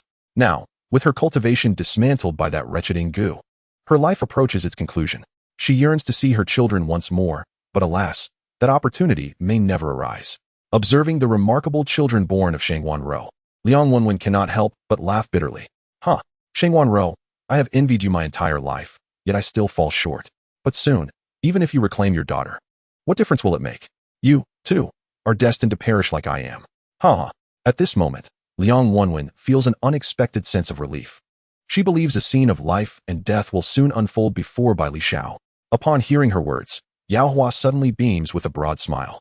Dear aunt, I fear you may be disappointed. Your jealousy will have to endure a while longer. For my mother is not only in good health, but has also ascended to the realm of the immortal sovereign, appearing even more youthful and beautiful. Our family's future is filled with joy and happiness. How does that make you feel? As Yao Hua's words linger, the once gleeful smile on Liang Wenwen's face freezes in disbelief. She can scarcely fathom the news she has just received. Xianxiawan Rou has recovered? Her cultivation has increased? How can this be? After years of decline, how is she suddenly well? Liang Wenwen's gaze darts to Yao Hua, who has just delivered this shocking revelation, her tone frantic. Who did this? Chapter 119. Goodness, the Golden Prince plans to escape alone. There was no need to inform you of that. Bai Li Yunxiao interjects before his younger sister can speak. You were eager to know where Jian is, were you not? Jian? So she has indeed been captured by you. Where is she? Release her at once. The Golden Consort finally confirms that her daughter Jian has been taken by Bai Li Yunxiao. She laments not having stopped her daughter. Otherwise, she would not have been captured. She suspects they had plotted today's events in advance, intending to use her daughter to threaten both the prince and herself. Despicable. Now, her 2 sons and daughter are all in their clutches, and she wonders if the prince has devised a plan to rescue them. As she watches Yinggu and the prince engage in an intense battle, the Golden Consort Liang Wenwen is filled with rage. She regrets not having employed a puppet pill against that wretched Yinggu sooner. Otherwise, she would not have made things so difficult for the prince. Overwhelmed by a series of unfortunate news, she glares at the group standing before her, their demeanor calm and composed, her eyes burning with resentment. Want to see her? Consider it done. Bai Li Yunxiao replies coldly. Not long after, 2 cloaked guards usher in the disheveled Jian, to prevent her from shouting and hurling insults. Her captors had sealed her voice, rendering her temporarily mute.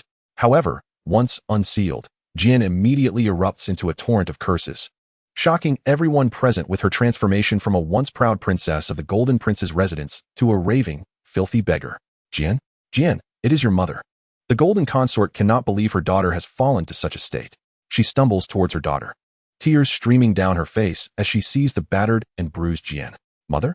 Have I returned to the palace? Father, quickly, summon father to avenge me. I want him to kill that little wretch. Jian, what do you mean? Is this little wretch responsible for your state? Liang Wenwen's gaze turns to the face she despises. As Jian leans against her mother to complain, she hears those words and follows her mother's gaze, instantly igniting with fury. It's you. How dare you show your face in our Golden Prince's residence? You wretched girl, kill her. Mother, quickly kill her. Even now? Jian fails to comprehend the situation at the Golden Prince's residence and believes she has returned home, finding a sense of safety. Upon seeing the face that has caused her downfall, she cannot help but demand for retribution. Princess Jian, or rather, with your house on the brink of collapse. You shall no longer be a princess. Let me address you by your name instead. Jian, would you care to look up and see? Your greatest ally is currently preoccupied and likely cannot spare a moment to assist you. Oh, and I apologize for not properly introducing myself earlier. I am Bai Li Yaohua, the sole little princess of the Yuxian kingdom. Humph, what of it? That does not change the fact that you hail from the lowly lower realm. What is there to boast about? Jian finally notices her father engaged in battle with a masked woman, while her mother appears gravely injured. Panic begins to seep into her heart. Yet, even as she faces the triumphant demeanor of the little wretch before her, she continues to hurl spiteful words at Yaohua. Were it not for your mother's jealousy of my mother, I would never have been forced to grow up in the lower realm. And what right do you have to look down upon it? Do not forget that you and your mother, Liang Wenwen, are now but useless beings. Perhaps even inferior to the most ordinary of commoners. Yaohua finds herself exasperated. What of the upper realm? What of the lower realm? Who is truly superior to whom? I find it utterly detestable when individuals, buoyed by their status, adopt an air of superiority, looking down upon others with disdain. The words of Yaohua rendered Jinyan speechless, leaving her to glare fiercely with her eyes.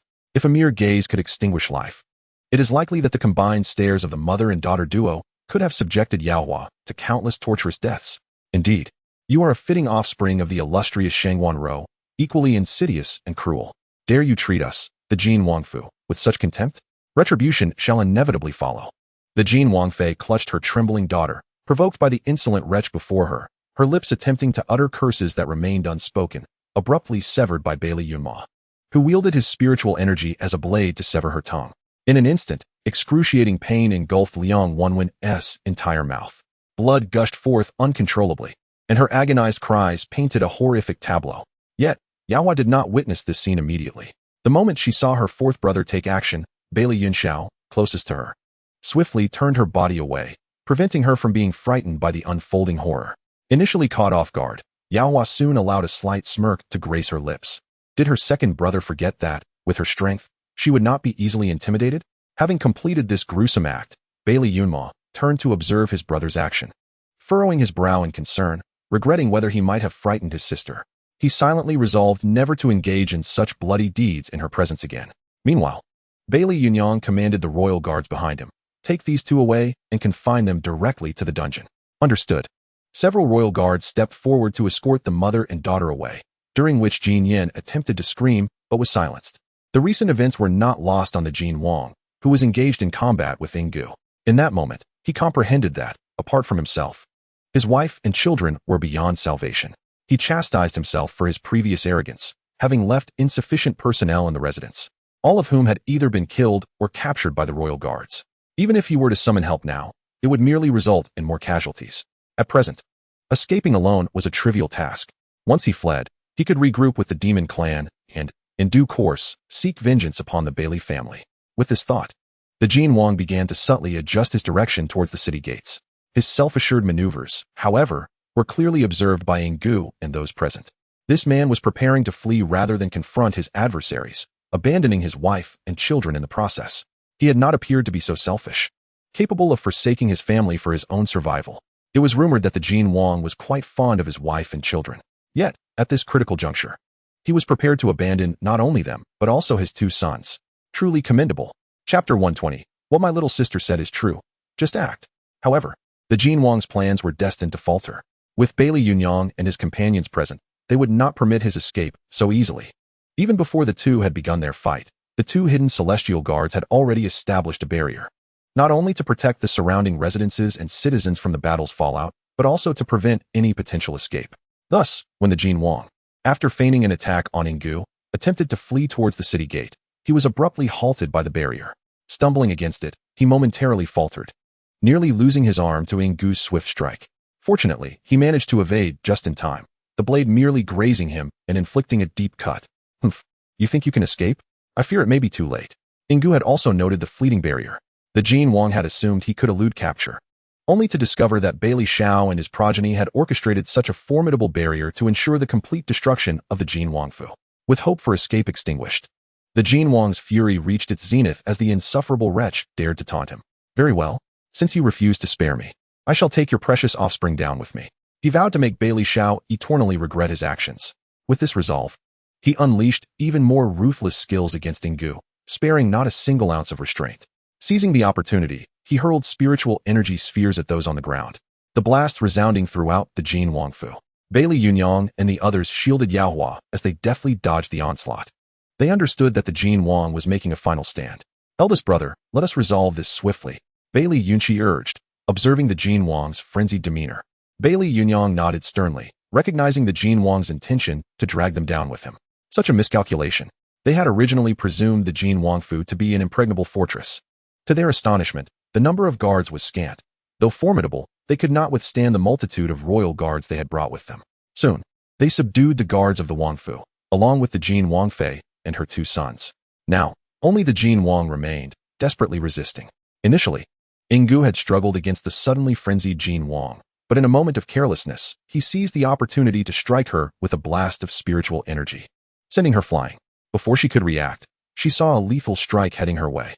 Realizing that even if she survived, she would sustain severe internal injuries. She thought of the young girl who had been forced to grow up in the lower realms due to her misjudgment, and who had finally returned to her family. Yinggu felt compelled to atone for her past mistakes. If she could not evade the attack, she would take the Jin Wang down with her, thus sparing the girl from further trouble. However, just as she prepared to summon all her energy for a final, fatal embrace with the Jin Wang, a large hand suddenly pulled her aside, avoiding the impending doom. There is no need for you to resort to self-destruction just yet. With that, they charged together towards the Jin Wang.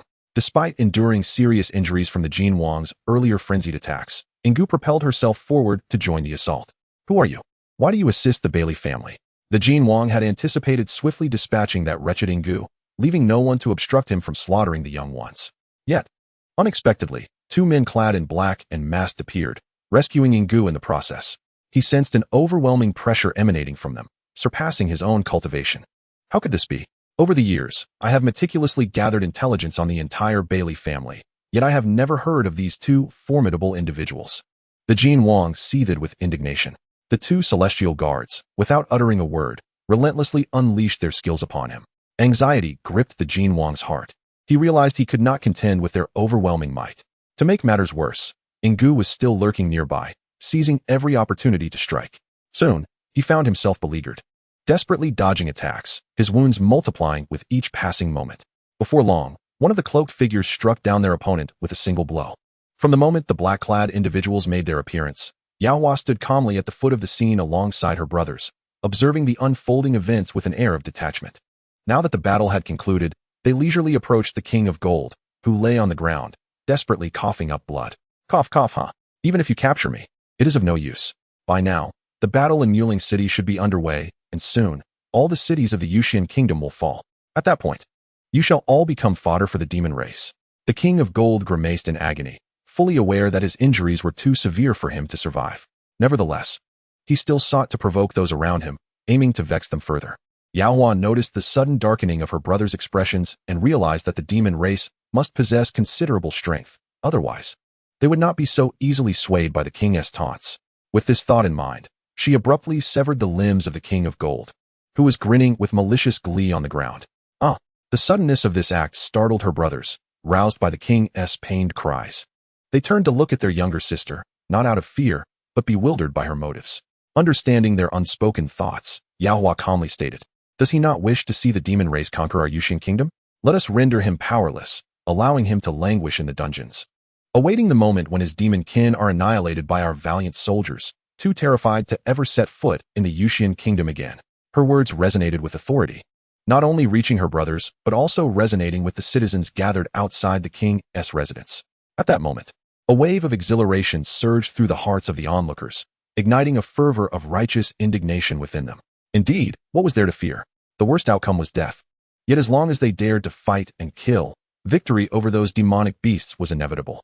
They would ensure that the mere sight of humanity instilled fear in the hearts of their enemies, deterring any thoughts of encroaching upon human lands.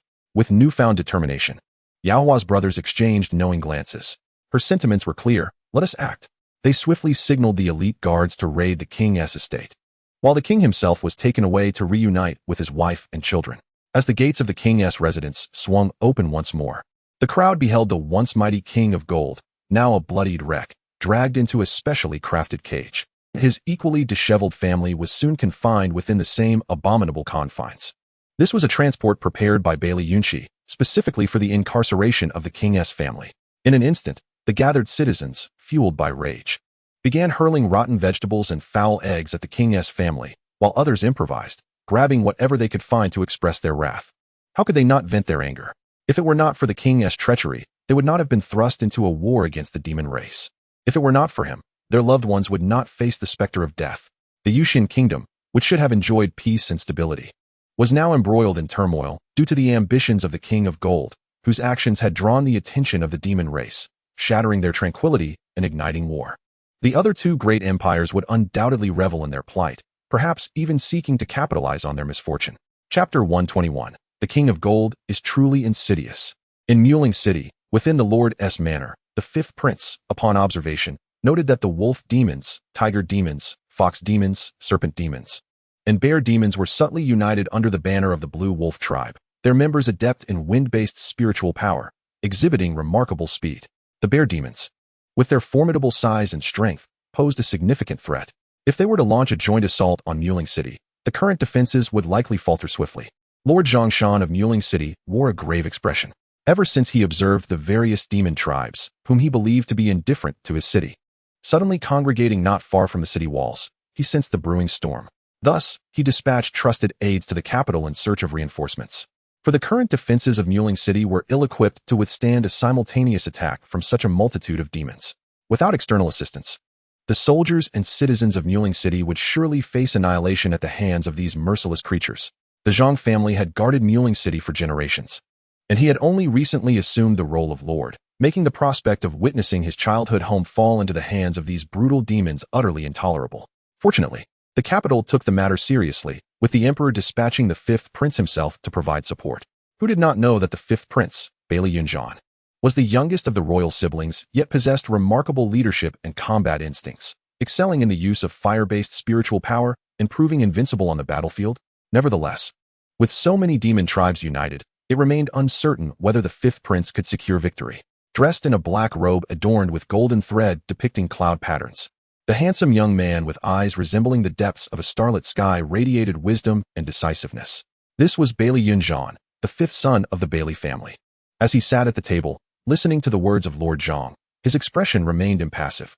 Upon his arrival, he had already dispatched scouts to ascertain the truth. This coalition of demon tribes had been incited entirely by the newly appointed leader of the Blue Wolf tribe. The wolf race was known for its cold-bloodedness and fondness for slaughter. The audacity to set their sights on the Yunxian kingdom could not be taken lightly. Yet, his scouts had yet to return with any news. In the ensuing days, he pondered the demons' plans. Having been in the area for several days without witness to any action on their part, he could not help but think that his second brother should have returned with their younger sister by now. It was a pity that all his brothers could witness the grown-up version of their little sister, while he remained here, waiting for the demons to strike at any moment.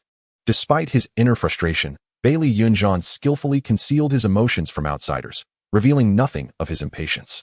Lord Zhang, there is no need for excessive concern. In my view, their hesitation to act indicates they lack the confidence to take Muling City, which affords us the opportunity to strategize. What does your highness imply? Lord Zhang asked, his gaze intense as he focused on the fifth prince. If there were any chance to act and protect the citizens of Muling City, he would do anything necessary. Bailey Yunxian recognized that Lord Zhang was a man who cared deeply for his people, so he shared his plan. The two entered into meticulous discussions, oblivious to the events transpiring in the capital. After concluding matters with the king's residence, Yaohua accompanied her brothers back to the palace. However, upon entering, she parted ways with them to visit the Fengyi Palace to see the empress. The empress, now fully recovered, was attending to palace affairs, which had previously been managed by Mago in her absence. With her health restored, Mago had returned these responsibilities, although the empress still requested her assistance with certain significant matters, delegating only the more challenging issues for Mago to handle personally. Just as she finished addressing these affairs, a considerable amount of time had passed, and she wondered if Yao Yao and the others had returned. Lost in thought, she heard the voices of the palace attendants outside. Your Highness, the empress, upon raising her head, caught sight of her daughter, whom she had been worried about for so long, entering the room. A smile blossomed on her face as she stepped away from the table. Yao Yao has returned. How did it go? Was the matter concerning the Golden Prince's residence handled smoothly? Yao Hua was taken aback to discover that her mother, the empress, was already aware of their visit to the Golden Prince's estate. Observing her mother's indifferent tone when mentioning the Golden Prince's residence, Yao Hua wondered if she was also oblivious to the fact that she had been abducted as a child by the Golden Princess's minions. Or perhaps the empress simply did not share a profound connection with the Golden Princess. Rest assured, mother, Father has dispatched 2 shadow guards at the Immortal Emperor level, and everything regarding the Golden Prince's estate has been managed seamlessly, Yao Hua replied with a smile. That's good to hear. Could you enlighten me on what transpired at the Golden Prince's estate that prompted your father to take such drastic measures? Shangwan Ro expressed her curiosity regarding the day's events. Having been bedridden for years, she was not well versed in the affairs of the outside world. She had been quite astonished to learn that her former disciple, Liang Wanwan, had become the Golden Princess. As cultivators, they possessed the ability to purify their bodies, slow the aging process, and even alter their appearances to achieve perfection. However, age was an immutable aspect. As far as she knew, the Golden Prince had already reached a millennium, while Liang Wanwan was significantly younger, leaving her perplexed as to why she would willingly marry an elderly man. After encountering him at a palace banquet, the Golden Prince would occasionally visit her to reminisce about their shared past at the Qingxuan Sect. Truth be told, ever since she had been alerted by Mago to Liang Wanwan's true nature, she had intentionally distanced herself from her. Yet after marrying Xiao Gu and leaving the Qingxuan Sect, opportunities to return had become scarce. Thus, upon encountering a former peer in the capital, she did not mind if Liang Wanwan sought her out for old-time sake. However, after several conversations where she had voiced her disdain for the Golden Princess, she ultimately refused further visits. Following the incident with her daughter, she fell ill again, and it was not until her daughter returned that she heard news of Liang Wanwan once more. Seeing that her mother truly remained unaware of the Golden Princess's deeds, Yao Hua hesitated, uncertain whether to disclose the truth. Shangwan Ro noticed the expression on her daughter's face change, wondering if something had occurred at the Golden Prince's estate that she ought not to know. Yao, is there anything you cannot share with your mother? Shangwan Ro gently grasped her daughter's hand. After contemplating, Yao Hua concluded that the truth would eventually come to light, so it would be better to reveal it now. With her by her side, she believed her mother's spirits would soon be lifted. Mother, the reason for today's hasty dealings with the Golden Prince's estate is twofold. Firstly, my second brother has uncovered that the demon tribe is amassing troops in Muling City, attempting to wage war against the Yuxian kingdom. A plot orchestrated by the Golden Prince from behind the scenes. Shangwan Ro gasped in shock, recalling that the Golden Prince, whom she had thought to be honest and upright, could engage in actions detrimental to the Yuxian kingdom.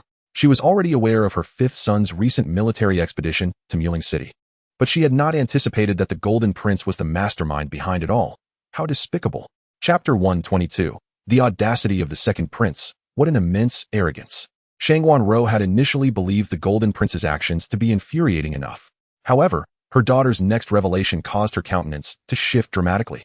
Secondly, the Golden Princess has harbored jealousy towards you, mother, which led her to orchestrate your daughter's abduction from the palace all those years ago. Her initial intention was to have the abductors eliminate you, but they, unable to follow through, instead sent your daughter to the mortal realm. Which explains why you have been unable to locate her in the immortal realm. As Yao Hua's words hung in the air, Shangwan Ro stood in stunned silence. After a prolonged moment, her eyes turned crimson, her gaze fixed intently on her daughter, her voice trembling with disbelief. Yao, are you implying that it was Liang Wanwan? Observing her mother's reaction, Yao Hua felt a pang of compassion, yet the truth remained unchanged. The original host had indeed perished in the clouds of the continent, forever unable to reunite with her family. Yao Hua believed that since she occupied the original host's body, she ought to do something in her stead. It was her mother's negligence that had afforded the scheming Golden Princess the opportunity to commit her misdeeds. This incident served as a wake-up call for her mother, and she hoped she would exercise greater caution in the future. Shangwan Ro was astounded to learn that Liang Wanwan was the architect of their separation for over a decade, driven solely by her envy of her superiority. The thought of that vile woman watching her suffer due to her daughter's loss, while comfortably residing in the Golden Prince's estate for all those years, filled her with rage. She regretted her earlier kindness that allowed that malicious woman to approach her. It was her foolishness that provided Liang Wanwan the chance. All the suffering her daughter endured over those years was her responsibility, and it was her own actions that had led to Yao Hua's plight. A tumult of guilt and fury towards Liang Wanwan surged within Shangwan Ro. In that moment, she found herself at a loss on how to face her daughter. Collapsing to the floor in tears, she feared seeing resentment and grievance reflected in her daughter's eyes. That guilt was a heavy burden, and her tears flowed uncontrollably. Yao Hua sighed helplessly, moving to support her mother, gently comforting her. Mother, it's all right. All of this has passed. Look, your daughter has returned to your side safely. Moreover, the Golden Princess has been punished. What's done is done. The most important thing is to focus on the future. She produced a handkerchief to dry the Empress's tears and continued. Or perhaps you resent that your daughter was raised in the mortal realm and no longer likes her. Initially, Shangwan Ro had begun to feel comforted by her daughter's tender words. But upon hearing this, she quickly shook her head. No, Yao Yao, it is quite the opposite. Your mother could never wish for anything but your happiness. You are my only daughter. Who else would I cherish? Even your brothers cannot surpass you, nor can your father. With a face now tinged with shame, she added, your mother only feels guilty, for it is because of her that you endured this senseless tribulation. My heart is truly heavy. Yao Hua replied with serene composure. Mother, this is not your fault. It can only be said that the Golden Princess is inherently unable to tolerate anyone surpassing her. Furthermore, if you feel indebted to your daughter, then let that be compensated in the days to come. Do not punish yourself for another's misdeeds. Otherwise, your health may suffer again. Upon witnessing her daughter's genuine smile, Qingxuan Rou finally came to a realization. The events of the past could not be altered, but there would be ample time to make amends in the future. As for Liang Wenwen, she would not let her escape easily. Her daughter was right. She could not allow another's errors to bind her. Let those who committed the wrongs bear the consequences they deserved. With this clarity, the expression on Qingxuan Rou's face softened considerably. She felt profoundly grateful to have a daughter as understanding and caring as Yao Hua, a true blessing bestowed upon her by the heavens.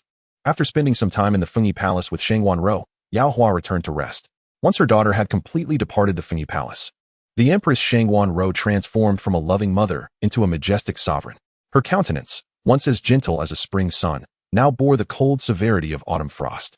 Her eyes, previously deep and warm like a tranquil lake, now glinted with the sharpness of ice, cold and cutting. Taking a deep breath, Qingxuan Rou fixed her gaze, her tone resolute and unyielding, as if the entire hall were enveloped in her formidable presence. Her words pierced like icicles in a biting wind, brutally direct, leaving no room for negligence. Mago, I was wrong. I should not have dismissed your earlier warnings. If only I had not been so foolish at that time. Perhaps Yao Yao would not have suffered so unnecessarily. Just now, the young master spoke with the Empress, and Ma Gu was present to overhear. Alas, she could only blame herself for not being more vigilant despite having warned her lady. Fortunately, the little princess has returned. And even though she was raised in the mortal realm, her kindness and grace are no less than those noble ladies raised in the celestial realm. Truly, she believes her little princess is simply exceptional in every regard. Observing the young lady she had nurtured, it felt as if she had transformed into an entirely different person at that moment. Magu's heart was filled with both pride and sorrow. She quickly wiped away her tears and stepped forward to offer comfort, saying, Your Majesty, did not the little princess just tell you? Liang Wenwen is the kind of vile person who cannot bear to see you excel beyond her. This is not your fault. If blame is to be assigned, it should be directed at this old servant for not being more cautious. Qingxuan Rou gazed at the woman who had always accompanied her, as if she were her own mother, filled with gratitude and respect, and could not bear to see her take on such responsibility. Softening her expression, she grasped Magu's hand and said, Magu, it is not your fault. Yao Yao is right. We cannot punish ourselves for the wrongs of others. Let the ones who deserve punishment face the consequences. Upon uttering this last phrase, Qingxuan Rou's voice turned notably colder. From what she gathered from Yao Yao, they had not directly slaughtered everyone from the Jin Wangfu. They were still alive, likely confined in the dungeon. If that were the case, she decided that Liang Wenwen should relish the forthcoming days of reckoning. At that moment, she recalled something and turned to Magu, inquiring, Magu, I remember that Liang Wenwen has a daughter, does she not? It seems the Jin Wang had even sought an imperial decree to bestow her the title of princess. As soon as Magu heard this, she understood her mistress's intentions and promptly recounted how Liang Wenwen's daughter had shown an interest in the second prince, persistently inquiring about him, which had greatly annoyed the prince. Qingxuan Rou was increasingly repulsed. How shameless could one be to entertain such thoughts about her second son? Truly, what audacity! Previously, due to the Empress's poor health, the second prince, being dutiful, had not allowed the old servant to burden her with such troubling matters, fearing for her well-being. Magu explained. Only then did Qingxuan Rou grasp the reason. Reflecting on her 5 sons, she realized that when the 5th one returned, she must remind them to protect their only sister, Yao Yao, and not let anyone bully her. As for Liang Wenwen and her family in the dungeon, given her daughter's penchant for entangling with men, she believed her arrangements would surely bring her joy. Thus, Qingxuan Rou leaned in close to Magu and whispered a few phrases. Although Magu was astonished that her naive and kind mistress would conceive such a seemingly unbelievable punishment, she felt no remorse, believing it to be well-deserved for Liang Wenwen and her daughter. Returning to the Yueying Palace, Yao Hua remained unaware of her mother and Magu's actions. And even if she did, she would not voice any objections. After instructing Aunt Dai to ensure no one disturbed her, she closed the door and entered the space. Upon exiting the Fengyi Palace, she sensed movement in the medicinal field. Her mind immediately wondered if it was related to the phoenix egg. Entering the space, she was greeted by the sound of cracking, which shattered the surrounding tranquility. Under the watchful eyes of Yao Hua, Chu Yuntian, and Xiao Hua, a vibrant red phoenix emerged from the shell. They noticed the newborn phoenix, its body adorned with soft, delicate crimson feathers that resembled flames, passionate and unrestrained. Its eyes sparkled like two deep rubies, clear yet profound, as if capable of perceiving all that exists. Its beak was sharp and powerful, and though its claws were still small, they were as sharp as knives. The little creature also noticed Yao Hua and the others observing it, and they witnessed it opening its tiny beak, letting out a clear, resounding cry that filled the entire space. Hiss! This sound caused Yao Hua's heart to skip a beat, and she quickly intervened to prevent the little one from calling out again. Stop, little one. Just one call will suffice. Why continue? Be discreet. She then turned to Chu Yuntian and said, Uncle Chu, please keep an eye on it for a moment. I need to step outside. With that, she swiftly exited the space, fearing that the phoenix's cry might attract unwanted attention. Indeed, outside, her mother and the emperor, drawn by the sound, were making their way toward the Yueying Palace. Before long, even the Bailey brothers had arrived. Yao Hua sensed the presence of her family outside and could not help but smile wryly. Internally, she mused, well, I knew that the little one's voice would undoubtedly penetrate through the space and reach the outside. Now everyone is gathered at the Yueying Palace. How on earth am I to explain this? Feeling a surge of frustration, she closed her eyes, grappling with how to rationalize the little one's cry. Ugh, this is so annoying. Come up with excuses is such a hassle. Deciding to abandon the pretense, Yao Hua resolved to face whatever came her way. Taking a deep breath to steady her emotions, she opened the door and stepped out. At the entrance of the Yueying Palace, the Empress, having arrived first from the nearby Fengyi Palace, spotted the Emperor by Li Xiao approaching. Rower, what is going on? Before he could finish his inquiry, several of their sons appeared behind them. Father, mother, Bai Li Xiao observed them and asked, Did you all hear that? They exchanged glances and nodded in unison. Yes, father. Fourth brother and I were together when we heard the sound of a phoenix calling, and we followed it to find our little sister in the Yueying Palace. Bai Li Yunxi explained. We just arrived with your mother, but we are unaware of the specifics.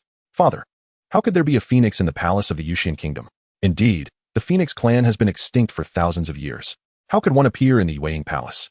Shangwan Rou, concerned for her daughter, stepped forward into the palace as they continued to question. Seeing his wife enter, Bai Li Xiao waved his hand impatiently, saying, Why ask so many questions? We will find out once we enter. With that, he hurried to catch up with Shangwan Rou.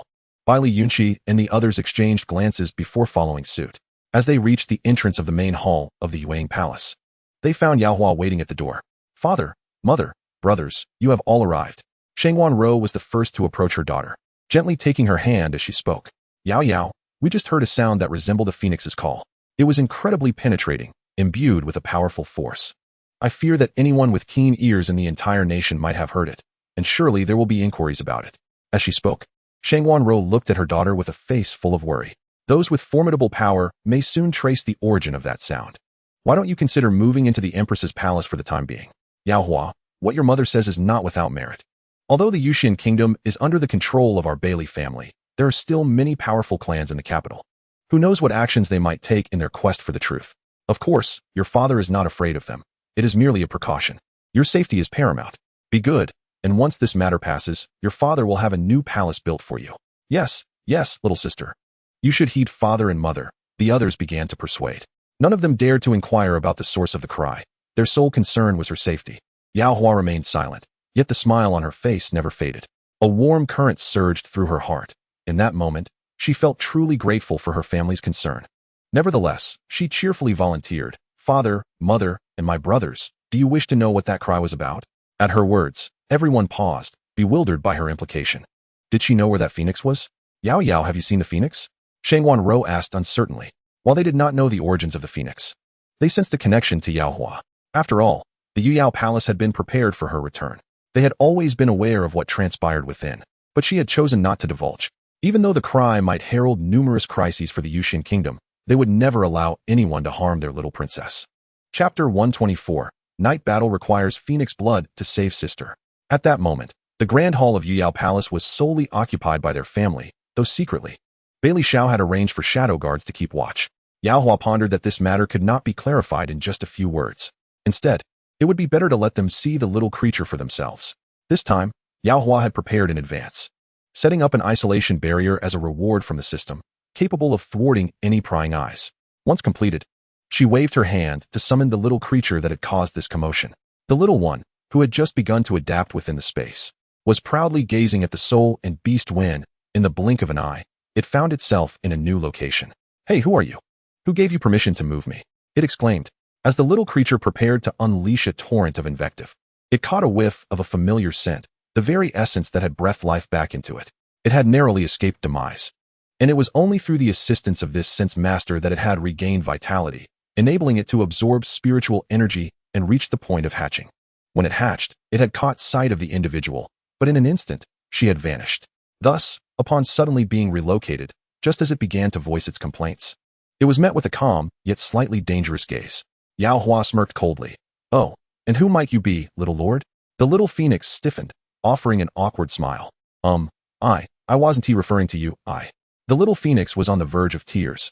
Who would have thought it would one day find itself in such a position of subservience? It had no choice but to cower, given that its very existence depended on others. Yao Hua had not expected the little creature to be so audacious, referring to itself as Little Lord. TSK. It certainly needed to be taught a lesson. Once the exchange between the human and beast concluded, Yao Hua noticed the surrounding silence. Turning her head, she found everyone staring at them with wide eyes, not just at her, but specifically at the little creature, resplendent in fiery red. With a resigned cough, Yao Hua brought everyone back to their senses. "Little sister, is this the phoenix that made that cry?" The usually composed and unflappable Bailey Yunyang could hardly contain himself, his voice laced with disbelief. The others were similarly astounded. Though Bailey Xiao was the emperor, encountering a phoenix was no trivial matter, particularly since the Phoenix clan had not been seen in the spirit realm for millennia. To his astonishment, he was witnessing a fire phoenix right before his eyes. However, he could discern that this fire phoenix had likely just been born, its wings still underdeveloped. Its cultivation level might only be that of a celestial king. But the inherent pressure of being a phoenix was quite formidable. If Yao Hua could form a contract with this fire phoenix, it would undoubtedly serve as a significant safeguard for her. "Little sister, where did you find this phoenix?" "It looks freshly hatched," Bailey Yunxi inquired curiously. "Third brother, this is Yao Yao's personal affair. Why pry so much?" Shangwan Rou interjected sternly. "You truly have no sense. Why did he need to ask so many questions?" "Yao Yao, you needn't heed your third brother. If you don't wish to share, then don't. There's no need to feel obligated. Mother only wishes for you to keep yourself safe and to avoid exposing this little phoenix to outsiders," Shangwan Rou said earnestly. Yao Hua understood their concerns, yet she refrained from offering an explanation, simply nodding with a smile. "I understand, but, mother, father, brothers, I still intend to remain here. Many will surely take note of today's events, and if I were to change locations now, would it not plainly indicate that I possess knowledge of something?" Bailey Xiao pondered for a moment before agreeing. The others grasped Yao Hua's reasoning, though apprehension lingered. Thus, Bailey Xiao solemnly declared, "Your father will send more guards to Yuyao Palace to ensure your safety." However, Yao Hua firmly shook her head in refusal, deeming it unnecessary. Seeing her resolute stance, they hesitated to press further. In a modest yet luxurious courtyard, a chilling voice emerged from a young man seated with his back to the black-clad figure, holding a teacup. "Have you uncovered the truth?" "Reporting to my lord, I personally traced the sound and discovered residual traces in a place called Yuyao Palace within the royal palace." The black-clad figure replied respectfully. "Yuyao Palace? Who resides there?" the young man inquired, turning to face him. The black-clad figure quickly lowered his head, unable to meet the gaze of the strikingly handsome man before him. The young man's beauty was such that it made even another man's heart race. The young man's utterance caused the black-clad figure to tremble, immediately dropping to his knees in apology. "Forgive me, my lord. I shall return to the Hall of Justice to accept my punishment. Thank you for your mercy." He then recounted the tale of the long-lost little princess that the Yunxian kingdom had recovered. "So, the one residing in Yuyao Palace is that little princess?" "Yes. It is said that the empress could not bear to have her daughter live too far away. Yuyao Palace is the closest to the Empress Shangwan Rou's Fengyi Palace."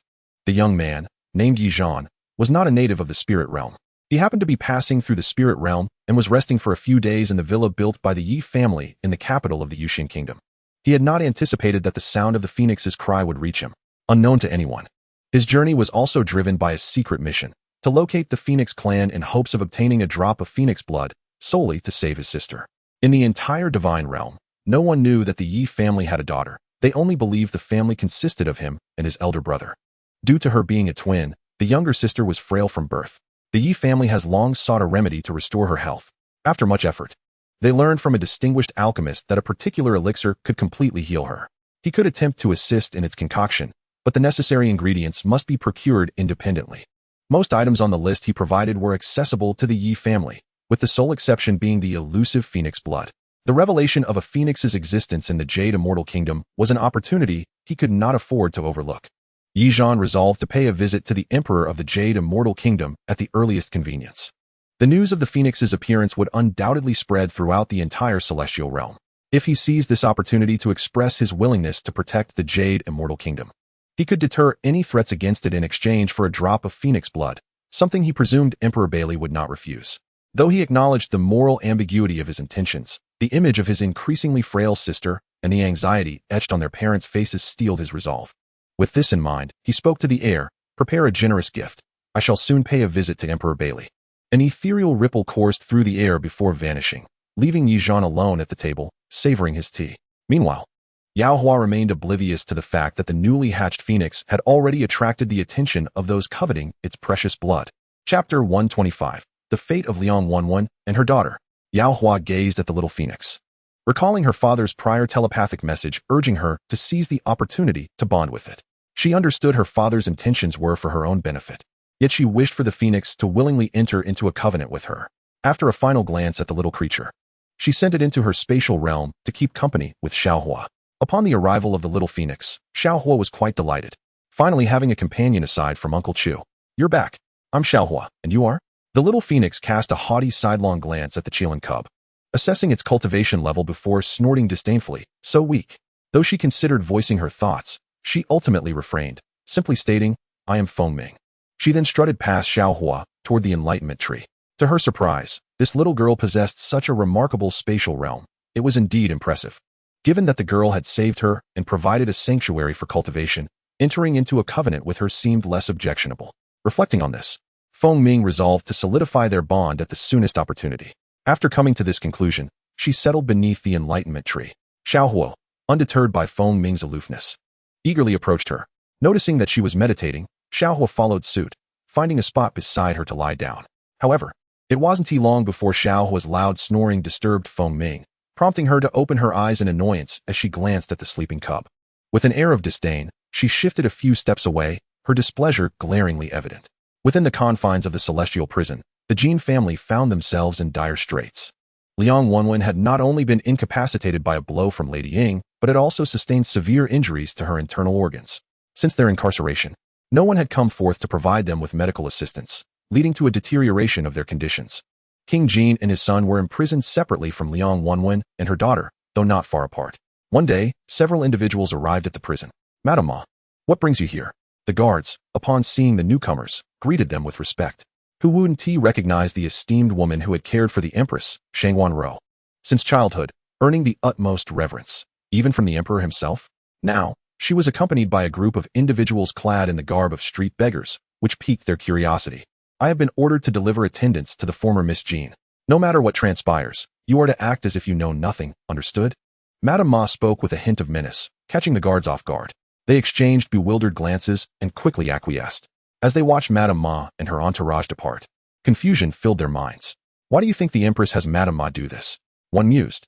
"It's a pity for Princess Jean Yan. She was said to possess great talent, yet now she is rendered a cripple due to her parents' actions."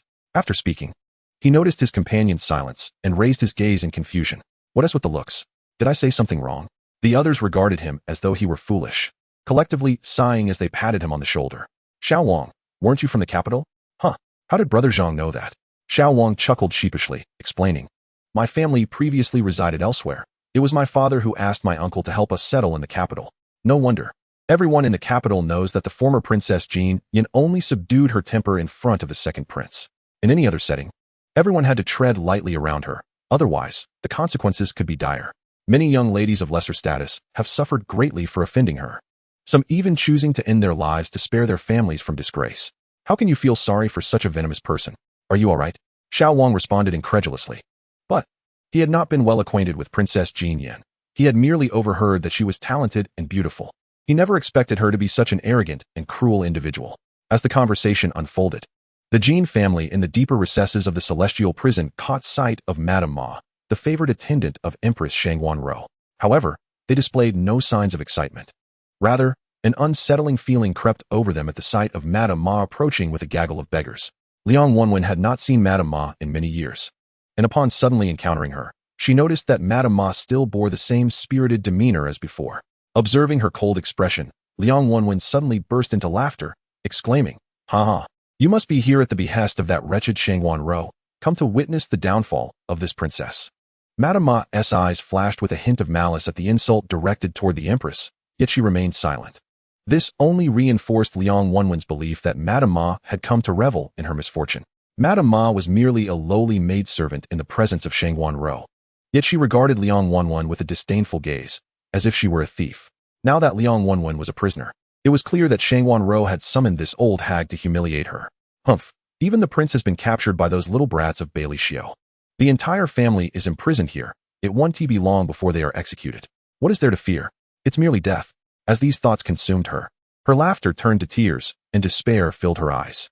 Madame Ma, observing Liang Wenwen's resignation, smirked and remarked, "I hear the former Princess Jean Yin had a penchant for entangling with men.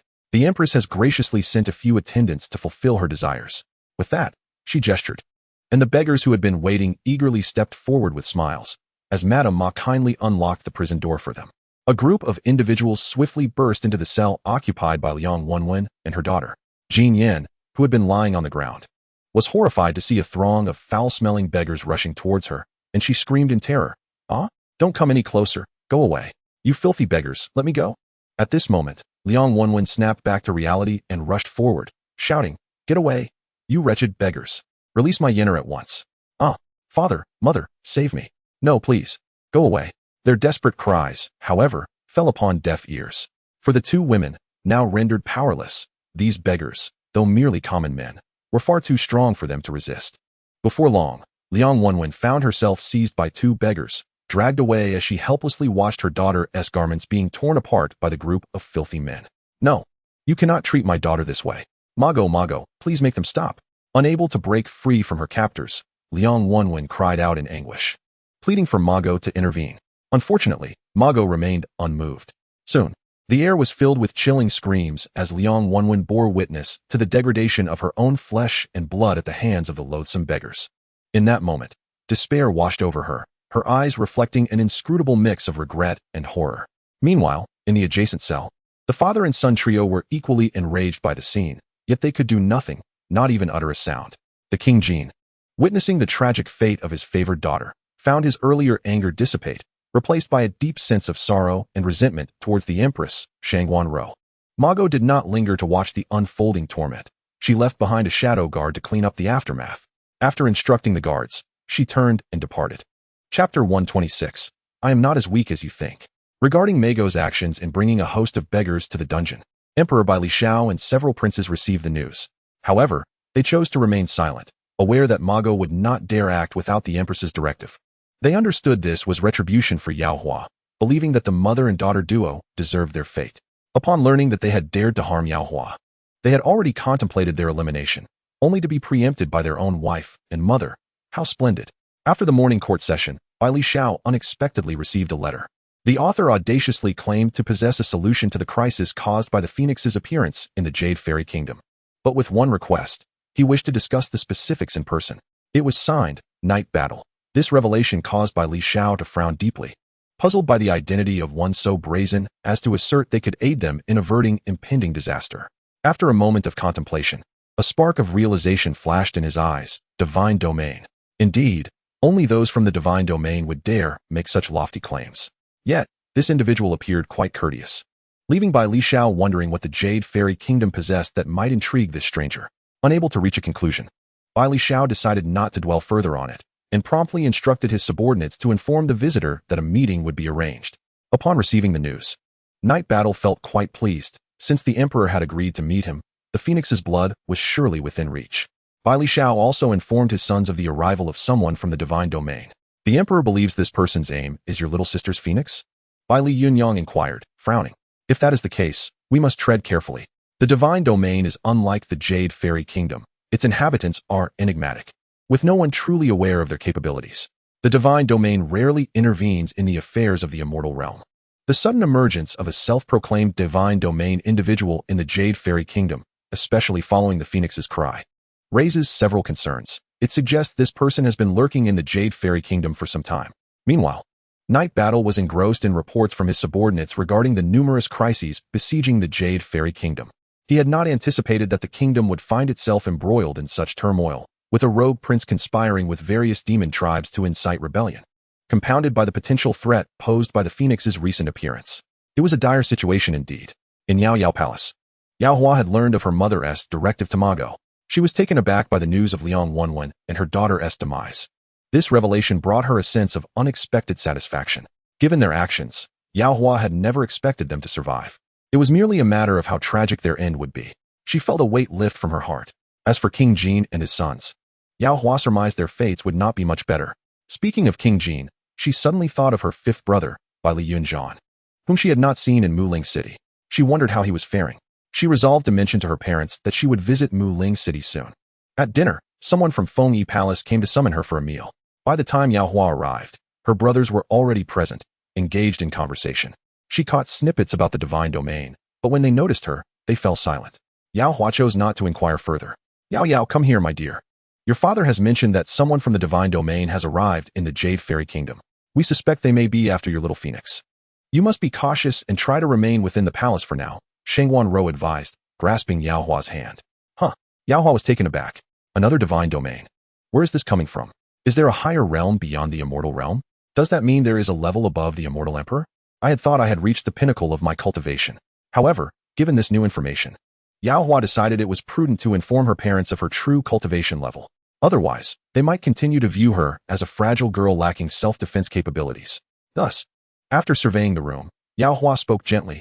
Actually, I am not as weak as you all imagine.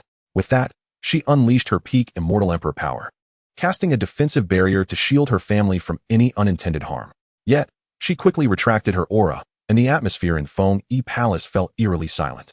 Bai Li Yunyang and his brothers exchanged wry smiles, each understanding the weight of having a sister whose strength eclipsed their own.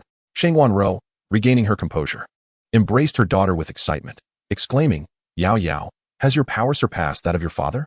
Shengwan Rou suspected her daughter had concealed her true strength out of concern for Bai Li Zhao's feelings. This child had been far too self-denying. Yao Yao, we are your family.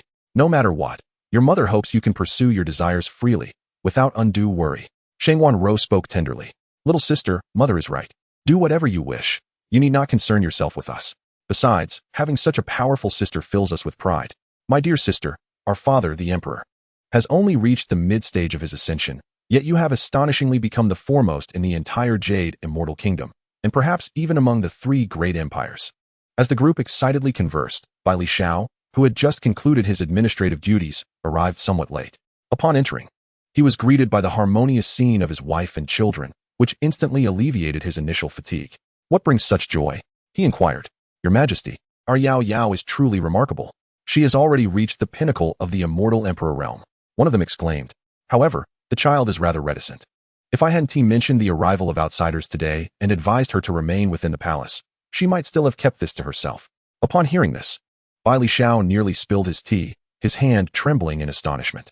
He immediately set down the cup and gazed at his daughter, his eyes brimming with disbelief. Only when he saw her smiling and nodding did he burst into laughter. Excellent, excellent. This is indeed a monumental surprise. He continued with pride. Yao Yao is truly our daughter. What innate talent and comprehension she possesses. Bai Li Rou could not contain her laughter at Bai Li Zhao's exuberant expression. Bai Li Yunyang and his brothers also struggled to suppress their mirth. It was the first time they had witnessed such a side of their father. Indeed, since their sister's return, both their father and mother had transformed, becoming far more gentle and cheerful than before. Chapter 127, Star Observation Tower Sign-In. Bai Li Xiao gazed at the daughter whom the Bai Li family owed so much to, his heart swelling with bittersweet pride. In a realm where resources were scarce, she had managed to elevate her cultivation to such an impressive level. It was evident that she had endured countless hardships that would be unfathomable to the average person in order to achieve such rapid growth. How remarkable! This is my daughter, Bai Li Zhao's daughter. Who could possibly surpass her? As he pondered this, a smile involuntarily crept upon his lips. The family conversed for a while longer until Ma Gu entered to announce that dinner was ready. After their meal, the siblings lingered for a short time before retiring to rest. That night, Bai Li Xiao excitedly embraced his beloved wife, indulging in their intimacy until they finally drifted off to sleep.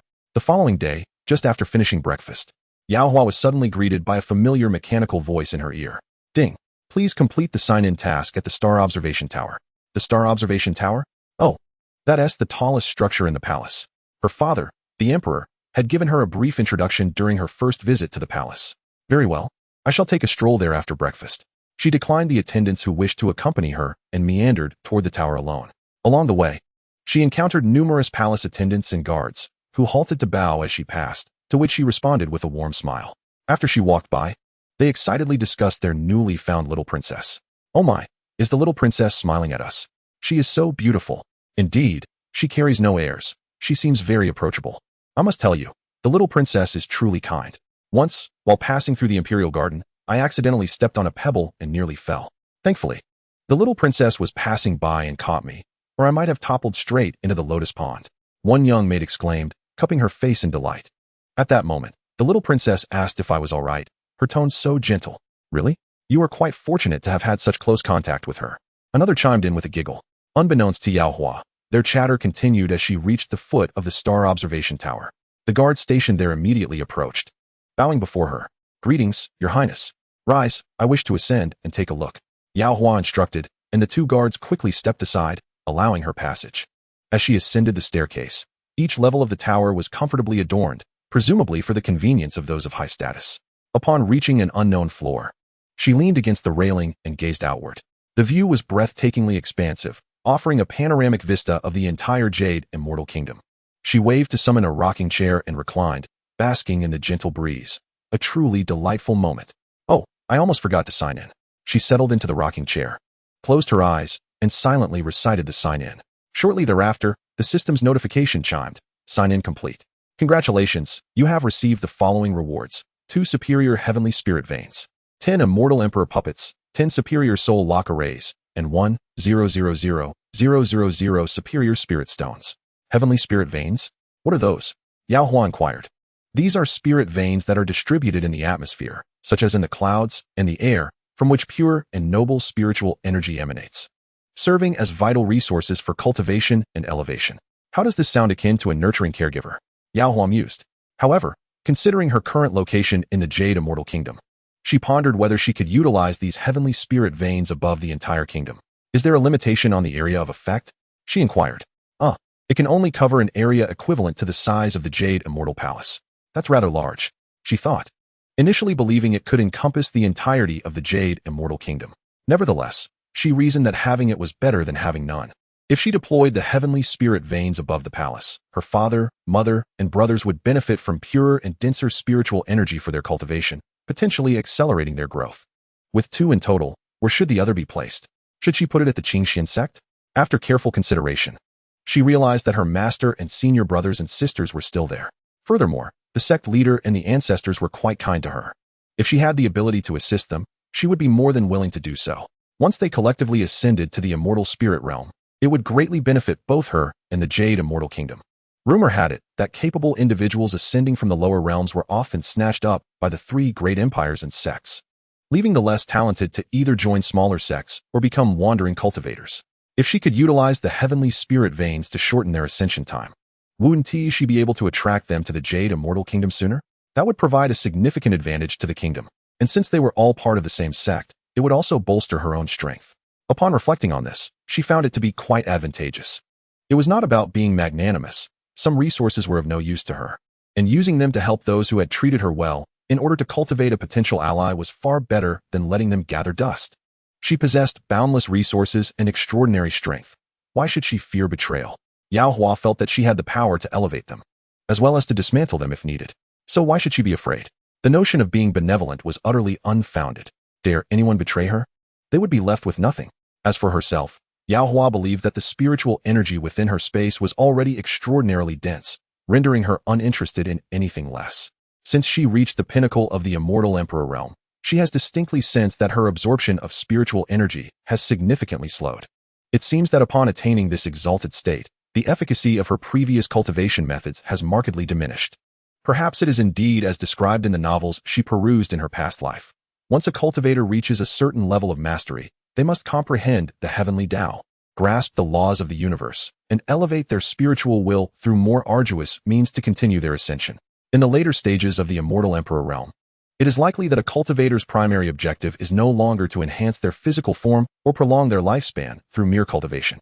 Instead, they may turn their gaze toward transcending the cycle of reincarnation, merging with the heavenly Tao, and creating worlds, goals of a far loftier nature.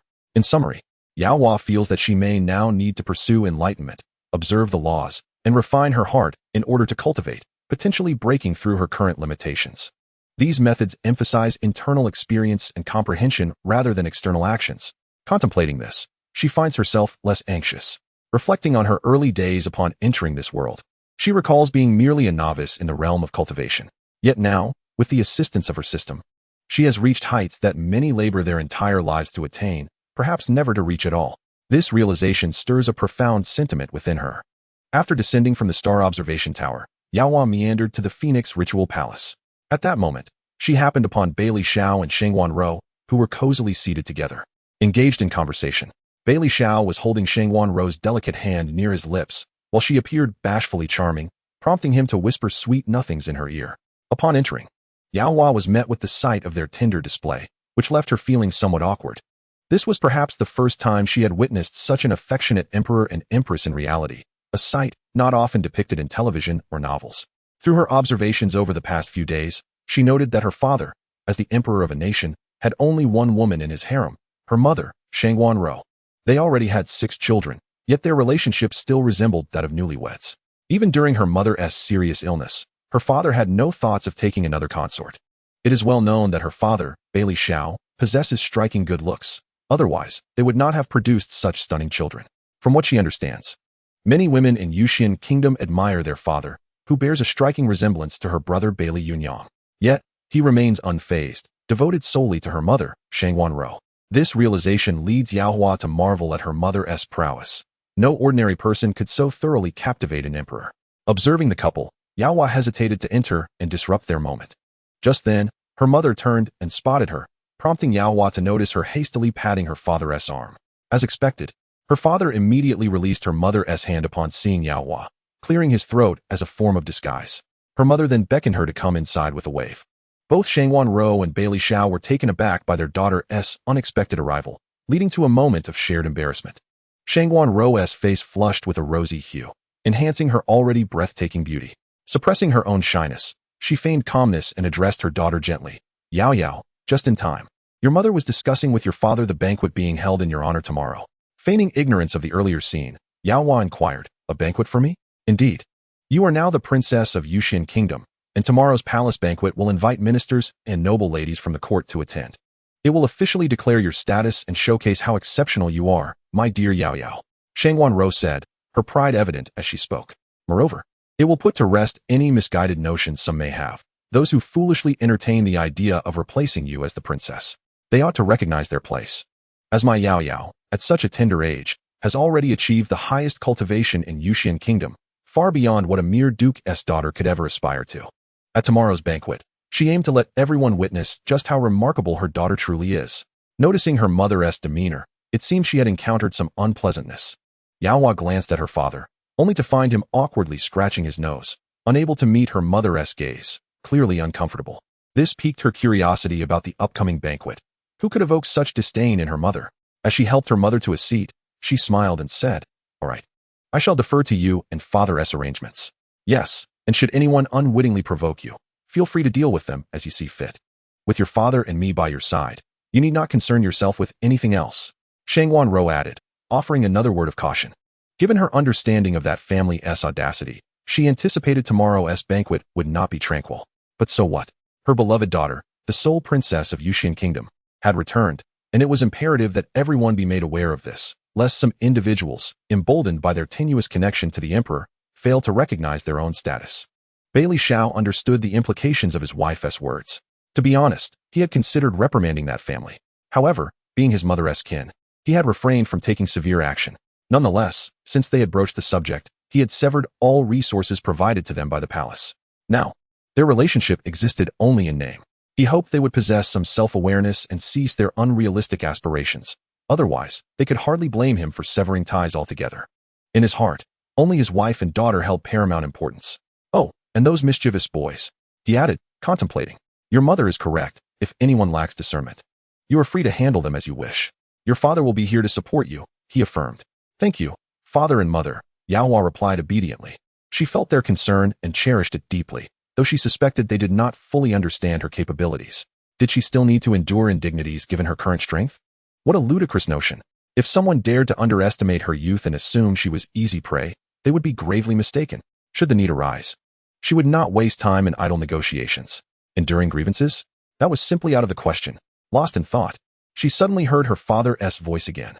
By the way, the night battle from the divine realm may also attend the banquet tomorrow. Yao, you must ensure that the little phoenix is well concealed, until we ascertain the true intentions of the other party.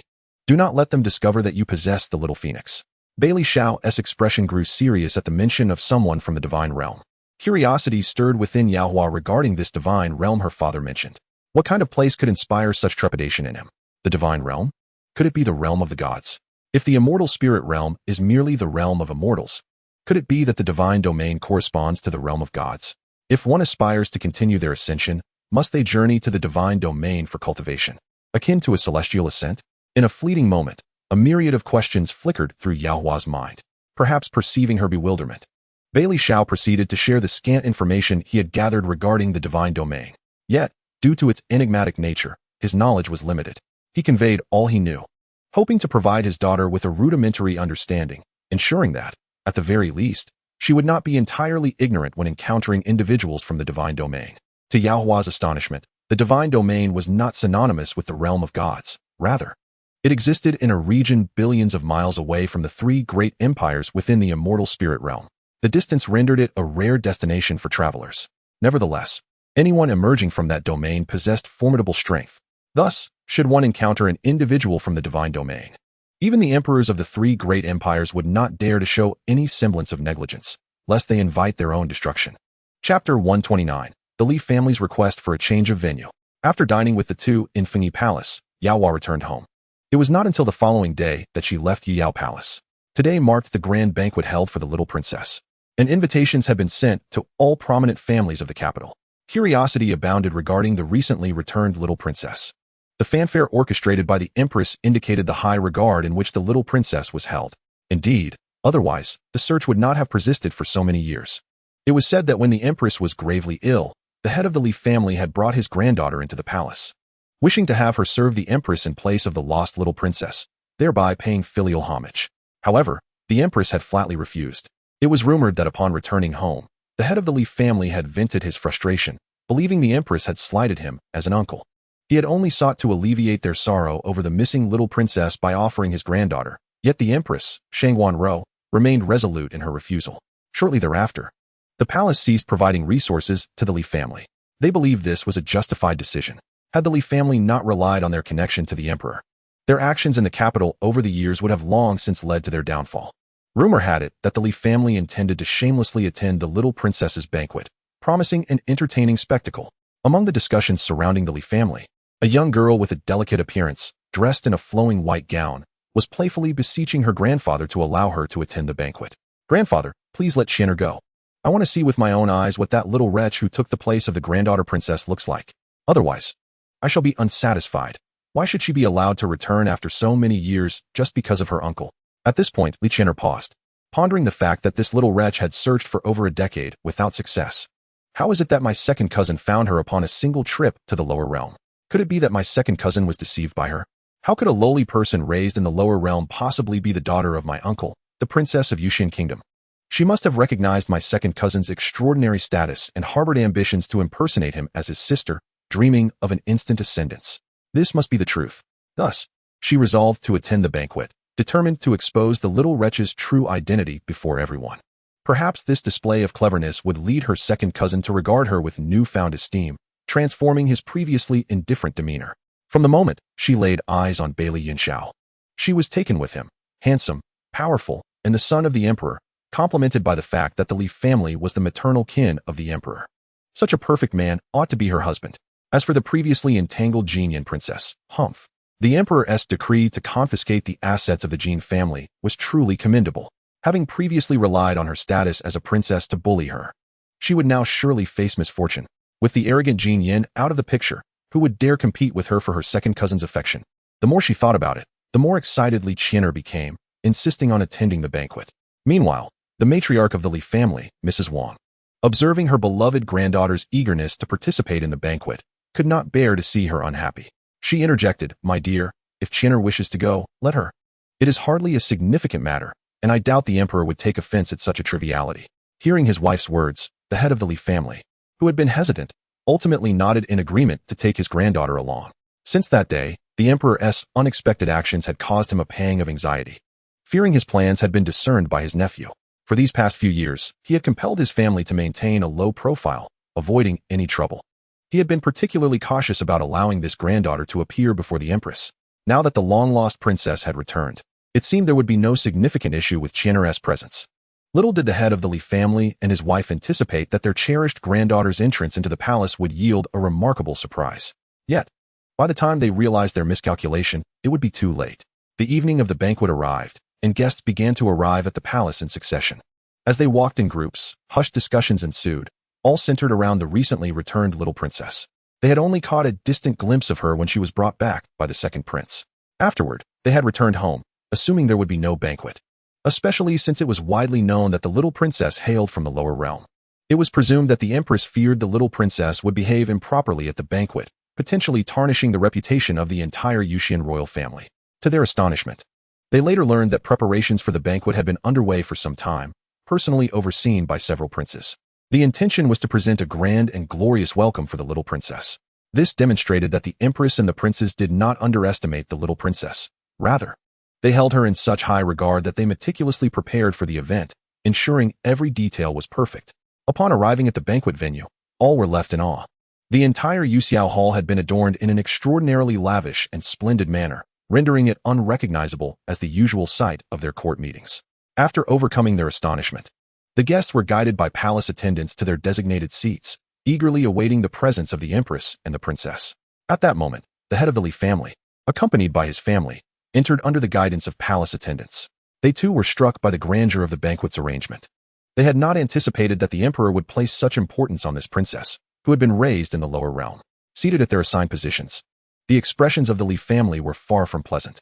As relatives of the emperor's mother, they found themselves relegated to such a remote location, a blatant affront to their dignity. The eldest son of the Li family indignantly rebuked the palace attendant. "How dare you? Do you know who we are? How dare you seat us in such a deplorable position? It seems you are courting disaster." The head of the Li family did not intervene in his son's vehement rebuke of the palace attendants. In his perspective, regardless of the emperor's aloofness towards them, the Li family is still the maternal family of the emperor. To position them so far from the entrance is nothing short of a slight against the emperor's maternal lineage, an affront that demonstrates a blatant disregard for their esteemed status. Such ignorant palace servants ought to be dealt with severely. The murmurs that had erupted upon their entrance abruptly ceased. All eyes turned towards them as they vociferously demanded that the attendants promptly change their seats, lest they invoke the emperor's decree to punish these incompetent and lowly servants. The other members of the Li family stood with their heads held high, their faces cold and silent, clearly awaiting a reassignment of their seats. However, their aspirations were ultimately thwarted. "Do you take yourself too seriously?" A chilling voice resonated from beyond the hall. Moments later, the illustrious prince by Li Yunyang, clad in a deep blue brocade robe and adorned with a jade crown, strode into the chamber. Following closely were princes by Li Yunxiao, by Li Yunqi, and by Li Yunemo. Upon their entrance, the assembly quickly rose and bowed in respect. "Your Highnesses, please rise. There is no need for formality. Take your seats." Bai Li Yunqi addressed the gathering with a gentle tone. The group of princes did not proceed further into the hall, but instead cast cold glances at the eldest son of the Li family, who had just been heard shouting for the attendants to change their positions. A wave of cold sweat broke out on his brow as he stammered, "Uncle." Before he could finish, Bai Li Yunxiao interjected sharply, "Impudent. Who permitted you to address the royal prince in such a manner? TSK Lida. Do you truly overestimate your own importance?" He surveyed the Li family with a dismissive gaze, a mocking smile gracing his lips, conveying an unmistakable message. What status does the Li family possess to dare address a prince of the realm in such a familiar way? The words of the third prince struck the Li family members like a resounding slap to the face. The head of the Li family, though not needing to look, could sense the multitude of eyes upon them, filled with contempt. Taking a deep breath, his expression darkened as he stiffly replied, "Your Highness, there has been a misunderstanding. My eldest son merely intended to express our familial closeness to the emperor, and his words were an unfortunate lapse. I implore you, for the emperor's sake, to forgive him this transgression. I shall ensure he learns to adhere to propriety. Uft. Bai Li Yunxi scoffed, casting a disdainful glance at the elder of the Li family before turning away and making his way into the hall, too weary to utter another word. As if no one could discern his intentions, the elder continued to invoke the emperor's name. Did he truly believe the emperor held any affection for the Li family? Some individuals were utterly oblivious to their own standing. Enough of this. Today's banquet is for my younger sister, and it is best not to engage further with this family that lacks clarity of thought. With the princes taking their seats, the Li family resigned themselves to the distant corner designated for them, their expressions grim as they settled into the position far removed from the center of the hall, nearly by the entrance. Were it not for their cultivated skills, they might not even hear the conversations occurring before them. The atmosphere among the Li family was one of palpable tension. The head of the Li family did not anticipate that Bai Li Yunyang and his companions would dare to chastise them in front of so many, indicating a blatant disregard for their family's status. It was as if they had done so deliberately. Was it not stated that the banquet was under the direct supervision of the princes? Without their approval, how could the attendants have dared to place them here? Knowing full well the Li family's ties to the emperor? Father, Li seethed, his voice low and filled with anger. Enough. At this point, there is no further need for discussion. We shall address this matter once the banquet concludes. The head of the Li family interrupted his son, firmly instructing him. A total of 8 members from the Li family had attended this gathering. The head and his spouse, the eldest son and his wife with their daughter Li Qianer, and the second son and his wife with their son Li Jun notably. Li Jun was merely 3 years older than Princess Yaohua. The reason for bringing only Li Jun among their numerous grandchildren was that the others were significantly older than the princess, which would be inappropriate. Indeed, the Li family had come with the intention of orchestrating a union between their grandson and the princess, thus tightening their familial ties with the royal family once more. However, they seemed to have overlooked whether the empress and Princess Yaohua herself would consent to such a preposterous scheme. Li Qianer, upon catching sight of the second prince Bai Li Yunxiao, instantly flushed with embarrassment. Even though Bai Li Yunxiao was seated at a considerable distance, her gaze remained fixated upon him, as if she believed he might notice her. The astute and cautious Bai Li Yunxiao, however, was well aware of the nauseating attention directed towards him. He merely chose to ignore it, preoccupied with the impending arrival of the emperor and empress with their younger daughter. As everyone awaited with curiosity, the emperor and empress finally entered, accompanied by the much-anticipated little princess. The emperor held the dignified and graceful empress in one hand, while the other grasped a young girl clad in a flowing light-colored gown, exuding an ethereal charm, with a visage of breathtaking beauty. In an instant, all gazes widened in disbelief at the girl walking beside the emperor, with many internally exclaiming, "How beautiful!"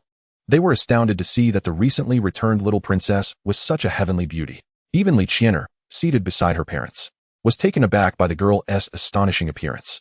Upon realizing that this little vixen was far more beautiful than herself, Li Qianer was instantly consumed by jealousy and resentment. With looks like hers, it was no wonder the second cousin brought her back to the fairy realm. Surely, he must have been bewitched by her alluring beauty. How dare she impersonate a princess?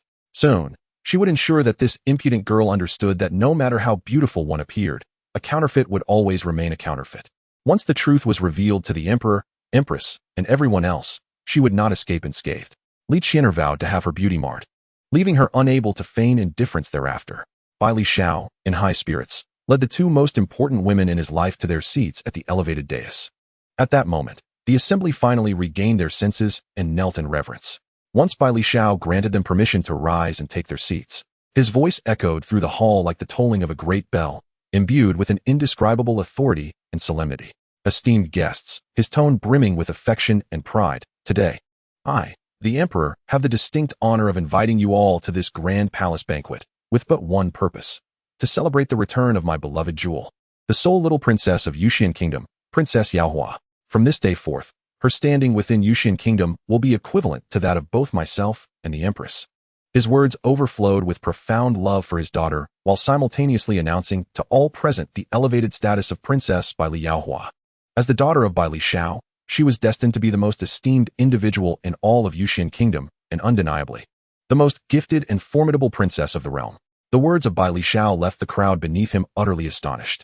The little princess was bestowed with the title that ingeniously combined the characters Yao and Hua with that of the Holy Princess. The astute among them immediately grasped the emperor's intention. This not only reflected the sanctity and nobility of the little princess, Bai Li Yaohua, but also underscored her authority and dignity as a princess. It was indeed a singular honor among the princesses of the three great empires. In that moment, the assembly found themselves at a loss as to how to articulate their intricate feelings. What enchantment did this little princess possess? How could she garner such esteem from the emperor and empress, including several princes, in such a brief return? Meanwhile, in the far corner, Li Qian'er simmered with jealousy and resentment, her emotions nearly tangible. These accolades rightfully belonged to her, yet they had been usurped by this wretched girl. She would not let her go unpunished. Chapter 131. Are you willing to endanger the entire Li family? Within the grand hall, the presence of the astute was not lacking, as they promptly bowed in reverence to Bai Li Yaohua. Others, regaining their composure, followed suit. Yaohua wore a perfectly measured smile and spoke with serene composure. There is no need for such formality, esteemed guests. Turning, she caught sight of her brothers, Bai Li Yunyang and the others, smiling back at her. She reciprocated their smiles with a nod. Subsequently, under Bai Li Xiao's prompting, everyone took their seats once more. Naturally, Li Qian'er noticed the interaction between Bai Li Yaohua and the princess. The jealousy in her heart compelled her to rise, ready to expose the impostor standing above.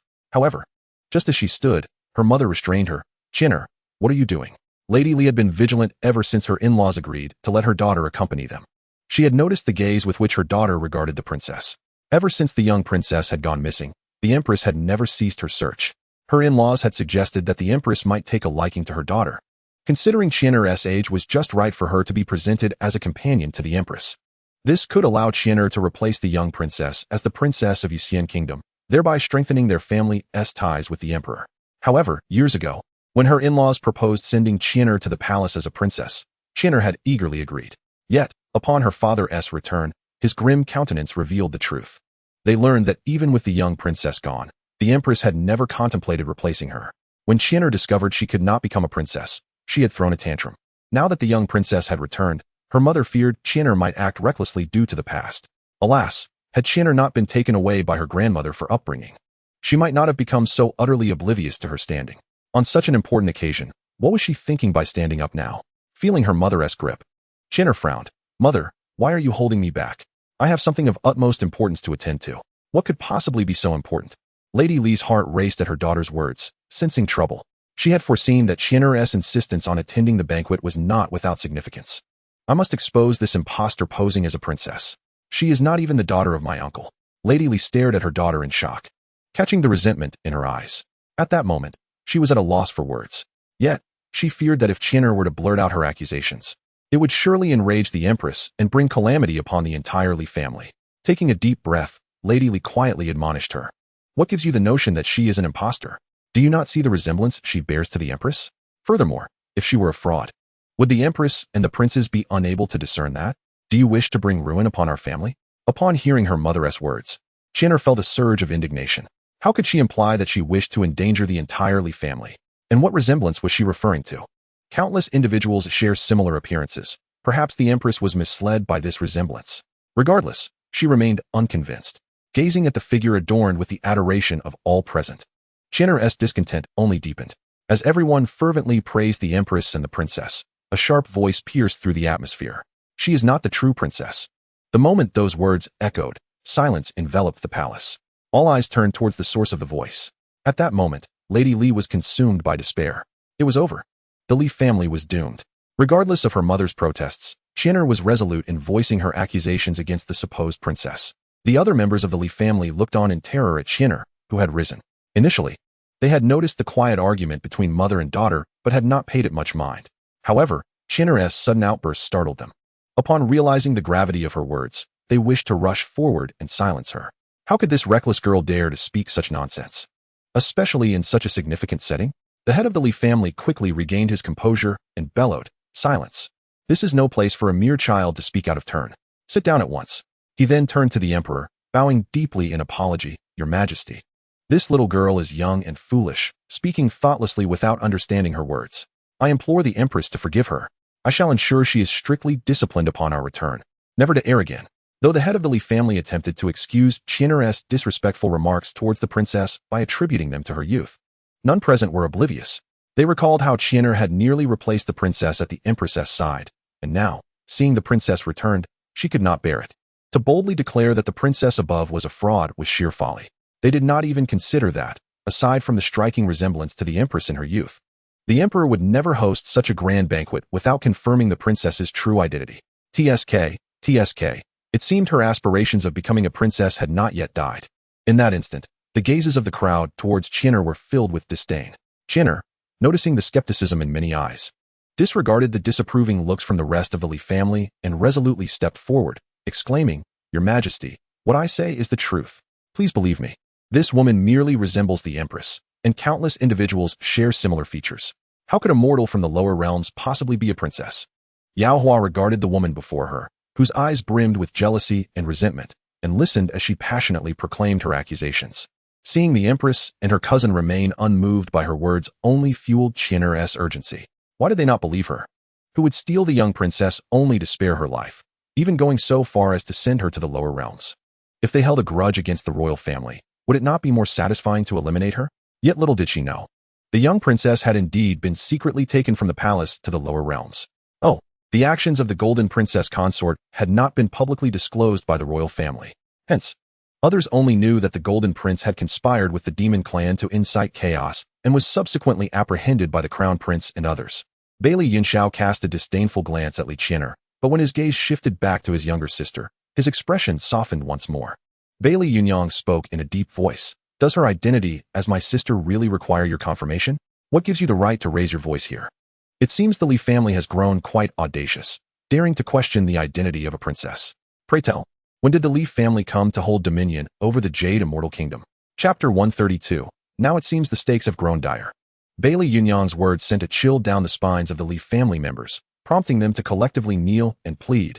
"This is a grave misunderstanding. Our family has never harbored the intentions you allege. All of this is the impulsive folly of Li Qian'er. Indeed, we implore your majesties to discern the truth. We had no inkling she would dare to speak thus." Yes.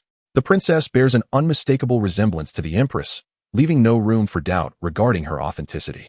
At this moment, the Li family could only hastily assert their ignorance, distancing themselves from the reckless ambitions of that audacious girl, Li Qian'er. Li Dazhang's gaze towards Li Qian'er brimmed with a desire to simply extinguish her existence. This daughter had truly been spoiled by her parents, growing tall yet devoid of sense. The Li family was on the brink of ruin because of her folly. Shangwan Rou regarded Li Qian'er with a frigid stare, outraged that anyone would dare to question the authenticity of her daughter. Clearly, she had been too lenient, allowing even the most insignificant to disrespect Yao Yao. Bailey Xiao found himself amused by the foolishness of Li Qian'er. "Ah, is it jealousy you harbor towards my daughter? What are you implying? That this emperor and the empress cannot recognize our own flesh and blood?" Bailey Xiao's cold voice made Li Qian'er tremble, and she quickly knelt, her complexion paling as she stammered. Qian'er did not mean that. I merely..." The courage that had once propelled her to boldly question the princess had evaporated, leaving her deflated like a punctured balloon. At that moment, Yao Hua rose from her seat and strode to stand before Li Qian'er, her tone resolute. "You harbor hatred towards me." Li Qian'er, who had been bowing her head in submission, immediately lifted it at those words. Although her expression flickered momentarily, it was enough to confirm Yao Hua's assertion to those standing nearby. Instantly, a shared murderous intent ignited within Bailey Xiao and his sons. Yao Hua sensed the rising tension from her father and brothers, but chose to remain silent. Her gaze remained fixed on Li Qian'er as she coolly inquired, "I do not recall having wronged you. From whence does this animosity stem?" Li Qian'er knelt silently, head bowed, her thoughts finally clear. The emperor's words had unmistakably indicated that the woman before her might indeed be a princess. Yet, she still resisted that truth, wishing fervently that she had perished outside. Why had she not died out there? Yao Hua distinctly felt the malevolence radiating from Li Qian'er, prompting a slight smirk to dance upon her lips. "Oh, it appears this individual harbors quite a deep-seated malice towards me. In that case, such a person need not continue to exist." She had no intention of allowing unnecessary troubles to linger. Without hesitation, she raised her hand, channeling her spiritual energy to constrict Li Qian'er's throat, lifting her off the ground. In an instant, Li Qian'er found herself gasping for breath, unable to react to Yao Hua's sudden assault. As she struggled to resist, she discovered her own spiritual energy had abandoned her. In her moment of realization, fear gripped her heart, and she attempted to plead for mercy. But her throat was constricted too tightly for any words to escape. The spectators were left in stunned silence at this unforeseen turn of events. They could scarcely believe that the holy princess would dare to strike in front of so many, clearly intent on eliminating Li Qian'er. A chill coursed through them, for this was ruthlessness beyond measure. The emperor and empress, along with the princes, exhibited no intention to intervene, causing all present to grasp the gravity of the situation. They would need to tread carefully around the holy princess in the future. Failing to appease her could lead to dire consequences. Given the esteem in which she was held by the emperor and the princes, none among the onlookers believed the holy princess to possess formidable strength. They assumed she had merely returned from the lower realms and must therefore be of modest cultivation. However, they were soon proven gravely mistaken. The Li family recoiled in shock at Yao Hua's decisive action, except for the second branch of the Li family, who wished to distance themselves from their foolish niece. The heads of the Li family instinctively sprang into action. Regardless of the circumstances, Li Qian'er was their beloved granddaughter, and they could not bear to watch her perish at the hands of the holy princess. The Li family patriarch and his wife, despite their frustrations with their daughter, could not bear the thought of her demise. Hiss! Gasps of disbelief echoed through the crowd. Were the heads of the Li family truly so reckless as to confront the holy princess before the emperor? What would become of them if she were harmed? Several ministers nearby attempted to intervene, yet before they could reach Li Qian'er, the holy princess merely waved her hand, sending the Li patriarch and his companions tumbling through the air. This unexpected display left everyone speechless. No one had anticipated the holy princess could so effortlessly dispatch the Li family members. Observing the calm demeanors of the emperor, empress, and princes, the onlookers quickly grasped the situation. It was clear they had anticipated the holy princess's overwhelming prowess. The realization struck them. The holy princess was no ordinary figure. What realm could possibly nurture such exceptional strength? Their gazes towards her shifted, filled with newfound respect. The Li patriarch, having spat blood, was too stunned to attend to his injuries, his eyes filled with disbelief as they settled on the holy princess. How could this be? She was so young. And yet, even a simple gesture from her contained an energy that made him, a late-stage celestial king, quiver. Yet, he sensed she had held back. Otherwise, they would have been annihilated in an instant. The sheer terror of her power was undeniable. As Yao Hua gazed at the Li Qian'er, who now glared at her with venomous eyes, she knew it was time to conclude this matter. A fireball, the size of a soccer ball, materialized in her palm without a word of warning. In an instant, it engulfed Li Qian'er, erasing her entirely, leaving no trace behind. Once Li Qian'er was dealt with, Yao Hua turned her attention to the remaining members of the Li family and coldly inquired, "Is there anyone else who wishes to share her fate?" The remaining Li family members, pallid with fear, could only shake their heads in frantic supplication. A jest, this matter is evidently far from simple. Who would ever wish for a longer life? The head of the Li family and his spouse hung their heads in despair, filled with immense regret for permitting Qian'er to enter the palace. Who could have anticipated her audacity and reckless disregard? Now, it appears she has even wagered her life. Alas, this is all a consequence of Qian'er's own folly, leading to a fate where not even a trace remains. Now, all that is hoped for is that the emperor will, in consideration of her deceased mother, show mercy upon the Li family. Chapter 133. The Night Raid on the Jade Yao Palace. Yao Hua had no intention of annihilating the Li family entirely. She merely sought to instill the understanding that she was not to be trifled with. However, upon catching sight of the expressions of those present, her body momentarily froze. Oh dear, it seems the entire nation is now aware that this holy princess is not to be trifled with. This realization brought her a certain satisfaction. Comprehending this, Yao Hua walked towards her mother, who was beaming with delight as she regarded her. As for what would follow, she felt no concern. For her father and brothers were present, they would handle matters adeptly. Indeed, after Yao Hua settled beside her mother, Bai Li Xiao promptly commanded the Li family to return home, advising them to refrain from frequent visits to the palace henceforth. Once the Li family departed, the banquet resumed, once again filled with joyous laughter. When the festivities concluded and guests departed without incident, Yao Hua felt a twinge of curiosity. Wasn't it said that individuals from the divine realm were to return? Why had she not seen them at the gathering? With this thought, she inquired directly. The answer was unknown. The earlier messenger had merely relayed that the other party would attend the banquet, though perhaps they had been delayed by some matter. Bai Li Xiao was also puzzled, contemplating how he would arrange matters if they were to arrive, only to find that they had not appeared at all. This rather spared him some trouble. Yao Hua had only asked out of mere curiosity, with no further intentions. Upon returning to the Jade Yao Palace, she tidied herself briefly before retiring to her chamber. Aunt Dai had served the holy princess for some time and had come to understand certain of her habits. Thus, when the princess had completed her ablutions and entered her quarters, she promptly led the palace attendants out, closing the door behind her, leaving 2 guards to stand watch nearby. She returned to her own quarters. As Yao Hua was about to approach her bed, she sensed something amiss. Her eyes narrowed slightly as she stood still, directing her gaze towards a specific spot, her voice cold as she spoke. Quite bold indeed. Do you dare to intrude upon this chamber? Do you wish for death? Reveal yourself at once.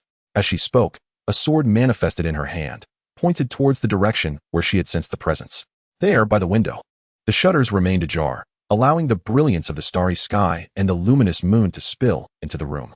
Typically, Yao Hua relished reclining upon the soft couch by the window, gazing at the scenery outside. It was a most delightful pastime. Yet, at this moment, an unfamiliar aura lurked just beyond her window. She was quite curious. What did this person intend? Out at such a late hour? Peering through her window to gaze at the night sky? Was there something amiss with this individual? However, aside from this peculiar detail, Yao Hua sensed no immediate threat from the figure, indicating that they were not there to assassinate her. Yet, what could prompt someone to intrude upon her chamber at such an hour? Just as she hesitated, contemplating whether to take action, a ripple in the air manifested, revealing a tall, slender figure. The individual was strikingly handsome, exuding a genial demeanor that suggested he was an approachable young gentleman. Yet, his overall bearing unmistakably hinted at an extraordinary lineage. Realizing who this person must be, Yao Hua recalled the individual who had failed to attend the banquet. But why would he forsake the grand gathering to hide in her palace merely to admire the scenery? You are the one from the divine realm? Yi Zhan had not anticipated that the petite princess of the Jade Xian Kingdom would possess such courage, remaining remarkably composed upon the appearance of a stranger. The young lady impresses, he thought. Indeed, I am Yi Zhan, a member of the Yi family from the divine realm. I apologize for the intrusion upon the holy princess this evening. While Yi Zhan spoke words of apology, his expression remained unchanged. If you know this is an imposition, why do you not take your leave? Yao Hua retorted, her tone far from cordial. What sort of decent man would so boldly trespass into a young lady's abode? Do you truly believe me to be so gullible? Ah, this little princess possesses quite the temper. Yi Zhan mused. However, in his quest for the phoenix, to procure its blood to save his ailing sister, he had no choice but to endure her ire. After all, it was his own fault for lurking in her chamber uninvited. He ought to be grateful she had not struck him. After some self-reflection, Yi Zhan earnestly replied, I acknowledge my transgression. It was inappropriate for me to intrude upon the holy princess's quarters. My eagerness to find the phoenix's whereabouts led to this recklessness. I humbly ask for your forgiveness. And what do you seek the phoenix for? Yao Hua, sheathing her sword, turned to sit at her desk. Given that he bore no malice and had a request, coupled with her own capacity for self-defense, she felt no trepidation. As Yi Zhan observed the young princess's actions, his gaze flickered. Did she possess confidence? Or did she merely believe he would not harm her? With a light chuckle, he approached.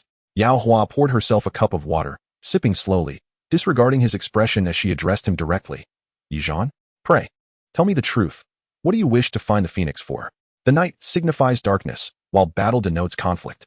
My sister is gravely ill, and in the elixir I must concoct, one of the essential ingredients is phoenix blood.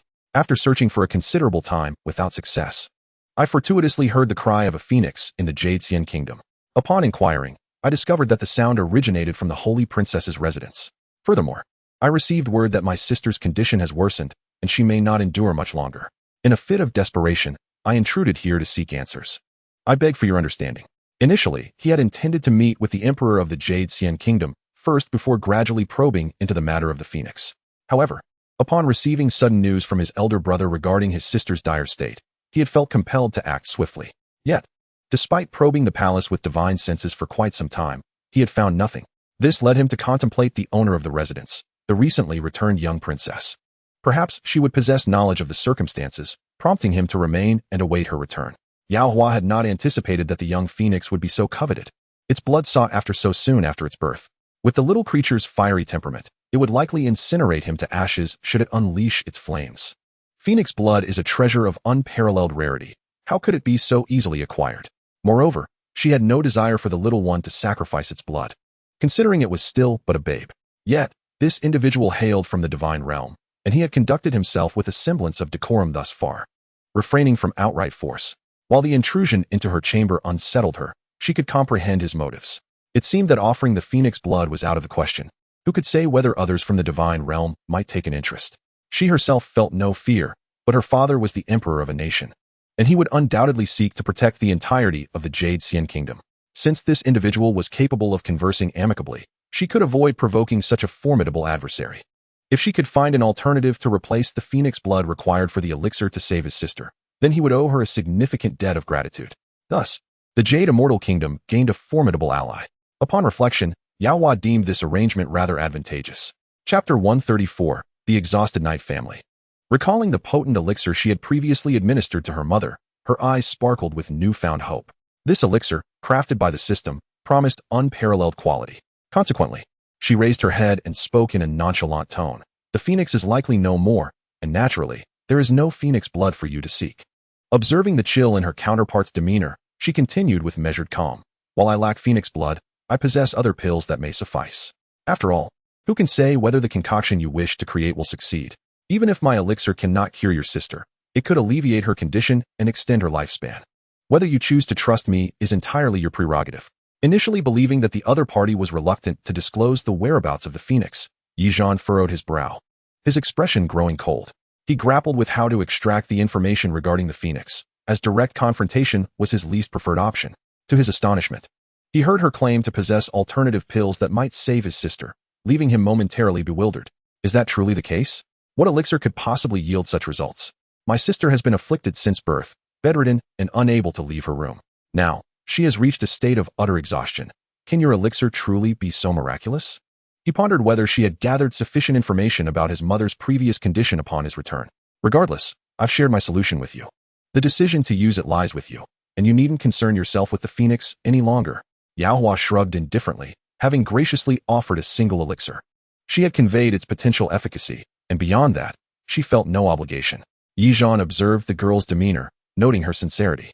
He was well aware of the situation concerning the Queen of the Jade Immortal Kingdom, Xianxiadrama. However, the stakes felt perilously high, leaving him uncertain of whether to place his trust in this composed young princess. It seemed she was unwilling to reveal the phoenix's whereabouts. Yet the elixir she mentioned might indeed be his sister's hope. After a moment of contemplation, Yizhan raised his head, his tone resolute. Very well. I shall heed your advice.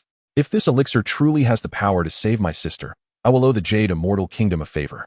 Conversely, before he could finish, Yaohua interjected. Conversely, what do you intend? If your sister cannot be saved, will you lay the blame at the feet of the Jade Immortal Kingdom? I believe you fail to grasp the situation. You are the one imploring me for assistance in saving your sister. You have no grounds to trouble us. Her tone was tinged with impatience. Upon hearing his conditional conversely, she sensed something amiss. Having read numerous novels, she found it ridiculous that someone would seek help without expressing gratitude and even attempt to shift blame. Did he truly think she would willingly part with the elixir? Yizhan was momentarily taken aback by the young princess's indignation, but he soon chuckled lightly, his demeanor softening as he clarified. You misunderstand. I did not mean that. Regardless of the outcome, I have no right to hold you accountable. Rest assured, our Yi family is not a band of unscrupulous rogues. We would never engage in such ingratitude. Upon hearing this, Yaohua nodded in satisfaction. At least you exhibit some understanding.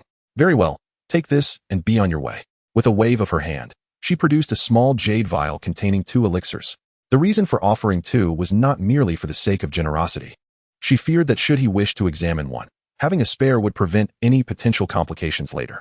Yizhan accepted the vial with a courteous gesture of thanks, but noticed that she promptly rose and waved him off before retreating into the inner chambers. He could not help but smile, then quietly vanished from the Jade Yaoguang Palace. Once Yaohua sensed he had departed, she closed her eyes and succumbed to slumber. Meanwhile, Yizhan and his companions hurried back to the divine domain. To save time, Yizhan tore through space, swiftly transporting his group to the vicinity nearest to the divine domain. From there, they boarded a flying vessel to continue their journey. A day later, Yizhan and his companions finally returned to the Yi family. Upon seeing his brother, Yiqin rushed forward, anxious to inquire. Did you find the phoenix blood? No. Yizhan replied instinctively. But how is Jiaoer? He immediately sought information on his sister's current condition, hoping fervently that the elixir would prove beneficial. Yiqin felt a chill of despair upon hearing his brother's response. You didn't find it? What now? He recalled that their sister was merely 12 years old, having suffered from the cruel affliction since birth, frail and bedridden. It pained not only their parents but also him, as her elder brother, to witness her suffering. She was so young, yet had not experienced the world outside. As they swiftly arrived at their sister's courtyard, they found their father standing there, his eyes bloodshot from worry. Father, I have a way to save my sister. Yizhan's declaration left both the patriarch and Yiqin in stunned disbelief. Second son, did you not fail to find the phoenix blood? Yiqin inquired urgently. Indeed, the phoenix blood remains elusive, yet I have returned with another elixir, Dahuan Dan. We can only try this and see if it can save Jiaoer. Yizhan then recounted the events to his father and brother in brief. After a moment of silence, the patriarch and Yiqin exchanged glances. In that case, let us give it a try. What more can we do? Our daughter has suffered since birth. We have tried every remedy with little success. Now, she is at her wit's end, and we cannot afford to hesitate. Thus, the three men entered the room, where they found their mother cradling their daughter, tears streaming down her face. Jiao, with her frail little hands, gently wiped away her mother's tears, offering soft reassurances. Upon seeing her father and brothers enter, she managed a faint smile. Father, big brother, second brother, you are here. Jiao is fine, you need not worry. I have lived longer than Master Cui predicted, an entire year beyond that. I am grateful to be your daughter and sister. Hearing Jiao's words, the atmosphere in the room turned heavy with sorrow. Their mother collapsed into the patriarch's embrace, weeping uncontrollably. Yi Zhan approached his sister, gently stroking her head. Forcing a smile as he said, Jiao, do not fret. I have an elixir given to me by a kind young lady. However, it has yet to be tested by a pharmacist, so I cannot guarantee its effectiveness. Would you like to try it? Upon hearing her son's words, their mother lifted her head, wiping her tears. What elixir? Can it truly save your sister? She could not bear the thought of losing her daughter. It is all my fault. I should have protected myself better during my pregnancy and not let anyone attack me. Had that unfortunate incident not occurred, Jiao would not have been subjected to the torment of illness following her birth. Although those responsible have perished, the scars inflicted upon Jiao remain irreparable. In Chapter 135, Night Jiao, after consuming the great revitalizing pill, begins her recovery. The head of the Knight family, aware of his wife's concerns, approached her and said, My dear, the blood of the phoenix is not so easily obtained, and not only is the phoenix blood scarce, but we have yet to locate the unicorn horn. Without these crucial ingredients, we cannot concoct the 9 Revolutions Soul Revival Pill as Master Zeng has described. Indeed, Master Zeng from the Divine Domain's apothecary had declared that the only remedy for Night Jiao's affliction was the 9 Revolutions Soul Revival Pill. The essential ingredients for this miraculous elixir include the Millennium Ganoderma, the 10,000-year ginseng, the Tai Sui flesh Ganoderma, the dragon saliva, phoenix blood, and the unicorn horn, among others. Additional ingredients comprise various rare spiritual herbs and fruits, necessitating precise control over heat and timing during the refining process. The entire procedure requires 9 rounds of refinement to successfully produce the 9 Revolutions Soul Revival Pill.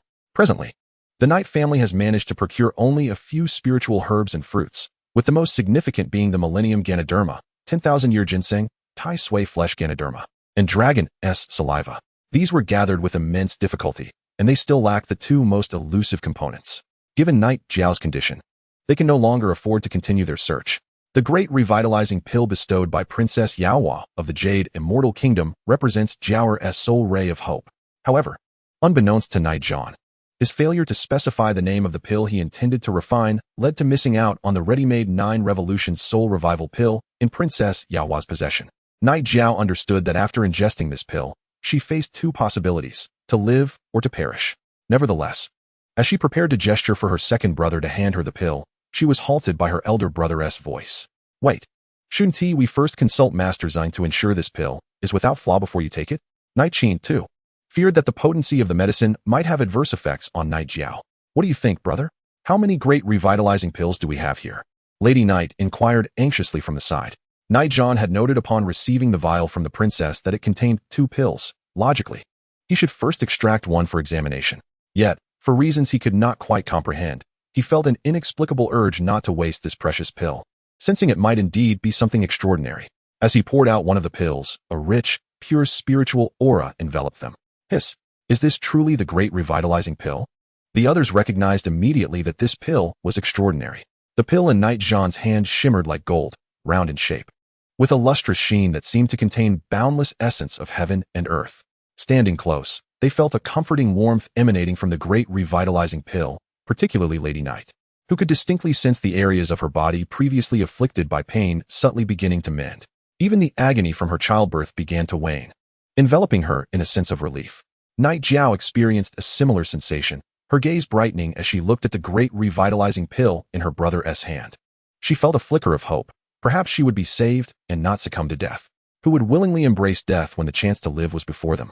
Now, this great revitalizing pill offered her the hope of survival, and she was determined not to let it slip away. Brother, there's no need for testing. I will take it. Night Jiao's voice resonated with newfound strength, her eyes sparkling with determination. This shift in her demeanor filled the others with joy as they urged Night Zhan on. With his assistance, Night Jiao consumed the great revitalizing pill, while the head of the Knight family and his 2 sons watched intently, their expressions etched with anxiety as they focused on the bed where Night Jiao had taken the pill. Only Night Jiao having ingested the great revitalizing pill. Sensed the gradual transformation occurring within her frail body. A warm current began to circulate through her, easing the persistent pain she had endured until it dissipated entirely. Observing her previously pallid complexion, they noticed it gradually regaining a healthy flush.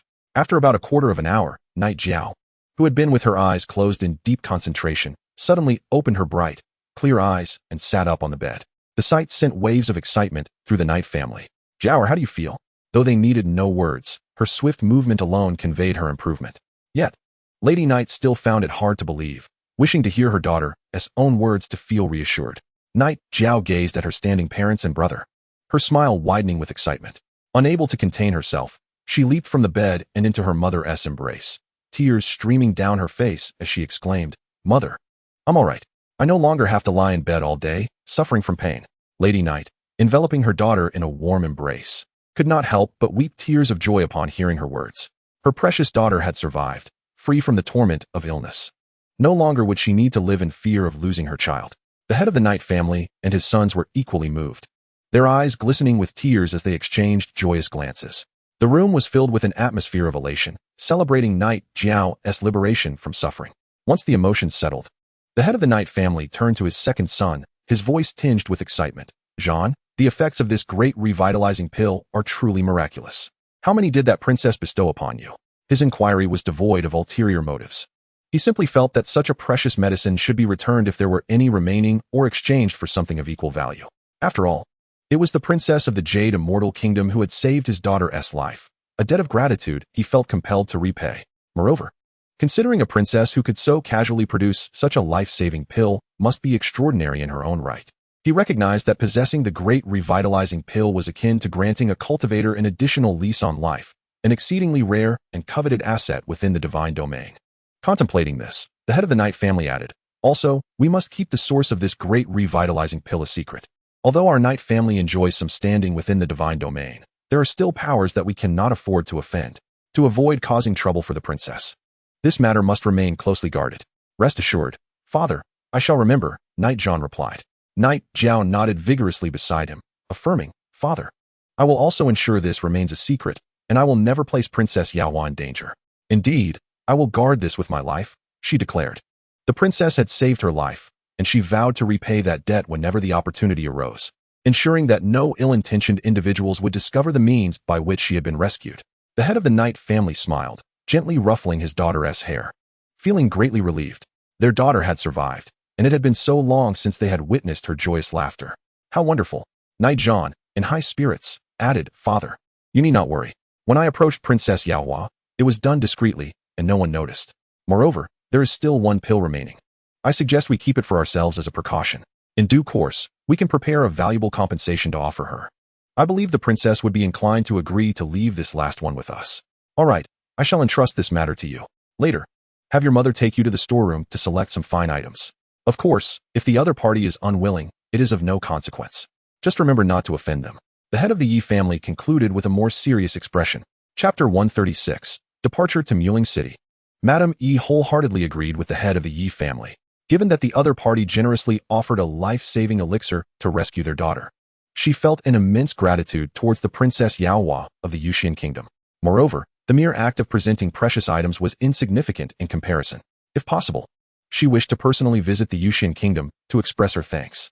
"My husband, if others inquire about our daughter's recovery today, what should we say?" Madame Yi articulated the challenges they would face following their daughter's recovery. Previously, they had sought the assistance of Master Zeng from the Divine Realm's apothecary for their daughter's treatment. However, since they had not gathered all the necessary materials to concoct the 9 rebirth soul elixir, they could not attribute their daughter's recovery to Master Zeng's efforts. Indeed, this presents a dilemma, the head of the Yi family acknowledged. Master Zeng was no ordinary individual. He would not be inclined to cover for them. There would undoubtedly be many who would investigate the reasons behind their daughter's healing. They needed to devise a careful response. The family sat together, brainstorming solutions. In the capital of the Yunxiao Kingdom, since that fateful evening at the palace banquet, the heads of various families had privately instructed their members to maintain utmost respect when encountering Princess Yaowa. They were warned not to provoke her, lest their families be left bereft of even the opportunity to mourn. Consequently, those who had not attended the banquet were intensely curious about this princess who had suddenly become a figure of great interest in the capital. The most discussed topic among them was none other than Princess Yaohua. Unfazed by her newfound notoriety, Yaohua was presently in the Fengyi Palace, discussing her desire to visit Muling City with her mother. She also wished to meet her previously unseen fifth brother, Bailey Yunxiao. The Empress, Shangguan was taken aback by her daughter's wish to travel so far. She felt an involuntary pang of reluctance to see her daughter embark on such a journey, especially with her fifth son having been there for quite some time without any news. Her maternal instincts were on high alert. She could not bear the thought of any harm befalling her children. Torn, she pondered whether to grant her daughter's request. Understanding her mother's concerns, Yaohua sighed, "Mother, have you forgotten my current strength? There are only a few in the immortal spirit realm who can contend with me. Moreover, it would be beneficial for me to visit my brother. At least my presence would increase our chances of success in Muling City." "Very well. But you must promise to take care of yourself. If anything arises, let your fifth brother handle it. He is tough and resilient." Shangguan, with a resigned sigh, acquiesced and imparted one last piece of advice to her daughter. Yaohua responded with a chuckle, "I can't help but feel a bit sorry for my fifth brother. I wonder how he would react to your words, mother." That evening, Bailey Xiaoxiao and Bailey Yunxi learned of Yaohua's impending journey to Muling City. Yet they did not hinder her, as they too were concerned about the situation there. Ultimately, it was decided that the two brothers would accompany Yaohua on her journey. The following day, after a brief preparation, Yaohua revealed her exquisite flying vessel before her family, leaving them utterly astonished. They immediately recognized its extraordinary nature, though their surprise quickly turned into a familiar acceptance of her rare possessions. After bidding farewell to Bailey Xiaoxiao and his wife, along with Bailey Yunyang and Bailey Yunma, the trio activated the flying vessel and departed. As the four watched the vessel vanish into the horizon, they could not help but marvel. Yao possesses an abundance of remarkable treasures. Aboard the exquisite flying vessel, Bailey Yunjiang and Bailey Yunqi were guided by Yaohua as they explored its luxurious interiors. "Little sister, this flying vessel is truly remarkable. It likely has no equal in the immortal spirit realm," they remarked, awestruck by its opulence. "Akin to a flying palace where one would never tire of residing. Brothers, choose whichever room you fancy. It can serve as your exclusive quarters." Yaohua smiled at them. Delighted by her kindness, the two brothers each selected a suitable room. Due to the vessel's incredible speed, they arrived at Muling City within 2 days. However, upon their arrival, they found the city's defensive barrier had been activated. It turned out that since the previous day, various tribes of the demon race had commenced their assaults. Therefore, the trio witnessed numerous large demonic beasts relentlessly attacking the transparent barrier above Muling City. Fortunately, the barrier had been well maintained by the city lord over the years, proving to be quite resilient. The leading demonic beasts, orchestrating the attack on the barrier, suddenly noticed the exquisite flying vessel not far away. Their eyes gleamed with a cunning glint. "What a stroke of luck. Just when we were struggling to breach Muling City's defenses, an unexpected surprise arrives. You there? Surround that flying vessel." "But boss, aren't we supposed to be focusing all our strength on the barrier? Why are we wasting time on that small vessel?" a confused subordinate queried. "Shut up. Just do as you're told. No need for questions." The burly wolf demon scolded impatiently. This seemingly extraordinary vessel had suddenly appeared near Muling City, and it was clear it wasn't merely passing through. Capturing its occupants could potentially lead to claiming this exquisite vessel for themselves. The wolf demon envisioned presenting it to their leader and basking in praise. If those aboard had any connections to Muling City, they could leverage them to threaten the city lord and that young man named Bailey Yunjiang. This could very well facilitate their conquest of Muling City, significantly shortening the timeline for subjugating the Yuxian kingdom. The subordinate, chastened, hurriedly gathered a group of pig demons to encircle the flying vessel.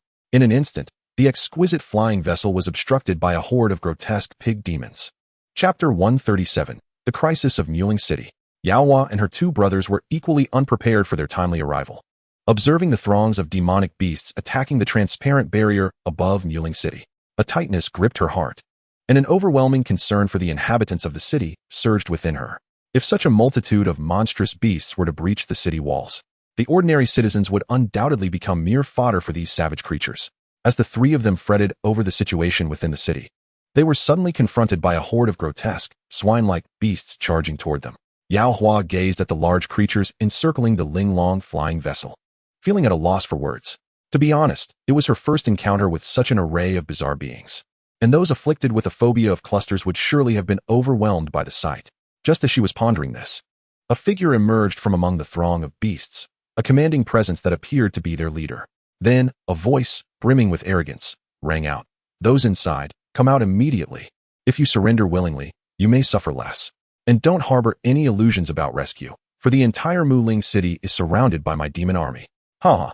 Upon hearing his words, Yao Hua and her companions simultaneously furrowed their brows. His proclamation confirmed that the various factions of the demon race had indeed mobilized in full force. Given the current military strength of Muling City, they were woefully inadequate to contend against such a multitude of beasts. Yao Hua extended her divine sense and discovered that most of the demon beasts were manifesting in their original forms. Their massive physiques suggested that their combat prowess likely surpassed that of human soldiers. With such a host of demons, it was no wonder that their ally had initiated the city's defensive formations. It seemed that even Muling City and the tens of thousands of soldiers brought by their ally would struggle to withstand this onslaught. This might explain why there had been no news from the capital regarding the impending conflict. Fortunately, every city had its defensive arrays in place, and their ally had not recklessly led his men into battle.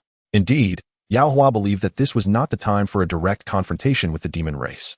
As she regarded the beasts outside who continued to taunt them, her gaze sharpened. In an instant, the Linglong flying vessel unleashed a colossal wave of energy, sweeping outward and engulfing the demon beasts surrounding it. The creatures had no chance to resist. They vanished in an instant. This spectacle left by Li Yunxiao and by Li Yunqi, who were still contemplating how to enter the city, utterly astonished. The beasts that had just surrounded them were formidable, and their numbers were not insignificant. Yet, in the blink of an eye, they had been obliterated. If she was not mistaken, it seemed her sister had not even lifted a finger. What was happening? Bai Li Yunxiao cast a sidelong glance at his sister, a soft chuckle escaping his lips. Though he remained silent, Bai Li Yunqi had not intended to inquire, but his curiosity over the sudden turn of events proved too strong to resist. Unable to contain himself, he turned to his sister and asked, Yao Yao, which esteemed senior just intervened. Their prowess is clearly superior to both mine and second brother S. Could it be that you are concealing a powerful ally? But wait, if that were the case, how had their father not discovered it? Or perhaps his sister had specifically instructed their father to remain silent about it. A myriad of thoughts raced through Bai Li Yunqi's mind, though he harbored no ulterior motives, merely a desire to unravel the identity of the mysterious figure who had intervened.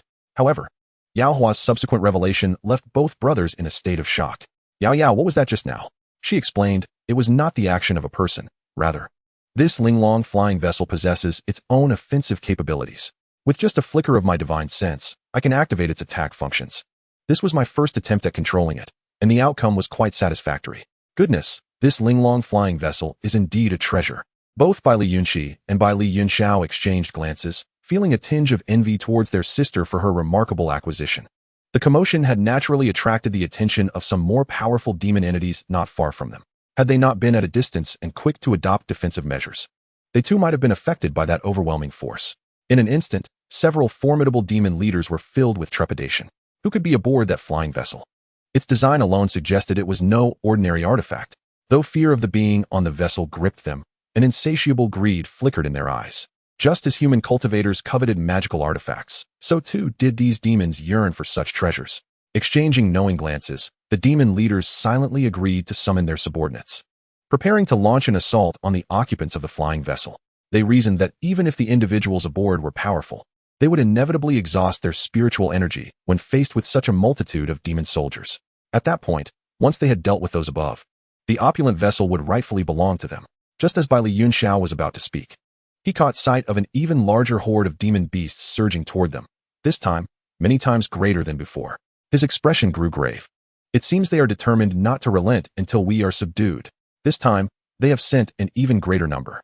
We must tread carefully. With that, he summoned a long sword to his hand. Yao Hua and her companions also drew their swords, their gazes resolute as they watched the approaching horde of beasts. They recognized that this new wave of demon beasts was markedly stronger in both numbers and rank than the previous group. Thus, the three of them stood atop the flying vessel, warily observing the advancing tide of demons. Initially, Bai Li Yunxiao and Bai Li Yunqi had considered descending to engage the enemy, but Yao Hua interjected. With such a vast number of foes, their trio alone would not suffice. She proposed using the Linglong flying vessel to combat the incoming horde instead. Meanwhile, atop the city walls, a vigilant general monitoring the situation outside the defensive barrier suddenly noticed that the demon horde near the southwestern city gate had collectively ceased their assault. Instead, they surged toward a specific direction. This piqued the curiosity of those below. What could have transpired to divert such a large contingent of demons? The general quickly signaled to a nearby soldier to relay the information. Moments later, A young man clad in armor forged from a special material soared up to the city walls, followed closely by the city lord of Muling, Zhang Shan, and other generals. What is happening? The young man was none other than Baili Yunxian. Upon his arrival, he immediately inquired of the observing general, Wang Shi. Your Highness, I am unsure of the situation. The demon horde that was originally attacking this direction abruptly retreated and moved toward that area, Wang Shi reported, gesturing toward the site of the disturbance. Baili Yunxian and Zhang Shan quickly discerned the presence of a vessel encircled by the demon beasts. However, due to the distance, they could not clearly see its form or the happenings aboard. What is going on? How did a flying vessel come to be there? They wondered. This is terrible. With so many demons charging at it, how could the people aboard possibly fare well? Fifth Prince, what should we do now? Though they were uncertain how anyone had managed to arrive at Muling City in such a perilous time, the sight of the vessel besieged outside the city stirred a wave of anxiety among them. What sort of predicament was this? Did they not understand the grave danger Muling City was in? Why would they come here at such a time? Now, they were left pondering how to handle this situation. Should they attempt a rescue? They risked leaving themselves vulnerable to the other demon hordes that were eyeing Muling City hungrily. Should any mishap occur, the entire populace of Shepherd City would be doomed to the jaws of the demonic beasts. If no rescue is rendered, it would not be long before those aboard the flying vessel would be torn to shreds by the horde of monsters. The city lord, Zhang Shan, furrowed his brow so intensely it seemed capable of crushing a mosquito. Truly, trouble seeks out the idle. Baili Yunxian also overheard the discussions among those nearby, casting an impatient glance in their direction, ready to retort, rescue? Who are we saving? Those fools have sought their own demise by coming here. Just then, a flash of light illuminated the position of the flying vessel, and the beasts that had charged forth were instantly eradicated. In the blink of an eye, all that remained was that solitary vessel, devoid of any other presence. Gasp! The onlookers atop the city walls stared in a daze at the extraordinary flying vessel. Your Highness, all the beasts that charged forth have vanished. A middle-aged man trembled as he spoke from the crowd. Baili Yunxian, jolted back to reality by the man's exclamation, could not suppress an eye roll. As if I needed you to remind me. Do you think I lack sight? However, the ability to annihilate such a multitude of beasts in an instant suggested that those aboard the vessel were no ordinary individuals, possessing formidable power indeed. He could not help but lower his gaze, pondering the identity of these remarkable beings. At that moment, Zhang Shan exclaimed, Your Highness, that flying vessel is approaching us. Baili Yunxian swiftly raised his eyes to confirm, and indeed, it was heading directly towards them. As it drew closer, the onlookers were graced with the full view of the vessel, a sight that seemed to unveil the gateway to a new realm. Each person present found themselves widening their eyes in astonishment, their expressions an overflow of shock and admiration. Deep within, they could not help but exclaim, Goodness! It is as though a palace is soaring through the skies. The vessel's exquisite craftsmanship and lavishness were simply breathtaking. It felt less like a mere mode of transportation and more like a palace suspended in midair, exuding unparalleled nobility and opulence.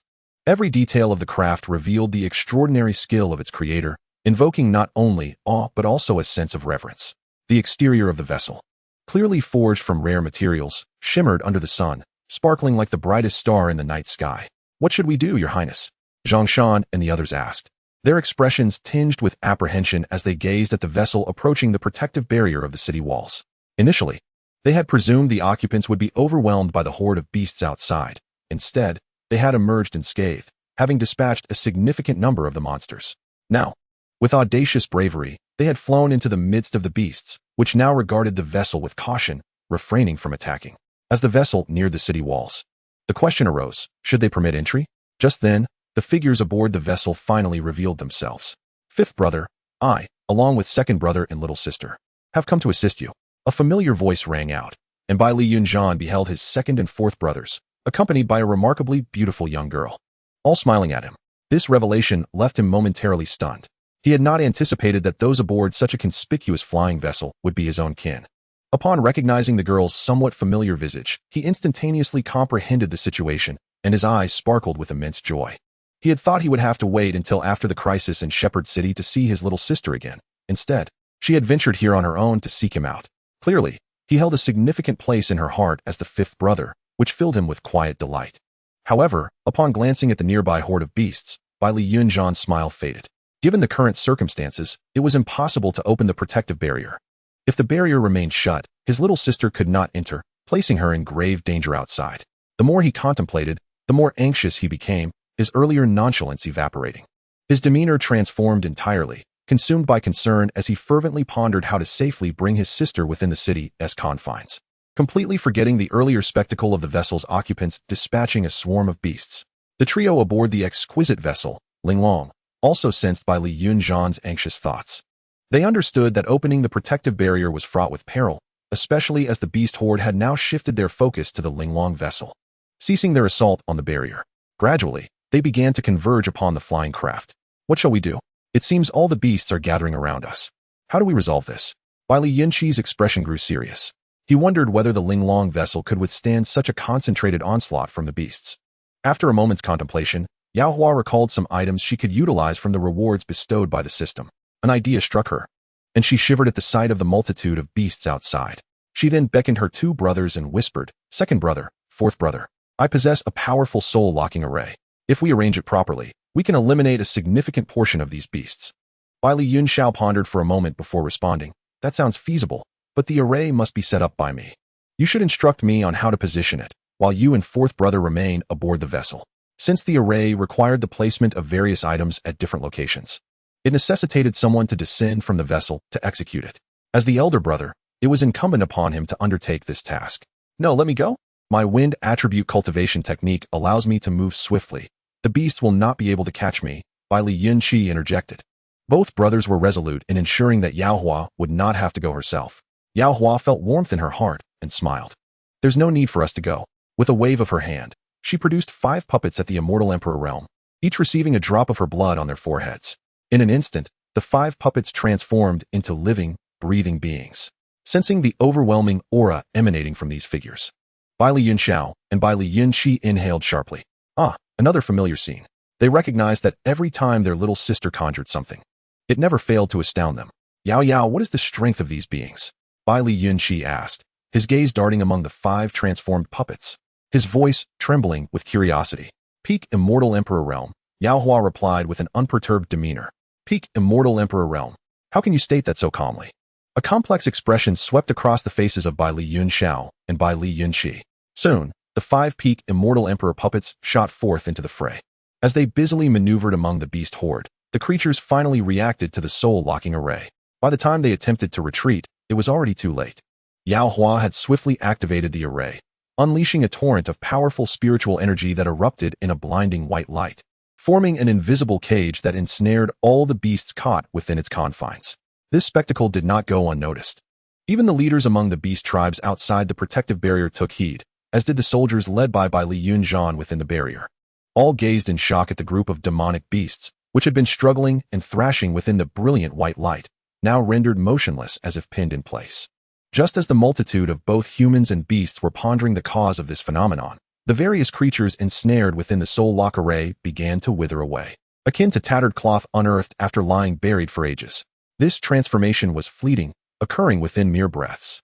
The entire assembly of beasts, engulfed by the soul lock array, vanished without a trace, leaving not even a hair behind. This chilling spectacle elicited gasps of horror from the tribal leaders and their kin, who were watching from the sidelines. As they contemplated their next course of action, even the newly appointed leader of the Qinglang tribe, who had instigated this conflict between humans and beasts, trembled uncontrollably, his mind racing with thoughts of where this meddlesome flying vessel had originated. With one swift strike, it had decimated a significant portion of his beastly army, shattering their morale as they besieged the city of Muling. How could he possibly continue the fight now? The leader of the Qinglang tribe stared at the flying palace, his eyes bulging with fury, his gaze filled with a venomous desire to rend apart those aboard the vessel. What a splendid opportunity this was. And yet he was forced to relinquish the conquest of Muling City. His heart brimmed with resentment. After surveying his surroundings and taking a deep breath, he resolved to rally the remaining beasts. However, before he could utter a word, a crisp, resonant voice echoed through the ears of all the tribes of the demonic race. It was merely a warning. Should they persist in their assault on Muling City, the speaker would not hesitate to annihilate them all. If the tribes were wiped out, their legacy would be lost, an outcome of their own making. Those who doubted were welcome to test the waters. Yao Hua's words were not mere bluster. She had an arsenal of invaluable rewards at her disposal. For each beast tribe, the prospect of annihilation was not a trivial matter. Yet, she wished to avoid unnecessary bloodshed, believing that after witnessing the earlier scene, any creature with sense would know the right choice to make. Frankly, Yao Hua could not comprehend why they would be so foolish as to encroach upon human territory. No matter how formidable the beasts were, did humans lack powerful champions? In this endless cycle of conflict, what true advantage could either side hope to gain? The instigator of this strife must have had a brain befitting a donkey's kick. With Yao Hua's remarks lingering in the air, the leaders of the beast tribes convened to deliberate their next steps. What should they do now? Should they continue the assault? What folly! Did you not hear what those aboard the flying vessel declared? And what of that previous spectacle? What kind of formation was that? It was utterly terrifying. Not to mention, I still feel a chill running down my spine. One leader exclaimed, "If we persist, we may indeed find ourselves exterminated as they warned, and that would be a grave miscalculation. I concur with a retreat. I never had faith in this venture from the start. You all rushed in, swayed by a moment of bravado, and now look. We haven't even breached the gates of Muling City and have already lost some of our kin," grumbled the leader of the bear demon tribe. Casting a disdainful glance at the silent leader of the Qinglang tribe, he saw through the ambitions of this young leader, who had supplanted the old chief. The bear demons were not mindless brutes. Had it not been for the consensus of the other tribes, they would have outright refused to participate in this folly. If it were up to him, the Qinglang tribe would never have allowed that young man to seize control. Sooner or later, the truth behind this reckless endeavor would come to light, and the instigator would not escape unscathed. In that moment, the entire Qinglang tribe might find themselves ensnared by his blunders. Listening to the cacophony of voices from the other tribal leaders, the Qinglang tribe's leader felt his fury boiling. How could they be so cowardly as to retreat at such a critical juncture? They were nothing but a pack of timid souls, devoid of courage. No, he could not allow them to withdraw. Otherwise, what hope would remain for the Qinglang tribe? Taking a deep breath, he endeavored to maintain a calm demeanor as he urged, "Esteemed leaders, do not be so easily frightened by that woman's words. What a joke. She could never achieve total annihilation. While her formation was formidable, it is not something that can be easily replicated. Such devastating arrays demand immense spiritual and mental resources. She just expended a significant amount and cannot recover swiftly. If we seize this opportunity and overwhelm those aboard the vessel, we still have a chance to capture Muling City. I refuse to leave without a fight. I cannot believe that so many demonic beasts cannot take a mere city." He envisioned a future where they could unite with the capital of the Yuxian kingdom and finally dominate that foolish ruler named Jin Wang, establishing the first beast kingdom on equal footing with the other two great empires. In that moment, he felt a surge of exhilaration, oblivious to the fact that the fool he referred to had already been incapacitated and imprisoned. The bridge he sought to cross had vanished into thin air, as he remained lost in his daydreams. The other leaders, pondering the Qinglang leader's words, began to consider the possibility he presented. Such a powerful killing formation must indeed consume a considerable amount of energy. Perhaps, as he suggested, those aboard the vessel were merely bluffing. As these thoughts took root, they felt their resolve wavering. Yet, the leader of the bear demon tribe remained unconvinced, sensing that matters were far from straightforward. After some contemplation, he declared, "Enough. Regardless of your arguments, the bear demon tribe has resolved to retreat. Fellow leaders, I urge you, do not allow yourselves to be used as pawns in this reckless endeavor. The audacity of appearing so brazenly before such a formidable assembly is not to be underestimated. Do not forget the 5 powerful figures we just witnessed. Each one was undoubtedly at the peak of the Celestial Emperor stage. Are you truly willing to follow this young man into confrontation with such beings?" Having spoken his piece, the bear demon leader turned to relay his thoughts to his kin. Soon, amidst a flurry of activity, the towering members of the bear demon tribe began to retreat, raising a cloud of dust as they vanished from sight. This development left the remaining tribal leaders exchanging glances, contemplating the wisdom in the elder's words. After a moment of silent agreement, they too began to summon their own kin, withdrawing from the battlefield. The Qinglang leader, infuriated by the blatant dismissal from the bear demon tribe, felt his blood boil as he witnessed the other tribes following suit.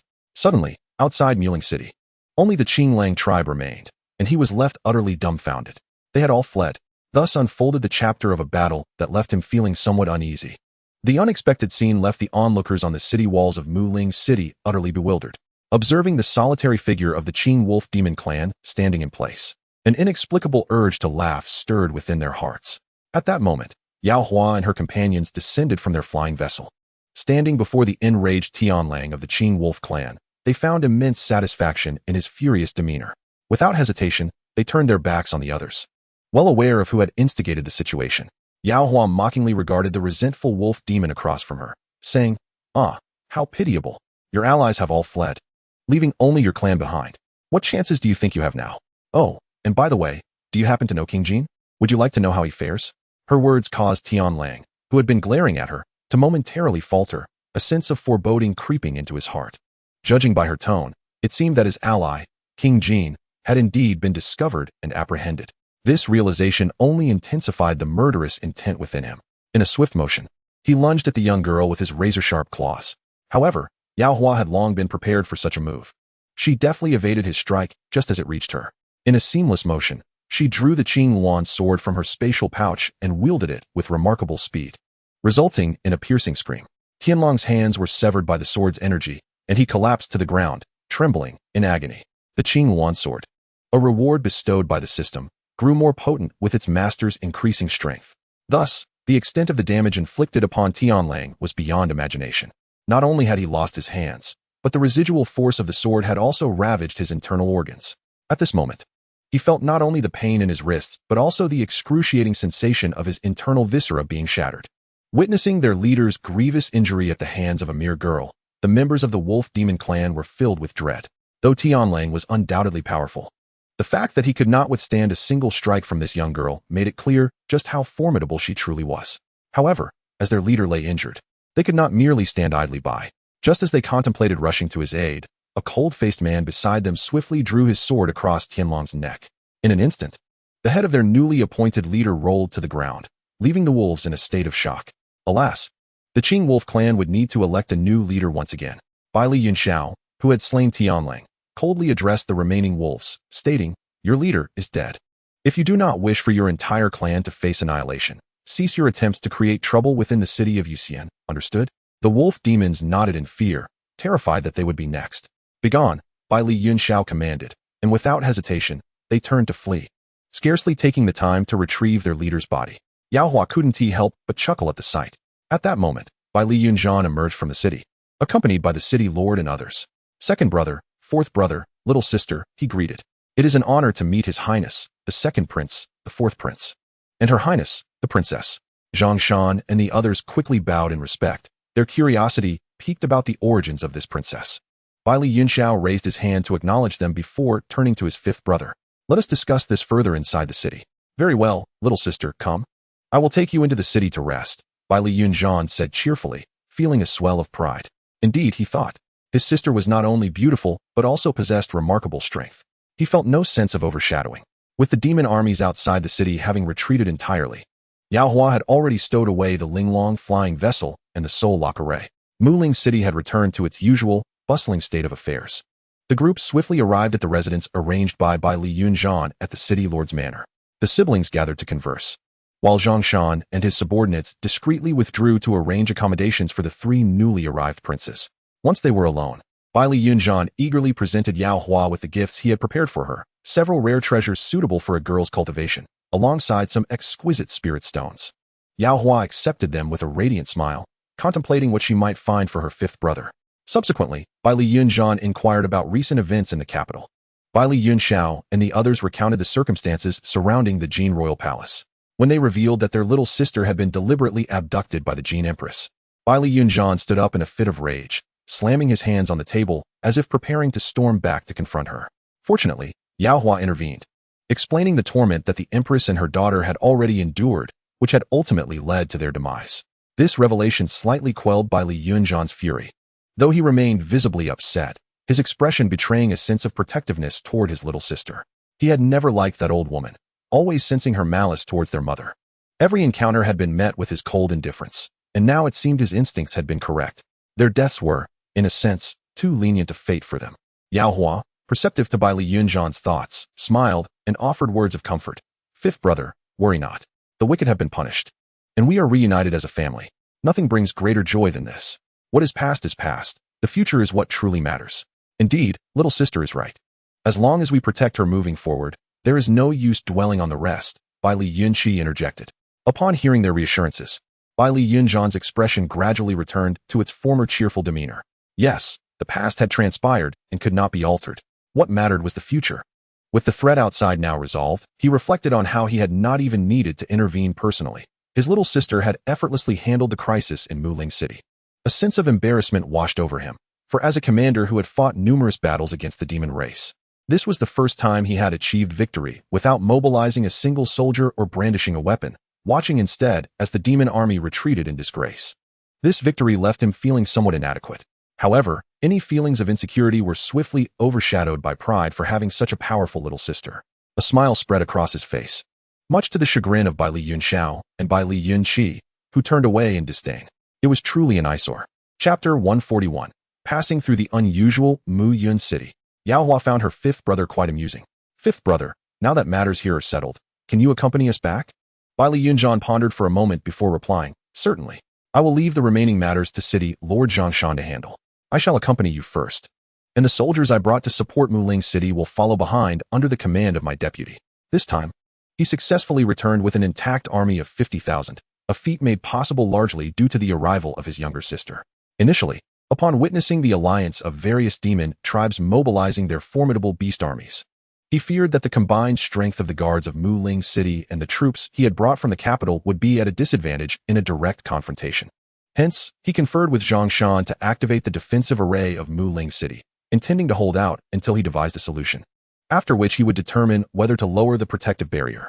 Little did they know that before a strategy could be formulated, the crisis facing Muling City was resolved by his sister's timely intervention. Thus, he now found himself returning with ease. After sharing a meal, the four siblings retired to their designated guest chambers in the city lord's mansion. The following day, Bai Li Yunxiao and his companions convened in the study of the city lord's mansion to deliberate on matters before embarking on Yao Hua's exquisite flying vessel towards the capital of Yuxian Kingdom.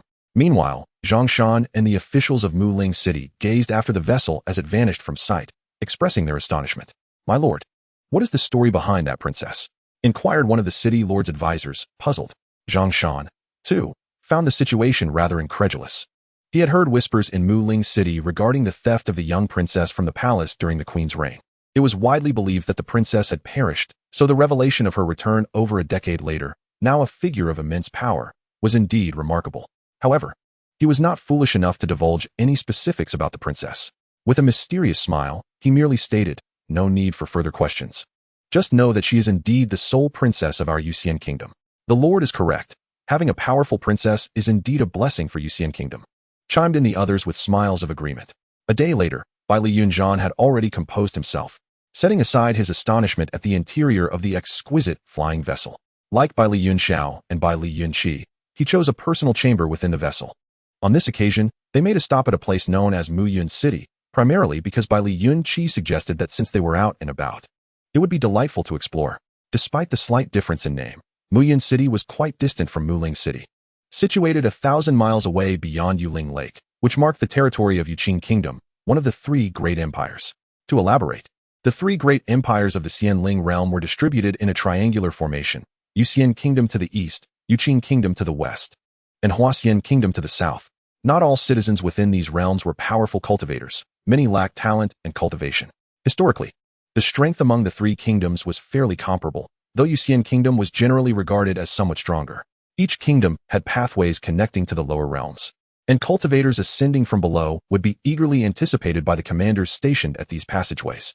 The arrangements were made with fairness and transparency in mind, with each kingdom taking turns to oversee the entrances on a monthly basis. The four of them entered Mu Yun City without any visible guards, and Yao Hua found the place quite bustling. The streets were wide, clean, and orderly, with vendors situated in designated areas selling their goods. It was evident that the stalls near the city gates primarily offered items useful to common folk. Although Yao Hua had no need for such trinkets, she found them quite charming. She strolled from stall to stall, pausing to admire the beautiful and intriguing items, occasionally purchasing one or two. Naturally, with her three brothers present, she was not required to pay. Their presence drew the attention of many, for the extraordinary beauty of the four siblings was striking, and their attire hinted at their noble origins. Vendors, eager to make a sale, enthusiastically promoted their wares, hoping to sell them a variety of items, which made Yao Hua feel a bit overwhelmed. After purchasing yet another trinket from an overly eager vendor, she decided to quicken their pace. After whispering to her brothers, the four of them hastened forward, swiftly passing through the exuberant street and turning into another broad and tidy avenue. This new street, unlike the previous one, did not feature an array of small trinkets, but was lined with various shops displaying signs of different designs. There were taverns, inns, pastry shops, and stores selling ready-made clothing and fabrics, among others. Observing closely, Yao Hua noted that most of the patrons entering and exiting these establishments appeared to be ordinary people. Curiosity piqued. She wondered if the layout of Muyun City was intentionally divided into distinct zones. Brothers, shall we continue exploring further ahead? She inquired cheerfully. Certainly. This Muyun City seems quite intriguing. Let us see what lies ahead that may differ from here, agreed by Li Yunzhan and his brothers, who shared her curiosity. As they proceeded, they passed through a grand stone archway that seemed to demarcate a boundary, separating the inside from the outside. Upon crossing the arch, they felt a slight, yet noticeable resistance. The street before them was significantly wider than that outside, with a different arrangement. Patrols of soldiers occasionally passed by. Their cultivation levels noticeably higher than average, indicating that the inhabitants here were likely cultivators. The captain of a patrolling squad, Luo Sheng, noticed the four impressive young figures as they entered through the archway. He halted his patrol and approached them, asking, "Are you for wishing to enter the cultivator street?" Upon closer inspection, he was astonished to find he could not discern their cultivation levels, which raised a flicker of wariness within him. They were either concealing their powers or were of a realm vastly superior to his own. Regardless, he resolved to report their presence to the city lord, just in case any incidents arose in the cultivator street. Chapter 142. The Trapped City Lord of Muyun City, Xiayan, Cultivator Street. The four siblings exchanged glances before turning to the speaker. Bai Li Yunxiao queried, "Does this cultivator street imply that all who enter are cultivators? What can one find inside? We would appreciate your explanation, brother." Realizing that these newcomers were visiting Muyun City for the first time, Luo Sheng maintained a cautious demeanor, yet kindly proceeded to provide them with an introduction to the cultivator street. In the esteemed presence of Luo Sheng, the street of cultivators is indeed as the young master has described. It is a veritable haven for practitioners, where one can procure various rare and precious materials beneficial for cultivation.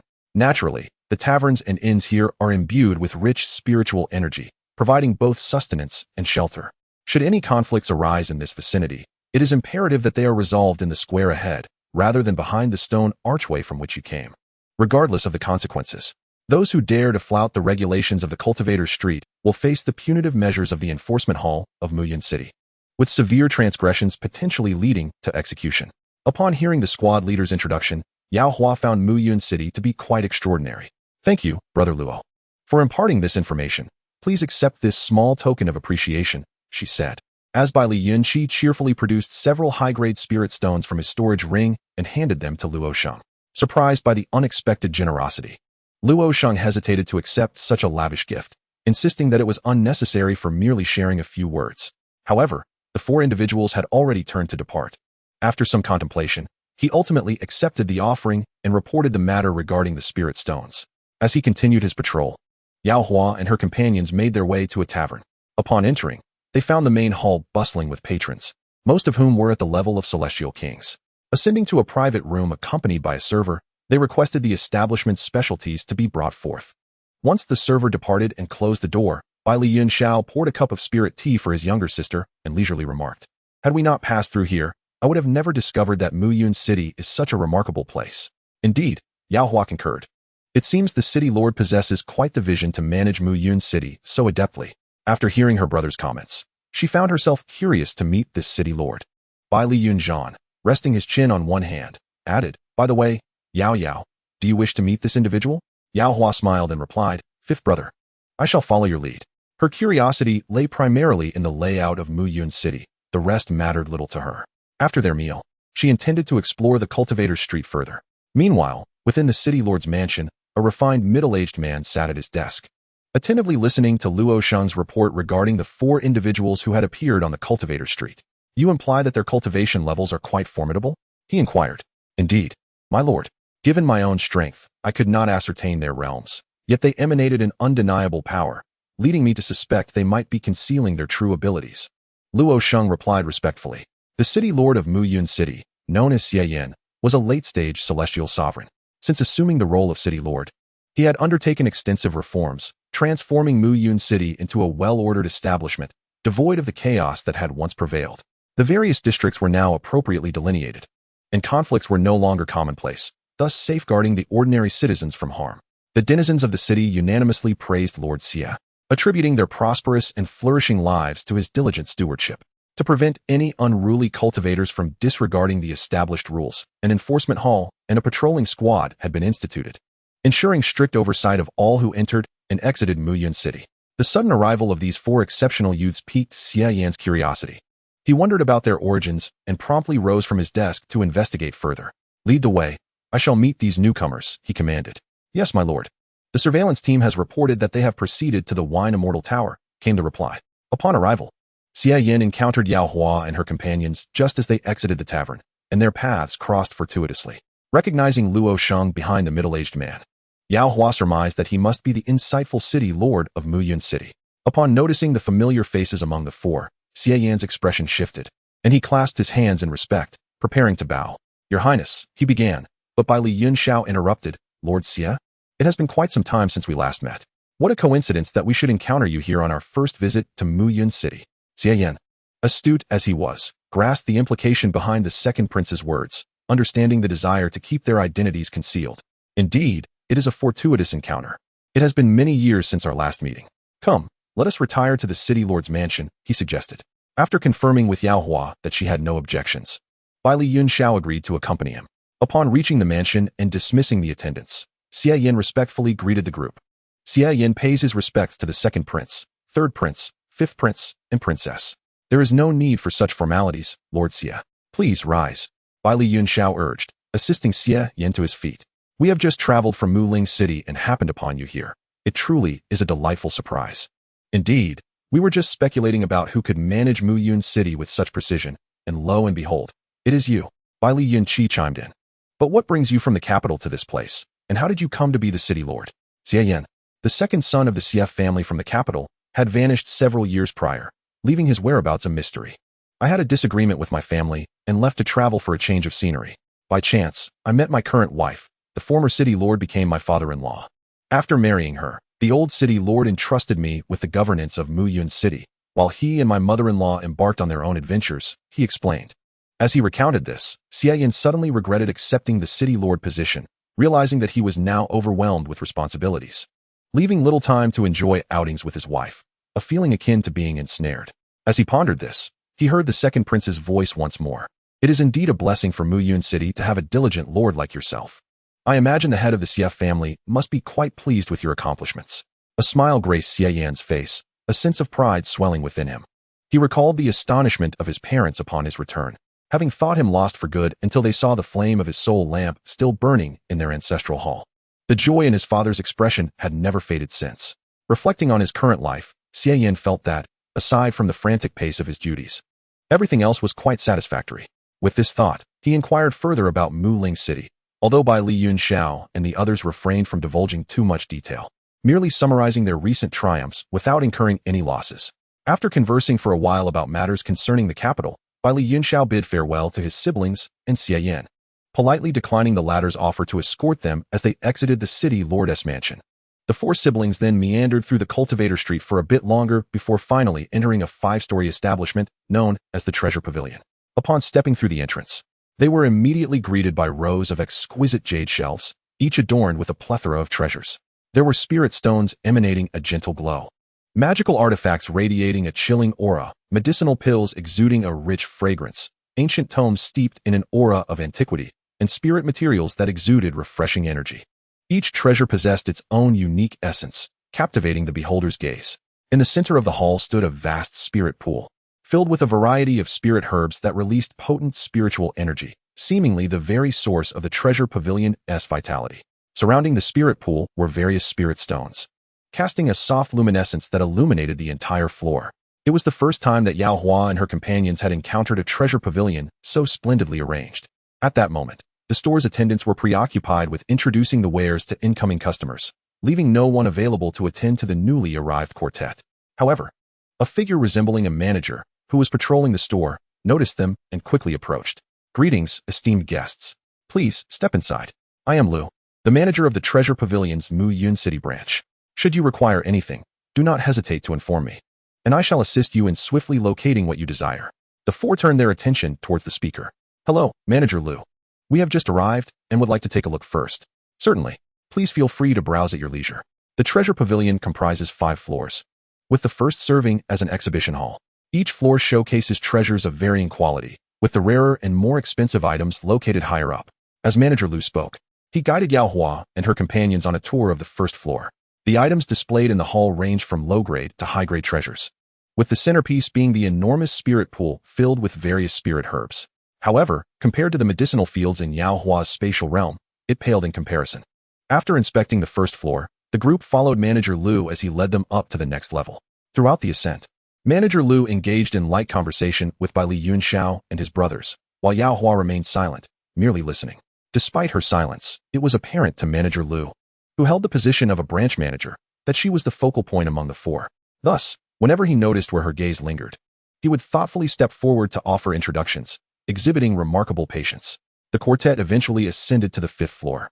Upon arrival, Yao Hua's eyes were immediately drawn to a quaint little box placed prominently on a shelf directly opposite the staircase. Inside lay a purple orb, smooth and the size of a pigeon's egg. She found it quite appealing and approached to pick it up. Just as she was about to inquire about it, an arrogant female voice interrupted her. "Put that down. That's what I have my eyes on." With the voice's conclusion, a girl dressed in a finely adorned green dress, appearing around 15 or 16 years of age, hurried over, reaching out to snatch the purple orb from Yao Hua's grasp, but Yao Hua adeptly evaded her attempt. Did you not hear what I said?" The girl, incensed at not having secured the orb, glared up at Yao Hua. However, upon seeing her face, she froze momentarily. Struck by Yao Hua's extraordinary beauty, which eclipsed even her cousin, reputed to be the most beautiful in the capital, an immediate surge of jealousy and disdain flickered in her eyes. "Is it thanks to your alluring looks that you managed to reach the 5th floor of the treasure pavilion? I wonder whose favor you've charmed." Slap. Before she could finish her taunt, Yao Hua delivered a sharp slap that turned the girl's head to the side. The girl stared in disbelief, her wide eyes filled with fury as she glared at Yao Hua, who was calmly retracting her hand. "How dare you hit me? You lowly wretch, seeking death." With that, she withdrew a short whip adorned with sharp spikes, transforming it into a long lash aimed directly at Yao Hua's face, intent on marring her beauty.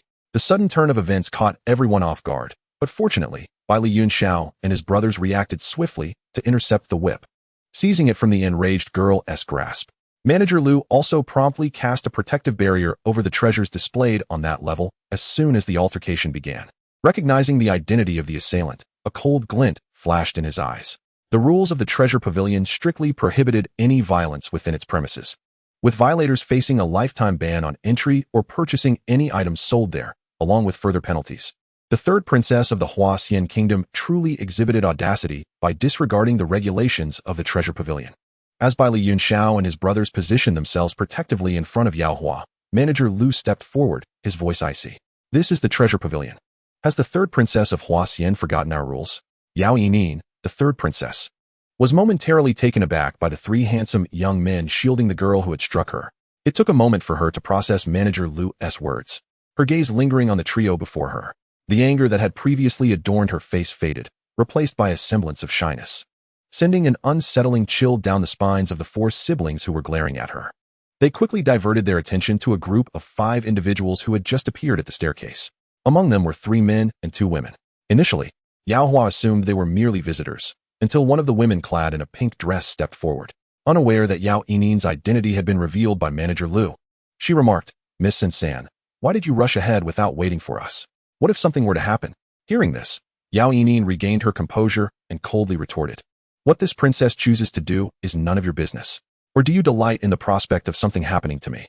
The woman in pink appeared accustomed to Yao Yining's sharp tongue, her expression reflecting a mix of helplessness and slight grievance, though she chose not to respond further.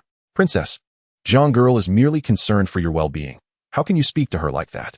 One of the young men addressed Yao Yining, while the others silently furrowed their brows, clearly displeased with the princess's behavior.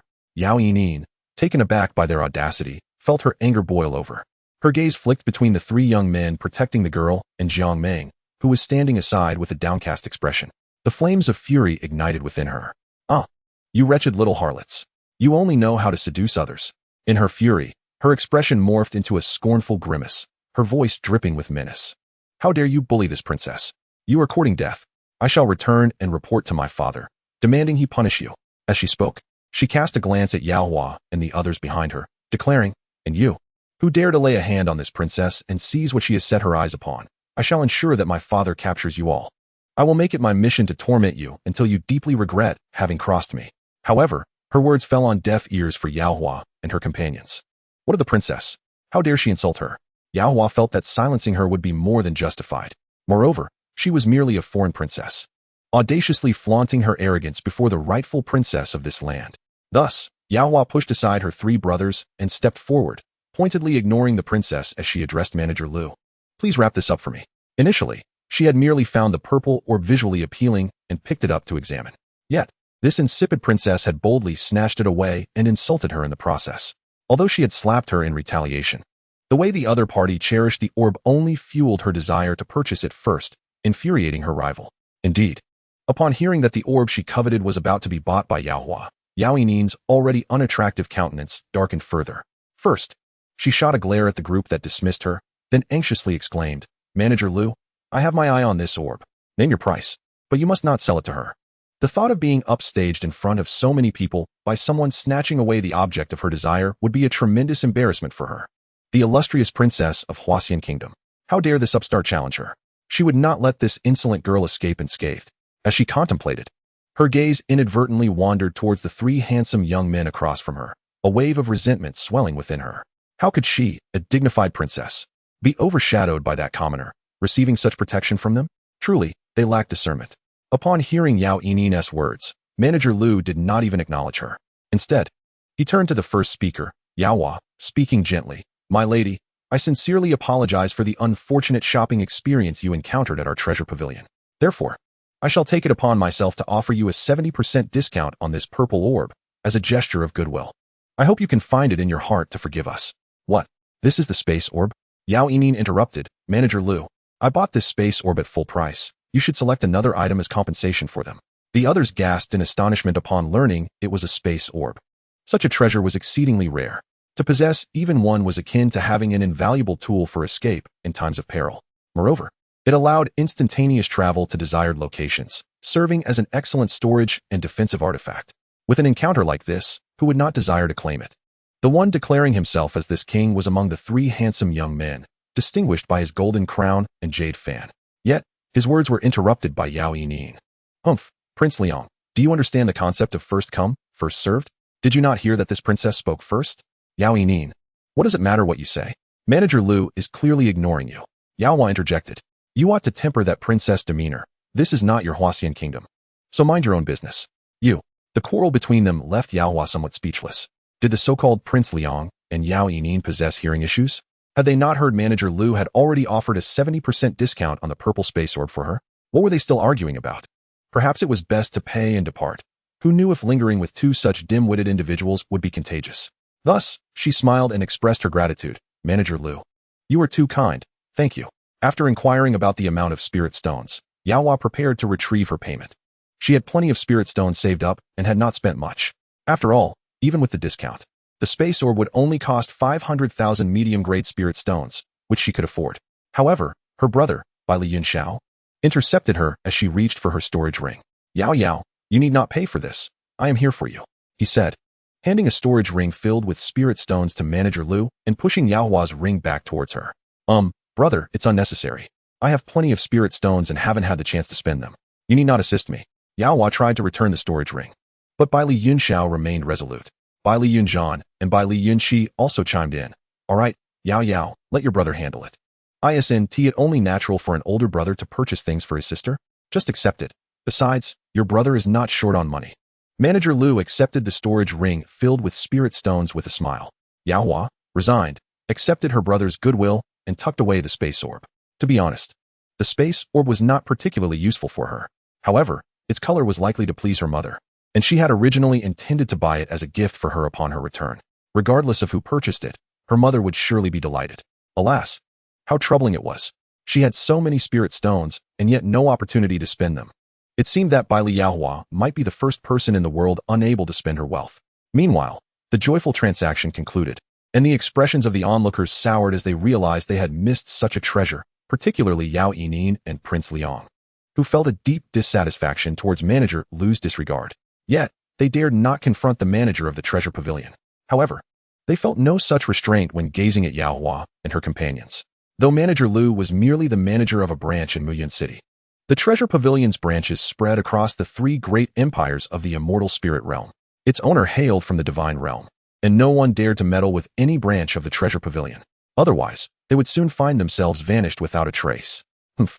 Although they recognized that Yao Hua and her companions were not to be trifled with due to their elegant attire and decisive actions, what did it matter?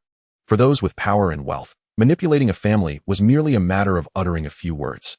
What if they purchased it? It conveniently saved them the expense of obtaining the space orb.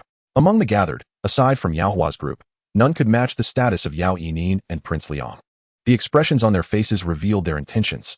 Yet, no one spoke out to caution them, not even the young Lady Jiang, who had been covertly observing the Baili Yunxiao brothers. Previously, she had spoken up upon noticing the three distinguished young men standing together. However, her discontent regarding their protectiveness over the pretty girl had somewhat subsided upon hearing her refer to them as brothers. She planned to become familiar with them, intending to shift their affections from that young girl to herself. Such handsome and wealthy young masters should not be monopolized by a mere girl.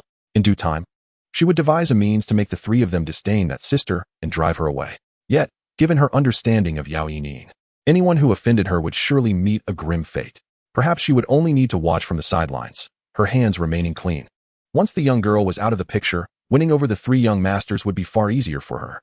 No one noticed the glimmer of something sinister in Jiang Meng's lowered gaze, as all eyes were fixed on the four individuals leaving with Manager Liu after the transaction concluded. Yao Hua and her three companions paid no heed to the gazes directed at them from behind. Regardless, once something was in her possession, no one could wrest it from her unwilling grasp. After confirming that her younger sister had no desires for purchases, Baili Yunxiao and his companions bid farewell to Manager Liu and departed from the treasure pavilion. Manager Liu, smiling, escorted the four to the entrance. Upon turning around, he noticed the third princess of the Huaxian Kingdom and Prince Liang of the Yuqing Kingdom descending the stairs, seemingly preparing to leave as well. He merely nodded before turning back to attend to his duties. Observing Manager Liu's demeanor, the group felt a tinge of dissatisfaction, yet understood their place. Thus, led by Yao Yining and Prince Liang, they left the treasure pavilion with grim expressions.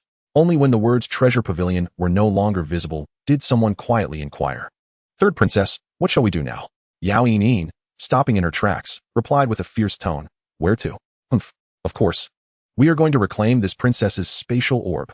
Ha, Yao Yining, it's still uncertain whose spatial orb it truly is. Do not be so confident. I might just claim it for myself, Prince Liang retorted. Humph. Then let us see who finds those four first and eliminates them. The spatial orb shall belong to whoever prevails, Yao Yining coldly scoffed. Very well, let us see to whom the orb ultimately belongs, Prince Liang remarked, leisurely waving his jade fan. The two exchanged glances before heading out of Muyun City together.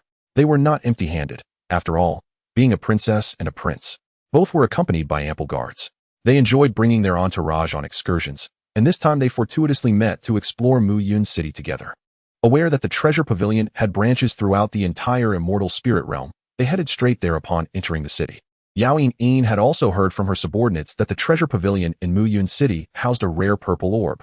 Having heard her father, the emperor, speak of spatial orbs, she felt compelled to investigate upon hearing the news. Little did they expect to encounter Prince Liang, nephew of the emperor of the Yuqing Kingdom.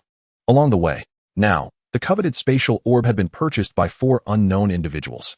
The two returned to their respective teams to arrange for retrieving the orb from those four. Jiang Meng and the other four had also accompanied Yao Yining and Prince Liang for leisure. They silently observed the two leaders making their arrangements. Meanwhile, the four of Yao Hua boarded the exquisite flying vessel, preparing to continue their journey. Just then, Zhang Hai led his 50,000 troops to a location not far from Muyun City. Baili Yunxiao suddenly spoke up, revealing the message he had just received from Zhang Hai. He had not overlooked the calculating glances exchanged between the insufferable third princess and that so-called Prince Liang when his younger sister acquired the spatial orb. Humph. Daring to flaunt their authority in the Yuxian Kingdom, truly deserving of a lesson, he mused. He was eager to witness the expressions of these two fools when surrounded by 50,000 troops. Thus, Baili Yunxiao suggested to Yao Hua that they not rush off and wait a while. The four exchanged knowing glances and couldn't help but chuckle, their laughter causing the hidden guards to shiver involuntarily. Under Yao Hua's direction, the flying vessel maintained a leisurely pace after leaving Muyun City. However, upon passing through a dense forest, they were abruptly intercepted and surrounded by a group of individuals at the Immortal King level. Though the sudden halt was jarring, Yao Hua's controlled speed had prevented chaos. The four, seated at a table enjoying tea, simultaneously looked up. Here they come, they murmured, setting down their teacups. Baili Yunxiao was the first to rise and stride outside, feigning ignorance as he loudly inquired, "Who are you to dare block my way?" The group surrounding the vessel, adorned in two distinct outfits, did not respond. In truth, they were equally astonished. How could someone capable of wielding such a magnificent vessel be an ordinary person? Yet, they were merely following orders, executing commands as instructed. At that moment, a commendable flying vessel approached from a distance and landed outside the throng. As a group disembarked, Yao Hua and her companions couldn't help but smile. It was none other than Yao Yin and her entourage. Finally, we've been waiting for you, they thought. Yao Yin's group naturally noticed the lavish and exquisite vessel before them, and a pang of envy stirred within them. This vessel was far superior to the one they had just boarded. Unbeknownst to them, they were about to acquire great treasures. Both Yao Yin and Prince Liang fixated on Yao Hua's exquisite flying vessel, each calculating how they might secure this flying artifact for themselves. After exchanging glances, Yao Yin spoke first. Prince Liang, this vessel has caught this princess's eye. If you are willing to step aside, I assure you I shall provide adequate compensation. Oh, how fortuitous that your words align with my desires, third princess. I seek nothing else but this flying artifact. Do consider what compensation you might offer, as I assure you. You shall not suffer a loss, Prince Liang replied. Have you forgotten that the emperor of the Huaxian kingdom is my father, while your emperor is merely your uncle? What leverage do you possess to compete with me? Yao Yin retorted, her voice laced with disdain. She was determined to claim the vessel, and the spatial orb that the one who had struck her also acquired would belong to her as well.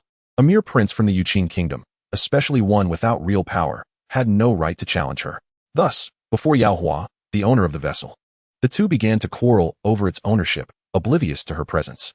This spectacle caused Yao Hua to exclaim in disbelief, "Goodness! Have they already convinced themselves that my exquisite vessel will ultimately belong to them? Have they consulted its owner?" Baili Yunxian narrowed his deep-set eyes, a flicker of murderous intent seeping from within. To dare covet his sister's possessions was tantamount to courting death. He leaped from the flying vessel, standing midair, and coldly declared, "Do you wish to steal in the Yuxian kingdom? Are you seeking death?" As his words fell, a sharp surge of sword chi swiftly sliced toward Yao Yin and her companions. Had it not been for their guards intercepting the attack, they would have sustained severe injuries. Yao Yin, barely evading the onslaught, was infuriated. First, a mere prince dared to oppose her, and now a blind fool had nearly harmed her. I shall have them killed, she seethed. What are you waiting for? Charge! Eliminate them all without mercy. Yao Yin shouted furiously at her guards. Chapter 146. Who gave you the courage? Yao Yin observed her advancing guards with a cold laugh, truly unaware of their impending doom. Every time she ventured out, she sweet-talked her parents into ensuring she was accompanied by powerful guards. Yao Yin was no ordinary prince of the Yuqing kingdom. She was the legitimate princess of the Huaxian kingdom, and her mother was the queen.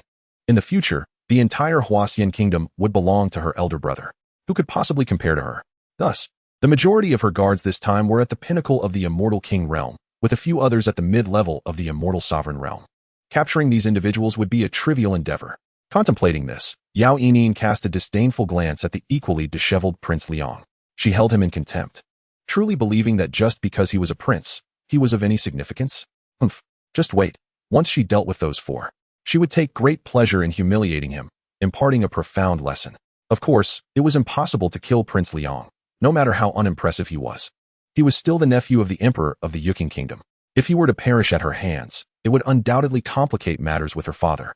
Yao Hua, upon witnessing her fifth brother, Baili Yunxian, besieged by so many, felt a surge of anger. Just as she was about to assist him, she was halted by her second brother, Baili Yunxiao, and her third brother, Baili Yunxi. Yao, with so few of them, you need not exert yourself. Just remain here and observe how your brothers bring them down, Baili Yunxi declared, rushing to join Baili Yunxiao. The intensity of the battle escalated with their arrival. Although Baili Yunxian was skilled, he was outnumbered. With the addition of his two brothers, the tide quickly turned in their favor. The three fought with ease amidst the throng, while Yao Yin and Prince Liang's guards fell one after another. The sight rendered their faces darker than ink. Soon, all the guards were vanquished by the trio. Oh dear. These individuals are far too weak. I haven't even had my fill of fighting, Baili Yunxian boasted, provoking a furious glare from Yao Yin and her companions. Prince Liang, can you endure this? I certainly cannot. If you find yourself without any guards, everything you possess will belong to this princess. Without waiting for a response from Prince Liang, Yao Yin tore apart a talisman in her hand. The air twisted dramatically, and suddenly, a figure emerged in midair. The aura emanating from this individual was significantly stronger than those who had just fallen. Yao Yin's maneuver not only intimidated Prince Liang and Jiang Meng, but even the three brothers, Baili Yunxiao and Baili Yunxi, felt their expressions grow solemn. Yao Hua descended from the flying vessel, standing beside her brothers. Upon witnessing their altered demeanor, Yao Yinin erroneously assumed they were frightened, which momentarily lifted her spirits. Humph! This summoning talisman was a hard-earned prize from her elder brother. The entity summoned was a divine spirit from the royal family of the Weijian kingdom. Although it was merely a fragment of its divine soul, it still possessed the strength of an immortal emperor. Regrettably, this was her only talisman. But if it could help her exact revenge and secure the spatial orb and that flying vessel, it would be worth it. Yao Hua glanced at the figure standing not far away and immediately discerned that it was not its true form. With a cold chuckle, she thought, how extravagant. To summon a divine soul of a mortal emperor caliber for assistance, it seemed Yao Yinin had lost her wits. It remained to be seen whether she would still be able to laugh once this divine soul was dispersed. Yaohi, it's nothing, third brother. It's merely a divine soul at the initial stage of the immortal emperor realm. Sensing the confidence in Yao Hua's tone, they felt somewhat reassured. They were well aware of Yao Hua's prowess. Had it not been for the fact that the spirit realm only recognized the immortal emperor realm as the pinnacle of cultivation, they suspected she would have surpassed it long ago. Thus, the three brothers tacitly retreated to the sidelines, opting to remain uninvolved and avoid complicating matters for Yao Hua. Nevertheless, Bailey Yunxian sent a message to Jiang Hai, urging him to bring the 50,000 troops swiftly. Even standing idle, they would instill terror in this group. Did they truly believe that summoning a soul would render them invulnerable? Dream on. Were princes and princesses truly so exceptional? They were too. But did they notice their own arrogance? It was time to teach them a lesson. They needed to understand that one ought to remain modest in their pursuits. For arrogance invites calamity. The divine soul, upon spotting the four, locked eyes with a young girl. A tremor coursed through him, quickly replaced by fury. How audacious! To disregard him, a master of the immortal emperor realm. It was a display of reckless disregard for his authority. He perceived the girl as seeking her demise. Thus, he would grant her wish. With swift motion, the divine soul unleashed a skill imbued with the aura of the immortal emperor realm towards Yao Hua. Everyone believed that Yao Hua would undoubtedly perish upon being struck by such a formidable attack.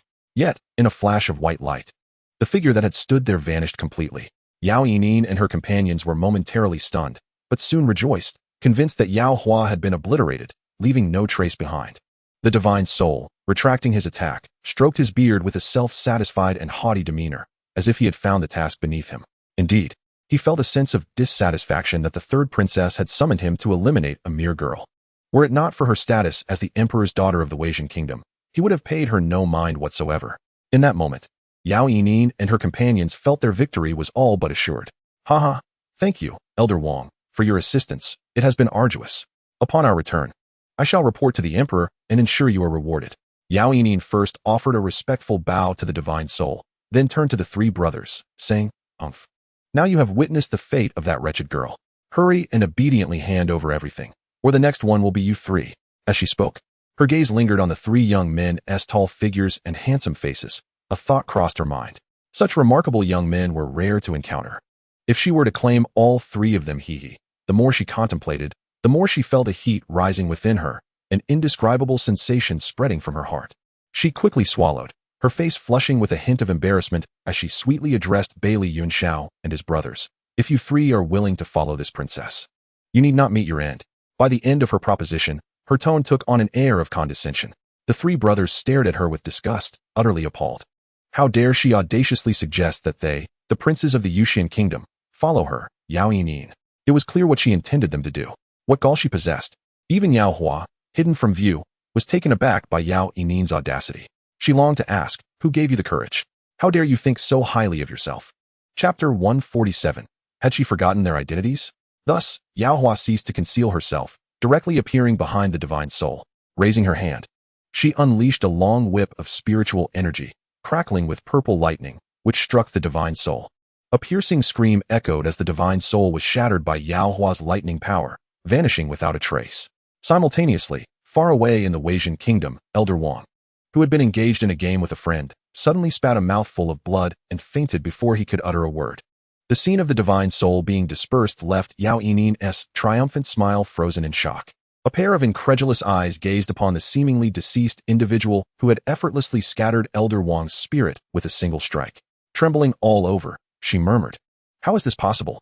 How could she possibly surpass Elder Wang, a being of the celestial emperor realm?" Even Jiang Meng, who had initially felt a sense of relief at the thought of Yao Hua being eliminated by the third princess's summoned expert, wore a face of disbelief. She quickly composed herself, pretending to be startled as she retreated behind Prince Liang.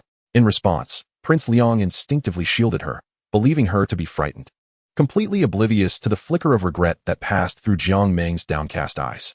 Internally, she cursed Elder Wang as a useless fool, unable to even defeat a mere girl.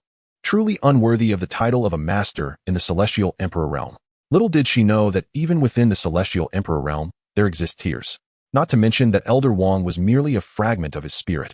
If he had appeared in his true form, he would only be at the early stages of the Celestial Emperor realm. How could he possibly contend against Yao Hua, who was a full 3 minor realms above him? It is essential to understand that advancing in realms becomes increasingly arduous. Despite the seemingly small gap of 3 minor realms, each transition is akin to crossing an insurmountable chasm. The 3 brothers of the Bai Li Yunxiao clan, witnessing their little sister dispatch the enemy with such ease, felt a wave of relief wash over them. Although Yao Hua had informed them of her current cultivation level, seeing the enemy fall before her still stirred a sense of concern. Now, observing her annihilate the spirit of that celestial emperor with a single move, they felt both proud and compelled. Their sister had grown so formidable, they, as her brothers, could not afford to lag behind. They couldn't perpetually stand by, waiting for their sister to resolve their conflicts with adversaries stronger than themselves. Thus, unbeknownst to Yao Hua, this incident ignited a fierce determination within her brothers to strive for rapid advancement in their cultivation. At this moment, Yao Hua leisurely approached Yao Yin, slowly articulating, "You, or you all," glancing at Prince Liang and the others beside him, "wish to seize my Ling Long flying boat? Oh, and I nearly forgot about the space pearl." Her expression remained unchanged, yet the latent menace within her tone made the individual she addressed instinctively shrink back. Before Yao Yin and Prince Liang could utter a word, those beside them could no longer contain themselves, pleading for mercy. "Esteemed lady, please do not involve us in your matters. We implore your forgiveness." Indeed, indeed. Those who encircled you and the 3 young masters were the 3rd princess and Prince Liang's people. We have no connection to this. The previously silent woman in white, who had not uttered a word, gently interjected, "My lady, we were merely traveling companions and have never harbored any covetousness towards your belongings. I beg you to see clearly. Yes, surely you would not trouble us, the innocent, before the 3 young masters, would you?" At this moment, Jiang Meng, who had hidden behind Prince Liang, unexpectedly stepped forward. She initially glanced at the 3 brothers standing behind Yao Hua, then bowed gracefully to Yao Hua, speaking in a delicate tone. "I am unaware of how I have offended you, my lady. Please, I ask the 3 young masters to intercede on my behalf. I truly have no involvement in this matter, Wu." As she spoke, Jiang Meng lowered her head, feigning sorrowful tears, as if Yao Hua had wronged her in some way. Yet, despite her prolonged weeping, the 3 brothers of Bai Li Yunxiao paid her no mind. In fact, when she glanced back at them once more, they shot her a disdainful look before promptly averting their gaze. This made Jiang Meng, who had always succeeded in employing similar tactics against those she deemed unworthy, feel utterly humiliated. Her resentment toward Yao Hua deepened. Having failed to elicit sympathy from the 3 handsome young masters, and fully aware of Yao Hua's formidable strength, she dared not speak further. Instead, she quietly retreated, stifling her sobs, afraid to utter another word. Yao Hua, disinterested in Jiang Meng, coldly addressed the 2 principal instigators. "If you wish to leave safely, you must demonstrate your sincerity. However, if your sincerity falls short, you shall be compelled to endure some hardship and remain here in the Jade Immortal Kingdom for a time. You may also send word back, requesting your families to bring forth sincerity to redeem you. Any expenses incurred during your stay shall be at your own cost. In short, since you have attempted to seize my belongings, you must be prepared to face the consequences. Now, produce all the valuable treasures you possess within your storage rings. Otherwise, should any misfortune befall you later, it will be your own doing." Yao Yin and Prince Liang's group had not anticipated that Yao Hua and her companions not only sought to seize their possessions, but also intended to detain them. Did she forget their identities? Did she not fear the repercussions from the Huaxian Kingdom and Yuqing Kingdom upon involving their emperor? Was she not afraid of inciting the wrath of this princess's father and the emperor of Yuqing Kingdom? The 2 great empires might command the emperor of the Jade Immortal Kingdom to mete out severe punishment upon their families, and they would find their lineage obliterated due to their momentary impulse. Regret would come too late. Yao Yin's expression darkened, her tone laden with threat. She had initially expected to see Yao Hua's quartet flinch upon hearing the mention of family repercussions. However, to her astonishment, their expressions remained unchanged, their gazes condescendingly fixed upon them. In that moment, her group could not discern whether these 4 were genuinely unafraid. Just then, a multitude of armored figures surged in from the distance, swiftly surrounding them. Startled, Yao Yin and the others huddled together, cautiously surveying the approaching legion, afraid to make any unnecessary movements. In the next moment, they witnessed several officers clad in distinctive armor making their way directly toward the quartet, standing apart. For reasons unknown, an ominous premonition gripped their hearts simultaneously. As they watched the officers suddenly kneel on one knee in a show of respect, the sense of foreboding intensified. Soon after, the soldiers followed suit, kneeling and exclaiming, "We pay our respects to the 4 esteemed princes and princesses." In an instant, Yao Yin and her companions were left dumbfounded, unable to comprehend the situation. 4 esteemed princes and princesses? From where? Suddenly, Yao Yin understood why the quartet had displayed no signs of fear after her earlier remarks. To her astonishment, they were indeed the royal princes and princesses of the Jade Immortal Kingdom. Wait a moment, when did the Jade Immortal Kingdom have a princess? Never mind that. What truly mattered was that they were attempting to seize treasures from the royal family of the Jade Immortal Kingdom. More importantly, this was occurring within the territory of the Jade Immortal Kingdom. Having failed to acquire the coveted items, they now found themselves detained, compelled to summon others for their ransom. The mere thought of this left Yao Yin and her companions unable to fathom the scene that awaited them upon their return. They would have to face the scrutinizing gazes of everyone. At this moment, regret surged forth like a spring, cascading in waves that washed over their souls, compelling them to engage in incessant introspection. Intertwined within this regret were threads of unwillingness and resentment, accompanied by a burgeoning thought in their minds. If only the individuals they brought along possessed greater strength. The Yaohua siblings were unconcerned with their musings. They promptly instructed Jiang Hai to thoroughly search and detain Yao Yin and her companions. Now, they awaited the arrival of the emissaries from Huaxian Kingdom and Yuqing Kingdom. After entrusting Yao Yin's group to Jiang Hai's care, the 4 siblings piloted their exquisite flying vessel onward. Once the vessel vanished from sight, Jiang Ming discreetly lowered her head, concealing the jealousy and discontent simmering in her eyes. Why was it that Yaohua was blessed with such a protective elder brother and a precious flying artifact? She lamented the fact that whatever caught his fancy, he would purchase without regard for cost. Had it not been for her prior flattery towards the 3rd princess, Yao Yin, she might still be languishing in that cramped, dilapidated courtyard, struggling to find enough to eat and wear. Being a concubine's daughter subjected her to scorn and bullying. Fortunately, her association with Yao Yin had gradually improved her circumstances. Yao Yin was easily swayed. She originally intended to leverage her princess status to mingle with the offspring of affluent and accomplished families, hoping to secure a promising future. However, she was repeatedly humiliated by the matriarchs of these families, who deemed her aspirations of climbing the social ladder absurd given her origins, forcibly separating her from their sons who harbored affection for her. Thankfully, her discretion ensured that she never spoke ill of them publicly, thus evoking a sense of guilt towards her, allowing her to receive some measure of support in other ways. Initially, Jiang Ming remained oblivious to the purpose of accompanying Yao Yin to Muyun City. It was only upon witnessing Yao Yin hastily making her way to the treasure pavilion that she discerned the presence of something valuable that had piqued Yao Yin's interest. After all, it was not an ordinary journey to the Muyun City of the Yuxian Kingdom. Jiang Ming's thoughts had always been as light and sensitive as the catkins of early spring, drifting with the wind, yearning for someone who could wholeheartedly cherish and care for her. Thus, when she stepped into the 5th floor of the treasure pavilion, her gaze was irresistibly drawn to the 3 young gentlemen standing beside a shelf. They were like exquisite orchids, exuding an extraordinary elegance, as if they had stepped out from the pages of a painting, leaving an indelible impression upon her. Her heart fluttered, as though gently tugged by invisible threads, warmed and stirred by the gentle rays of spring sunshine. She could not help but yearn to attract their attention. Alas, she had not anticipated that the typically arrogant 3rd princess, Yao Yin, would offend them before she could approach. Consequently, as she spoke and discreetly observed, she realized that the 3 gentlemen had not even cast a glance in her direction. In that moment, her resentment towards Yao Yin deepened. She then watched as they showered tender concern and affection upon a delicate girl with skin as fair as jade and features as exquisite as a painting, which filled her heart with a pang of bitterness. She could not help but wish that she were the recipient of such care and affection. When Yao Yin and Prince Liang conspired to commit murder and seize treasures, she refrained from intervening, secretly hoping that Yao Yin would eliminate that young girl, allowing her to desperately plead for the 3 gentlemen's mercy and thereby replace the girl as the one they cherished. Yet, now, nothing had materialized. The 3 gentlemen had become princes of the Yuxian Kingdom, and that young girl was also a princess.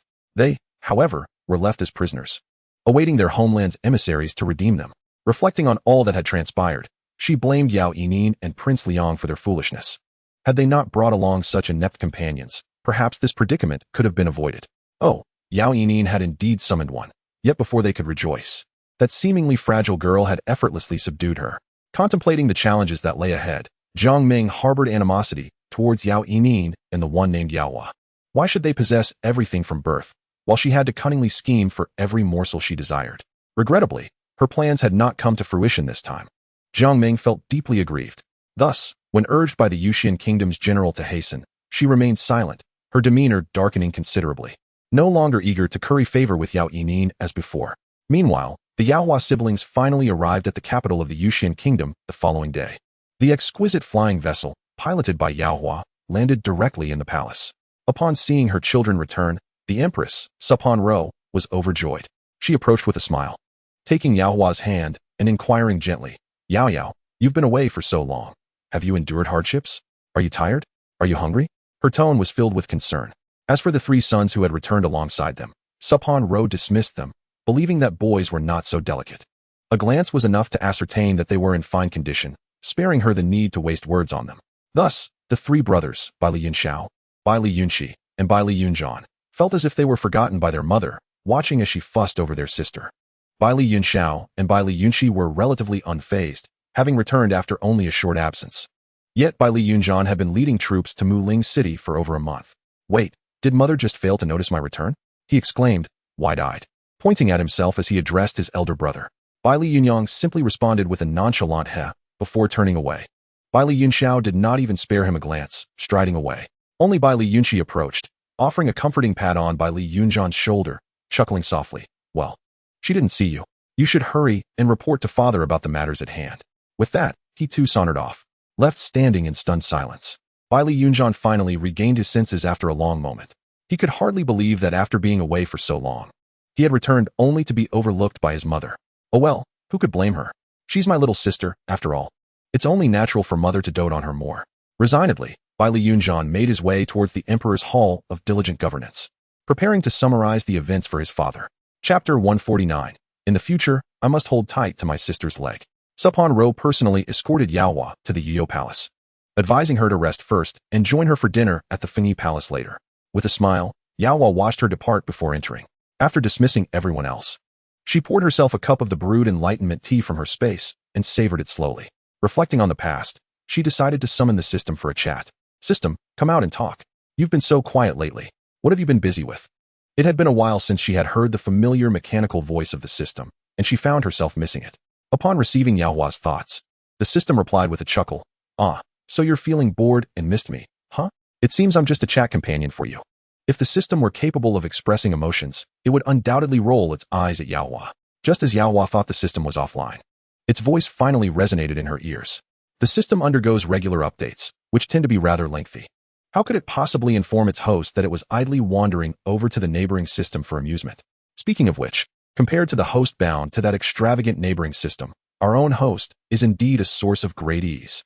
The host next door is truly burdensome. Despite possessing a luxurious system, they have become so infatuated that they were treated like a mere pig for slaughter. It is beyond comprehension what that host was thinking. After developing feelings for someone, they allowed themselves to be completely controlled, even divulging the existence of their system. Subsequently, they severed ties with their family, dutifully raising a brood of vampires. Ultimately, after assisting the other party, they were secretly sold to a research facility, reduced to mere specimens for dissection. By the end, the extravagant system returned in tears. At this moment, it finds itself in the system group, receiving words of comfort from others. When it hears its host suddenly calling, it hurriedly rushes over, expecting a matter of great importance, only to find that the host is simply bored and seeking conversation. Yaohua, upon hearing the system's response, feels no issue with it. It is merely a manifestation of boredom. She is contemplating her plans to return to the Cloud Sky Continent. Despite her cultivation achievements in the spirit realm, her longing for the Qingxuan Sect has never waned. The Qingxuan Sect, the place of her growth, and her masters and senior brothers and sisters are the warmest existences in her heart. As night falls, upon arriving at Fengyi Palace, she finds her father and mother engaged in conversation. Seeing her approach, Maju, with keen insight, promptly instructs the serving of a meal. The family enjoys a genuine reunion dinner. After the meal, Yaohua softly expresses her intention to return to the Cloud Sky Continent. Bai Li Xiao and Shengwan Rou, upon hearing this, are not entirely in favor of her traveling to the lower realm alone. However, they understand that Yao Hua has matured and formed her own thoughts. And there are still those in her former sect who treated her well. They can only nod in agreement. Yet when they hear Yao Hua mention a heavenly spiritual vein she unintentionally acquired, the entire Feng Yi Palace falls into an eerie silence. Not only are Bai Li Xiao and his wife taken aback, but even Bai Li Yunyang and his 4 brothers gaze at Yao Hua in astonishment. A heavenly spiritual vein? Surely, they must have misheard. Yao Hua possesses such a rare spiritual vein. What else could she possibly lack? Realizing this, Bai Li Xiao regains his composure first, pondering for a moment before inquiring. Yao Hua, the heavenly spiritual vein is an extraordinarily precious resource, and its utilization should be approached with caution. Have you considered where it would be most appropriately applied? His gaze is filled with anticipation. Yao Hua reflects for a moment, her mind flashing back to the mountain gate of the Qingxuan Sect, the land where she once grew and cultivated. She thinks of the disciples of the sect, of those still striving to cultivate and yearning for breakthroughs. The heavenly spiritual vein, if utilized to enhance the cultivation environment for the disciples of the Qingxuan Sect, may help many more individuals discover their own paths to cultivation. Father, I believe the heavenly spiritual vein could be employed to improve the cultivation environment of the Qingxuan Sect. If the disciples can cultivate under better conditions, it may enable more individuals to surpass themselves and realize their cultivation dreams. When they owe us this favor, when the opportunity arises for them to ascend to the spirit realm, our Yuxian kingdom will be their first choice. Yao Hua softly articulates, her eyes shimmering with brilliance. Bai Li Xiao, upon hearing this, reveals a glimmer of admiration in his eyes and nods. This is indeed an excellent idea. He then shifts the conversation. Yao Hua, you have learned how to allocate precious resources to where they are most needed. However, have you considered that attracting attention can be perilous? If the Qingxuan Sect truly employs the heavenly spiritual vein, it may disrupt the existing tranquility of the entire Cloud Sky continent. Who wouldn't wish for their own family sect to grow powerful? And if the Qingxuan Sect suddenly surpasses all others on the Cloud Sky continent, what do you think will transpire thereafter? Upon hearing this, Yao Hua feels a chill run down her spine, her heart gripped by fear. Indeed, if this results in the destruction of the Qingxuan Sect, she would be the greatest sinner. That would not be repaying kindness. It would be repaying kindness with enmity. Having come to this realization, Yao Hua promptly abandons her intention to utilize the heavenly spiritual vein for the Qingxuan Sect. She then directly retrieves the heavenly spiritual vein from the space of her medicinal field, sealing it within a special orb, before handing it over to Bai Li Xiao.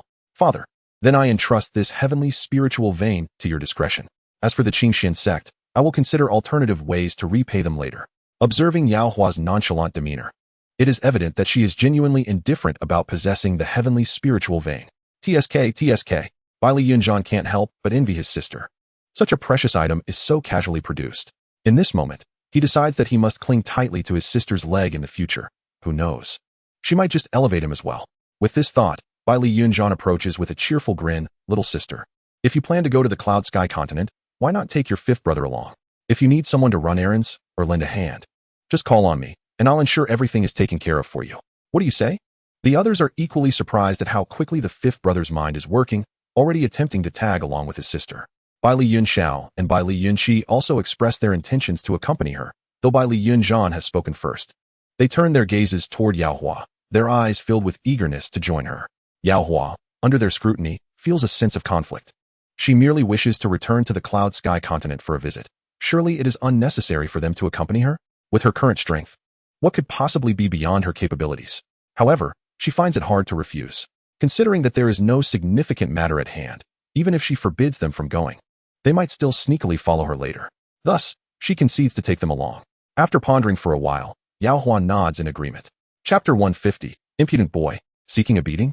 Speaking of Yao Hua's return to the Cloud Sky continent, the Empress Shengwan Rou also recalls the Heavenly Sword Sect. Yao, your return has already been communicated to your maternal grandfather and uncles. They have responded, expressing a desire for you to visit the Heavenly Sword Sect when time permits. What do you think? Previously, when Yao Hua was abducted, the Heavenly Sword Sect, being Shengwan Rou's family, naturally participated in the search. Even the disciples often regarded it as a task to undertake.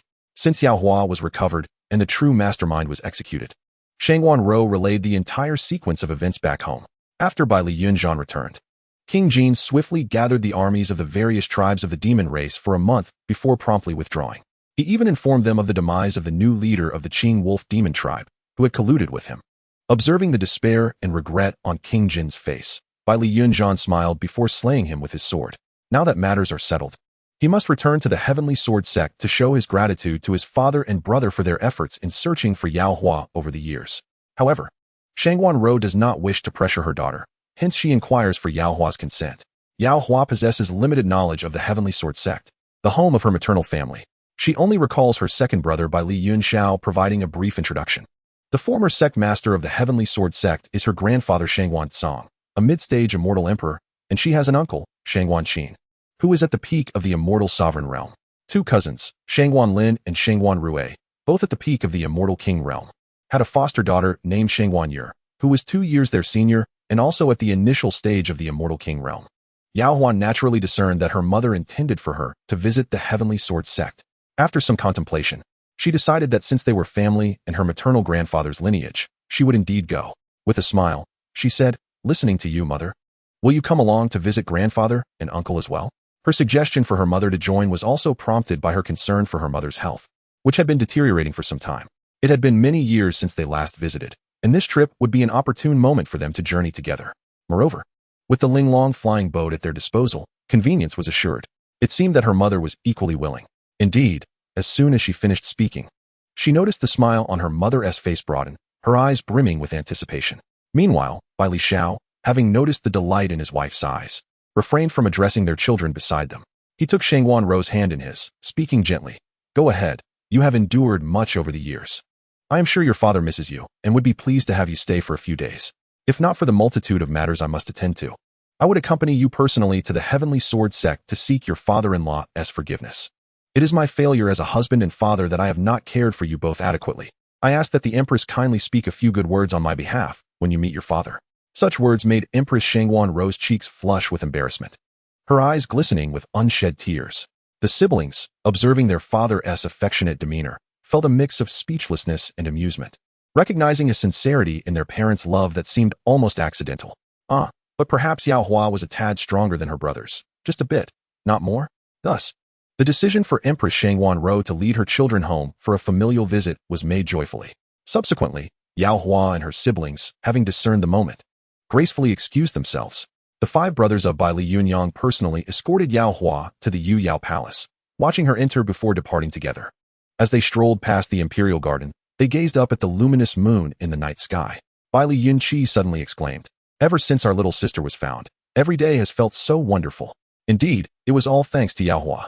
Their mother's health had improved, and the crisis in Muling City had been resolved. Everything was progressing favorably. With the decision made to visit the Heavenly Sword Sect, preparations naturally ensued.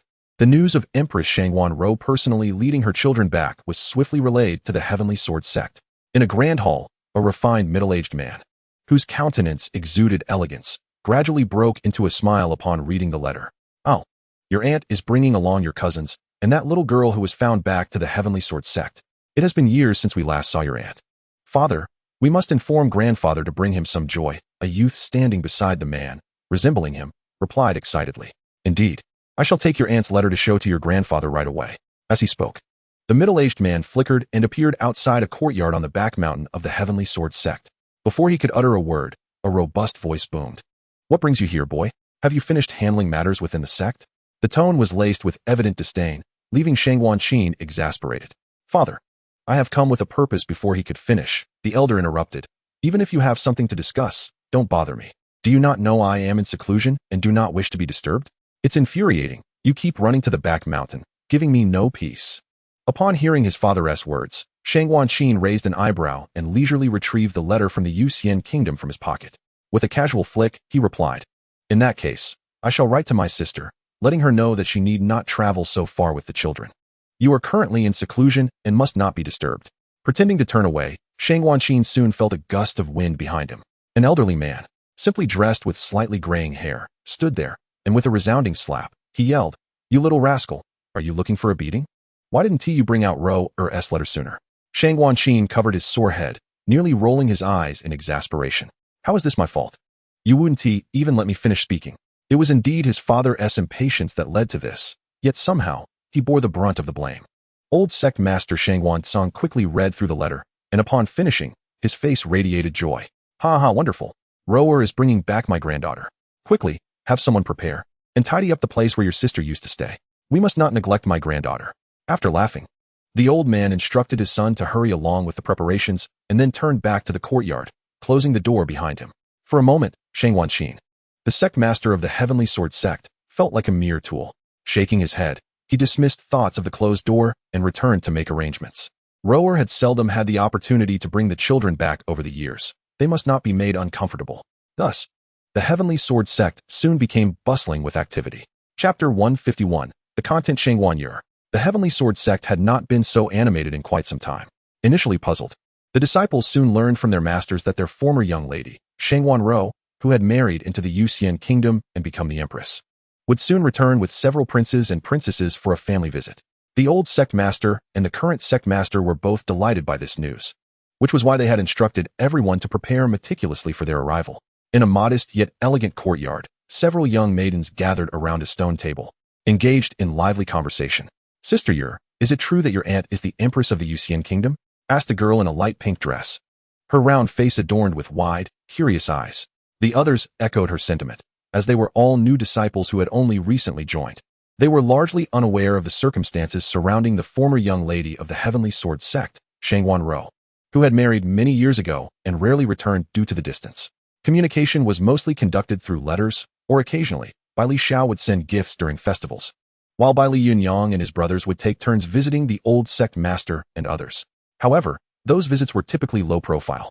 So aside from the old sect master and the current one, few had seen Bai Li Yunyang and his brothers at the Heavenly Sword Sect. Thus, when they suddenly learned that their former young lady was now the empress of the Yuxian kingdom, all the new disciples were taken aback. Everyone was aware that the entire immortal spirit realm was divided into three great empires: the Yuxian kingdom, the Yuqing kingdom, and the Huaxian kingdom. Each empire was powerful in its own right and stood on equal footing with the three great sections. This was precisely why the three great sects could not exert control over the life and death of smaller nations as those sects in the lower realms did. The three empires were inherently strong and would never allow outsiders to interfere with their governance. Only a fool would seek to place a sovereign's head upon a pedestal to be worshipped. Thus, it is for this reason that these female disciples sought out the esteemed Shangwan Yur, the adopted daughter of the sect leader, in search of definitive answers. Within the Qingxuan Sect, it is well known that Shangwan Yur is the remains of the younger sister of the sect leader's wife. This relationship is both familial and that of a cherished adoptive daughter, granting Shangwan Yur a significant status within the sect. Though she is an adopted daughter, the sect leader's family genuinely dotes on her.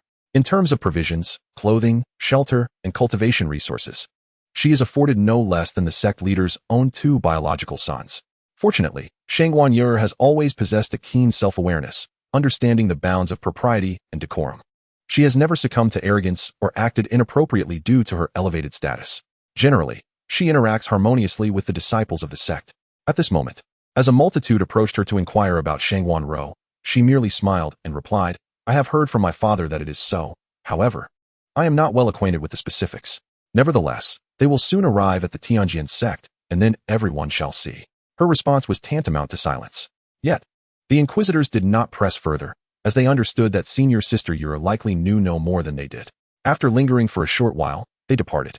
Once alone at the stone table, Shangwan Yura reflected on this nominal aunt, about whom she was not particularly knowledgeable. However, she had seen the princes of the Yuxian kingdom visit the Qingxuan Sect to pay respects to the elder sect leader on several occasions, though merely from a distance. It was evident that each possessed extraordinary talents. Not only were they striking in appearance, but their cultivation also surpassed her own. Since coming to the Qingxuan Sect to be with her aunt, she has been acutely aware of her own identity. From the very beginning, she has never coveted what does not belong to her, even though her uncle, aunt, and cousins treat her with the affection of a biological family. She has never taken it for granted. On the contrary, Shangwan Yur feels immense gratitude toward her uncle and aunt for taking her in, sparing her from becoming a homeless orphan. Her present accomplishments are a testament to the kindness and generosity of her aunt's family. However, her innate talent is merely average. Despite the abundance of rare materials at her disposal, her cultivation has only reached the early stages of the immortal king realm. Beyond this, she evidently feels a strain. Yet, this is not without its merits, for it ensures that she will not lead the fleeting existence of an ordinary mortal with a mere century of lifespan. Shangwan Yur is currently quite content with her life and feels a profound sense of fulfillment. As she pondered, a radiant smile blossomed on her face. In the Yuxian kingdom, Shangwan Rou, accompanied by Yao Hua, Bailey Yunxi, Bailey Yunma, and Bailey Yunjian, along with several guards and attendants, boarded the exquisite flying vessel. Like all those who had just embarked, Xianxian Rou and her entourage were astounded by the vessel's splendid interior. Subsequently, aside from the attending Mago, the other attendants dared not stir within the princess's flying boat, remaining dutifully on the deck to guard it. Fortunately, the space was ample. Otherwise, accommodating over 100 individuals would have been quite impossible.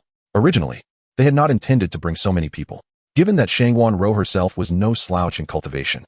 Coupled with the formidable trio of Bailey Yunxi and the presence of Yaohua, safety was hardly a concern. However, the Emperor Bailey Xiao was uneasy about his wife and children. Thus, he had meticulously selected a retinue of over 100. Throughout their journey, thanks to the speed and safety of Yaohua's flying vessel, they encountered no misfortunes. Finally, on the third day of their voyage, they arrived at the gates of the Qingxuan Sect. Upon seeing the colossal stone tablet inscribed with the 3 prominent characters of the Qingxuan Sect, Xianxian Rou could not restrain her tears. It had been over a decade since she last crossed the threshold of the Qingxuan Sect. Now that she had returned, the bittersweet pangs of nostalgia surged within her heart, accompanied by a sense of guilt that rendered her hesitant to face the family she was about to reunite with. Mago, standing nearby, shared in her emotions. And after disembarking from the vessel, the two stood together, gazing at the stone tablet with tears streaming down their faces. Yaohua stepped forward, gently holding her mother's hand and calling out, "Mother." Xianxian Rou, looking at her daughter's supportive gesture, felt her emotions begin to stabilize. She wiped her tears and patted Mago's hand before turning around. At that moment, a group was seen soaring toward them from the distance. "Sister, why did you not enter directly upon your arrival?" Upon seeing her brother, the tears Xianxian Rou had just wiped away surged forth anew. "Elder brother," she exclaimed, then turned to the middle-aged woman beside him, saying, "Sister-in-law, oh, ever since I heard that you were bringing the children back, our father has been eagerly awaiting your return. Now, at long last, the day of family reunion has arrived. We must not weep on such a joyous occasion." The middle-aged woman, with a robust appearance and a hearty demeanor, stepped forward, taking Xianxian Rou by the hand while producing a handkerchief to help her dry her tears.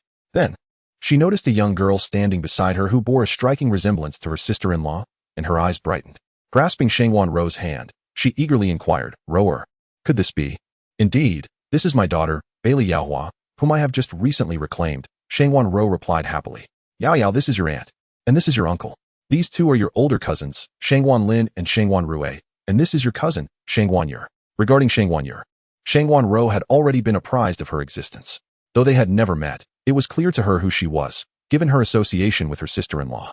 "Greetings to aunt, uncle, cousin Lin, cousin Rue, and cousin Yer," Bailey Yaohua said, bowing respectfully to her relatives. "Ah, how delightful. This child is clearly a reflection of her mother. Just look at how alike you two are." As she spoke, she produced a storage bracelet and slipped it onto Bailey Yaohua's wrist without hesitation.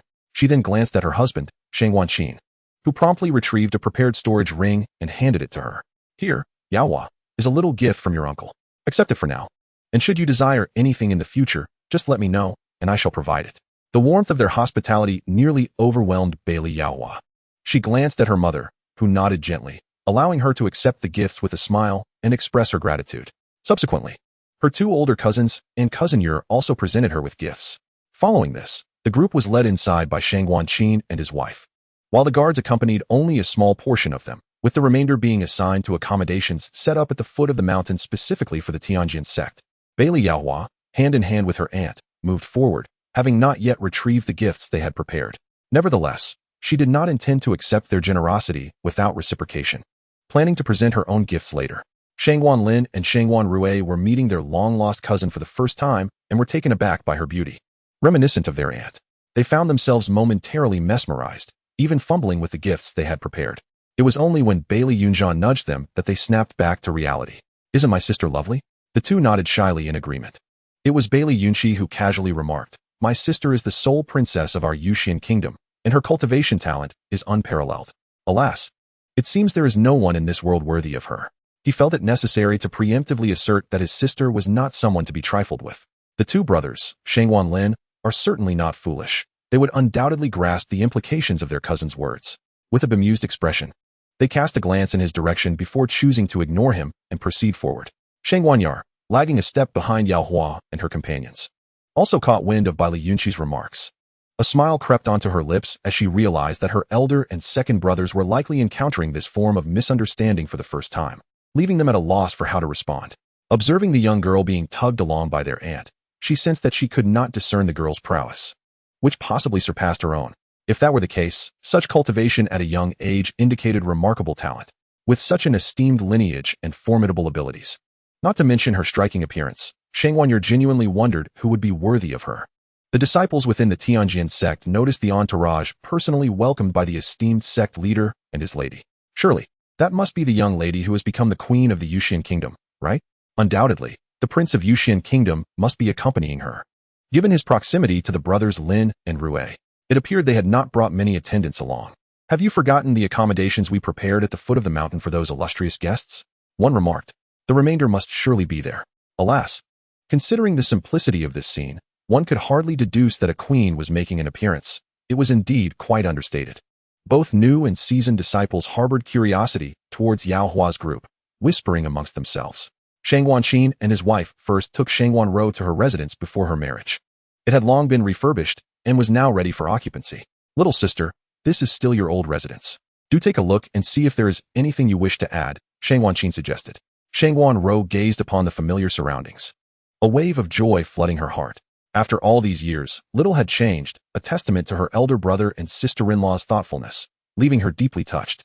Elder brother, sister-in-law, this place is wonderful. I am truly grateful to you. We are family. It is rare for you to return. There is no need for such formality. Will you rest a while before heading to the back mountain, or shall we set off now? Xianxian Qin's wife, Mrs. Zhou, inquired. After contemplating for a moment, Xianxian Rou decided they would proceed immediately. Thus, the group set off towards the back mountain in a grand procession. Along the way, Xianxian Rou introduced various locations to Yao Hua, with Xianxian Qin and his wife providing supplementary details. They ambled along, stopping occasionally, until they reached the residence of the former sect leader after nearly half an hour.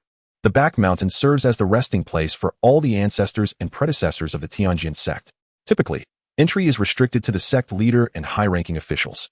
The Qingxuan Sect was originally founded by the ancestors of the Xianxian family. Thus, apart from the few ancestors who have truly passed away, the rest are either in deep slumber to prevent the rapid depletion of their life force or have chosen to retire from sect affairs. The former sect leader, recently retired, was one who did not fear death. In the past, he would often engage in leisurely activities with the old-timers in the back mountain. But today he had prepared himself early, sitting in the courtyard with a cup of tea, eagerly awaiting their arrival, his gaze frequently drifting towards the courtyard gate, betraying his excitement and anticipation. Xianxian Tsang felt the deepest sense of indebtedness towards his daughter. In the past, he had been preoccupied with cultivation and managing the Qingxuan Sect, seldom finding time to attend to her. By the time he thought of her, she had grown up and found a partner to walk through life with. Following her marriage, their father-daughter meetings became infrequent, and he had only learned of her distress when his youngest granddaughter had been taken and could not be found. Over the years, he had sent his son to search relentlessly, while he himself would occasionally venture beyond the Qingxuan Sect to seek her out. It was only when he received news from the Yuxian kingdom, suggesting that the child might no longer reside within the Xianling realm, that he ceased his search and returned to the sect. Little did he expect that not long after, Li Xiao would send word back, stating that they had found her and that his daughter would soon return with the child to see him. He had been silently counting the days, and today, at last, he awaited their arrival. He was uncertain whether the gifts he had prepared would be to the child's liking. Chapter 153, Meeting the Maternal Grandfather. With the old sect leader's eager anticipation and anxiety, Xianxian Qin and his wife ushered Xianxian Rou and Yao Hua into the courtyard. "Father, look who has come to see you," Xianxian Rou exclaimed as she spotted the elderly man, his hair a snowy white. Tears welled in her eyes as she rushed towards him, exclaiming, "Father, your daughter has returned to see you." "Ah, my dear, rise quickly. You are now a mother. Why do you still weep like a child?" he responded, gently lifting her up. Once she regained her footing, she noticed the old sect leader's gaze shifting towards Yao Hua. She quickly wiped her tears and said, "Yao Yao, come and greet your maternal grandfather." "Father, this is your granddaughter, Li Yao Hua, who has endured hardship away from home for over a decade." Although she had recently fallen ill, she was aware of her father's efforts in mobilizing the Qingxuan Sect to assist her in finding her child, as Li Xiao had informed her. Furthermore, her father had personally searched for many years. All this was due to the unfilial actions of his daughter, who, having established her own family, had caused her father to toil for her sake. Now that Yao Hua had returned, it was only fitting that she pay her respects to her grandfather at the first opportunity. Yao Hua approached her maternal grandfather, expressing her gratitude for his tireless efforts on her behalf over the years. As she knelt before him, bowing her head in reverence, her swift actions left both Shanghuan Song and Shanghuan Qin momentarily unable to intervene. Once she finished, they hurried to assist her, using a handkerchief to wipe her forehead. "Child, why are you so earnest? To bow so deeply and with such fervor? Indeed, you need not do this next time. Your grandfather is content simply to see you return home safe and sound. Everything else is inconsequential." Shanghuan Song regarded his granddaughter and was reminded of his daughter from years past. At this moment, Bai Li Yunxi and the others also hurriedly approached to pay their respects to their grandfather. The sight of so many young ones visiting him filled the old sect leader with joy, causing him to beam with delight, repeatedly exclaiming how wonderful it was. The courtyard was soon filled with laughter and merriment. In a nearby courtyard, several elderly gentlemen sat, sipping tea and engaged in chess and conversation. Upon hearing the commotion from Shanghuan Song's side, they couldn't help but share in his happiness. No wonder that old fellow has been so unresponsive today. It turns out that Rogue Girl has come to visit him. Indeed, Rogue Girl has endured her share of suffering. I heard she fell gravely ill after news of her daughter's disappearance. She must be well by now. Humph, if I had not neglected worldly affairs for centuries. Diminishing my reputation, who would dare to bully Rogue Girl so easily? And that Bai Li Xiao, as an emperor, cannot even protect his wife and child. He truly deserves a reprimand. An imposing, vigorous elder spoke with indignation. He was Shanghuan Rou's paternal uncle, who had no children of his own and had always held great affection for Shanghuan Qin and his sister, especially for Shanghuan Rou. Upon hearing of her plight, he had even traveled to the Yuxian kingdom personally, yet he had been powerless against her inner demons. This is not a wound that can be healed by external forces. At that time, it nearly incapacitated Bai Li Xiao. Fortunately, a sliver of rationality remained, and Bai Li Xiao was ultimately innocent in this matter. Over the years, these old-timers have refrained from engaging in battles or depleting their spiritual energy, primarily to delay the loss of their vitality. However, they exerted considerable effort in their attempts to assist. It was only when Shanghuan Song intervened that they ceased their actions and returned to the back mountain of the Qingxuan Sect to recuperate. In the end, it seems to have resulted in a favorable conclusion. It appears that child is indeed a good one. In the courtyard, the entire family was engaged in conversation. Upon hearing his daughter mention the mastermind, Liang Wanwan, the old sect master felt a surge of anger. How could someone who struggles to find happiness be so malicious as to wish ill upon others? It is truly a testament to the twisted nature of her heart. All those years of cultivation by the Qingxuan Sect were in vain. Evidently, this person's disposition was never virtuous to begin with. In hindsight, they should never have allowed her to remain in the sect, for she harbored not an ounce of gratitude. The old sect master glanced at the calm expression of his granddaughter as she listened to the discussions about Liang Wanwen, showing no trace of resentment. He could not help but breathe a sigh of relief. This child possesses a discerning sense of right and wrong. Thankfully, Yao Hua has been retrieved, and the instigator has received her due punishment. All the grievances of the past have been laid to rest. Moving forward, we shall make amends to the child properly. At this moment, the eldest aunt, Madame Zhou, gently patted Shanghuan Rou's hand and spoke with a smile. "What my sister-in-law says is true." Shanghuan Rou gazed at Yao Hua with eyes full of affection. The old sect master then produced an exquisite storage ring and handed it to Yao Hua. Within it lay gifts he had been collecting since her birth, and now he finally had the opportunity to present them. "Child, these are the gifts your grandfather has prepared for you over the past 16 years. It is with great joy that I can finally present them to you, and I hope for your peace and prosperity in the future." Yao Hua was taken aback that this kindly elder before her had been so thoughtful. Every year, he had prepared gifts for her, even when she was not present. At this moment, she could feel the deep affection he held for her as his granddaughter. She quickly stood, accepting the ring with both hands, and expressed her sincere gratitude. "Thank you, grandfather. I have prepared a gift for you as well." With that, she presented a jar of Dao tree tea leaves and a longevity pill, which could extend one's life by 100 years.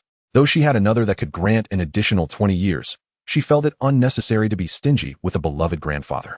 Moreover, she could sense the elder's vitality was indeed waning, and this additional century would greatly enhance his physical well-being. After a moment's consideration, she also retrieved gifts for her uncle, aunt, and cousins, presenting them one by one. For her uncle and aunt, she offered a jar of Dao tree tea leaves and a beauty pill. For her cousins, she gifted a vial containing 4 spirit concentration pills, 2 for each of them, and for her cousin Shanghuan Yu, a beauty pill as well. Upon examining the gift she received from Shanghuan Yu, she noted it was an exquisite set of jewelry crafted from spirit jade. She understood that in the realm of cultivation, spirit jade is an exceedingly precious material, imbued with rich spiritual energy that accelerates a cultivator's absorption of the world's essence and enhances their cultivation efficacy. Jewelry made from spirit jade is not only aesthetically pleasing, but also assists cultivators in stabilizing their minds and elevating their cultivation levels. Since she had received such thoughtful gifts, she felt compelled to reciprocate generously, especially since she had ample resources at her disposal. As for concerns about provoking jealousy, let them try if they dare. Chapter 154. Who would willingly embrace death? Upon seeing the items Yao Hua had presented, apart from Shangguan Rou and her 3 sons, the others were left utterly speechless. They glanced at the treasures in their hands, then at the seemingly indifferent Yao Hua, before turning their gaze to the calm expressions of Shangguan Rou and Bai Li Yunqi. The incredulity in their eyes was palpable. Shangguan Rou, noticing the expressions of her brothers and father, playfully teased, father, brother, sister-in-law. Do you not appreciate these gifts from Yao Yao? This remark nearly prompted a collective eye roll from Shangguan Qin and the others. Who would be ungrateful for such precious gifts? It was precisely because of their value that they felt embarrassed to accept them. They promptly returned the items to Yao Hua, saying, Yao Yao, your uncle appreciates your thoughtfulness. But these treasures are far too valuable for us to accept. Please, keep them for yourself. Despite his words, Shangguan Qin's gaze lingered longingly on the jar of Dao tree tea leaves. The rarity of such an item was beyond description. The old sect master, however, did not decline the offerings. He had observed how Yao Hua had presented these items without a hint of hesitation, and the expressions of his daughter and grandchildren showed no signs of shock. It was evident that these gifts held true significance for her, since she had brought them forth. Why should they be overly formal? Uncle and aunt, there is no need for concern. Since she has presented them, you should graciously accept them. We are family, after all. As soon as Yao Hua finished speaking, the old sect master added, enough. Since these gifts are from Yao Yao, you should accept them with open arms. In the future, you can make it up to her in other ways. Seeing that the old sect master had spoken, Shangguan Qin's family ceased their objections and accepted the gifts. Feeling that the time was right, Shangguan Qin quickly arranged for a table laden with food infused with spiritual energy to be brought in. Today was a momentous occasion, and while the old sect master dined with his children, he did not forget those who were also resting in the back mountain. Once the meal concluded, Shangguan Rou led Yao Hua and the others back to rest, while the old sect master retained his son. Bring out that jar, he instructed. Shangguan Qin was taken aback, initially believing his father had something important to discuss. However, it turned out he simply wanted to seize the jar of precious tea Yao Hua had given him. Panic surged through him. Father, do you not already have one? Why are you trying to take mine? Smack. Ouch. Father, why did you hit me? Shangguan Qin exclaimed, clutching his head in confusion. Really, if you don't want to give it, there's no need to hit. The old sect master, seeing the expression on his son's face, understood his thoughts. With a sharp glare, he barked, silence. Do I need a reason to discipline you? If I asked you to bring it out, there is certainly a reason for it. Hurry up, no more nonsense. With no choice but to comply, Shangguan Qin reluctantly retrieved the Dao tree tea leaves and handed them over, feeling quite reluctant. The old sect master shot him a look before seizing the jar and placing it alongside his own. He then produced several smaller jars from his storage space and carefully divided the Dao tree tea leaves among them, sealing the lids once done. Afterward, he returned the jar to his son, having kept his own. Upon observing her elderly father, Shangguan Qin grasped the situation with clarity. It was evident that these provisions were intended for the other venerable ancestors residing in the back mountain who were reluctant to enter slumber. Thus, she refrained from commenting further. Over the years, it was largely thanks to the steadfast presence of these ancestors that the unscrupulous had refrained from making moves against his Qingxuan Sect. Now, with the precious Dao Enlightenment tree tea leaves gifted by his niece, the ancestors might well regain their former glory. This would undoubtedly be a significant boon for both him and the entire sect. However, he had just noticed that his father had left behind only a meager portion for himself. Father, have you left yourself with too little? The old sect master chuckled. No worries, I still have the longevity pill that Yao Yao gifted me. The mere thought of that pill, which promised an extension of life by a century, filled the old master with uncontainable excitement. Indeed, my granddaughter Shangguan Song is quite generous.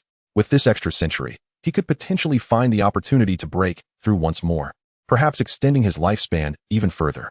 After dismissing his son, Shangguan Qin, the old master strolled towards another courtyard in the back mountain. This one was relatively larger, featuring a vast lake, pavilions, and blooming flora, exuding an air of tranquility and vitality. As he entered, a voice reached his ears. Oh, what brings you here? Aren't you with Ro and the others? Uncle, Ro has gone back to rest. I'm here to present you with something wonderful.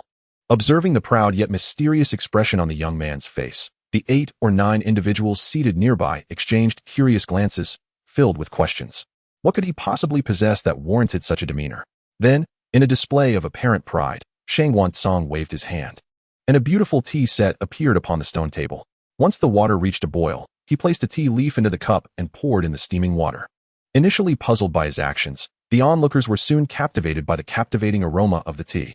Instantly, they straightened their postures, eyes fixated on the cup before Xianxiawan Song, eager to sample the brew and confirm their suspicions. A loud gulp resonated from a burly, silver-haired elder seated nearby.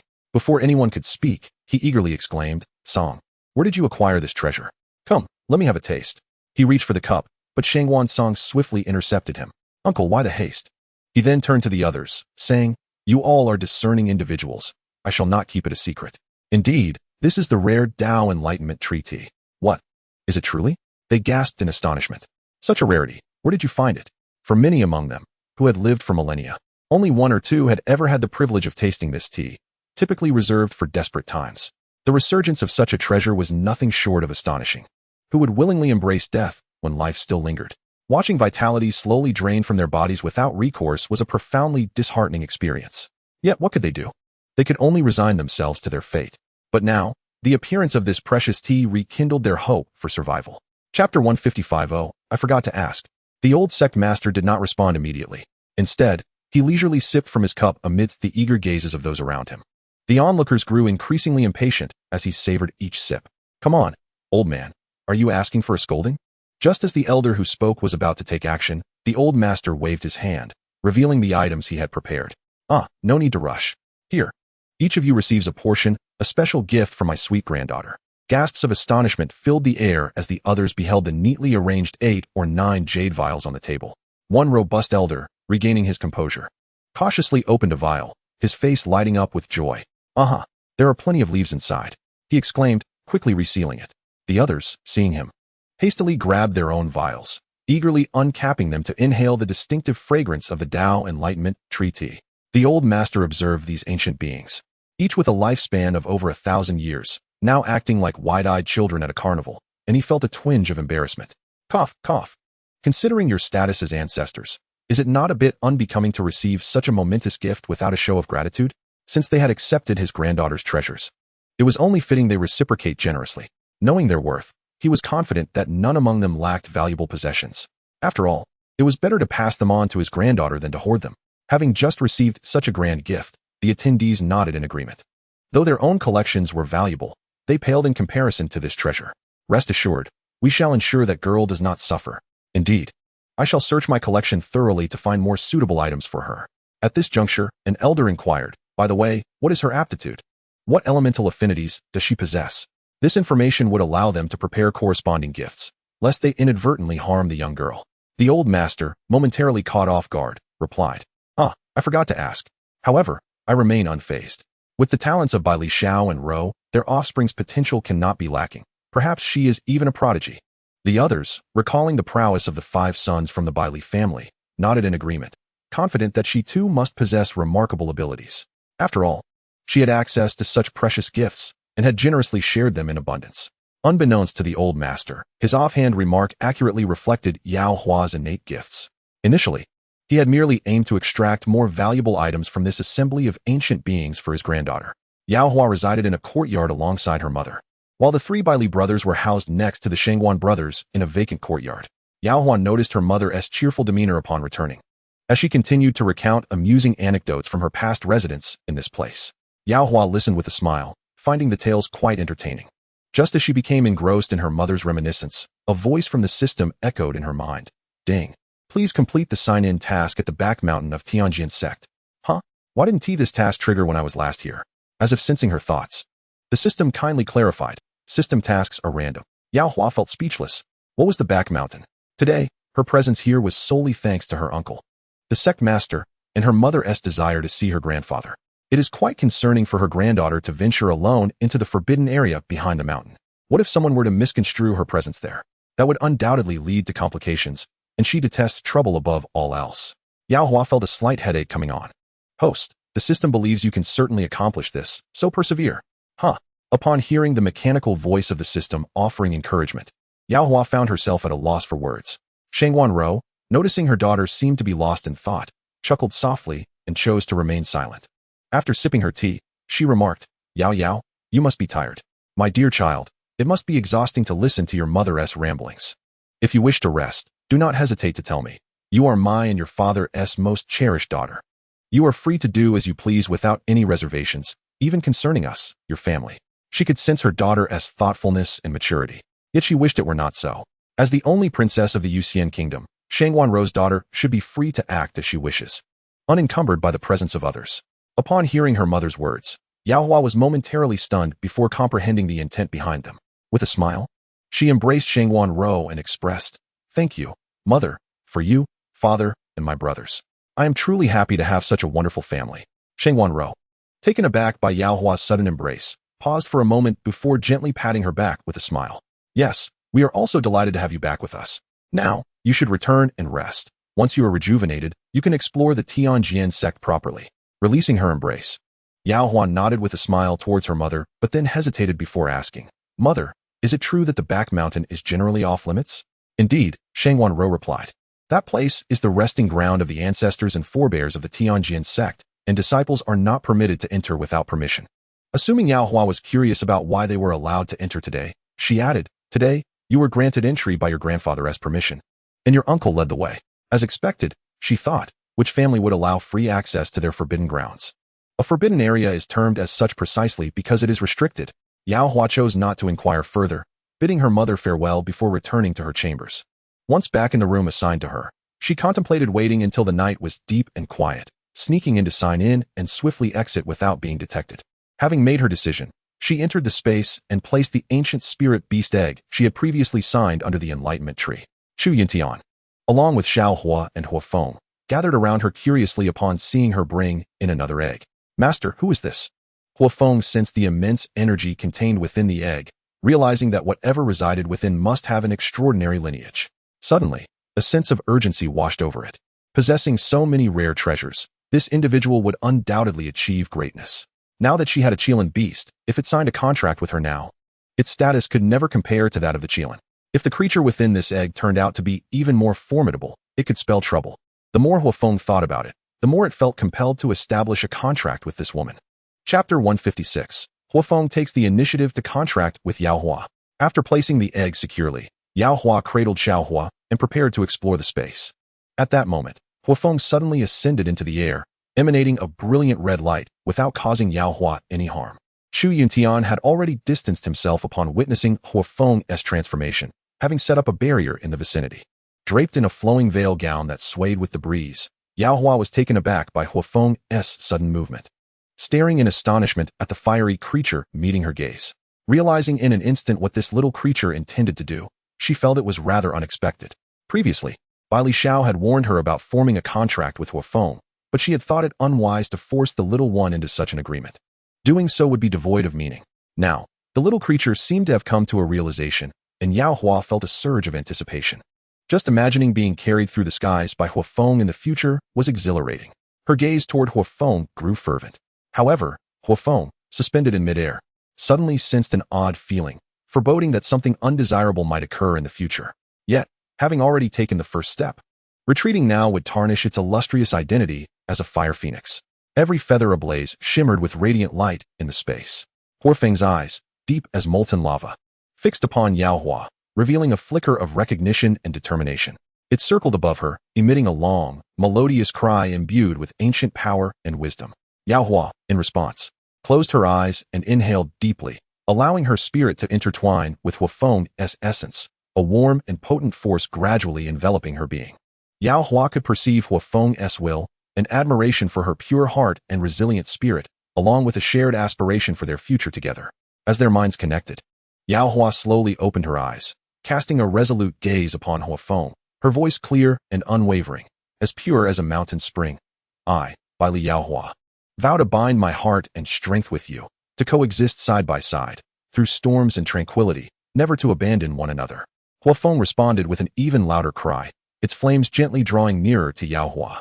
Yet, she felt no scorching heat, only an unprecedented warmth and strength. As the vow was completed, Hua Feng's flames fused with Yao Hua's being, forming a resplendent halo. In that moment, Yao Hua's cultivation broke through, and she distinctly felt that Hua Feng's power not only endowed her with greater combat prowess, but also imparted an ineffable, formidable strength. Simultaneously, Huafeng experienced an unparalleled enhancement of its cultivation and satisfaction due to the bond forged with Yao Hua. Following the completion of the contract ritual, both Huafeng and Yao Hua ascended into the air, the flames encircling her as they danced gracefully within the space. A radiant smile illuminated Yao Hua's face. This marked her second contracted beast. As the ceremony concluded, Huafeng and Yao Hua descended onto the grassy ground, and Yao Hua gently extended her hand, allowing Huafeng to alight softly upon her arm, establishing an indescribable bond between them. Yao Hua knew that from this moment forth, she had gained another companion to confront future challenges, growing together until the end of the world. This scene was not only a testament to the contract between Huafeng and Yao Hua, but also a significant step forward in her journey to strengthen her own abilities. Observing the closeness between Yao Hua and Huafeng, Xiaohua could no longer contain itself. Transforming into an adorable puppy, it leapt into Yao Hua's embrace, playfully nudging Huafeng. Fortunately, Huafeng felt slightly bashful and withdrew its wings, pretending to admire the scenery in the space. Chu Yuntian watched with a smile as Yao Hua interacted with her two beasts, genuinely happy for her newfound strength. After playing with Xiaohua for a while, Yao Hua sensed that the time was right. She exchanged a brief greeting with Chu Yuntian before swiftly exiting the space. Once outside, she discreetly extended her consciousness toward Shangguan Ro's chamber. Upon discovering that the person was sound asleep, she cast an invisibility spell upon herself and swiftly exited the room, making her way towards the back mountain.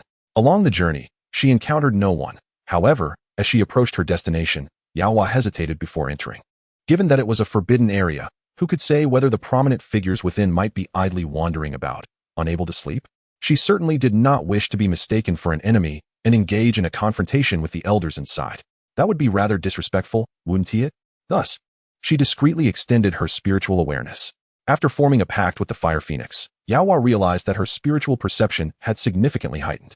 As long as she wished to remain undetected, no one could sense her probing. Indeed, upon venturing inside, she found the interior to be eerily quiet. The restrictions to enter were not overly challenging given her current strength. At the very least, she could manage to enter and exit without a sound. After retracting her awareness, Yao Hua swiftly navigated through the restrictions, signed in, and upon hearing the system announce the completion of her check-in, she immediately exited. Shortly after her departure, an elderly figure appeared at the entrance of the back mountain's restrictions, furrowing his brow in confusion. He murmured softly to himself, "Could it be that my senses have deceived me?" The restrictions showed no signs of damage. Yet he had indeed sensed a slight disturbance just as he was about to succumb to sleep. However, if someone had entered the back mountain, how could they have left so easily? What could their purpose have been in visiting the back mountain of the Qingxuan Sect? Unable to unravel the mystery, the elder decided not to dwell on it further. When everyone gathered the following day, he would mention the matter, hoping that with more eyes on it, they might uncover some clues. Meanwhile, Yao Hua returned to her room, unaware that her actions had triggered a period of stringent searches and surveillance on the back mountain. However, it was destined that they would find nothing. At this moment, Yao Hua had not yet had the chance to check her sign-in rewards and simply tidied up before lying down to sleep. Although she could cultivate without rest for days on end, she had grown accustomed to a regular sleep pattern. Believing that early to bed and early to rise was beneficial for her health, the system exclaimed in astonishment, "The host is even neglecting to check her sign-in rewards." Yet its shock did not disturb Yao Hua, who had already drifted into slumber. The following morning, having indulged in a rare lie-in, Yao Hua awoke leisurely well past breakfast time. After a simple breakfast, she wandered around to visit her mother before returning to her room, eager to discover the rewards for her late-night venture to the forbidden area and hoping they would be worthy of her efforts. Chapter 157. This spirit sword crane is indeed quite remarkable. System, what are my sign-in rewards? Yao Hua had not prompted the system to reveal her rewards after signing in last night, primarily due to the late hour. Sign-in successful. Congratulations to the host for successfully signing in and receiving the rewards. 10 bottles of Taishang Qingling Dan. 5 strands of the celestial spirit stone vein known as the 9 heavens immortal jade. 3 spatial artifacts, Lingjia pearl. And 1 spirit sword crane with the cultivation of a spirit sword saint, capable of transforming into human form. The other rewards were easily comprehensible, but the spirit sword crane that could also transform was intriguing. With her recent pact with the Fire Phoenix, she now possessed 3 spirit pets. Adding this newly matured, transformable one would make 4 in total. Just as she contemplated this, a cool voice resonated in her ear. "I need not remain in the space. You may place me wherever you wish." Yao Hua was taken aback. This spirit sword crane was indeed quite extraordinary. It was known that any creature that had encountered her medicinal field space had found it immensely appealing. The cultivation speed within surpassed that of the outside world. So why would it request to leave voluntarily? Although she did not fully understand, she chose to honor its request. With a wave of her hand, she released it from the space. Upon emerging, the spirit sword crane did not transform, but appeared in its original form within Yaohua's room. It manifested as a pure white crane, its feathers resembling snow, yet its wings and tail glimmered with a faint sword light, as if each feather were a sharp blade. This was a significant departure from an ordinary celestial crane, especially with its bright, discerning eyes that seemed to see into the depths of one's soul, exuding an aura of transcendence. Moreover, according to the system's introduction, this spirit sword crane possessed numerous skills. It could manipulate natural elements such as wind, fire, water, and earth. Its celestial spirit energy might even have healing and purifying capabilities, assisting its master in recovering from injuries, detoxifying poisons, and potentially purifying tainted environments or hearts in certain circumstances. Most importantly, it boasted extraordinary intelligence, making it difficult for an ordinary person to outsmart it. Seeing such a versatile spirit sword crane, Yaohua felt as though she had stumbled upon a treasure. Isn't it just a windfall? The system chimed in. After reviewing her sign-in rewards, she glanced at the now transformed spirit sword crane, which appeared as a strikingly handsome young man. Yaohua felt her spirits lift. She tidied herself up and took the spirit sword crane outside, intending to explore the Qingxuan Sect. However, just as she lifted her foot to step out, she paused. You don't mind if others know your true form, do you? And do you have a name? Yaohua thought it prudent to inquire, considering the suddenness of her departure with a male figure. If someone happened to see them, it could lead to misunderstandings that would be difficult to clarify. The young man, transformed from the spirit sword crane, paused momentarily, raising an eyebrow. No matter, I am indifferent to how others perceive me. You may call me Lingi. The Ling of lofty aspirations, and he of the celestial crane. It was not a beast of shame, and it cared little for worldly opinions, as long as it could hold its own in battle. Upon hearing this name, Yaohua found it quite fitting. As they stepped outside, if not for their conversation, no one would suspect that such a distinguished young man was anything but human. Just as they were walking through the Qingxuan Sect, a voice reached her ears. Yao Dong, hurry to the main hall of the Qingxuan Sect. There is good news awaiting you. Recognizing the voice of her maternal grandfather from the day before, she could tell he was in high spirits. Well, it seems my plans to explore the Qingxuan Sect today have been thwarted. Upon arriving at the main hall, she found several people already gathered there. Her grandfather, the elder of the Qingxuan Sect, her uncle's family, her mother, and her third brother. As she entered, Baili Yunxiao, who had been about to speak with his younger sister, was taken aback by the young man accompanying Yaohua. He blurted out, "Who are you? Why are you with my sister?" His tone dripped with vigilance. At her age, his sister was particularly susceptible to the advances of those lacking in self-awareness, and he felt it was his duty to protect her from any ill-intentioned individuals. Baili Yunxiao was aware that they had only just arrived at the Qingxuan Sect the previous day, and there were no unfamiliar faces among them. This person must be a disciple that his sister had met within the sect today, yet he found it rather inconsiderate for him to linger so close. Having already brought her to the main hall, why had he not the sense to withdraw? Not only did Baili Yunxiao notice this individual, but the rest of the assembly also turned their attention to the striking young man entering alongside Yaohua in response to his inquiry. Unlike Baili Yunxiao, the old sect master and the sect leader, Qingxuan Qin, felt an immediate sense of danger upon seeing this individual. This startled both of them, prompting them to discreetly position themselves in front of Yaohua and the others, effectively shielding them while casting their gazes toward the solitary figure of Ling He standing across from them. Might I inquire as to who this young gentleman is, and what brings him to our Qingxuan Sect? Qingxuan Qin asked with a demeanor that was uncharacteristically gentle. It was imperative for him to maintain a cordial tone. After all, though the young man appeared youthful, his father had just conveyed through a sound transmission that this individual's cultivation likely surpassed his own. It was worth noting that his father had already reached the late stage of the immortal emperor realm, so encountering someone who instilled such trepidation in him suggested that this stranger had likely transcended into an unknown domain of power. Within the hall, aside from him and his niece, the highest cultivation levels belonged to his father. Should a confrontation arise, the remaining individuals would possess insufficient strength to retaliate, rendering them mere fodder. Thus, it was of utmost importance to negotiate amicably and avoid provoking the other party at all costs. Ling He, perceptive as ever, noticed the subtle movements of the two older individuals and couldn't help but furrow his brow. He then glanced at Yaohua, his eyes silently imploring her for an explanation. Yaohua, catching his gaze, smiled brightly, her eyes crinkling in delight. "Grandfather, uncle, allow me to introduce you. This is Ling He, a member of our circle." Initially, The old sect master and Qingxuan Qin were taken aback by Yao Hua's introduction, but they soon relaxed. A member of our circle? How splendid, they thought. If it had been otherwise, a conflict could have ensued, and Qingxuan Sect would have found themselves ill-equipped to handle the situation. The old sect master chuckled. Ah, a member of our circle, you say? Ling He is it? Before he could finish, he was interrupted by Li Yunxian. A member of our circle? Little sister? Where did he come from? When did you get to know him? Indeed, when we arrived yesterday, he was not present, and today Yao Hua has not left the sect. This young man does not appear ordinary, nor is he likely a disciple of Qingxuan Sect. Questions filled the air as everyone turned their curious gazes toward Yao Hua. Chapter 158. Her generosity is well-deserved. Yao Hua surveyed the crowd, contemplating her response. Well, strictly speaking, Ling He is not human. What do you mean? Cough, cough. His original form is that of a spirit sword crane, but he has achieved the realm of a spirit sword sage, allowing him to take on human form. He has been residing in my space until now, but he wishes to see the world and is reluctant to remain hidden any longer. Yao Hua believed this explanation sufficed. As for whether they believed it or not, that was beyond her concern. Though the old sect master and Qingxuan Qin had limited interactions with Yao Hua, they were impressed by her formidable cultivation at such a young age. They found no reason to doubt her words and believed her explanation. Only Shangguan Rou and Bai Li Yunqi, along with their kin, sighed inwardly, realizing that Yao Hua harbored too many secrets. They were at a loss as to how to assist her in keeping them. However, their expressions were remarkably uniform, mirroring that of others in the room as they came to an epiphany regarding Yao Hua's words, their faces reflecting a sense of understanding. Yao Hua felt a pang of embarrassment for them as they regarded the impeccably human-like young man, their minds grappling with the revelation that he was, in fact, a spirit beast, and a remarkably powerful one at that. It was likely that only her cousin from the Yao family had such an extraordinary spirit beast.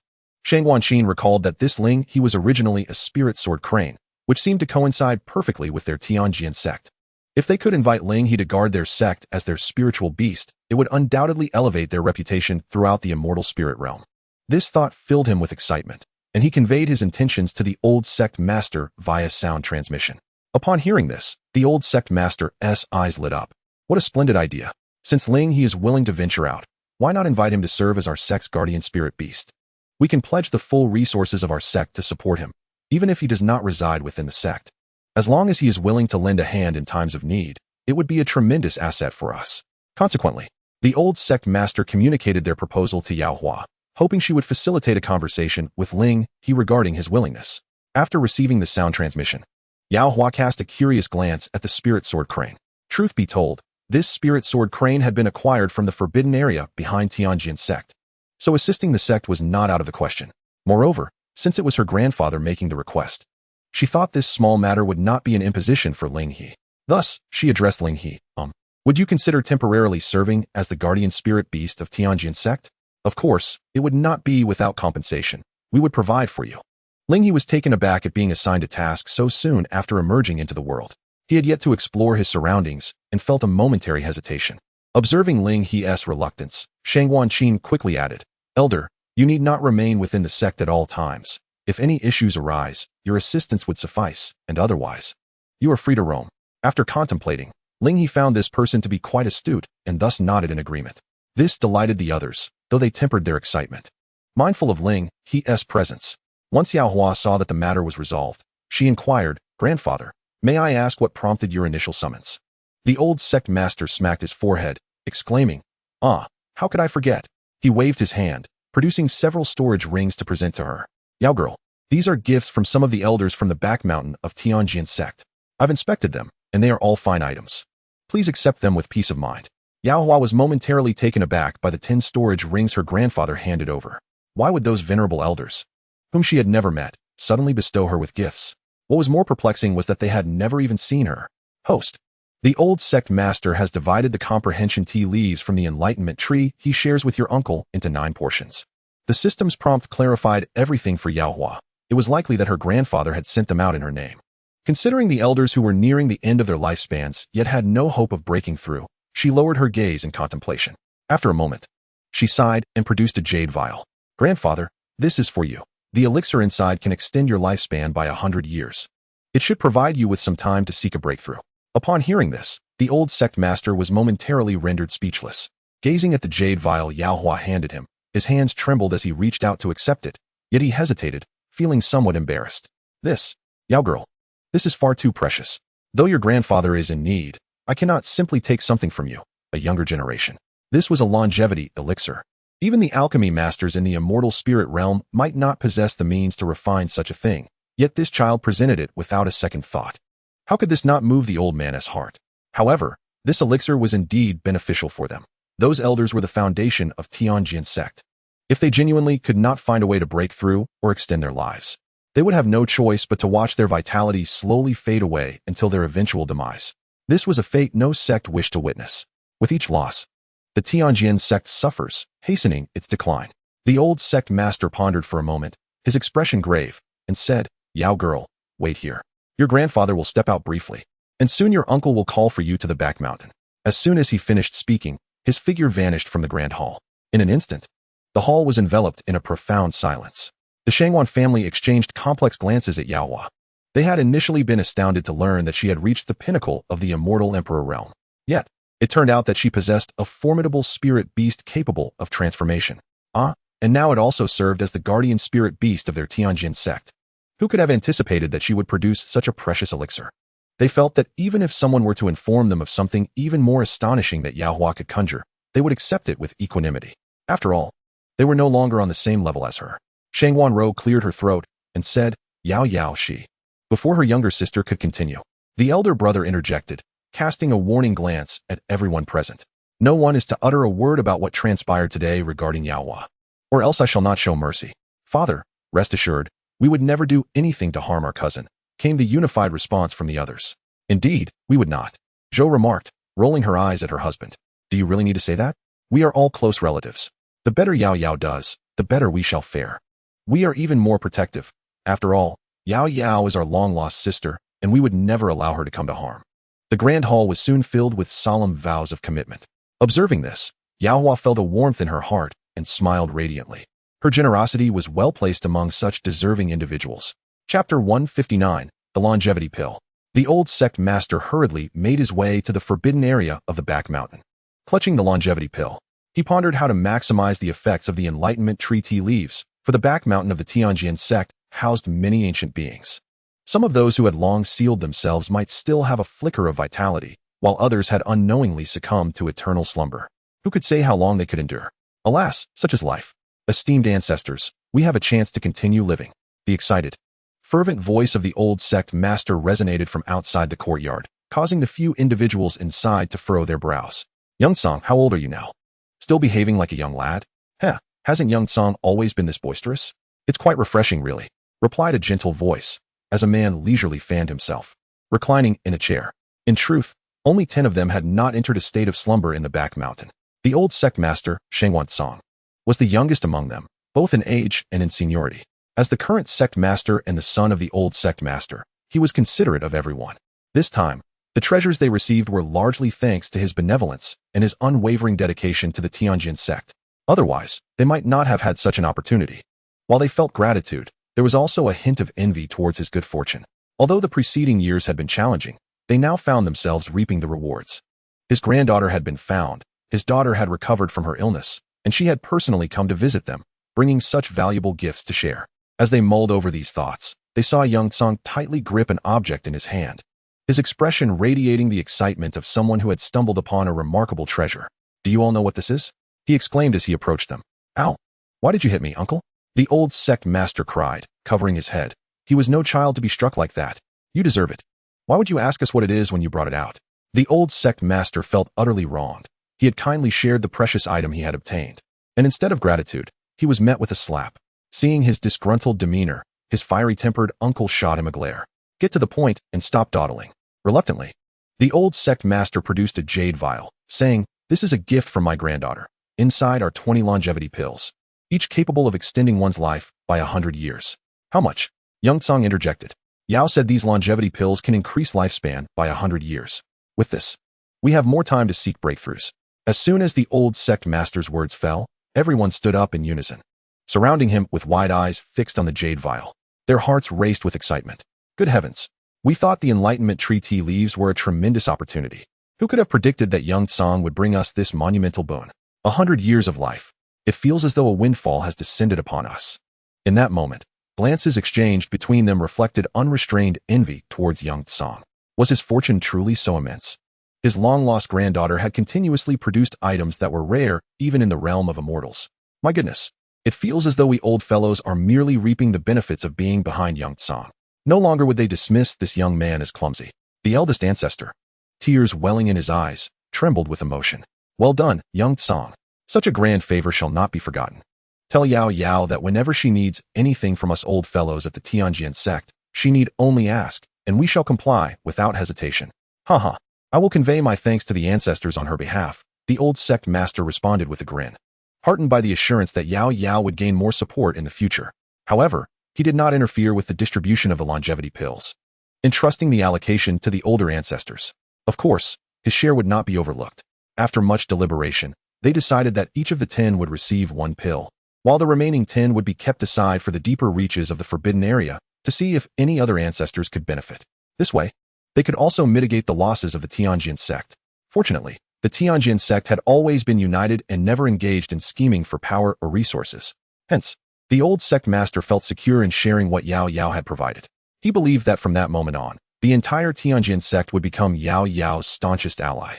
Anyone foolish enough to provoke her would likely face dire consequences without her needing to lift a finger.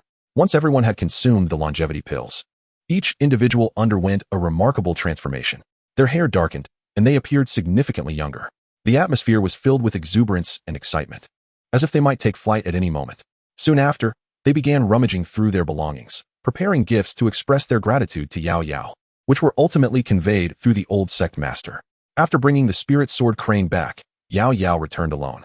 The spirit sword crane had already been taken by her uncle, the sect master, to choose a suitable dwelling.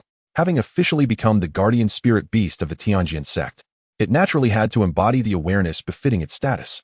Before departing, it informed Yao Yao of its intention to explore the Qingxuan Sect. Yao Yao readily agreed, even offering it a storage ring filled with some celestial spirit stones, just right for its current needs. The 5 celestial spirit stone veins awarded by the system have been placed in the medicinal field space. In the evening, the old sect master personally visited Yao Hua's residence and presented her with several storage rings, each containing items that would incite fierce competition among outsiders. However, for Yao Hua, their utility was limited, and they would merely gather dust. After bestowing these gifts, he conveyed the ancestors' promises, instructing her, Yao Hua, if anyone displeases you in the realm of celestial spirits, simply send a message back. Even in the divine realm, the ancestors will not hesitate to confront them. Such words made Yao Hua feel as though she were a warmonger. With a smile, she graciously accepted the ancestors' gratitude. Grandfather, the Heavenly Sword Sect is my mother's family. As long as you are well, my mother will have no worries, and I will naturally take care of everything. At that moment, the two exchanged smiles. Bai Li Yunxi and her 3 children were also aware of the extraordinary items Yao Hua had presented, yet they did not intervene. These treasures were her own. And since the beneficiaries were from her maternal family, they chose to let Yao Hua and her grandfather manage the matter themselves. The group spent several more days at the Heavenly Sword Sect, during which Yao Hua and her siblings explored the entire sect with their cousins. The sect master issued a decree that the Heavenly Sword Sect must not treat Yao Hua and her siblings with any negligence. Even the forbidden areas of the sect were opened to Yao Hua alone. This meant that there was no place in the Heavenly Sword Sect that was off-limits to her. On the day of their departure, the old sect master personally escorted them down the mountain. Upon seeing the flying vessel presented by his granddaughter, his expression turned blank. How could the younger generation possess treasures surpassing those of their elders? Initially, he felt satisfied with the gifts he had prepared, but after witnessing what Yao Hua had unveiled, everyone instinctively disregarded their own offerings. It was simply incomparable, for each item she produced sparked envy, though not a desire to possess them, merely pure admiration. As the opulent, palace-like flying vessel gradually vanished from sight, the old sect master and the others returned home.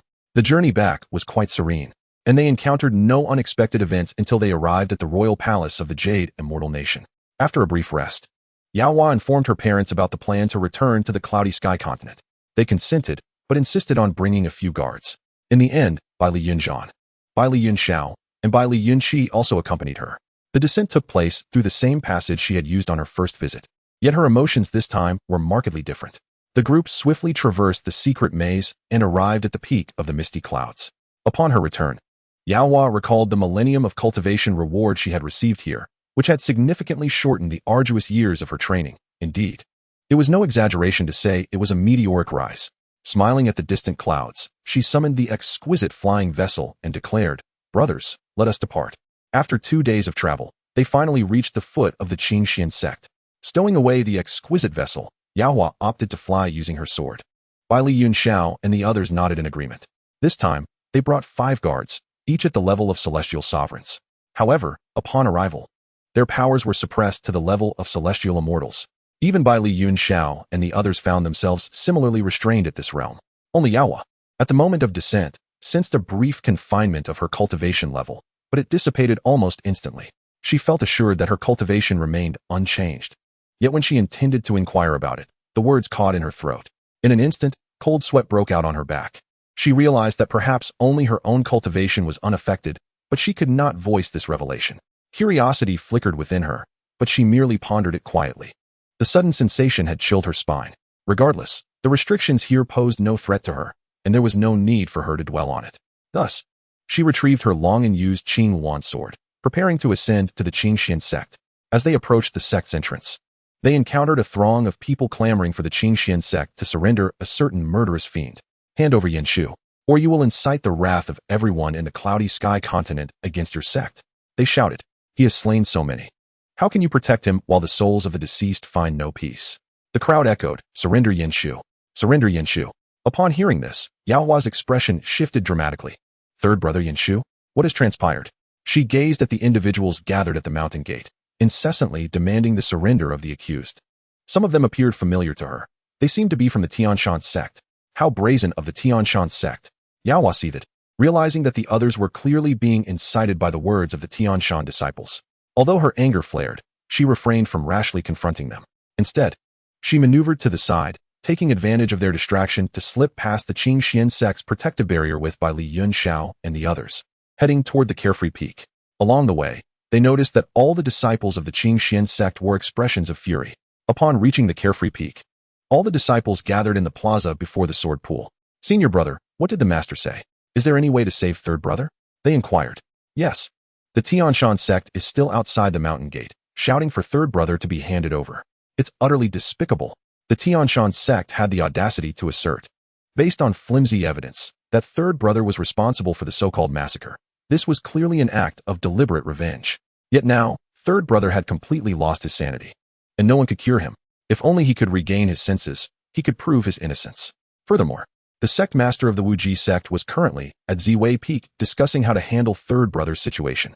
Wen Yang, usually mild-mannered, wore an expression devoid of emotion, his brow furrowed as he listened to the concerns of his junior disciples. Who would have imagined that third brother, merely out on a training expedition, would suddenly find himself in such dire straits? He recalled when the master had just brought third brother back. He had been in a state of madness, eyes bloodshot, emitting sounds akin to those of a wild beast, and prone to fits of rage, smashing everything in sight. Reluctantly, the master had ordered him to be chained and confined to his room. The sect's physicians were unable to awaken him from his stupor, but they claimed he had been poisoned, and the toxin was deeply entrenched. The perpetrator had aimed to ruin him from the very outset, administering a lethal dose of poison. Wen Yang had never seen his usually composed and reticent third brother in such a wretched state, and his loathing for the one responsible reached new heights. Yet they were at a loss for what to do. Regardless, they would never abandon third brother. They would find a way to heal him. Just as he pondered where the poisoner might be hiding, he looked up to see a familiar face. Wen Yang's eyes widened in astonishment, and for the first time, a different expression crossed his usually steady countenance. He rushed toward Yaohua, his voice trembling as he exclaimed, "Junior sister? Is it really you? How have you returned?" "Senior brother, I am back." Yaohua's words instantly brought tears to Wen Yang's eyes. "How wonderful. Seeing you return must surely bring great joy to our master." Not long after you left, Master emerged from her retreat, and though she never spoke of it, we could all see that she was deeply saddened by your departure. At the mention of their master, Xiefuyao, Wen Yang suddenly remembered that she was currently at Xiang Peak. It was a pity that their little junior sister had returned to such a situation, and as the eldest brother, he felt a pang of guilt. Yaohua, noticing the expression on her elder brother's face, understood his thoughts. She then spoke up, "Elder brother, where is third senior brother now? Please take me to see him. Perhaps I can help." Wen Yang was taken aback for a moment. Then a glimmer of hope sparked within him. Indeed, their little junior sister might possess a solution. He quickly responded, "All right, little junior sister, I will take you to see third junior brother right away." Wen Yang felt a natural trust in his little junior sister, a sentiment shared by all their fellow disciples. Perhaps even their master felt the same. With her presence, it was possible that third junior brother would soon be free from his plight. Chapter 161. The antidote for Yin Shu. Upon arriving at Yin Shu's dwelling, they found the attendants desperately trying to calm him as he spiraled into another frenzy. Two anxious individuals stood nearby, attempting to soothe him. Third junior brother, please calm down. You cannot break those chains. You will only harm yourself. One urged. This won't do. He isn't listening to anything we say. I will find an opportunity to get close and try to knock him out, proposed the other. I will distract him. Be careful. In his frenzied state, Yin Shu's strength surged, making him a formidable challenge for anyone but their master and the sect leader. However, allowing him to continue in this state would only hasten the spread of the poison within him, endangering his life.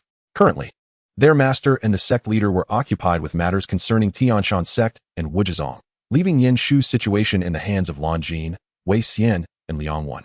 Watching the grotesque patterns resembling a ghastly tapestry spread across, Yin Shu's face at a visible pace filled the trio with both concern and anger. The Qingxuan Sect members were truly despicable. They had spread rumors that were not even confirmed. Yet they proclaimed their righteousness while demanding an explanation from Qingxuan Sect, and even summoned the sect leader of Wuzhizong to Qingxuan Sect. Such behavior was indeed that of petty individuals. As Yao Hua entered, she was struck by the sight of the man bound before her, hair disheveled, emitting terrifying roars. His face, obscured by his hair, trembled violently, occasionally revealing a web-like mark, and his bloodshot eyes were truly chilling. She could hardly reconcile the current third senior brother with the refined young man she once knew. Wen Yang led Yao Hua and the others inside, and he was the first to observe the situation in the room. He quickly called out, second junior sister, fifth junior brother, sixth junior brother. Third junior brother has been saved. Look who has returned. Upon hearing Wen Yang's voice, the others turned in confusion, only to be met with the familiar, exquisite visage standing at the door. Their eyes widened in astonishment and excitement. Little junior sister, you have come back. Lan Jin rushed forward to embrace Yao Hua, tears streaming down her cheeks. How wonderful. Little junior sister has returned. Perhaps third junior brother will be all right now. Yao Hua gently patted Lan Jin's back, soothing her, sister. Do not worry. I will heal third senior brother. Wei Xian and Liang Wen also looked at Yao Hua with excitement, having not seen her for a long time. Little junior sister, how did you return so suddenly? Do you truly have a way to heal third senior brother? Yes, little junior sister, they echoed. Third senior brother has lost all sense of reason. No one can approach him, not even Master Xianming from Bai Yufeng. I have an antidote that can dispel hundreds of poisons. Let me try it on third senior brother first, and if that doesn't work, I will explore other methods. Yao Hua said as she produced a detoxifying pill, casting her gaze upon the raging Yin Shu. Seizing the moment his mouth opened, she swiftly channeled her spiritual energy to propel the pill into his mouth. For a fleeting moment, Yin Shu ceased his howling, his eyes suddenly widening. The veins on the back of his hands bulged as he appeared to be enduring great agony, and then he violently expelled a mouthful of black blood. This startled Wen Yang and the others, but upon seeing the color of the blood, their expressions brightened. It worked. After some time, Yin Shu finally stopped expelling blood. The last remnants that trickled from his lips were no longer black, but returned to a normal hue. He then closed his eyes and fainted. The hair that had previously concealed his face fell away as he lay down, revealing the once handsome and fair visage of Yin Shu, with the horrifying markings now vanished. Is this the antidote's effect? They wondered. Certainly. Did you not see how third senior brother's ghastly visage has disappeared? It is indeed thanks to our little junior sister. Indeed. We owe it all to her timely return. Otherwise, third junior brother would have been in grave danger. With Yin Shu restored, the worries of Lan Jin and the others finally dissipated, and they could now uncover the truth of the situation. Wen Yang cast a cleaning spell on the soiled floor and tidied Yin Shu up. After this effort, Yin Shu gradually returned to his former self, albeit appearing somewhat emaciated. Yao Hua assisted in unlocking the chains binding him, while Wei Xian and Liang Wen carefully lifted him onto the bed. After a round of treatment, Yin Shu slowly opened his eyes. He hesitated for a moment before realizing where he was. Turning to face the people at his bedside, memories of the recent days flooded his mind, and a tinge of guilt washed over his features. Although he had been devoid of reason during his frenzy, the images of what had transpired remained etched in his memory. The thought of having once been a danger to their master and his fellow disciples filled him with regret and a desire to exact vengeance upon the one who had poisoned him. Seeing the self-reproach on Yin Shu's face, Yao Hua interjected, "Third senior brother, this is not the time for self-blame. You must first tell us what exactly happened." Only then did Yin Shu notice that standing beside Lan Jin was their long-lost little junior sister. He realized that it was indeed her timely intervention that had led to his swift recovery. Otherwise, There was no way anyone from Qingxuan Sect could have healed him in such a short span of time. However, he felt a sense of guilt that their little junior sister had returned only to worry about him. Taking a deep breath, Yunxiao slowly asked, "What is the situation outside?" "Third junior brother, you were brought back by Master. At that time, you were already delirious. Master had to subdue you to bring you back. Shortly thereafter, disciples who ventured outside heard rumors claiming you had slaughtered an entire town under the jurisdiction of Wuzhizong, with witnesses confirming that you had gone mad." "Yes, third senior brother." One of the witnesses was a brother from the inner sect of Xianxiaaudiobooks sect. Now, the sect leader of Xianxian has summoned the sect leader of Wuzhizong to our Qingxuan Sect, and many are gathered at the mountain gate, demanding that the sect leader hand you over as an apology. Otherwise, it would appear that the Qingxuan Sect is deliberately shielding its demonic disciples, allowing them to commit heinous acts of slaughter at will. They demand an explanation from the Qingxuan Sect, or else they shall no longer be deemed worthy of being one of the three great sects of the Yunxiao Continent. Yunxiao's eyes darkened with a terrifying intensity upon hearing this. He could hardly fathom that the Qingxuan Sect would audaciously cast the blame upon him.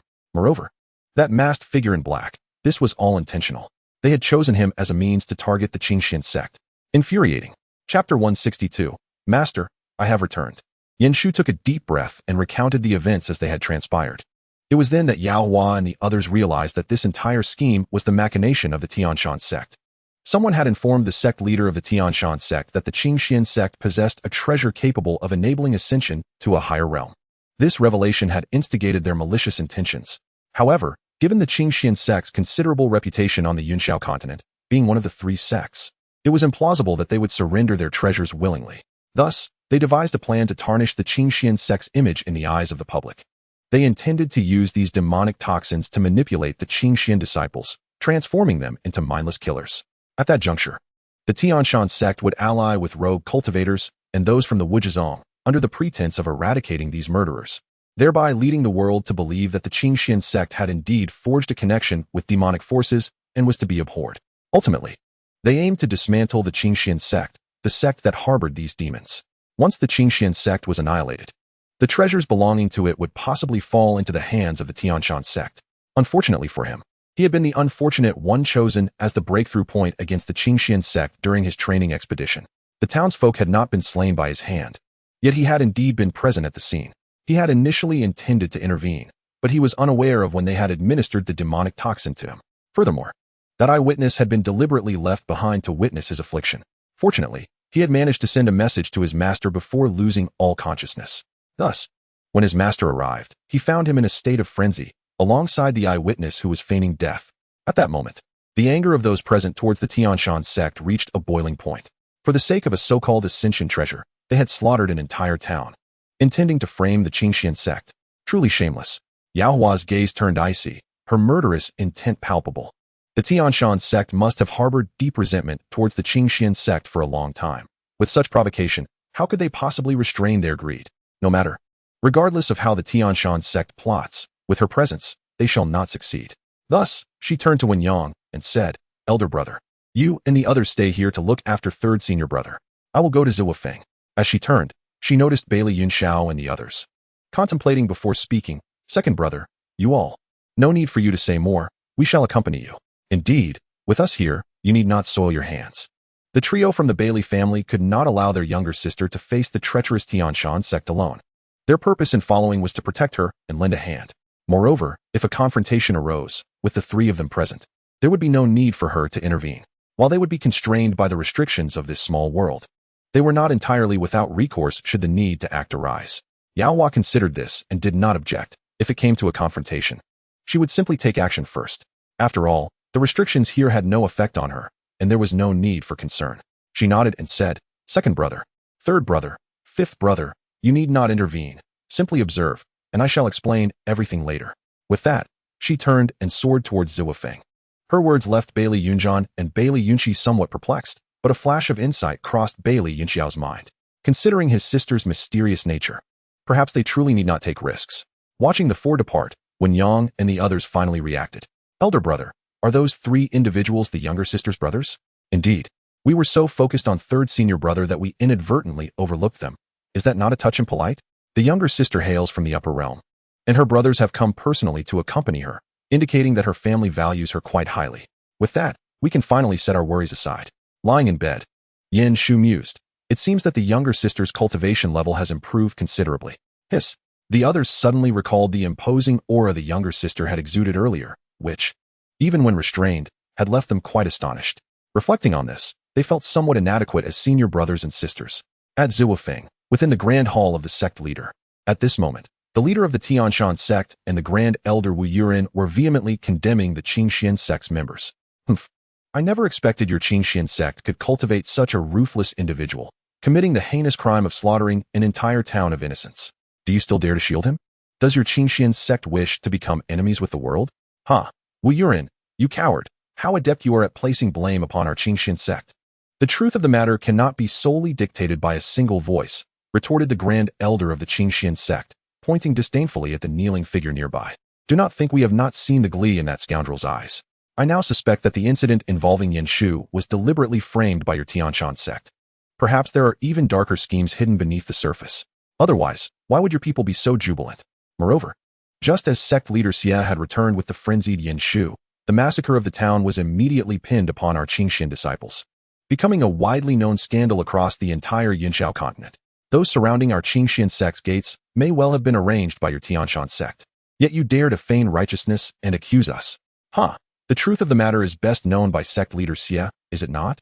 If your disciple has indeed succumbed to madness and committed murder, you could simply bring him forth for all to see. Why the pretense? The leader of the Qingxuan Sect smiled insincerely at the esteemed Yang Zhenren of the Qingxuan Sect. Who do you think you are? How dare you act so brazenly within our Qingxuan Sect? A melodious female voice rang out from outside the hall, causing everyone present to pause and look towards the entrance. They beheld a slender figure gracefully entering the hall, followed by 3 tall individuals. Upon hearing that voice, Xia Fuyao's expression shifted. Her eyes wide with astonishment as she fixated on the familiar, lovely face at the forefront, her countenance involuntarily softening into a gentle smile. Little 7. You have returned. Yao Hua first saluted the Ziyang Zhenren and the others, then respectfully bowed to her master. Master, I have returned. Inside the hall, the leaders of the Wuzhizong and the Tianshan sect did not recognize Yao Hua, but observing the expressions of surprise on the faces of the Qingxuan sect members upon seeing her, they were filled with confusion. However, no one had the luxury of time to clarify, as they all approached to inquire about her recent circumstances. Meanwhile, Wu Yuren, upon careful observation, finally recognized who she was, and could not help but smirk. Sect leader Xia, is this how you instruct your disciples? At such a tender age, daring to show such disrespect to one's elders is truly astonishing. It is hard to fathom how the esteemed Qingxuan sect could produce such an audacious disciple. The members of the Qingxuan sect, who were initially elated by Yao Hua's return, were abruptly interrupted by Wu Yuren, who was met with a chorus of furious glares. Startled, he took a step back, his voice trembling as he stammered, "What are you doing? Where did I go wrong?" Chapter 163. How could you be unscathed? What are you even worth? How dare you pretend to be an elder in my presence? Look around. My true elders are standing right here. Yao Hua sneered, pointing disdainfully at the members of the Qingxuan sect beside her, directed at those from the Tianshan sect. You, another member of the Tianshan sect, infuriated, pointed an accusing finger at Yao Hua, ready to retort. Suddenly, a flash of white light erupted, and a finger fell to the ground before the crowd. The individual froze momentarily before a pained cry escaped his lips. The remaining members of the Tianshan sect stood up in shock, their faces paling as they cast wary glances at the assailant. Xia Fuyao, you dare? How could you commit such an act of violence before us? Do you hold my Tianshan sect in such contempt? The Tianshan sect's leader glared at Yao Hua, his expression darkening. And what if I do? What can you do about it? Yao Hua retorted mockingly, her gaze piercing as she regarded the man before her. He bore the appearance of a modest and honest man, yet his heart was more venomous than anyone's. Though he harbored a desire to obliterate the Qingxuan sect, he feigned concern for their well-being with a mask of insincerity. Such duplicity was utterly revolting.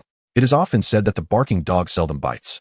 Who could have anticipated that this entire scheme was orchestrated by the Tianshan sect, merely to obtain a treasure capable of ascension, willing to annihilate an entire sect?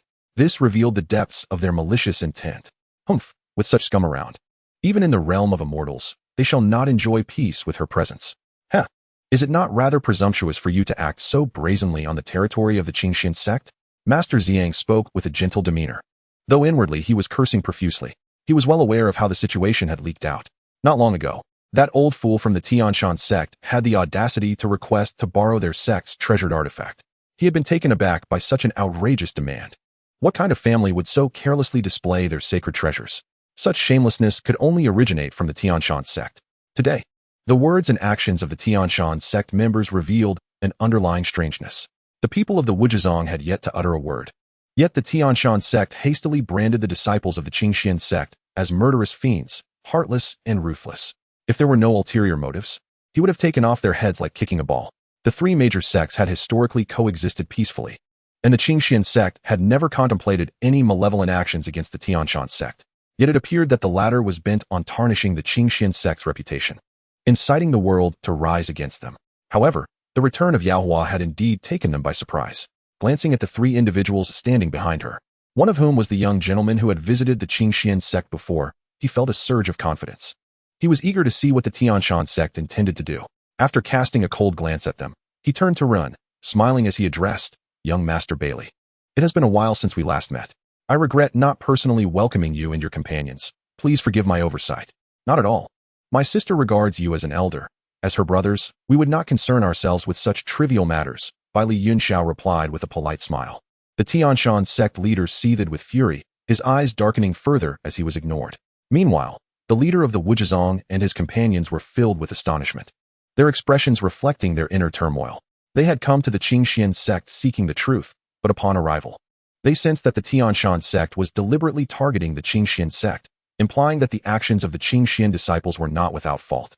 They remained silent, unsure of the true intentions behind the Qingxuan Sect's actions. When the Qingxuan Sect sought to leverage their influence over the Wuzhizong to pressure the Qingxian Sect, they did not comply. Now, the sudden entrance of the four individuals suggested they were not ordinary folk. Master Ziyang addressed them as young Master Bailey, exhibiting a remarkably humble attitude, which left them bewildered. After much pondering, they could not identify which prominent family in Yunxiao Continent bore the surname Bailey. Unfazed by the thoughts of others, Yaohua declared, "You Qingxuan Sect should know best how the matter unfolded. My senior brother has certainly not committed any acts of slaughter. Humph. Just because you say so does not make it true. If that is the case, you may as well summon Yin Shu, and the truth will reveal itself." Initially taken aback by Yaohua's words, he soon realized that the demonic poison was not easily resolved, and that Yin Shu had been afflicted for several days. Without an antidote, his condition would only worsen. If this wretched girl provoked him into presenting Yin Shu before everyone, the Qingxian Sect could never absolve themselves of the blame. With this thought, the Qingxuan Sect leader's resolve solidified. Humph. Although he could not discern the strength of the four suddenly appearing individuals, how formidable could they truly be? Once the facts were laid bare, how would they defend themselves? As for the Wuzhizong, if not to serve as witnesses, why would he involve them in the affairs of the Qingxian Sect? It was well known that the Wuzhizong had a good relationship with the Qingxian Sect, and they could see it clearly now. They could not expect to defend the Qingxian Sect or find excuses. That was utterly out of the question. He surmised that by now, the gates of the Qingxian Sect must be besieged by numerous people, coupled with his hidden contingencies lurking below the mountain. If Yin Shu were to appear in a frenzied state today, he would provoke him deliberately, knowing that the Qingxian Sect would surely protect him from harm. What followed would be the Qingxian Sect shielding a murderous fiend, inciting public outrage and leading to their downfall. The utter annihilation of the Qingxian Sect by those seeking revenge would seem entirely justified. However, the Qingxuan Sect leaders' meticulous plans were not unfolding as expected. "I have come personally. I wonder what the esteemed members of the Qingxuan Sect wish to discuss?" A chilling voice resonated clearly in the ears of everyone present. They turned to see a young and strikingly handsome man walking gracefully into the hall, coming to a standstill before the members of the Qingxuan Sect. At the sight of him, all were momentarily stunned. Aside from the members of the Wuzhizong, only the leader of the Qingxuan Sect and Master Xianxiafuyao had witnessed Yin Shu in his demonic form. "This? Impossible. How could you be unscathed?" The Qingxuan Sect leader exclaimed in disbelief. How could the demonic poison be resolved? Was it not said to be incurable? Suddenly, he shifted his gaze to Yaohua and her companions standing nearby. Of course, it must be this wretched girl's doing. How infuriating. This vile creature has ruined my carefully laid plans. The members of the Qingxian Sect felt an overwhelming sense of joy in their hearts. Indeed, with Yaohua present, any schemes of the Qingxuan Sect would be thwarted. Humph. Now that Yin Shu had regained his senses, the truth of the matter would soon be revealed. Chapter 164. The Qingxuan Sect is finished. Even if you have regained consciousness, the heinous acts committed during your demonization in the town cannot be absolved. Do not forget that there remains a sole survivor. The leader of the Qingxuan Sect inhaled deeply, pointing at the kneeling figure on the ground. Regardless, this person, upon awakening, will only witness the demonized Yunxiao, without any recollection of the events that transpired prior. Even soul-searching would fail to exonerate him. In the absence of evidence or witnesses, no matter what Yunxiao asserts, he will not be believed. Yunxiao understands that even if he personally witnessed his fellow sect members slaughter the entire town, he lacks the means to prove it. Even if he were to declare it as a truth he has seen with his own eyes, how could others be convinced? Surely, one cannot compel them to inspect his own soul. Thus, the situation fell into a stalemate. The entourage from the Qingxuan Sect wore expressions of smug satisfaction as they observed the proceedings. Although they did not articulate their intentions, they were acutely aware of the plans their leader harbored. Ultimately, as long as the Qingxuan Sect faltered, the members of the Qingxuan Sect would revel in delight. After all, they had always been the underdogs among the three sections. Should the Qingxuan Sect be eliminated, perhaps the Qingxuan Sect would flourish.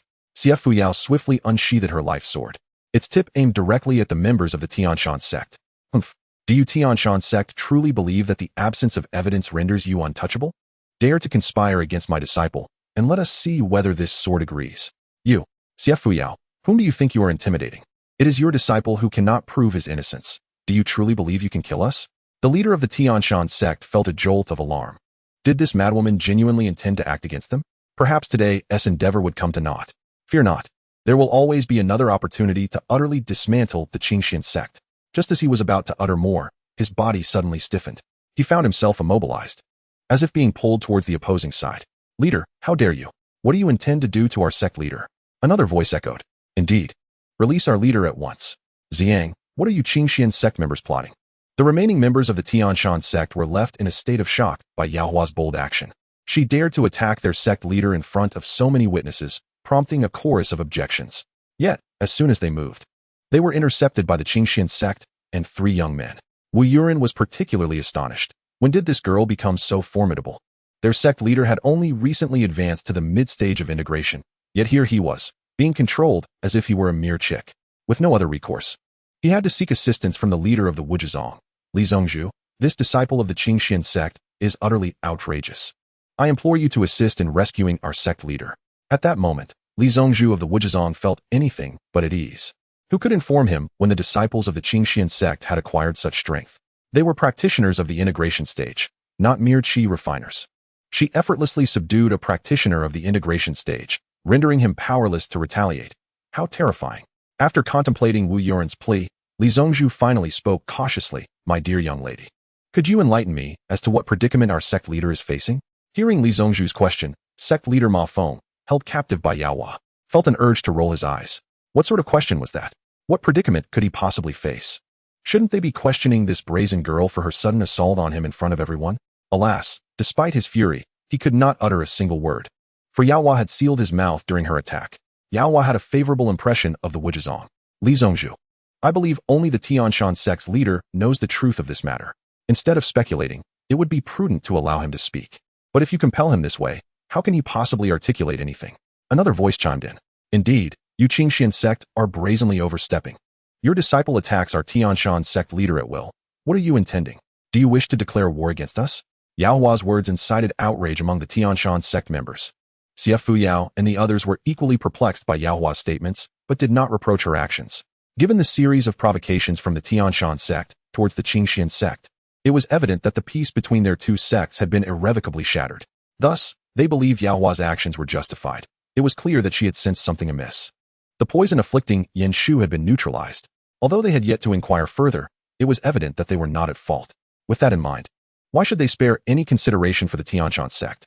If war was to be waged, would they truly fear this perennial underdog? Yaohua, unwilling to squander further breath, placed her hand atop sect leader Ma's head. In that instant, all present comprehended her intentions. Sect leader Ma himself was startled. She intended to conduct a soul search. How could this be allowed? Setting aside the conspiratorial implications, the consequences of such a soul search were not to be taken lightly. Anyone subjected to such a search invariably emerged rendered foolish. He could not allow it to happen. Yet, his desires could not thwart the unfolding events. Regardless of the Qingxuan Sect's protests, Yaohua's actions remained unceasing. She channeled a powerful surge of spiritual energy into the crown of sect leader Ma's head, while simultaneously producing a memory stone to preserve the vital revelations to come. Before long, everyone observed sect leader Ma's body tremble violently, as if being torn by an invisible force. Gradually, his gaze became unfocused, as if he were battling against an unseen power.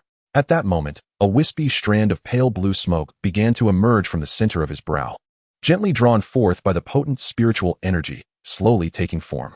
The smoke twisted in the air, gradually revealing a series of images. In that instant, all present understood that the soul search had succeeded, unveiling the memories of sect leader Ma. The scenes unfolded from the mundane to the clandestine, revealing his plots alongside a cloaked figure intent on scheming against the Qingxuan Sect, each tableau vividly reenacted before the assembly. Shock reverberated through the crowd, especially among the members of the Qingxuan Sect, whose eyes blazed with fury, nearly incinerating the Xianxiaaudiobooks sect members with their wrath.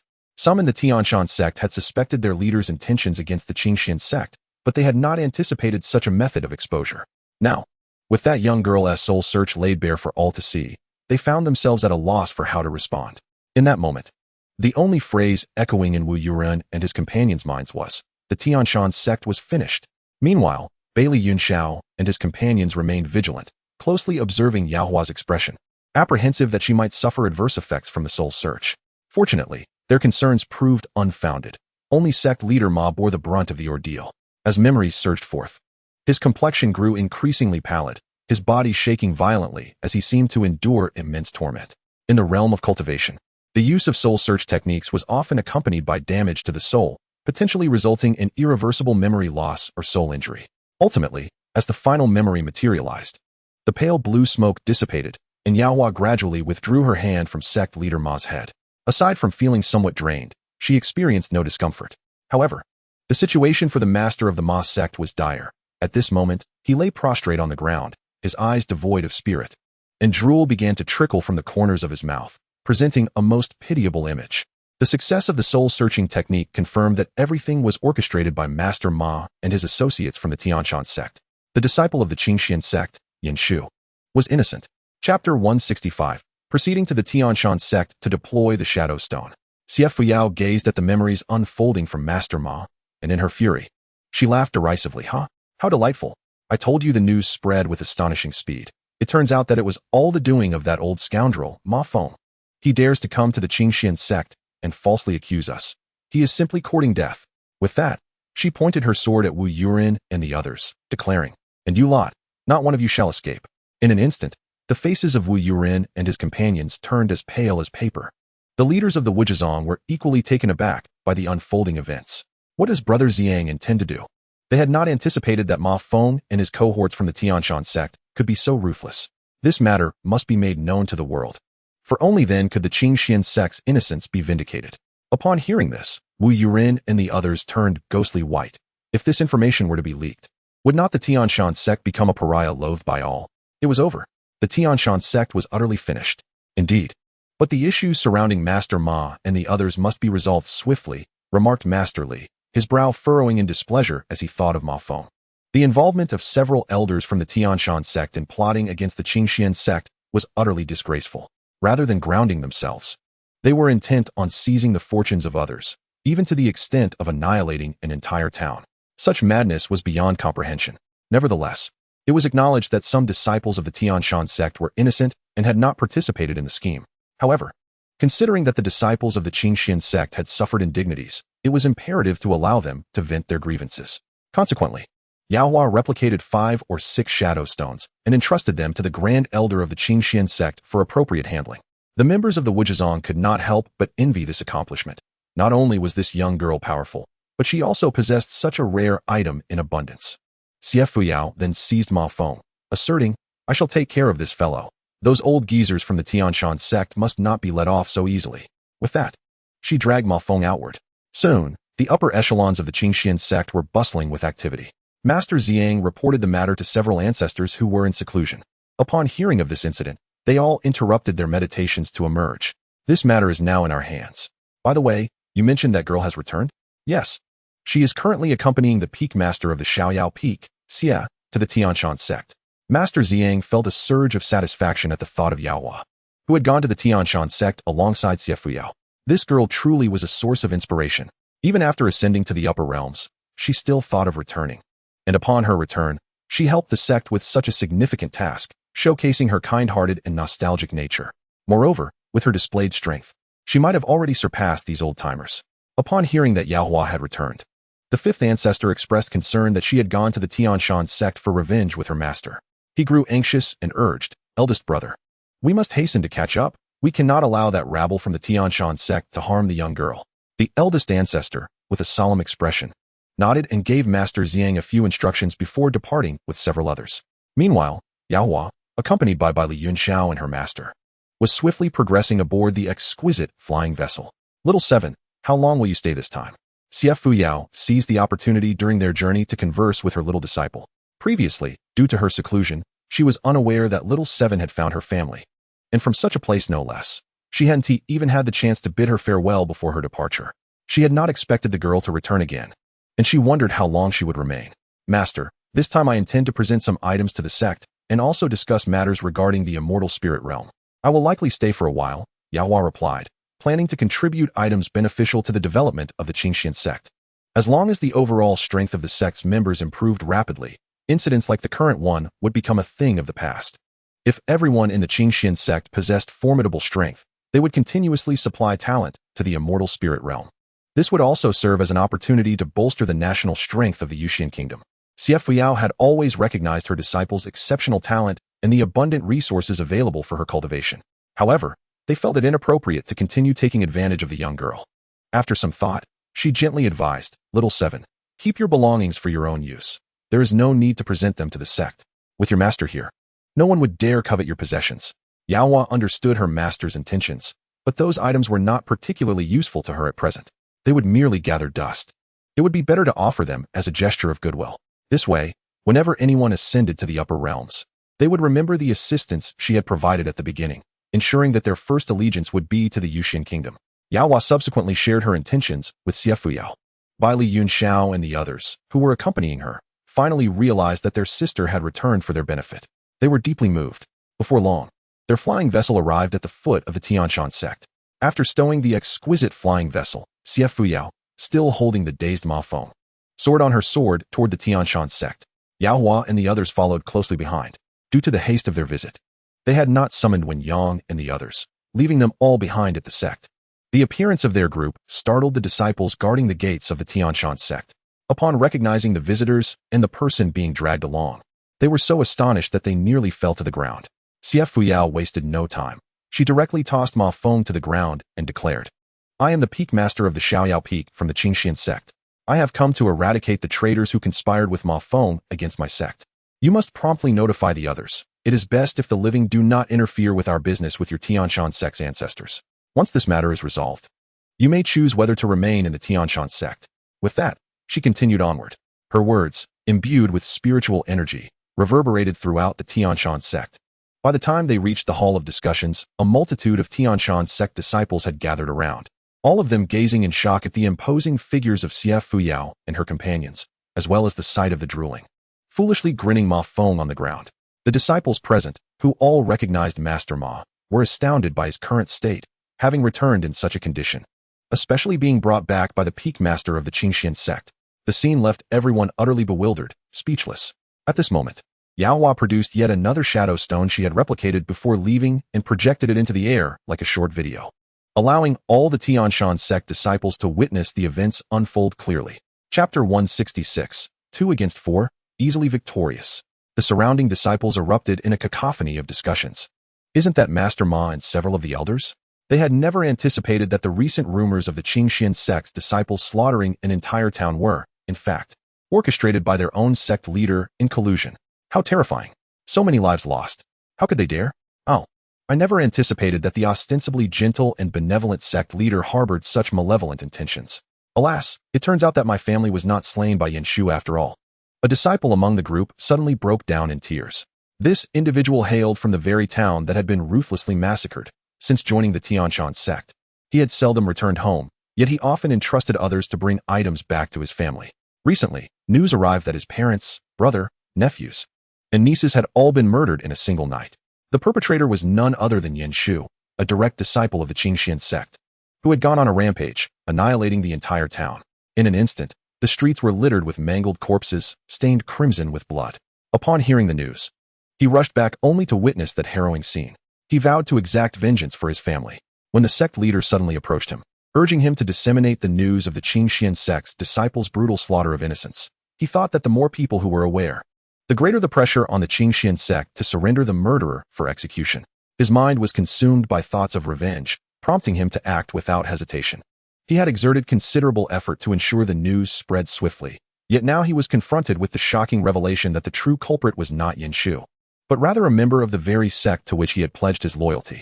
The sect leader, whom he believed to be the most benevolent, was in fact the true architect of the deaths of his family and the entire town. This revelation overwhelmed him, and he wept inconsolably. Those familiar with him among the other disciples could not help but express their sympathy. Lu Li's plight was indeed tragic. After all this, it turned out that it was the sect leader and the elders who were responsible. What would the elders do now that the Qingxuan sect had presented evidence? Observing the sect leader's demeanor, it was as if he had undergone a soul-searching interrogation. Could it be? The sect leader possessed formidable strength. How could he be so easily subdued? Where were elders Wu and the others? Indeed, why had the Qingxuan sect only brought back the sect leader? Could it be that the others had been killed? In that moment, all the disciples began to speculate. Just then, a voice like thunder resounded. Presumptuous! Who dares to cause turmoil in my Qingxuan sect? As the voice echoed, four figures descended upon the steps of the grand hall. Xianxiafu Yao observed the four elderly men with graying hair, a flicker of derision flashing in her eyes. Given their prowess, she found it hard to believe they hadn't heard her previous words. Yet, they feigned ignorance, inquiring who they were. Humph, how hypocritical. The four elders also noticed the scene being captured by the recording stone suspended in the air, and their hearts sank. Suddenly, the leader among them unleashed a sphere of spiritual energy towards the recording stone, attempting to destroy it. Little did they know, destroying it had become meaningless. The images within had already been repeated countless times, and all the disciples had witnessed them. Upon seeing the old man poised to obliterate her recording stone without hesitation, Yao let out a cold laugh. She immediately conjured an even larger sphere of spiritual energy to counter it. The two spheres collided, resulting in a thunderous explosion. Fortunately, Bailey Yunxiao was nearby, assisting in shielding the recording stone, ensuring it remained untouched by the explosive force. Xianxiafu Yao, disinclined to waste words with them, drew her sword and charged forth. They had committed wrongdoing and now sought to destroy her disciples' belongings. What a shameless bunch of old wretches. Observing her master facing four opponents, Yao knew they would be at a disadvantage, so she addressed her three brothers, second brother, third brother, fifth brother, you need not intervene, leave these disciples to us. Those who have not committed evil may be spared. Those who have will not be shown mercy. With that, she drew the Qingxuan sword and soared into battle. The confrontation thus transformed into 2 against 4. Initially, Xianxiafu Yao struggled against 4 opponents, but Yao Hua's arrival swiftly altered the tide. Though only 2 in number, they were able to overpower the 4 formidable elders of the Qingxuan Sect. When the elders of the Qingxuan Sect arrived, they were met with the astonishing sight of Xianxiafu Yao and her disciple effortlessly overwhelming the 4 elders, who were now pale and spitting blood. Their astonishment grew. How could these 2 possess such formidable strength? No, more accurately, that young girl's power was alarmingly formidable. Most of their injuries were inflicted by her, and they sensed she had not even unleashed her full strength. An unsettling feeling began to creep into their hearts. Suddenly, upon spotting several familiar figures standing below, they were taken aback. The elders of the Qingxuan Sect had all arrived. Did they stand any chance of survival now? At this thought, the 4 exchanged glances, their eyes filled with determination and ruthlessness. Since the Qingxuan Sect showed no intention of sparing them, they resolved to take these 2 down with them, even in death. As the fight raged on, Xianxiafu Yao and Yao Hua soon realized the elders' intentions. As the spiritual energy surrounding the 4 began to surge violently, fear spread among the onlookers. The self-detonation of a great ascension cultivator could level the entire vicinity. The elders of the Qingxuan Sect also changed their expressions, hastening to rescue Xianxiafu Yao and Yao Hua.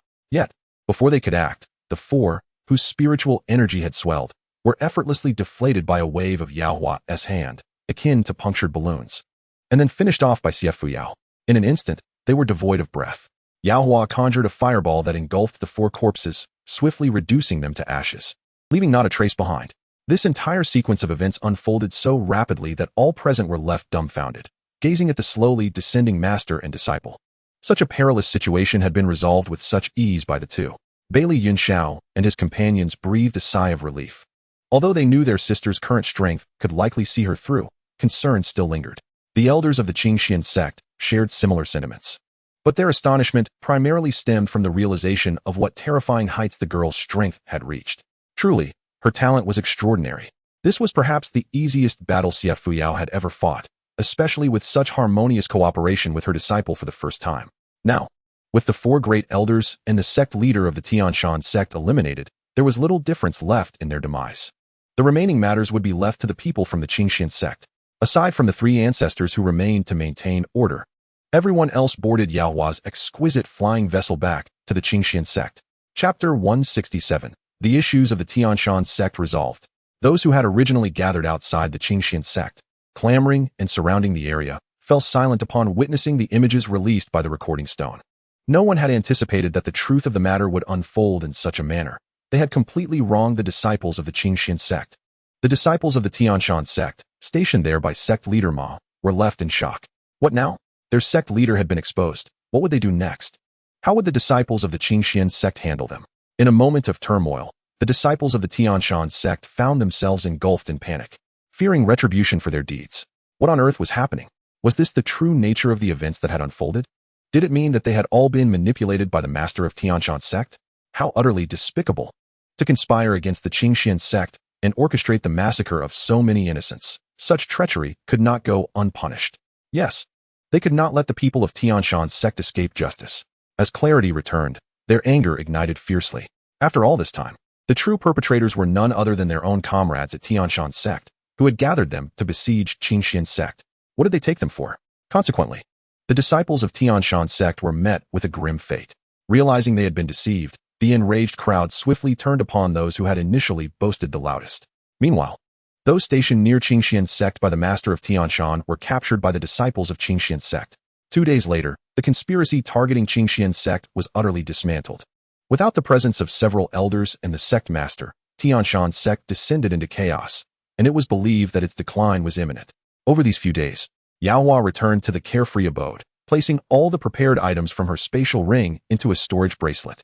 Although the elders had procured considerable compensation from Tianshan Sect, the abundance of disciples in Qingxuan Sect meant that no one would ever turn down additional cultivation resources. Once she had organized everything and stepped outside, she chanced upon Li Yunxiao, along with the other disciples, seated under a pavilion in the courtyard, sipping tea. Upon seeing her emerge, Lanjin immediately rose and approached her with a smile, saying, "Yao Yao, have you finished your tasks? Come, let us go sit together." With that, he took Yaohua's hand and led her over. After greeting everyone and settling down, Yaohua turned to Li Yunxiao and remarked, "Second brother, I've been quite preoccupied these past few days. You all can explore on your own, and I will join you once I have completed my matters." "Oh, it's no trouble. Yesterday, second brother and I accompanied brother Wenyang to stroll around Qingxuan Sect, and it was quite enjoyable," came the reply. "Indeed. I even had a spar with that chief disciple of yours, Lu. Whatever his name is, alas, his strength was somewhat lacking." Li Yun was restless, eager to find someone to spar with, and fortuitously encountered the chief disciple of Qingxuan Sect, Lu Ming. The two agreed to meet at the Moonwatch Peaks arena for a duel. Unsurprisingly, Lu Ming was defeated. Yet, one must consider that this was not the immortal spirit realm, and Lu Ming's abilities could hardly rival someone who had long ascended to the immortal sovereign realm. Even when his strength was somewhat restrained, the disparity in power was evident. Listening to her fifth brother's disdainful tone, Yaohua felt a wave of exasperation wash over her. Had he forgotten where senior brother Lu Ming was currently situated? At his level, even the elders of Qingxuan Sect would likely struggle to match him. Dismissing the thought, Yaohua turned to Wenyang and the others, producing a storage ring. "This is a collection of items I prepared for you, senior brother. You can divide them among yourselves, and I have also set aside a portion for our master, which I shall deliver when I visit her later. Additionally, I will reserve a batch for the sect, ensuring that you need not worry about resources for your cultivation." Wenyang, Lanjin, and the others gazed at their generous junior sister with gratitude. They had not anticipated her to be so magnanimous, providing not only for her fellow disciples, but also for the sect. Lanjin opened her mouth to speak, but faltered, unsure of how to express her thoughts. Yaohua, perceiving their intentions, smiled and explained, "Senior brother, senior sister, these items are not given without purpose. When you ascend to the immortal spirit realm in the future, you will inevitably find yourselves aligned with our Yuxian kingdom. Consider this an early investment." During her recent return to Qingxuan Sect, she had discovered numerous promising disciples. If nurtured well, they would undoubtedly be the first choice for Yuxian kingdom upon their arrival in the immortal spirit realm. "Once we resolve matters here, we shall return," she added with a smile. "Senior sister and several senior brothers, you must strive diligently in your cultivation. I shall be waiting for you in the immortal spirit realm. And I hope you won't keep me waiting too long." Wen Yang and the others exchanged determined glances before affirming in unison, "Junior sister, rest assured.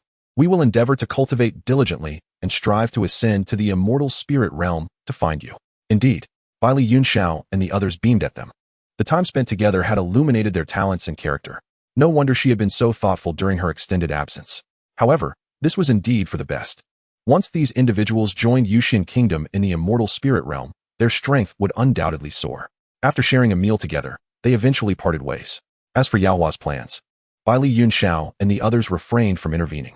Subsequently, Yaohua presented the prepared storage bracelets to her master, Xie and to Xiang Jinren.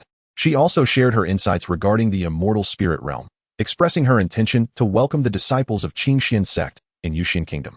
Later, she produced a map detailing the coordinates of a multicolored spirit stone mine, suggesting that the sect master could decide how to handle it. However, she recommended collaborating with Wuzhizong. As the only remaining sects in Yunxiao Continent were Qingxuan Sect and Wuzhizong, which had always maintained a good rapport with Qingxuan Sect. In times of fortune, they could include them, and when necessary, share a modicum of information regarding the immortal spirit realm. Yaohua held a favorable impression of Wuzhizong. As the foremost among the three great sects, their disciples exhibited none of the arrogance or haughtiness typical of powerful sects, indicating a commendable sect culture. Thus, fostering a relationship with them would yield nothing but benefits. Xie and Xiang Jinren comprehended Yaohua's intentions. Naturally, Xie supported her efforts to recruit talent for her disciples. After some contemplation, Xiang Jinren also deemed it a beneficial course of action. Furthermore, the immortal spirit realm would prove to be an unfamiliar territory for them in the future, likely fraught with dangers. However, the situation had changed.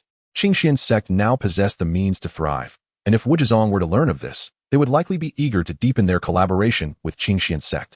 Having come to a decision, Xiang Jinren nodded, saying, "Do not worry, Yaohua. I shall personally approach Sect Master Li regarding this matter. For the sake of future support in the immortal spirit realm, Sect Master Li will understand the necessity of this alliance." Chapter 168. Xiang Jinren personally visits Wuzhizong. From this point forward, Yaohua relinquished her concerns. She had addressed all pertinent matters and was now prepared to depart. After a few more days of enjoyment, Baili Yunxiao and the others prepared to bid farewell. On the day of Yaohua's departure, the entirety of Qingxuan Sect, led by Xie from Xiaoyao Peak, came to see her off. Even several elders accompanied Xiang Jinren to offer their farewells. After exchanging goodbyes, Yaohua and her companions boarded the Linglong flying vessel. The vessel soon activated and ascended into the sky. She cast one last glance at the disciples of Qingxuan Sect before accelerating the vessel away. Once the vessel disappeared from sight, the disciples of Qingxuan Sect slowly withdrew their gazes. Sighing, the fifth ancestor remarked, "This separation leaves us wondering when we shall meet again. To see her again, we must diligently cultivate," another elder added. "This girl has left us with so many resources. We must not squander her goodwill." Indeed, an elder concurred. "Let us instruct the Grand Elder to arrange for all disciples of Qingxuan Sect who demonstrate effort and possess high potential to access the resource repository to claim their respective cultivation resources. In such a case, it is only natural that the disciples would strive even harder for the resources necessary for their cultivation." In a moment, anticipation filled the hearts of all present. After arranging the affairs within the sect, Master Zhang personally piloted the flying vessel to Wuzhizong. Following the conclusion of matters with Qingxuan Sect, the leader of Wuzhizong, Master Li, took his leave from Master Zhang. After all, he no longer had a need to be involved in the remaining matters. The schemes against Qingxuan Sect were orchestrated by Master Ma of Qingxuan Sect and several of their ancestors. Thus, when the truth came to light, it was entirely reasonable for Qingxuan Sect to seek justice. Moreover, he held a certain disdain for the people of Qingxuan Sect. However, out of consideration for appearances, he chose not to pursue the matter further. Now that Qingxuan Sect had fallen, it was indeed a consequence of their own making. Given the relationship between Wuzhizong and Qingxuan Sect, he naturally sided with Qingxuan Sect. Therefore, after grasping the situation, he disregarded the desperate glances of the remaining Qingxuan Sect members and took his leave. Nonetheless, regarding the few young individuals who appeared that day, Master Li felt they were extraordinary. Although only one young girl had taken action at that time, the demeanor of the three young individuals clearly indicated their exceptional backgrounds. The fact that he could not discern their cultivation levels left him quite astonished. As he contemplated the young girl, on his way back, he heard Elder Shui introduce her identity. He truly envied Master Zhang. Such formidable disciples under his tutelage, coupled with those three young individuals, how enviable indeed. Seated at the table, Master Li chuckled and shook his head, raising his cup to finish his tea in one gulp. Alas, such fortune is not something to be envied. At that moment, a disciple entered to report. Reporting to the sect leader, Master Ziyang of Qingxuan Sect has arrived and is currently waiting in the main hall. Coughing, Master Li unexpectedly spat out his tea, recovering after a fit of coughing. With an uncertain tone, he inquired, "Who did you say has arrived?" Reporting to the sect leader, "It is Master Ziyang of Qingxuan Sect."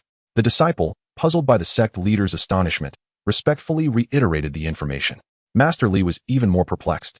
He had only recently returned from Qingxuan Sect. How could Master Ziyang suddenly have time to visit Wuzhizong? With confusion, he rose and made his way to the main hall. Indeed, there sat Master Ziyang, leisurely sipping tea. Master Li quickly suppressed his curiosity and approached with a beaming smile, saying, "I was unaware of your arrival, Master Ziyang. I apologize for not welcoming you properly." "Not at all. It was I who arrived unannounced." "Please do not take offense, brotherly," replied Master Ziyang. After exchanging pleasantries and settling down, Master Li finally asked, "Master Ziyang, what brings you here today?" "Brotherly, our sects have always shared a close relationship, and thus, when there is good fortune, you are the first person I think of." Master Li was taken aback. Good fortune? Sensing the confusion in his expression, Master Ziyang smiled and continued, "We, Qingxuan Sect, have fortuitously come into possession of a spirit stone mine. Given our relationship, it would be remiss not to include Wuzhizong in this good fortune." Master Li was so astonished that he sprang to his feet, disbelief shining in his eyes. As he exclaimed, "Master Ziyang, are you implying?" "Yes, exactly as you surmise. However, while we are sharing, the lion's share will naturally belong to Qingxuan Sect. Divided 3-7, Master Ziyang clarified. 3-7. Master Li could hardly believe that Master Ziyang would not only disclose the existence of the spirit stone mine, but also generously offer them 30%. Truly, they were being treated as part of the family. Yet, 30% felt excessive. After all, it was Qingxuan Sect's own discovery. They could not be so presumptuous. Thus, the two sect leaders engaged in a polite exchange of refusals regarding the division. In the end, Master Li insisted they could not take so much, and Master Ziyang acquiesced, adjusting the share to 20%. Master Li was about to argue that this was still too generous, but Master Ziyang made a decisive call, and thus, the matter was settled. Grateful, Master Li repeatedly expressed his thanks. After discussing the mine, Master Li pondered and decided to voice his lingering curiosity. "Master Ziyang, who were those three individuals the other day?" Master Ziyang, well aware of whom he referred to, did not respond immediately, but instead revealed a mysterious smile. This only heightened Master Li's curiosity, prompting him to clasp his hands and request, "Please enlighten me, Master Ziyang." After sipping his tea, Master Ziyang raised a finger and slowly replied, "Including the young girl who acted that day." "What?" Master Li was utterly taken aback. Who would not desire to ascend to the upper realm? Yet, due to the depletion of cultivation resources over the years, very few could achieve that feat now. Master Ziyang claimed that those individuals had all descended from the upper realm, truly astonishing. It is worth noting that although Wuzhizong stands as the foremost sect on Yunxiao Continent, none within its ranks had ever ascended to the upper realm. Qingxuan Sect, however, had established connections with the upper realm, an exceedingly rare network. This granted them invaluable insights into the upper realm's circumstances and power distributions. Realizing this, Master Li could no longer contain his eagerness and immediately inquired, "Master Ziyang, are you already aware of the matters concerning the upper realm? If so, I would greatly appreciate any information you could share. If it is inconvenient, please disregard my inquiry." Despite his words, his gaze remained fixed on Master Ziyang, as if silently imploring him to speak quickly. Witnessing the leader of a sect exhibit such eagerness amused Master Ziyang. As I mentioned, given the relationship between our two sects, there is certainly no reason for secrecy. Thus, Master Ziyang recounted the origins of Yao Hua's biological parents from the immortal spirit realm, emphasizing their status and the power dynamics therein. Chapter 169. Good fortune must be grasped with one's life. After hearing the account, Master Li was thoroughly stunned, his voice trembling as he spoke. "Master Ziyang, are you saying that your disciple, Xie Yao, is truly a princess from the Yushin kingdom in the immortal spirit realm?" "Indeed, it is said she is the only princess," Master Ziyang affirmed. Master Li's emotions became indescribably complex. Qingxuan Sect was truly on the verge of soaring. Such an immense opportunity had fortuitously landed in their laps. Once they ascended to the upper realm, they would no longer fear a lack of support. Perhaps, Qingxuan Sect had already become a force that no cultivator on Yunxiao Continent could challenge. If the world knew that Qingxuan Sect had an entire imperial nation from the upper realm backing them, countless individuals would surely vie to join their ranks. And now, Master Ziyang personally visited Wuzhizong to discuss collaboration, precisely because of the long-standing goodwill shared between their sects, which had led to this fortunate development. Reflecting on this, Master Li felt grateful for his persistent teaching of kindness and humility to his disciples, ensuring they did not meet a fate akin to that of Qingxuan Sect. Indeed, Wuzhizong must strengthen its ties with Qingxuan Sect moving forward.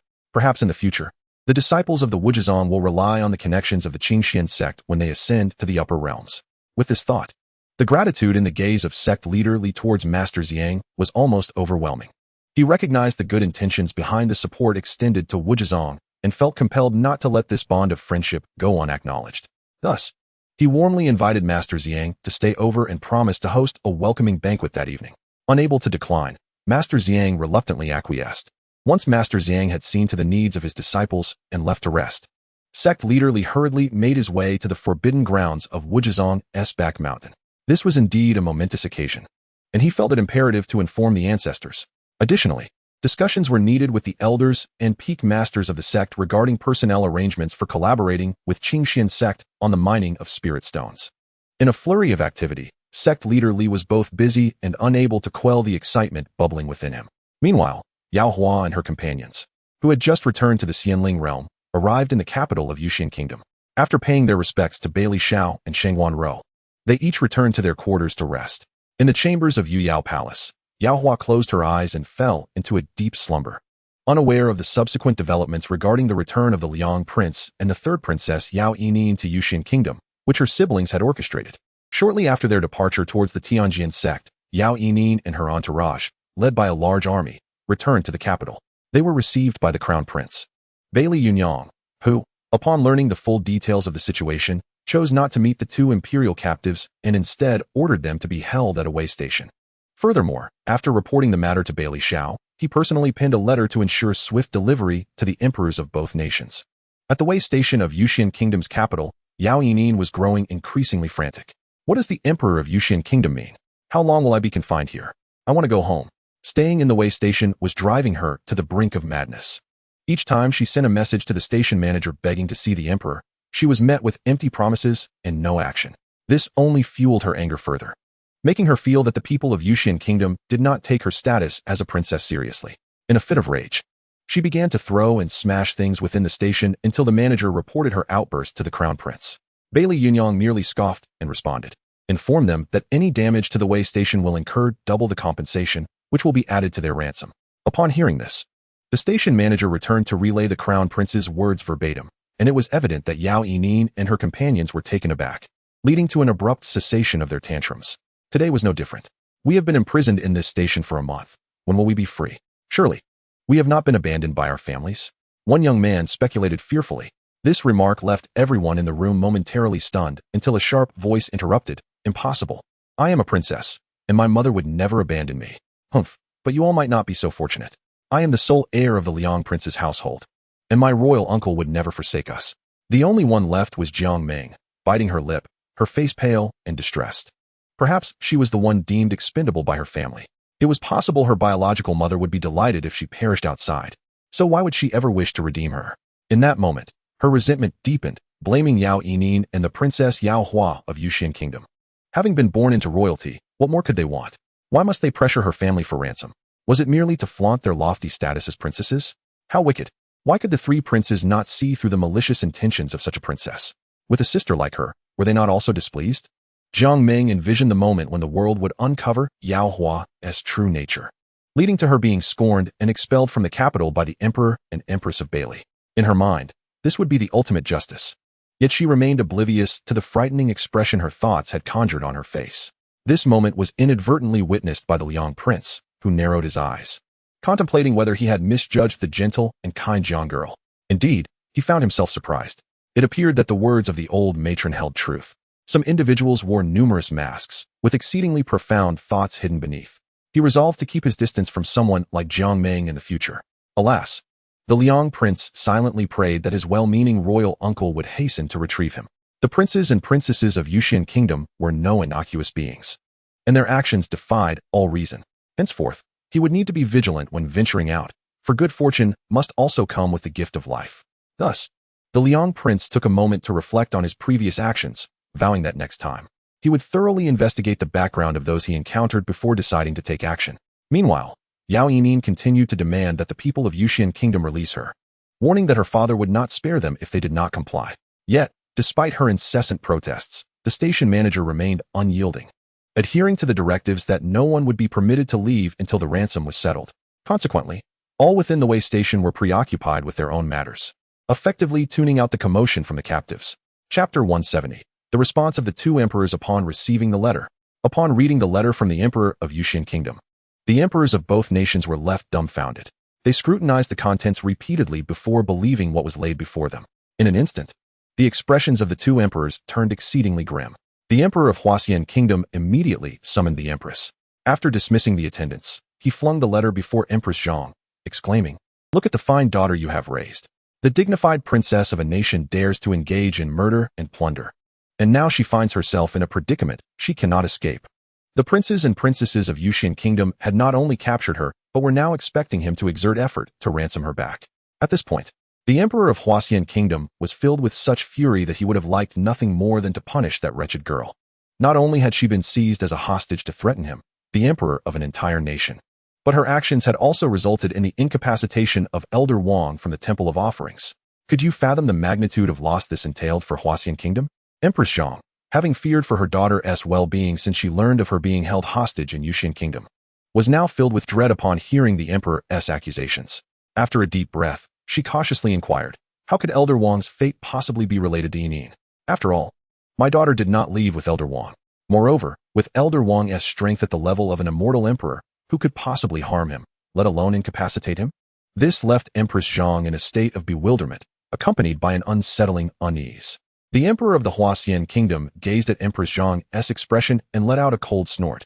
Your dear daughter has taken the life-preserving talisman that Elder Wang bestowed upon the crown prince, which contains a fragment of Elder Wang's divine soul.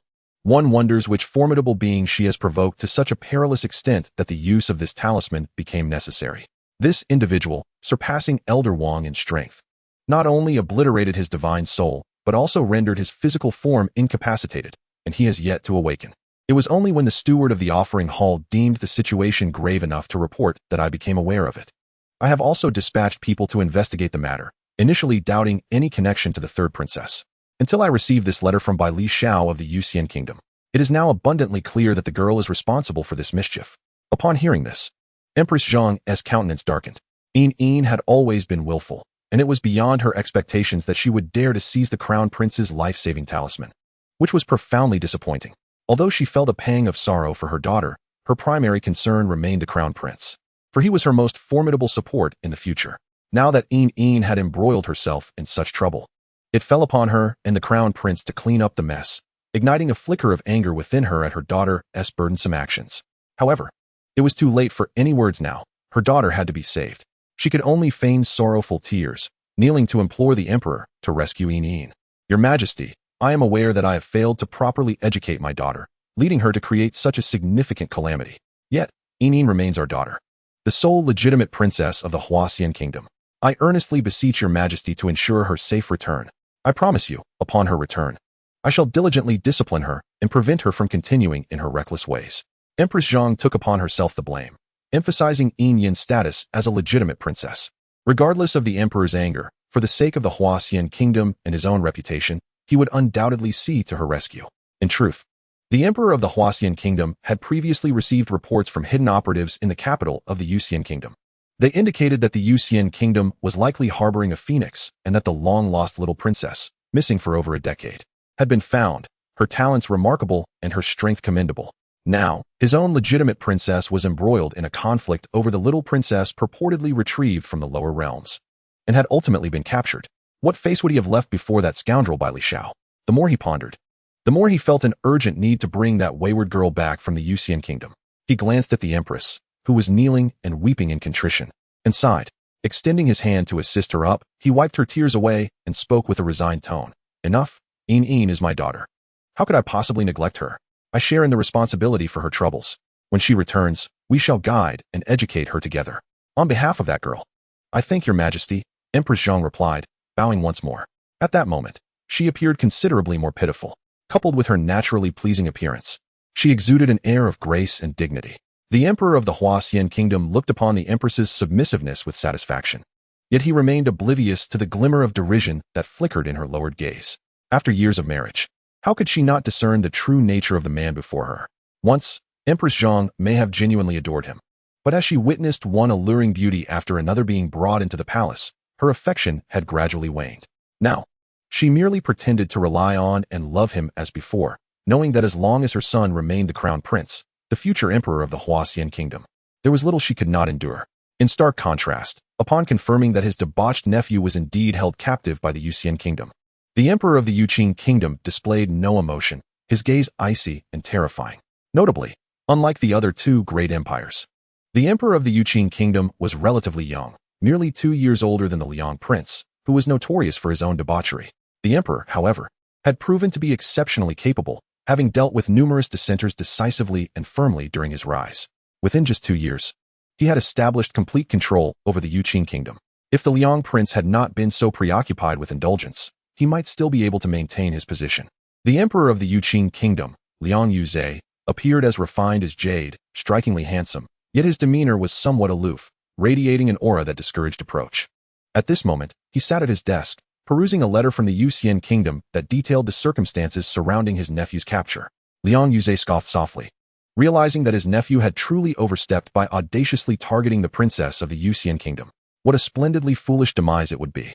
The chief steward, attending nearby, cast a furtive glance at the young emperor, curious about the contents of the letter that held his rapt attention, intensifying the formidable aura emanating from him. Yet, his expression remained inscrutable, leaving others unable to fathom his thoughts.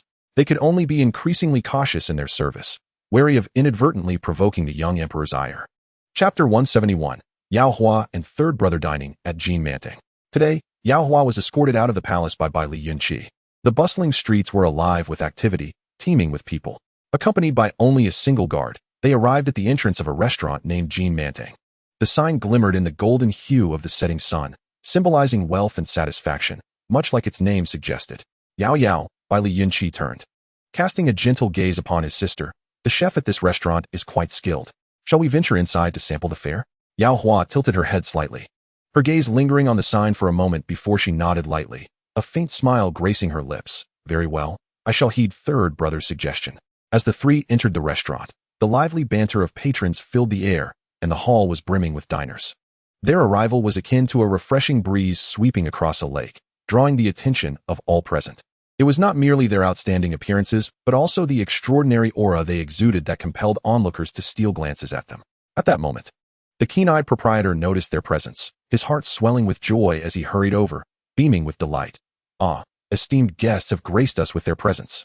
How splendid. Welcome. Welcome. His voice brimmed with enthusiasm, as if their arrival had imbued the establishment with an extraordinary radiance. The guard, Jiang Hai, stepped forward to meet the proprietor's exuberance. Smiling as he said, "Zhou, please prepare a quiet private room for our young master and mistress." Ah, what a delightful coincidence. It appears that there is a vacant room in the small establishment. I shall escort you gentlemen upstairs without delay. Upon observing the man before him, clearly a guard, Master Zhou recognized him by his surname and felt a flicker of familiarity. This realization made him all the more cautious, prompting him to hastily and courteously lead the way. As he pondered the identities of the three individuals, he noted that the commanding presence of the two gentlemen was far from ordinary. Little did he know that Jiang Hai had learned Master Zhou's surname some time ago, during an earlier visit to Jinmantang with the third prince. Since Yao Hua's return, Bai Li Yunqi had seldom ventured out to dine. With the constant flow of patrons at the restaurant, it was hardly surprising that Master Zhou could not recall every face. After personally guiding the trio to a private room, Jiang Hai took it upon himself to stand guard at the door, watching as Yao Hua and Bai Li Yunqi settled into their seats. Master Zhou even took the initiative to serve the exquisite spiritual tea brought by the attendant, pouring it for the two. Yao Hua, observing Master Zhou's attentiveness, couldn't help but smile. She thought to herself that it was no wonder he was the proprietor of such a grand establishment.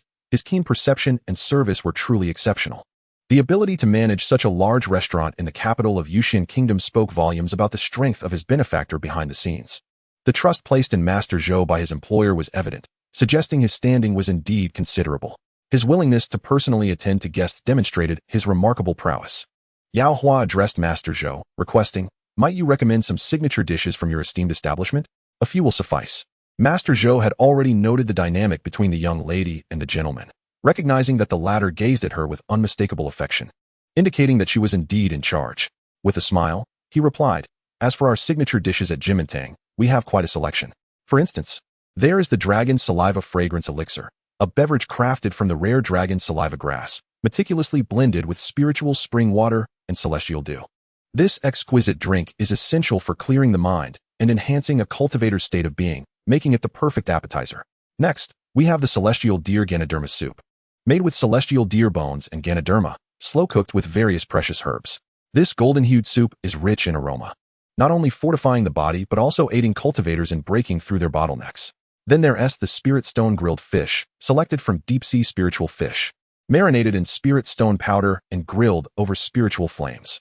The tender flesh, paired with the fragrance of the spirit stone, offers a unique taste that replenishes the spiritual energy consumed during cultivation. Lastly, we present the ganoderma and celestial mushroom stewed chicken, a delightful dish featuring superior spiritual chicken slow-cooked with ganoderma and celestial mushrooms. This dish is not only rich in flavor, but also brimming with spiritual energy, nourishing the internal organs and enhancing a cultivator's vitality. As Master Zhou elaborated on each dish, Yao Hua couldn't help but admire his proficiency. Truly, who else could hold the title of proprietor with such competence? Since her arrival in the realm of cultivation, she had observed that every dish served in these establishments was imbued with the essence of heaven and earth. Not only did they satisfy the cravings of cultivators, but they also provided indispensable support on their paths of cultivation. To indulge in these culinary delights was not merely a feast for the palate, but also a nourishment for the spirit. The dishes from the celestial spirit realm surely boasted even richer spiritual energy. Thus, after Master Zhou's extensive introduction, she ordered the aforementioned dishes, along with spirit deer meat tartare, celestial herb soup, a platter of spiritual fruits, spirit rice, and spirit beast bone soup, complemented by a jug of spirit wine. Once the order was placed, Master Zhou departed, smiling as he went to arrange the meal. It was only after placing the order that Yao Hua remembered she had forgotten to inquire about her third brother's preferences. She swiftly turned to him, saying, "Third brother, I completely forgot to ask if you like the dishes I ordered." Bai Li Yunqi, amused by Yao Hua's slightly embarrassed demeanor, replied with a smile, "No worries. The dishes you selected are precisely what I was hoping to enjoy. It seems our tastes align." Upon hearing this, Yao Hua felt a wave of relief wash over her. Noticing the empty teacup before Bai Li Yunqi, she promptly took the teapot and poured him another cup. Bai Li Yunqi, looking at the freshly filled cup before him, chuckled wryly. It seemed his little sister was intent on keeping him well hydrated. Nevertheless, he obediently lifted the cup and took a sip before setting it down.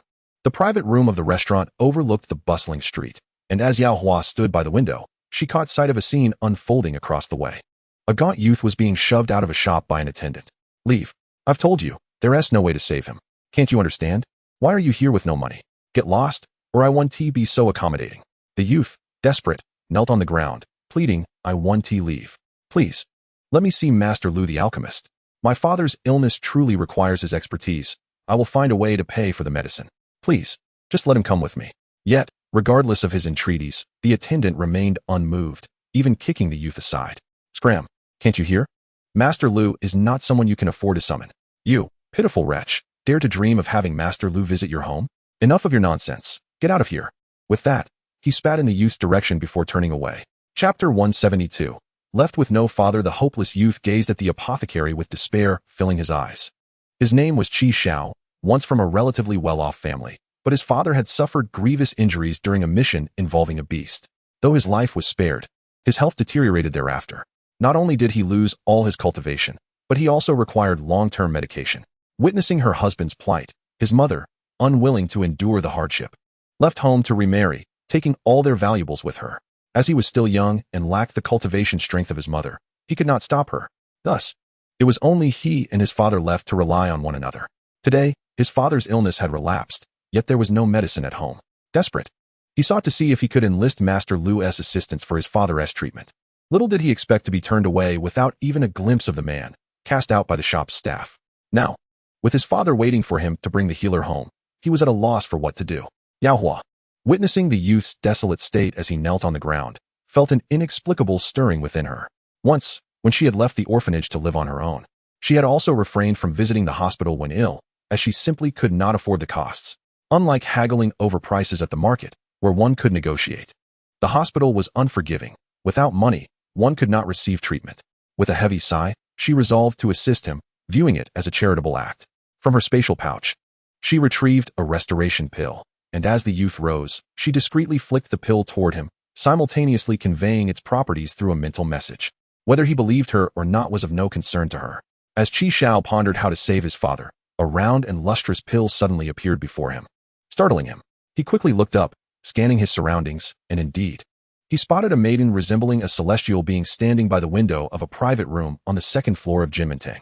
She pointed at the pill before him, and a melodious voice resonated in his mind. This is a 5th-grade restoration pill. I believe you will find it useful. With a single sentence, Yao Hua departed from the window. Upon realizing that the elixir before him was a restoration pill, Xiao eagerly accepted it with both hands, his excitement palpable. When he lifted his gaze once more, the window was already vacant. His eyes, glistening with unshed tears, lingered on the spot where she had stood before he turned and hurried home. Along the way, he incessantly reminded himself that this pill was merely a loan from that young lady, and he vowed to repay her kindness when the opportunity arose. Her beautiful visage etched deeply in his memory. Upon his swift arrival home, he was met with the horrifying sight of his father lying on the ground, blood pooling beneath him, his lifeless gaze fixed on the door. In disbelief, he rushed to support his father, trembling fingers reaching for his father's nose in a desperate attempt to find a breath. His complexion paled dramatically as despair consumed him. "Father!" Xiao cried, shaking his father's body fervently. He had obtained the medicine to cure him. He had rushed home with all haste, yet his father was gone. Why? He had already lost his mother, and now his father had followed suit. The neighbors who lived nearby were startled by Xiao's anguished cries and hurriedly entered to investigate. Upon entering, they beheld him weeping beside his father, whose body lay in a pool of blood. "What has happened to old Qi?" one exclaimed. "Oh dear, Yunxiao, what has become of your father?" The small courtyard of the Qi family quickly filled with concerned neighbors, all taken aback by the tragic scene before them. A brave soul ventured to check for a pulse, only to shake his head solemnly after a moment. A wave of sympathy, regret, and sorrow washed over the gathered crowd. Qi's father had been well-liked in life, always ready to lend a hand to those in need. Who could have foreseen such a tragic end for his family? Several middle-aged men stepped forward to lift Qi's father from his son's grasp, placing him gently on the bed. Nearby, a few middle-aged women offered comfort to Xiao, their faces etched with compassion. "Yunxiao, your father has passed. You must take care of yourself now and oversee his final rites," they gently advised. "Fear not, child. You still have us, your uncles and aunts, to support you." At that moment, a voice of confusion broke through the sorrow. "Wait, if old Qi is like this, what of Helian? Did she not see?" Xiao's movement stilled, and he looked up sharply. "Aunt Gui, what did you just say?" The woman, taking note of Xiao's expression, hesitated before continuing. "I just returned from outside and encountered your mother, Helian, rushing out with a distressed look. She didn't even stop to speak with me." At the mention of Xiao's mother, the crowd fell silent, their expressions shifting. When Qi's father had brought Helian home, everyone had admired her beauty and noted her prowess as a cultivator. However, it became clear that she held herself aloof, unwilling to engage with the ordinary folk. Fortunately, the father and son were exceptionally polite to them. Yet, who could have predicted that after the tragedy, she would abandon the Qi family, forsaking her own son? Why had she suddenly returned after such a long absence? The thought of the scene that greeted them upon entering the Qi home sent a chill through them. Good heavens! Could old Qi's death be connected to that woman? Xiao's mind raced, recalling the horrifying sight of his father sprawled lifelessly on the floor. An icy realization washed over him. How could she do this? His father had treated her so well. At that moment, resentment began to brew within him towards the woman who had given him life. He yearned to confront her and demand answers regarding his father's death. But for now, he had to attend to his father's funeral arrangements, unable to leave. He consoled himself with the thought that one day, he would seek her out for the truth. Thanks to the assistance of the concerned neighbors, Qi's father's funeral was arranged swiftly. Once everything was settled, the crowd began to disperse, leaving Xiao alone in the courtyard. Clutching the restoration pill and gazing up at the night sky, Yao Hua had long since cast aside the events of that day after bestowing the elixir. Even when Bai Li Yunxi inquired about it, she had merely offered a casual response, unaware that soon she would cross paths with Xiao again, and thus gain a devoted subordinate. At that moment, Yao Hua was in Fengyi Palace, listening to her elder brother recount the situation regarding the captives held at the inn. His implication was clear: the two major empires would soon arrive in Yuxian Kingdom. Indeed, one is a direct princess, the other a prince. If they do not wish to suffer further humiliation, their families have likely dispatched someone to negotiate for their release. Yao Hua, however, paid little heed to who they might send. It was evident that without a significant sacrifice, they could not take anyone away. Now that she had returned to the immortal spirit realm, she felt a sense of aimlessness. Her cultivation had reached a bottleneck, just shy of attaining the heavenly sovereign realm. This realization came after the little phoenix had suddenly awakened part of its bloodline memory a few days prior, revealing to her that above the immortal emperor realm lay the heavenly sovereign, saint, Tao sovereign, chaos, and supreme realms. Yet, it had been ages since anyone had broken through to the heavenly sovereign realm, leading many to believe that the immortal emperor realm was the pinnacle of cultivation. With little knowledge beyond that, she now found herself among the few who possessed such understanding. For a long time, she had yearned to elevate her powers swiftly, rarely indulging in a leisurely lifestyle. Yet, with her imminent breakthrough to the heavenly sovereign realm, she found herself surprisingly unhurried. In the current immortal spirit realm, aside from the mysterious beings from the divine domain, there was no one capable of matching her power. Presently, she wished to explore the immortal spirit realm further. Perhaps one day she would achieve her breakthrough. Watching her daughter leisurely sipping tea, Xianxiaodro affectionately inquired, "Yao Yao, how have your outings with your third and fifth brothers been these past few days?" She and the emperor were aware that their sons had been taking Yao Yao out to enjoy the world beyond the palace. Since Yao Yao's return, they had not properly explored the capital, and with no pressing matters at hand, they had decided to encourage her to enjoy herself outside. Yao Hua smiled, "Mother, it has been delightful. There is much to see and savor beyond the palace walls." Indeed, she had become rather enchanted with her recent escapades. The capital was nearly fully explored alongside her brothers. An idea struck her. Perhaps she should plan a trip to a more distant location. "Yes, that sounds splendid. I shall decide on it soon." On this day, as Yao Hua emerged from her space, she brought along her little fire companion. Recently, she had noticed the spirit beast egg she had placed beneath the enlightenment tree showing signs of hatching. Curiosity piqued. She wondered what sort of creature would emerge from within. Thus, she entrusted Chu Yuntian with the task of monitoring the egg's developments. Currently, Chu Yuntian was enjoying a leisurely existence within the space, tending to the medicinal fields and patrolling the area, spending the remainder of his time lounging beneath the enlightenment tree, guarding the spirit beast egg. Yao Hua cradled the little fire in her arms, pondering what to do next, when she spotted her elder brother, Bai Li Yunxiao, approaching from afar. "Yao Yao, would you like to take a stroll outside the city?" "Outside the city?" Yao Hua's eyes brightened. Indeed, while distant travels were off the table for now, a nearby excursion was still feasible. "That sounds wonderful, elder brother." With that, she embraced the little fire and followed him out. Bai Li Yunxiao noted the colorful, fluffy little dog nestled in his sister's arms. Just gazing into its moist, large eyes and its adorably soft demeanor made his heart soften. He wondered where his younger sister had acquired such a charming creature. Even he, a man, found it endearing. It must be quite the extraordinary pet. As they walked, he stole glances at the little one. Although his movements were subtle, Yao Hua had already taken notice, finding it amusing that her usually stoic and composed elder brother had a fondness for such adorable creatures. After a brief moment of contemplation, she extended the little one toward him, saying, "Here, brother, could you hold it for a while? You can return it to me once we arrive." Bai Li Yunxiao felt a bit embarrassed, realizing his sister had seen through him. Yet, despite his slight discomfort, he accepted the little creature without hesitation. All right. Observing her elder brother, with ears reddened as if cradling a colorful ball, Yao Hua couldn't help but chuckle softly. All 5 of her brothers were strikingly handsome, exuding an air of grace and charm. Furthermore, being of royal lineage, they had no shortage of admirers. Yet, she noticed none had formed close connections with any young ladies, leaving her curious about what sort of wives they intended to seek in the future. Strangely, despite their age, she had not seen their father and mother pressing for marriages. It felt rather incongruous. Hadn't it been said that parents would start arranging marriages for their sons once they reached a certain age? Why was there no such scene in their household? As Bai Li Yunxiao merrily stroked his sister's pet, he suddenly noticed a peculiar silence around them. Turning to his sister, he inquired, "Yao Yao, what are you thinking about?" Upon hearing her brother's voice, Yao Hua snapped back to reality and smiled. "Oh, it's nothing." The two were traveling on a celestial crane, a specially trained mount from the palace's beast garden. Along the way, Bai Li Yunxiao elaborated on their destination, Lingyun Mountain. It was said that Lingyun Mountain was perpetually shrouded in mist, resembling a paradise, with its cloud seas appearing and disappearing, cloaking the mountain in an enigmatic veil. In the early morning, the sight of the swirling mist was particularly magnificent, akin to a realm inhabited by immortals. The mountain was home to a plethora of rare spiritual herbs and celestial flowers, rich in spiritual energy, serving as invaluable resources for cultivators seeking to enhance their prowess and concoct elixirs.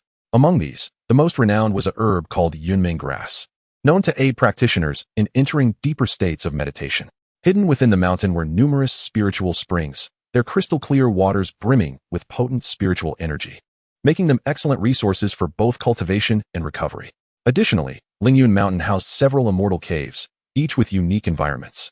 Some caves even nurtured rare underground spiritual herbs, making them the preferred sanctuaries for cultivators in retreat.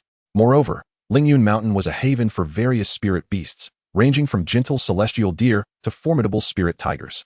These creatures coexisted harmoniously with the mountain's environment, their presence infusing Lingyun Mountain with vitality and mystery. Practitioners occasionally had the fortune to witness these spirit beasts while cultivating on the mountain. Yao Hua learned that Lingyun Mountain was not only abundant in natural wonders, but also home to many immortal formations and ancient relics. These remnants chronicled the history and culture of the immortal realm, serving as invaluable resources for those researching immortal techniques and history. Through studying these relics, practitioners often gained insights that advanced their cultivation. Most importantly, Lingyun Mountain harbored rich veins of spiritual stones, essential materials for practitioners in alchemy and artifact forging, as well as for enhancing their cultivation and constructing immortal formations. Exploring the spiritual stone caves presented both an adventure and an opportunity for practitioners. Furthermore, Lingyun Mountain was regarded as a sacred site for many cultivators, providing exceptional conditions for cultivation and retreat. Thus, many would choose to seclude themselves here in hopes of breaking through their cultivation bottlenecks and reaching higher realms. The mountain's spiritual energy and tranquility facilitated deeper meditation and comprehension of the essence of immortal techniques. As Bai Li Yunxiao concluded his introduction, they arrived at the foot of Lingyun Mountain. This time, Bai Li Yunxiao had not brought any guards, only accompanying Yao Hua. Therefore, upon their arrival, many disciples from various sects and prestigious families gathered at the base of Lingyun Mountain mistook them for fellow disciples out for training. They paid little heed to the celestial crane they rode, as such mounts were not exclusive to the royal family. Others could train them too. However, the duo's striking presence drew considerable attention. Having heard her elder brother's account of Lingyun Mountain and now witnessing the crowd, Yao Hua felt little surprise. After all, the mountain was brimming with treasures and resources, making it quite normal for many to visit. Elder brother, why aren't they going up? Why are they all gathered at the foot of the mountain? Yao Hua queried, puzzled. Before Bai Li Yunxiao could respond, a male voice interjected from the side. Isn't this young lady from the Yuxian kingdom? How could she be unaware that Lingyun Mountain is sealed by a barrier, which only opens once every 6 months? Lasting 3 months each time, the speaker, though unremarkable in appearance, was dressed in a manner that suggested he was no ordinary person. He fanned himself with a handheld fan, striking a pose akin to a dashing young master. Noticing Yao Hua's gaze, he smiled and nodded, though a fleeting glimmer of intrigue and calculation crossed his eyes, briefly noticed by both Yao Hua and Bai Li Yunxiao. The two exchanged a glance, their brows furrowing slightly. Without waiting for him to continue, Yao Hua thanked him coolly and turned away, disregarding him. This dismissal irked the speaker, Ma Yunxiang. He thought to himself, no one has ever dared to ignore me like that before. Had it not been for the striking beauty and grace of the girl before him, he would have dismissed them entirely. Though he harbored some thoughts, Ma Yunxiang was no fool. He would not act recklessly without knowing their backgrounds. Since they had appeared, they would surely cross paths again on Lingyun Mountain. He would find a way to uncover their identities. With that in mind, he swayed his fan and led his companions away. Unbeknownst to him, Bai Li Yunxiao's gaze, filled with coldness, followed him as he departed. Observing the interaction between Yao Hua and Ma Yunxiang, others standing nearby took note as well. They remained silent, understanding that the two did not wish to be disturbed, and it would be unwise to intrude. Yao Hua and her brother moved aside, just as she was about to inquire about when the barrier would open again. Suddenly, a commotion erupted from the crowd behind them, prompting everyone to turn their attention. 2 young boys were seen beating up a scrawny boy who appeared younger than them. Qishao, you little brat, running into us is your misfortune, especially with a mother who loves to seduce. Indeed, you are nothing but an unwanted bastard. Haha. The 2 youths hurled filthy insults at each other while delivering ruthless kicks. The boy named Qishao was no match for the 2 robust lads, collapsing to the ground, cradling his head in despair. At that moment, his eyes burned with a crimson fury. He could scarcely believe that the woman had returned to take on the role of a stepmother. This pair of brothers had assaulted him before. Ever since his father's affairs in the mortal realm had concluded, he had yearned to find a mentor to cultivate his skills. Yet, no one would take him under their wing. Then, that woman had brought her new husband and his family to his home, settling in as if they belonged there. No matter how fiercely he resisted, it was futile. His defiance only provoked further violence. His heart was now consumed entirely by hatred for her. Upon learning that Lingyun Mountain was opening, Qishao resolved to seize the opportunity to ascend the mountain, hoping to find herbs that could aid his cultivation. Little did he know that those 2 would follow him there, noticing him at an inopportune moment. He swore that if given the chance, he would repay them for every ounce of pain they had inflicted upon him. As onlookers gathered to witness the brutal scene of one boy lying incapacitated on the ground, they murmured among themselves, yet none dared intervene. After all, the three were merely ordinary people without any cultivation prowess. Their injuries would not be severe. Just as the two assailants prepared to deliver another blow to the fallen boy, they suddenly found themselves immobilized. Terror washed over them. Who was it that dared to bind them? Do you know who my father is? He is a cultivator of the immortal realm. Release us at once, or when my father arrives, you will surely regret it. Despite their precarious situation, the two youths continued to boast. Yao Hua scoffed at their audacity. It was evident that mischief makers and their potentially troublesome guardians were a universal phenomenon. As she and her companion navigated through the crowd to confront the two boys, she spoke in a calm tone. Oh, I am quite curious to see how your father, the cultivator of the immortal realm, intends to make us regret our actions. With that, she stepped around the immobilized boys and bent down to assist the curled-up youth on the ground, casually offering him a healing pill. Upon hearing that somewhat familiar voice, Qi Xiao's head shot up in astonishment. A flicker of joy danced in his eyes. It was the kind young woman who had previously bestowed upon him the restorative elixir. As he felt the pain throughout his body begin to dissipate, he realized she must have given him another healing remedy. Once he was fully restored, he knelt before his benefactor, bowing deeply in gratitude.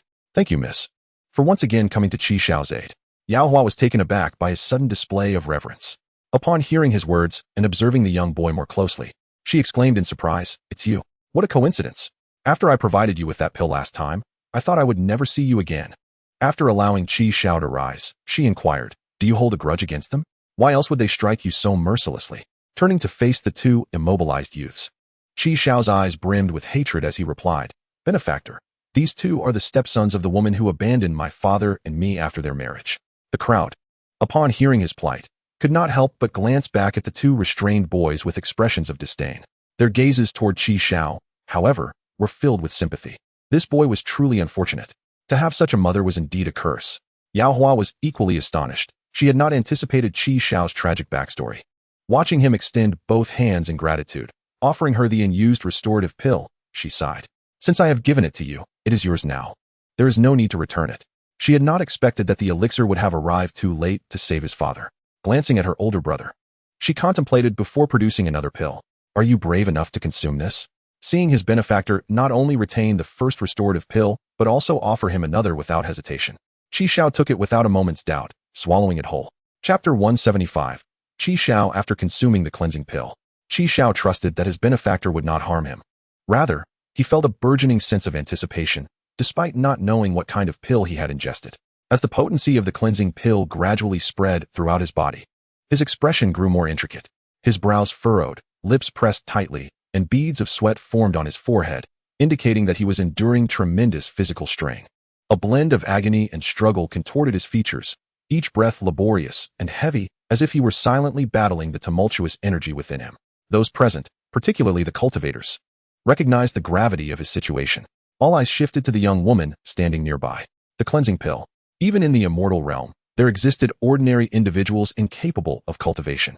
Thus, transforming one's constitution to become a cultivator was no simple feat. Such a pill, capable of purging and revitalizing one's essence, was an exceedingly rare treasure. Who would not desire an additional cultivator within their family? Qi Xiao's father had ascended to cultivation after consuming a herb that altered his constitution, gradually becoming a cultivator. However, Qi Xiao had not been so fortunate. His meridians were blocked, and no herb could clear them, rendering him unable to cultivate. His mother had only reached the foundational stage with his father's assistance. The man she had chosen was indeed formidable, being a cultivator of the immortal realm. Yet his two sons, like Qi Xiao, lacked the aptitude for cultivation. Now, however, with Yao Hua's assistance, Qi Xiao had a chance to change his fate. If he trained diligently, who could predict what his future might hold? In that moment, as the crowd witnessed the young woman effortlessly produce the cleansing pill, many speculated whether she was an alchemist, for such a pill was not easily concocted. If this young lady could indeed create the cleansing pill, they felt it would be worthwhile to forge a connection with her. Many held this thought, yet they hesitated to approach her directly. All eyes in the square at the foot of Lingyun Mountain were fixated on Qi Xiao, who writhed in pain on the ground, soaked in sweat mixed with a foul stench. After a brief interval, just as he seemed on the brink of succumbing to the upheaval within him, his expression suddenly softened. His brow gradually unfurrowed, and the pain etched upon his face was gradually replaced by an indescribable tranquility. His eyes fluttered between half-open and closed, as if experiencing a transcendent insight, a newfound lightness and purity shimmering within his gaze. Once the medicinal energy had been fully absorbed, Xiao slowly opened his eyes, and his expression transformed entirely. The youthful naivety that once marked his features was now infused with maturity and confidence, his eyes sparkling with wisdom and strength. A faint smile graced his lips, a testament to the affirmation of his bodily and spiritual metamorphosis, as well as a proclamation of hope for the future. Xiao rose and knelt before the benefactor who had irrevocably altered the course of his destiny, uttering no words, yet bowing deeply multiple times before finally speaking with heartfelt gratitude.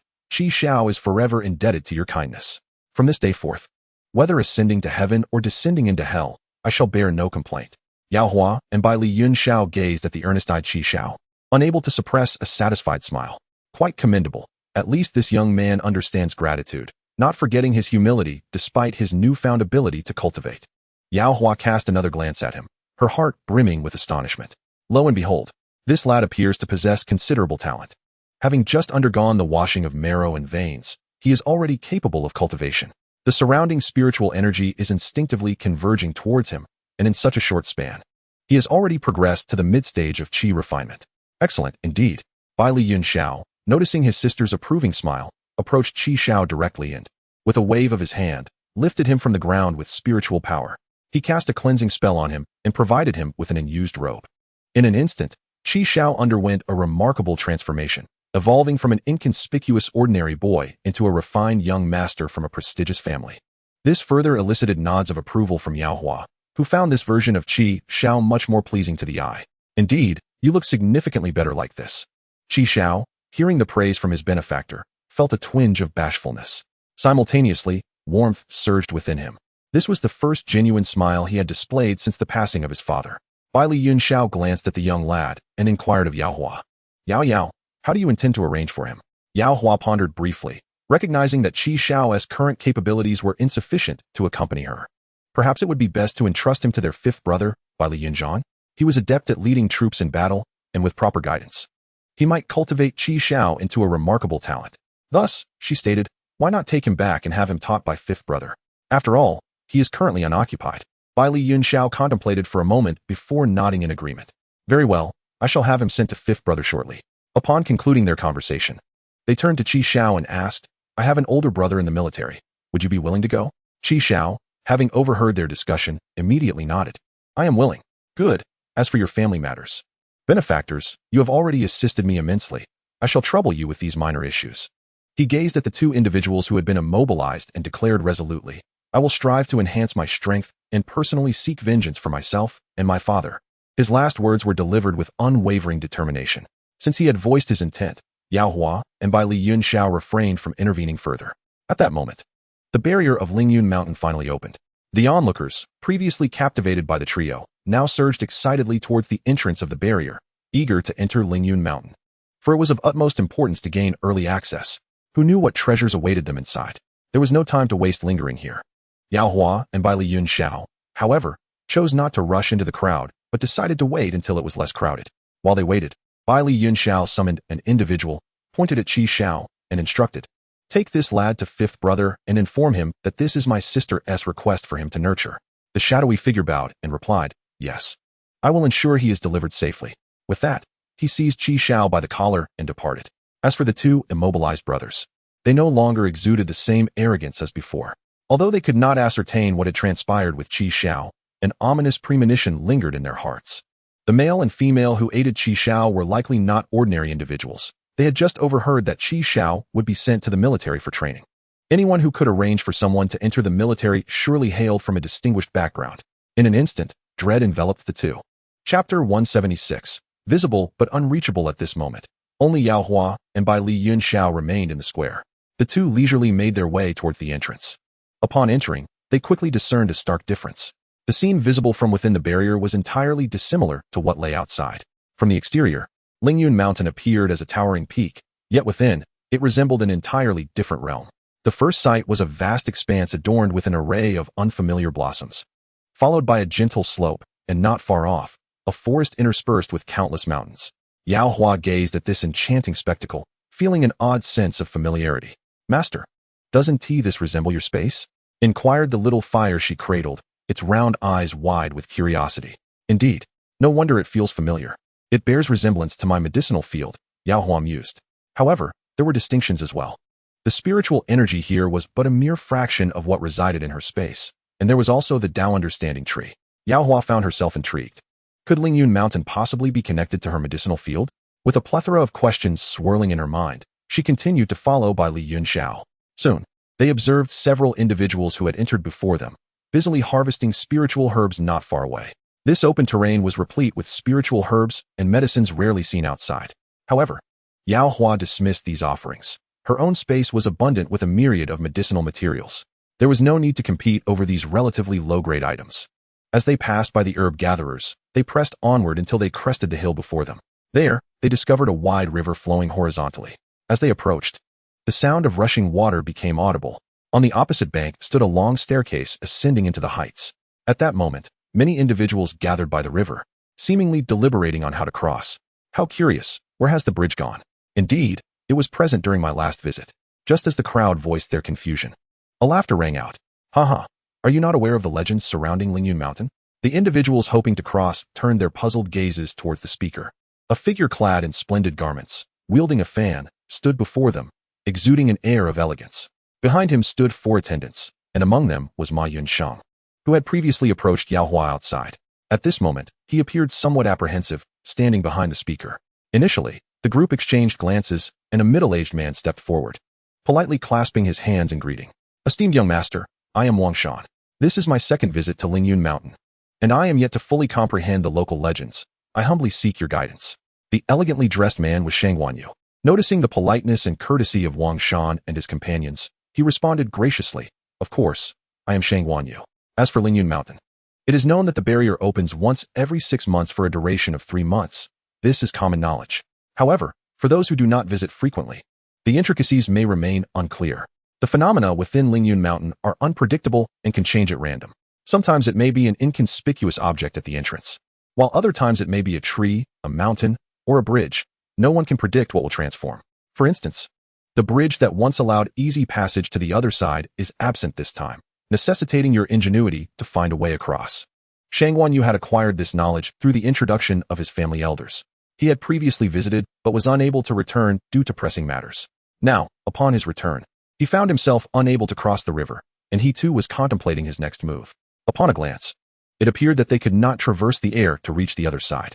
Upon hearing Shang Wanyu's words, one individual promptly remarked, Without a bridge, shall we not simply soar across on our swords?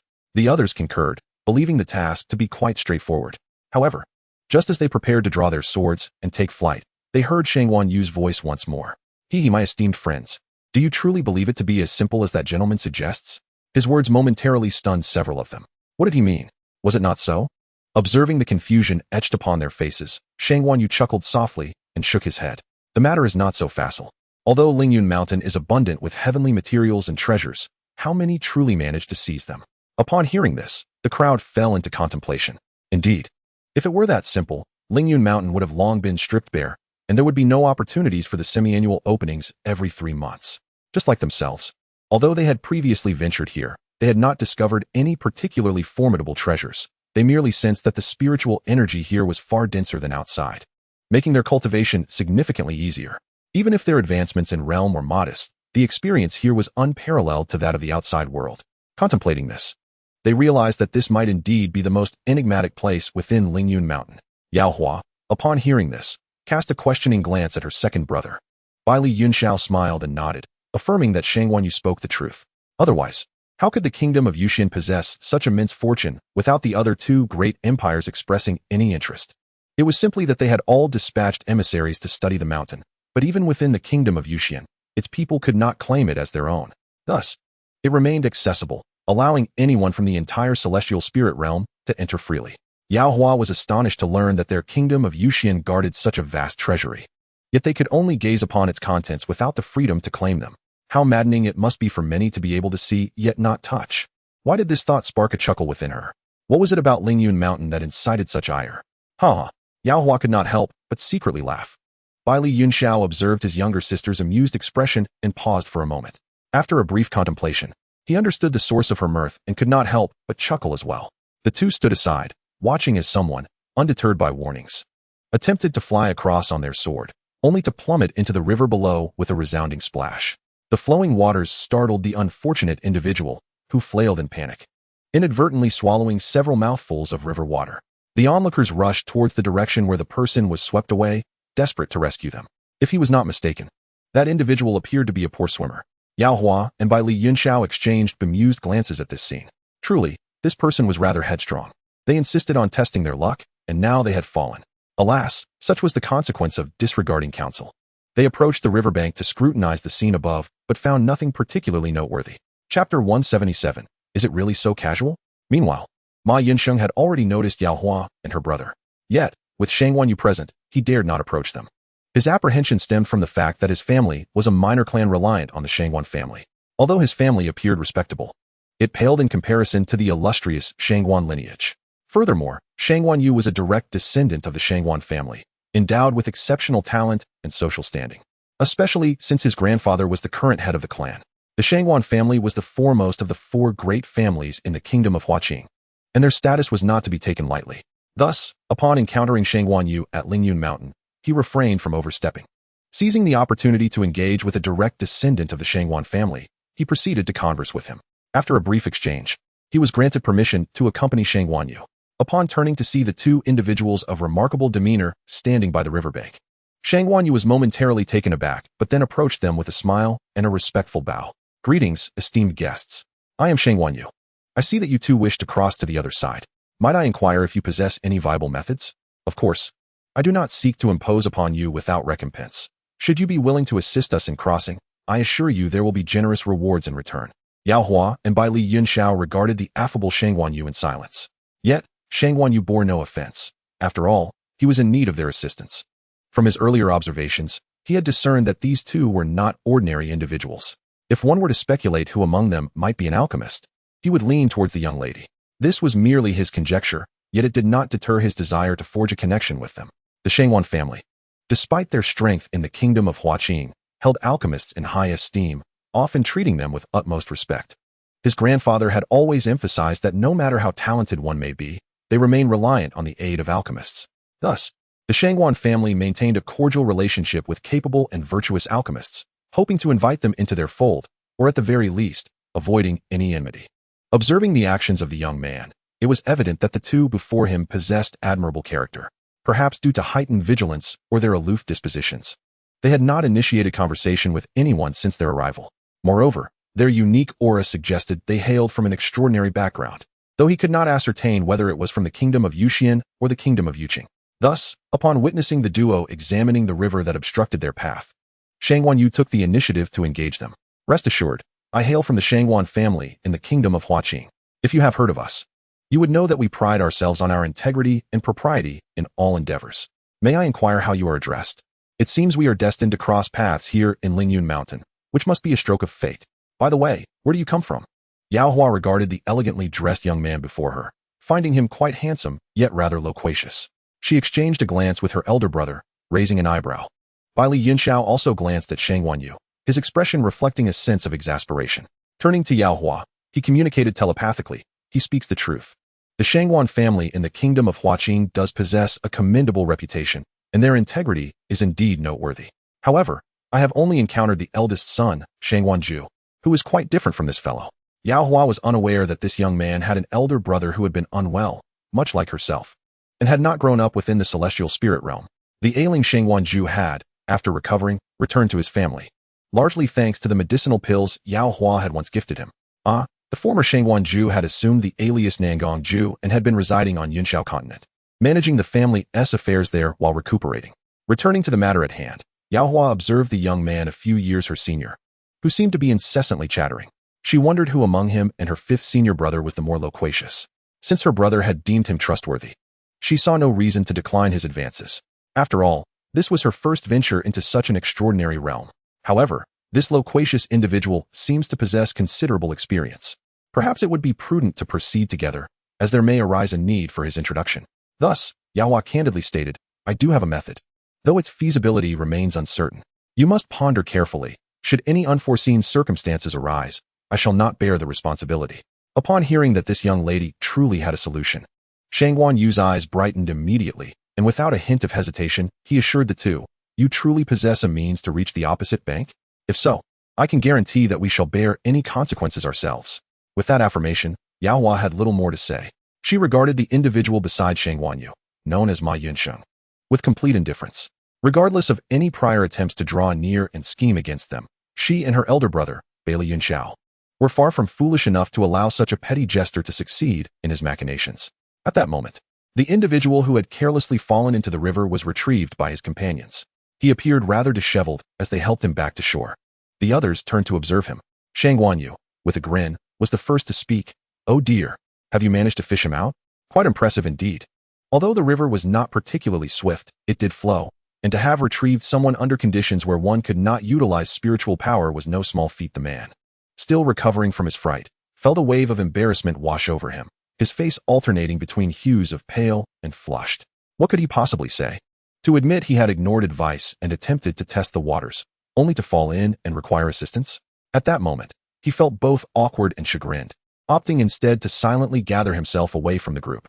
Seeing him like this, the others refrained from further comment. Shang Yu rolled his eyes, turning away, thinking to himself that such a person deserved it. He had offered a kind warning, yet the man had disregarded it, flaunting a contemptuous demeanor. Now it seemed he had learned his lesson. Not wishing to dwell on that, Shang Yu approached the two and inquired, "Might I ask how I should address you both?" Observing his persistence, Yao Hua realized that if she did not respond, he would likely continue to press the matter. Considering that they might have further interactions, she straightforwardly replied, "Tong Yao." "Tong Xiao," Bailey Yunxiao added, his mind racing at the sound of his sister's name. Is it truly that casual? Yao Hua was taken aback. She had not anticipated her elder brother would adopt such a nonchalant name. However, she dismissed the thought. Out in the world, one could choose their identity and name freely, and no one had the right to interfere. Shang Yu, upon hearing their names, was struck by disbelief. Did these two truly think him a fool? Did they genuinely believe such thoughtless names would not reveal their insincerity? Just as he was about to voice his thoughts, he reconsidered and opted instead for a more diplomatic approach. After all, when navigating the world, it was prudent to maintain a degree of wariness. Upon realizing this, Shang Yu smiled and continued, "Miss Tong, might I inquire about the method you mentioned for crossing?" The group, previously lost in thought, halted their actions upon hearing his question, their attention drawn to the striking young lady being addressed. They stared at Shang Yu in disbelief, wondering if he was jesting. Despite their collective inability to devise a viable plan to cross the river, what could this young girl possibly offer? Surely, he was not trying to put her in a difficult position. In an instant, the glances exchanged among the others turned laden with implication. Shang Yu, however, remained unfazed by their scrutiny.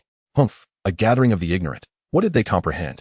It was Miss Tong herself who claimed to possess a solution, and he was confident that the Tong siblings were not mere ordinary individuals. Thus, he placed his trust in them. Yao Hua surveyed the crowd. She indeed had a method, but it was not something everyone could utilize. Recognizing Shang Yu's astuteness, she remained silent as he took the initiative to declare, "If Miss Tong can ferry us across, I am willing to offer 100,000 top-tier spiritual stones as a token of gratitude." Surprised by his straightforwardness, Yao Hua allowed a rare smile to grace her lips. Shang Yu, upon witnessing her smile, felt invigorated. It seemed his approach was correct. He then boisterously addressed the others, "If you wish to cross, you must also demonstrate your sincerity. If you think to take advantage without offering anything, I advise you to maintain some dignity." With that, he cast a triumphant glance toward Yao Hua and her brother, seemingly seeking their approval. Yao Hua responded with a thumbs up, indicating he had spoken well. Delighted by the affirmation, Shang Yu beamed like a foolish heir of a wealthy household.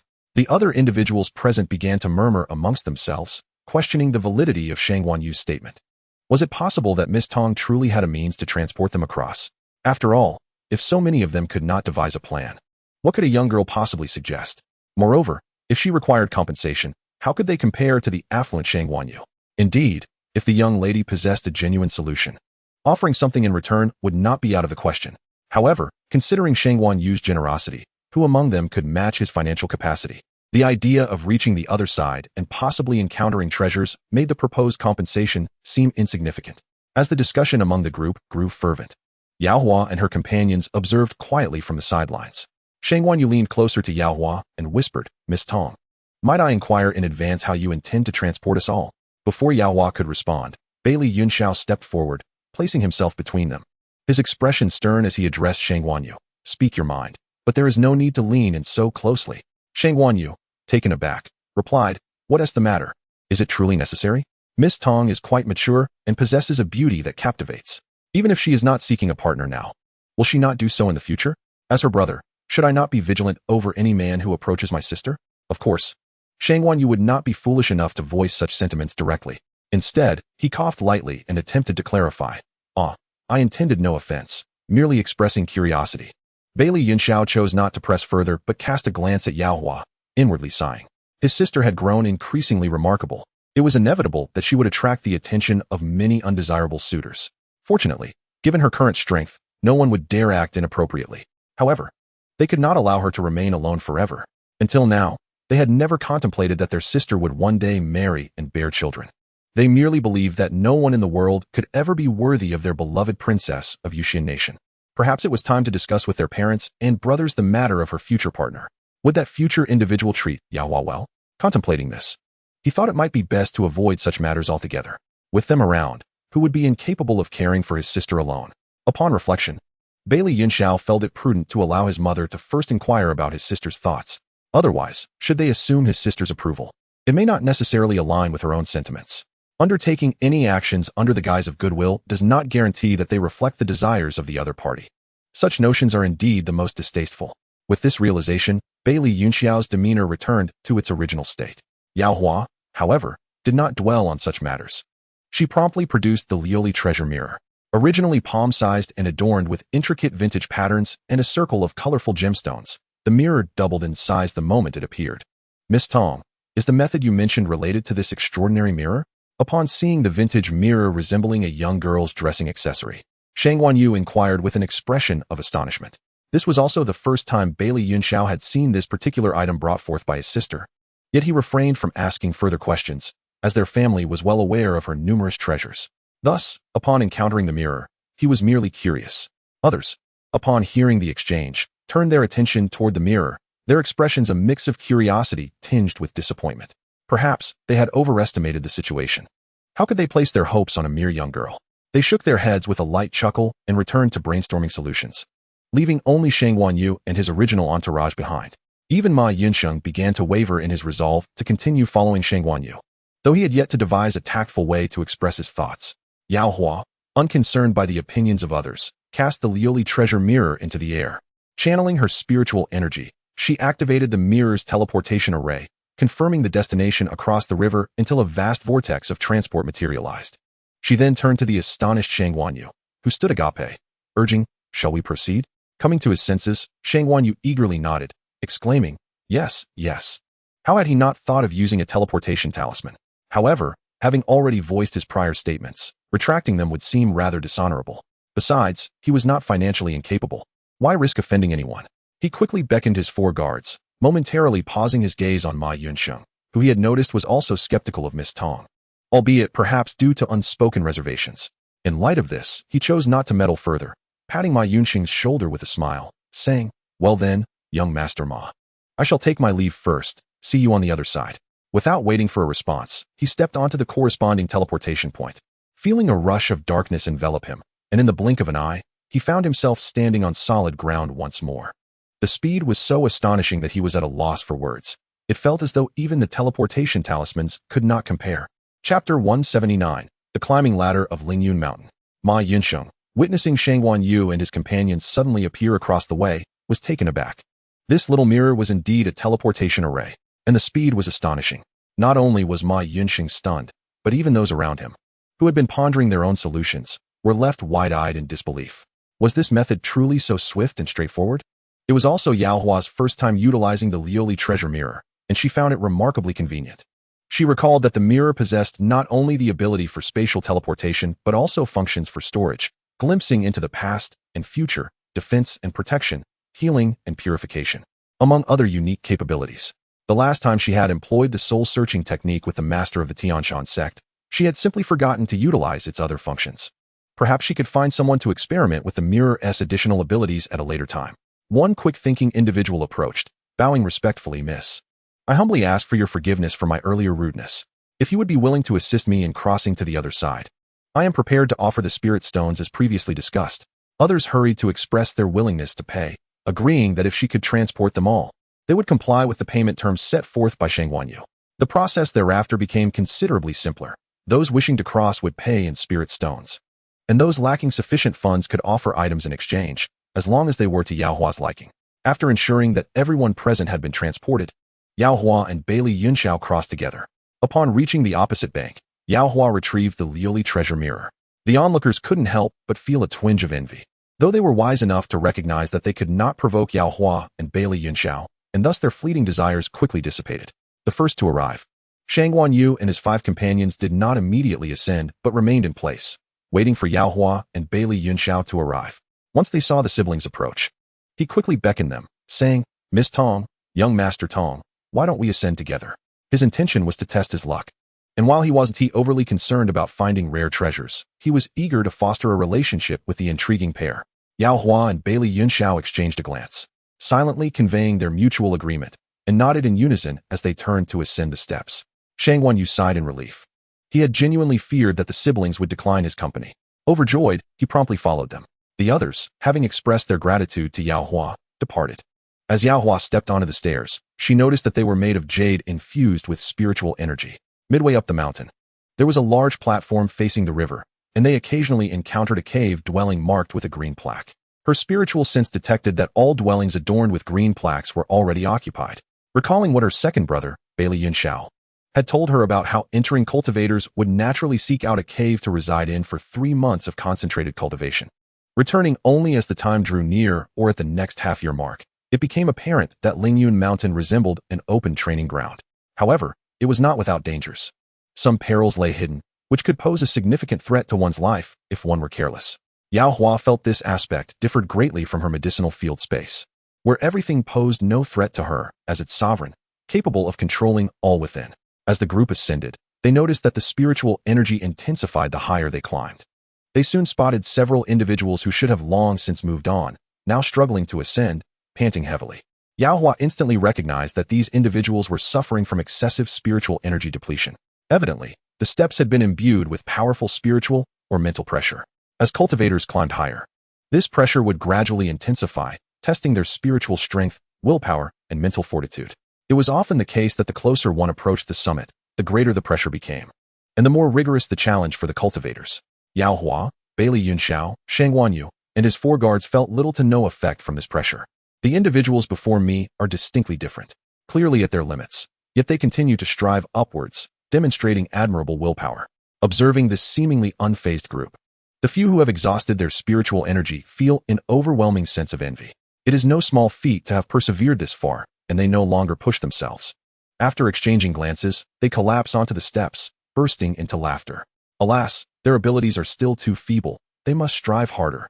Well, we are merely ordinary cultivators. Reaching the 5th cave has already placed us above many others. Taoist Yao speaks the truth. Those individuals we encountered earlier are not figures we can compare ourselves to. We have exhausted our spiritual energy to reach this point, while they remain unfazed, clearly on an entirely different level, beyond our reach. The others, reflecting on this, agree wholeheartedly. Even the youngest among them, the young maiden Tong, ascended the steps without a hint of hesitation. This daunting ascent, which feels insurmountable to them, may appear as ordinary stairs to her group. Shaking their heads, they take a moment to rest before each finding a cave to enter into secluded meditation. After traversing several caves, Qingxuan Yu and his 4 attendants also begin to exhibit signs of exhaustion. Only Yao Hua and Bailey Yunxiao maintain their composure. It is not until they arrive at yet another cave that Qingxuan Yu and his companions can no longer persevere. They slump onto the steps, gasping for breath, waving their hands in resignation. "I can't go on.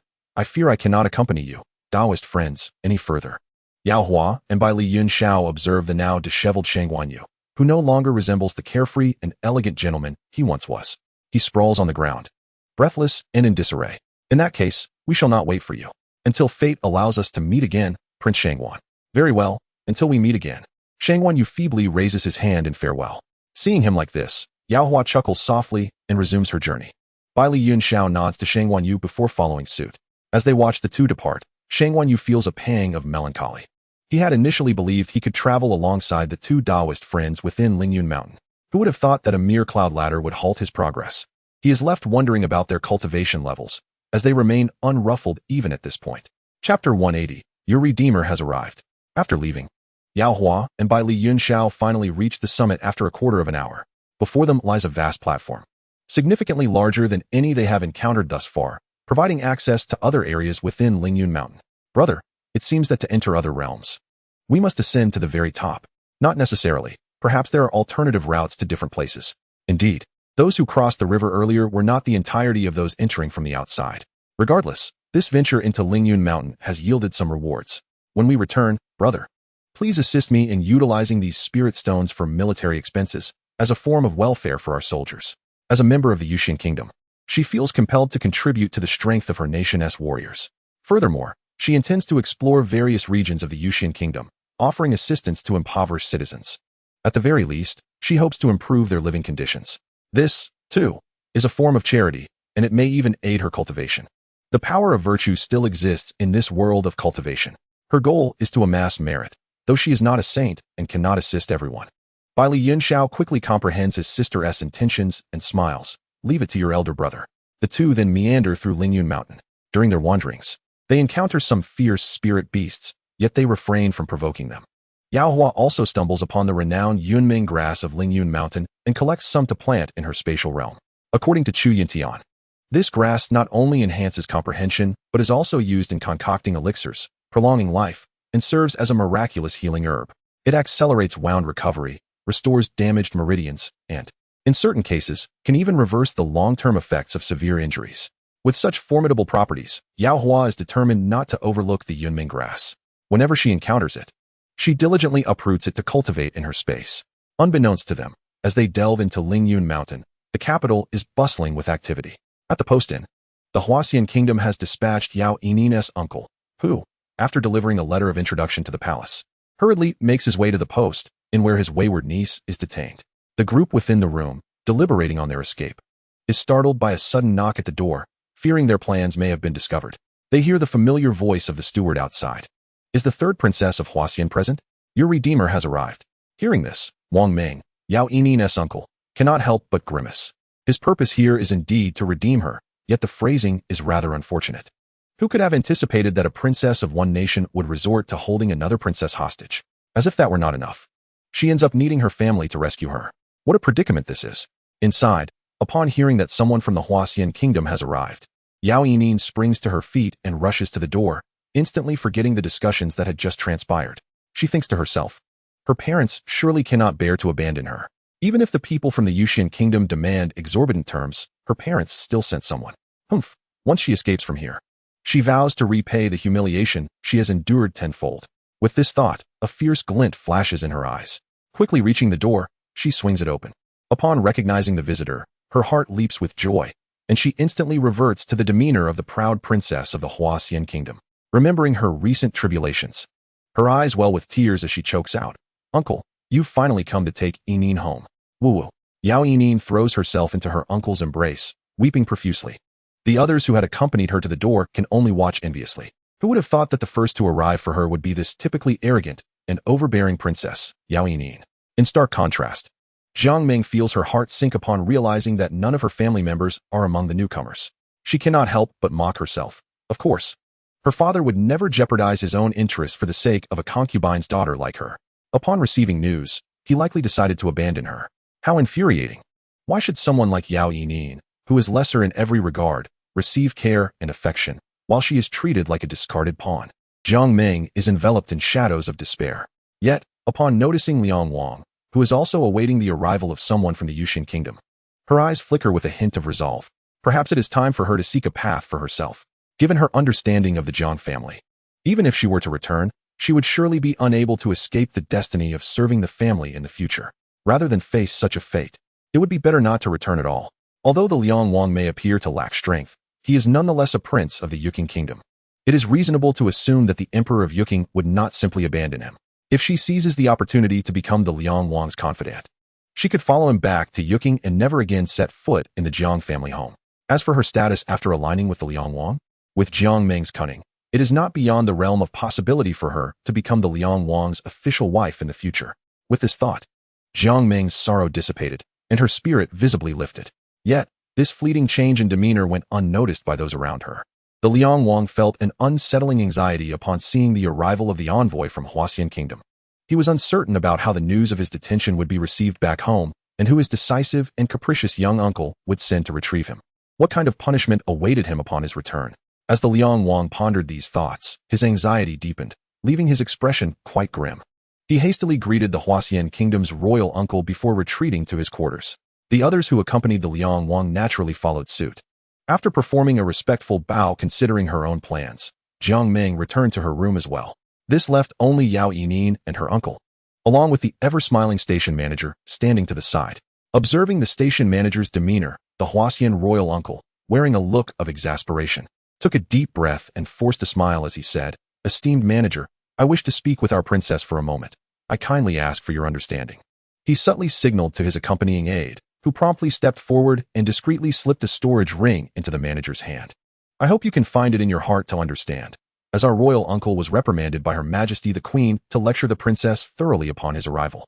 But considering she is a young girl, perhaps a gentle approach would suffice." The station manager was not foolish and took the words with a grain of salt.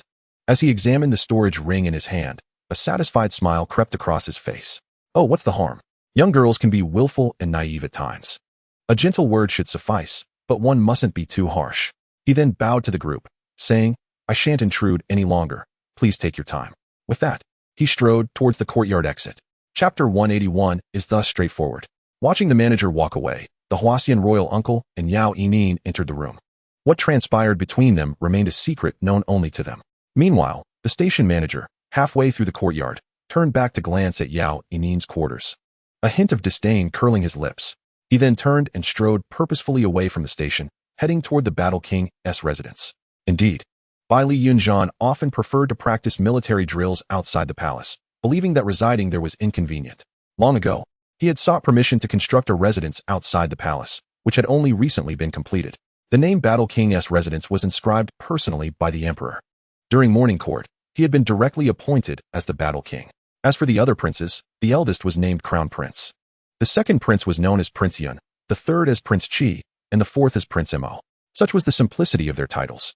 The second prince, absent during the conferral ceremony, was informed by the emperor that it made no difference whether he was present or not. Unbeknownst to anyone, the emperor by Li Shao simply could not be bothered to devise titles for them, hence the straightforward assignation. Fortunately, the title of the only princess of Yuxian Kingdom, Yao Hua, was already well known, the most esteemed and revered holy princess. Entering the Battle King's residence with the storage ring provided by the Huaxian royal uncle, the station manager was escorted to the study. The chief steward of the residence knocked gently on the door. A moment later, a crisp voice called out, "Enter."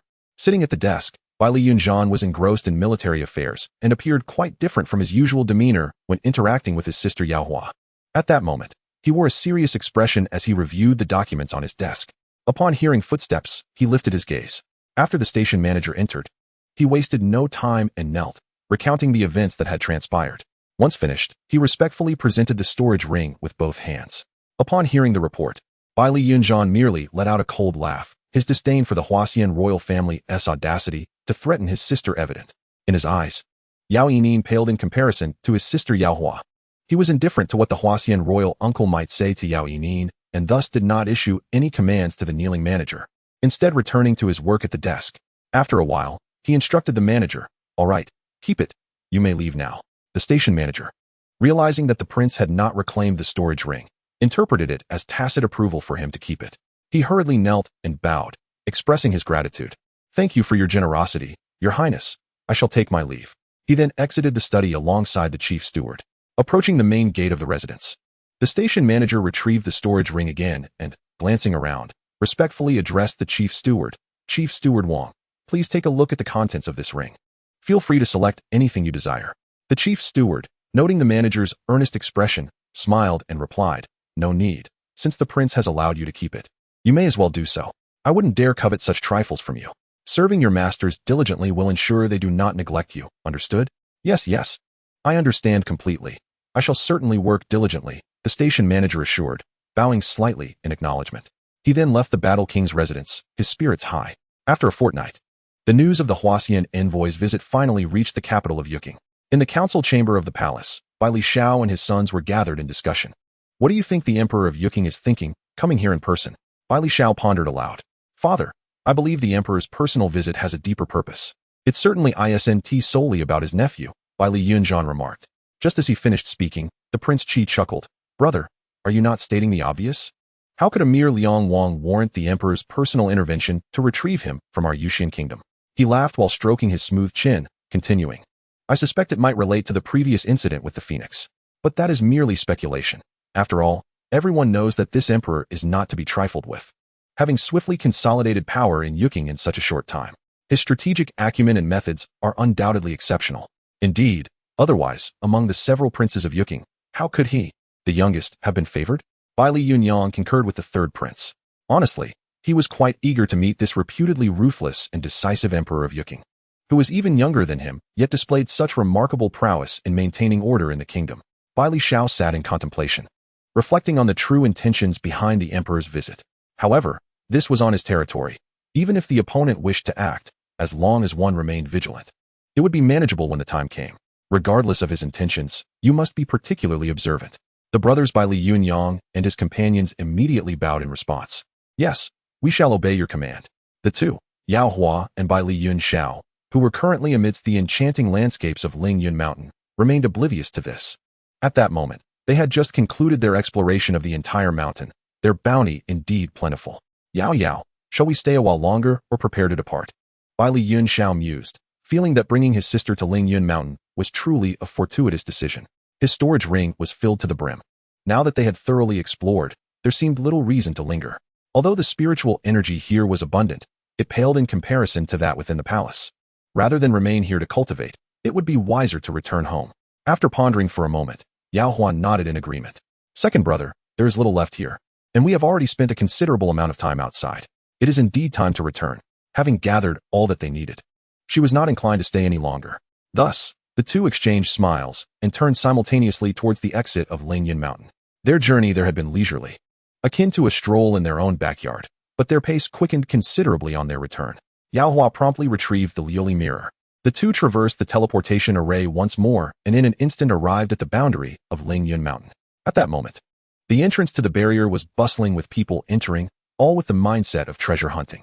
Yet, it was the first time they had encountered someone exiting.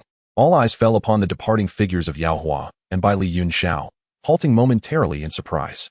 Why are these two leaving? Have they taken a wrong turn? Are you foolish? Those two are clearly no ordinary individuals. How could they possibly be lost? One observer suggested. I believe they must have been inside for some time and are now simply leaving as their time has come. Not necessarily, another interjected. I have a feeling they may have encountered some significant fortune within. As this was said, several individuals among the newcomers exchanged glances, their faces betraying greed as they contemplated their intentions. Judging by the age of the two, they seemed relatively inexperienced, and their strength likely would not be formidable. As the crowd moved deeper into the mountain, these few stealthily pursued the siblings' retreating figures. This scene did not escape the notice of the one who had speculated about the two's potential fortune. He turned to observe those who followed, a sly smile creeping across his face as anticipation bubbled within him. He hoped fervently that they would succeed in eliminating the siblings. Indeed, he had recognized them immediately. His remarks were intentionally crafted to draw the attention of those in the crowd. Among the pursuers were two elders of considerable strength, possessing the cultivation of immortal emperors, known for their cunning and treachery, particularly in seizing others' treasures. Upon hearing of great fortune, they would undoubtedly not let it slip through their fingers.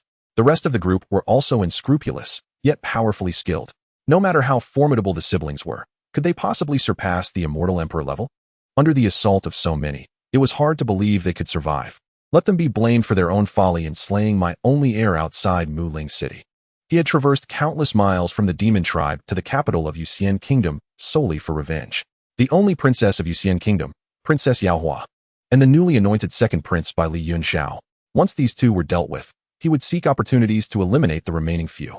Ultimately, he desired to make the emperor of Yuxian Kingdom experience the agony of being bereft of heirs. The thought of the kingdom's eventual downfall made him chuckle uncontrollably. Those who had just entered Lingyun Mountain were taken aback at the sight of this man, laughing maniacally. Their gazes turned peculiar as they hurried past him. Such a man, harboring such insane hatred, was none other than a demon, an elder of the Blue Wolf demon tribe. Now estranged from the Demon King due to an illicit affair with the Wolf Queen, ultimately leading to the demise of the previous leader at Yao Hua's hands. He had once felt immense pride in his sole descendant, who had been killed by the royal family of Yuxian Kingdom.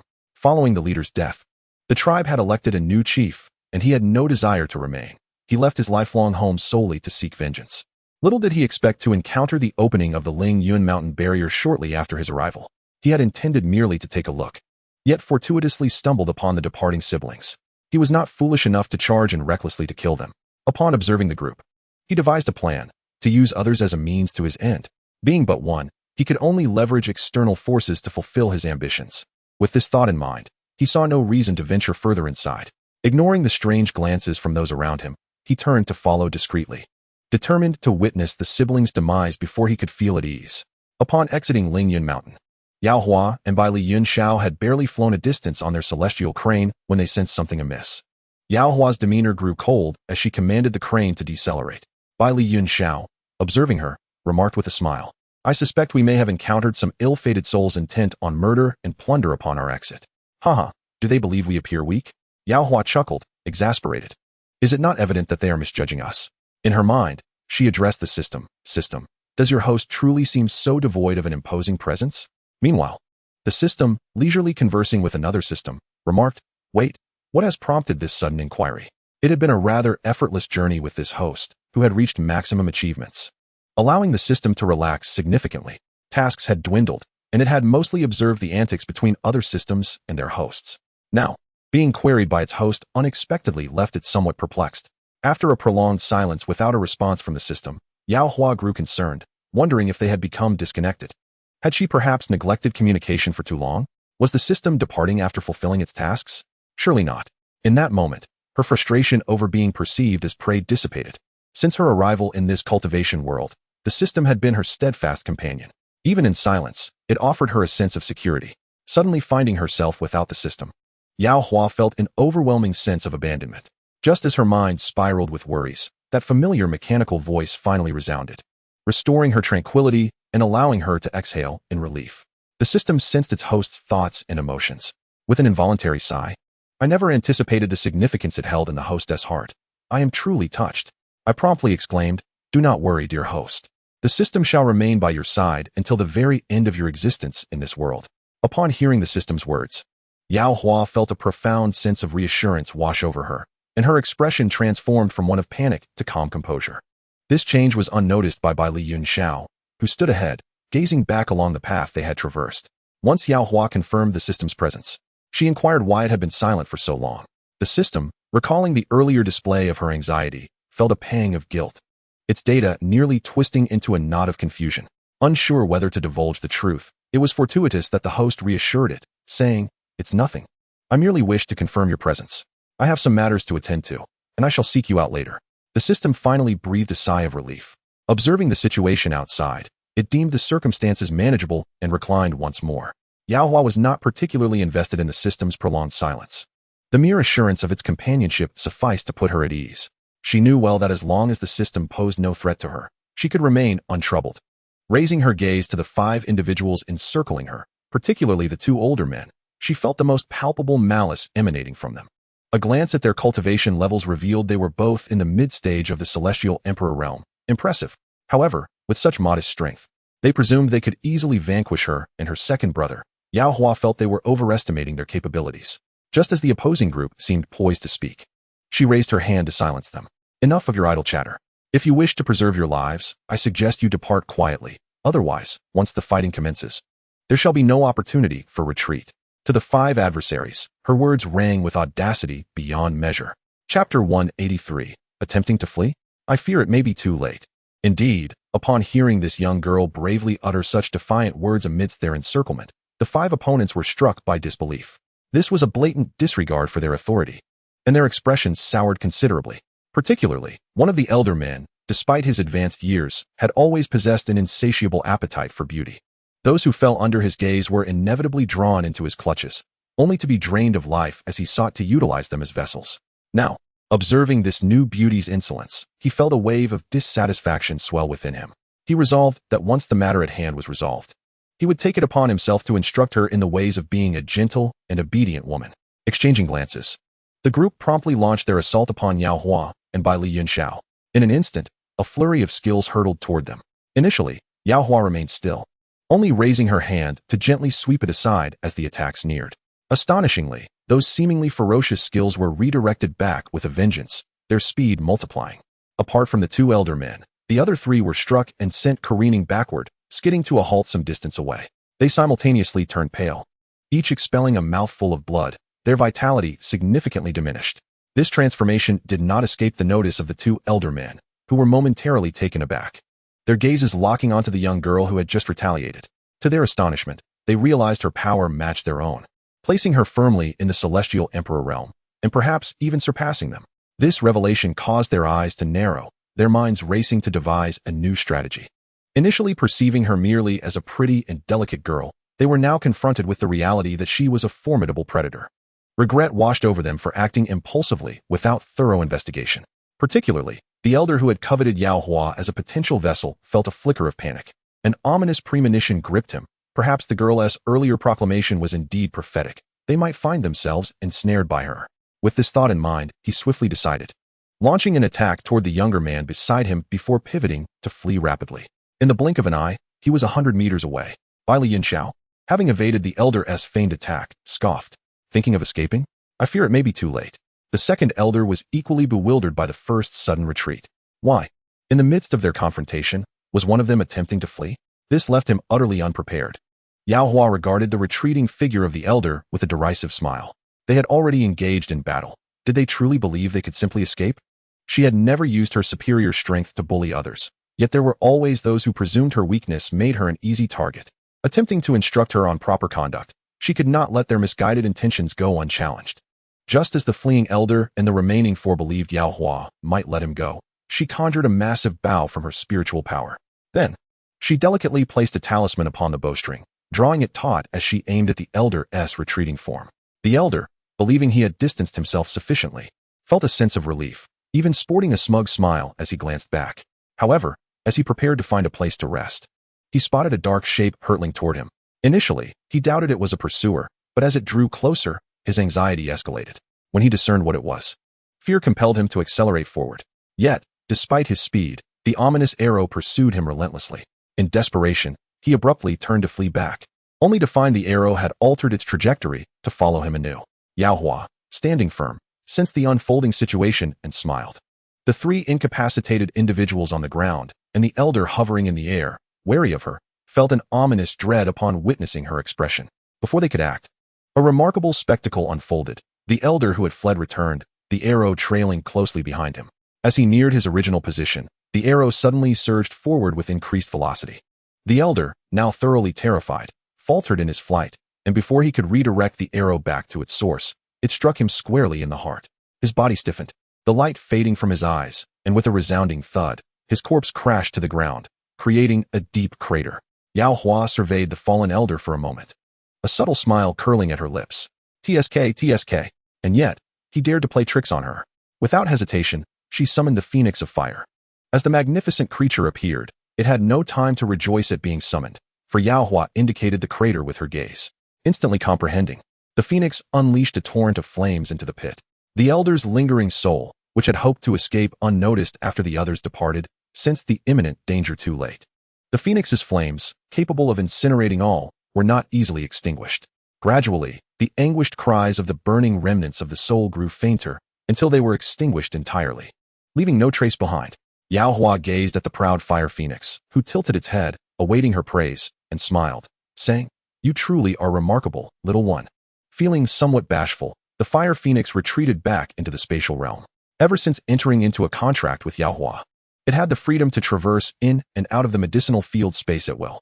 However, having been cautioned by Yao Hua not to emerge recklessly, it chose to remain within.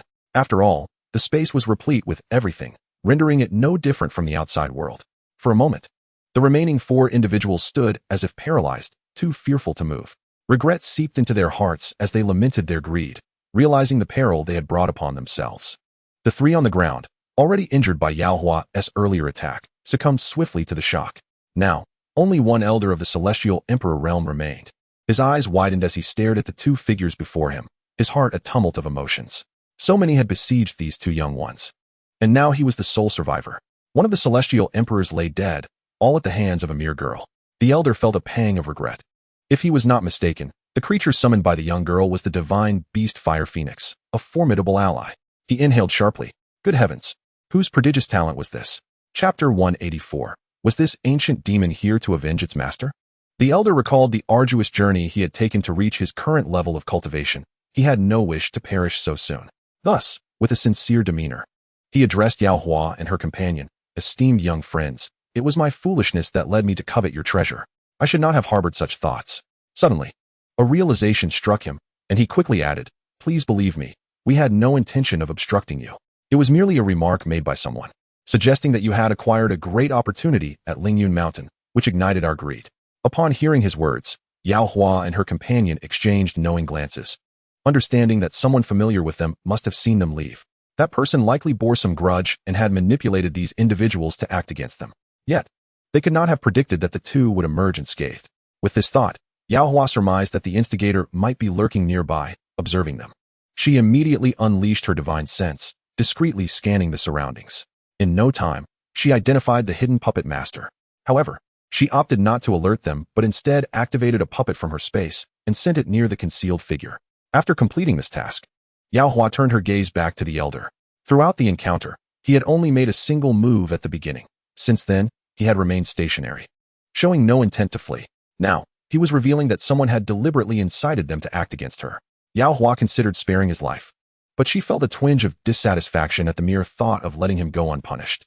Therefore, she addressed the elder in a calm, yet firm tone. "Given your apparent honesty, I might consider sparing your life, but you must pay a price for your survival. Furthermore, do not let us witness any more wrongdoing from you, lest you prepare for death next time." Upon hearing that he would not face death, the elder felt an immense relief. Despite his ignorance of the cost he would have to bear, as long as he could live, that was sufficient.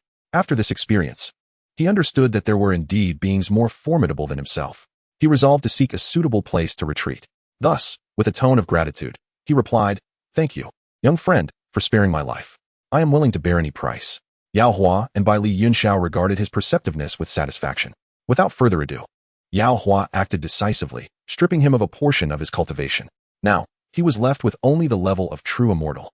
Though the elder had lost some of his power, he had not been fundamentally harmed. His complexion paled, and he would need considerable time to recuperate. However, compared to losing his life, this was a trivial matter, and thus he felt profoundly grateful.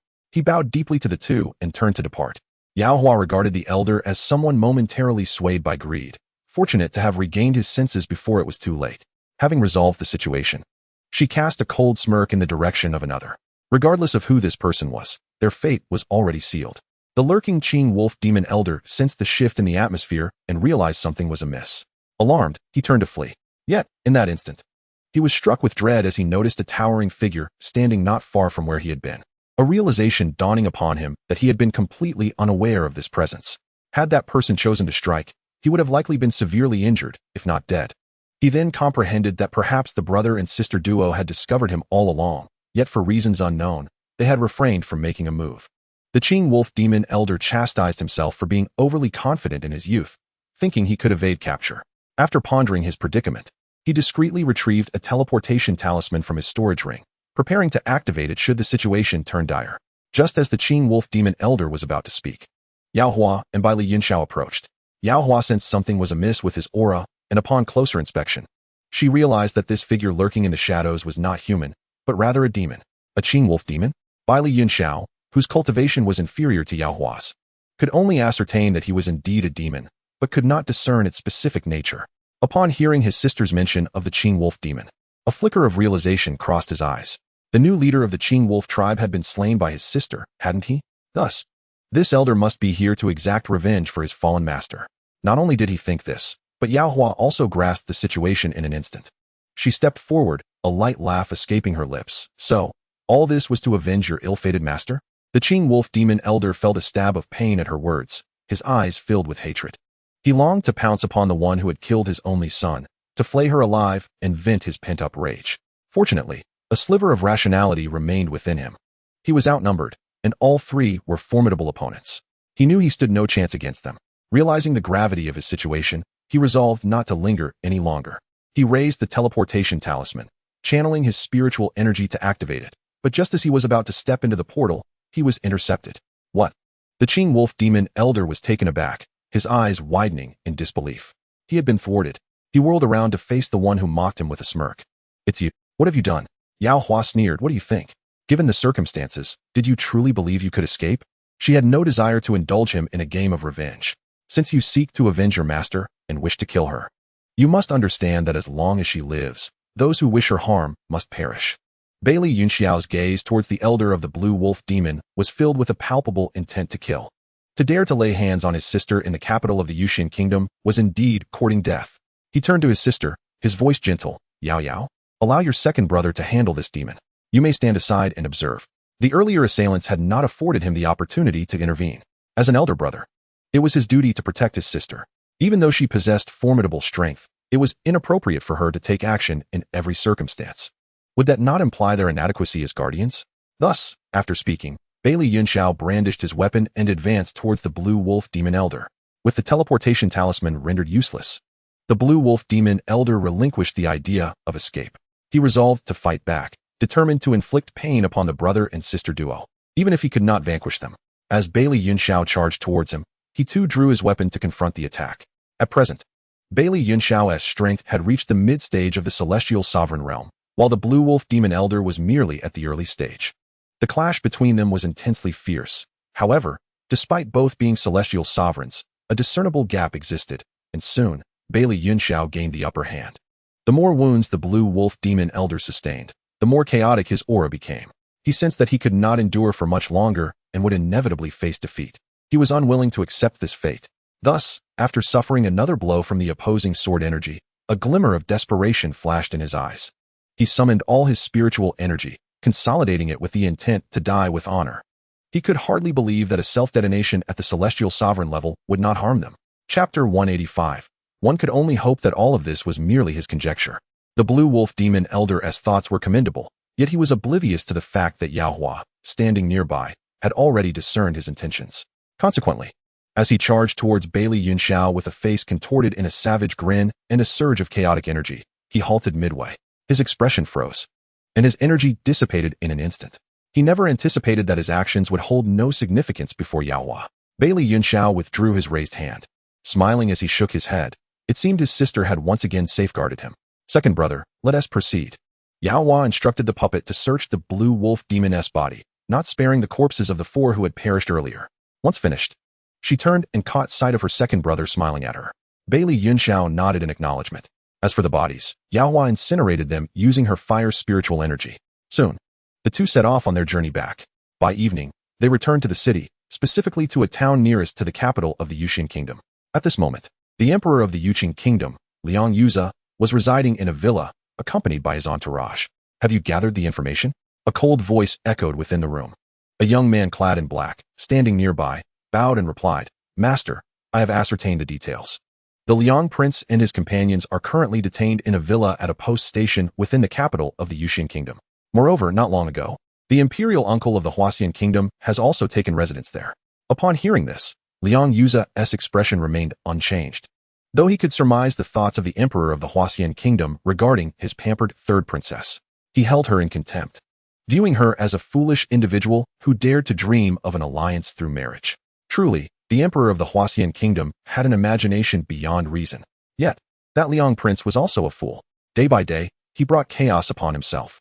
It was one thing to be disarrayed on his own territory, but to exhibit such a lack of awareness outside was beyond comprehension. While Liang Yuza pondered, he was interrupted by his subordinate's hesitant voice. Master, I have also learned that the decree to imprison the Liang prince and others came from the princess of the Yuxian kingdom, and the compensations were ordered by the holy princess Yao Hua. It is said that this princess possesses unique qualities. Oh, what makes this princess of the Yuxian kingdom so special? A second person, having observed the slight furrow of Liang Yuza's brow, inquired with curiosity. The black-clad man considered for a moment before summarizing the information relayed to him. It is said that Holy Princess Yao Hua holds a high status within the Yuxian kingdom, with the empress and several princes placing great importance on her. Recently, Emperor Bailey has even conferred titles upon several princes, with only the eldest, Bailey Yunyang, being named crown prince, while the others were directly granted titles by their names. Notably, this holy princess has attained an unparalleled level of strength. The final statement from the black-clad man piqued Liang Yuza's interest. He raised his gaze, his voice low and icy, laced with a hint of surprise. Unparalleled. Indeed, master. The intelligence from our spies in the Yuxian kingdom has been meticulously verified. It should be accurate. The black-clad man reported cautiously. A profound silence enveloped the room. Unparalleled, how young could this princess of the Yunxiao kingdom possibly be? In the vast realm of the immortal spirit world, countless individuals possessed high cultivation, yet who would dare claim to be unmatched? If this news were true, would the Yunxiao kingdom not ascend above the two great empires of Yuqing and Huaxian? Contemplating this, the others present, aside from Liang Yuza, found it difficult to accept. Their gazes turned towards their emperor, eager to discern his thoughts on the matter. Liang Yuza was acutely aware of their unspoken concerns. However, until he witnessed the truth with his own eyes, he remained somewhat skeptical. For many years, the three great empires had maintained a delicate balance within the immortal spirit world, each unable to overpower the other. Now, with the emergence of this Yunxiao kingdom princess, it was likely that complications would arise. While they deliberated, in the villa of the post station within the capital of the Yunxiao kingdom, the imperial uncle of the Huaxian kingdom was equally taken aback by the intelligence he had received. Are you implying that the holy princess of the Yunxiao kingdom possesses formidable strength? The kneeling individual immediately clasped his hands in a gesture of respect. Indeed, my lord. According to my inquiries over the past few days, the high-ranking officials and noble families within the city regard this princess with utmost secrecy, as if there were matters they dare not speak of. Uncle, although I detest that woman, I cannot deny her exceptional strength. Suddenly, Zhang Guojiao recalled something he had heard before his arrival and quickly turned to Yao Yining. Wait, the third princess injured the elder of the offering hall. Zhang Guojiao suddenly remembered being summoned by his sister to the palace prior to his departure and hastily looked at Yao Yining, who nodded with a distressed expression. Indeed, uncle. The elder was also injured by her. Gasp. Zhang Guojiao's pupils constricted. He had personally visited the elder, who had been gravely injured and unconscious, his cultivation regressing continuously. His aura had grown weaker by the moment. The physician had examined him, declaring that his injuries were too severe to heal. The elder was a member of their Huaxian Kingdom's offering hall and had sustained those injuries while rescuing the third princess. The emperor could not ignore this, otherwise, the other members of the offering hall would surely feel disheartened by the royal family. In that moment, the emperor had no choice but to provide the elder with the finest medicinal treatment available. Even if the ailment cannot be cured, let it be known that the royal family has not forsaken those who have rendered service to the Huaxian kingdom. With this thought, Zhang Guojiao wore a complex expression. He never anticipated that the one capable of inflicting such grievous harm upon Elder Wang would be none other than the princess of Yunxiao kingdom. A mere young maiden just stepping into adulthood, he harbored an unsettling feeling that something was amiss with Yunxiao kingdom. Deep within, an ominous suspicion began to brew. The tranquility among the three great empires of the immortal spirit realm would soon be shattered, potentially stemming from this enigmatic little princess of Yunxiao. Contemplating this, Zhang Guojiao could not help but question whether Yuxian's capture of them and the people of Yunxiao kingdom was part of a larger conspiracy. The more he pondered, the more plausible it seemed. Thus, a tense Zhang Guojiao hastened to the table and penned a letter with his own hand, incorporating his suspicions. He then dispatched a powerful guard, instructing him to evade the station personnel and deliver the message back to the empire with utmost swiftness. If only the news could reach the emperor in advance, then he would naturally grasp Yuxian's intentions and make all necessary preparations. In any case, regardless of the malicious schemes Yunxiao kingdom might concoct, they, the Huaxian kingdom, would be well prepared to counter them. Watching the messenger depart, Zhang Guojiao felt a slight sense of relief, hoping fervently that all of this was merely his imagination. In the meantime, Chapter 186 pondered whether he could return alive to his homeland. Beside him, Yao Yining noticed her uncle's sudden grave demeanor and felt a twinge of anxiety. Regret washed over her for her impulsive actions that had led to their current predicament, confined within this small villa of Yunxiao kingdom, monitored day and night. Devoid of any freedom, the more she dwelled on it, the more sorrowful she became. Although she was a princess, she was merely a foreign princess. Her status bore no weight here, and no one was inclined to heed her. Now that her uncle had arrived, she wondered when the people of Yunxiao kingdom would allow them to leave. Given her uncle's recent troubled expression, she couldn't help but speculate about what thoughts plagued him. Could it be that the emperor of Yunxiao kingdom was unwilling to release them, perhaps even plotting their demise? The very notion sent a chill of fear coursing through Yao Yining. She did not wish to meet her end just yet. Zhang Guojiao also noticed the distress of his princess niece. Her pallid face, streaming tears, and trembling form indicated she had been frightened. With a sigh, he approached her, his voice gentle as he reassured, "Third princess, there is no need for excessive worry. The conditions set forth by the emperor of Yunxiao kingdom have been accepted by your father, who has even sent me personally. In a couple of days, I will have the station relay a message to the emperor of Yunxiao to expedite our departure." Alas, what else could be done? This girl, after all, was his sister's child, sharing the bloodline of the Zhang family. Zhang Guozhou would not abandon her, hoping that this ordeal would foster some improvement in her character. Otherwise, recalling his sister's words, it was likely that upon their return, the emperor would not bestow the same affection upon the third princess as before. What arrangements would the emperor make for a princess who had committed such a grave error? In stark contrast to the gravity of the situation here. In the courtyard of the Liang Wang, a concerned guard inquired, "My lord, what harsh demands do you suppose the Yuxian people have made? If they are unattainable, do you believe the emperor will still concern himself with us?" The guards of Yuxian Kingdom were all too aware that the current emperor was merely the younger uncle of their lord, a title that seemed less significant when he was only 2 years older than the Liang Wang. Moreover, the emperor was known for his cold and ruthless demeanor. His methods exceedingly severe. The guard harbored no illusions about any familial affection existing between the Liang Wang and the emperor. After all, if that were the case, why had it taken so long for news to reach them? While the people of Huaxian Kingdom had already been present for several days without a single word from Yuxian Kingdom, could it be that the emperor, incensed by Yuxian's demands, had chosen to forsake their lord altogether? This thought filled the guard with despair. Would he be able to return to his homeland alive? The Liang Wang's expression darkened as he pondered the question. Though he was a prince of Yuxian Kingdom, he was a figure of no real power. A debauched noble indulging in pleasure. Those in control of Yuxian Kingdom were of similar age, yet he had to address them as younger uncle. He could see that this emperor was not one to show leniency. Otherwise, he would not have ascended to his position and purged dissenters so ruthlessly within a mere 2 years. Now, his elder nephew had landed himself in such a dire predicament, leaving the Liang Wang with an overwhelming sense of uncertainty, especially in light of Zhang Guozhou's arrival from Huaxian Kingdom while the Yuqing people remained silent. He felt an engulfing sense of hopelessness. He had brought them along, and now it seemed they might share his fate in this foreign land. Just as the atmosphere of melancholy thickened within the room, a sudden knock at the door startled everyone awake. The sound reverberated through the space, prompting them to rise and exchange glances, each speculating who might be knocking. Was it someone from Yuqing Kingdom? Or perhaps the Yuxian people, believing they had been abandoned, sought to drag them out for execution? Yet, none dared to approach the door to open it, even as the knocking persisted. As if the person outside would not relent until the door was forced open. The Liang Wang inhaled deeply, concluding that whether he extended his neck or withdrew it, it would be equally perilous. It would be wiser to open the door sooner rather than later. Just as he was about to instruct someone to do so, a woman's voice called from outside, "Liang Wang, it is Jiang Ming. I have matters to discuss with you. Please allow me to enter." Upon hearing the name, a wave of relief washed over those within. Jiang Ming had arrived. What a surprise. They had all been startled. The Liang Wang himself was puzzled.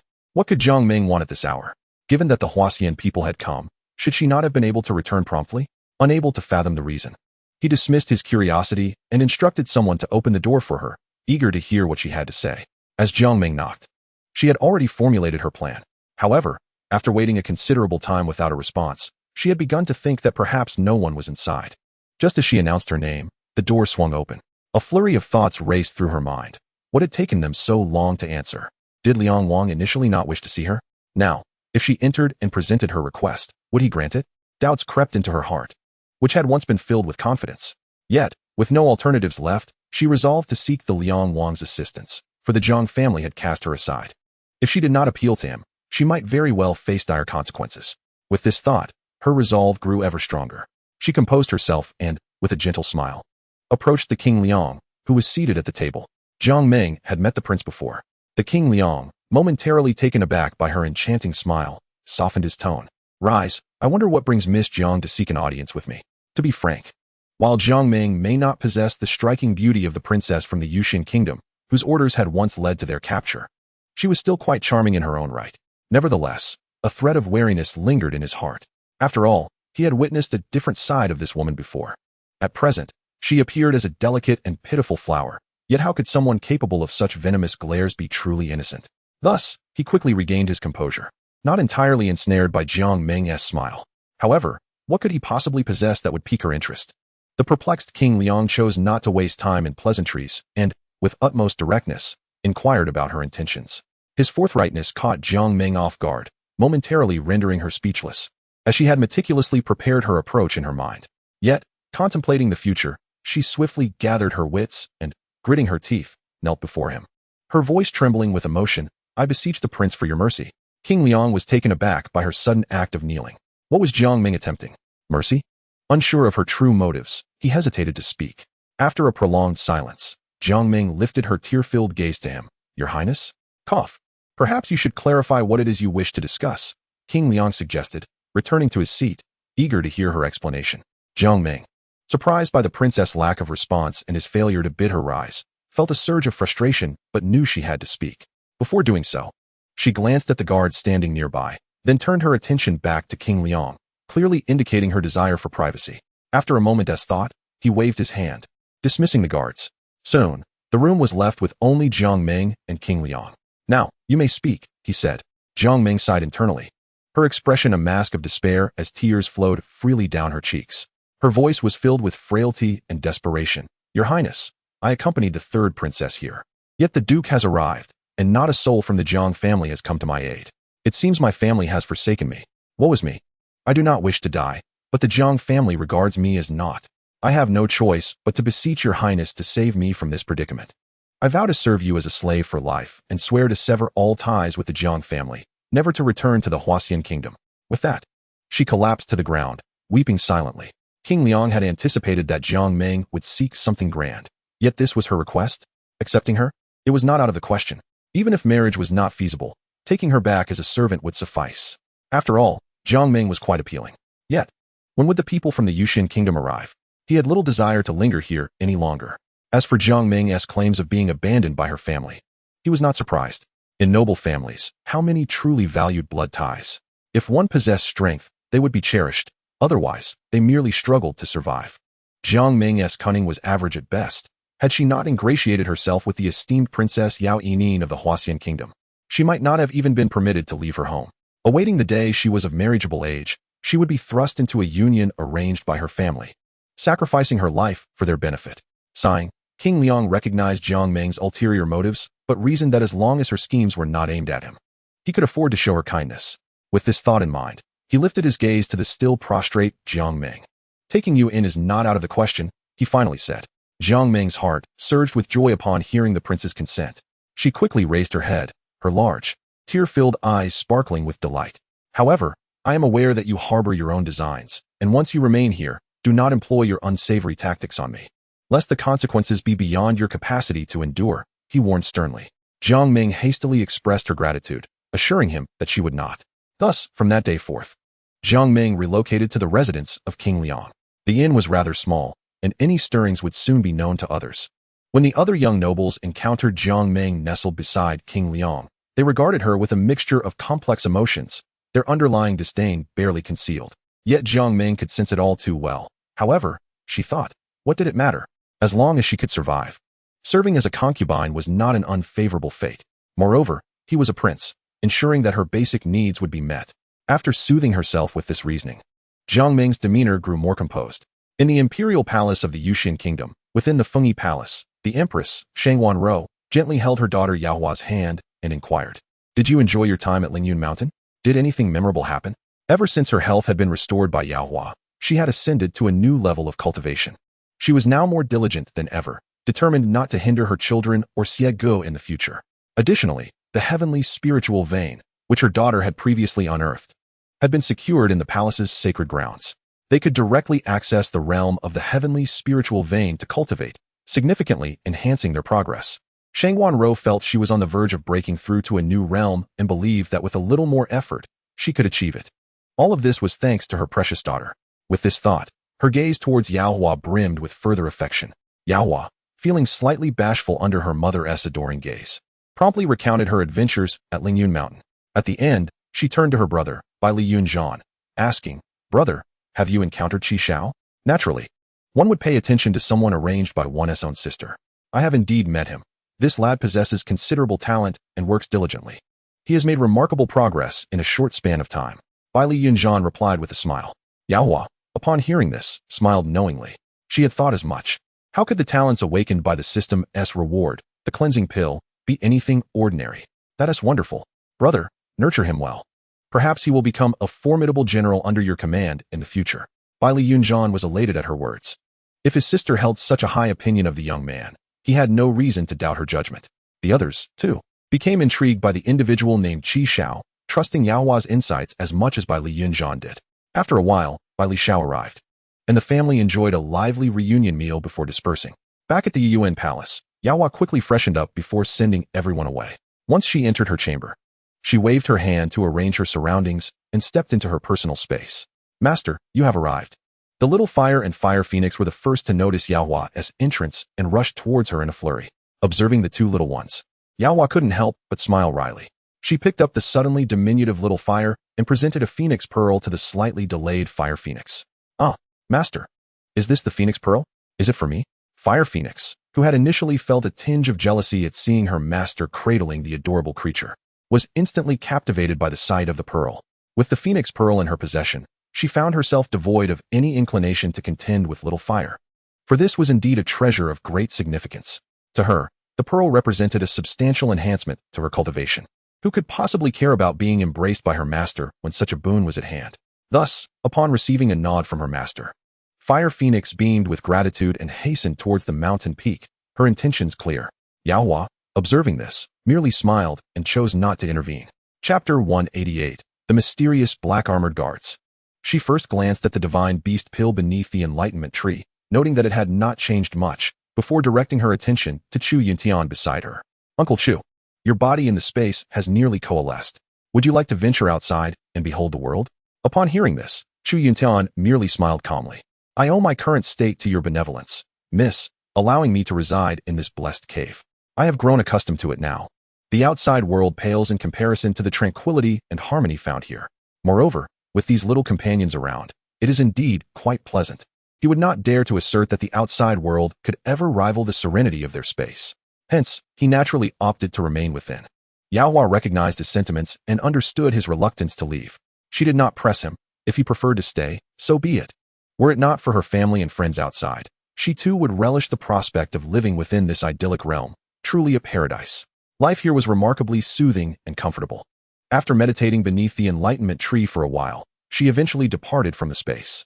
The following morning, Aunt Dai, the steward of Yuyuan Palace, attended to Yao until she finished her breakfast, at which point she conveyed the emperor's request for her presence in the Hall of Political Affairs. The timing of this announcement was, of course, at the emperor's specific instruction. The envoy was expressly directed to wait until the princess had risen and completed her meal before summoning her, ensuring no delays.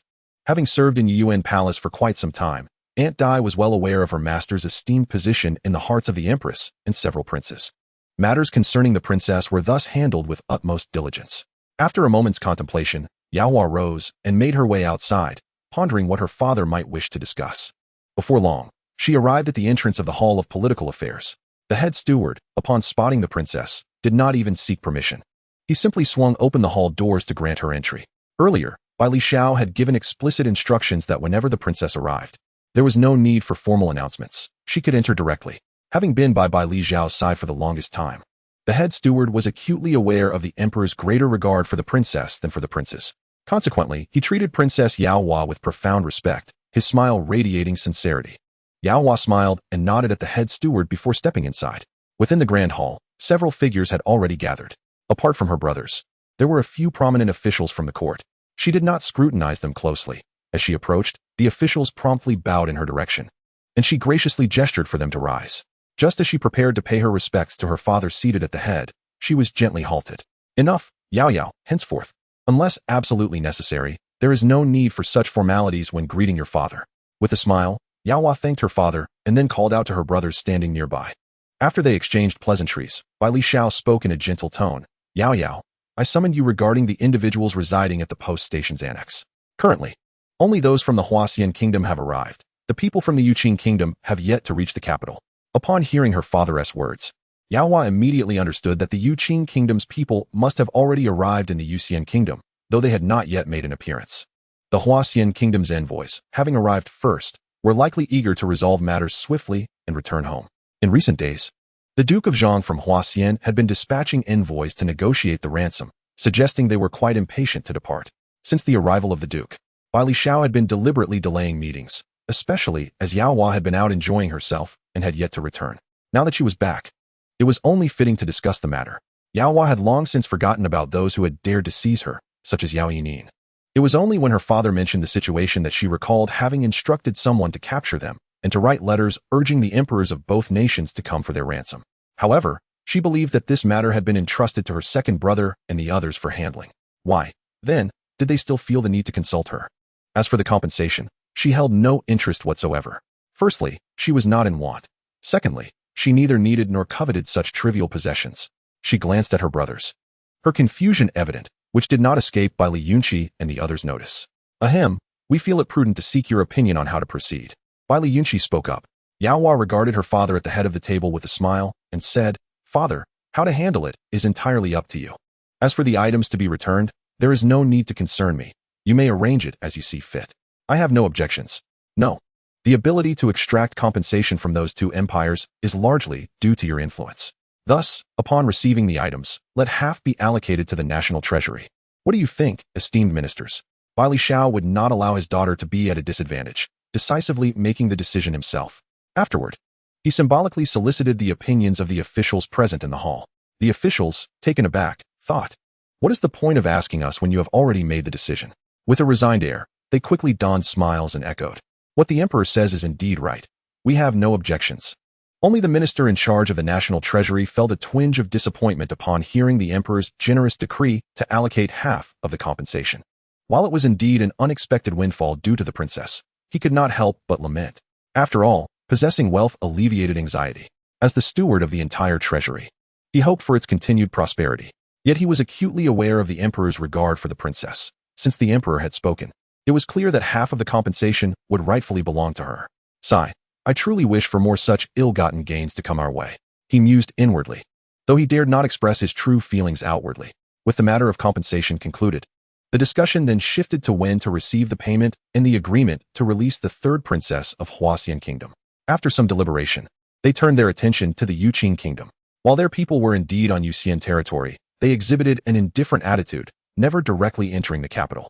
In an instant, no one could ascertain the Yuqing Kingdom's stance or whether they held any concern for the Prince of Liang. At that moment, the head steward stationed outside suddenly entered to report that news from the Yuqing Kingdom had arrived. Upon hearing this, Bai Xiao promptly summoned the messenger to step forward. Once the steward exited, a man clad in black and wearing a black mask entered the hall. I am Xian Yi, the leader of the Black Armored Guards, here to pay my respects to the emperor. The man clad in black was none other than Xian Yi, the leader of the Black Armored Guards personally established by the emperor. He knelt down, paying his respects. Bai Xiao proclaimed, Rise. What is the situation in Yuqing Kingdom? After expressing his gratitude, Xian Yi stood up and relayed the intelligence received from his dispersed Black Armored Guards in front of everyone. The existence of the Black Armored Guards was well known throughout the court, though encounters with them were rare. This formidable unit was directly commanded by the emperor himself. No one knew their exact numbers or organization, and even the leaders of this elite force were seen for the first time by several high-ranking officials. In Chapter 189, the youngest revered figure of the immortal spirit realm, from the intense aura of malice emanating from the approaching individual, coupled with his commanding presence, one could discern the might of the Black Armored Guards. It was also the first time Yao Hua had laid eyes upon the leader of the Black Armored Guards, having previously heard little about them. Since her return, she had seldom inquired about the affairs of the Yuxian Kingdom, engrossed in her own matters. Upon seeing Xian Yi, she immediately recognized his peak strength at the immortal sovereign level, a commendable power indeed. Yet, she pondered the abilities of the other Black Armored Guards. Are you saying that the scattered Black Armored Guards reported sightings of Yuqing Kingdom's people in Yunxing, the city closest to the capital? Yes, Xian Yi confirmed. It is said that the leader is an extraordinary young man, surrounded by numerous hidden guards for protection. The Black Armored Guards were too far away to ascertain his identity in time. I beg the emperor's pardon. Xian Yi bowed his head, clasping his hands in apology. Never mind, it is not your fault, Bai Xiao waved dismissively. The gathered officials began to speculate about the identity of the envoy from Yuqing Kingdom. Father, could it be that the envoy sent by Yuqing Kingdom has enmity with the Liang Prince? Perhaps they are deliberately delaying their appearance upon seeing the people from Huaxian Kingdom, hoping we might vent our anger on the Liang Prince, with the possibility of even killing him. Then they would not need to go through the trouble of redeeming him, while simultaneously tarnishing the reputation of Yuxian Kingdom. Bai Yunxian conjectured. Surely not. Wasn't it said that the Liang Prince is merely a debauched noble, who knows nothing but indulgence? Who would harbor resentment against him? Bai Yunqi retorted skeptically. One cannot be too certain. Several officials remarked, their expressions filled with confusion. Bai Yunyang and Bai Yunxiao exchanged knowing glances, intuitively understanding each other. Bai Yunxiao gestured for his elder brother to speak first. With a smile, Bai Yunyang addressed Bai Xiao. Father, I suspect that this individual is likely the emperor of Yuqing Kingdom, Liang Yuza. I believe my younger brother shares my thoughts. Indeed, elder brother speaks wisely. Father, if it is the emperor of Yuqing Kingdom, their actions would be quite reasonable. Bai Yunyang concurred. Absolutely. Everyone knows that Liang Yuza is the current emperor of Yuqing Kingdom, as well as the younger uncle of the Liang prince. They are of similar age, yet Liang Yuza disapproves of many of the Liang prince's actions, choosing to ignore him most of the time.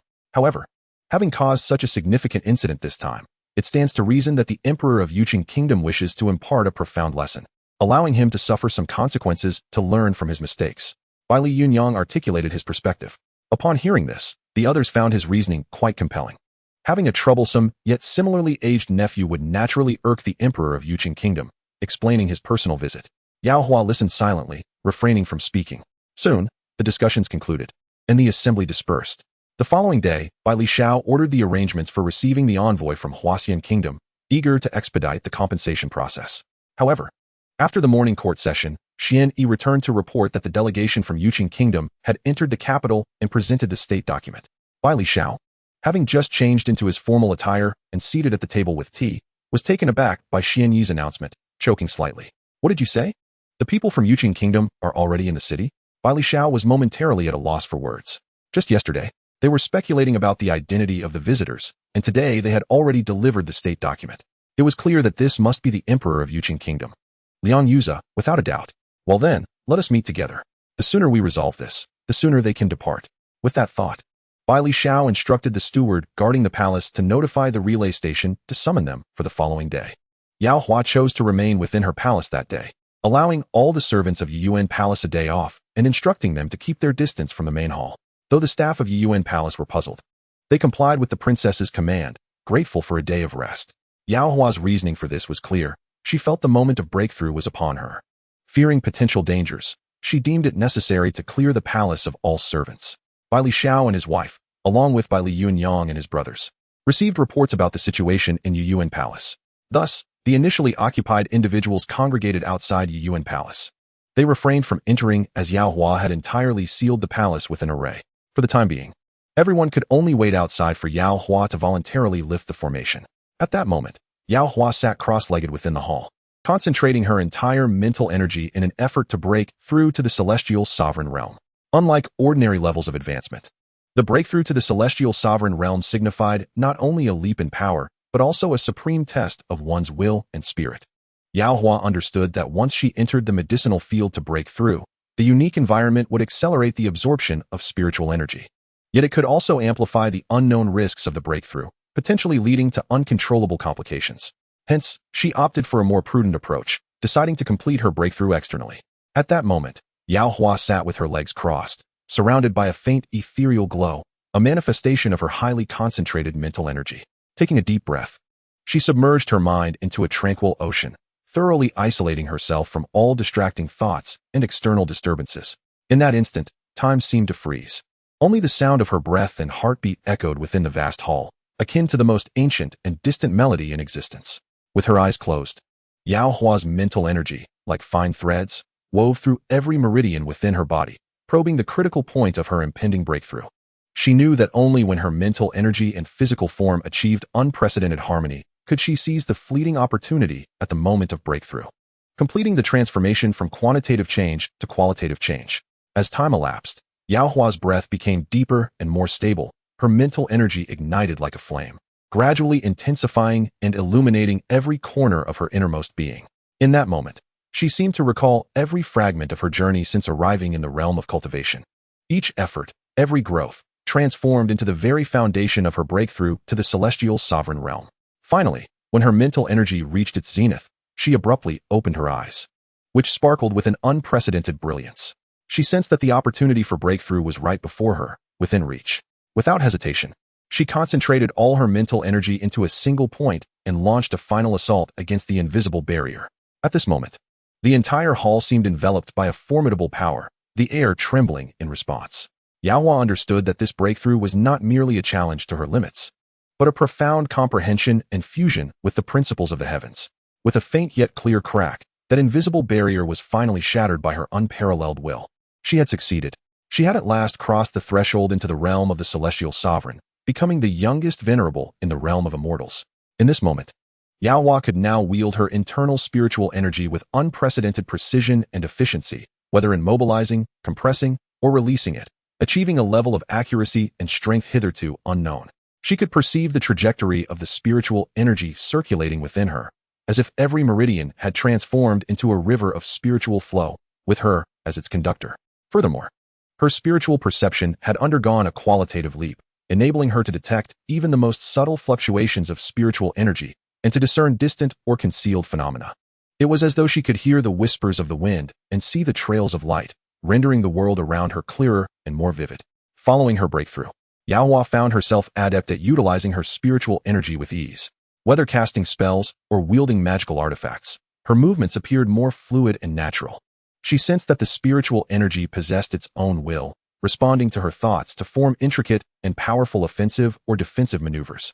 After ascending to the celestial sovereign realm, Yao Hua felt her resolve more steadfast, with a deeper commitment to her cultivation and a more profound understanding of the heavenly path.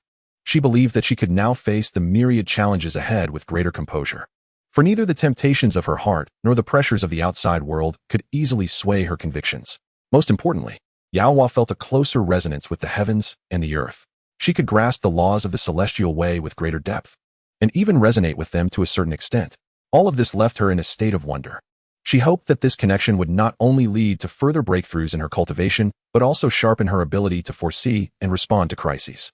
In summary, her ascension to the celestial sovereign realm had elevated her prowess to an entirely new echelon within the realm of immortals. She experienced significant enhancements not only in strength, but also in spirit, perception, the application of spiritual energy, and the fortification of her resolve, all reaching unprecedented heights. In this moment, Yao Hua felt as if she had transformed into a giant, an extraordinary sensation. Collecting her spiritual energy, she slowly rose and walked towards the hall's exit. Earlier, she had sensed that her father, mother, and brothers were waiting outside the Jade Yao Palace. Now that she had successfully broken through to the celestial sovereign realm, the external formations were no longer necessary. As she dispelled the formations and stepped outside, the gathered crowd was momentarily taken aback. At that moment, Yao Hua seemed to have undergone a metamorphosis. Her aura had turned inward, to the extent that those present saw her at first glance as an ordinary person devoid of cultivation. Yet, they understood that this did not signify a loss of power, but rather an elevation of her strength, a manifestation of the ultimate harmony between power and spirit. She exuded an aura akin to an ethereal orchid in a secluded valley, serene and profound, difficult to fathom in its true depth.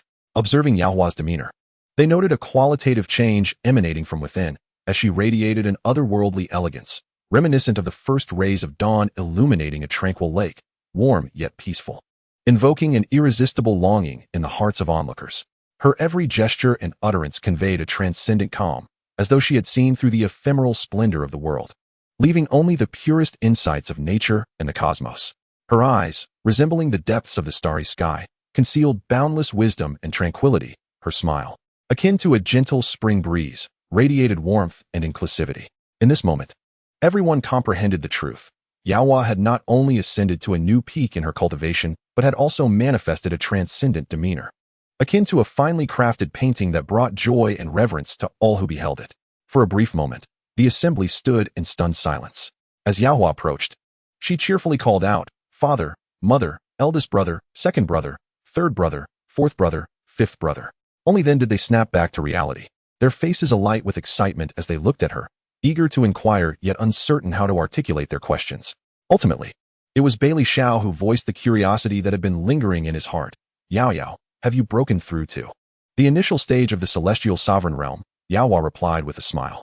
The revelation of her achievement left them utterly astonished. It seemed that none of the renowned figures in the realm of immortals had reached the celestial sovereign realm. Now, their princess was the sole individual to attain this status in the Jade Immortal Kingdom. Instantly, Bailey Xiao and his companions stood tall, their hearts swelling with pride and joy. In the following days, Bailey Xiao diligently addressed matters of compensation. During this time, Yao Hua formally met with the emperor of the Yuqing Kingdom, Liang Yuza, and the esteemed Zhang Guojiao of the Huaxian Kingdom. Their attitudes regarding the incident varied significantly. The emperor of Yuqing Kingdom promptly agreed to the compensation, albeit insisting that King Liang be detained for an additional 3 months, with all living expenses to be borne by him. In stark contrast, Zhang Guojiao of Huaxian Kingdom attempted to haggle, but his efforts were in vain, resulting in a sour departure from their negotiations. Just when they thought the matter had concluded, the emperor of Huasian Kingdom suddenly escalated tensions by dispatching 50,000 troops to the border with the Jade Immortal Kingdom. They began to intercept and plunder the citizens of the Jade Immortal Kingdom indiscriminately, regardless of their wealth, and would sometimes even resort to violence. The news of this treachery spread back to the capital, igniting outrage among officials and military leaders alike. It was evident that the Huasian Kingdom was enacting revenge. In an instant, civil officials and military generals united in their calls for retaliation. While contemplating her next excursion, Yaohua was informed of the Huasian Kingdom's deliberate acts of aggression against the citizens of the Jade Immortal Kingdom. A firm decision crystallized in her mind. It was indeed the Huasian Kingdom's wrongdoing, yet they dared to commit such despicable acts. As the princess of the Jade Immortal Kingdom, she could not remain indifferent. Thus, to serve as a deterrent, Yaohua activated all the puppets rewarded by the system. Accompanied by Bailey Yunxian and Bailey Yunqi, along with the puppets, she made her way to the capital of the Huasian Kingdom. Upon arrival, they launched an immediate assault on the Huasian royal palace. Although the Huasian Kingdom had a hall of worship housing numerous experts, Yaohua regarded them as mere fodder for her blade. Aside from a few exceptionally powerful individuals whom her brothers, Bailey Yunxian and Bailey Yunqi, and the puppets could not contend with, she personally dealt with the majority. In a short span, Yaohua and her entourage eradicated all the formidable experts within the Huasian Kingdom, effectively severing some of its lineages. As for the emperor of Huasian Kingdom and his advisors, including Zhang Guojiao, who had orchestrated the deployment of troops to torment the Jade Immortal Kingdom, they were not directly slain. However, it was clear that their days of comfort were over. Once this matter was settled, Yaohua and her companions advanced to the border, decisively eliminating the 50,000 troops. The counterstrike by the Jade Immortal Kingdom sent shockwaves throughout the realm of immortals, especially the emperor of Yuqing Kingdom, who could not help but feel grateful for his earlier generosity and discernment. Otherwise, had he hesitated even for a moment or entertained thoughts of vengeance, the kingdom of Yuling would have met the same fate as the kingdom of Huasian. The illustrious name of Princess Yaohua of the Yunxiao Kingdom resonated throughout the realms of the immortal spirits and the cloudy heaven continent. Even the divine realm whispered of her legendary exploits. The Yi family, owing to Yaohua's timely intervention, became fiercely protective. Any individuals from the divine realm who harbored intentions against the Yunxiao Kingdom were swiftly dealt with by the entire clan. Thus, those who dared to scheme against the Yunxiao Kingdom were eradicated before they could even set foot in the divine realm. These events later came to Yaohua's attention, further solidifying the bond between the Yunxiao Kingdom and the Yi family. As the youngest and most gifted princess in the realms of immortal spirits, who would not desire to forge a connection with her? In no time, a steady stream of individuals sought to engage with Yaohua, the youngest powerhouse of the celestial lord realm. Yet, following that tumultuous conflict, Yaohua resumed her leisurely existence. Naturally, the egg within her space had emerged, revealing a small azure dragon. Henceforth, her abode became home to 3 divine beasts. Accompanied by the brothers Bailey Yunqi and Bailey Yunxiao, she embarked on a journey of exploration. Those eager to curry favor with her found it increasingly challenging to catch a glimpse of her.